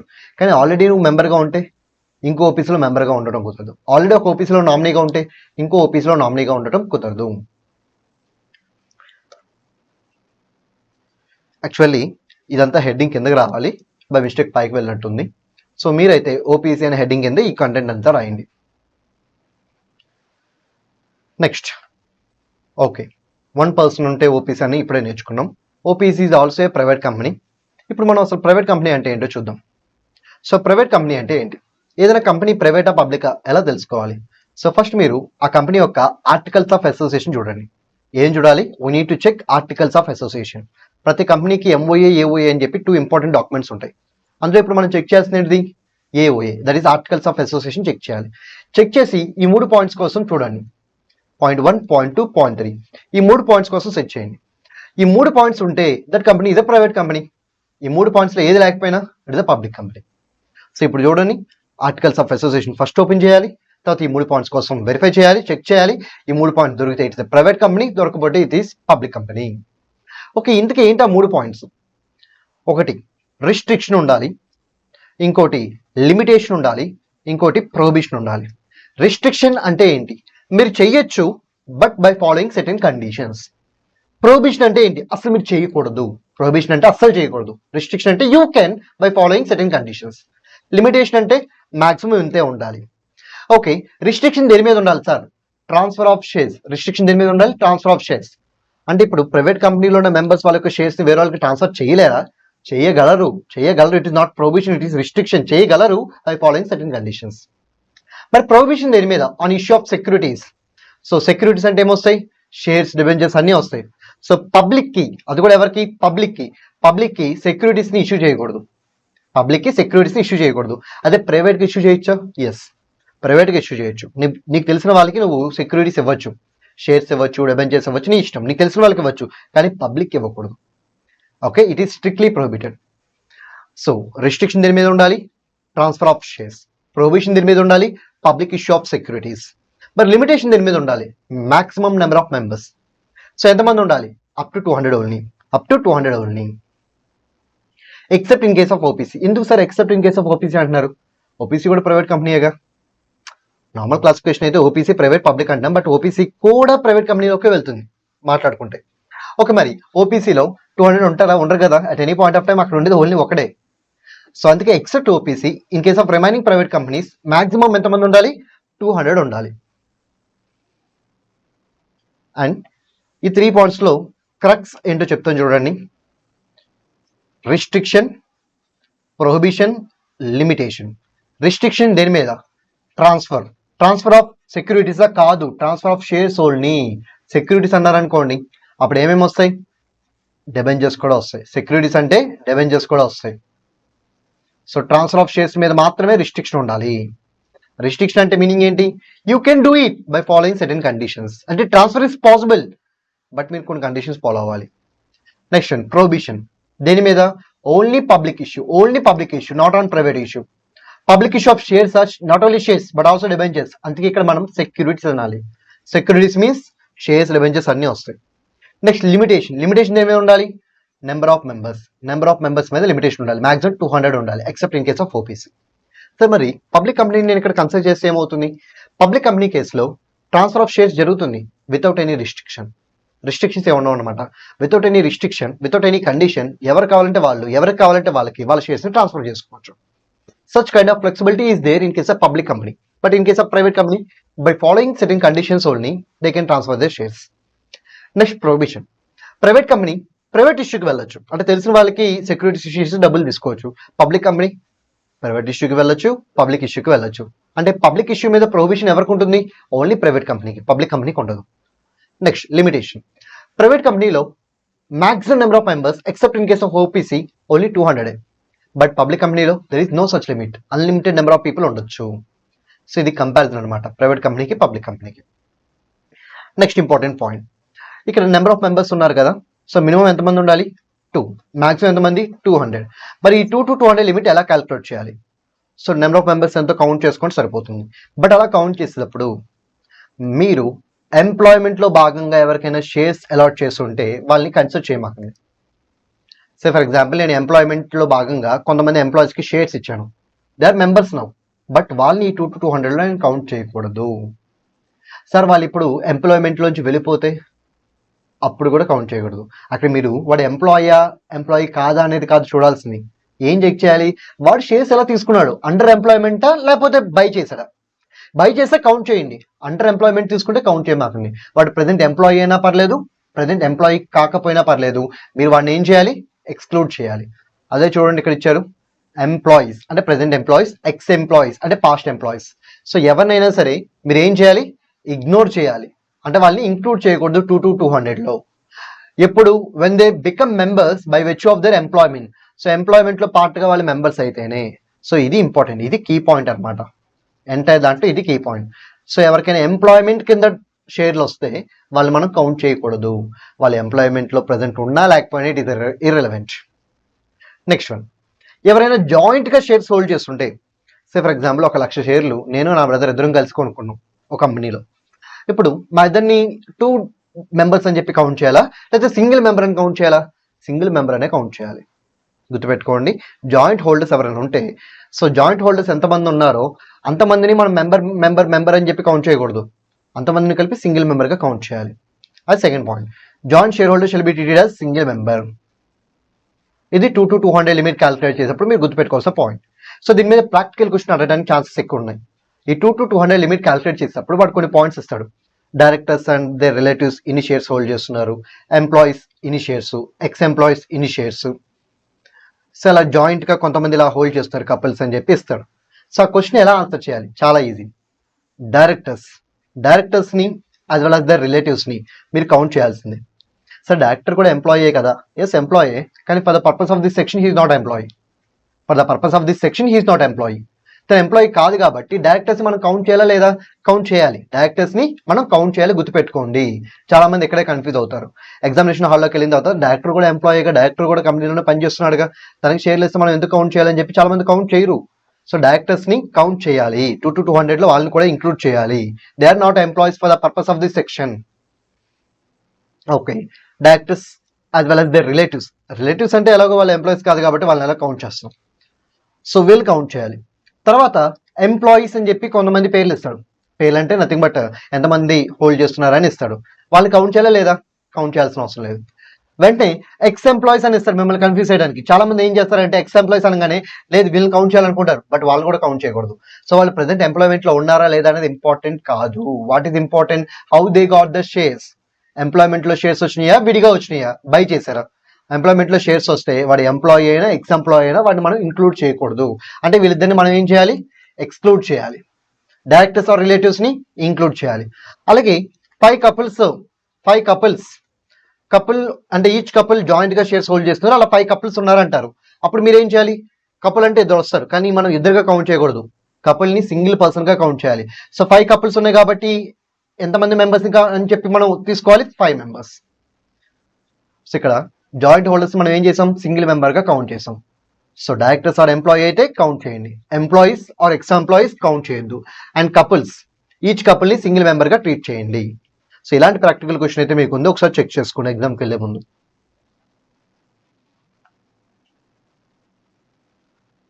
Next one, public company. Public company అంటే ఏంటి? So public company అంటే nothing but other than private company. Simple గా చెప్పేయచ్చు, పబ్లిక్ కంపెనీ అంటే ఏంటి? Other than private company. Private company కాదు ఏదైనా సరే ఏమవుతుంది? పబ్లిక్ కంపెనీ అవుతుంది. ఓకే, దెన్ ప్రైవేట్ కంపెనీ కూడా పబ్లిక్ కంపెనీ అవుతుంది. ప్రైవేట్ కంపెనీ కూడా ఏమవుతుంది? పబ్లిక్ కంపెనీ అవుతుంది. సార్ డెఫినేషన్ లో ప్రైవేట్ కంపెనీ కానీ ఏదైనా పబ్లిక్ కంపెనీ అన్నారు కదా, మరి ప్రైవేట్ కంపెనీ అయితే అది పబ్లిక్ కంపెనీ ఎలా అవుతుంది? Any company which is subsidy to A public company is also a public company. That is the rule. అంటే దాని మీనింగ్ ఏంటంటే public company is a holding company, దానికి ప్రైవేట్ కంపెనీ సబ్సిడీగా ఉంది. ఇలా ఉంటే ఈ ప్రైవేట్ కంపెనీని కూడా మనం ఎలా ట్రీట్ చేయాలి? పబ్లిక్ కంపెనీగానే ట్రీట్ చేయాలి. That is the rule. So any company which is subsidy to A public company is also a public company. That is the rule. So ఇక్కడ ప్రైవేట్ కంపెనీ సబ్సిడీగా యాక్ట్ చేస్తే to A public company, అప్పుడు private కంపెనీని మనం ఎలా treat చేయాలి? Public కంపెనీలా treat చేయాలి. అదే ఇక్కడ ఇది. It's subsidy is also a public company. So ఇప్పుడు చెప్పండి, what the definition of public company అంటే? పబ్లిక్ కంపెనీ అంటే other than private company, but private company can also become public company. So when it is subsidy to any public company. Next one, types of companies on the base of control. Types of companies on the base of control. So చూద్దాం ఇవి. ఇక్కడ మనకి 2 kinds ఉంటాయి. ఒకటి ఏంటంటే holding subsidiary relation, ఇంకోటి ఏంటంటే associate relation. So ఏంటో 2 relations? Holding subsidiary relation, associate relation. So వీటిని ఈజీగా ఎక్స్ప్లెయిన్ చేస్తాను చూడండి.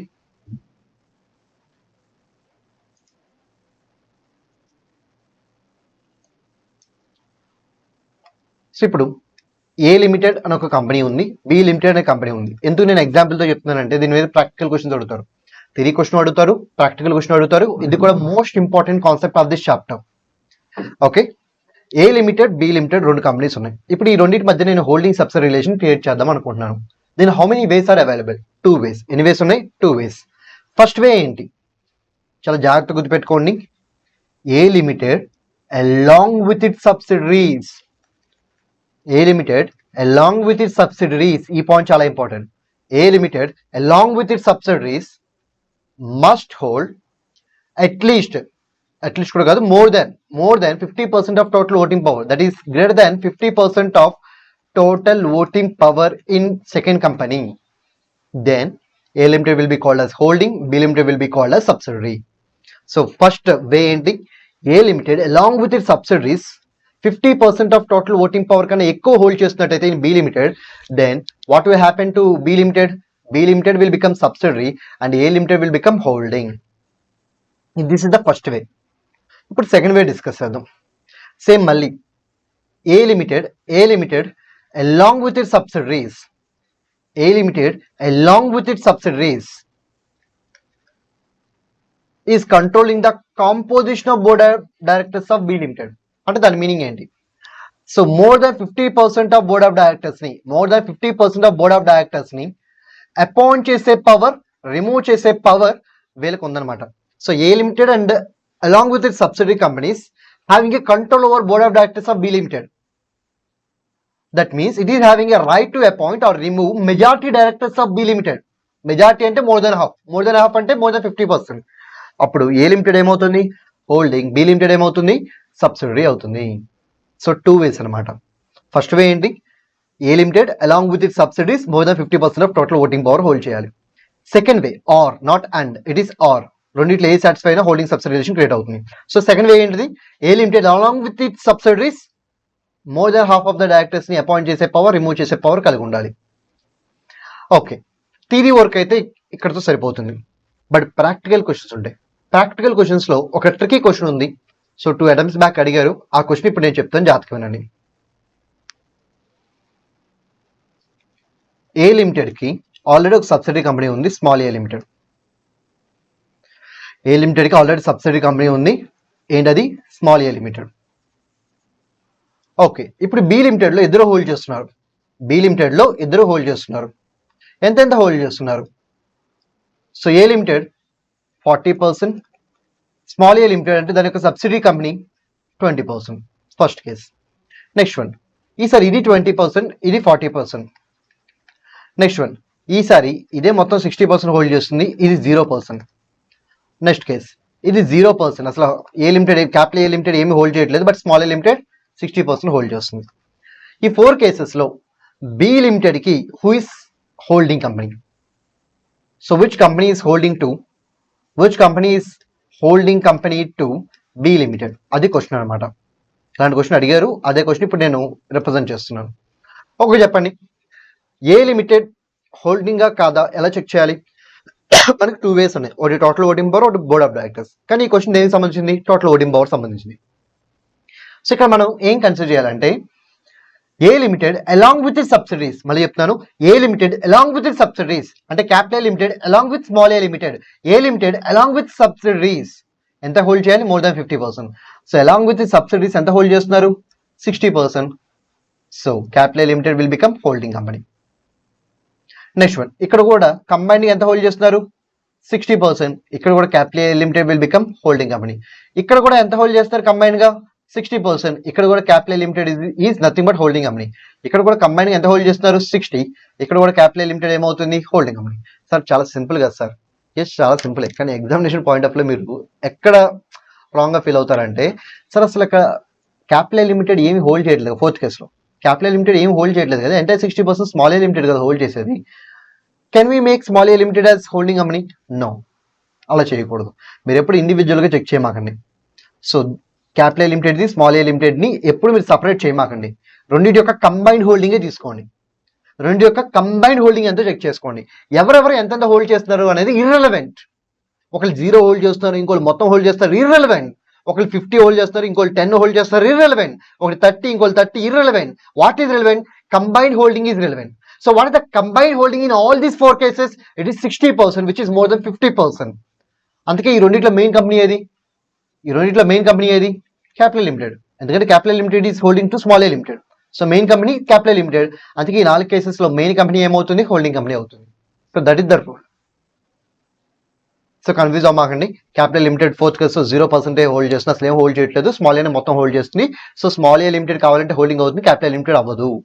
సో అలాంటి రాంగ్ నోట్స్ నుంచి బయటికి రండి. So we need to check combined holding, not separate holding. Okay, combined holding check చేయండి. మోర్ దాన్ 50% ఉంటే ఈ రెండింటిలో main company will become holding, that is capital limited will become holding. Next one, ఇక్కడ ఇంకో important concept ఉంది practical questions వరకు. So practical questions లో వాడు టోటల్ షేర్ క్యాపిటల్ ఇస్తాడు, వాడు టోటల్ ఓటింగ్ పవర్ ఇవ్వడం అనమాట. ఇవ్వకుండా ఏం చేస్తాడు? టోటల్ షేర్ క్యాపిటల్ ఇస్తాడు. అప్పుడు మనం ఏం చేయాలి?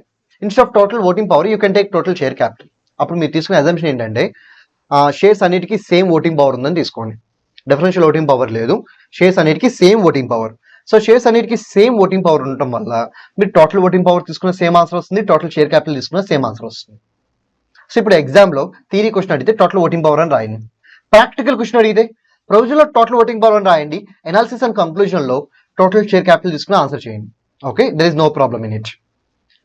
అండ్ డిఫరెన్షియల్ ఓటింగ్ పవర్ గురించి మిమ్మల్ని ఏం పెద్ద స్ట్రెస్ చేయరు, దాని మీద క్వశ్చన్స్ కూడా ఏం అడగరు కాబట్టి in almost all cases TVP is equal to TSC, total voting power is nothing but total share capital. Okay, ఇప్పుడు మరి టోటల్ షేర్ క్యాపిటల్ అంటే ఏం తీసుకోవాలి? Total equity paid up capital, total equity paid up capital plus total preference paid up capital and total debentures. సరే ఇవన్నీ తీసుకోవాలి నేను total share capital అంటే. ఎస్, కానీ గుర్తుపెట్టుకుని ఇక్కడ ఇంపార్టెంట్ పాయింట్, మనం టీఎస్సీని టీవీపీకి ఈక్వల్ చేద్దాం అనుకుంటున్నాం, అంటే ఓటింగ్ పవర్కి ఈక్వల్ చేద్దాం అనుకుంటున్నాం. అలాంటప్పుడు ఈ ముగ్గురులో ఓటింగ్ పవర్ ఎవరికి ఉంటుంది? ఈక్విటీ షేర్ హోల్డర్స్కి ఉంటుంది. సో ఈక్విటీ షేర్ హోల్డర్స్కి ఆల్వేస్ ఓటింగ్ పవర్ ఉంటుంది కాబట్టి వాళ్ళని ఆల్వేస్ కన్సిడర్ చేయాలి. What about preference share capital? వాళ్ళకి ఓటింగ్ పవర్ ఉండదు, వాళ్ళకి ఓటింగ్ పవర్ జనరల్గా ఉండదు, అందుకే వాళ్ళు మనం ఇగ్నోర్ చేయాలి. ప్రిఫరెన్స్ షేర్ క్యాపిటల్ తీసుకోకూడదు, మనం కేవలం ఈక్విటీ షేర్ క్యాపిటల్ తీసుకోవాలి. సరే మరి ప్రిఫరెన్స్ షేర్ క్యాపిటల్ ఇక్కడ ఎందుకు రాశారు? ఇన్ కేస్ వీళ్ళకి కూడా ఓటింగ్ పవర్ ఉంటే, సే ఫర్ ఎగ్జాంపుల్ 2 years పాటు కంటిన్యూస్గా వాళ్ళకి డివిడెండ్ పే చేయకపోతే వాళ్ళకి కూడా అన్నింటిలోనూ ఓట్ చేసే పవర్ వచ్చేస్తుంది కదా. Now we need to consider total preference share capital. సరే మనకి ఎలా తెలుస్తుంది సార్? క్వశ్చన్లో చెప్తాడు ప్రిఫరెన్స్ షేర్ క్యాపిటల్కి ఓటింగ్ పవర్ ఉందా లేదని చెప్తాడు. ఇన్ కేస్ ప్రిఫరెన్స్ షేర్ క్యాపిటల్కి ఓటింగ్ పవర్ లేకపోతే కన్సిడర్ చేయమాకండి, ప్రిఫరెన్స్ షేర్ క్యాపిటల్కి ఓటింగ్ పవర్ ఉంటే కన్సిడర్ చేయండి, దట్స్ సింపుల్. సార్ క్వశ్చన్లో ఏం చెప్పలేదు సార్, ప్రిఫరెన్స్ షేర్ క్యాపిటల్కి ఓటింగ్ పవర్ ఉంటుందా ఉండదా అని ఏం చెప్పలేదు. మరి జనరల్గా చెప్పండి, ప్రిఫరెన్స్ షేర్ క్యాపిటల్కి ఓటింగ్ ఉంటుందా? జనరల్గా ఉండదు కదా, అందుకే మీరు వాటిని కన్సిడర్ చేయకపోయినా ప్రాబ్లం ఉండదు. ఒక క్వశ్చన్లో అడిగాడు, ఏమైనా అడిగాడు అంటే ఈక్విటీ క్యాపిటల్ ఇచ్చాడు, ప్రిఫరెన్స్ షేర్ క్యాపిటల్ ఇచ్చాడు, ప్రిఫరెన్స్ షేర్ క్యాపిటల్కి ఓటింగ్ ఉందా లేదా చెప్పలా. ఇంకేస్ ఓటింగ్ ఉందని చెప్పుంటే కన్సిడర్ చేస్తాం, లేదని చెప్పుంటే కన్సిడర్ చేయం. బట్ ఏమీ చెప్పలేదు, మరి ఇప్పుడు ఏం చేయాలి? లేదనే వెళ్ళండి. ప్రిఫరెన్స్ షేర్ క్యాపిటల్కి జనరల్గా ఓటింగ్ పవర్ ఉండదు కాబట్టి దాన్ని కన్సిడర్ చేయమాకండి, ఇగ్నోర్ చేయండి. సార్ మరి what about debentures? Debentures in case convertible అయితే, అంటే ఫ్యూచర్లో రిడీమ్ చేసే టైంలో వాటిని ఈక్విటీ షేర్స్గా కన్వర్ట్ చేసే లెక్క అయితే కన్సిడర్ చేయండి. ఒకవేళ కన్వర్ట్ చేయకపోతే కన్సిడర్ చేయమాకండి.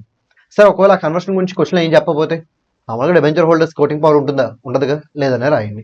ఇప్పుడు చెప్పండి, టోటల్ ఓటింగ్ పవర్ ప్లేస్లో ప్రాక్టికల్ క్వశ్చన్ సాల్వ్ చేయడం కోసం మీరు ఏం తీసుకోవచ్చు? Total share capital.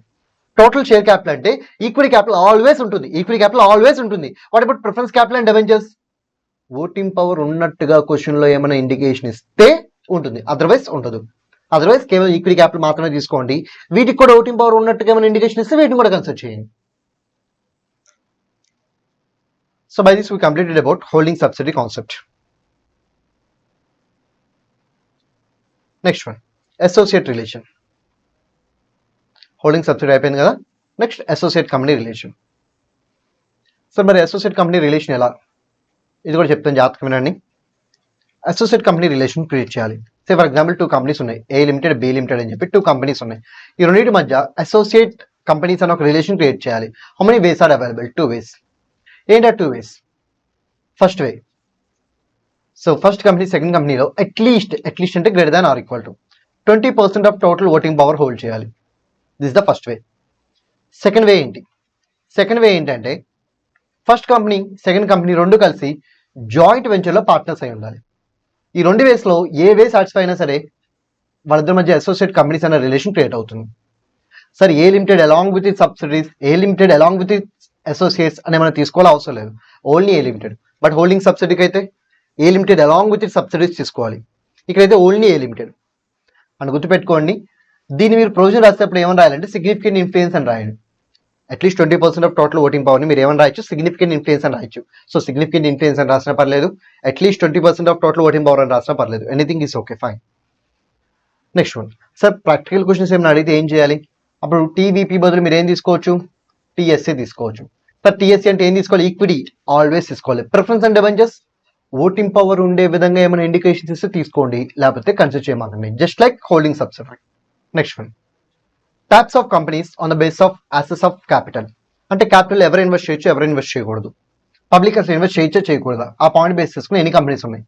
ఆ పాయింట్ బేస్ చేసుకుంటే కనుక ఓన్లీ 2 కంపెనీసే ఉంటాయి, that is listed company, unlisted company. ఏమేమి ఉంటాయి? Listed company, unlisted company. So listed అని ఎప్పుడు పిలుస్తాం? ఏదైనా ఒక కంపెనీ తన యొక్క సెక్యూరిటీస్ని, not shares, it is securities. Securities అంటే it may be shares or it may be debentures. మళ్ళీ షేర్స్లో కూడా it may be equity shares or it may be preference shares. Securities అంటే అన్నీ వస్తాయి. సో ఏదైనా ఒక కంపెనీ తన యొక్క సెక్యూరిటీస్ని ఏదైనా రికగ్నైజ్డ్ స్టాక్ మార్కెట్లో like NSC or BSc,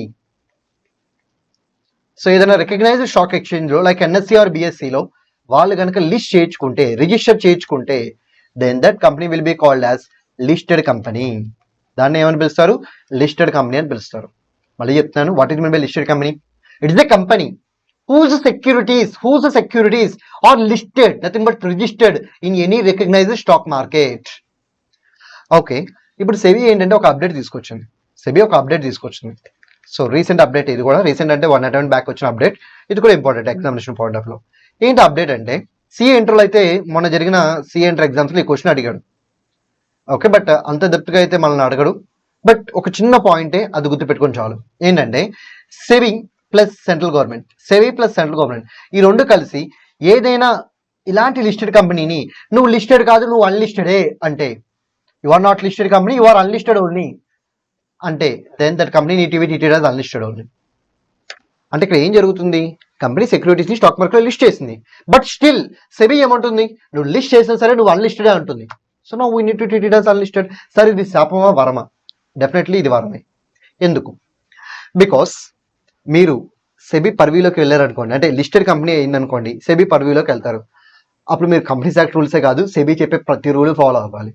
follow అవ్వకపోతే మీ మీద పెనాల్టీలు, పనిష్మెంట్లు అన్ని చాలా ఉంటాయి అనమాట. సో అలాంటప్పుడు లిస్టెడ్ కంపెనీగా లేకపోవడం అనేది అదృష్టం అనమాట. అప్పుడు మీరు కంపెనీస్ యాక్ట్ ఒక్కటి ఫాలో అయితే చాలు. అదే లిస్టెడ్ కంపెనీ అయితే మీరు కంపెనీస్ యాక్ట్ ఫాలో అవ్వాలి, సెబీ చెప్పే రూల్స్ ఫాలో అవ్వాలి. సో ఇది శాపం కాదు, ఇది వరం అనమాట. ఓకే, ఇప్పుడు చెప్పండి, లిస్టెడ్ కంపెనీ అంటే ఏంటి? లిస్టెడ్ కంపెనీ అంటే it's a company who securities are listed in any recognised stock market except those companies which are declared as unlisted by SEBI in consultation with central government. Okay, listed company అంటే ఏంటి చెప్పారు. Then what about unlisted company? Unlisted company అంటే other than listed company. Listed company కాదు ఏదైనా సరే ఏమవుతుంది? Unlisted company అయిపోతుంది. Next, small company. So small company అని గుర్తుపెట్టుకోండి, 2 కండిషన్స్ సాటిస్ఫై చేయాలి. 2 కూడా కాదు, 3 కండిషన్స్ సాటిస్ఫై చేయాలి. సో స్మాల్ కంపెనీ అవ్వాలంటే ఎన్ని condition? 3 condition. So small company అయితే ఏమవుతుంది? నెంబర్ ఆఫ్ రూల్స్ అనేవి తగ్గుతాయి. అంటే సే ఫర్ ఎగ్జాంపుల్, ఇప్పుడు నార్మల్ కంపెనీస్ 100 రూల్స్ ఫాలో అవుతున్నాయి అనుకోండి, స్మాల్ కంపెనీస్ 40 రూల్స్ 30 రూల్స్ అంతే ఫాలో అవుతాయి. మరి అటువంటి బెనిఫిట్ మనకు రావాలి అంటే మీరు ఏం చేయాలి? ఆర్ఓస్కి అప్లికేషన్ పెట్టుకోవాలి, మాకు స్మాల్ కంపెనీ స్టేటస్ ఇవ్వండి అని. అప్పుడు ఆర్ఓస్ ఏం చేస్తారు? మీరు 3 కండిషన్స్ సాటిస్ఫై చేసే లేదా చెక్ చేస్తారు. సాటిస్ఫై చేస్తే మీకు స్మాల్ కంపెనీ స్టేటస్ ఇచ్చేస్తారు. సార్ ఎందుకు ఏంటి ఆ 3 కండిషన్స్? ఆ 3 కండిషన్స్ ఇవే. మీ company other than public company అయి ఉండాలి. సార్ సింపుల్గా నేను ప్రైవేట్ కంపెనీ అని రాయొచ్చు. ఎస్. సో మీ కంపెనీ ఏ కంపెనీ అయి ఉండాలి? Private company. అంటే పబ్లిక్ కంపెనీకి స్మాల్ కంపెనీ స్టేటస్ రాదు. కేవలం ఆ స్టేటస్ ఎవరికి వస్తుంది? ప్రైవేట్ కంపెనీకి మాత్రమే వస్తుంది. It will be available only to private companies. Okay, this is the first condition. Second condition, paid up share capital. So paid up share capital ఎంత ఉండాలంటే అప్ టు 2 crores ఉండాలి. అప్ టు 2 crores అంటే less than or equal to 2 crores. Paid up capital ఎంత ఉండాలి? Up to 2 crores. 2 crores కన్నా ₹1 కూడా ఎక్కువ ఉండకూడదు. 2 crores కన్నా ₹1 కూడా ఎక్కువ ఉండకూడదు. Next third one, turn over ఎంత ఉండాలి? Third condition, turn over up to 20 crores ఉండాలి. అంటే less than or equal to 20 crores ఉండాలి. 20 crores కన్నా ₹1 కూడా ఎక్కువ ఉండకూడదు. సరే, ఈ 3 క్యుములేటివ్ కండిషన్స్, లేకపోతే ఈ 3 ఏదైనా ఒకటి సాటిస్ఫై చేస్తే చాలా 3 క్యుములేటివ్. ప్రైవేట్ కంపెనీ అవ్వాలి, అండ్ పెయిడ్ అప్ క్యాపిటల్ చెప్పిన లిమిట్ లో ఉండాలి, అండ్ టర్న్ ఓవర్ చెప్పిన లిమిట్ లో ఉండాలి. 3 సాటిస్ఫై చేయాలి. అప్పుడే that company can get small company status. So private company, that is other than public company. Next, paid up capital limit ఎంత? Up to 2 crores. Next, turnover limit ఎంత? Up to 20 crores.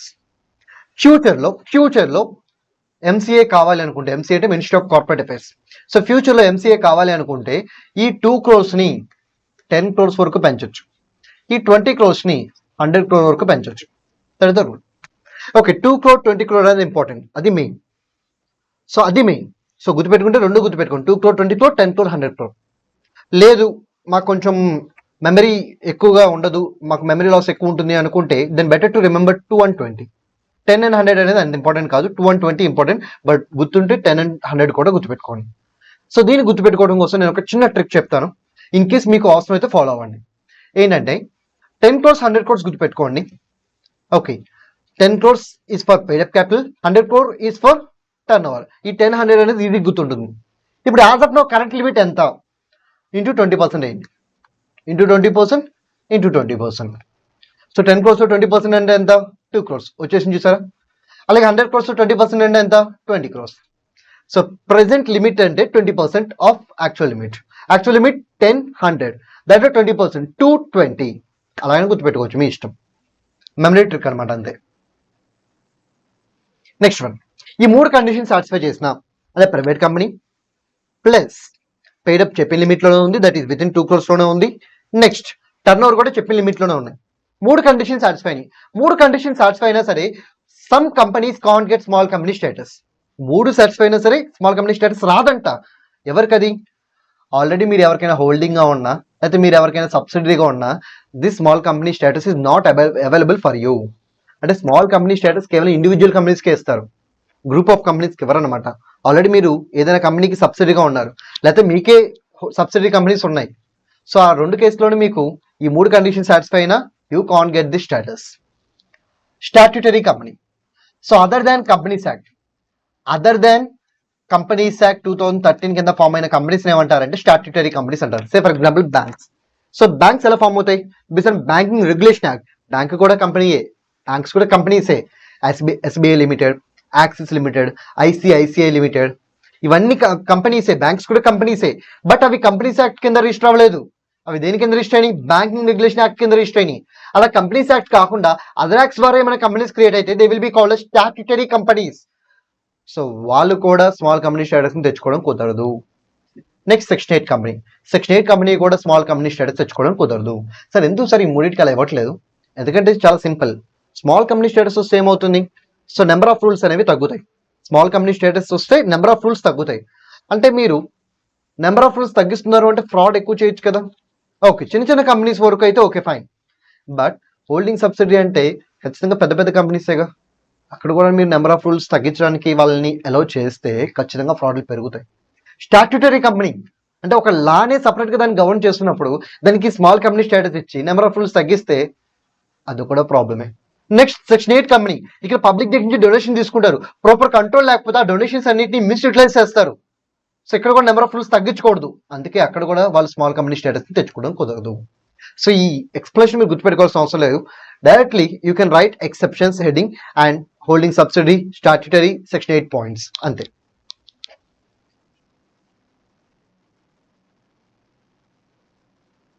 Next government company. So government company అని చెప్పి ఏ కంపెనీని పిలుస్తారు? ఇక్కడ కూడా 2 ways ఉన్నాయి, ఇక్కడ కూడా 2 ways అవైలబుల్. ఏంటో 2 ways అంటే ఏ లిమిటెడ్ అనే కంపెనీని తీసుకుంటాను, ఏ లిమిటెడ్ అనే కంపెనీని తీసుకుంటాను, ఇది గవర్నమెంట్ కంపెనీ కాదా అని చెక్ చేయాలంటే దీంట్లో more than or equal to 51%. Confuse అవ్వద్దు, చాలా మంది కన్ఫ్యూజ్ అవుతున్నారు. ఇక్కడ 50% తీసుకుంటున్నారు, it is not 50%. And more than 50% కాదు, ఇక్కడ వచ్చింది more than or equal to 51%. ఈ పర్సెంటేజ్ చాలా important. Greater than or equal to symbol కూడా చాలా ఇంపార్టెంట్. చాలా మంది మిస్టేక్ చేస్తున్నారు. So greater than or equal to 51% of total voting power ఎవరు హోల్డ్ చేయాలి? సిజీ కానీ అంటే సెంట్రల్ గవర్నమెంట్ కానీ, ఎస్జీ కానీ స్టేట్ గవర్నమెంట్ కానీ, లేకపోతే వాటి యొక్క కాంబినేషన్స్ కానీ. ఇన్ సింపుల్ వర్డ్స్ గవర్నమెంట్స్ అన్ని కలిపి at least 51% of total voting power hold చేస్తే then A limited will be called as government company. It will be called as government company. Next one, this is one way. ఇంకో way కూడా ఉంది. A limited కనుక already existing లో ఉన్న government కంపెనీకి subsidy అయితే, అంటే ఒక గవర్నమెంట్ కంపెనీ ఆల్రెడీ ఉంది, అది హోల్డింగ్ కంపెనీ, అది ఏ లిమిటెడ్ ఇది సబ్సిడీ కంపెనీ. అప్పుడు ఈ ఏ లిమిటెడ్ ఏమని ట్రీట్ చేయాలి? గవర్నమెంట్ కంపెనీ అని ట్రీట్ చేయాలి. సో 2 ways అనమాట. అయితే direct government holding at least 51% of total voting power, లేకపోతే ఏదైనా ఒక గవర్నమెంట్ కంపెనీకి మీరు సబ్సిడీ అయి ఉండాలి. ఈ 2 కేసెస్లో you will become subsidiary company, you will become government company. And ఇక్కడ గుర్తుపెట్టుకోండి, ఇక్కడ సిజీ ఎంత హోల్డ్ చేస్తుంది, ఎస్జీ ఎంత హోల్డ్ చేస్తుంది, గవర్నమెంట్ కంపెనీ ఎంత హోల్డ్ చేస్తుంది అని చెప్పి 3 పర్టికులర్స్ ఇస్తారు ఎగ్జామ్లో. అడిగితే కనుక ఇలా అడగచ్చు. So central government 40%, state government 10%, and government company 10% అంటారు. Is it a government company or not? Answer is yes అని చెప్పి రాస్తారు, but it is wrong. So ఇక్కడ more than 51% or equal to 51% government holding. So government holding ఎంత ఉందో check చేయండి. Government అంటే ఈ 2 వస్తాయి. సార్ గవర్నమెంట్ కంపెనీ గవర్నమెంట్ కాదా? గవర్నమెంట్ వేరు, గవర్నమెంట్ కంపెనీ వేరు, separate legal entry concept. Government అంటే ఓన్లీ సిజీ ఎస్జీ మాత్రమే వస్తుంది, ఇంకేమీ అవ్వదు, గుర్తుపెట్టుకోండి. Only సిజీ and SG. సో వాళ్ళ కంబైన్ హోల్డింగ్ 50%. 51% ఉండాలి మినిమం, 50 ఉంది. So it is not A government company as per first condition. Okay, second condition చూసుకుందాం. ఒక గవర్నమెంట్ కంపెనీకి అది సబ్సిడీ అయి ఉండాలి. సో సబ్సిడీ అవ్వాలంటే ఆ గవర్నమెంట్ కంపెనీ ఎంత హోల్డ్ చేయాలి? మోర్ దాన్ 50% హోల్డ్ చేయాలి. కానీ ఎంత హోల్డ్ చేస్తుంది? 10%. So it is not A subsidy to this government company. 2వ కండిషన్ కూడా ఫెయిల్. 2 కండిషన్ ఫెయిల్ అయినాయి కాబట్టి it is not A government company. So ఇలా మిమ్మల్ని కన్ఫ్యూజ్ చేయడానికి ఒక క్వశ్చన్ అడగచ్చు. సో చాలా జాగ్రత్తగా ఆన్సర్ చేయండి. ఇప్పటివరకు అయితే అడగలేదు, బట్ ఇన్ కేస్ గవర్నమెంట్ కంపెనీలో అడగాలనుకుంటే ఇలాంటి ట్విస్ట్ చేసి అడగచ్చు.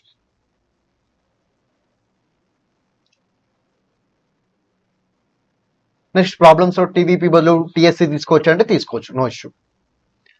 Next foreign company. Foreign company అంటే ఏంటి? ఇన్కార్పొరేషన్ అవుట్ సైడ్ ఇండియా జరగాలి. ఇన్కార్పొరేషన్ ఎక్కడ జరగాలి? అవుట్ సైడ్ ఇండియా జరగాలి, అంటే ఫారెన్ లో జరగాలి. బట్ బిజినెస్ ఎక్కడ ఉండాలి? ఇండియాలో ఉండాలి. సార్ ఎలా చేయొచ్చు సార్ బిజినెస్? డైరెక్ట్ గా అదే చేయొచ్చు, లేకపోతే ఏజెంట్ ద్వారా చేయొచ్చు. అంటే directly is possible, indirectly is also possible. Physical గానే చేయాలా? నో, ఫిజికల్ గా చేయొచ్చు. ఎలక్ట్రానిక్ అంటే ఆన్లైన్ మోడ్ లో కూడా చేయొచ్చు. ఎలా చేసినా no issue. Or it can carry business activity in India in any other manner. ఎలాగైనా బిజినెస్ చేయొచ్చు. సో ఎస్టాబ్లిష్మెంట్ ఎక్కడ జరగాలి? Outside India.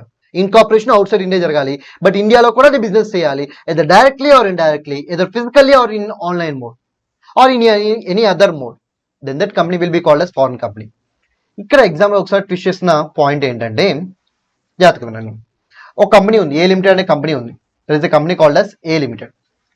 ఏ లిమిటెడ్ అనే కంపెనీ ఉంది. ఓకే, ఈ కంపెనీ ఇండియాలో ఇన్కార్పొరేట్ చేశారు. This is incorporated in India, but it is doing business in Singapore. Singapore లో బిజినెస్ చేస్తుంది. సో ఎక్కడ బిజినెస్ చేస్తుంది? సింగపూర్ లో బిజినెస్ చేస్తుంది. So business. Can I call this A limited as foreign company? No. చాలా మంది ఏం చేస్తారంటే ఇండియా ఒకటి వచ్చింది, ఫారెన్ ఒకటి వచ్చింది, సో డెఫినెట్లీ ఇది ఫారెన్ కంపెనీ అనుకుంటారు, బట్ రాంగ్. సో ఇన్కార్పొరేట్ అవ్వాల్సింది ఇండియాలో కాదు, ఇన్కార్పొరేట్ అవ్వాల్సింది ఎక్కడ? Out side India. బిజినెస్ ఎక్కడ ఉండాలి? ఇండియాలో ఉండాలి. కానీ వాడు రివర్స్ చేశాడు. ఇండియాలో ఇన్కార్పొరేట్ అయింది, అవుట్ సైడ్ ఇండియా బిజినెస్ చేస్తుంది అన్నారు.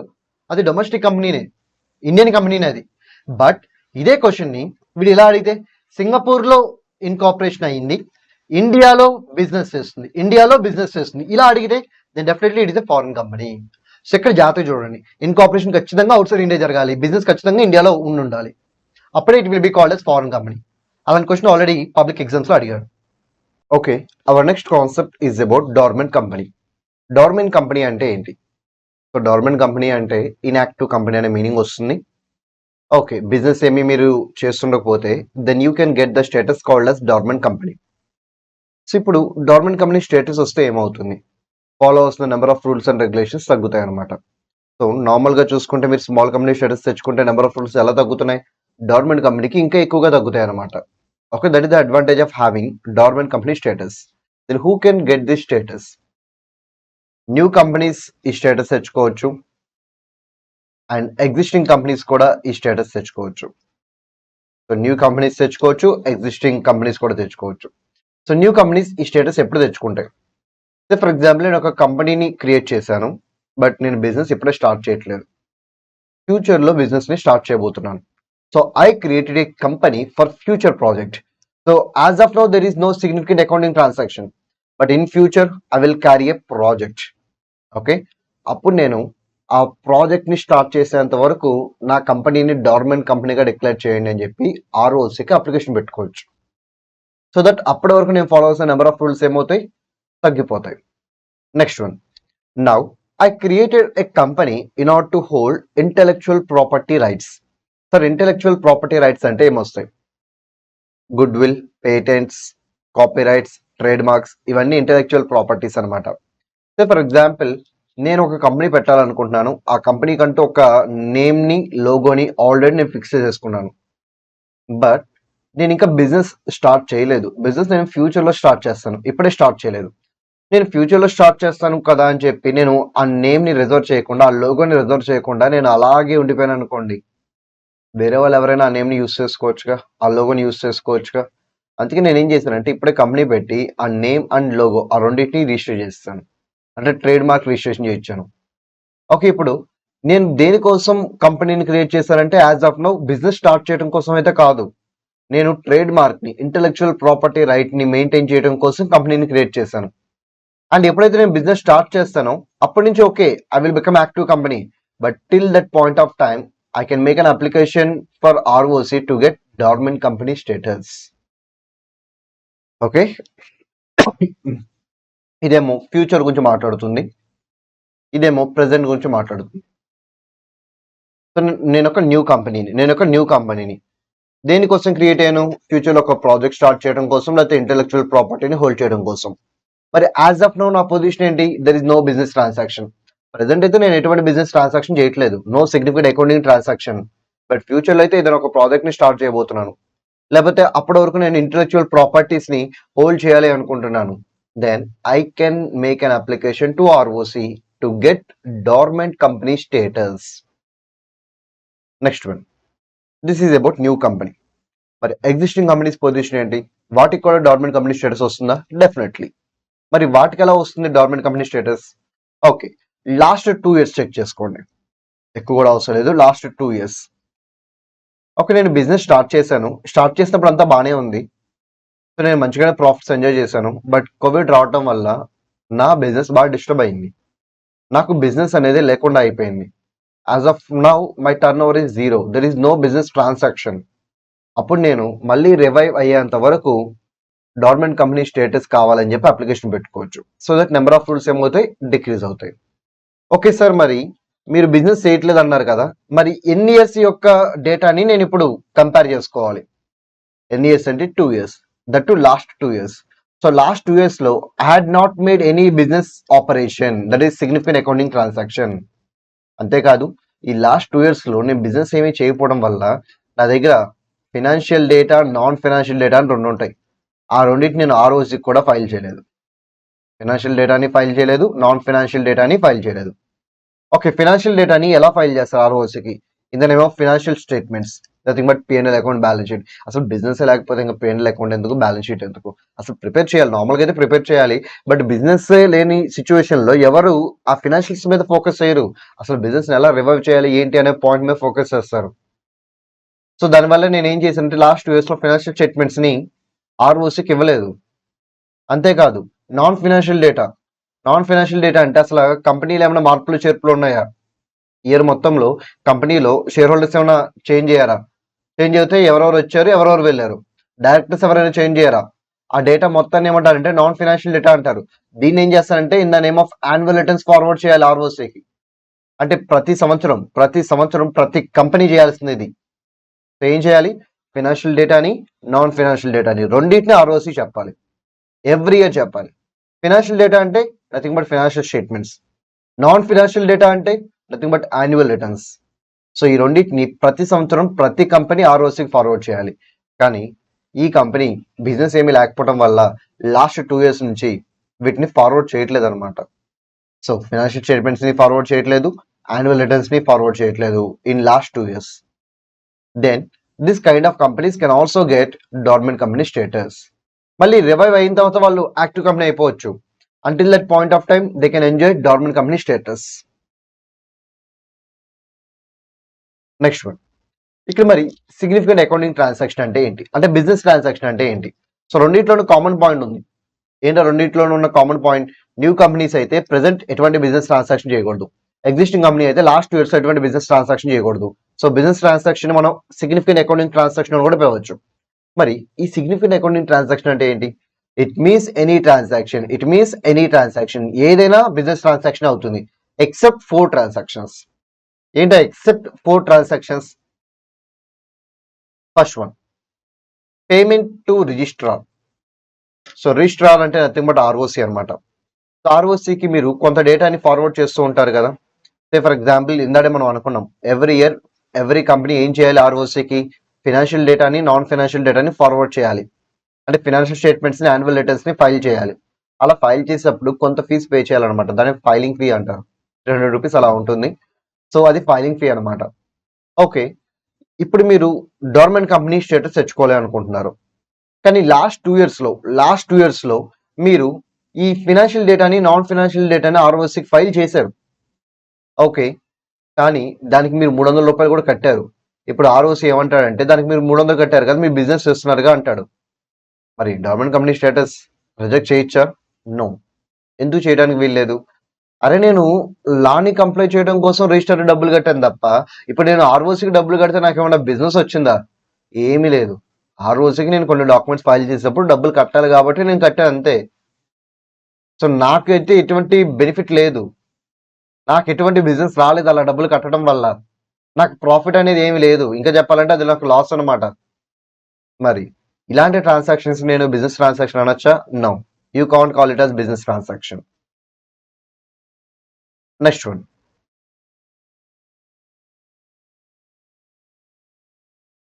To fulfil the provisions of any other act.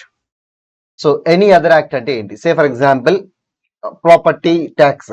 ఇప్పుడు ఈ ప్రాపర్టీ ట్యాక్స్ ఉంటుంది, నా దగ్గర ఏదైనా ప్రాపర్టీ ఉంటే దాని మీద నేను ట్యాక్స్ కట్టాలి. సార్ ఆ ప్రాపర్టీని నేను యూస్ చేసుకుంటున్నాను, కట్టండి. యూస్ చేసుకోవట్లేదు సార్, అయినా సరే కట్టండి. సార్ ఆ ప్రాపర్టీ నేను బిజినెస్ పర్పస్ కోసం వాడదాం అనుకున్నాను, కానీ బిజినెస్ అయితే ఏం జరగట్లేదు, అయినా సరే కట్టండి. మీరు ప్రాపర్టీ హోల్డ్ చేస్తే ప్రాపర్టీ ట్యాక్స్ కట్టాల్సిందే. There is no other option, వేరే ఆప్షన్ అయితే లేదు. సో ఇప్పుడు నేను బిజినెస్ చేసినా కట్టాలి, బిజినెస్ చేయకపోయినా కట్టాలి. మరి నేను ఇప్పుడు లాని కంప్లై చేయడం కోసం, ప్రొవిజన్స్ ని కంప్లై చేయడం కోసం నేను ప్రాపర్టీ ట్యాక్స్ కట్టాను. మరి అలా ప్రాపర్టీ ట్యాక్స్ కడితే దానివల్ల నాకేమన్నా బిజినెస్ వస్తుందా? నో. దానివల్ల నాకేమన్నా ప్రాఫిట్ వస్తుందా? No. Can I call this transaction as significant accounting transaction? No. Next one, maintenance. So maintenance of office and books and records. So ఇప్పుడు నేను బిజినెస్ చేసినా చేయకపోయినా ఆఫీస్ మెయింటైన్ చేయాలి, బుక్స్ అండ్ అకౌంట్స్ కూడా maintain చేయాలి. Okay, వీటిని నేను maintain చేయడం వల్ల నాకు ఏమైనా ప్రాఫిట్ వస్తుందా అంటే ఎటువంటి ప్రాఫిట్ రాదు. కొన్ని బిజినెస్ వస్తుందా అంటే నీ ఆఫీస్ నీట్ గా ఉంది, నేను వచ్చి బిజినెస్ ఇస్తాను అని చెప్పి ఎవరైనా అంటారంటే అది ఉండదు. మరి దీనివల్ల ఎటువంటి అడ్వాంటేజ్ లేనప్పుడు మరి దీన్ని నేను సిగ్నిఫికెంట్ అకౌంటింగ్ ట్రాన్సాక్షన్ అని పిలవచ్చా? No. And last one, allotment of shares to fulfil provisions. So ఇక్కడ ప్రొవిజన్ అంటే ఏంటి అంటే కంపెనీస్ యాక్ట్ లో మినిమం ఇంతమంది ఉండాలని రిక్వైర్మెంట్ ఉంటుంది. ఓపీసీ అయితే 1, ప్రైవేట్ అయితే 2, పబ్లిక్ అయితే 7. ఎప్పుడైనా నెంబర్ కన్నా తక్కువ నెంబర్ ఆఫ్ మెంబర్స్ ఉన్నారనుకోండి, అప్పుడు విత్ ఇన్ 6 months లోపు దాన్ని రెక్టిఫై చేయాలి. ఎలా రెక్టిఫై చేయాలి? కొత్త వాళ్ళకి షేర్స్ అలాట్ చేసి వాళ్ళు మెంబర్ గా తీసుకుని మినిమం నెంబర్ ని కంప్లీట్ చేయాలి. అలా కొత్త వాళ్ళకి మీరు షేర్స్ అలాట్ చేస్తున్నారు కదా, మీరు డబ్బులు తీసుకుని చేస్తున్నారా, లేకపోతే సింపుల్ గా ఇక్కడ అలాట్మెంట్ ఖచ్చితంగా చేయాలి, మినిమం నెంబర్ ఆఫ్ మెంబర్స్ ఖచ్చితంగా అవ్వాలి విత్ ఇన్ 6 months లోపు అనే పాయింట్ ని దృష్టిలో పెట్టుకుని చేస్తున్నారా? ఎస్, మీరు డబ్బుల కోసం చేస్తే then it is a business transaction. అలా కాకుండా మీరు మినిమం నెంబర్ ఎంత ఉండాలి అని చెప్పి ఈ రూల్ కంప్లై చేయడం కోసం మీరు షేర్స్ కనుక అలాట్ చేస్తే then definitely it is not a business transaction, it is not a significant business transaction.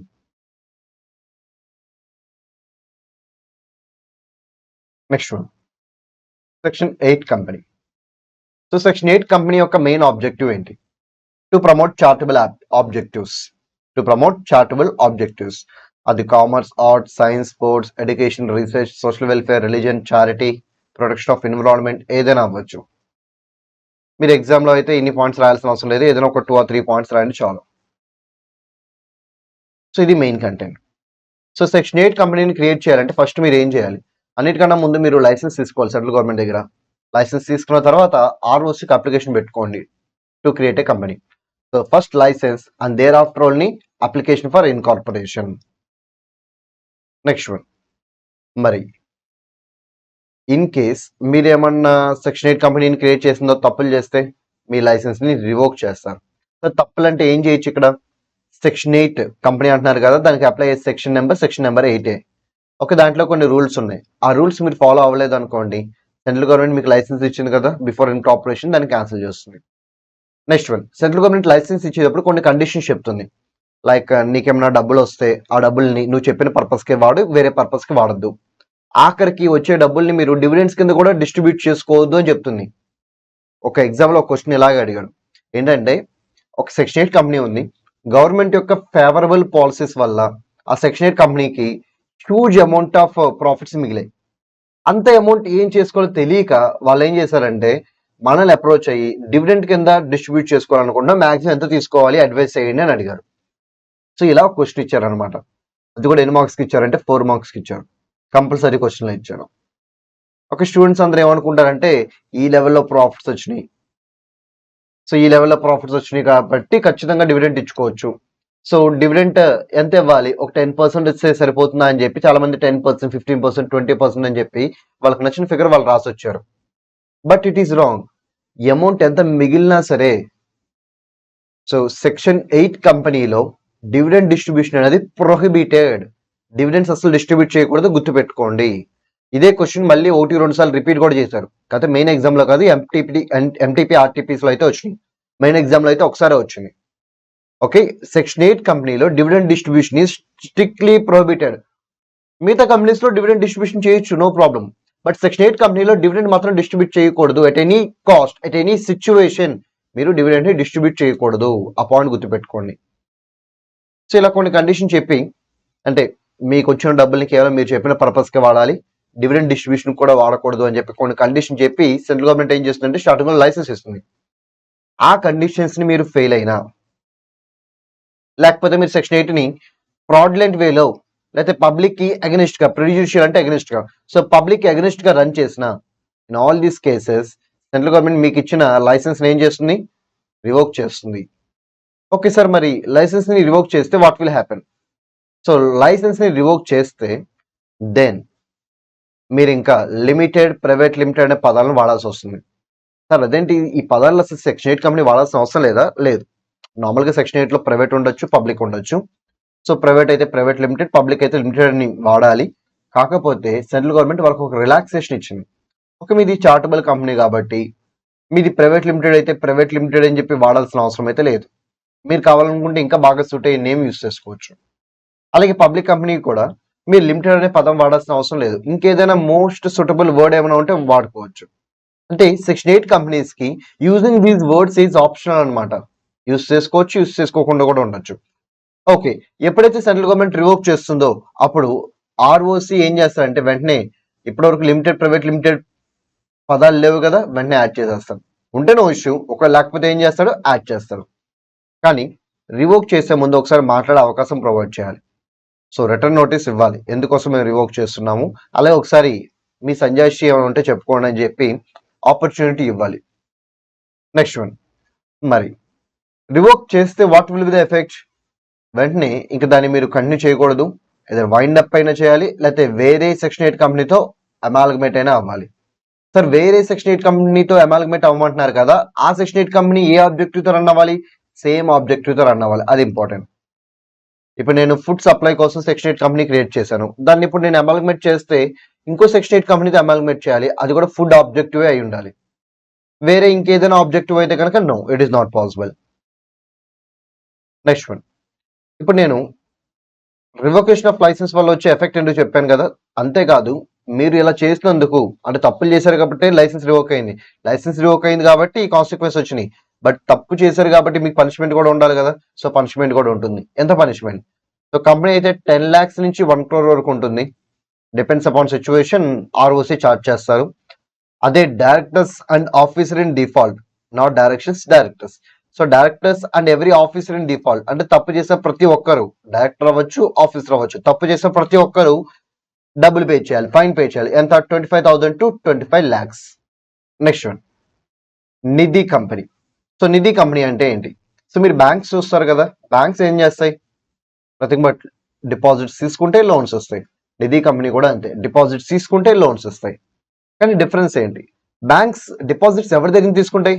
Public దగ్గర నుంచి. ఎవరికి లోన్స్ వస్తాయి? పబ్లిక్ కి. మరి నిధి కంపెనీ లోన్స్ ఎవరికి ఇస్తాయి? Only to its members. Deposits ఎవరి దగ్గర తీసుకుంటాయి? Only from its members. అంటే బ్యాంక్ అందరితో డీల్ చేస్తుంది, నిధి కంపెనీ కేవలం నిధి కంపెనీ యొక్క మెంబర్స్ తో మాత్రమే డీల్ చేస్తుంది. వాళ్ళ దగ్గర నుంచి డిపాజిట్స్ తీసుకుంటుంది, వాళ్ళకే ఇంట్రెస్ట్ ఇస్తుంది. అలాగే ఎవరికైనా నీడీ పర్సన్ ఉంటే వాళ్ళకి లోన్ కూడా ప్రొవైడ్ చేస్తుంది, వాళ్ళ దగ్గర నుంచి ఇంట్రెస్ట్ కూడా కలెక్ట్ చేసుకుంటుంది. So that is the business of Nidhi company, just like bank. So bank ఏంటంటే మొత్తం పబ్లిక్ తో డీల్ చేసి, ఇది మాత్రం కేవలం మెంబర్స్ తో డీల్ చేస్తుంది. ఓకే, ఇది కూడా ఫినాన్షియల్ యాక్టివిటీస్ చేస్తుంది కాబట్టి ఇదేం చేయాలి? It need to follow CG order. CG ఏం చెప్తే అది ఫాలో అవ్వాలి. Next one, public financial institutions. So ఇది కంప్లీట్లీ అన్ఇంపార్టెంట్ టాపిక్, మీరు చదువుకోండి. కాకపోతే షార్ట్ కట్లో చెప్పాలంటే first one is LIC, second one is IDFC, third one is mutual fund company. Mutual fund company 100% share holding ఎవరు చేయాలంటే బ్యాంక్ చేయాలి. థర్డ్ వన్ ఏంటంటే మ్యూచువల్ ఫండ్ కంపెనీ 100% హోల్డింగ్ ఎవరు చేయాలంటే బ్యాంక్ చేయాలి. అది ఇంపార్టెంట్ పాయింట్. నెక్స్ట్ వన్, నాలుగోది ఏంటంటే list of PFIs. List of PFIs given in 1956 companies act. So companies act 1956 లో లిస్ట్ ఇచ్చారనమాట, పిఎఫ్ఐస్ లిస్ట్. ఆ లిస్ట్ మీరు ఫాలో అవ్వాలి. ఈ మూడు కాకుండా, LIC, IDFC, mutual fund company కాకుండా ఎక్స్ట్రాగా ఇంకొన్ని కంపెనీస్ ఉన్నాయి, అవన్నీ మీకు 1956 యాక్ట్ దొరుకుతాయి అనమాట, సెక్షన్ 4A2లో. అది మీరు రెఫర్ చేయాలి. ఇవే కాదు, ఇంకేదైనా బిజినెస్ ఆర్గనైజేషన్ కావాలి అనుకుంటే పిఎఫ్ఐ కింద డిక్లేర్ చేయొచ్చు సెంట్రల్ గవర్నమెంట్. బట్ అలా డిక్లేర్ చేయాలంటే ఆ business organisation either statutory company అయి ఉండాలి, లేకపోతే గవర్నమెంట్ కంపెనీ అయి ఉండాలి. What about non statutory and non government companies? వాటిని పిఎఫ్ఐగా డిక్లేర్ చేసే పవర్ సీజీ కూడా లేదు. Okay, these are the 5 companies which will come under PFI. Next one, incorporation of company. So promoter, అసలు ప్రమోటర్ అంటే ఎవరు? సో ఇది కూడా అన్ఇంపార్టెంట్ టాపిక్. సో బ్రీఫ్గా చెప్పేస్తాను. ఎవరైతే కష్టపడి కంపెనీని క్రియేట్ చేస్తారో వాళ్ళే ప్రమోటర్. అందుకే సింబాలిక్ ఇలా ఇచ్చారు చూడండి. సో ఎవరైతే కష్టపడి కంపెనీని క్రియేట్ చేస్తారో వాళ్ళని ఏమంటారు? ప్రమోటర్ అంటారు. Sir, how to know the name of the promoter? ఇప్పుడు కంపెనీ పబ్లిక్ ఇష్యూకి వెళ్ళినప్పుడు ప్రోస్పెక్టస్ వస్తుంది కదా, ఆ ప్రోస్పెక్టస్ లో ప్రమోటర్ యొక్క నేమ్ ఉంటుంది. Next one, company every year financial data, non financial డేటాని ఫార్వర్డ్ చేస్తుంది. సో నాన్ ఫినాన్షియల్ డేటాని ఫార్వర్డ్ చేసినప్పుడు దాంట్లో అందరి డీటెయిల్స్ వస్తుంది, share holders, directors, promoters. So అక్కడ ఎవరిని ఏమైతే ప్రమోటర్ ఉందో that person will become promoter. Sir, మరి ప్రమోటర్ కి కంపెనీ బిజినెస్ అఫైర్స్ మీద ఏమైనా కంట్రోల్ ఉంటుందా? ఎస్, కంట్రోల్ ఉంటుంది. ఎలా ఉంటుంది? మేబీ ప్రమోటర్ ఒక షేర్ హోల్డర్ అవ్వచ్చు, ప్రమోటర్ ఒక డైరెక్టర్ అవ్వచ్చు, ప్రమోటర్ ఒక ఆఫీసర్ అవ్వచ్చు, అలా కంట్రోల్ ఎక్సెస్ చేయొచ్చు, దర్ ఇస్ నో ఇష్యూ. లేకపోతే ప్రమోటర్ బోర్డ్ ఆఫ్ డైరెక్టర్స్ కన్నా హయ్యర్ అథారిటీలో కూర్చుని బోర్డ్ ఆఫ్ డైరెక్టర్స్ ని కంట్రోల్ చేయొచ్చు. మరి promoter board of directors control చేస్తాడు, బోర్డ్ ఆఫ్ డైరెక్టర్స్ కంపెనీని కంట్రోల్ చేస్తుంది అంటే డైరెక్ట్ గా బోర్డ్ ఆఫ్ డైరెక్టర్స్ అయితే, ఇండైరెక్ట్ గా ప్రమోటర్ కంపెనీని కంట్రోల్ చేస్తున్నాడు అని అర్థం. Okay, it is not so important, just నేను చెప్పిన పాయింట్స్ గుర్తుపెట్టుకొని చాలు. నెక్స్ట్ వన్, మరి కంపెనీని క్రియేట్ చేయాలంటే బేసిక్ రిక్వైర్మెంట్ ఏంటి? ఓపీసీ అయితే ఒక సింగిల్ పర్సన్ కావాలి, చెప్పాలంటే ఇద్దరు కావాలి, ఒక పర్సన్ మెంబర్గా ఉండాలి, ఇంకో పర్సన్ నామినీగా ఉండాలి, బట్ క్రియేట్ చేయడానికి అయితే ఒకరు కావాలి. నెక్స్ట్, ప్రైవేట్ కంపెనీ అయితే మినిమం 2, మాక్సిమం 200, పబ్లిక్ కంపెనీ అయితే minimum 7, maximum no limit. Next one, what is the procedure for incorporation of company? Company incorporate చేయాలంటే ఏం చేయాలి? ఫస్ట్ కొన్ని రిక్వైర్డ్ డాక్యుమెంట్స్ ని ఆర్ఓసికి ఫార్వర్డ్ చేయాలి. ఆర్ఓసి వెరిఫై చేసి he will issue certificate of incorporation. దాంట్లో మనకు ఒక యూనిక్ నెంబర్ ఉంటుంది, దాన్నే CIN అంటారు, కార్పొరేట్ ఐడెంటిటీ నెంబర్. అలాగే మీరు ఏదైతే డాక్యుమెంట్స్ ఇక్కడ ఫార్వర్డ్ చేశారో, ఫస్ట్ స్టెప్ లో ఫార్వర్డ్ చేశారో ఆ డాక్యుమెంట్స్ అన్ని మీరు ప్రిజర్వ్ చేయాలి. ఇప్పుడు మనం ఈ 4 పాయింట్స్ గురించి మాట్లాడుకుందాం. సో ఫస్ట్ మీరు ఏం చేయాలి? రిక్వైర్డ్ డాక్యుమెంట్స్ ఆర్ఓసికి ఫార్వర్డ్ చేస్తే అప్పుడు రిజిస్ట్రార్ ఏం చేస్తారు? అన్ని వెరిఫై చేసి సర్టిఫికేట్ ఆఫ్ ఇన్కార్పొరేషన్ ఇస్తారు in prescribed form. So prescribed form లో సర్టిఫికేట్ ఆఫ్ ఇన్కార్పొరేషన్ వస్తుంది. తర్వాత మీకు ఒక యూనిక్ నెంబర్ కూడా వస్తుంది, ఆ సర్టిఫికేట్ లోనే వస్తుంది, దాన్ని ఏమంటారు? CIN, that is corporate identity number. తర్వాత మీరు ఏదైతే డాక్యుమెంట్స్ ని ఫార్వర్డ్ చేస్తారో వాటిని ప్రిజర్వ్ చేయాలి. సార్, ఎక్కడ ప్రిజర్వ్ చేయాలి సార్? రిజిస్టర్ ఆఫీస్ లో ప్రిజర్వ్ చేయాలి. సార్, ఎంతకాలం? కంపెనీని క్లోజ్ చేసేంత కాలం. సార్, పేపర్ ఫార్మాట్ లోనే చేయాలా? అవసరం లేదు, PDF ఫార్మాట్ లో కూడా చేయొచ్చు. అంటే మీరు మాన్యువల్ గానే చేయాల్సిన అవసరం లేదు, ఫిజికల్ గానే చేయాల్సిన అవసరం లేదు, ఎలక్ట్రానిక్ మోడ్ లో కూడా సేవ్ చేసుకోవచ్చు. బట్ కంపెనీ క్లోజ్ అయ్యేంత వరకు మీరు ఫార్వర్డ్ చేసిన డాక్యుమెంట్స్ అన్ని ఉండాలి. ఇంతకీ ఏ డాక్యుమెంట్స్ ఫార్వర్డ్ చేయాలి? మెమరాండమ్, ఆర్టికల్స్, ఈ రెండు ప్రిపేర్ చేసి ఫార్వర్డ్ చేయండి. డిక్లరేషన్ బై ప్రొఫెషనల్, ఏమైనా ఇవ్వాలి?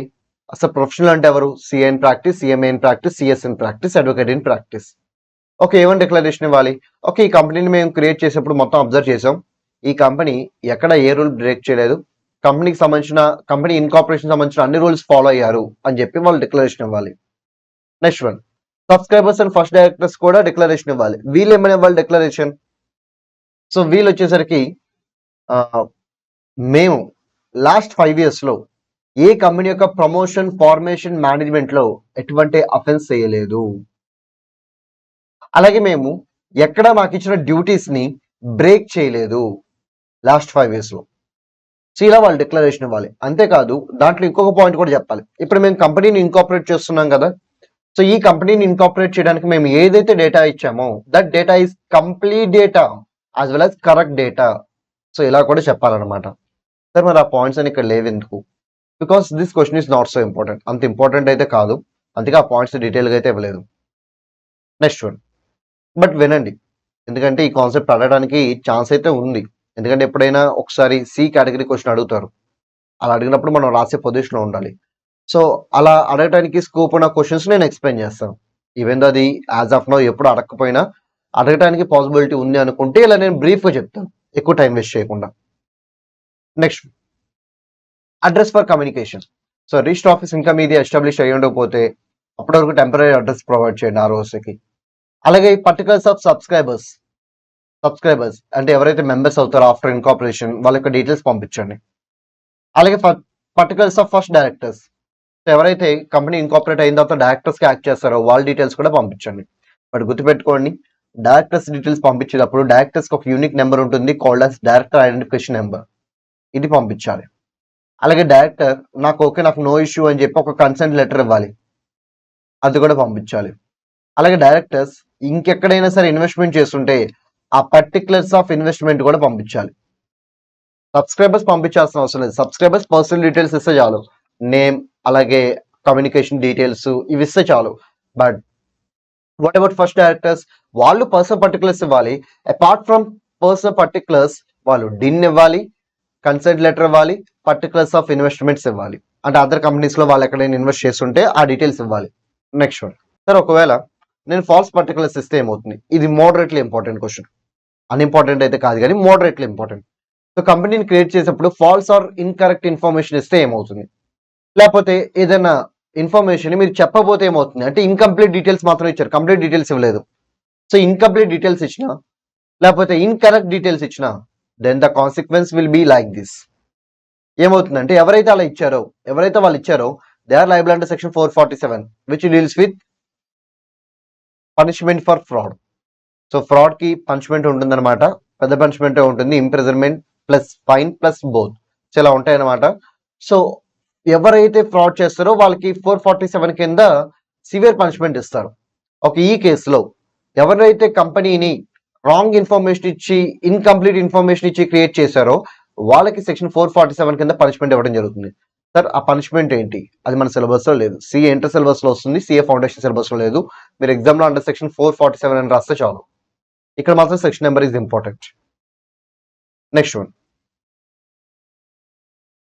సార్, ఇది ప్రీ ఇన్కార్పొరేషన్ అయితే, అంటే ఇంకా కంపెనీ ఇన్కార్పొరేషన్ అవ్వలేదు. సో ఇంకా కంపెనీ ఇన్కార్పొరేషన్ అవ్వలేదు అంటే మీరు కంపెనీ ఇన్కార్పొరేషన్ ఆపేసి ఎవరైతే అలా ఇన్ఫర్మేషన్ ఇచ్చారో వాళ్ళని పనిష్ చేయొచ్చు. అదే ఇన్కార్పొరేషన్ అయిపోతే అప్పుడు కంపెనీ మీద ఈ కింద ఇచ్చిన చార్ట్ ప్రకారంగా మీరు పనిష్మెంట్ పాస్ చేయొచ్చు. And what about persons? ఇక్కడ ప్రమోటర్స్ లయబుల్ అవుతారు, ఫస్ట్ డైరెక్టర్స్ లయబుల్ అవుతారు. అలాగే ఇందని మనం డిక్లరేషన్ ఇచ్చాం కదా, ఏమని డిక్లరేషన్ ఇచ్చాం? మేము కంప్లీట్ డీటెయిల్స్ ఇచ్చాము, కరెక్ట్ డీటెయిల్స్ ఇచ్చామని చెప్పి డిక్లరేషన్ ఇచ్చాం కదా, అలా డిక్లరేషన్ ఇచ్చిన వాళ్ళకు కూడా లయబుల్ అవుతారు. వీళ్ళందరూ 447 కింద లయబుల్ అవుతారు. అంటే ఇన్కార్పొరేషన్ అయ్యి ఉండకపోతే ఎవరిచ్చారు వాళ్ళు, ఇన్కార్పొరేషన్ అయ్యి ఉంటే ప్రమోటర్స్, ఫస్ట్ డైరెక్టర్స్, డిక్లరేషన్ మీద సైన్ చేసే ప్రతి ఒక్కరు, వాళ్ళు ఇన్నోసెంట్ అయినా కాకపోయినా they're all liable for punishment under 447. So first కేసులో అయితే కంపెనీ ఇంకా క్రియేట్ అవ్వలేదు కాబట్టి స్టాప్ చేస్తారు. సెకండ్ కేసులో కంపెనీ క్రియేట్ అయింది కాబట్టి ఇప్పుడు ఏం చేయొచ్చు? కంపెనీ మీద కంపెనీ యొక్క మేనేజ్మెంట్ ని మార్చేయచ్చు, బోర్డ్ ఆఫ్ డైరెక్టర్స్ మార్చేయచ్చు. కంపెనీలో మెంబర్స్ లయబిలిటీ ఇప్పటి వరకు లిమిటెడ్ ఉంది కదా, దాన్ని అన్లిమిటెడ్ చేయొచ్చు. కంపెనీ యొక్క నేమ్ ని రిజిస్టర్ ఆఫ్ కంపెనీస్ లోంచి రిమూవ్ చేయమని చెప్పి ROCకి ఆర్డర్ పాస్ చేయొచ్చు. సో ఇందాడ మీరు డాక్యుమెంట్స్ అన్ని ఫార్వర్డ్ చేసినప్పుడు ROC ఏం చేస్తాడు? అన్ని వెరిఫై చేసి కరెక్ట్గా ఉంటే సర్టిఫికేట్ ఇస్తాడు కదా, దానికన్నా ముందు ఇంకోటి చేస్తాడు. సో ROC ఆఫీస్లో రిజిస్టర్ ఒకటి ఉంటుంది, రిజిస్టర్. సో ఆ రిజిస్టర్ లో కంపెనీ యొక్క నేమ్ ని ఎంటర్ చేస్తాడు. ఎంటర్ చేసి ఆ తర్వాత సర్టిఫికేట్ ఆఫ్ ఇన్కార్పొరేషన్ ఇస్తాడు. ఇప్పుడు ఆ ఎంటర్ చేసిన నేమ్ ఏదైతే ఉందో దాన్ని స్ట్రైక్ ఆఫ్ చేసేసేయండి అని చెప్పి ఆర్డర్ పాస్ చేయొచ్చు. అదే దాని యొక్క మీనింగ్. నెక్స్ట్ వన్, లేకపోతే కంపెనీని క్లోజ్ చేయమని చెప్పొచ్చు, వైండ్ అప్ చేయమని చెప్పొచ్చు. అంటే అసెట్స్ అన్నిటిని అమ్మేసి వచ్చిన వాల్యూతో లయబిలిటీస్ ని క్లియర్ చేయమని చెప్పొచ్చు. Or it can pass any other order. ఇవే కాదు ఇంకేదైనా ఆర్డర్ అయినా పాస్ చేయొచ్చు. ఇదంతా ఇప్పుడు కంపెనీ ఇన్కార్పొరేషన్ అయిపోయి ఉంటాయి. అదే కంపెనీ ఇన్కార్పొరేషన్ ఇంకా అయ్యి ఉండకపోతే రాంగ్ పర్టికులర్స్ ఉన్నాయి కాబట్టి స్టాప్ చేసేయచ్చు డైరెక్ట్ గా. సో సర్టిఫికేట్ ఆఫ్ ఇన్కార్పొరేషన్ మీరు చూసుకోండి, easy question. Effect of registration కూడా మీరు చూసుకోండి, easy question. Classification of capital and classification of shares ఇవి కూడా చూసుకోండి.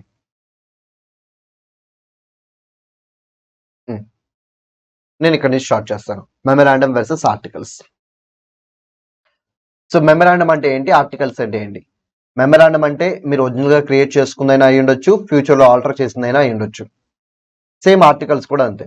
అంటే ఈ డెఫినేషన్ ఏమి ఇండికేట్ చేస్తుందంటే మీరు ఒకసారి ఎంఓఏ క్రియేట్ చేసుకుంటే ఫ్యూచర్లో ఇంకా చేంజెస్ చేయడం కుదరదు అనే అజంప్షన్ తీసుకోవద్దు. ఒకసారి మీరు ఎంఓఏ క్రియేట్ చేసిన ఫ్యూచర్లో కావాలనుకుంటే అకార్డింగ్ టు రిక్వైర్మెంట్స్ మీరు ఎంఓఏని అమెండ్ చేసుకోవచ్చు, అప్డేట్ చేసుకోవచ్చు. అది దీని యొక్క మీనింగ్.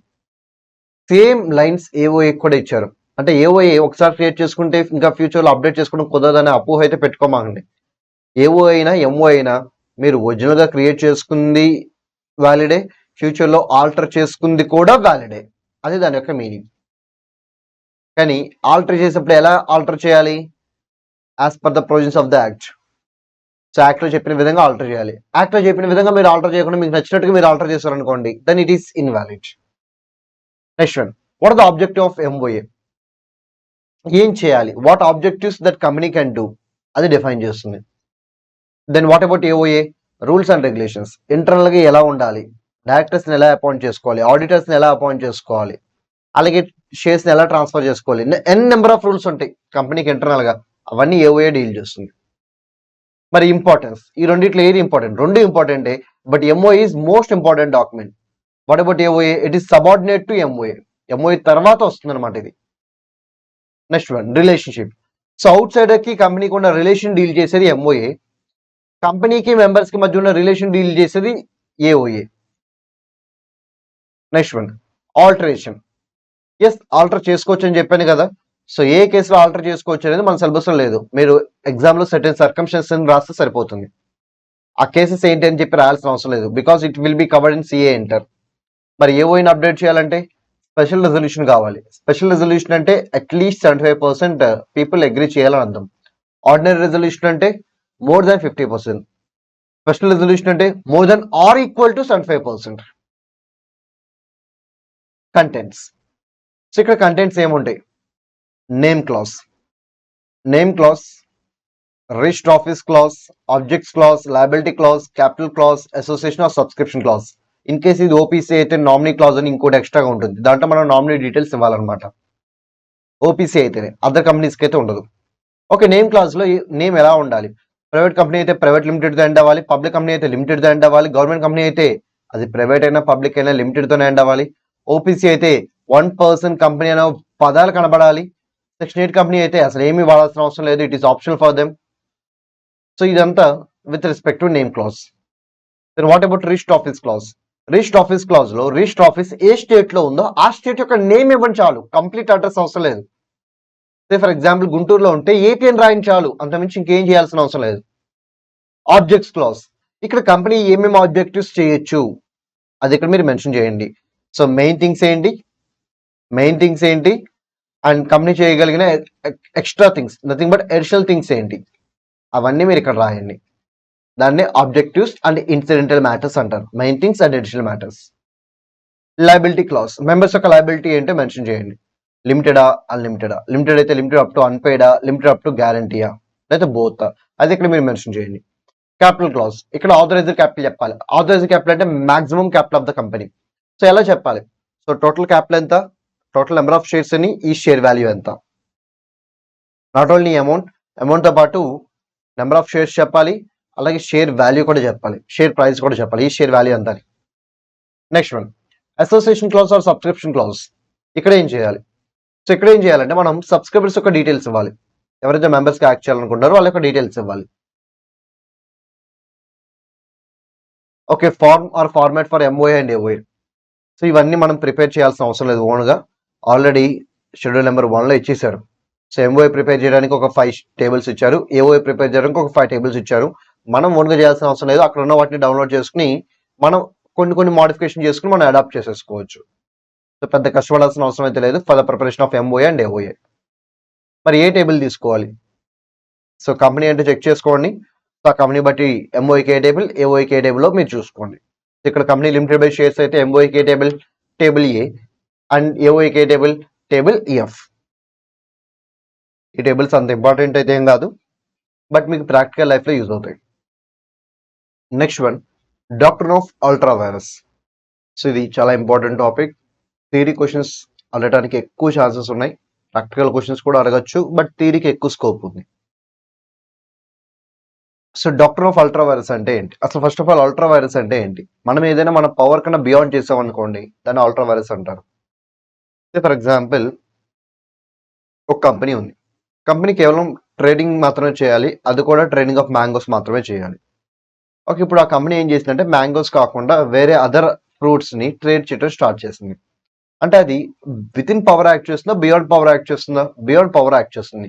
అలా బియాండ్ పవర్ యాక్ట్ చేస్తే it will be called as ultra vires. మరి కంపెనీ ఏం చేయాలి? ఎంఓఏలో ఏదైతే చెప్పారో ఆబ్జెక్ట్ క్లాజ్‌లో ఆ యాక్టివిటీస్ మాత్రమే చేయాలి. దానికి బియాండ్ అసలు వెళ్ళకూడదు. వెళ్తే అది అల్ట్రా వైరస్ అయిపోతుంది. సార్ మరి అల్ట్రా వైరస్ అయితే what will be the consequence? ఆ ట్రాన్సాక్షన్ వాయిడ్ అవుతుంది. అండ్ ఆ ట్రాన్సాక్షన్‌కి కంపెనీకి ఎటువంటి సంబంధం ఉండదు. అంటే మీరు చేసిన ట్రాన్సాక్షన్‌కి కంపెనీ లయబిలిటీ తీసుకోదు. అండ్ మీరు చేసిన ట్రాన్సాక్షన్‌కి మీరే పర్సనల్‌గా లయబిలిటీ తీసుకోవాలి. మీరు అంటే డైరెక్టర్స్. అంటే ఇప్పుడు డైరెక్టర్స్ కంపెనీ పేరు మీద ఏదైనా అల్ట్రా వైరస్ యాక్టివిటీ చేస్తే దట్ ఈస్ వాయిడ్. ఆ ట్రాన్సాక్షన్ కంపెనీ లయబుల్ అవ్వదు. ఆ ట్రాన్సాక్షన్‌కి ఎవరైతే అలా కంపెనీ చేత చేయించారో that person will become personally liable. Okay. Ultra వైరస్‌లో మొత్తం ఎన్ని కైండ్స్ ఉంటాయి? 3 కైండ్స్ ఉంటాయి. సో ఎంఓఏకి బియాండ్ యాక్ట్ చేశారనుకోండి it will be called as ultra vires the company. So దేనికి బియాండ్ యాక్ట్ చేస్తే అల్ట్రా వైరస్ ద కంపెనీ అవుతుంది? ఎంఓఏ. మరి ఏఓఏకి బియాండ్ చేస్తే ultra vires the AOA. That is ultra vires the articles. ఒకవేళ directors అథారిటీకి beyond చేస్తే ultra vires the directors. Ultra vires the company, ultra vires the articles, ultra vires the directors.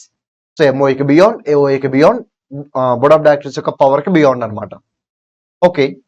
మరి అలా beyond చేస్తే what is the validity? It is void. Already మనం discuss చేసాం it is void. కానీ share holders agree చేస్తే okay మీరు తప్పు చేశారు, మీరు బియాండ్ పవర్ యాక్ట్ చేశారు, కానీ మేము క్షమిస్తున్నాం అని చెప్పి షేర్ హోల్డర్స్ రాటిఫై చేస్తే then it will become valid. But అటువంటి రాటిఫికేషన్ థర్డ్ కేసులోను సెకండ్ కేసులోను కుదురుతుంది. థర్డ్ కేసులోను సెకండ్ కేసులోను కుదురుతుంది. అలా రాటిఫై చేస్తే వాయిడ్ కాస్త ఏమవుతుంది? వ్యాలిడ్ అవుతుంది. కానీ ఫస్ట్ కేసులో అసలు రాటిఫికేషన్ కుదరదు. ఎంతమంది షేర్ హోల్డర్స్ ఒప్పుకుని ఇంకా చెప్పాలంటే యునానిమస్ గా అంటే 100% అగ్రీ చేసిన రాటిఫికేషన్ జరగదు. ఓకే. అంటే అల్ట్రా వైరస్ టు ఎంఓఏ చేస్తే it is always void only. It is always void. అదే ultra vires to AOA, ultra vires to directors చేస్తే నార్మల్ గా అయితే వాయిడ్. ఇన్ కేస్ దాన్ని రాటిఫై చేస్తే they will become valid. Next one, doctrine of constructive notice. ఎప్పుడు దీని మీద question అడగలేదు, ఏదో థియరీ కానీ ప్రాక్టికల్ కానీ ఏది అడగలేదు. బట్ స్టిల్ నేర్చుకోవడం better. Okay. Doctor of constructive notice ఇదేం చెప్తుంది? సో ఎప్పుడైనా అవుట్ సైడర్ కంపెనీతో డీల్ చేయాలి అనుకున్నప్పుడు, కంపెనీతో కాంట్రాక్ట్ లోకి ఎంటర్ అవ్వాలి అనుకున్నప్పుడు దాని మీద 2 పాయింట్స్ అప్లై అవుతాయి. ఫస్ట్ పాయింట్ ఏంటంటే he supposed to know about external information about the company. Second rule ఏంటంటే he is not supposed to know about internal information about the company. అంటే అవుట్ సైడర్ కంపెనీతో డీల్ చేసేటప్పుడు కంపెనీకి సంబంధించిన ఎక్స్టర్నల్ ఇన్ఫర్మేషన్, పబ్లిక్ ఇన్ఫర్మేషన్ తెలుసుకోవాలి, private information తెలుసుకోవాల్సిన అవసరం లేదు. అలా పబ్లిక్ ఇన్ఫర్మేషన్ తెలుసుకోవాలి అని చెప్పే డాక్టర్నే కన్స్ట్రక్టివ్ నోటీస్. అలాగే ప్రైవేట్ ఇన్ఫర్మేషన్ అయితే తెలుసుకోవాల్సిన అవసరం లేదు అని చెప్పే డాక్టర్నే ఇండోర్ మేనేజ్మెంట్. సో ఇప్పుడు నేను రిలయన్స్ కంపెనీతో కాంట్రాక్ట్ లోకి ఎంటర్ అవ్వాలి అనుకుంటున్నాను. సో ఎంటర్ అయ్యేటప్పుడు ఏం చేయాలి? రిలయన్స్ కంపెనీ యొక్క పబ్లిక్ డేటాని తెలుసుకోవాలి, ప్రైవేట్ డేటాని తెలుసుకోవాల్సిన అవసరం లేదు. పబ్లిక్ డేటాని తెలుసుకోమని చెప్పి కన్స్ట్రక్టివ్ నోటీస్ చెప్తుంది. అలాగే ప్రైవేట్ డేటాని తెలుసుకోవాల్సిన అవసరం లేదు అని చెప్పి ఇండోర్ మేనేజ్మెంట్ చెప్తుంది. సో ఇంతకు ఇక్కడ పబ్లిక్ డేటా అంటే ఏమొస్తుంది, ప్రైవేట్ డేటా అంటే ఏమొస్తుంది? చాలానే వస్తాయి. కానీ మీకు ప్రాక్టికల్ క్వశ్చన్స్ సాల్వ్ చేయడం కోసం యూజ్ అయ్యే పాయింట్స్ చెప్తాను, జాగ్రత్తగా వినండి. ఇండోర్ మేనేజ్మెంట్ మీద ప్రాక్టికల్ క్వశ్చన్స్ ఎక్కువ అడుగుతాడు. ఓకే. అందుకే రెండింటికి కలిపి నేను ఎగ్జాంపుల్ చెప్తాను. సో పబ్లిక్ ఇన్ఫర్మేషన్ అంటే పబ్లిక్ డేటా అంటే గుర్తుపెట్టుకోండి, మీ ప్రాబ్లమ్ సాల్వ్ చేయడం కోసం కేవలం it will be MOA and AOA. So public data అంటే it is MOA and AOA. ఇంకా చాలానే ఉంటాయి పబ్లిక్ డేటా అంటే, బట్ మనకి ఇక్కడ వరకు సరిపోతుంది in order to solve practical questions. Next private data అంటే ఏమొస్తుంది? ప్రైవేట్ డేటా అంటే whether resolution is passed or not, అంటే డెసిషన్ తీసుకున్నారా తీసుకోలేదా. అంటే ఇప్పుడు నేను మీటింగ్ కండక్ట్ చేస్తాను, షేర్ హోల్డర్ దగ్గర నుంచి కన్సర్న్ తీసుకుంటాను. సో ఓట్ ఆఫ్ హ్యాండ్స్ ద్వారా కన్సర్న్ తీసుకున్నాను అనుకోండి. సో 10 మందిలో 6 అగ్రీ చేశారు, ఆర్డినరీ రెజల్యూషన్. 10 మందిలో 8 మంది అగ్రీ చేశారు, స్పెషల్ రెజల్యూషన్. 10 మందిలో 10 మంది అగ్రీ చేశారు, యునానిమస్ రెజల్యూషన్. సో ఈ రెజల్యూషన్ అసలు నేను తీసుకున్నానా లేదా, అది ప్రైవేట్ డేటా. గుర్తుపెట్టుకోండి, MOA AOA public data, private data అంటే రెజల్యూషన్ పాస్ చేశారా లేదా అని. ఇక్కడ కన్ఫ్యూజ్ అవ్వద్దు. క్వశ్చన్ ఏమంటారంటే ఎంఓఏలో రెజల్యూషన్ పాస్ చేయాలని చెప్పారు, బట్ రెజల్యూషన్ పాస్ చేయలేదు అంటారు. సరే, ఇది రెజల్యూషన్ ఎంఓఏఓఏ డేటా కదా అనుకుంటారు, బట్ అనుకోవద్దు. రెజల్యూషన్ అనే పదం కనబడితే then treated as private data only. Question లో ఎంఓఏఓఏ ఉన్నా పట్టించుకోమాకండి. రెజల్యూషన్ అనే పదం కనబడితే it is a private data. Resolution అనే పదం లేకపోతే కేవలం ఎంఓఏ అండ్ ఏఓఏ మాత్రమే ఉంటే it is a public data. So only MOA AOA అంటే public data, resolution along with MOA AOA అయినా ఓన్లీ రెజల్యూషన్ ఉన్నా then it is private data. అది గుర్తుపెట్టుకోండి. ఓకే, ఇది క్లాస్ కాదు మొత్తాన్ని ఎక్స్ప్లెయిన్ చేయడానికి. సో మీకు ఒక సింపుల్ ట్రిక్ అనమాట ఇది, ఈజీగా ఐడెంటిఫై చేయడం కోసం ఏది పబ్లిక్ ఇన్ఫర్మేషన్ ఏది ప్రైవేట్ ఇన్ఫర్మేషన్. ఎందుకంటే పబ్లిక్ అయితే మీరు తెలుసుకుని ఎంటర్ అవ్వాలి. సార్ తెలుసుకోకుండా ఎంటర్ అయ్యి నాకు తెలియదు సార్ నేను ఇన్నోసెంట్ సార్ అంటే కుదరదు. యాజ్ పర్ కన్స్ట్రక్టివ్ నోటీస్ అదే చెప్తుంది. అదే ప్రైవేట్ ఇన్ఫర్మేషన్ అయితే మీరు తెలుసుకోకుండా ఎంటర్ అవ్వచ్చు. ఎంటర్ అయ్యి మాకు తెలియదు సార్ మేము ఇన్నోసెంట్ అంటే లా మిమ్మల్ని ఎక్స్క్యూజ్ చేస్తుంది. సో ఇక్కడ చూడండి డాక్టర్ ఆఫ్ కన్స్ట్రక్టివ్ నోటీస్ కి సో ఎంఓఏ అండ్ ఏఓఏ ఈ రెండింటి గురించి మాట్లాడారు చూడండి. So they are available for public inspection. So outsiders ఏం చేయాలి, కాంట్రాక్ట్ లో ఎంటర్ అయ్యే ముందు ఆ రెండింటిని చదువుకోవాలి. అలా చదువుకుని ఎంటర్ అవ్వమని చెప్పేది ఏంటిది, constructive notice. Next one indoor management. Indoor management ఏం చెప్తుంది, it is nothing but exception to constructive notice. ఎందుకంటే ఆపోజిట్ వేలో ఉంటుంది కదా. సో పబ్లిక్ ఇన్ఫర్మేషన్ అయితే తెలుసుకోమని చెప్పి కన్స్ట్రక్టివ్ నోటీస్ చెప్తుంటే ప్రైవేట్ ఇన్ఫర్మేషన్ అయితే తెలుసుకోవాల్సిన అవసరం లేదు అని చెప్పి ఇండోర్ మేనేజ్మెంట్ చెప్తుంది. So it is quite opposite to constructive notice. And దీన్ని మీరు టర్గన్ రూల్ అని కూడా పిలవచ్చు, ఎందుకంటే ఇది ఒక టర్గన్ కేసు లాలో వచ్చింది. సో టర్గన్ అనే పర్సన్ అనమాట, అక్కడ తన మీద కేసు ఫైల్ అయింది. ఆ కేసులో ఇండోర్ మేనేజ్మెంట్ ఒక రూల్ ని ఇంట్రడ్యూస్ చేశారు. అందుకే దీన్ని మీరు ఏమని పిలవచ్చు అంటే టర్గన్ రూల్ అని కూడా పిలవచ్చు. బట్ దీని మీద థియరీ క్వశ్చన్ కన్నా ఎక్కువగా ప్రాక్టికల్ క్వశ్చన్స్ అడుగుతారు. సో ప్రాక్టికల్ క్వశ్చన్స్ కూడా ఎక్కువ ఏం అడుగుతారు చెప్తా చూడండి. సో ఫర్ ఎగ్జాంపుల్ ఇక్కడ రెండు కంపెనీస్ ఉంటాయి, a limited and be limited. చాలా ఎక్కువగా ఫ్రీక్వెంట్ గా అడిగే ప్రాక్టికల్ క్వశ్చన్ జాగ్రత్తగా వినండి. సో ఏ లిమిటెడ్ వాళ్ళు బి లిమిటెడ్ వాళ్ళకి ఏం చేస్తారంటే లోన్ ఇస్తారు. ఓకే, తర్వాత బి లిమిటెడ్ వాళ్ళు ఆ లోన్ కట్టరు. ఇప్పుడు బి లిమిటెడ్ వాళ్ళు ఏమైనా ఆర్గ్యూ చేస్తారంటే, సార్ అసలు మేము లోన్ తీసుకోవాలంటే జనరల్ మీటింగ్ లో అంటే షేర్ హోల్డర్స్ మీటింగ్ లో రెజల్యూషన్ పాస్ చేయాలి, మేము ఎటువంటి రెజల్యూషన్ పాస్ చేయలేదు. సో మేము రెజల్యూషన్ ఏమీ పాస్ చేయలేదు కాబట్టి ఇది ఇన్వాలిడ్, ఇది అల్ట్రా వైరస్ ట్రాన్సాక్షన్, ఇది ఇన్వాలిడ్. అండ్ మోర్ ఓవర్ మేము రెజల్యూషన్ పాస్ చేసామో లేదా అని తెలుసుకోవాల్సిన అవసరం ఏ లిమిటెడ్దే అని చెప్పి ఆర్గ్యూ చేస్తారు. ఇలాంటి క్వశ్చన్ అయితే చాలాసార్లు అడిగారు. మరి దీనికి మనం ఇవ్వాల్సిన రిప్లై ఏంటి, రెజల్యూషన్ అన్నాడుగా, it is internal information, private information. వెంటనే మీరు ఇండోర్ మేనేజ్మెంట్ కింద ప్రొవిజన్ రాయొచ్చు. A limited is not supposed to know about the internal information of the B limited. Resolution pass చేశారా లేదా అని చెప్పి తెలుసుకోవాల్సిన అవసరం ఏ లిమిటెడ్కి లేదు. ఏం ఎంఓఏ ఏఓఏ చదివే ఆబ్లిగేషన్ అయితే ఉంది, బట్ వాటిని చదివిన తర్వాత వాటిలో రెజల్యూషన్ పాస్ చేయాలని చెప్పి రాసున్నప్పుడు ఆ రెజల్యూషన్ పాస్ చేశారా లేదా అని మాత్రమే అడగగలరు అంతే. అది నిజంగా జరిగిందా లేదా అని చెప్పి వాళ్ళు ఎంక్వైరీ చేసి తెలుసుకోలేరు. సో అందుకే ఇక్కడ ఇండోర్ మేనేజ్మెంట్ రూల్ అప్లై చేసి they are not supposed to know about whether resolution is passed in B limited or not. as they provided loan they can get back their loan from B limited itself. అది మీరు ఇవ్వాల్సిన answer indoor management కింద అనమాట. అంటే indoor management వల్ల ఏమవుతుంది, ఇప్పటివరకు ultra virus transaction లో కాంట్రాక్ట్ వాయిడ్ అవటమే మనం చూసాం, రాటిఫై చేస్తేనే అది వ్యాలిడ్ అయింది. ఓకే, ఈ కేసులో రాటిఫై ఏం జరగలేదు, అల్ట్రా వైరస్ ట్రాన్సాక్షన్ కానీ still a limited be limited దగ్గర నుంచి రికవర్ చేసుకోగలుగుతుంది. అంటే ఇది అల్ట్రా వైరస్ కూడా ఆపోజిట్ అనమాట. ఇంకా సింపుల్ చెప్పాలంటే అల్ట్రా వైరస్ కన్స్ట్రక్టివ్ నోటీస్ ఒకే వేలో వెళ్తూ ఉంటాయి. ఈ రెండింటికి క్వైట్ ఆపోజిట్ లో ఇండోర్ మేనేజ్మెంట్ వెళ్ళింది. అంటే ఇండోర్ మేనేజ్మెంట్ ఎవరిని ప్రొటెక్ట్ చేస్తుంది, అవుట్ సైడర్స్ ని ప్రొటెక్ట్ చేస్తుంది.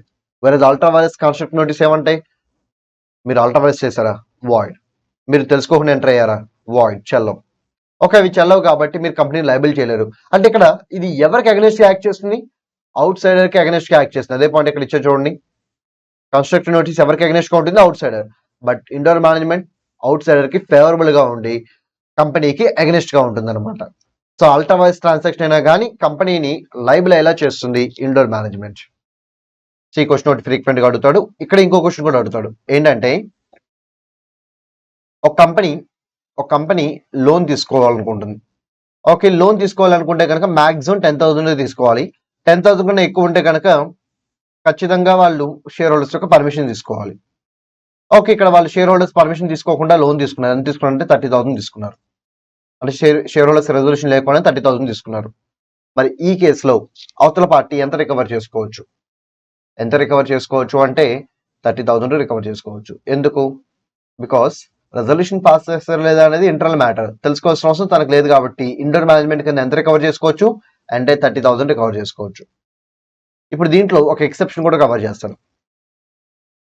ఏంటి ఎక్సెప్షన్ అంటే, ఇప్పటి వరకు అవుట్ సైడర్ ఎందుకు క్లెయిమ్ చేసుకుంటున్నాడు ప్రొటెక్షన్ ని అంటే, ఇంటర్నల్ ఇన్ఫర్మేషన్ బయట అందరికీ తెలియదు. సో నాకు కూడా తెలియదు, నేను కూడా అవుట్ సైడర్ కదా, నాకు కూడా తెలియడానికి ఛాన్స్ లేదు అన్నప్పుడు ఎలా తెలుసుకోవాలి నేను? It is not possible. అందుకే తెలుసుకోకపోయినా పర్లేదు అని చెప్పి ఇండోర్ మేనేజ్మెంట్ చెప్పింది. ఒకవేళ అక్కడ జరుగుతున్న ఇర్రెగ్యులారిటీ నాకు తెలుసు, వాళ్ళ రెజల్యూషన్ పాస్ చేయలేదన్న మ్యాటర్ నాకు తెలుసు, వాళ్ళ రెజల్యూషన్ పాస్ చేయలేదని తెలిసి కూడా నేను వెళ్ళి లోన్ ఇచ్చాను. ఇప్పుడు చెప్పండి, తప్ప ఎవరిది? నాదే కదా. ఇప్పుడు నేను ఇండోర్ మేనేజ్మెంట్ ని క్లెయిమ్ చేయగలనా? నో. నాకు ఆ ఇర్రెగ్యులారిటీ యొక్క నాలెడ్జ్ ఉంటే I can't claim any protection under indoor management. Next one, knowledge ఉండాల్సిన అవసరం లేదు. అక్కడ ఇర్రెగ్యులారిటీ జరుగుతుందని చెప్పి ఒక సస్పిషియస్ నేచర్ నాకు కనబడినా నేను డీటెయిల్ ఎంక్వైరీ చేయాలి. సో నేను డీటెయిల్ ఎంక్వైరీ చేయకుండా నేను కాంట్రాక్ట్ల కంటే అక్కడ కూడా indoor management protection is not available. అంటే నాకు తెలియాలి, అక్కడ ఇర్రెగ్యులారిటీ ఉన్న విషయం తెలియాలి, తెలిసి కూడా నేను కాంట్రాక్ట్ల కంటే it's my mistake, indoor management not applicable. రెండోది, ఈసారి తెలుసుకోవడానికి ఛాన్స్ ఉంది కానీ నా నెగ్లిజెన్స్ వల్ల నేను తెలుసుకోకుండా బ్లైండ్ గా కాంట్రాక్ట్లకు ఎంటాను, అప్పుడు కూడా indoor management protection is not available. And మూడోది ఫోర్జరీ. అంటే ఒక ఫోర్జరీ డాక్యుమెంట్ బేస్ చేసుకుని అది నమ్మి నేను కాంట్రాక్ట్లకు ఎంటాను. ఫోర్జరీ విషయంలో గుర్తుపెట్టుకోండి, nothing and validate forgery. Forgery is always invalid. Forgery ఎప్పటికైనా ఇన్వాలిడే. ఇండోర్ మేనేజ్మెంట్ కూడా ఫోర్జరీని వ్యాలిడ్ చేయలేదు. అందుకే ఈ కేసులో ఫోర్జరీ కూడా వన్ ఆఫ్ ద ఎక్సెప్షన్ ఎందుకు వస్తుంది. ఒక నాకు నాలెడ్జ్ ఉన్నా, లేకపోతే తెలుసుకోవడానికి ఛాన్స్ ఉండి నేను తెలుసుకోకపోయినా, లేకపోతే ఒక ఫోర్జరీ డాక్యుమెంట్ నమ్మి నేను కాంట్రాక్ట్లోకి ఎంటర్ అయినా, indoor management protection is not available. So ఇదే కేసులో వాడు ఏమంటాడంటే, ఆ లోన్ ఇచ్చింది ఎవరో కాదు, వన్ ఆఫ్ ద డైరెక్టర్ అంటాడు. లోన్ ఇచ్చింది ఎవరో కాదు, వన్ ఆఫ్ ద డైరెక్టర్. ఇప్పుడు చెప్పండి, డైరెక్టర్ లోన్ ఇచ్చాడు, మరి డైరెక్టర్కి తెలియకుండా ఉంటుందా అసలు మీటింగ్ కండక్ట్ చేశారు లేదా, రెజల్యూషన్ పాస్ చేశారు లేదా అని? తెలుస్తుంది కదా. మరి తెలిసే తను 10,000 కన్నా ఎక్కువ తీసుకోవాలనుకున్నప్పుడు పర్మిషన్ కావాలని మ్యాటర్ తెలిసి కూడా తను 30,000 ఇచ్చాడు వితౌట్ ఎనీ పర్మిషన్ అంటే తప్పెవరిది? డైరెక్టర్దే. మరి ఇప్పుడు డైరెక్టర్ రికవర్ చేసుకోవచ్చా? నో. కానీ మీరు డైరెక్ట్గా నో అని పెట్టకూడదు, అప్ టు 10,000 ఎస్ అనాలి. ఎందుకంటే 10,000కి ఎటువంటి పర్మిషన్ అవసరం లేదు కదా, అప్ టు 10,000 ఎస్. అక్కడ వరకు అప్లై చేశాడు. బట్ ఎక్స్ట్రా తీసుకున్న 20,000 మొత్తం 30 కదా, ఎక్స్ట్రా 20 తీసుకున్నాడు కదా, ఈ ఎక్స్ట్రా 20,000 పొజిషన్ ఏంటి? ఎక్స్ట్రా 20,000 రికవర్ చేసుకోవడం కుదరదు. So what about indoor management protection? It is not available because he knows about resolution. Pass చేశారు లేదా అని చెప్పి బీయింగ్ ఏ డైరెక్టర్ తనకు తెలియకుండా అయితే ఉండదు. సో ఇలాంటి క్వశ్చన్ ఫ్రీక్వెంట్ గా అడుగుతున్నాడు, అది కూడా ఒకసారి చెక్ చేసుకోండి.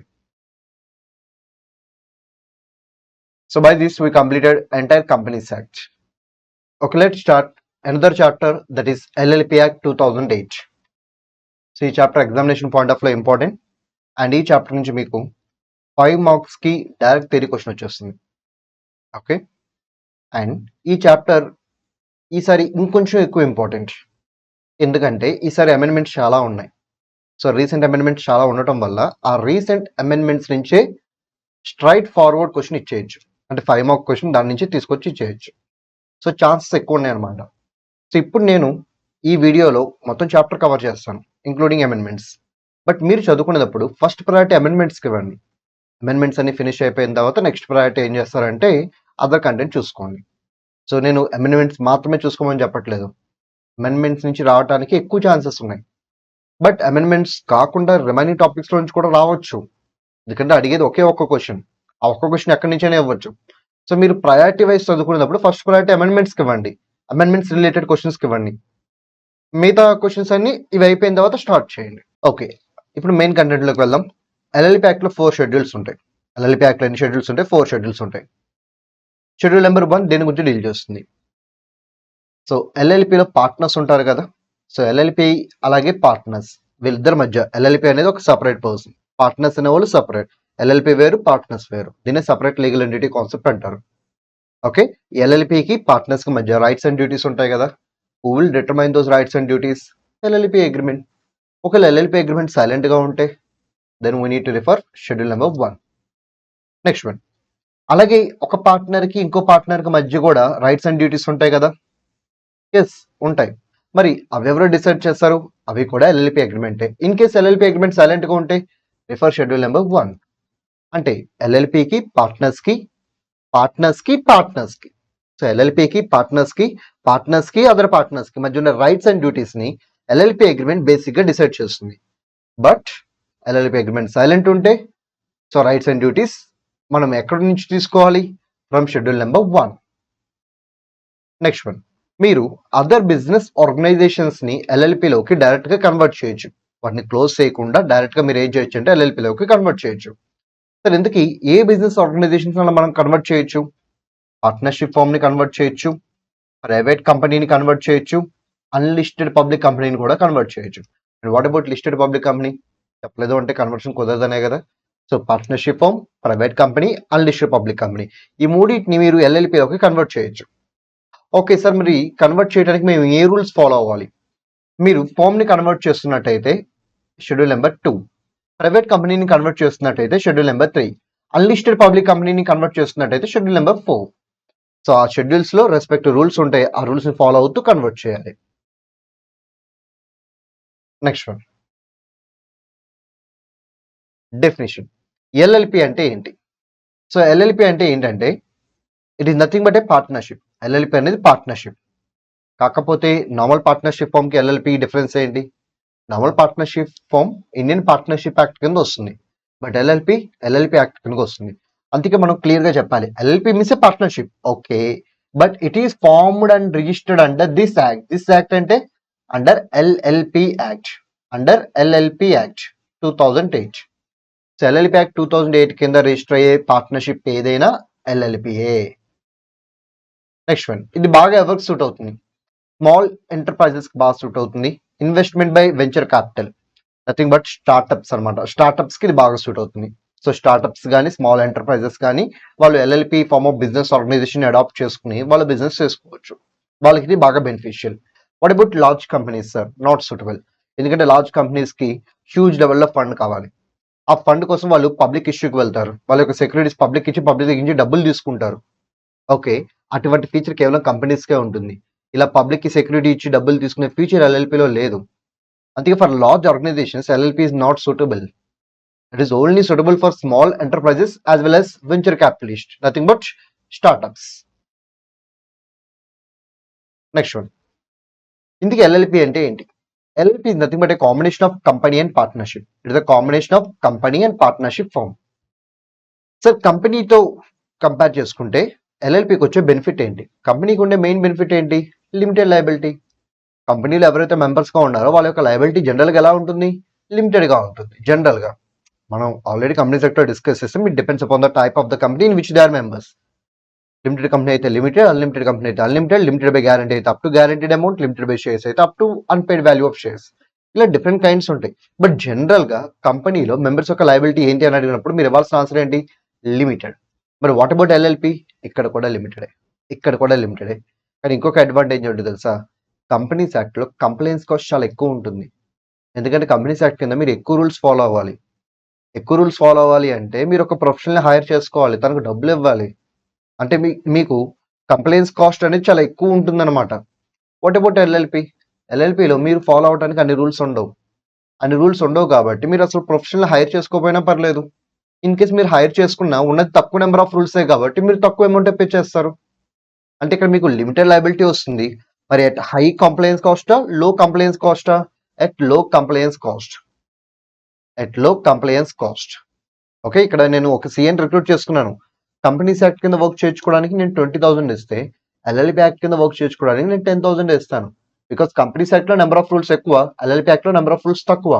సో నాకు కంపెనీకి అయితే హై కంప్లైన్స్ కాస్ట్, వెరస్ ఎల్ఎల్పి అయితే లో కంప్లైన్స్ కాస్ట్. ఓకే, నాకు కంపెనీ యొక్క లిమిటెడ్ లయబిలిటీ ఫీచర్ వచ్చేస్తుంది, బట్ కంపెనీకి అయితే హై కంప్లైన్స్ కాస్ట్కి వస్తుంది, నాకేమో లో కంప్లైన్స్ కాస్ట్కి వస్తుంది.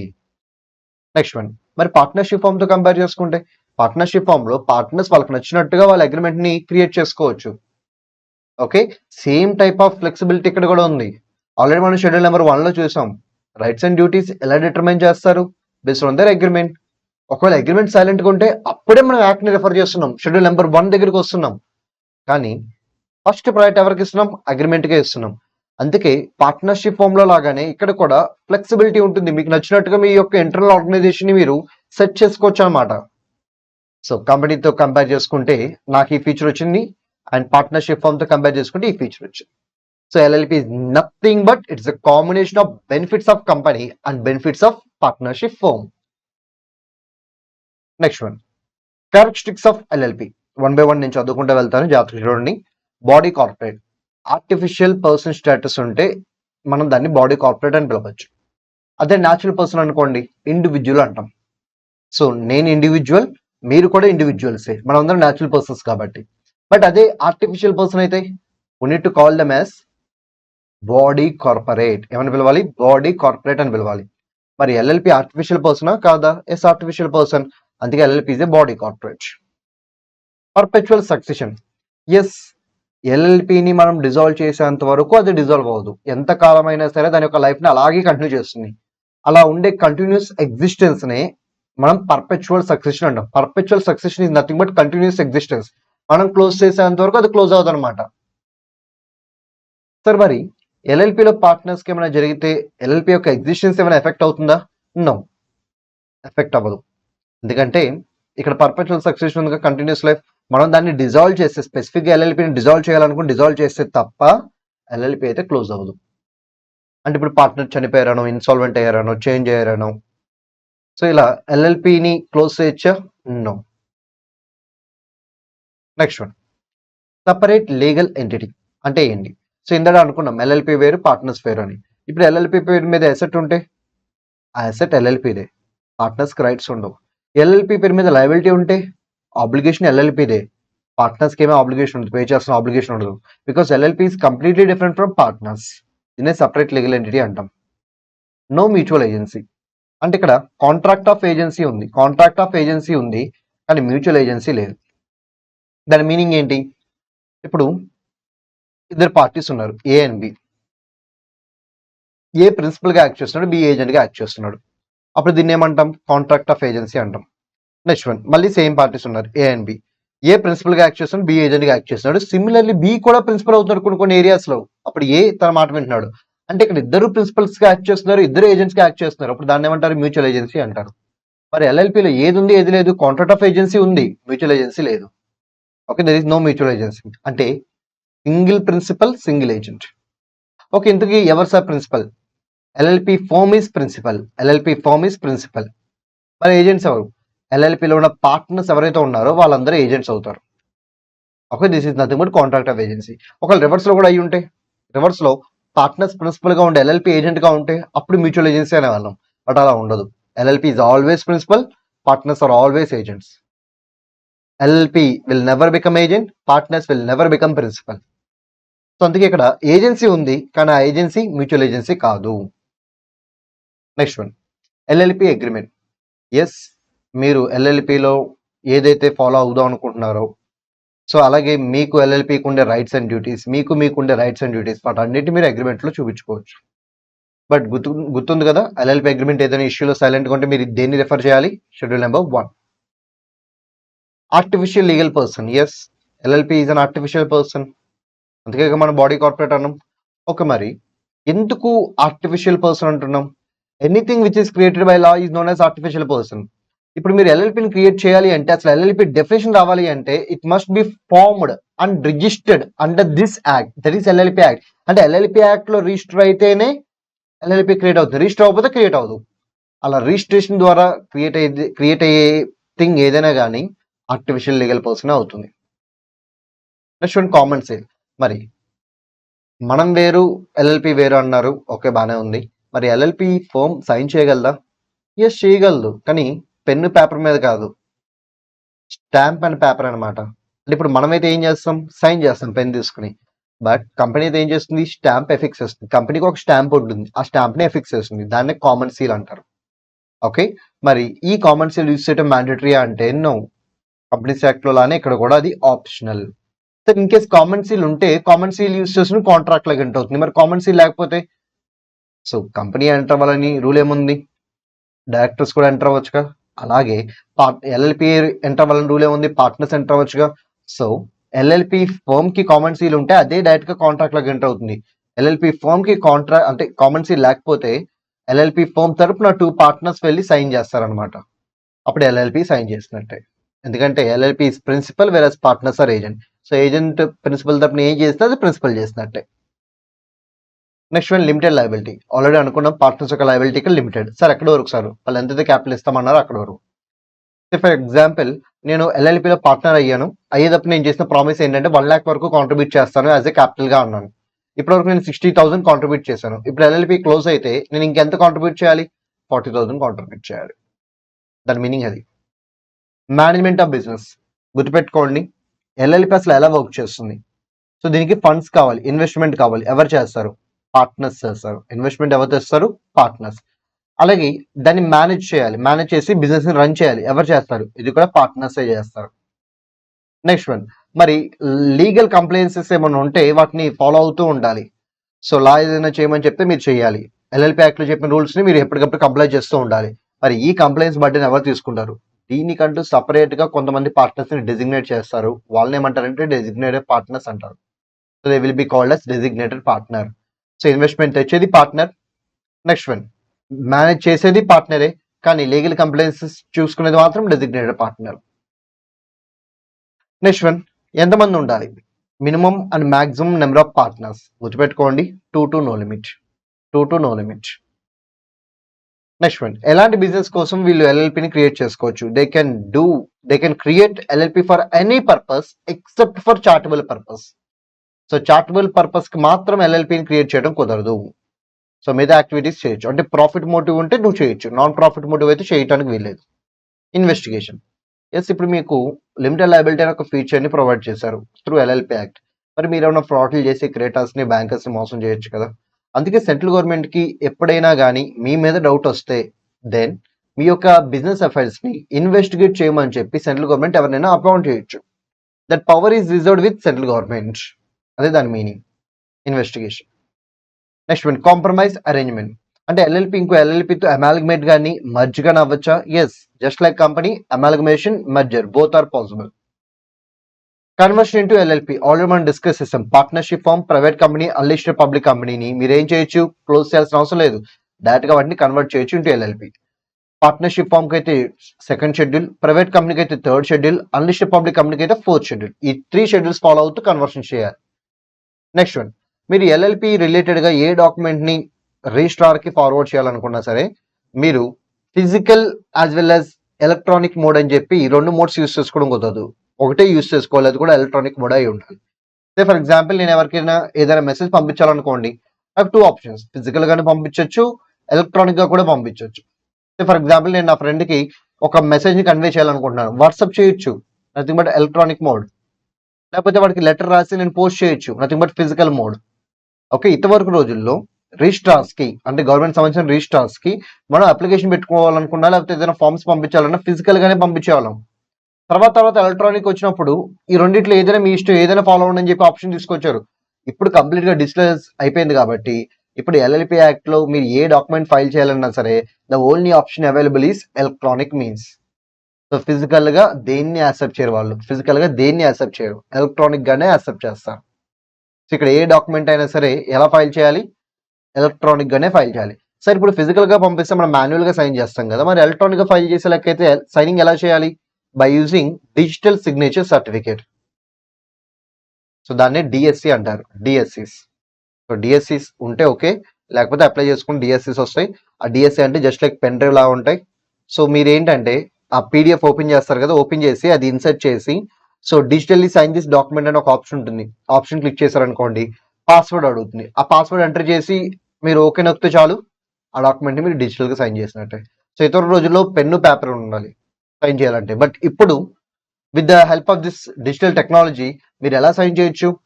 సింపుల్, ఆ పెన్ డ్రైవ్ లాంటి ఫిజికల్ కి యాజ్ వెల్ యాజ్ మీరు గుర్తుపెట్టుకునే పాస్వర్డ్. ఓకే, ఈ 2 ఉంటే చాలు, మీరు ఏ డాక్యుమెంట్ అయినా సరే ఎలక్ట్రానిక్ గా సైన్ చేయొచ్చు. Next one, foreign LLP, just like foreign company. So incorporation ఏమో ఎక్కడ జరగాలి? అవుట్ సైడ్ ఇండియా జరగాలి. కానీ ఇండియాలో ఏం చేయాలి? బిజినెస్ చేయాలి. ఇన్కార్పొరేషన్ అవుట్ సైడ్ ఇండియా జరగాలి, ఇండియాలో బిజినెస్ చేయాలి. Then it will be called as foreign LLP.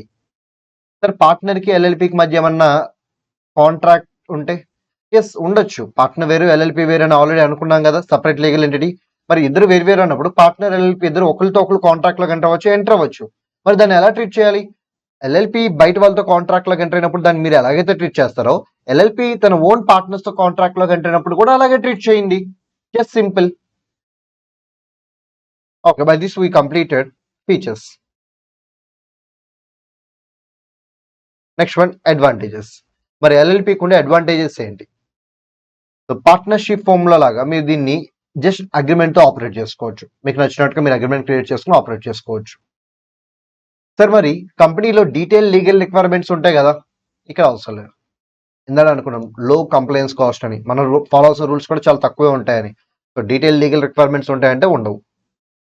Okay, ఇది ఎవరికి బాగా సూట్ అవుతుంది? ఇది గుర్తుపెట్టుకోండి, సిఎల్గా బాగా సూట్ అవుతుంది. CS, CMS, advocates, lawyers, CS, so వీళ్ళు అనమాట. సో ఇలాంటి ప్రొఫెషనల్ పీపుల్కి ఇది బాగా సూట్ అవుతుంది. ఎల్ఎల్పి ఫార్మ్స్ అనేవి వీళ్ళకి ఎక్కువ బాగా సూట్ అవుతుంది. నెక్స్ట్ వన్, కంపెనీతో కంపేర్ చేసుకుంటే దీని యొక్క ఇన్కార్పొరేషన్ ప్రాసెస్ చాలా ఈజీ. కంపెనీతో కంపేర్ చేసుకుంటే దీని యొక్క డిజల్యూషన్ ప్రాసెస్ చాలా ఈజీ. అలాగే దీనికి లిమిటెడ్ లయబిలిటీ ఉంటుంది. దీనికంటే నథింగ్ బట్ దీంట్లో ఉన్న పార్ట్నర్స్ కి ఎప్పుడైనా సరే ఫామ్ కి అన్లిమిటెడ్ లయబిలిటీ ఉంటుంది. ఫామ్ లో ఉన్న మెంబర్స్ కి మాత్రం it will be limited liability. So ఎల్ఎల్పికి ఎప్పుడైనా సరే అన్లిమిటెడ్ లయబిలిటీ. ఎల్ఎల్పిలో పార్ట్నర్స్ కి limited liability. To what extent అంటే వాళ్ళు ఇస్తాను ఉన్న క్యాపిటల్ వరకు. అలాగే ఇక్కడ క్యాపిటల్ స్ట్రక్చర్ కూడా చాలా ఫ్లెక్సిబుల్ గా ఉంటుంది. జస్ట్ పార్ట్నర్ నేమ్, తన యొక్క క్యాపిటల్ అంతా అయిపోయింది. అదే మీరు కంపెనీ చూసుకోండి, కంపెనీలో authorised capital, issued capital, paid up capital, మళ్ళీ ఈక్విటీ క్యాపిటల్, ప్రిఫరెన్షియల్ క్యాపిటల్, మళ్ళీ ఈక్విటీ షేర్ క్యాపిటల్ లో with normal voting power, with differential voting power, మరి preferential capital convertible, non convertible, cumulative, non cumulative, ఇలా చాలా ఉంటాయి అనమాట. సో చాలా complex capital structure అక్కడ. బట్ ఇక్కడ చాలా ఫ్లెక్సిబుల్ క్యాపిటల్ స్ట్రక్చర్, ఎందుకంటే అన్ని క్యాపిటల్స్ ఉండవు, సింగిల్ క్యాపిటల్ ఉంటుంది అంతే. జస్ట్ లైక్ మీరు పార్ట్నర్షిప్ ఫామ్ అకౌంట్స్ ప్రిపేర్ చేస్తారు కదా, పార్ట్నర్షిప్ ఫామ్ కి మీరు క్యాపిటల్ అకౌంట్ ఎలాగైతే ప్రిపేర్ చేస్తారో ఎల్ఎల్పి కూడా అలాగే ప్రిపేర్ చేస్తే సరిపోతుంది. Next one, partners. Then who can become partner? Who can become partner?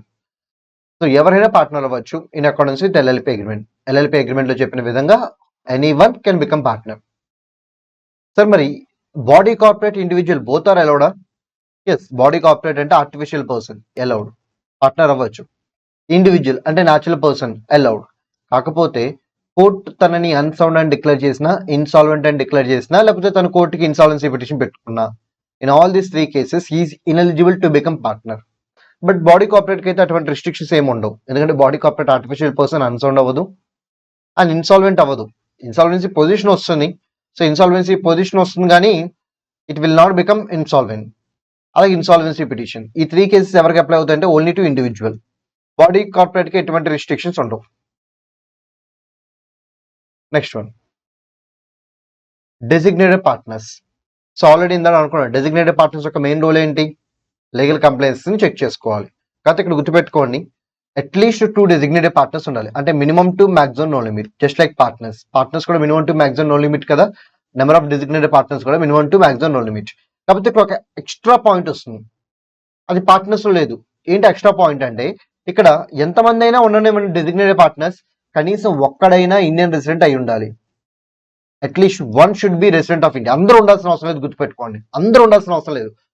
అందరిలో ఒక్కడు రెసిడెంట్ ఆఫ్ ఇండియా ఉంటే సరిపోతుంది, మిగతా వాళ్ళందరూ ఫారినర్స్ ఉన్నా no issue. Sir resident of India అంటే ఎంతమంది ఉండాలి? 120 days. Sorry, resident of India అంటే ఎవరు? సో ప్రీవియస్ ఇయర్ లో 120 days ఇండియాలో ఉన్నట్టయితే, ప్రీవియస్ ఇయర్ లో, not current year, previous year లో 120 days, నాట్ 182. సో ఇది అప్డేట్ అనమాట. అంతకుముందు 182, రీసెంట్ అమెండ్మెంట్స్ లో ఇది 120 అయింది. సో ప్రీవియస్ ఇయర్ లో that to previous financial year లో ఎవరైతే ఇండియాలో 120 days రిసైడ్ చేస్తుంటారో మినిమం పీరియడ్ కింద, those people will be called as resident of India. So అందరు డెసిగ్నేటెడ్ పార్ట్నర్స్ ఇలా ఉండాలని రూల్ ఏం లేదు, అందరిలో అట్లీస్ట్ ఒక్కడైనా ఇలా ఉండాలి. అండ్ ఇంకొక ఇంపార్టెంట్ పాయింట్, ఇక్కడ కేవలం ఇండివిజువల్స్ మాత్రమే eligible, body corporates are ineligible. అంటే పార్ట్నర్ అవ్వాలి అంటే మీరు న్యాచురల్ పర్సన్ అవ్వచ్చు, ఆర్టిఫిషియల్ పర్సన్ అవ్వచ్చు, కానీ డెసిగ్నేటెడ్ పార్ట్నర్ అవ్వాలి అంటే you should be natural person. What about artificial persons? No, they can't become designated partner.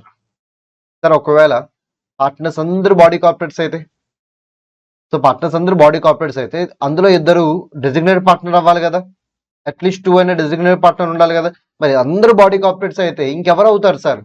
అప్పుడు ఆ బాడీ కార్పొరేట్స్ ఏం చేయాలంటే ఎవరో ఒక న్యాచురల్ పర్సన్ తీసుకొచ్చి నామినీగా చూపించుకుని తనని డెసిగ్నేటెడ్ పార్ట్నర్ చేయాలి.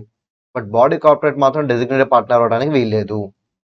సో నామినీని తీసుకొచ్చి ఇలా డెసిగ్నేటెడ్ పార్ట్నర్గా చేయించుతాను, బట్ వాళ్ళు మాత్రం డైరెక్ట్గా డెసిగ్నేటెడ్ పార్ట్నర్ అవడానికి కుదరదు. Next one, who can become designated partner? So ఎవరు అవుతారంటే ఇన్కార్పొరేషన్ డాక్యుమెంట్లో ఎవరైతే మేము డెసిగ్నేటెడ్ పార్ట్నర్ అవుతాం అని చెప్పి సైన్ చేశారో వాళ్ళు డెసిగ్నేటెడ్ పార్ట్నర్ అవుతారు.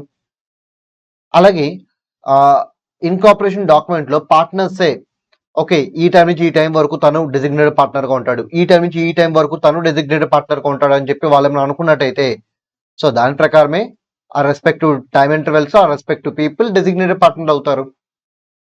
సెకండ్ సిచ్యువేషన్, కానీ గుర్తుపెట్టుకోండి, ఎప్పుడైనా సరే ఒక పర్సన్ డెసిగ్నేటెడ్ పార్ట్నర్ అవ్వాలి అనుకున్నప్పుడు తను బర్డెన్ తీసుకుంటున్నాడు, రెస్పాన్సిబిలిటీ తీసుకుంటున్నాడు, లీగల్ రెస్పాన్సిబిలిటీ తీసుకుంటాడు. అలాంటి పర్సన్ దగ్గర మీరు ఖచ్చితంగా ప్రయర్ కన్సర్న్ తీసుకోవాలి. అది కూడా రిటర్న్ ఫామ్లో ప్రయర్ కన్సర్న్ తీసుకోవాలి. అలాగే తీసుకున్న తర్వాత తను అపాయింట్ చేయండి. తను అపాయింట్ చేసిన 30 days లోపు ఇలా అపాయింట్ చేసిన మ్యాటర్ని రిజిస్ట్రార్కి కమ్యూనికేట్ చేయండి అని గుర్తుపెట్టుకోండి. ఎవరినైతే మీరు అపాయింట్ చేయాలనుకుంటున్నారో తనకంటే ఒక యూనిక్ నెంబర్ ఉండాలి. దాన్ని డిపిఐ అని అంటారు, designated partner identification number. It is mandatory. అది లేకుండా మీరు డెసిగ్నేటెడ్ పార్ట్నర్గా యాక్ట్ చేయడం కుదరదు. Next one, incorporation of LLP. So ఎల్ఎల్పిని ఇన్కార్పొరేట్ చేయడానికి what are the requirements? So ఎల్ఎల్పిని మీరు ఇన్కార్పొరేట్ చేయాలి అంటే ఫస్ట్ ఈ 7 points కావాలి. ఈ 7 కన్నా ముందు స్టెప్స్ ఏంటి చూద్దాం. స్టెప్స్ ఏంటి చూస్తే మనకు ఆ 7 points ఎందుకు అవసరమో తెలుస్తుంది. సో మొత్తం 3 steps ఉంటాయి. Step number 1, file e form number 1. Step number 2, file e form 2. Step number 3, file e form 3. సరే ఈ ఫామ్ 1 దేనికి వస్తుంది సార్? ఫస్ట్ మనం ఇన్కార్పొరేషన్ ప్రాసెస్ స్టార్ట్ చేయడానికన్నా ముందు మన పేరుని రిజర్వ్ చేసుకోవాలి. ఒక 3 months పాటు రిజర్వ్ అవుతుంది. సార్ ఎందుకు సార్? సో ఫర్ ఎగ్జాంపుల్ ఇప్పుడు నేమ్ అవైలబిలిటీ ఉంది. ఆ నేమ్ మీద మీరు ఏం చేస్తున్నారంటే ఎల్ఎల్పిని క్రియేట్ చేస్తున్నారు. ఈ లోపు అదే నేమ్ని ఇంకెవరైనా తీసేసుకుంటే మళ్ళీ మీరు ఫస్ట్ నుంచి రావాలి కదా. అందుకే ఏం చేయాలంటే ఫస్టే మీరు ఏం చేయాలి, నేమ్ని రిజర్వ్ చేసుకోవాలి. డబ్బులు కట్టేస్తే మీకు 3 months పాటు నేమ్ రిజర్వ్ అవుతుంది. ఆ 3 months పాటు ఆ నేమ్ ఇంకెవ్వరికీ ఉండదు. మీరు ఈ 3 monthsలో ఇన్కార్పొరేషన్ ప్రాసెస్ కంప్లీట్ చేసి ఆ నేమ్ని ఫర్ ఎవర్ మీదే అయ్యే విధంగా చేసుకోవచ్చు. ఒక వాట్ ద ఫస్ట్ స్టెప్ అంటే ఫైల్ ఈ ఫామ్ 1. ఈ ఫామ్ 2 ఏంటి? ఇక్కడ మీరు 2 డాక్యుమెంట్స్ ప్రొవైడ్ చేయాలి. ఒకటి ఇన్కార్పొరేషన్ డాక్యుమెంట్, ఇంకోటి డిక్లరేషన్. సో ఇన్కార్పొరేషన్ డాక్యుమెంట్లో ఏం చెప్పాలి? సో ఇన్కార్పొరేషన్ డాక్యుమెంట్లో మీరు అసలు ఎల్ఎల్పి పేరేంటి, ఆల్రెడీ రిజర్వ్ చేస్తారు కదా, రిజర్వ్ చేసిన నేమ్ ఏంటి చెప్పండి. ఎల్ఎల్పి నేచర్ ఆఫ్ బిజినెస్ ఏంటి, ఎల్ఎల్పి యొక్క రిజిస్టర్ ఆఫీస్ అడ్రస్ ఎక్కడ, అలాగే partners and designated partners name, address, respective consents and other prescribed information, ఇదంతా ఉంచాలన్నమాట. Next one,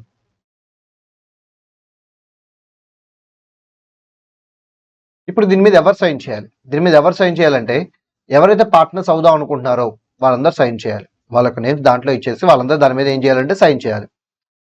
next one, okay ఇప్పుడు నాకు ఇన్కార్పొరేషన్ డాక్యుమెంట్ వచ్చేసింది. కంటెంట్ ఏంటి, ఎవరు సైన్ చేయాలి, కంటెంట్ ఏంటి అనేది చూసాం, ఎవరు సైన్ చేయాలో కూడా చూసాం. మరి వాట్ అబౌట్ డిక్లరేషన్? డిక్లరేషన్లో కంటెంట్ ఏంటి? మరి డిక్లరేషన్లో కంటెంట్ ఏంటంటే ఇన్కార్పొరేషన్ ప్రాసెస్ కోసం మేము మొత్తం అన్ని రూల్స్ ఫాలో అయ్యాం, ఏ రూల్స్ మేము స్కిప్ చేయలేదు, ఏ రూల్స్ మేము వైలేట్ చేయలేదు. We followed each and every rule with respect to incorporation of LLP అని చెప్పి డిక్లరేషన్ ఇవ్వాలి. సార్ మరి ఎవరు ఇవ్వాలి సార్ డిక్లరేషన్, ఎవరు సైన్ చేయాలి? CA or CMA or CS or advocate who are in practice, అంతే. సో ఇక్కడ కంటెంట్, ఇక్కడ కంటెంట్, ఇక్కడ ఎవరు సైన్ చేయాలి, ఇక్కడ ఎవరు సైన్ చేయాలి, అవి గుర్తుపెట్టుకోండి. ఓకే, ఈ ఫామ్ 2 ఫైల్ చేస్తే మీ ఇన్కార్పొరేషన్ అయిపోయినట్టే, మీకు సర్టిఫికేట్ ఆఫ్ ఇన్కార్పొరేషన్ కూడా వచ్చేస్తుంది. సార్ మీరు ఈ ఫామ్ 3 మర్చిపోలేదు.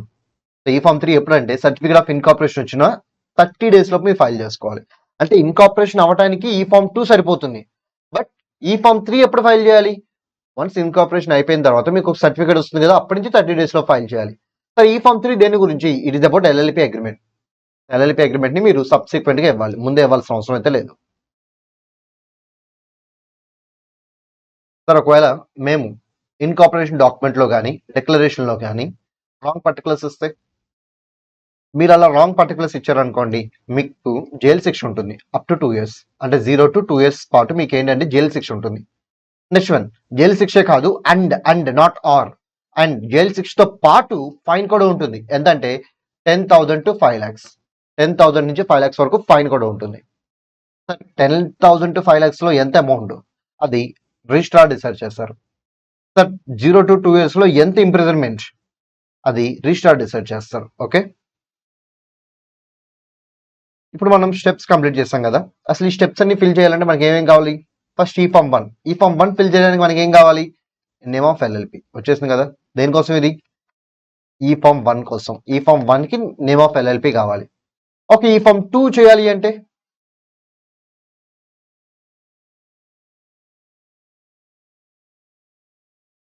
ఈ 5 పాయింట్స్ కావాలి. ఈ ఫామ్ 2 చేయాలంటే నాకు ఈ 5 డీటెయిల్స్ కావాలి. నెక్స్ట్ ఈ ఫామ్ 3 చేయాలంటే నాకు ఎల్ఎల్పి అగ్రిమెంట్ కావాలి. దిస్ ఇస్ ఫర్ ఈ ఫామ్ నెంబర్ 3. ఈ ఫామ్ 1 కి 1 పాయింట్, ఈ ఫామ్ 2 కి 5 పాయింట్స్, ఈ ఫామ్ 3 కి 1 పాయింట్, టోటల్ 7 పాయింట్స్. సో ఈ 7 points are nothing but essential elements to incorporate LLP. So essentials అని అడిగితే ఈ 7 రాయండి, స్టెప్స్ అని అడిగితే ఈ 3 రాయండి, ఒకవేళ 2 కొడితే 2 రాయండి. అంటే 3 + 7 10 పాయింట్స్ రాయాల్సి వస్తుంది. సో మీకు ఆల్రెడీ చెప్పాను కదా, ఫస్ట్ మీరు ఈ ఫామ్ 2 ఫైల్ చేయాలి. మెయిన్ ఇదే, ఈ ఫామ్ 2 మెయిన్ అనమాట ఇన్కార్పొరేషన్కి. ఈ ఫామ్ 2 ఫైల్ చేయాలి. సో అప్పుడు విత్ ఇన్ 14 days లోపు, ఎన్ని డేస్ లోపు? 14 days లోపు రిజిస్టర్ ఏం చేస్తాడంటే మీ ఎల్ఎల్పిని రిజిస్టర్ చేస్తాడు. And thereafter he will issue a certificate of incorporation, that is COI. Registration చేస్తే ఏమవుతుంది? ఆర్టిఫిషియల్ పర్సన్ ఉన్న ఫీచర్స్ అన్ని మీకు వస్తాయి. అంటే మీరు డైరెక్ట్ గా మీ పేరు యూజ్ చేసుకుని అదర్స్ మీద కేసు పెట్టచ్చు, లేకపోతే అదర్స్ కూడా డైరెక్ట్ గా ఎల్ఎల్పి పేరు మీద కేసు పెట్టచ్చు.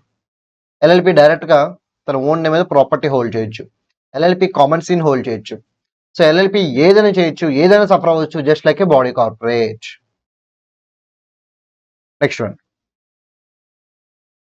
What is the purpose of having register office?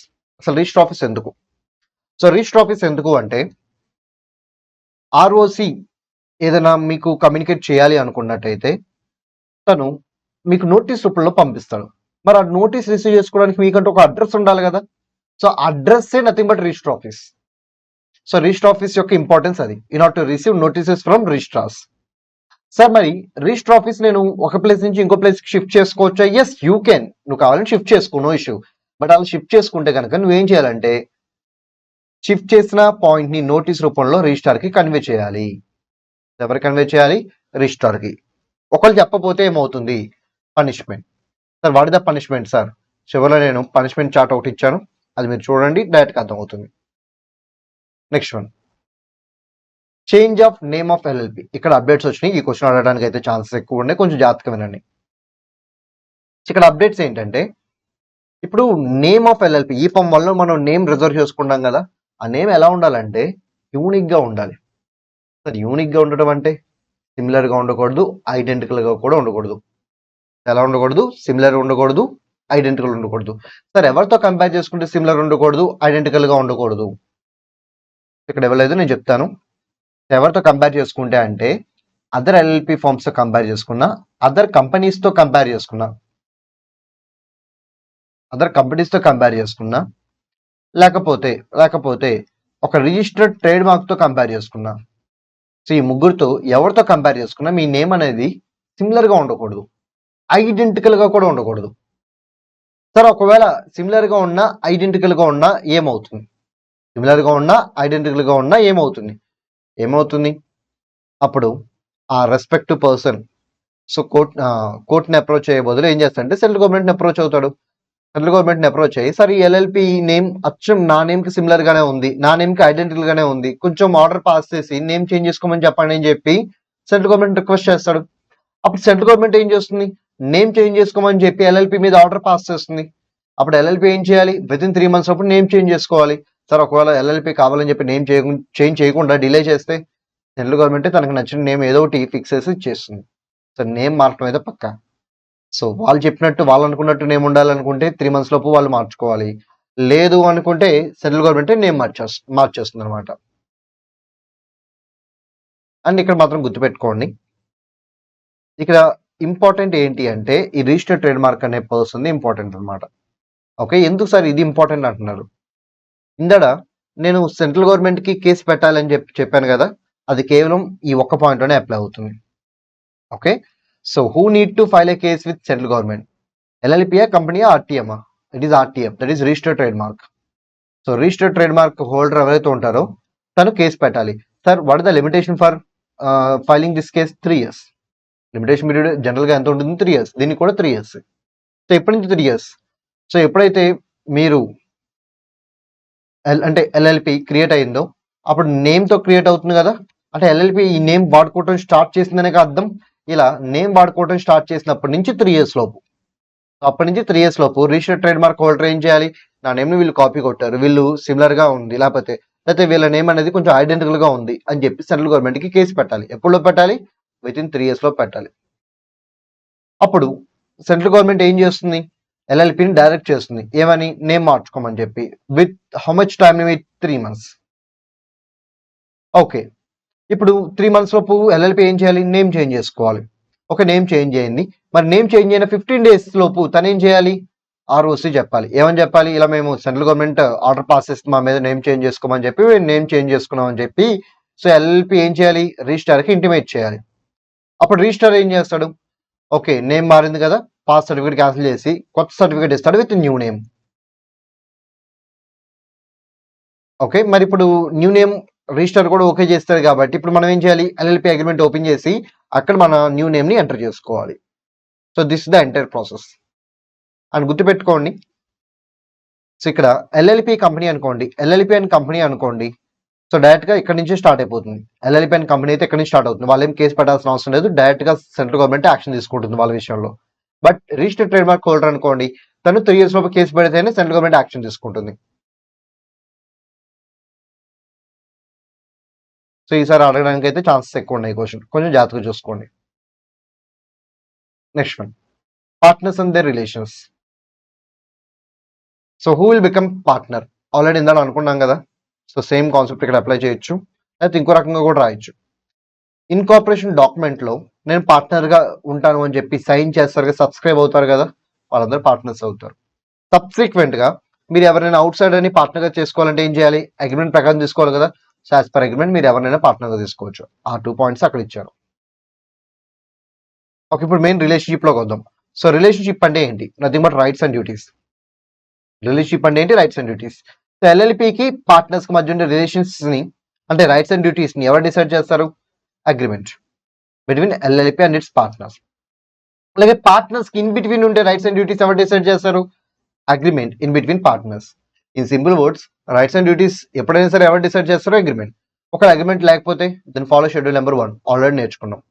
Sir అగ్రిమెంట్లో ఉన్న టర్మ్స్ మార్చుకోవచ్చు. మార్చుకున్న తర్వాత విత్ ఇన్ 30 days లోపు రిజిస్టర్ కమ్యూనికేట్ చేయాలి in e form 3. So for the first time అయినా మీరు ఈ ఫార్మ్ 3నే, సబ్సిక్వెంట్గా చేంజెస్ చేసిన ఈ ఫార్మ్ 3నే. సార్ అసలు ఇన్కార్పొరేషన్ బిఫోరే అగ్రిమెంట్లోకి ఎంటర్ అయితే ఎల్ఎల్పి పేరు మీద, అసలు ఎల్ఎల్పి అప్పటికి ఎగ్జిస్టెన్స్ లేదు, కానీ ఎల్ఎల్పి పేరు వాడుకుని మీరు కాంట్రాక్ట్లోకి ఎంటర్ అయ్యారు. మరి అది వ్యాలిడేనా? No, they are invalid. అవి చెల్లవన్నమాట. కానీ ఇన్కార్పొరేషన్ బిఫోర్ ఎంటర్ అయిన అగ్రిమెంట్స్ ఏదైనా కానీ మీరు ఇన్కార్పొరేషన్ అయిపోయిన తర్వాత ఆల్ పార్ట్నర్స్ కన్సర్న్ తీసుకుని రాటిఫై చేయొచ్చు. Then they will become valid. అదే పాయింట్ ఇక్కడ ఇచ్చారు చూడండి. Next one, cessation of partnership interest అంటే nothing but discontinuation from the firm. వాలంటరీగా మీరే వెళ్ళాలి అనుకోండి, 30 days ప్రయర్ రిటర్న్ నోటీస్ ఇచ్చేసాను. అదర్ పార్ట్నర్స్ కి 30 days ముందే రిటర్న్ నోటీస్ ఇచ్చేసాను, వెళ్ళిపోతానని చెప్పి వెళ్ళిపోవచ్చు. అండ్ ఆపరేషన్ ఆఫ్ లా ప్రకారం మీరు డిస్కంటిన్యూ చేయాల్సి వస్తుంది. ఏంటంటే మీరు చనిపోయారు, ఇక మీరు పార్ట్నర్ కాదు. అయితే ఫార్మర్ డిజాల్వ్ అయిపోయింది, ఇక మీరు పార్ట్నర్ కాదు. అయితే మీరు అన్సౌండ్ అయినట్టుగా కోర్టు డిక్లేర్ చేసింది, మీరు ఇంకా పార్ట్నర్ కాదు. అండ్ మీరు ఇన్సాల్వెంట్ అయ్యారు, ఇప్పటి నుంచి మీరు పార్ట్నర్ కాదు. మీరు ఇన్సాల్వెన్సీకి అప్లికేషన్ పెట్టుకున్నారు, ఇప్పటి నుంచి కూడా మీరు పార్ట్నర్ కాదు. ఇలా లానే ఆటోమేటిక్ గా మిమ్మల్ని డిస్కంటిన్యూ చేస్తున్నారు అన్నమాట ఫామ్ లోంచి ఈ సిచ్యువేషన్స్ లో. నెక్స్ట్ వన్, సరే మరి నేను ఇంకా పార్ట్నర్ కాదన్నారు, బాగుంది. మరి ఇప్పుడు నేను ఎవరిని? మీరు సీజ్డ్ పార్ట్నర్. మీరు ఎవరు? సీజ్డ్ పార్ట్నర్, లేకపోతే ఫార్మర్ పార్ట్నర్ కూడా పిలవచ్చు, ఏదైనా ఓకే. సో ఫార్మర్ పార్ట్నర్ అన్న సేమ్ మీనింగ్, సీజ్డ్ పార్ట్నర్ అన్న సేమ్ మీనింగ్. ఓకే, మరి తనకుండే రైట్స్ అండ్ డ్యూటీస్ ఏంటి? సో ఫస్ట్ లయబిలిటీస్ మాట్లాడదాం. సో లయబిలిటీస్ ఎప్పటి వరకు ఉంటాయి? ఈవెన్ దో తను డిస్కంటిన్యూ అయిపోయినా లయబిలిటీస్ అలానే ఉంటాయి. మరి కంప్లీట్ గా తన లయబిలిటీ నుంచి ఫ్రీ అవ్వాలంటే ఏం చేయాలి? ఫస్ట్ డిస్కంటిన్యూ అవుతాడు కదా, తర్వాత ఆర్ఓసికి చెప్పాలి నేను ఎలా డిస్కంటిన్యూ అయినట్టు, తర్వాత పబ్లిక్ కి చెప్పాలి డిస్కంటిన్యూ అయినట్టు. అంటే డిస్కంటిన్యూ అయిన తర్వాత ROC notice and public notice, so ఈ 2 నోటీసులు ఇవ్వాలి. అప్పటి వరకు లయబిలిటీ అలాగే ఉంటుంది.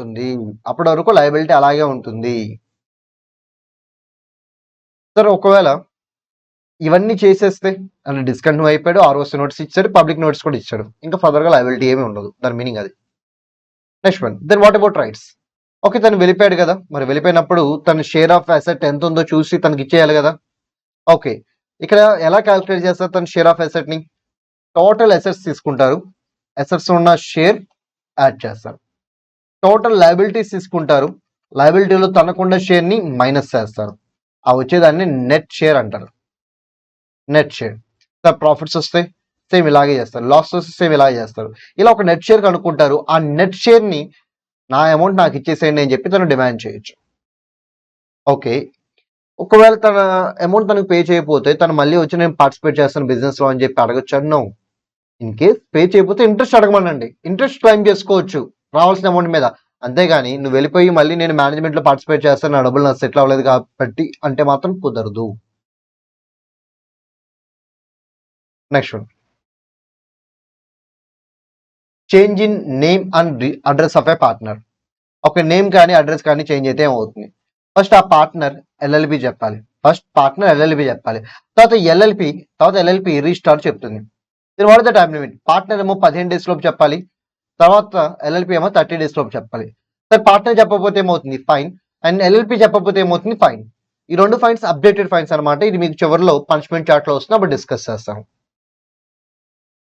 Next one, notice of cessation of partnership. ఇందులో మీరు డిస్కంటిన్యూ అయ్యారుగా, బానే ఉంది, మీరు డిస్కంటిన్యూ అయ్యారు, బానే ఉంది. మరి డిస్కంటిన్యూ అయినప్పుడు ఇప్పుడు ఎవరెవరు చెప్పాలి? ఎల్ఎల్పి రిజిస్టర్ చెప్పాలి. ఎప్పుడో చెప్పాలి? 30 days లో చెప్పాలి. సార్ వెళ్ళిపోయిన పార్ట్నర్ చెప్పొచ్చా? ఎస్ చెప్పొచ్చు, ఎందుకంటే తను public notice as well as ROC notice రెండు ఇచ్చేంత వరకు తను కూడా లైబులే కదా. సో నోటీస్ ఇవ్వకపోతే తను లైబిలిటీ తీసుకోవాల్సి వస్తుంది.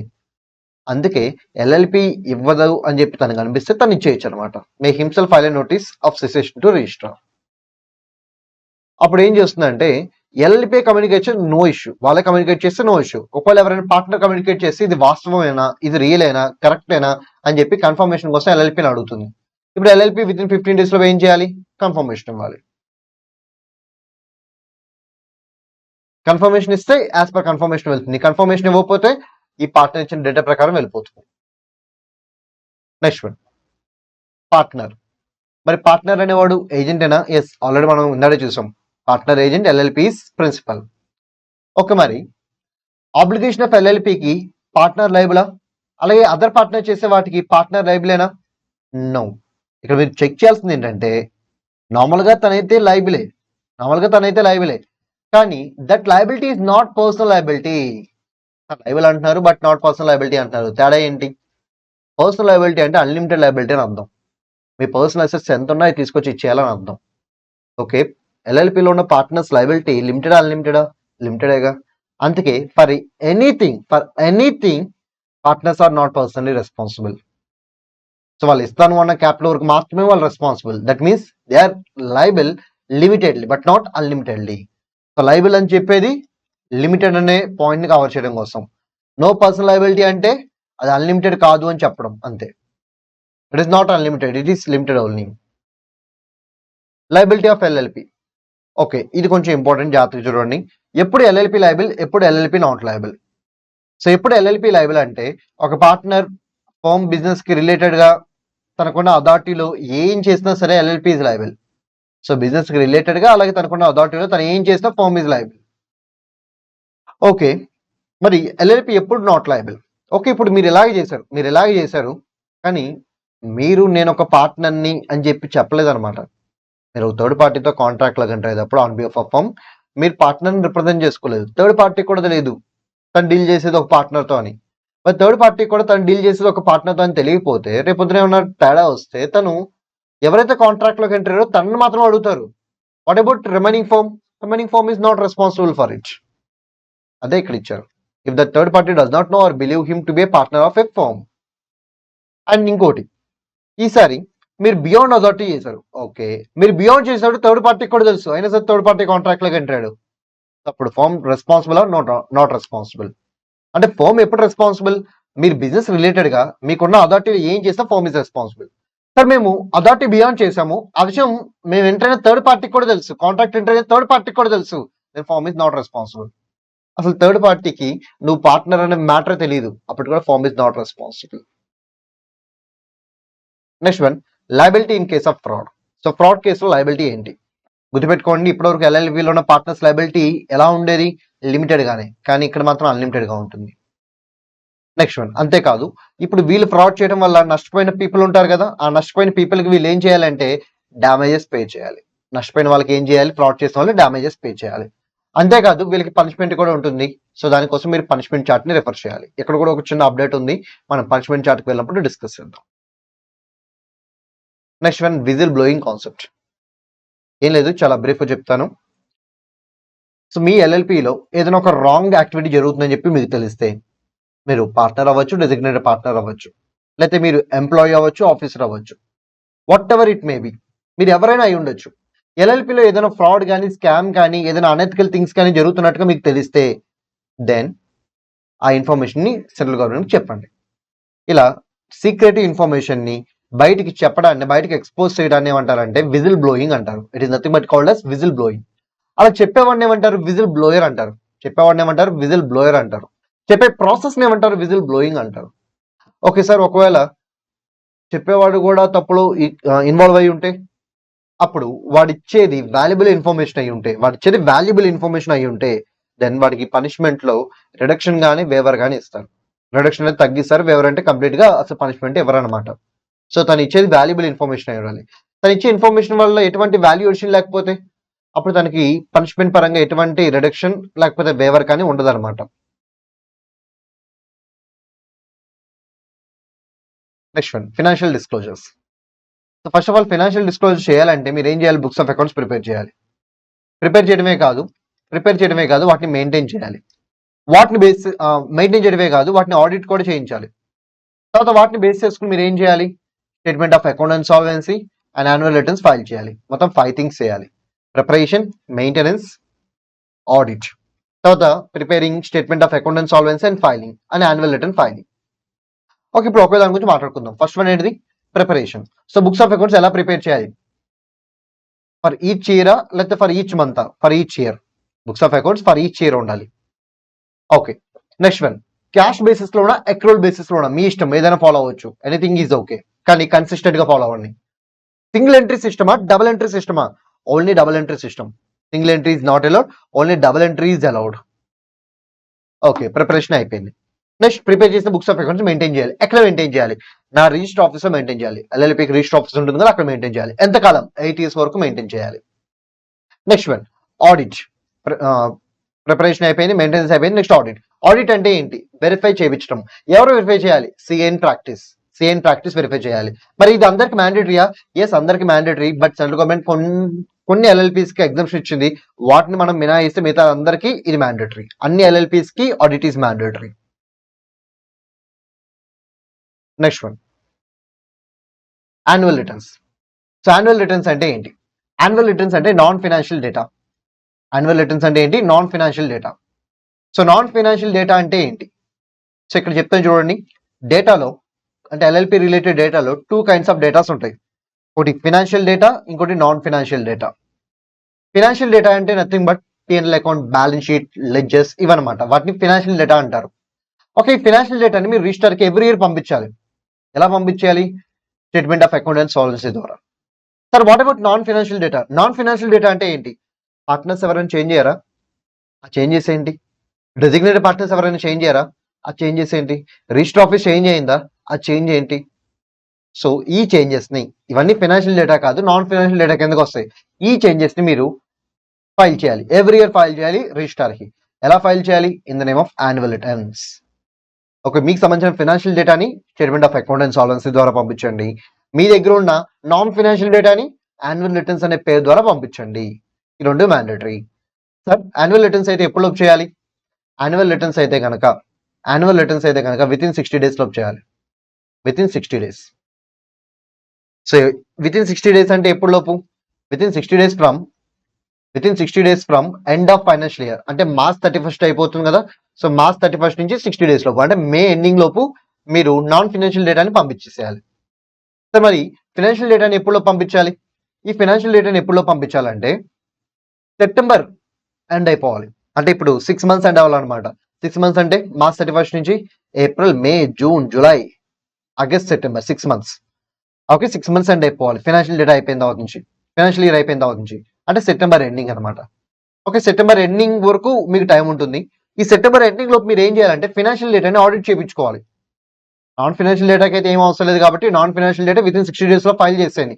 ఇయర్ అయిపోయిన 60 days లోపు. బట్ ఫైనాన్షియల్ డేటాని మీరు ఆడిట్ చేయించుకోవాలి. ఆడిటర్ రిపోర్ట్ ఇవ్వాలి. రిపోర్ట్ బట్టి మీరు ముందుకు ప్రొసీడ్ అవ్వాలి. సో ఇదంతా చేయడానికి మీకు 6 months టైం ఇస్తారు. అంటే సెప్టెంబర్ వరకు టైం ఇస్తారు. సెప్టెంబర్ ఎండ్ వరకు టైం ఇస్తారు. ఇప్పటి నుంచి మీకు ఒక 1 month టైం ఉంటుంది. 30 days టైం ఉంటుంది. ఈ 30 days లోపు statement of account and solvency file చేయండి. ఓకే సో మళ్ళీ ఒకసారి చెప్తున్నాను, ఎందుకంటే కొంచెం అడ్వాన్స్ టాపిక్ కాబట్టి ఇంకోసారి చెప్తే అర్థమవుతుంది. సో 31st మార్చ్కి ఫైనాన్షియల్ ఇయర్ ఎండ్ అయిపోయింది. ఫర్ ఎగ్జాంపుల్ 21-22 ఇయర్ అనుకుందాం. 2021-22 financial year. So 31st March 2022కి ఏమైంది, ఫైనాన్షియల్ ఇయర్ ఎండ్ అయిపోయింది. అంటే ఇప్పుడు ఈ ఇయర్ కంప్లీట్ అయిపోయింది. ఒక ఇయర్ సంబంధించి 2 డేటాస్ ఉంటాయి. ఏంటా 2 డేటాస్? ఒకటి నాన్ ఫైనాన్షియల్ డేటా, ఇంకోటి financial data. So non financial డేటాని మీరు ఎటువంటి ఆడిట్ చేయించాల్సిన అవసరం లేదు. అందుకే ఈ 2 అయిపోయిన 60 days లో ఫైల్ చేసేయండి. ఈ 2 అయిపోయిన 60 days లోపు నాన్ ఫైనాన్షియల్ డేటాని రిజిస్టర్కి ఇచ్చేసేయండి, సరిపోతుంది. బట్ ఫైనాన్షియల్ డేటా పరంగా ఏంటంటే మీరు ఆడిట్ చేయించుకోవాలి, చాలా టైం పడుతుంది. సో అందుకే ఏం చేశారంటే ఈ ఆడిట్ ఇవన్నీ కంప్లీట్ చేసుకోవడానికి 6 months టైం ఇచ్చారు. అంటే సెప్టెంబర్ ఎండింగ్ వరకు టైం ఉంటుంది. వన్స్ ఆడిట్ 6 months లోపు అయిపోతుంది కదా, తర్వాత మీకు 30 days టైం ఇస్తారు. అంటే 30 days from the end of 6 months. 30 days from the end of 6 months. So ఈలోపు మీరు ఏం చేయాలి, statement of account and solvency file చేయండి రిగార్డింగ్ ఫైనాన్షియల్ డేటా. ఓకే దాని మీనింగ్ అది.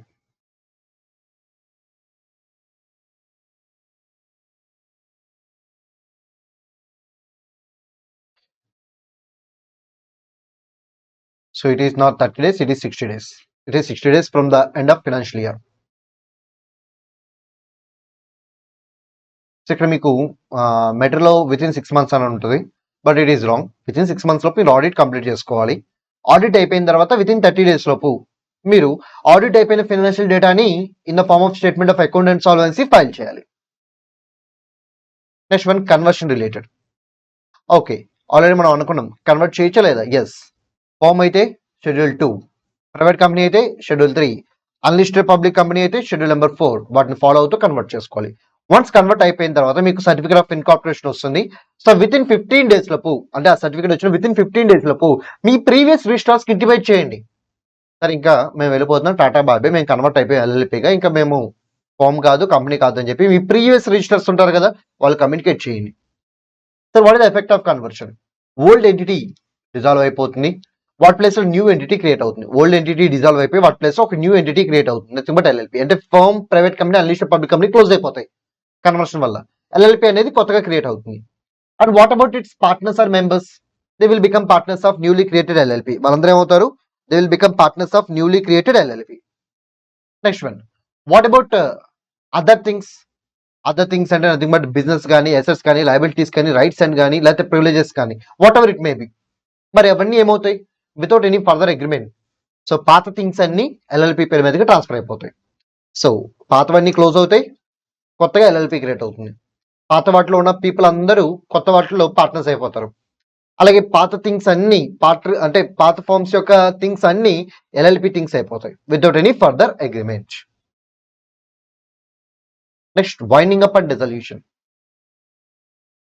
సో ఫస్ట్ వైండింగ్ అప్ జరుగుతుంది. వైండింగ్ అప్ అంటే అసెట్స్ ని అమ్మేసి లయబిలిటీస్ ని క్లియర్ చేయమని అర్థం. తర్వాత ఇంకా క్లోజ్ చేస్తే దాన్ని డిసల్యూషన్ అంటారు. ఇక్కడ మెయిన్ పాయింట్ ఏంటంటే ఏ కేసెస్ లో ట్రిబ్యునల్ ఎల్ఎల్పిని వైండప్ చేయమని చెప్పి ఆర్డర్ పాస్ చేస్తుంది. ఎప్పుడంటే ఎల్ఎల్పినే కోర్టుకు వెళ్ళారు, ఎల్ఎల్పినే ట్రిబ్యునల్కి వెళ్ళి వైండప్ కోసం అప్లికేషన్ పెట్టుకున్నారు, అప్పుడు వైండప్ చేయమని చెప్పి ఆర్డర్ పాస్ చేయొచ్చు. May, not must. Next one, number of partners 2 కన్నా తగ్గారు. ఓకే 6 months లోపు మీరు ఏం చేయాలి? రెక్టిఫై చేసుకోవాలి. బట్ 6 months అయిపోయినా సరే మీరు రెక్టిఫై చేయకుండా అలాగే కంటిన్యూ అవుతున్నారు, నెంబర్ ఆఫ్ పార్ట్నర్స్ సింగిల్ తోనే కంటిన్యూ అవుతున్నారు, దెన్ ఇంకా మీరు అలా కంటిన్యూ అవడానికి వీల్లేదు. సో మీరు అర్జెంటుగా బైండింగ్ అప్ చేసేయండి అని చెప్పి ట్రిబ్యునల్ ఆర్డర్ పాస్ చేయొచ్చు. Next one, LLP debts clear చేయలేని పొజిషన్లో ఉంది. ఓకే ఇంకెందుకు బిజినెస్ చేయడం, వైండప్ చేయండి అని చెప్పి ఆర్డర్ పాస్ చేయొచ్చు. అయితే ఎల్ఎల్పి ఇండియా యొక్క ఇంటిగ్రిటీ ఆర్ సెక్యూరిటీకి అగెనిస్ట్ గా వర్క్ చేస్తుంది, క్లోజ్ చేయమని చెప్పొచ్చు. నెక్స్ట్ వన్, లాస్ట్ 5 years నుంచి అంటే కంటిన్యూస్ గా 5 years నుంచి మీరు నాన్ ఫైనాన్షియల్ డేటాని in the form of annual returns లో ఫైల్ చేయట్లా, ఆడిటెడ్ ఫైనాన్షియల్ డేటాని in the form of statement of account and solvency file చేయట్లా, అంటే లాస్ట్ 5 years లో మీరు ఈ డేటాని ఏది ఫైల్ చేయట్లేదు. అప్పుడు ఇంకా మీరు బిజినెస్ చేయడం వేస్ట్ అని చెప్పి వైండ్ అప్ గా ఆర్డర్ పాస్ చేయొచ్చు. ఇవే కాదు, ఇంకేదైనా వ్యాలిడ్ గ్రౌండ్ ఉంటే, వ్యాలిడ్ రీజన్ ఉంటే వీటిని బేస్ చేసి కూడా వైండింగ్ అప్ కి ఆర్డర్ పాస్ చేయొచ్చు. ఓకే, న్యూలీ యాడెడ్ కంటెంట్, ఇవి చాలా అంటే చాలా ఇంపార్టెంట్, జాగ్రత్తగా. Small LLP, just like small company, small LLP. ఇక ఏంటంటే 3 కండిషన్స్ సాటిస్ఫై చేయాలి. 3 conditions, condition 1, condition number 2, condition number 3. Condition number 1 ఏంటి? కాంట్రిబ్యూషన్. కాంట్రిబ్యూషన్ అంటే nothing but capital. So capital ని కాంట్రిబ్యూషన్ అంటారు. సో క్యాపిటల్ ఎంత ఉండాలి? Less than or equal to 25 lakhs ఉండాలి. క్యాపిటల్ ఎంత ఉండాలి? Less than or equal to 25 lakhs ఉండాలి. అండ్ టర్న్ ఓవర్ అంటే గ్రాస్ రిసిప్ట్స్, సో ఎంత ఉండాలంటే less than or equal to 40 lakhs ఉండాలి. క్యాపిటల్ అయితే less than or equal to 25 lakhs, అలాగే టర్న్ ఓవర్ అయితే less than or equal to 40 lakhs. అంతేకాదు, ఇంకేమన్నా ఫ్యూచర్ లో కండిషన్ చెప్తే ఆ కండిషన్స్ కూడా ఫుల్ఫిల్ చేయాలి. Total 3 conditions, capital 25 lakhs max and turn over 40 lakhs max. అంతేకాకుండా ఇంకేమైనా కండిషన్ ఫ్యూచర్ లో చెప్తే ఎంసీఏ వాళ్ళు అవి కూడా మీరు ఫాలో అవ్వాలి. ఈ మూడింటిని సాటిస్ఫై చేస్తే you can get small LLP status. Next one, sir మరి ఈ క్యాపిటల్ ని ఎంసీఏ ఫ్యూచర్ లో ఇంక్రీజ్ చేయొచ్చా? 25 lakhs ని ఎస్, ఎక్కడ వరకు? 5 crores వరకు పెంచుకోవచ్చు. టర్న్ ఓవర్ ని ఎస్ 50 crore వరకు పెంచుకోవచ్చు. ఇన్ కేస్ ఫ్యూచర్ లో చేయాలి అనుకుంటే చేయొచ్చు. But as of now what are the current limits అంటే for contribution that is for capital 25 lakhs and for turnover it will be 40 lakhs. Next one, standards of accounting, standards of auditing. Accounting అంటే entries ఎలా వేయాలి, auditing అంటే base అయిన entries ని ఎలా verify చేయాలి. Okay, so వీటికంటూ కొన్ని స్టాండర్డ్స్ ఉంటాయి, కొన్ని సెట్ ఆఫ్ రూల్స్ ఉంటాయి. ఆ సెట్ ఆఫ్ రూల్స్ ఎవరు ఇష్యూ చేస్తారు? Central government. ఎవరిని కన్సల్ట్ చేస్తుంది? ఎన్ఎఫ్ఆర్ అని. మరి ఎన్ఎఫ్ఆర్ఏ ఎవరి యొక్క ప్రపోజల్ తీసుకుంటుంది? ICI, institute of chartered accountants of India. So వీళ్ళు ఏం చేస్తారంటే రికమెండ్ చేస్తారు. సో ఇవి ఫాలో అవ్వండి, ఎలా ఫాలో అవ్వండి, అలా ఫాలో అవ్వండి అని చెప్పి వీళ్ళు రికమెండ్ చేస్తారు. వీళ్ళు ఏం చేస్తారు? దాన్ని ప్రిస్క్రైబ్ చేస్తారు. ఓకే, ఐసీఐ వాళ్ళు పర్మిషన్, ఐసీఐ వాళ్ళు ఓకే అన్నారు, ఇంకా మీరు ప్రొసీడ్ అవ్వచ్చు అని చెప్పి వీళ్ళు ప్రిస్క్రైబ్ చేస్తారు. అండ్ సిజీ ఫైనల్ గా ఏం చేస్తుంది? అప్రూవ్ చేస్తుంది. So this is the process. Next one, special court. So LLP act లో అఫెన్సెస్ ని ట్రయల్ చేయడం కోసం, ఎల్ఎల్పి యాక్ట్ లో అఫెన్సెస్ ని ట్రయల్ చేయడం కోసం అంటే విచారించడం కోసం సెంట్రల్ గవర్నమెంట్ కావాలి అనుకుంటే ఎల్ఎల్పి యాక్ట్ వరకు మాత్రం they can create a special court. So central government కావాలి అనుకుంటే ఏం చేయొచ్చు? స్పెషల్ కోర్ట్ ని డిజైన్ చేయొచ్చు. సరే, ఏ ఏరియాస్ లో వస్తారు? వాళ్ళకి నచ్చిన ఏరియాస్ లో అది నోటిఫికేషన్ లో రిలీజ్ చేస్తారు, ఏ ఏరియాలో మేము స్పెషల్ కోర్ట్ పెడుతున్నాం అని చెప్పి. ఓకే, ఇలా మీరు స్పెషల్ కోర్ట్ క్రియేట్ అయితే ఏం చేయాలి? ఎల్ఎల్పి యాక్ట్ కింద ఎటువంటి అఫెన్స్ ఉన్నా వాటిని ఎవరు ట్రై చేయాలి? ఓన్లీ ఎల్ఎల్పి యాక్ట్ కింద క్రియేట్ అయిన స్పెషల్ కోర్ట్స్ లో మాత్రమే ట్రై చేయాలి. సరే సార్, ఒకవేళ మా ఏరియాలో ఎల్ఎల్పి యాక్ట్ కింద స్పెషల్ కోర్ట్ ఏమీ ఎస్టాబ్లిష్ చేయలేదు సార్, మరి ఇప్పుడు మేమేం చేయాలి? సో మీ ఏరియాలో కంపెనీస్ యాక్ట్ కింద ఒక స్పెషల్ కోర్ట్ ఉండి ఉంటుంది కదా, ఎల్ఎల్పి కూడా ఆల్మోస్ట్ ఆల్ సిమిలర్ టు కంపెనీయే కాబట్టి మీరు అక్కడికి వెళ్ళొచ్చు. అంటే ఎల్ఎల్పి యాక్ట్ కింద ఉండే స్పెషల్ కోర్ట్ ఉంటే అక్కడికే వెళ్ళండి. ఇన్ కేస్ ఎల్ఎల్పి యాక్ట్ కింద స్పెషల్ కోర్ట్ లేకపోతే కంపెనీస్ యాక్ట్ కింద ఉన్న స్పెషల్ కోర్టుకి వెళ్ళండి. అది లేకపోతే సో డిస్ట్రిక్ట్ లెవెల్ కోర్ట్స్ ఉంటాయిగా, వాటిని సెషన్స్ కోర్ట్ అంటారు. సెషన్స్ కోర్ట్ ఆర్ మెజిస్ట్రేట్స్ అనమాట, వాళ్ళ దగ్గరికి వెళ్ళి మీరు తీసుకోవచ్చు. అంటే ఫస్ట్ ప్రయారిటీ దేనికి ఇవ్వాలి? Special courts under LLP act. Second priority అది లేకపోతే special court under companies act. అది లేకపోతే sessions court or magistrates. Sir session కోర్టా మెజిస్ట్రేటా మీ ఇష్టం. నెక్స్ట్ వన్, మరి స్పెషల్ కోర్టులో జడ్జెస్ ఉంటారా? ఎస్ ఉంటారు. స్పెషల్ కోర్టులో కూడా జడ్జెస్ ఉంటారు, జస్ట్ లైక్ అది కూడా కోర్టే. స్పెషల్ కోర్ట్ అన్నా కూడా నార్మల్ కోర్ట్, అక్కడ కూడా జడ్జెస్ ఉంటారు. ఎవరు ఉంటారు సార్? ఇక్కడ అఫెన్స్ కనుక 3 years మినిమం ఇంప్రిజన్మెంట్ ఉండే లెక్క అయితే అంటే సివియర్ అఫెన్స్ అనమాట. దీని మీనింగ్ ఏంటి? Severe offence. ఇది అంత సివియర్ కాదని అర్థం. ఓకే, అంత సివియర్ కాకపోతే మెజిస్ట్రేట్ సరిపోతాడు. మెజిస్ట్రేట్ అంటే కలెక్టర్. సో కలెక్టర్ సరిపోతారు దాన్ని విచారించి జడ్జిమెంట్ పాస్ చేయడానికి. మళ్ళీ మీరు కోర్టుకి వెళ్లాల్సిన అవసరం ఉండదు అనమాట. సో ఇక్కడ కూడా అంతే. మరి ఒకవేళ ఇంప్రిజన్మెంట్ అట్లీస్ట్ 3 years పడే విధంగా ఉంటే అప్పుడు నార్మల్ డిస్ట్రిక్ట్ కోర్ట్స్లో sessions judge, additional session judge అని చెప్పి ఇద్దరు ఉంటారు. సో వాళ్ళని మీరు అప్రోచ్ అవ్వాలి.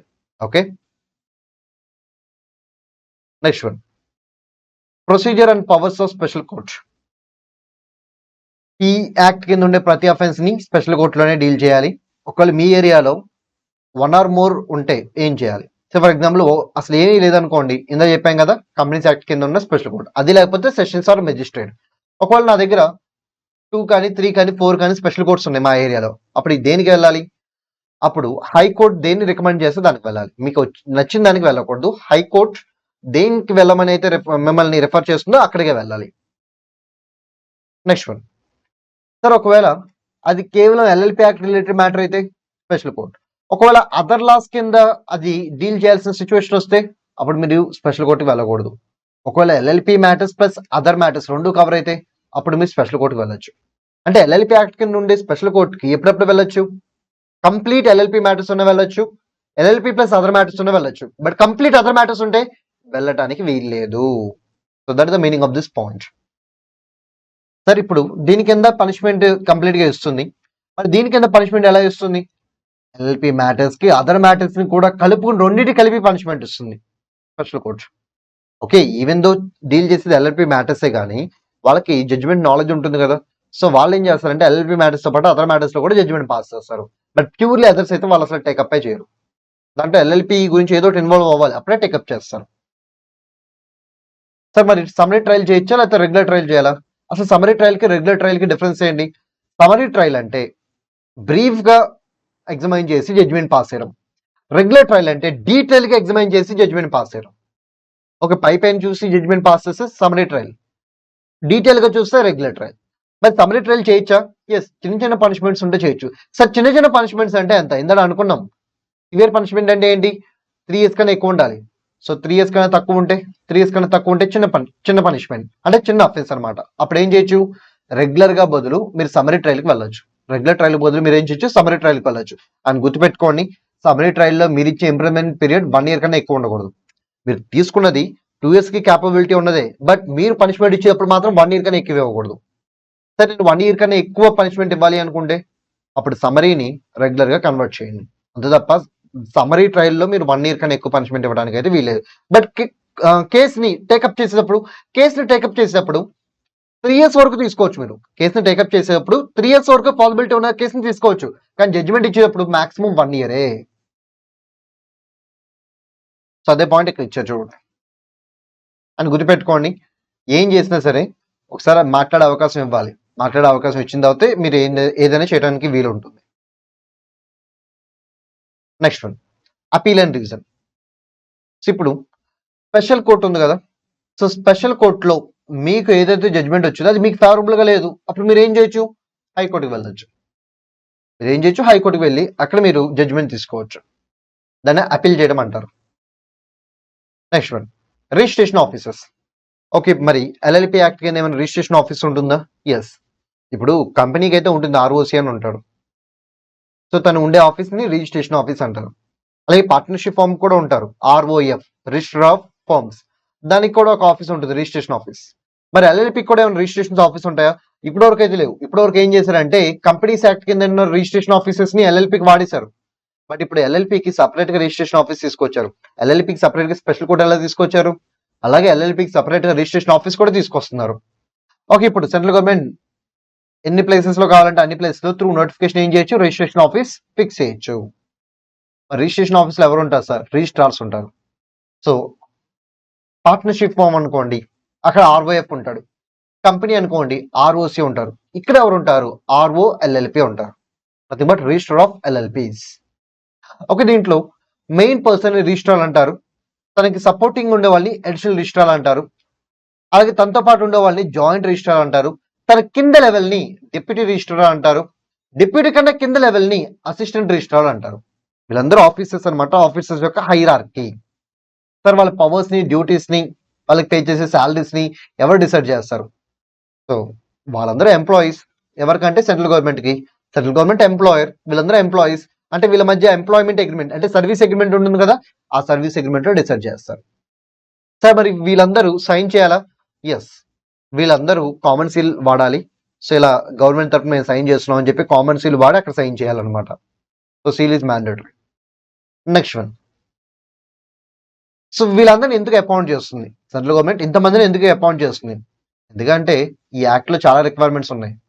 సే ఫర్ ఎగ్జాంపుల్ నేను ఎల్ఎల్పి రిజిస్ట్రేషన్ చేయాలనుకుంటాను, అప్లికేషన్ పెట్టుకుంటాను. మరి అప్లికేషన్ ఎవరు ప్రాసెస్ చేయాలి? వీళ్ళే కదా.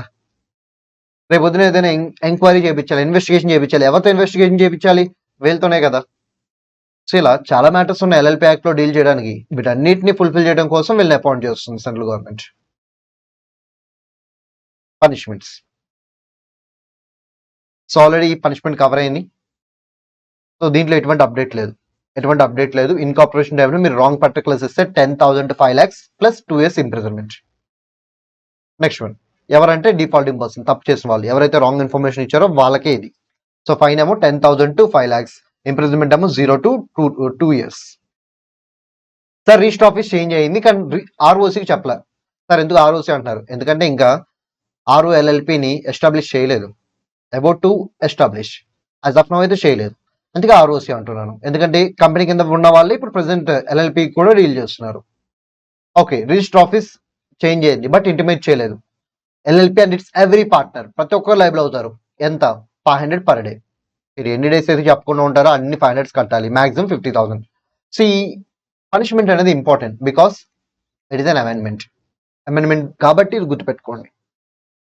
నెక్స్ట్ వన్, సార్ ఇప్పుడు పార్ట్నర్ యొక్క నేమ్ అడ్రస్ చేంజ్ అయింది. ఇప్పుడు ఆ పార్ట్నర్ ఏం చేయాలి? 15 days లోపు ఎల్ఎల్పి చెప్పాలి.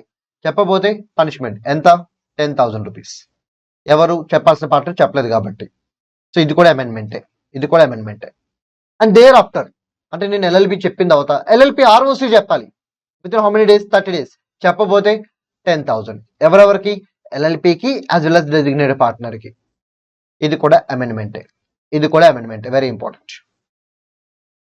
సార్ పార్ట్నర్ డిస్కంటిన్యూ అయ్యాడు సార్, మరి పార్ట్నర్ డిస్కంటిన్యూ అయితే ఎల్ఎల్పి విత్ ఇన్ 30 days లో చెప్పాలి. చెప్పబోతే 10,000 ఫైన్. ఎవరి మీద? LLP and every designated partner మీద. ఇది అమెండ్మెంట్, ఇది important. Next one, fraud cases. So ఇటువరకు ఏంటంటే ఇక్కడ అప్ టు 2 years ఉండేది, కానీ ఇప్పుడు అమెండ్మెంట్ వచ్చింది అప్ టు 5 years. ఫైన్ లో ఎటువంటి అమెండ్మెంట్ లేదు, 50,000 to 5 lakhs, బట్ ఇంప్రిజన్మెంట్ మాత్రం అప్ టు 5 years. సో ఇది కూడా అమెండ్మెంటే, గుర్తుపెట్టుకోండి. Next one, fail to comply with rules related to books of accounts maintain చేయడం, అలాగే స్టేట్మెంట్ ఆఫ్ అకౌంట్ అండ్ సాల్వెన్సీని ప్రిపేర్ చేయడం, ఫైల్ చేయడం కాదు ప్రిపేర్ చేయడం, and audit of LLP. So వీటి విషయంలో అయితే ఫైన్ ఏం అప్డేట్ అవ్వలేదు. సో ఎల్ఎల్పి అయితే 25,000 to 5 lakhs, డెసిగ్నేటెడ్ పార్ట్నర్ అయితే 10,000 to 1 lakh, same fine. Amendment అయితే ఏమీ లేదు. కానీ ఇక్కడ ఇంకో పాయింట్ ఇచ్చారు చూడండి, filing of statement of account and solvency and filing of annual return. So filing పరంగా మీరు ఏమైనా చేస్తే, ఫైలింగ్ తరపున మీరు ఏమైనా మిస్టేక్ చేస్తే దెన్ ఎల్ఎల్పి డెసిగ్నేటెడ్ పార్ట్నర్ ఇద్దరికి ఫైన్ ఉంటుంది. సో ఎల్ఎల్పికి అయితే 100 per day, maximum 1 lakh, and designated partner అయితే 100 per day, మాక్సిమం 50,000. సో ఇది అమెండ్మెంట్ అనమాట. This is amendment, important. Next ఏదైనా ఒక డాక్యుమెంట్ ని మనం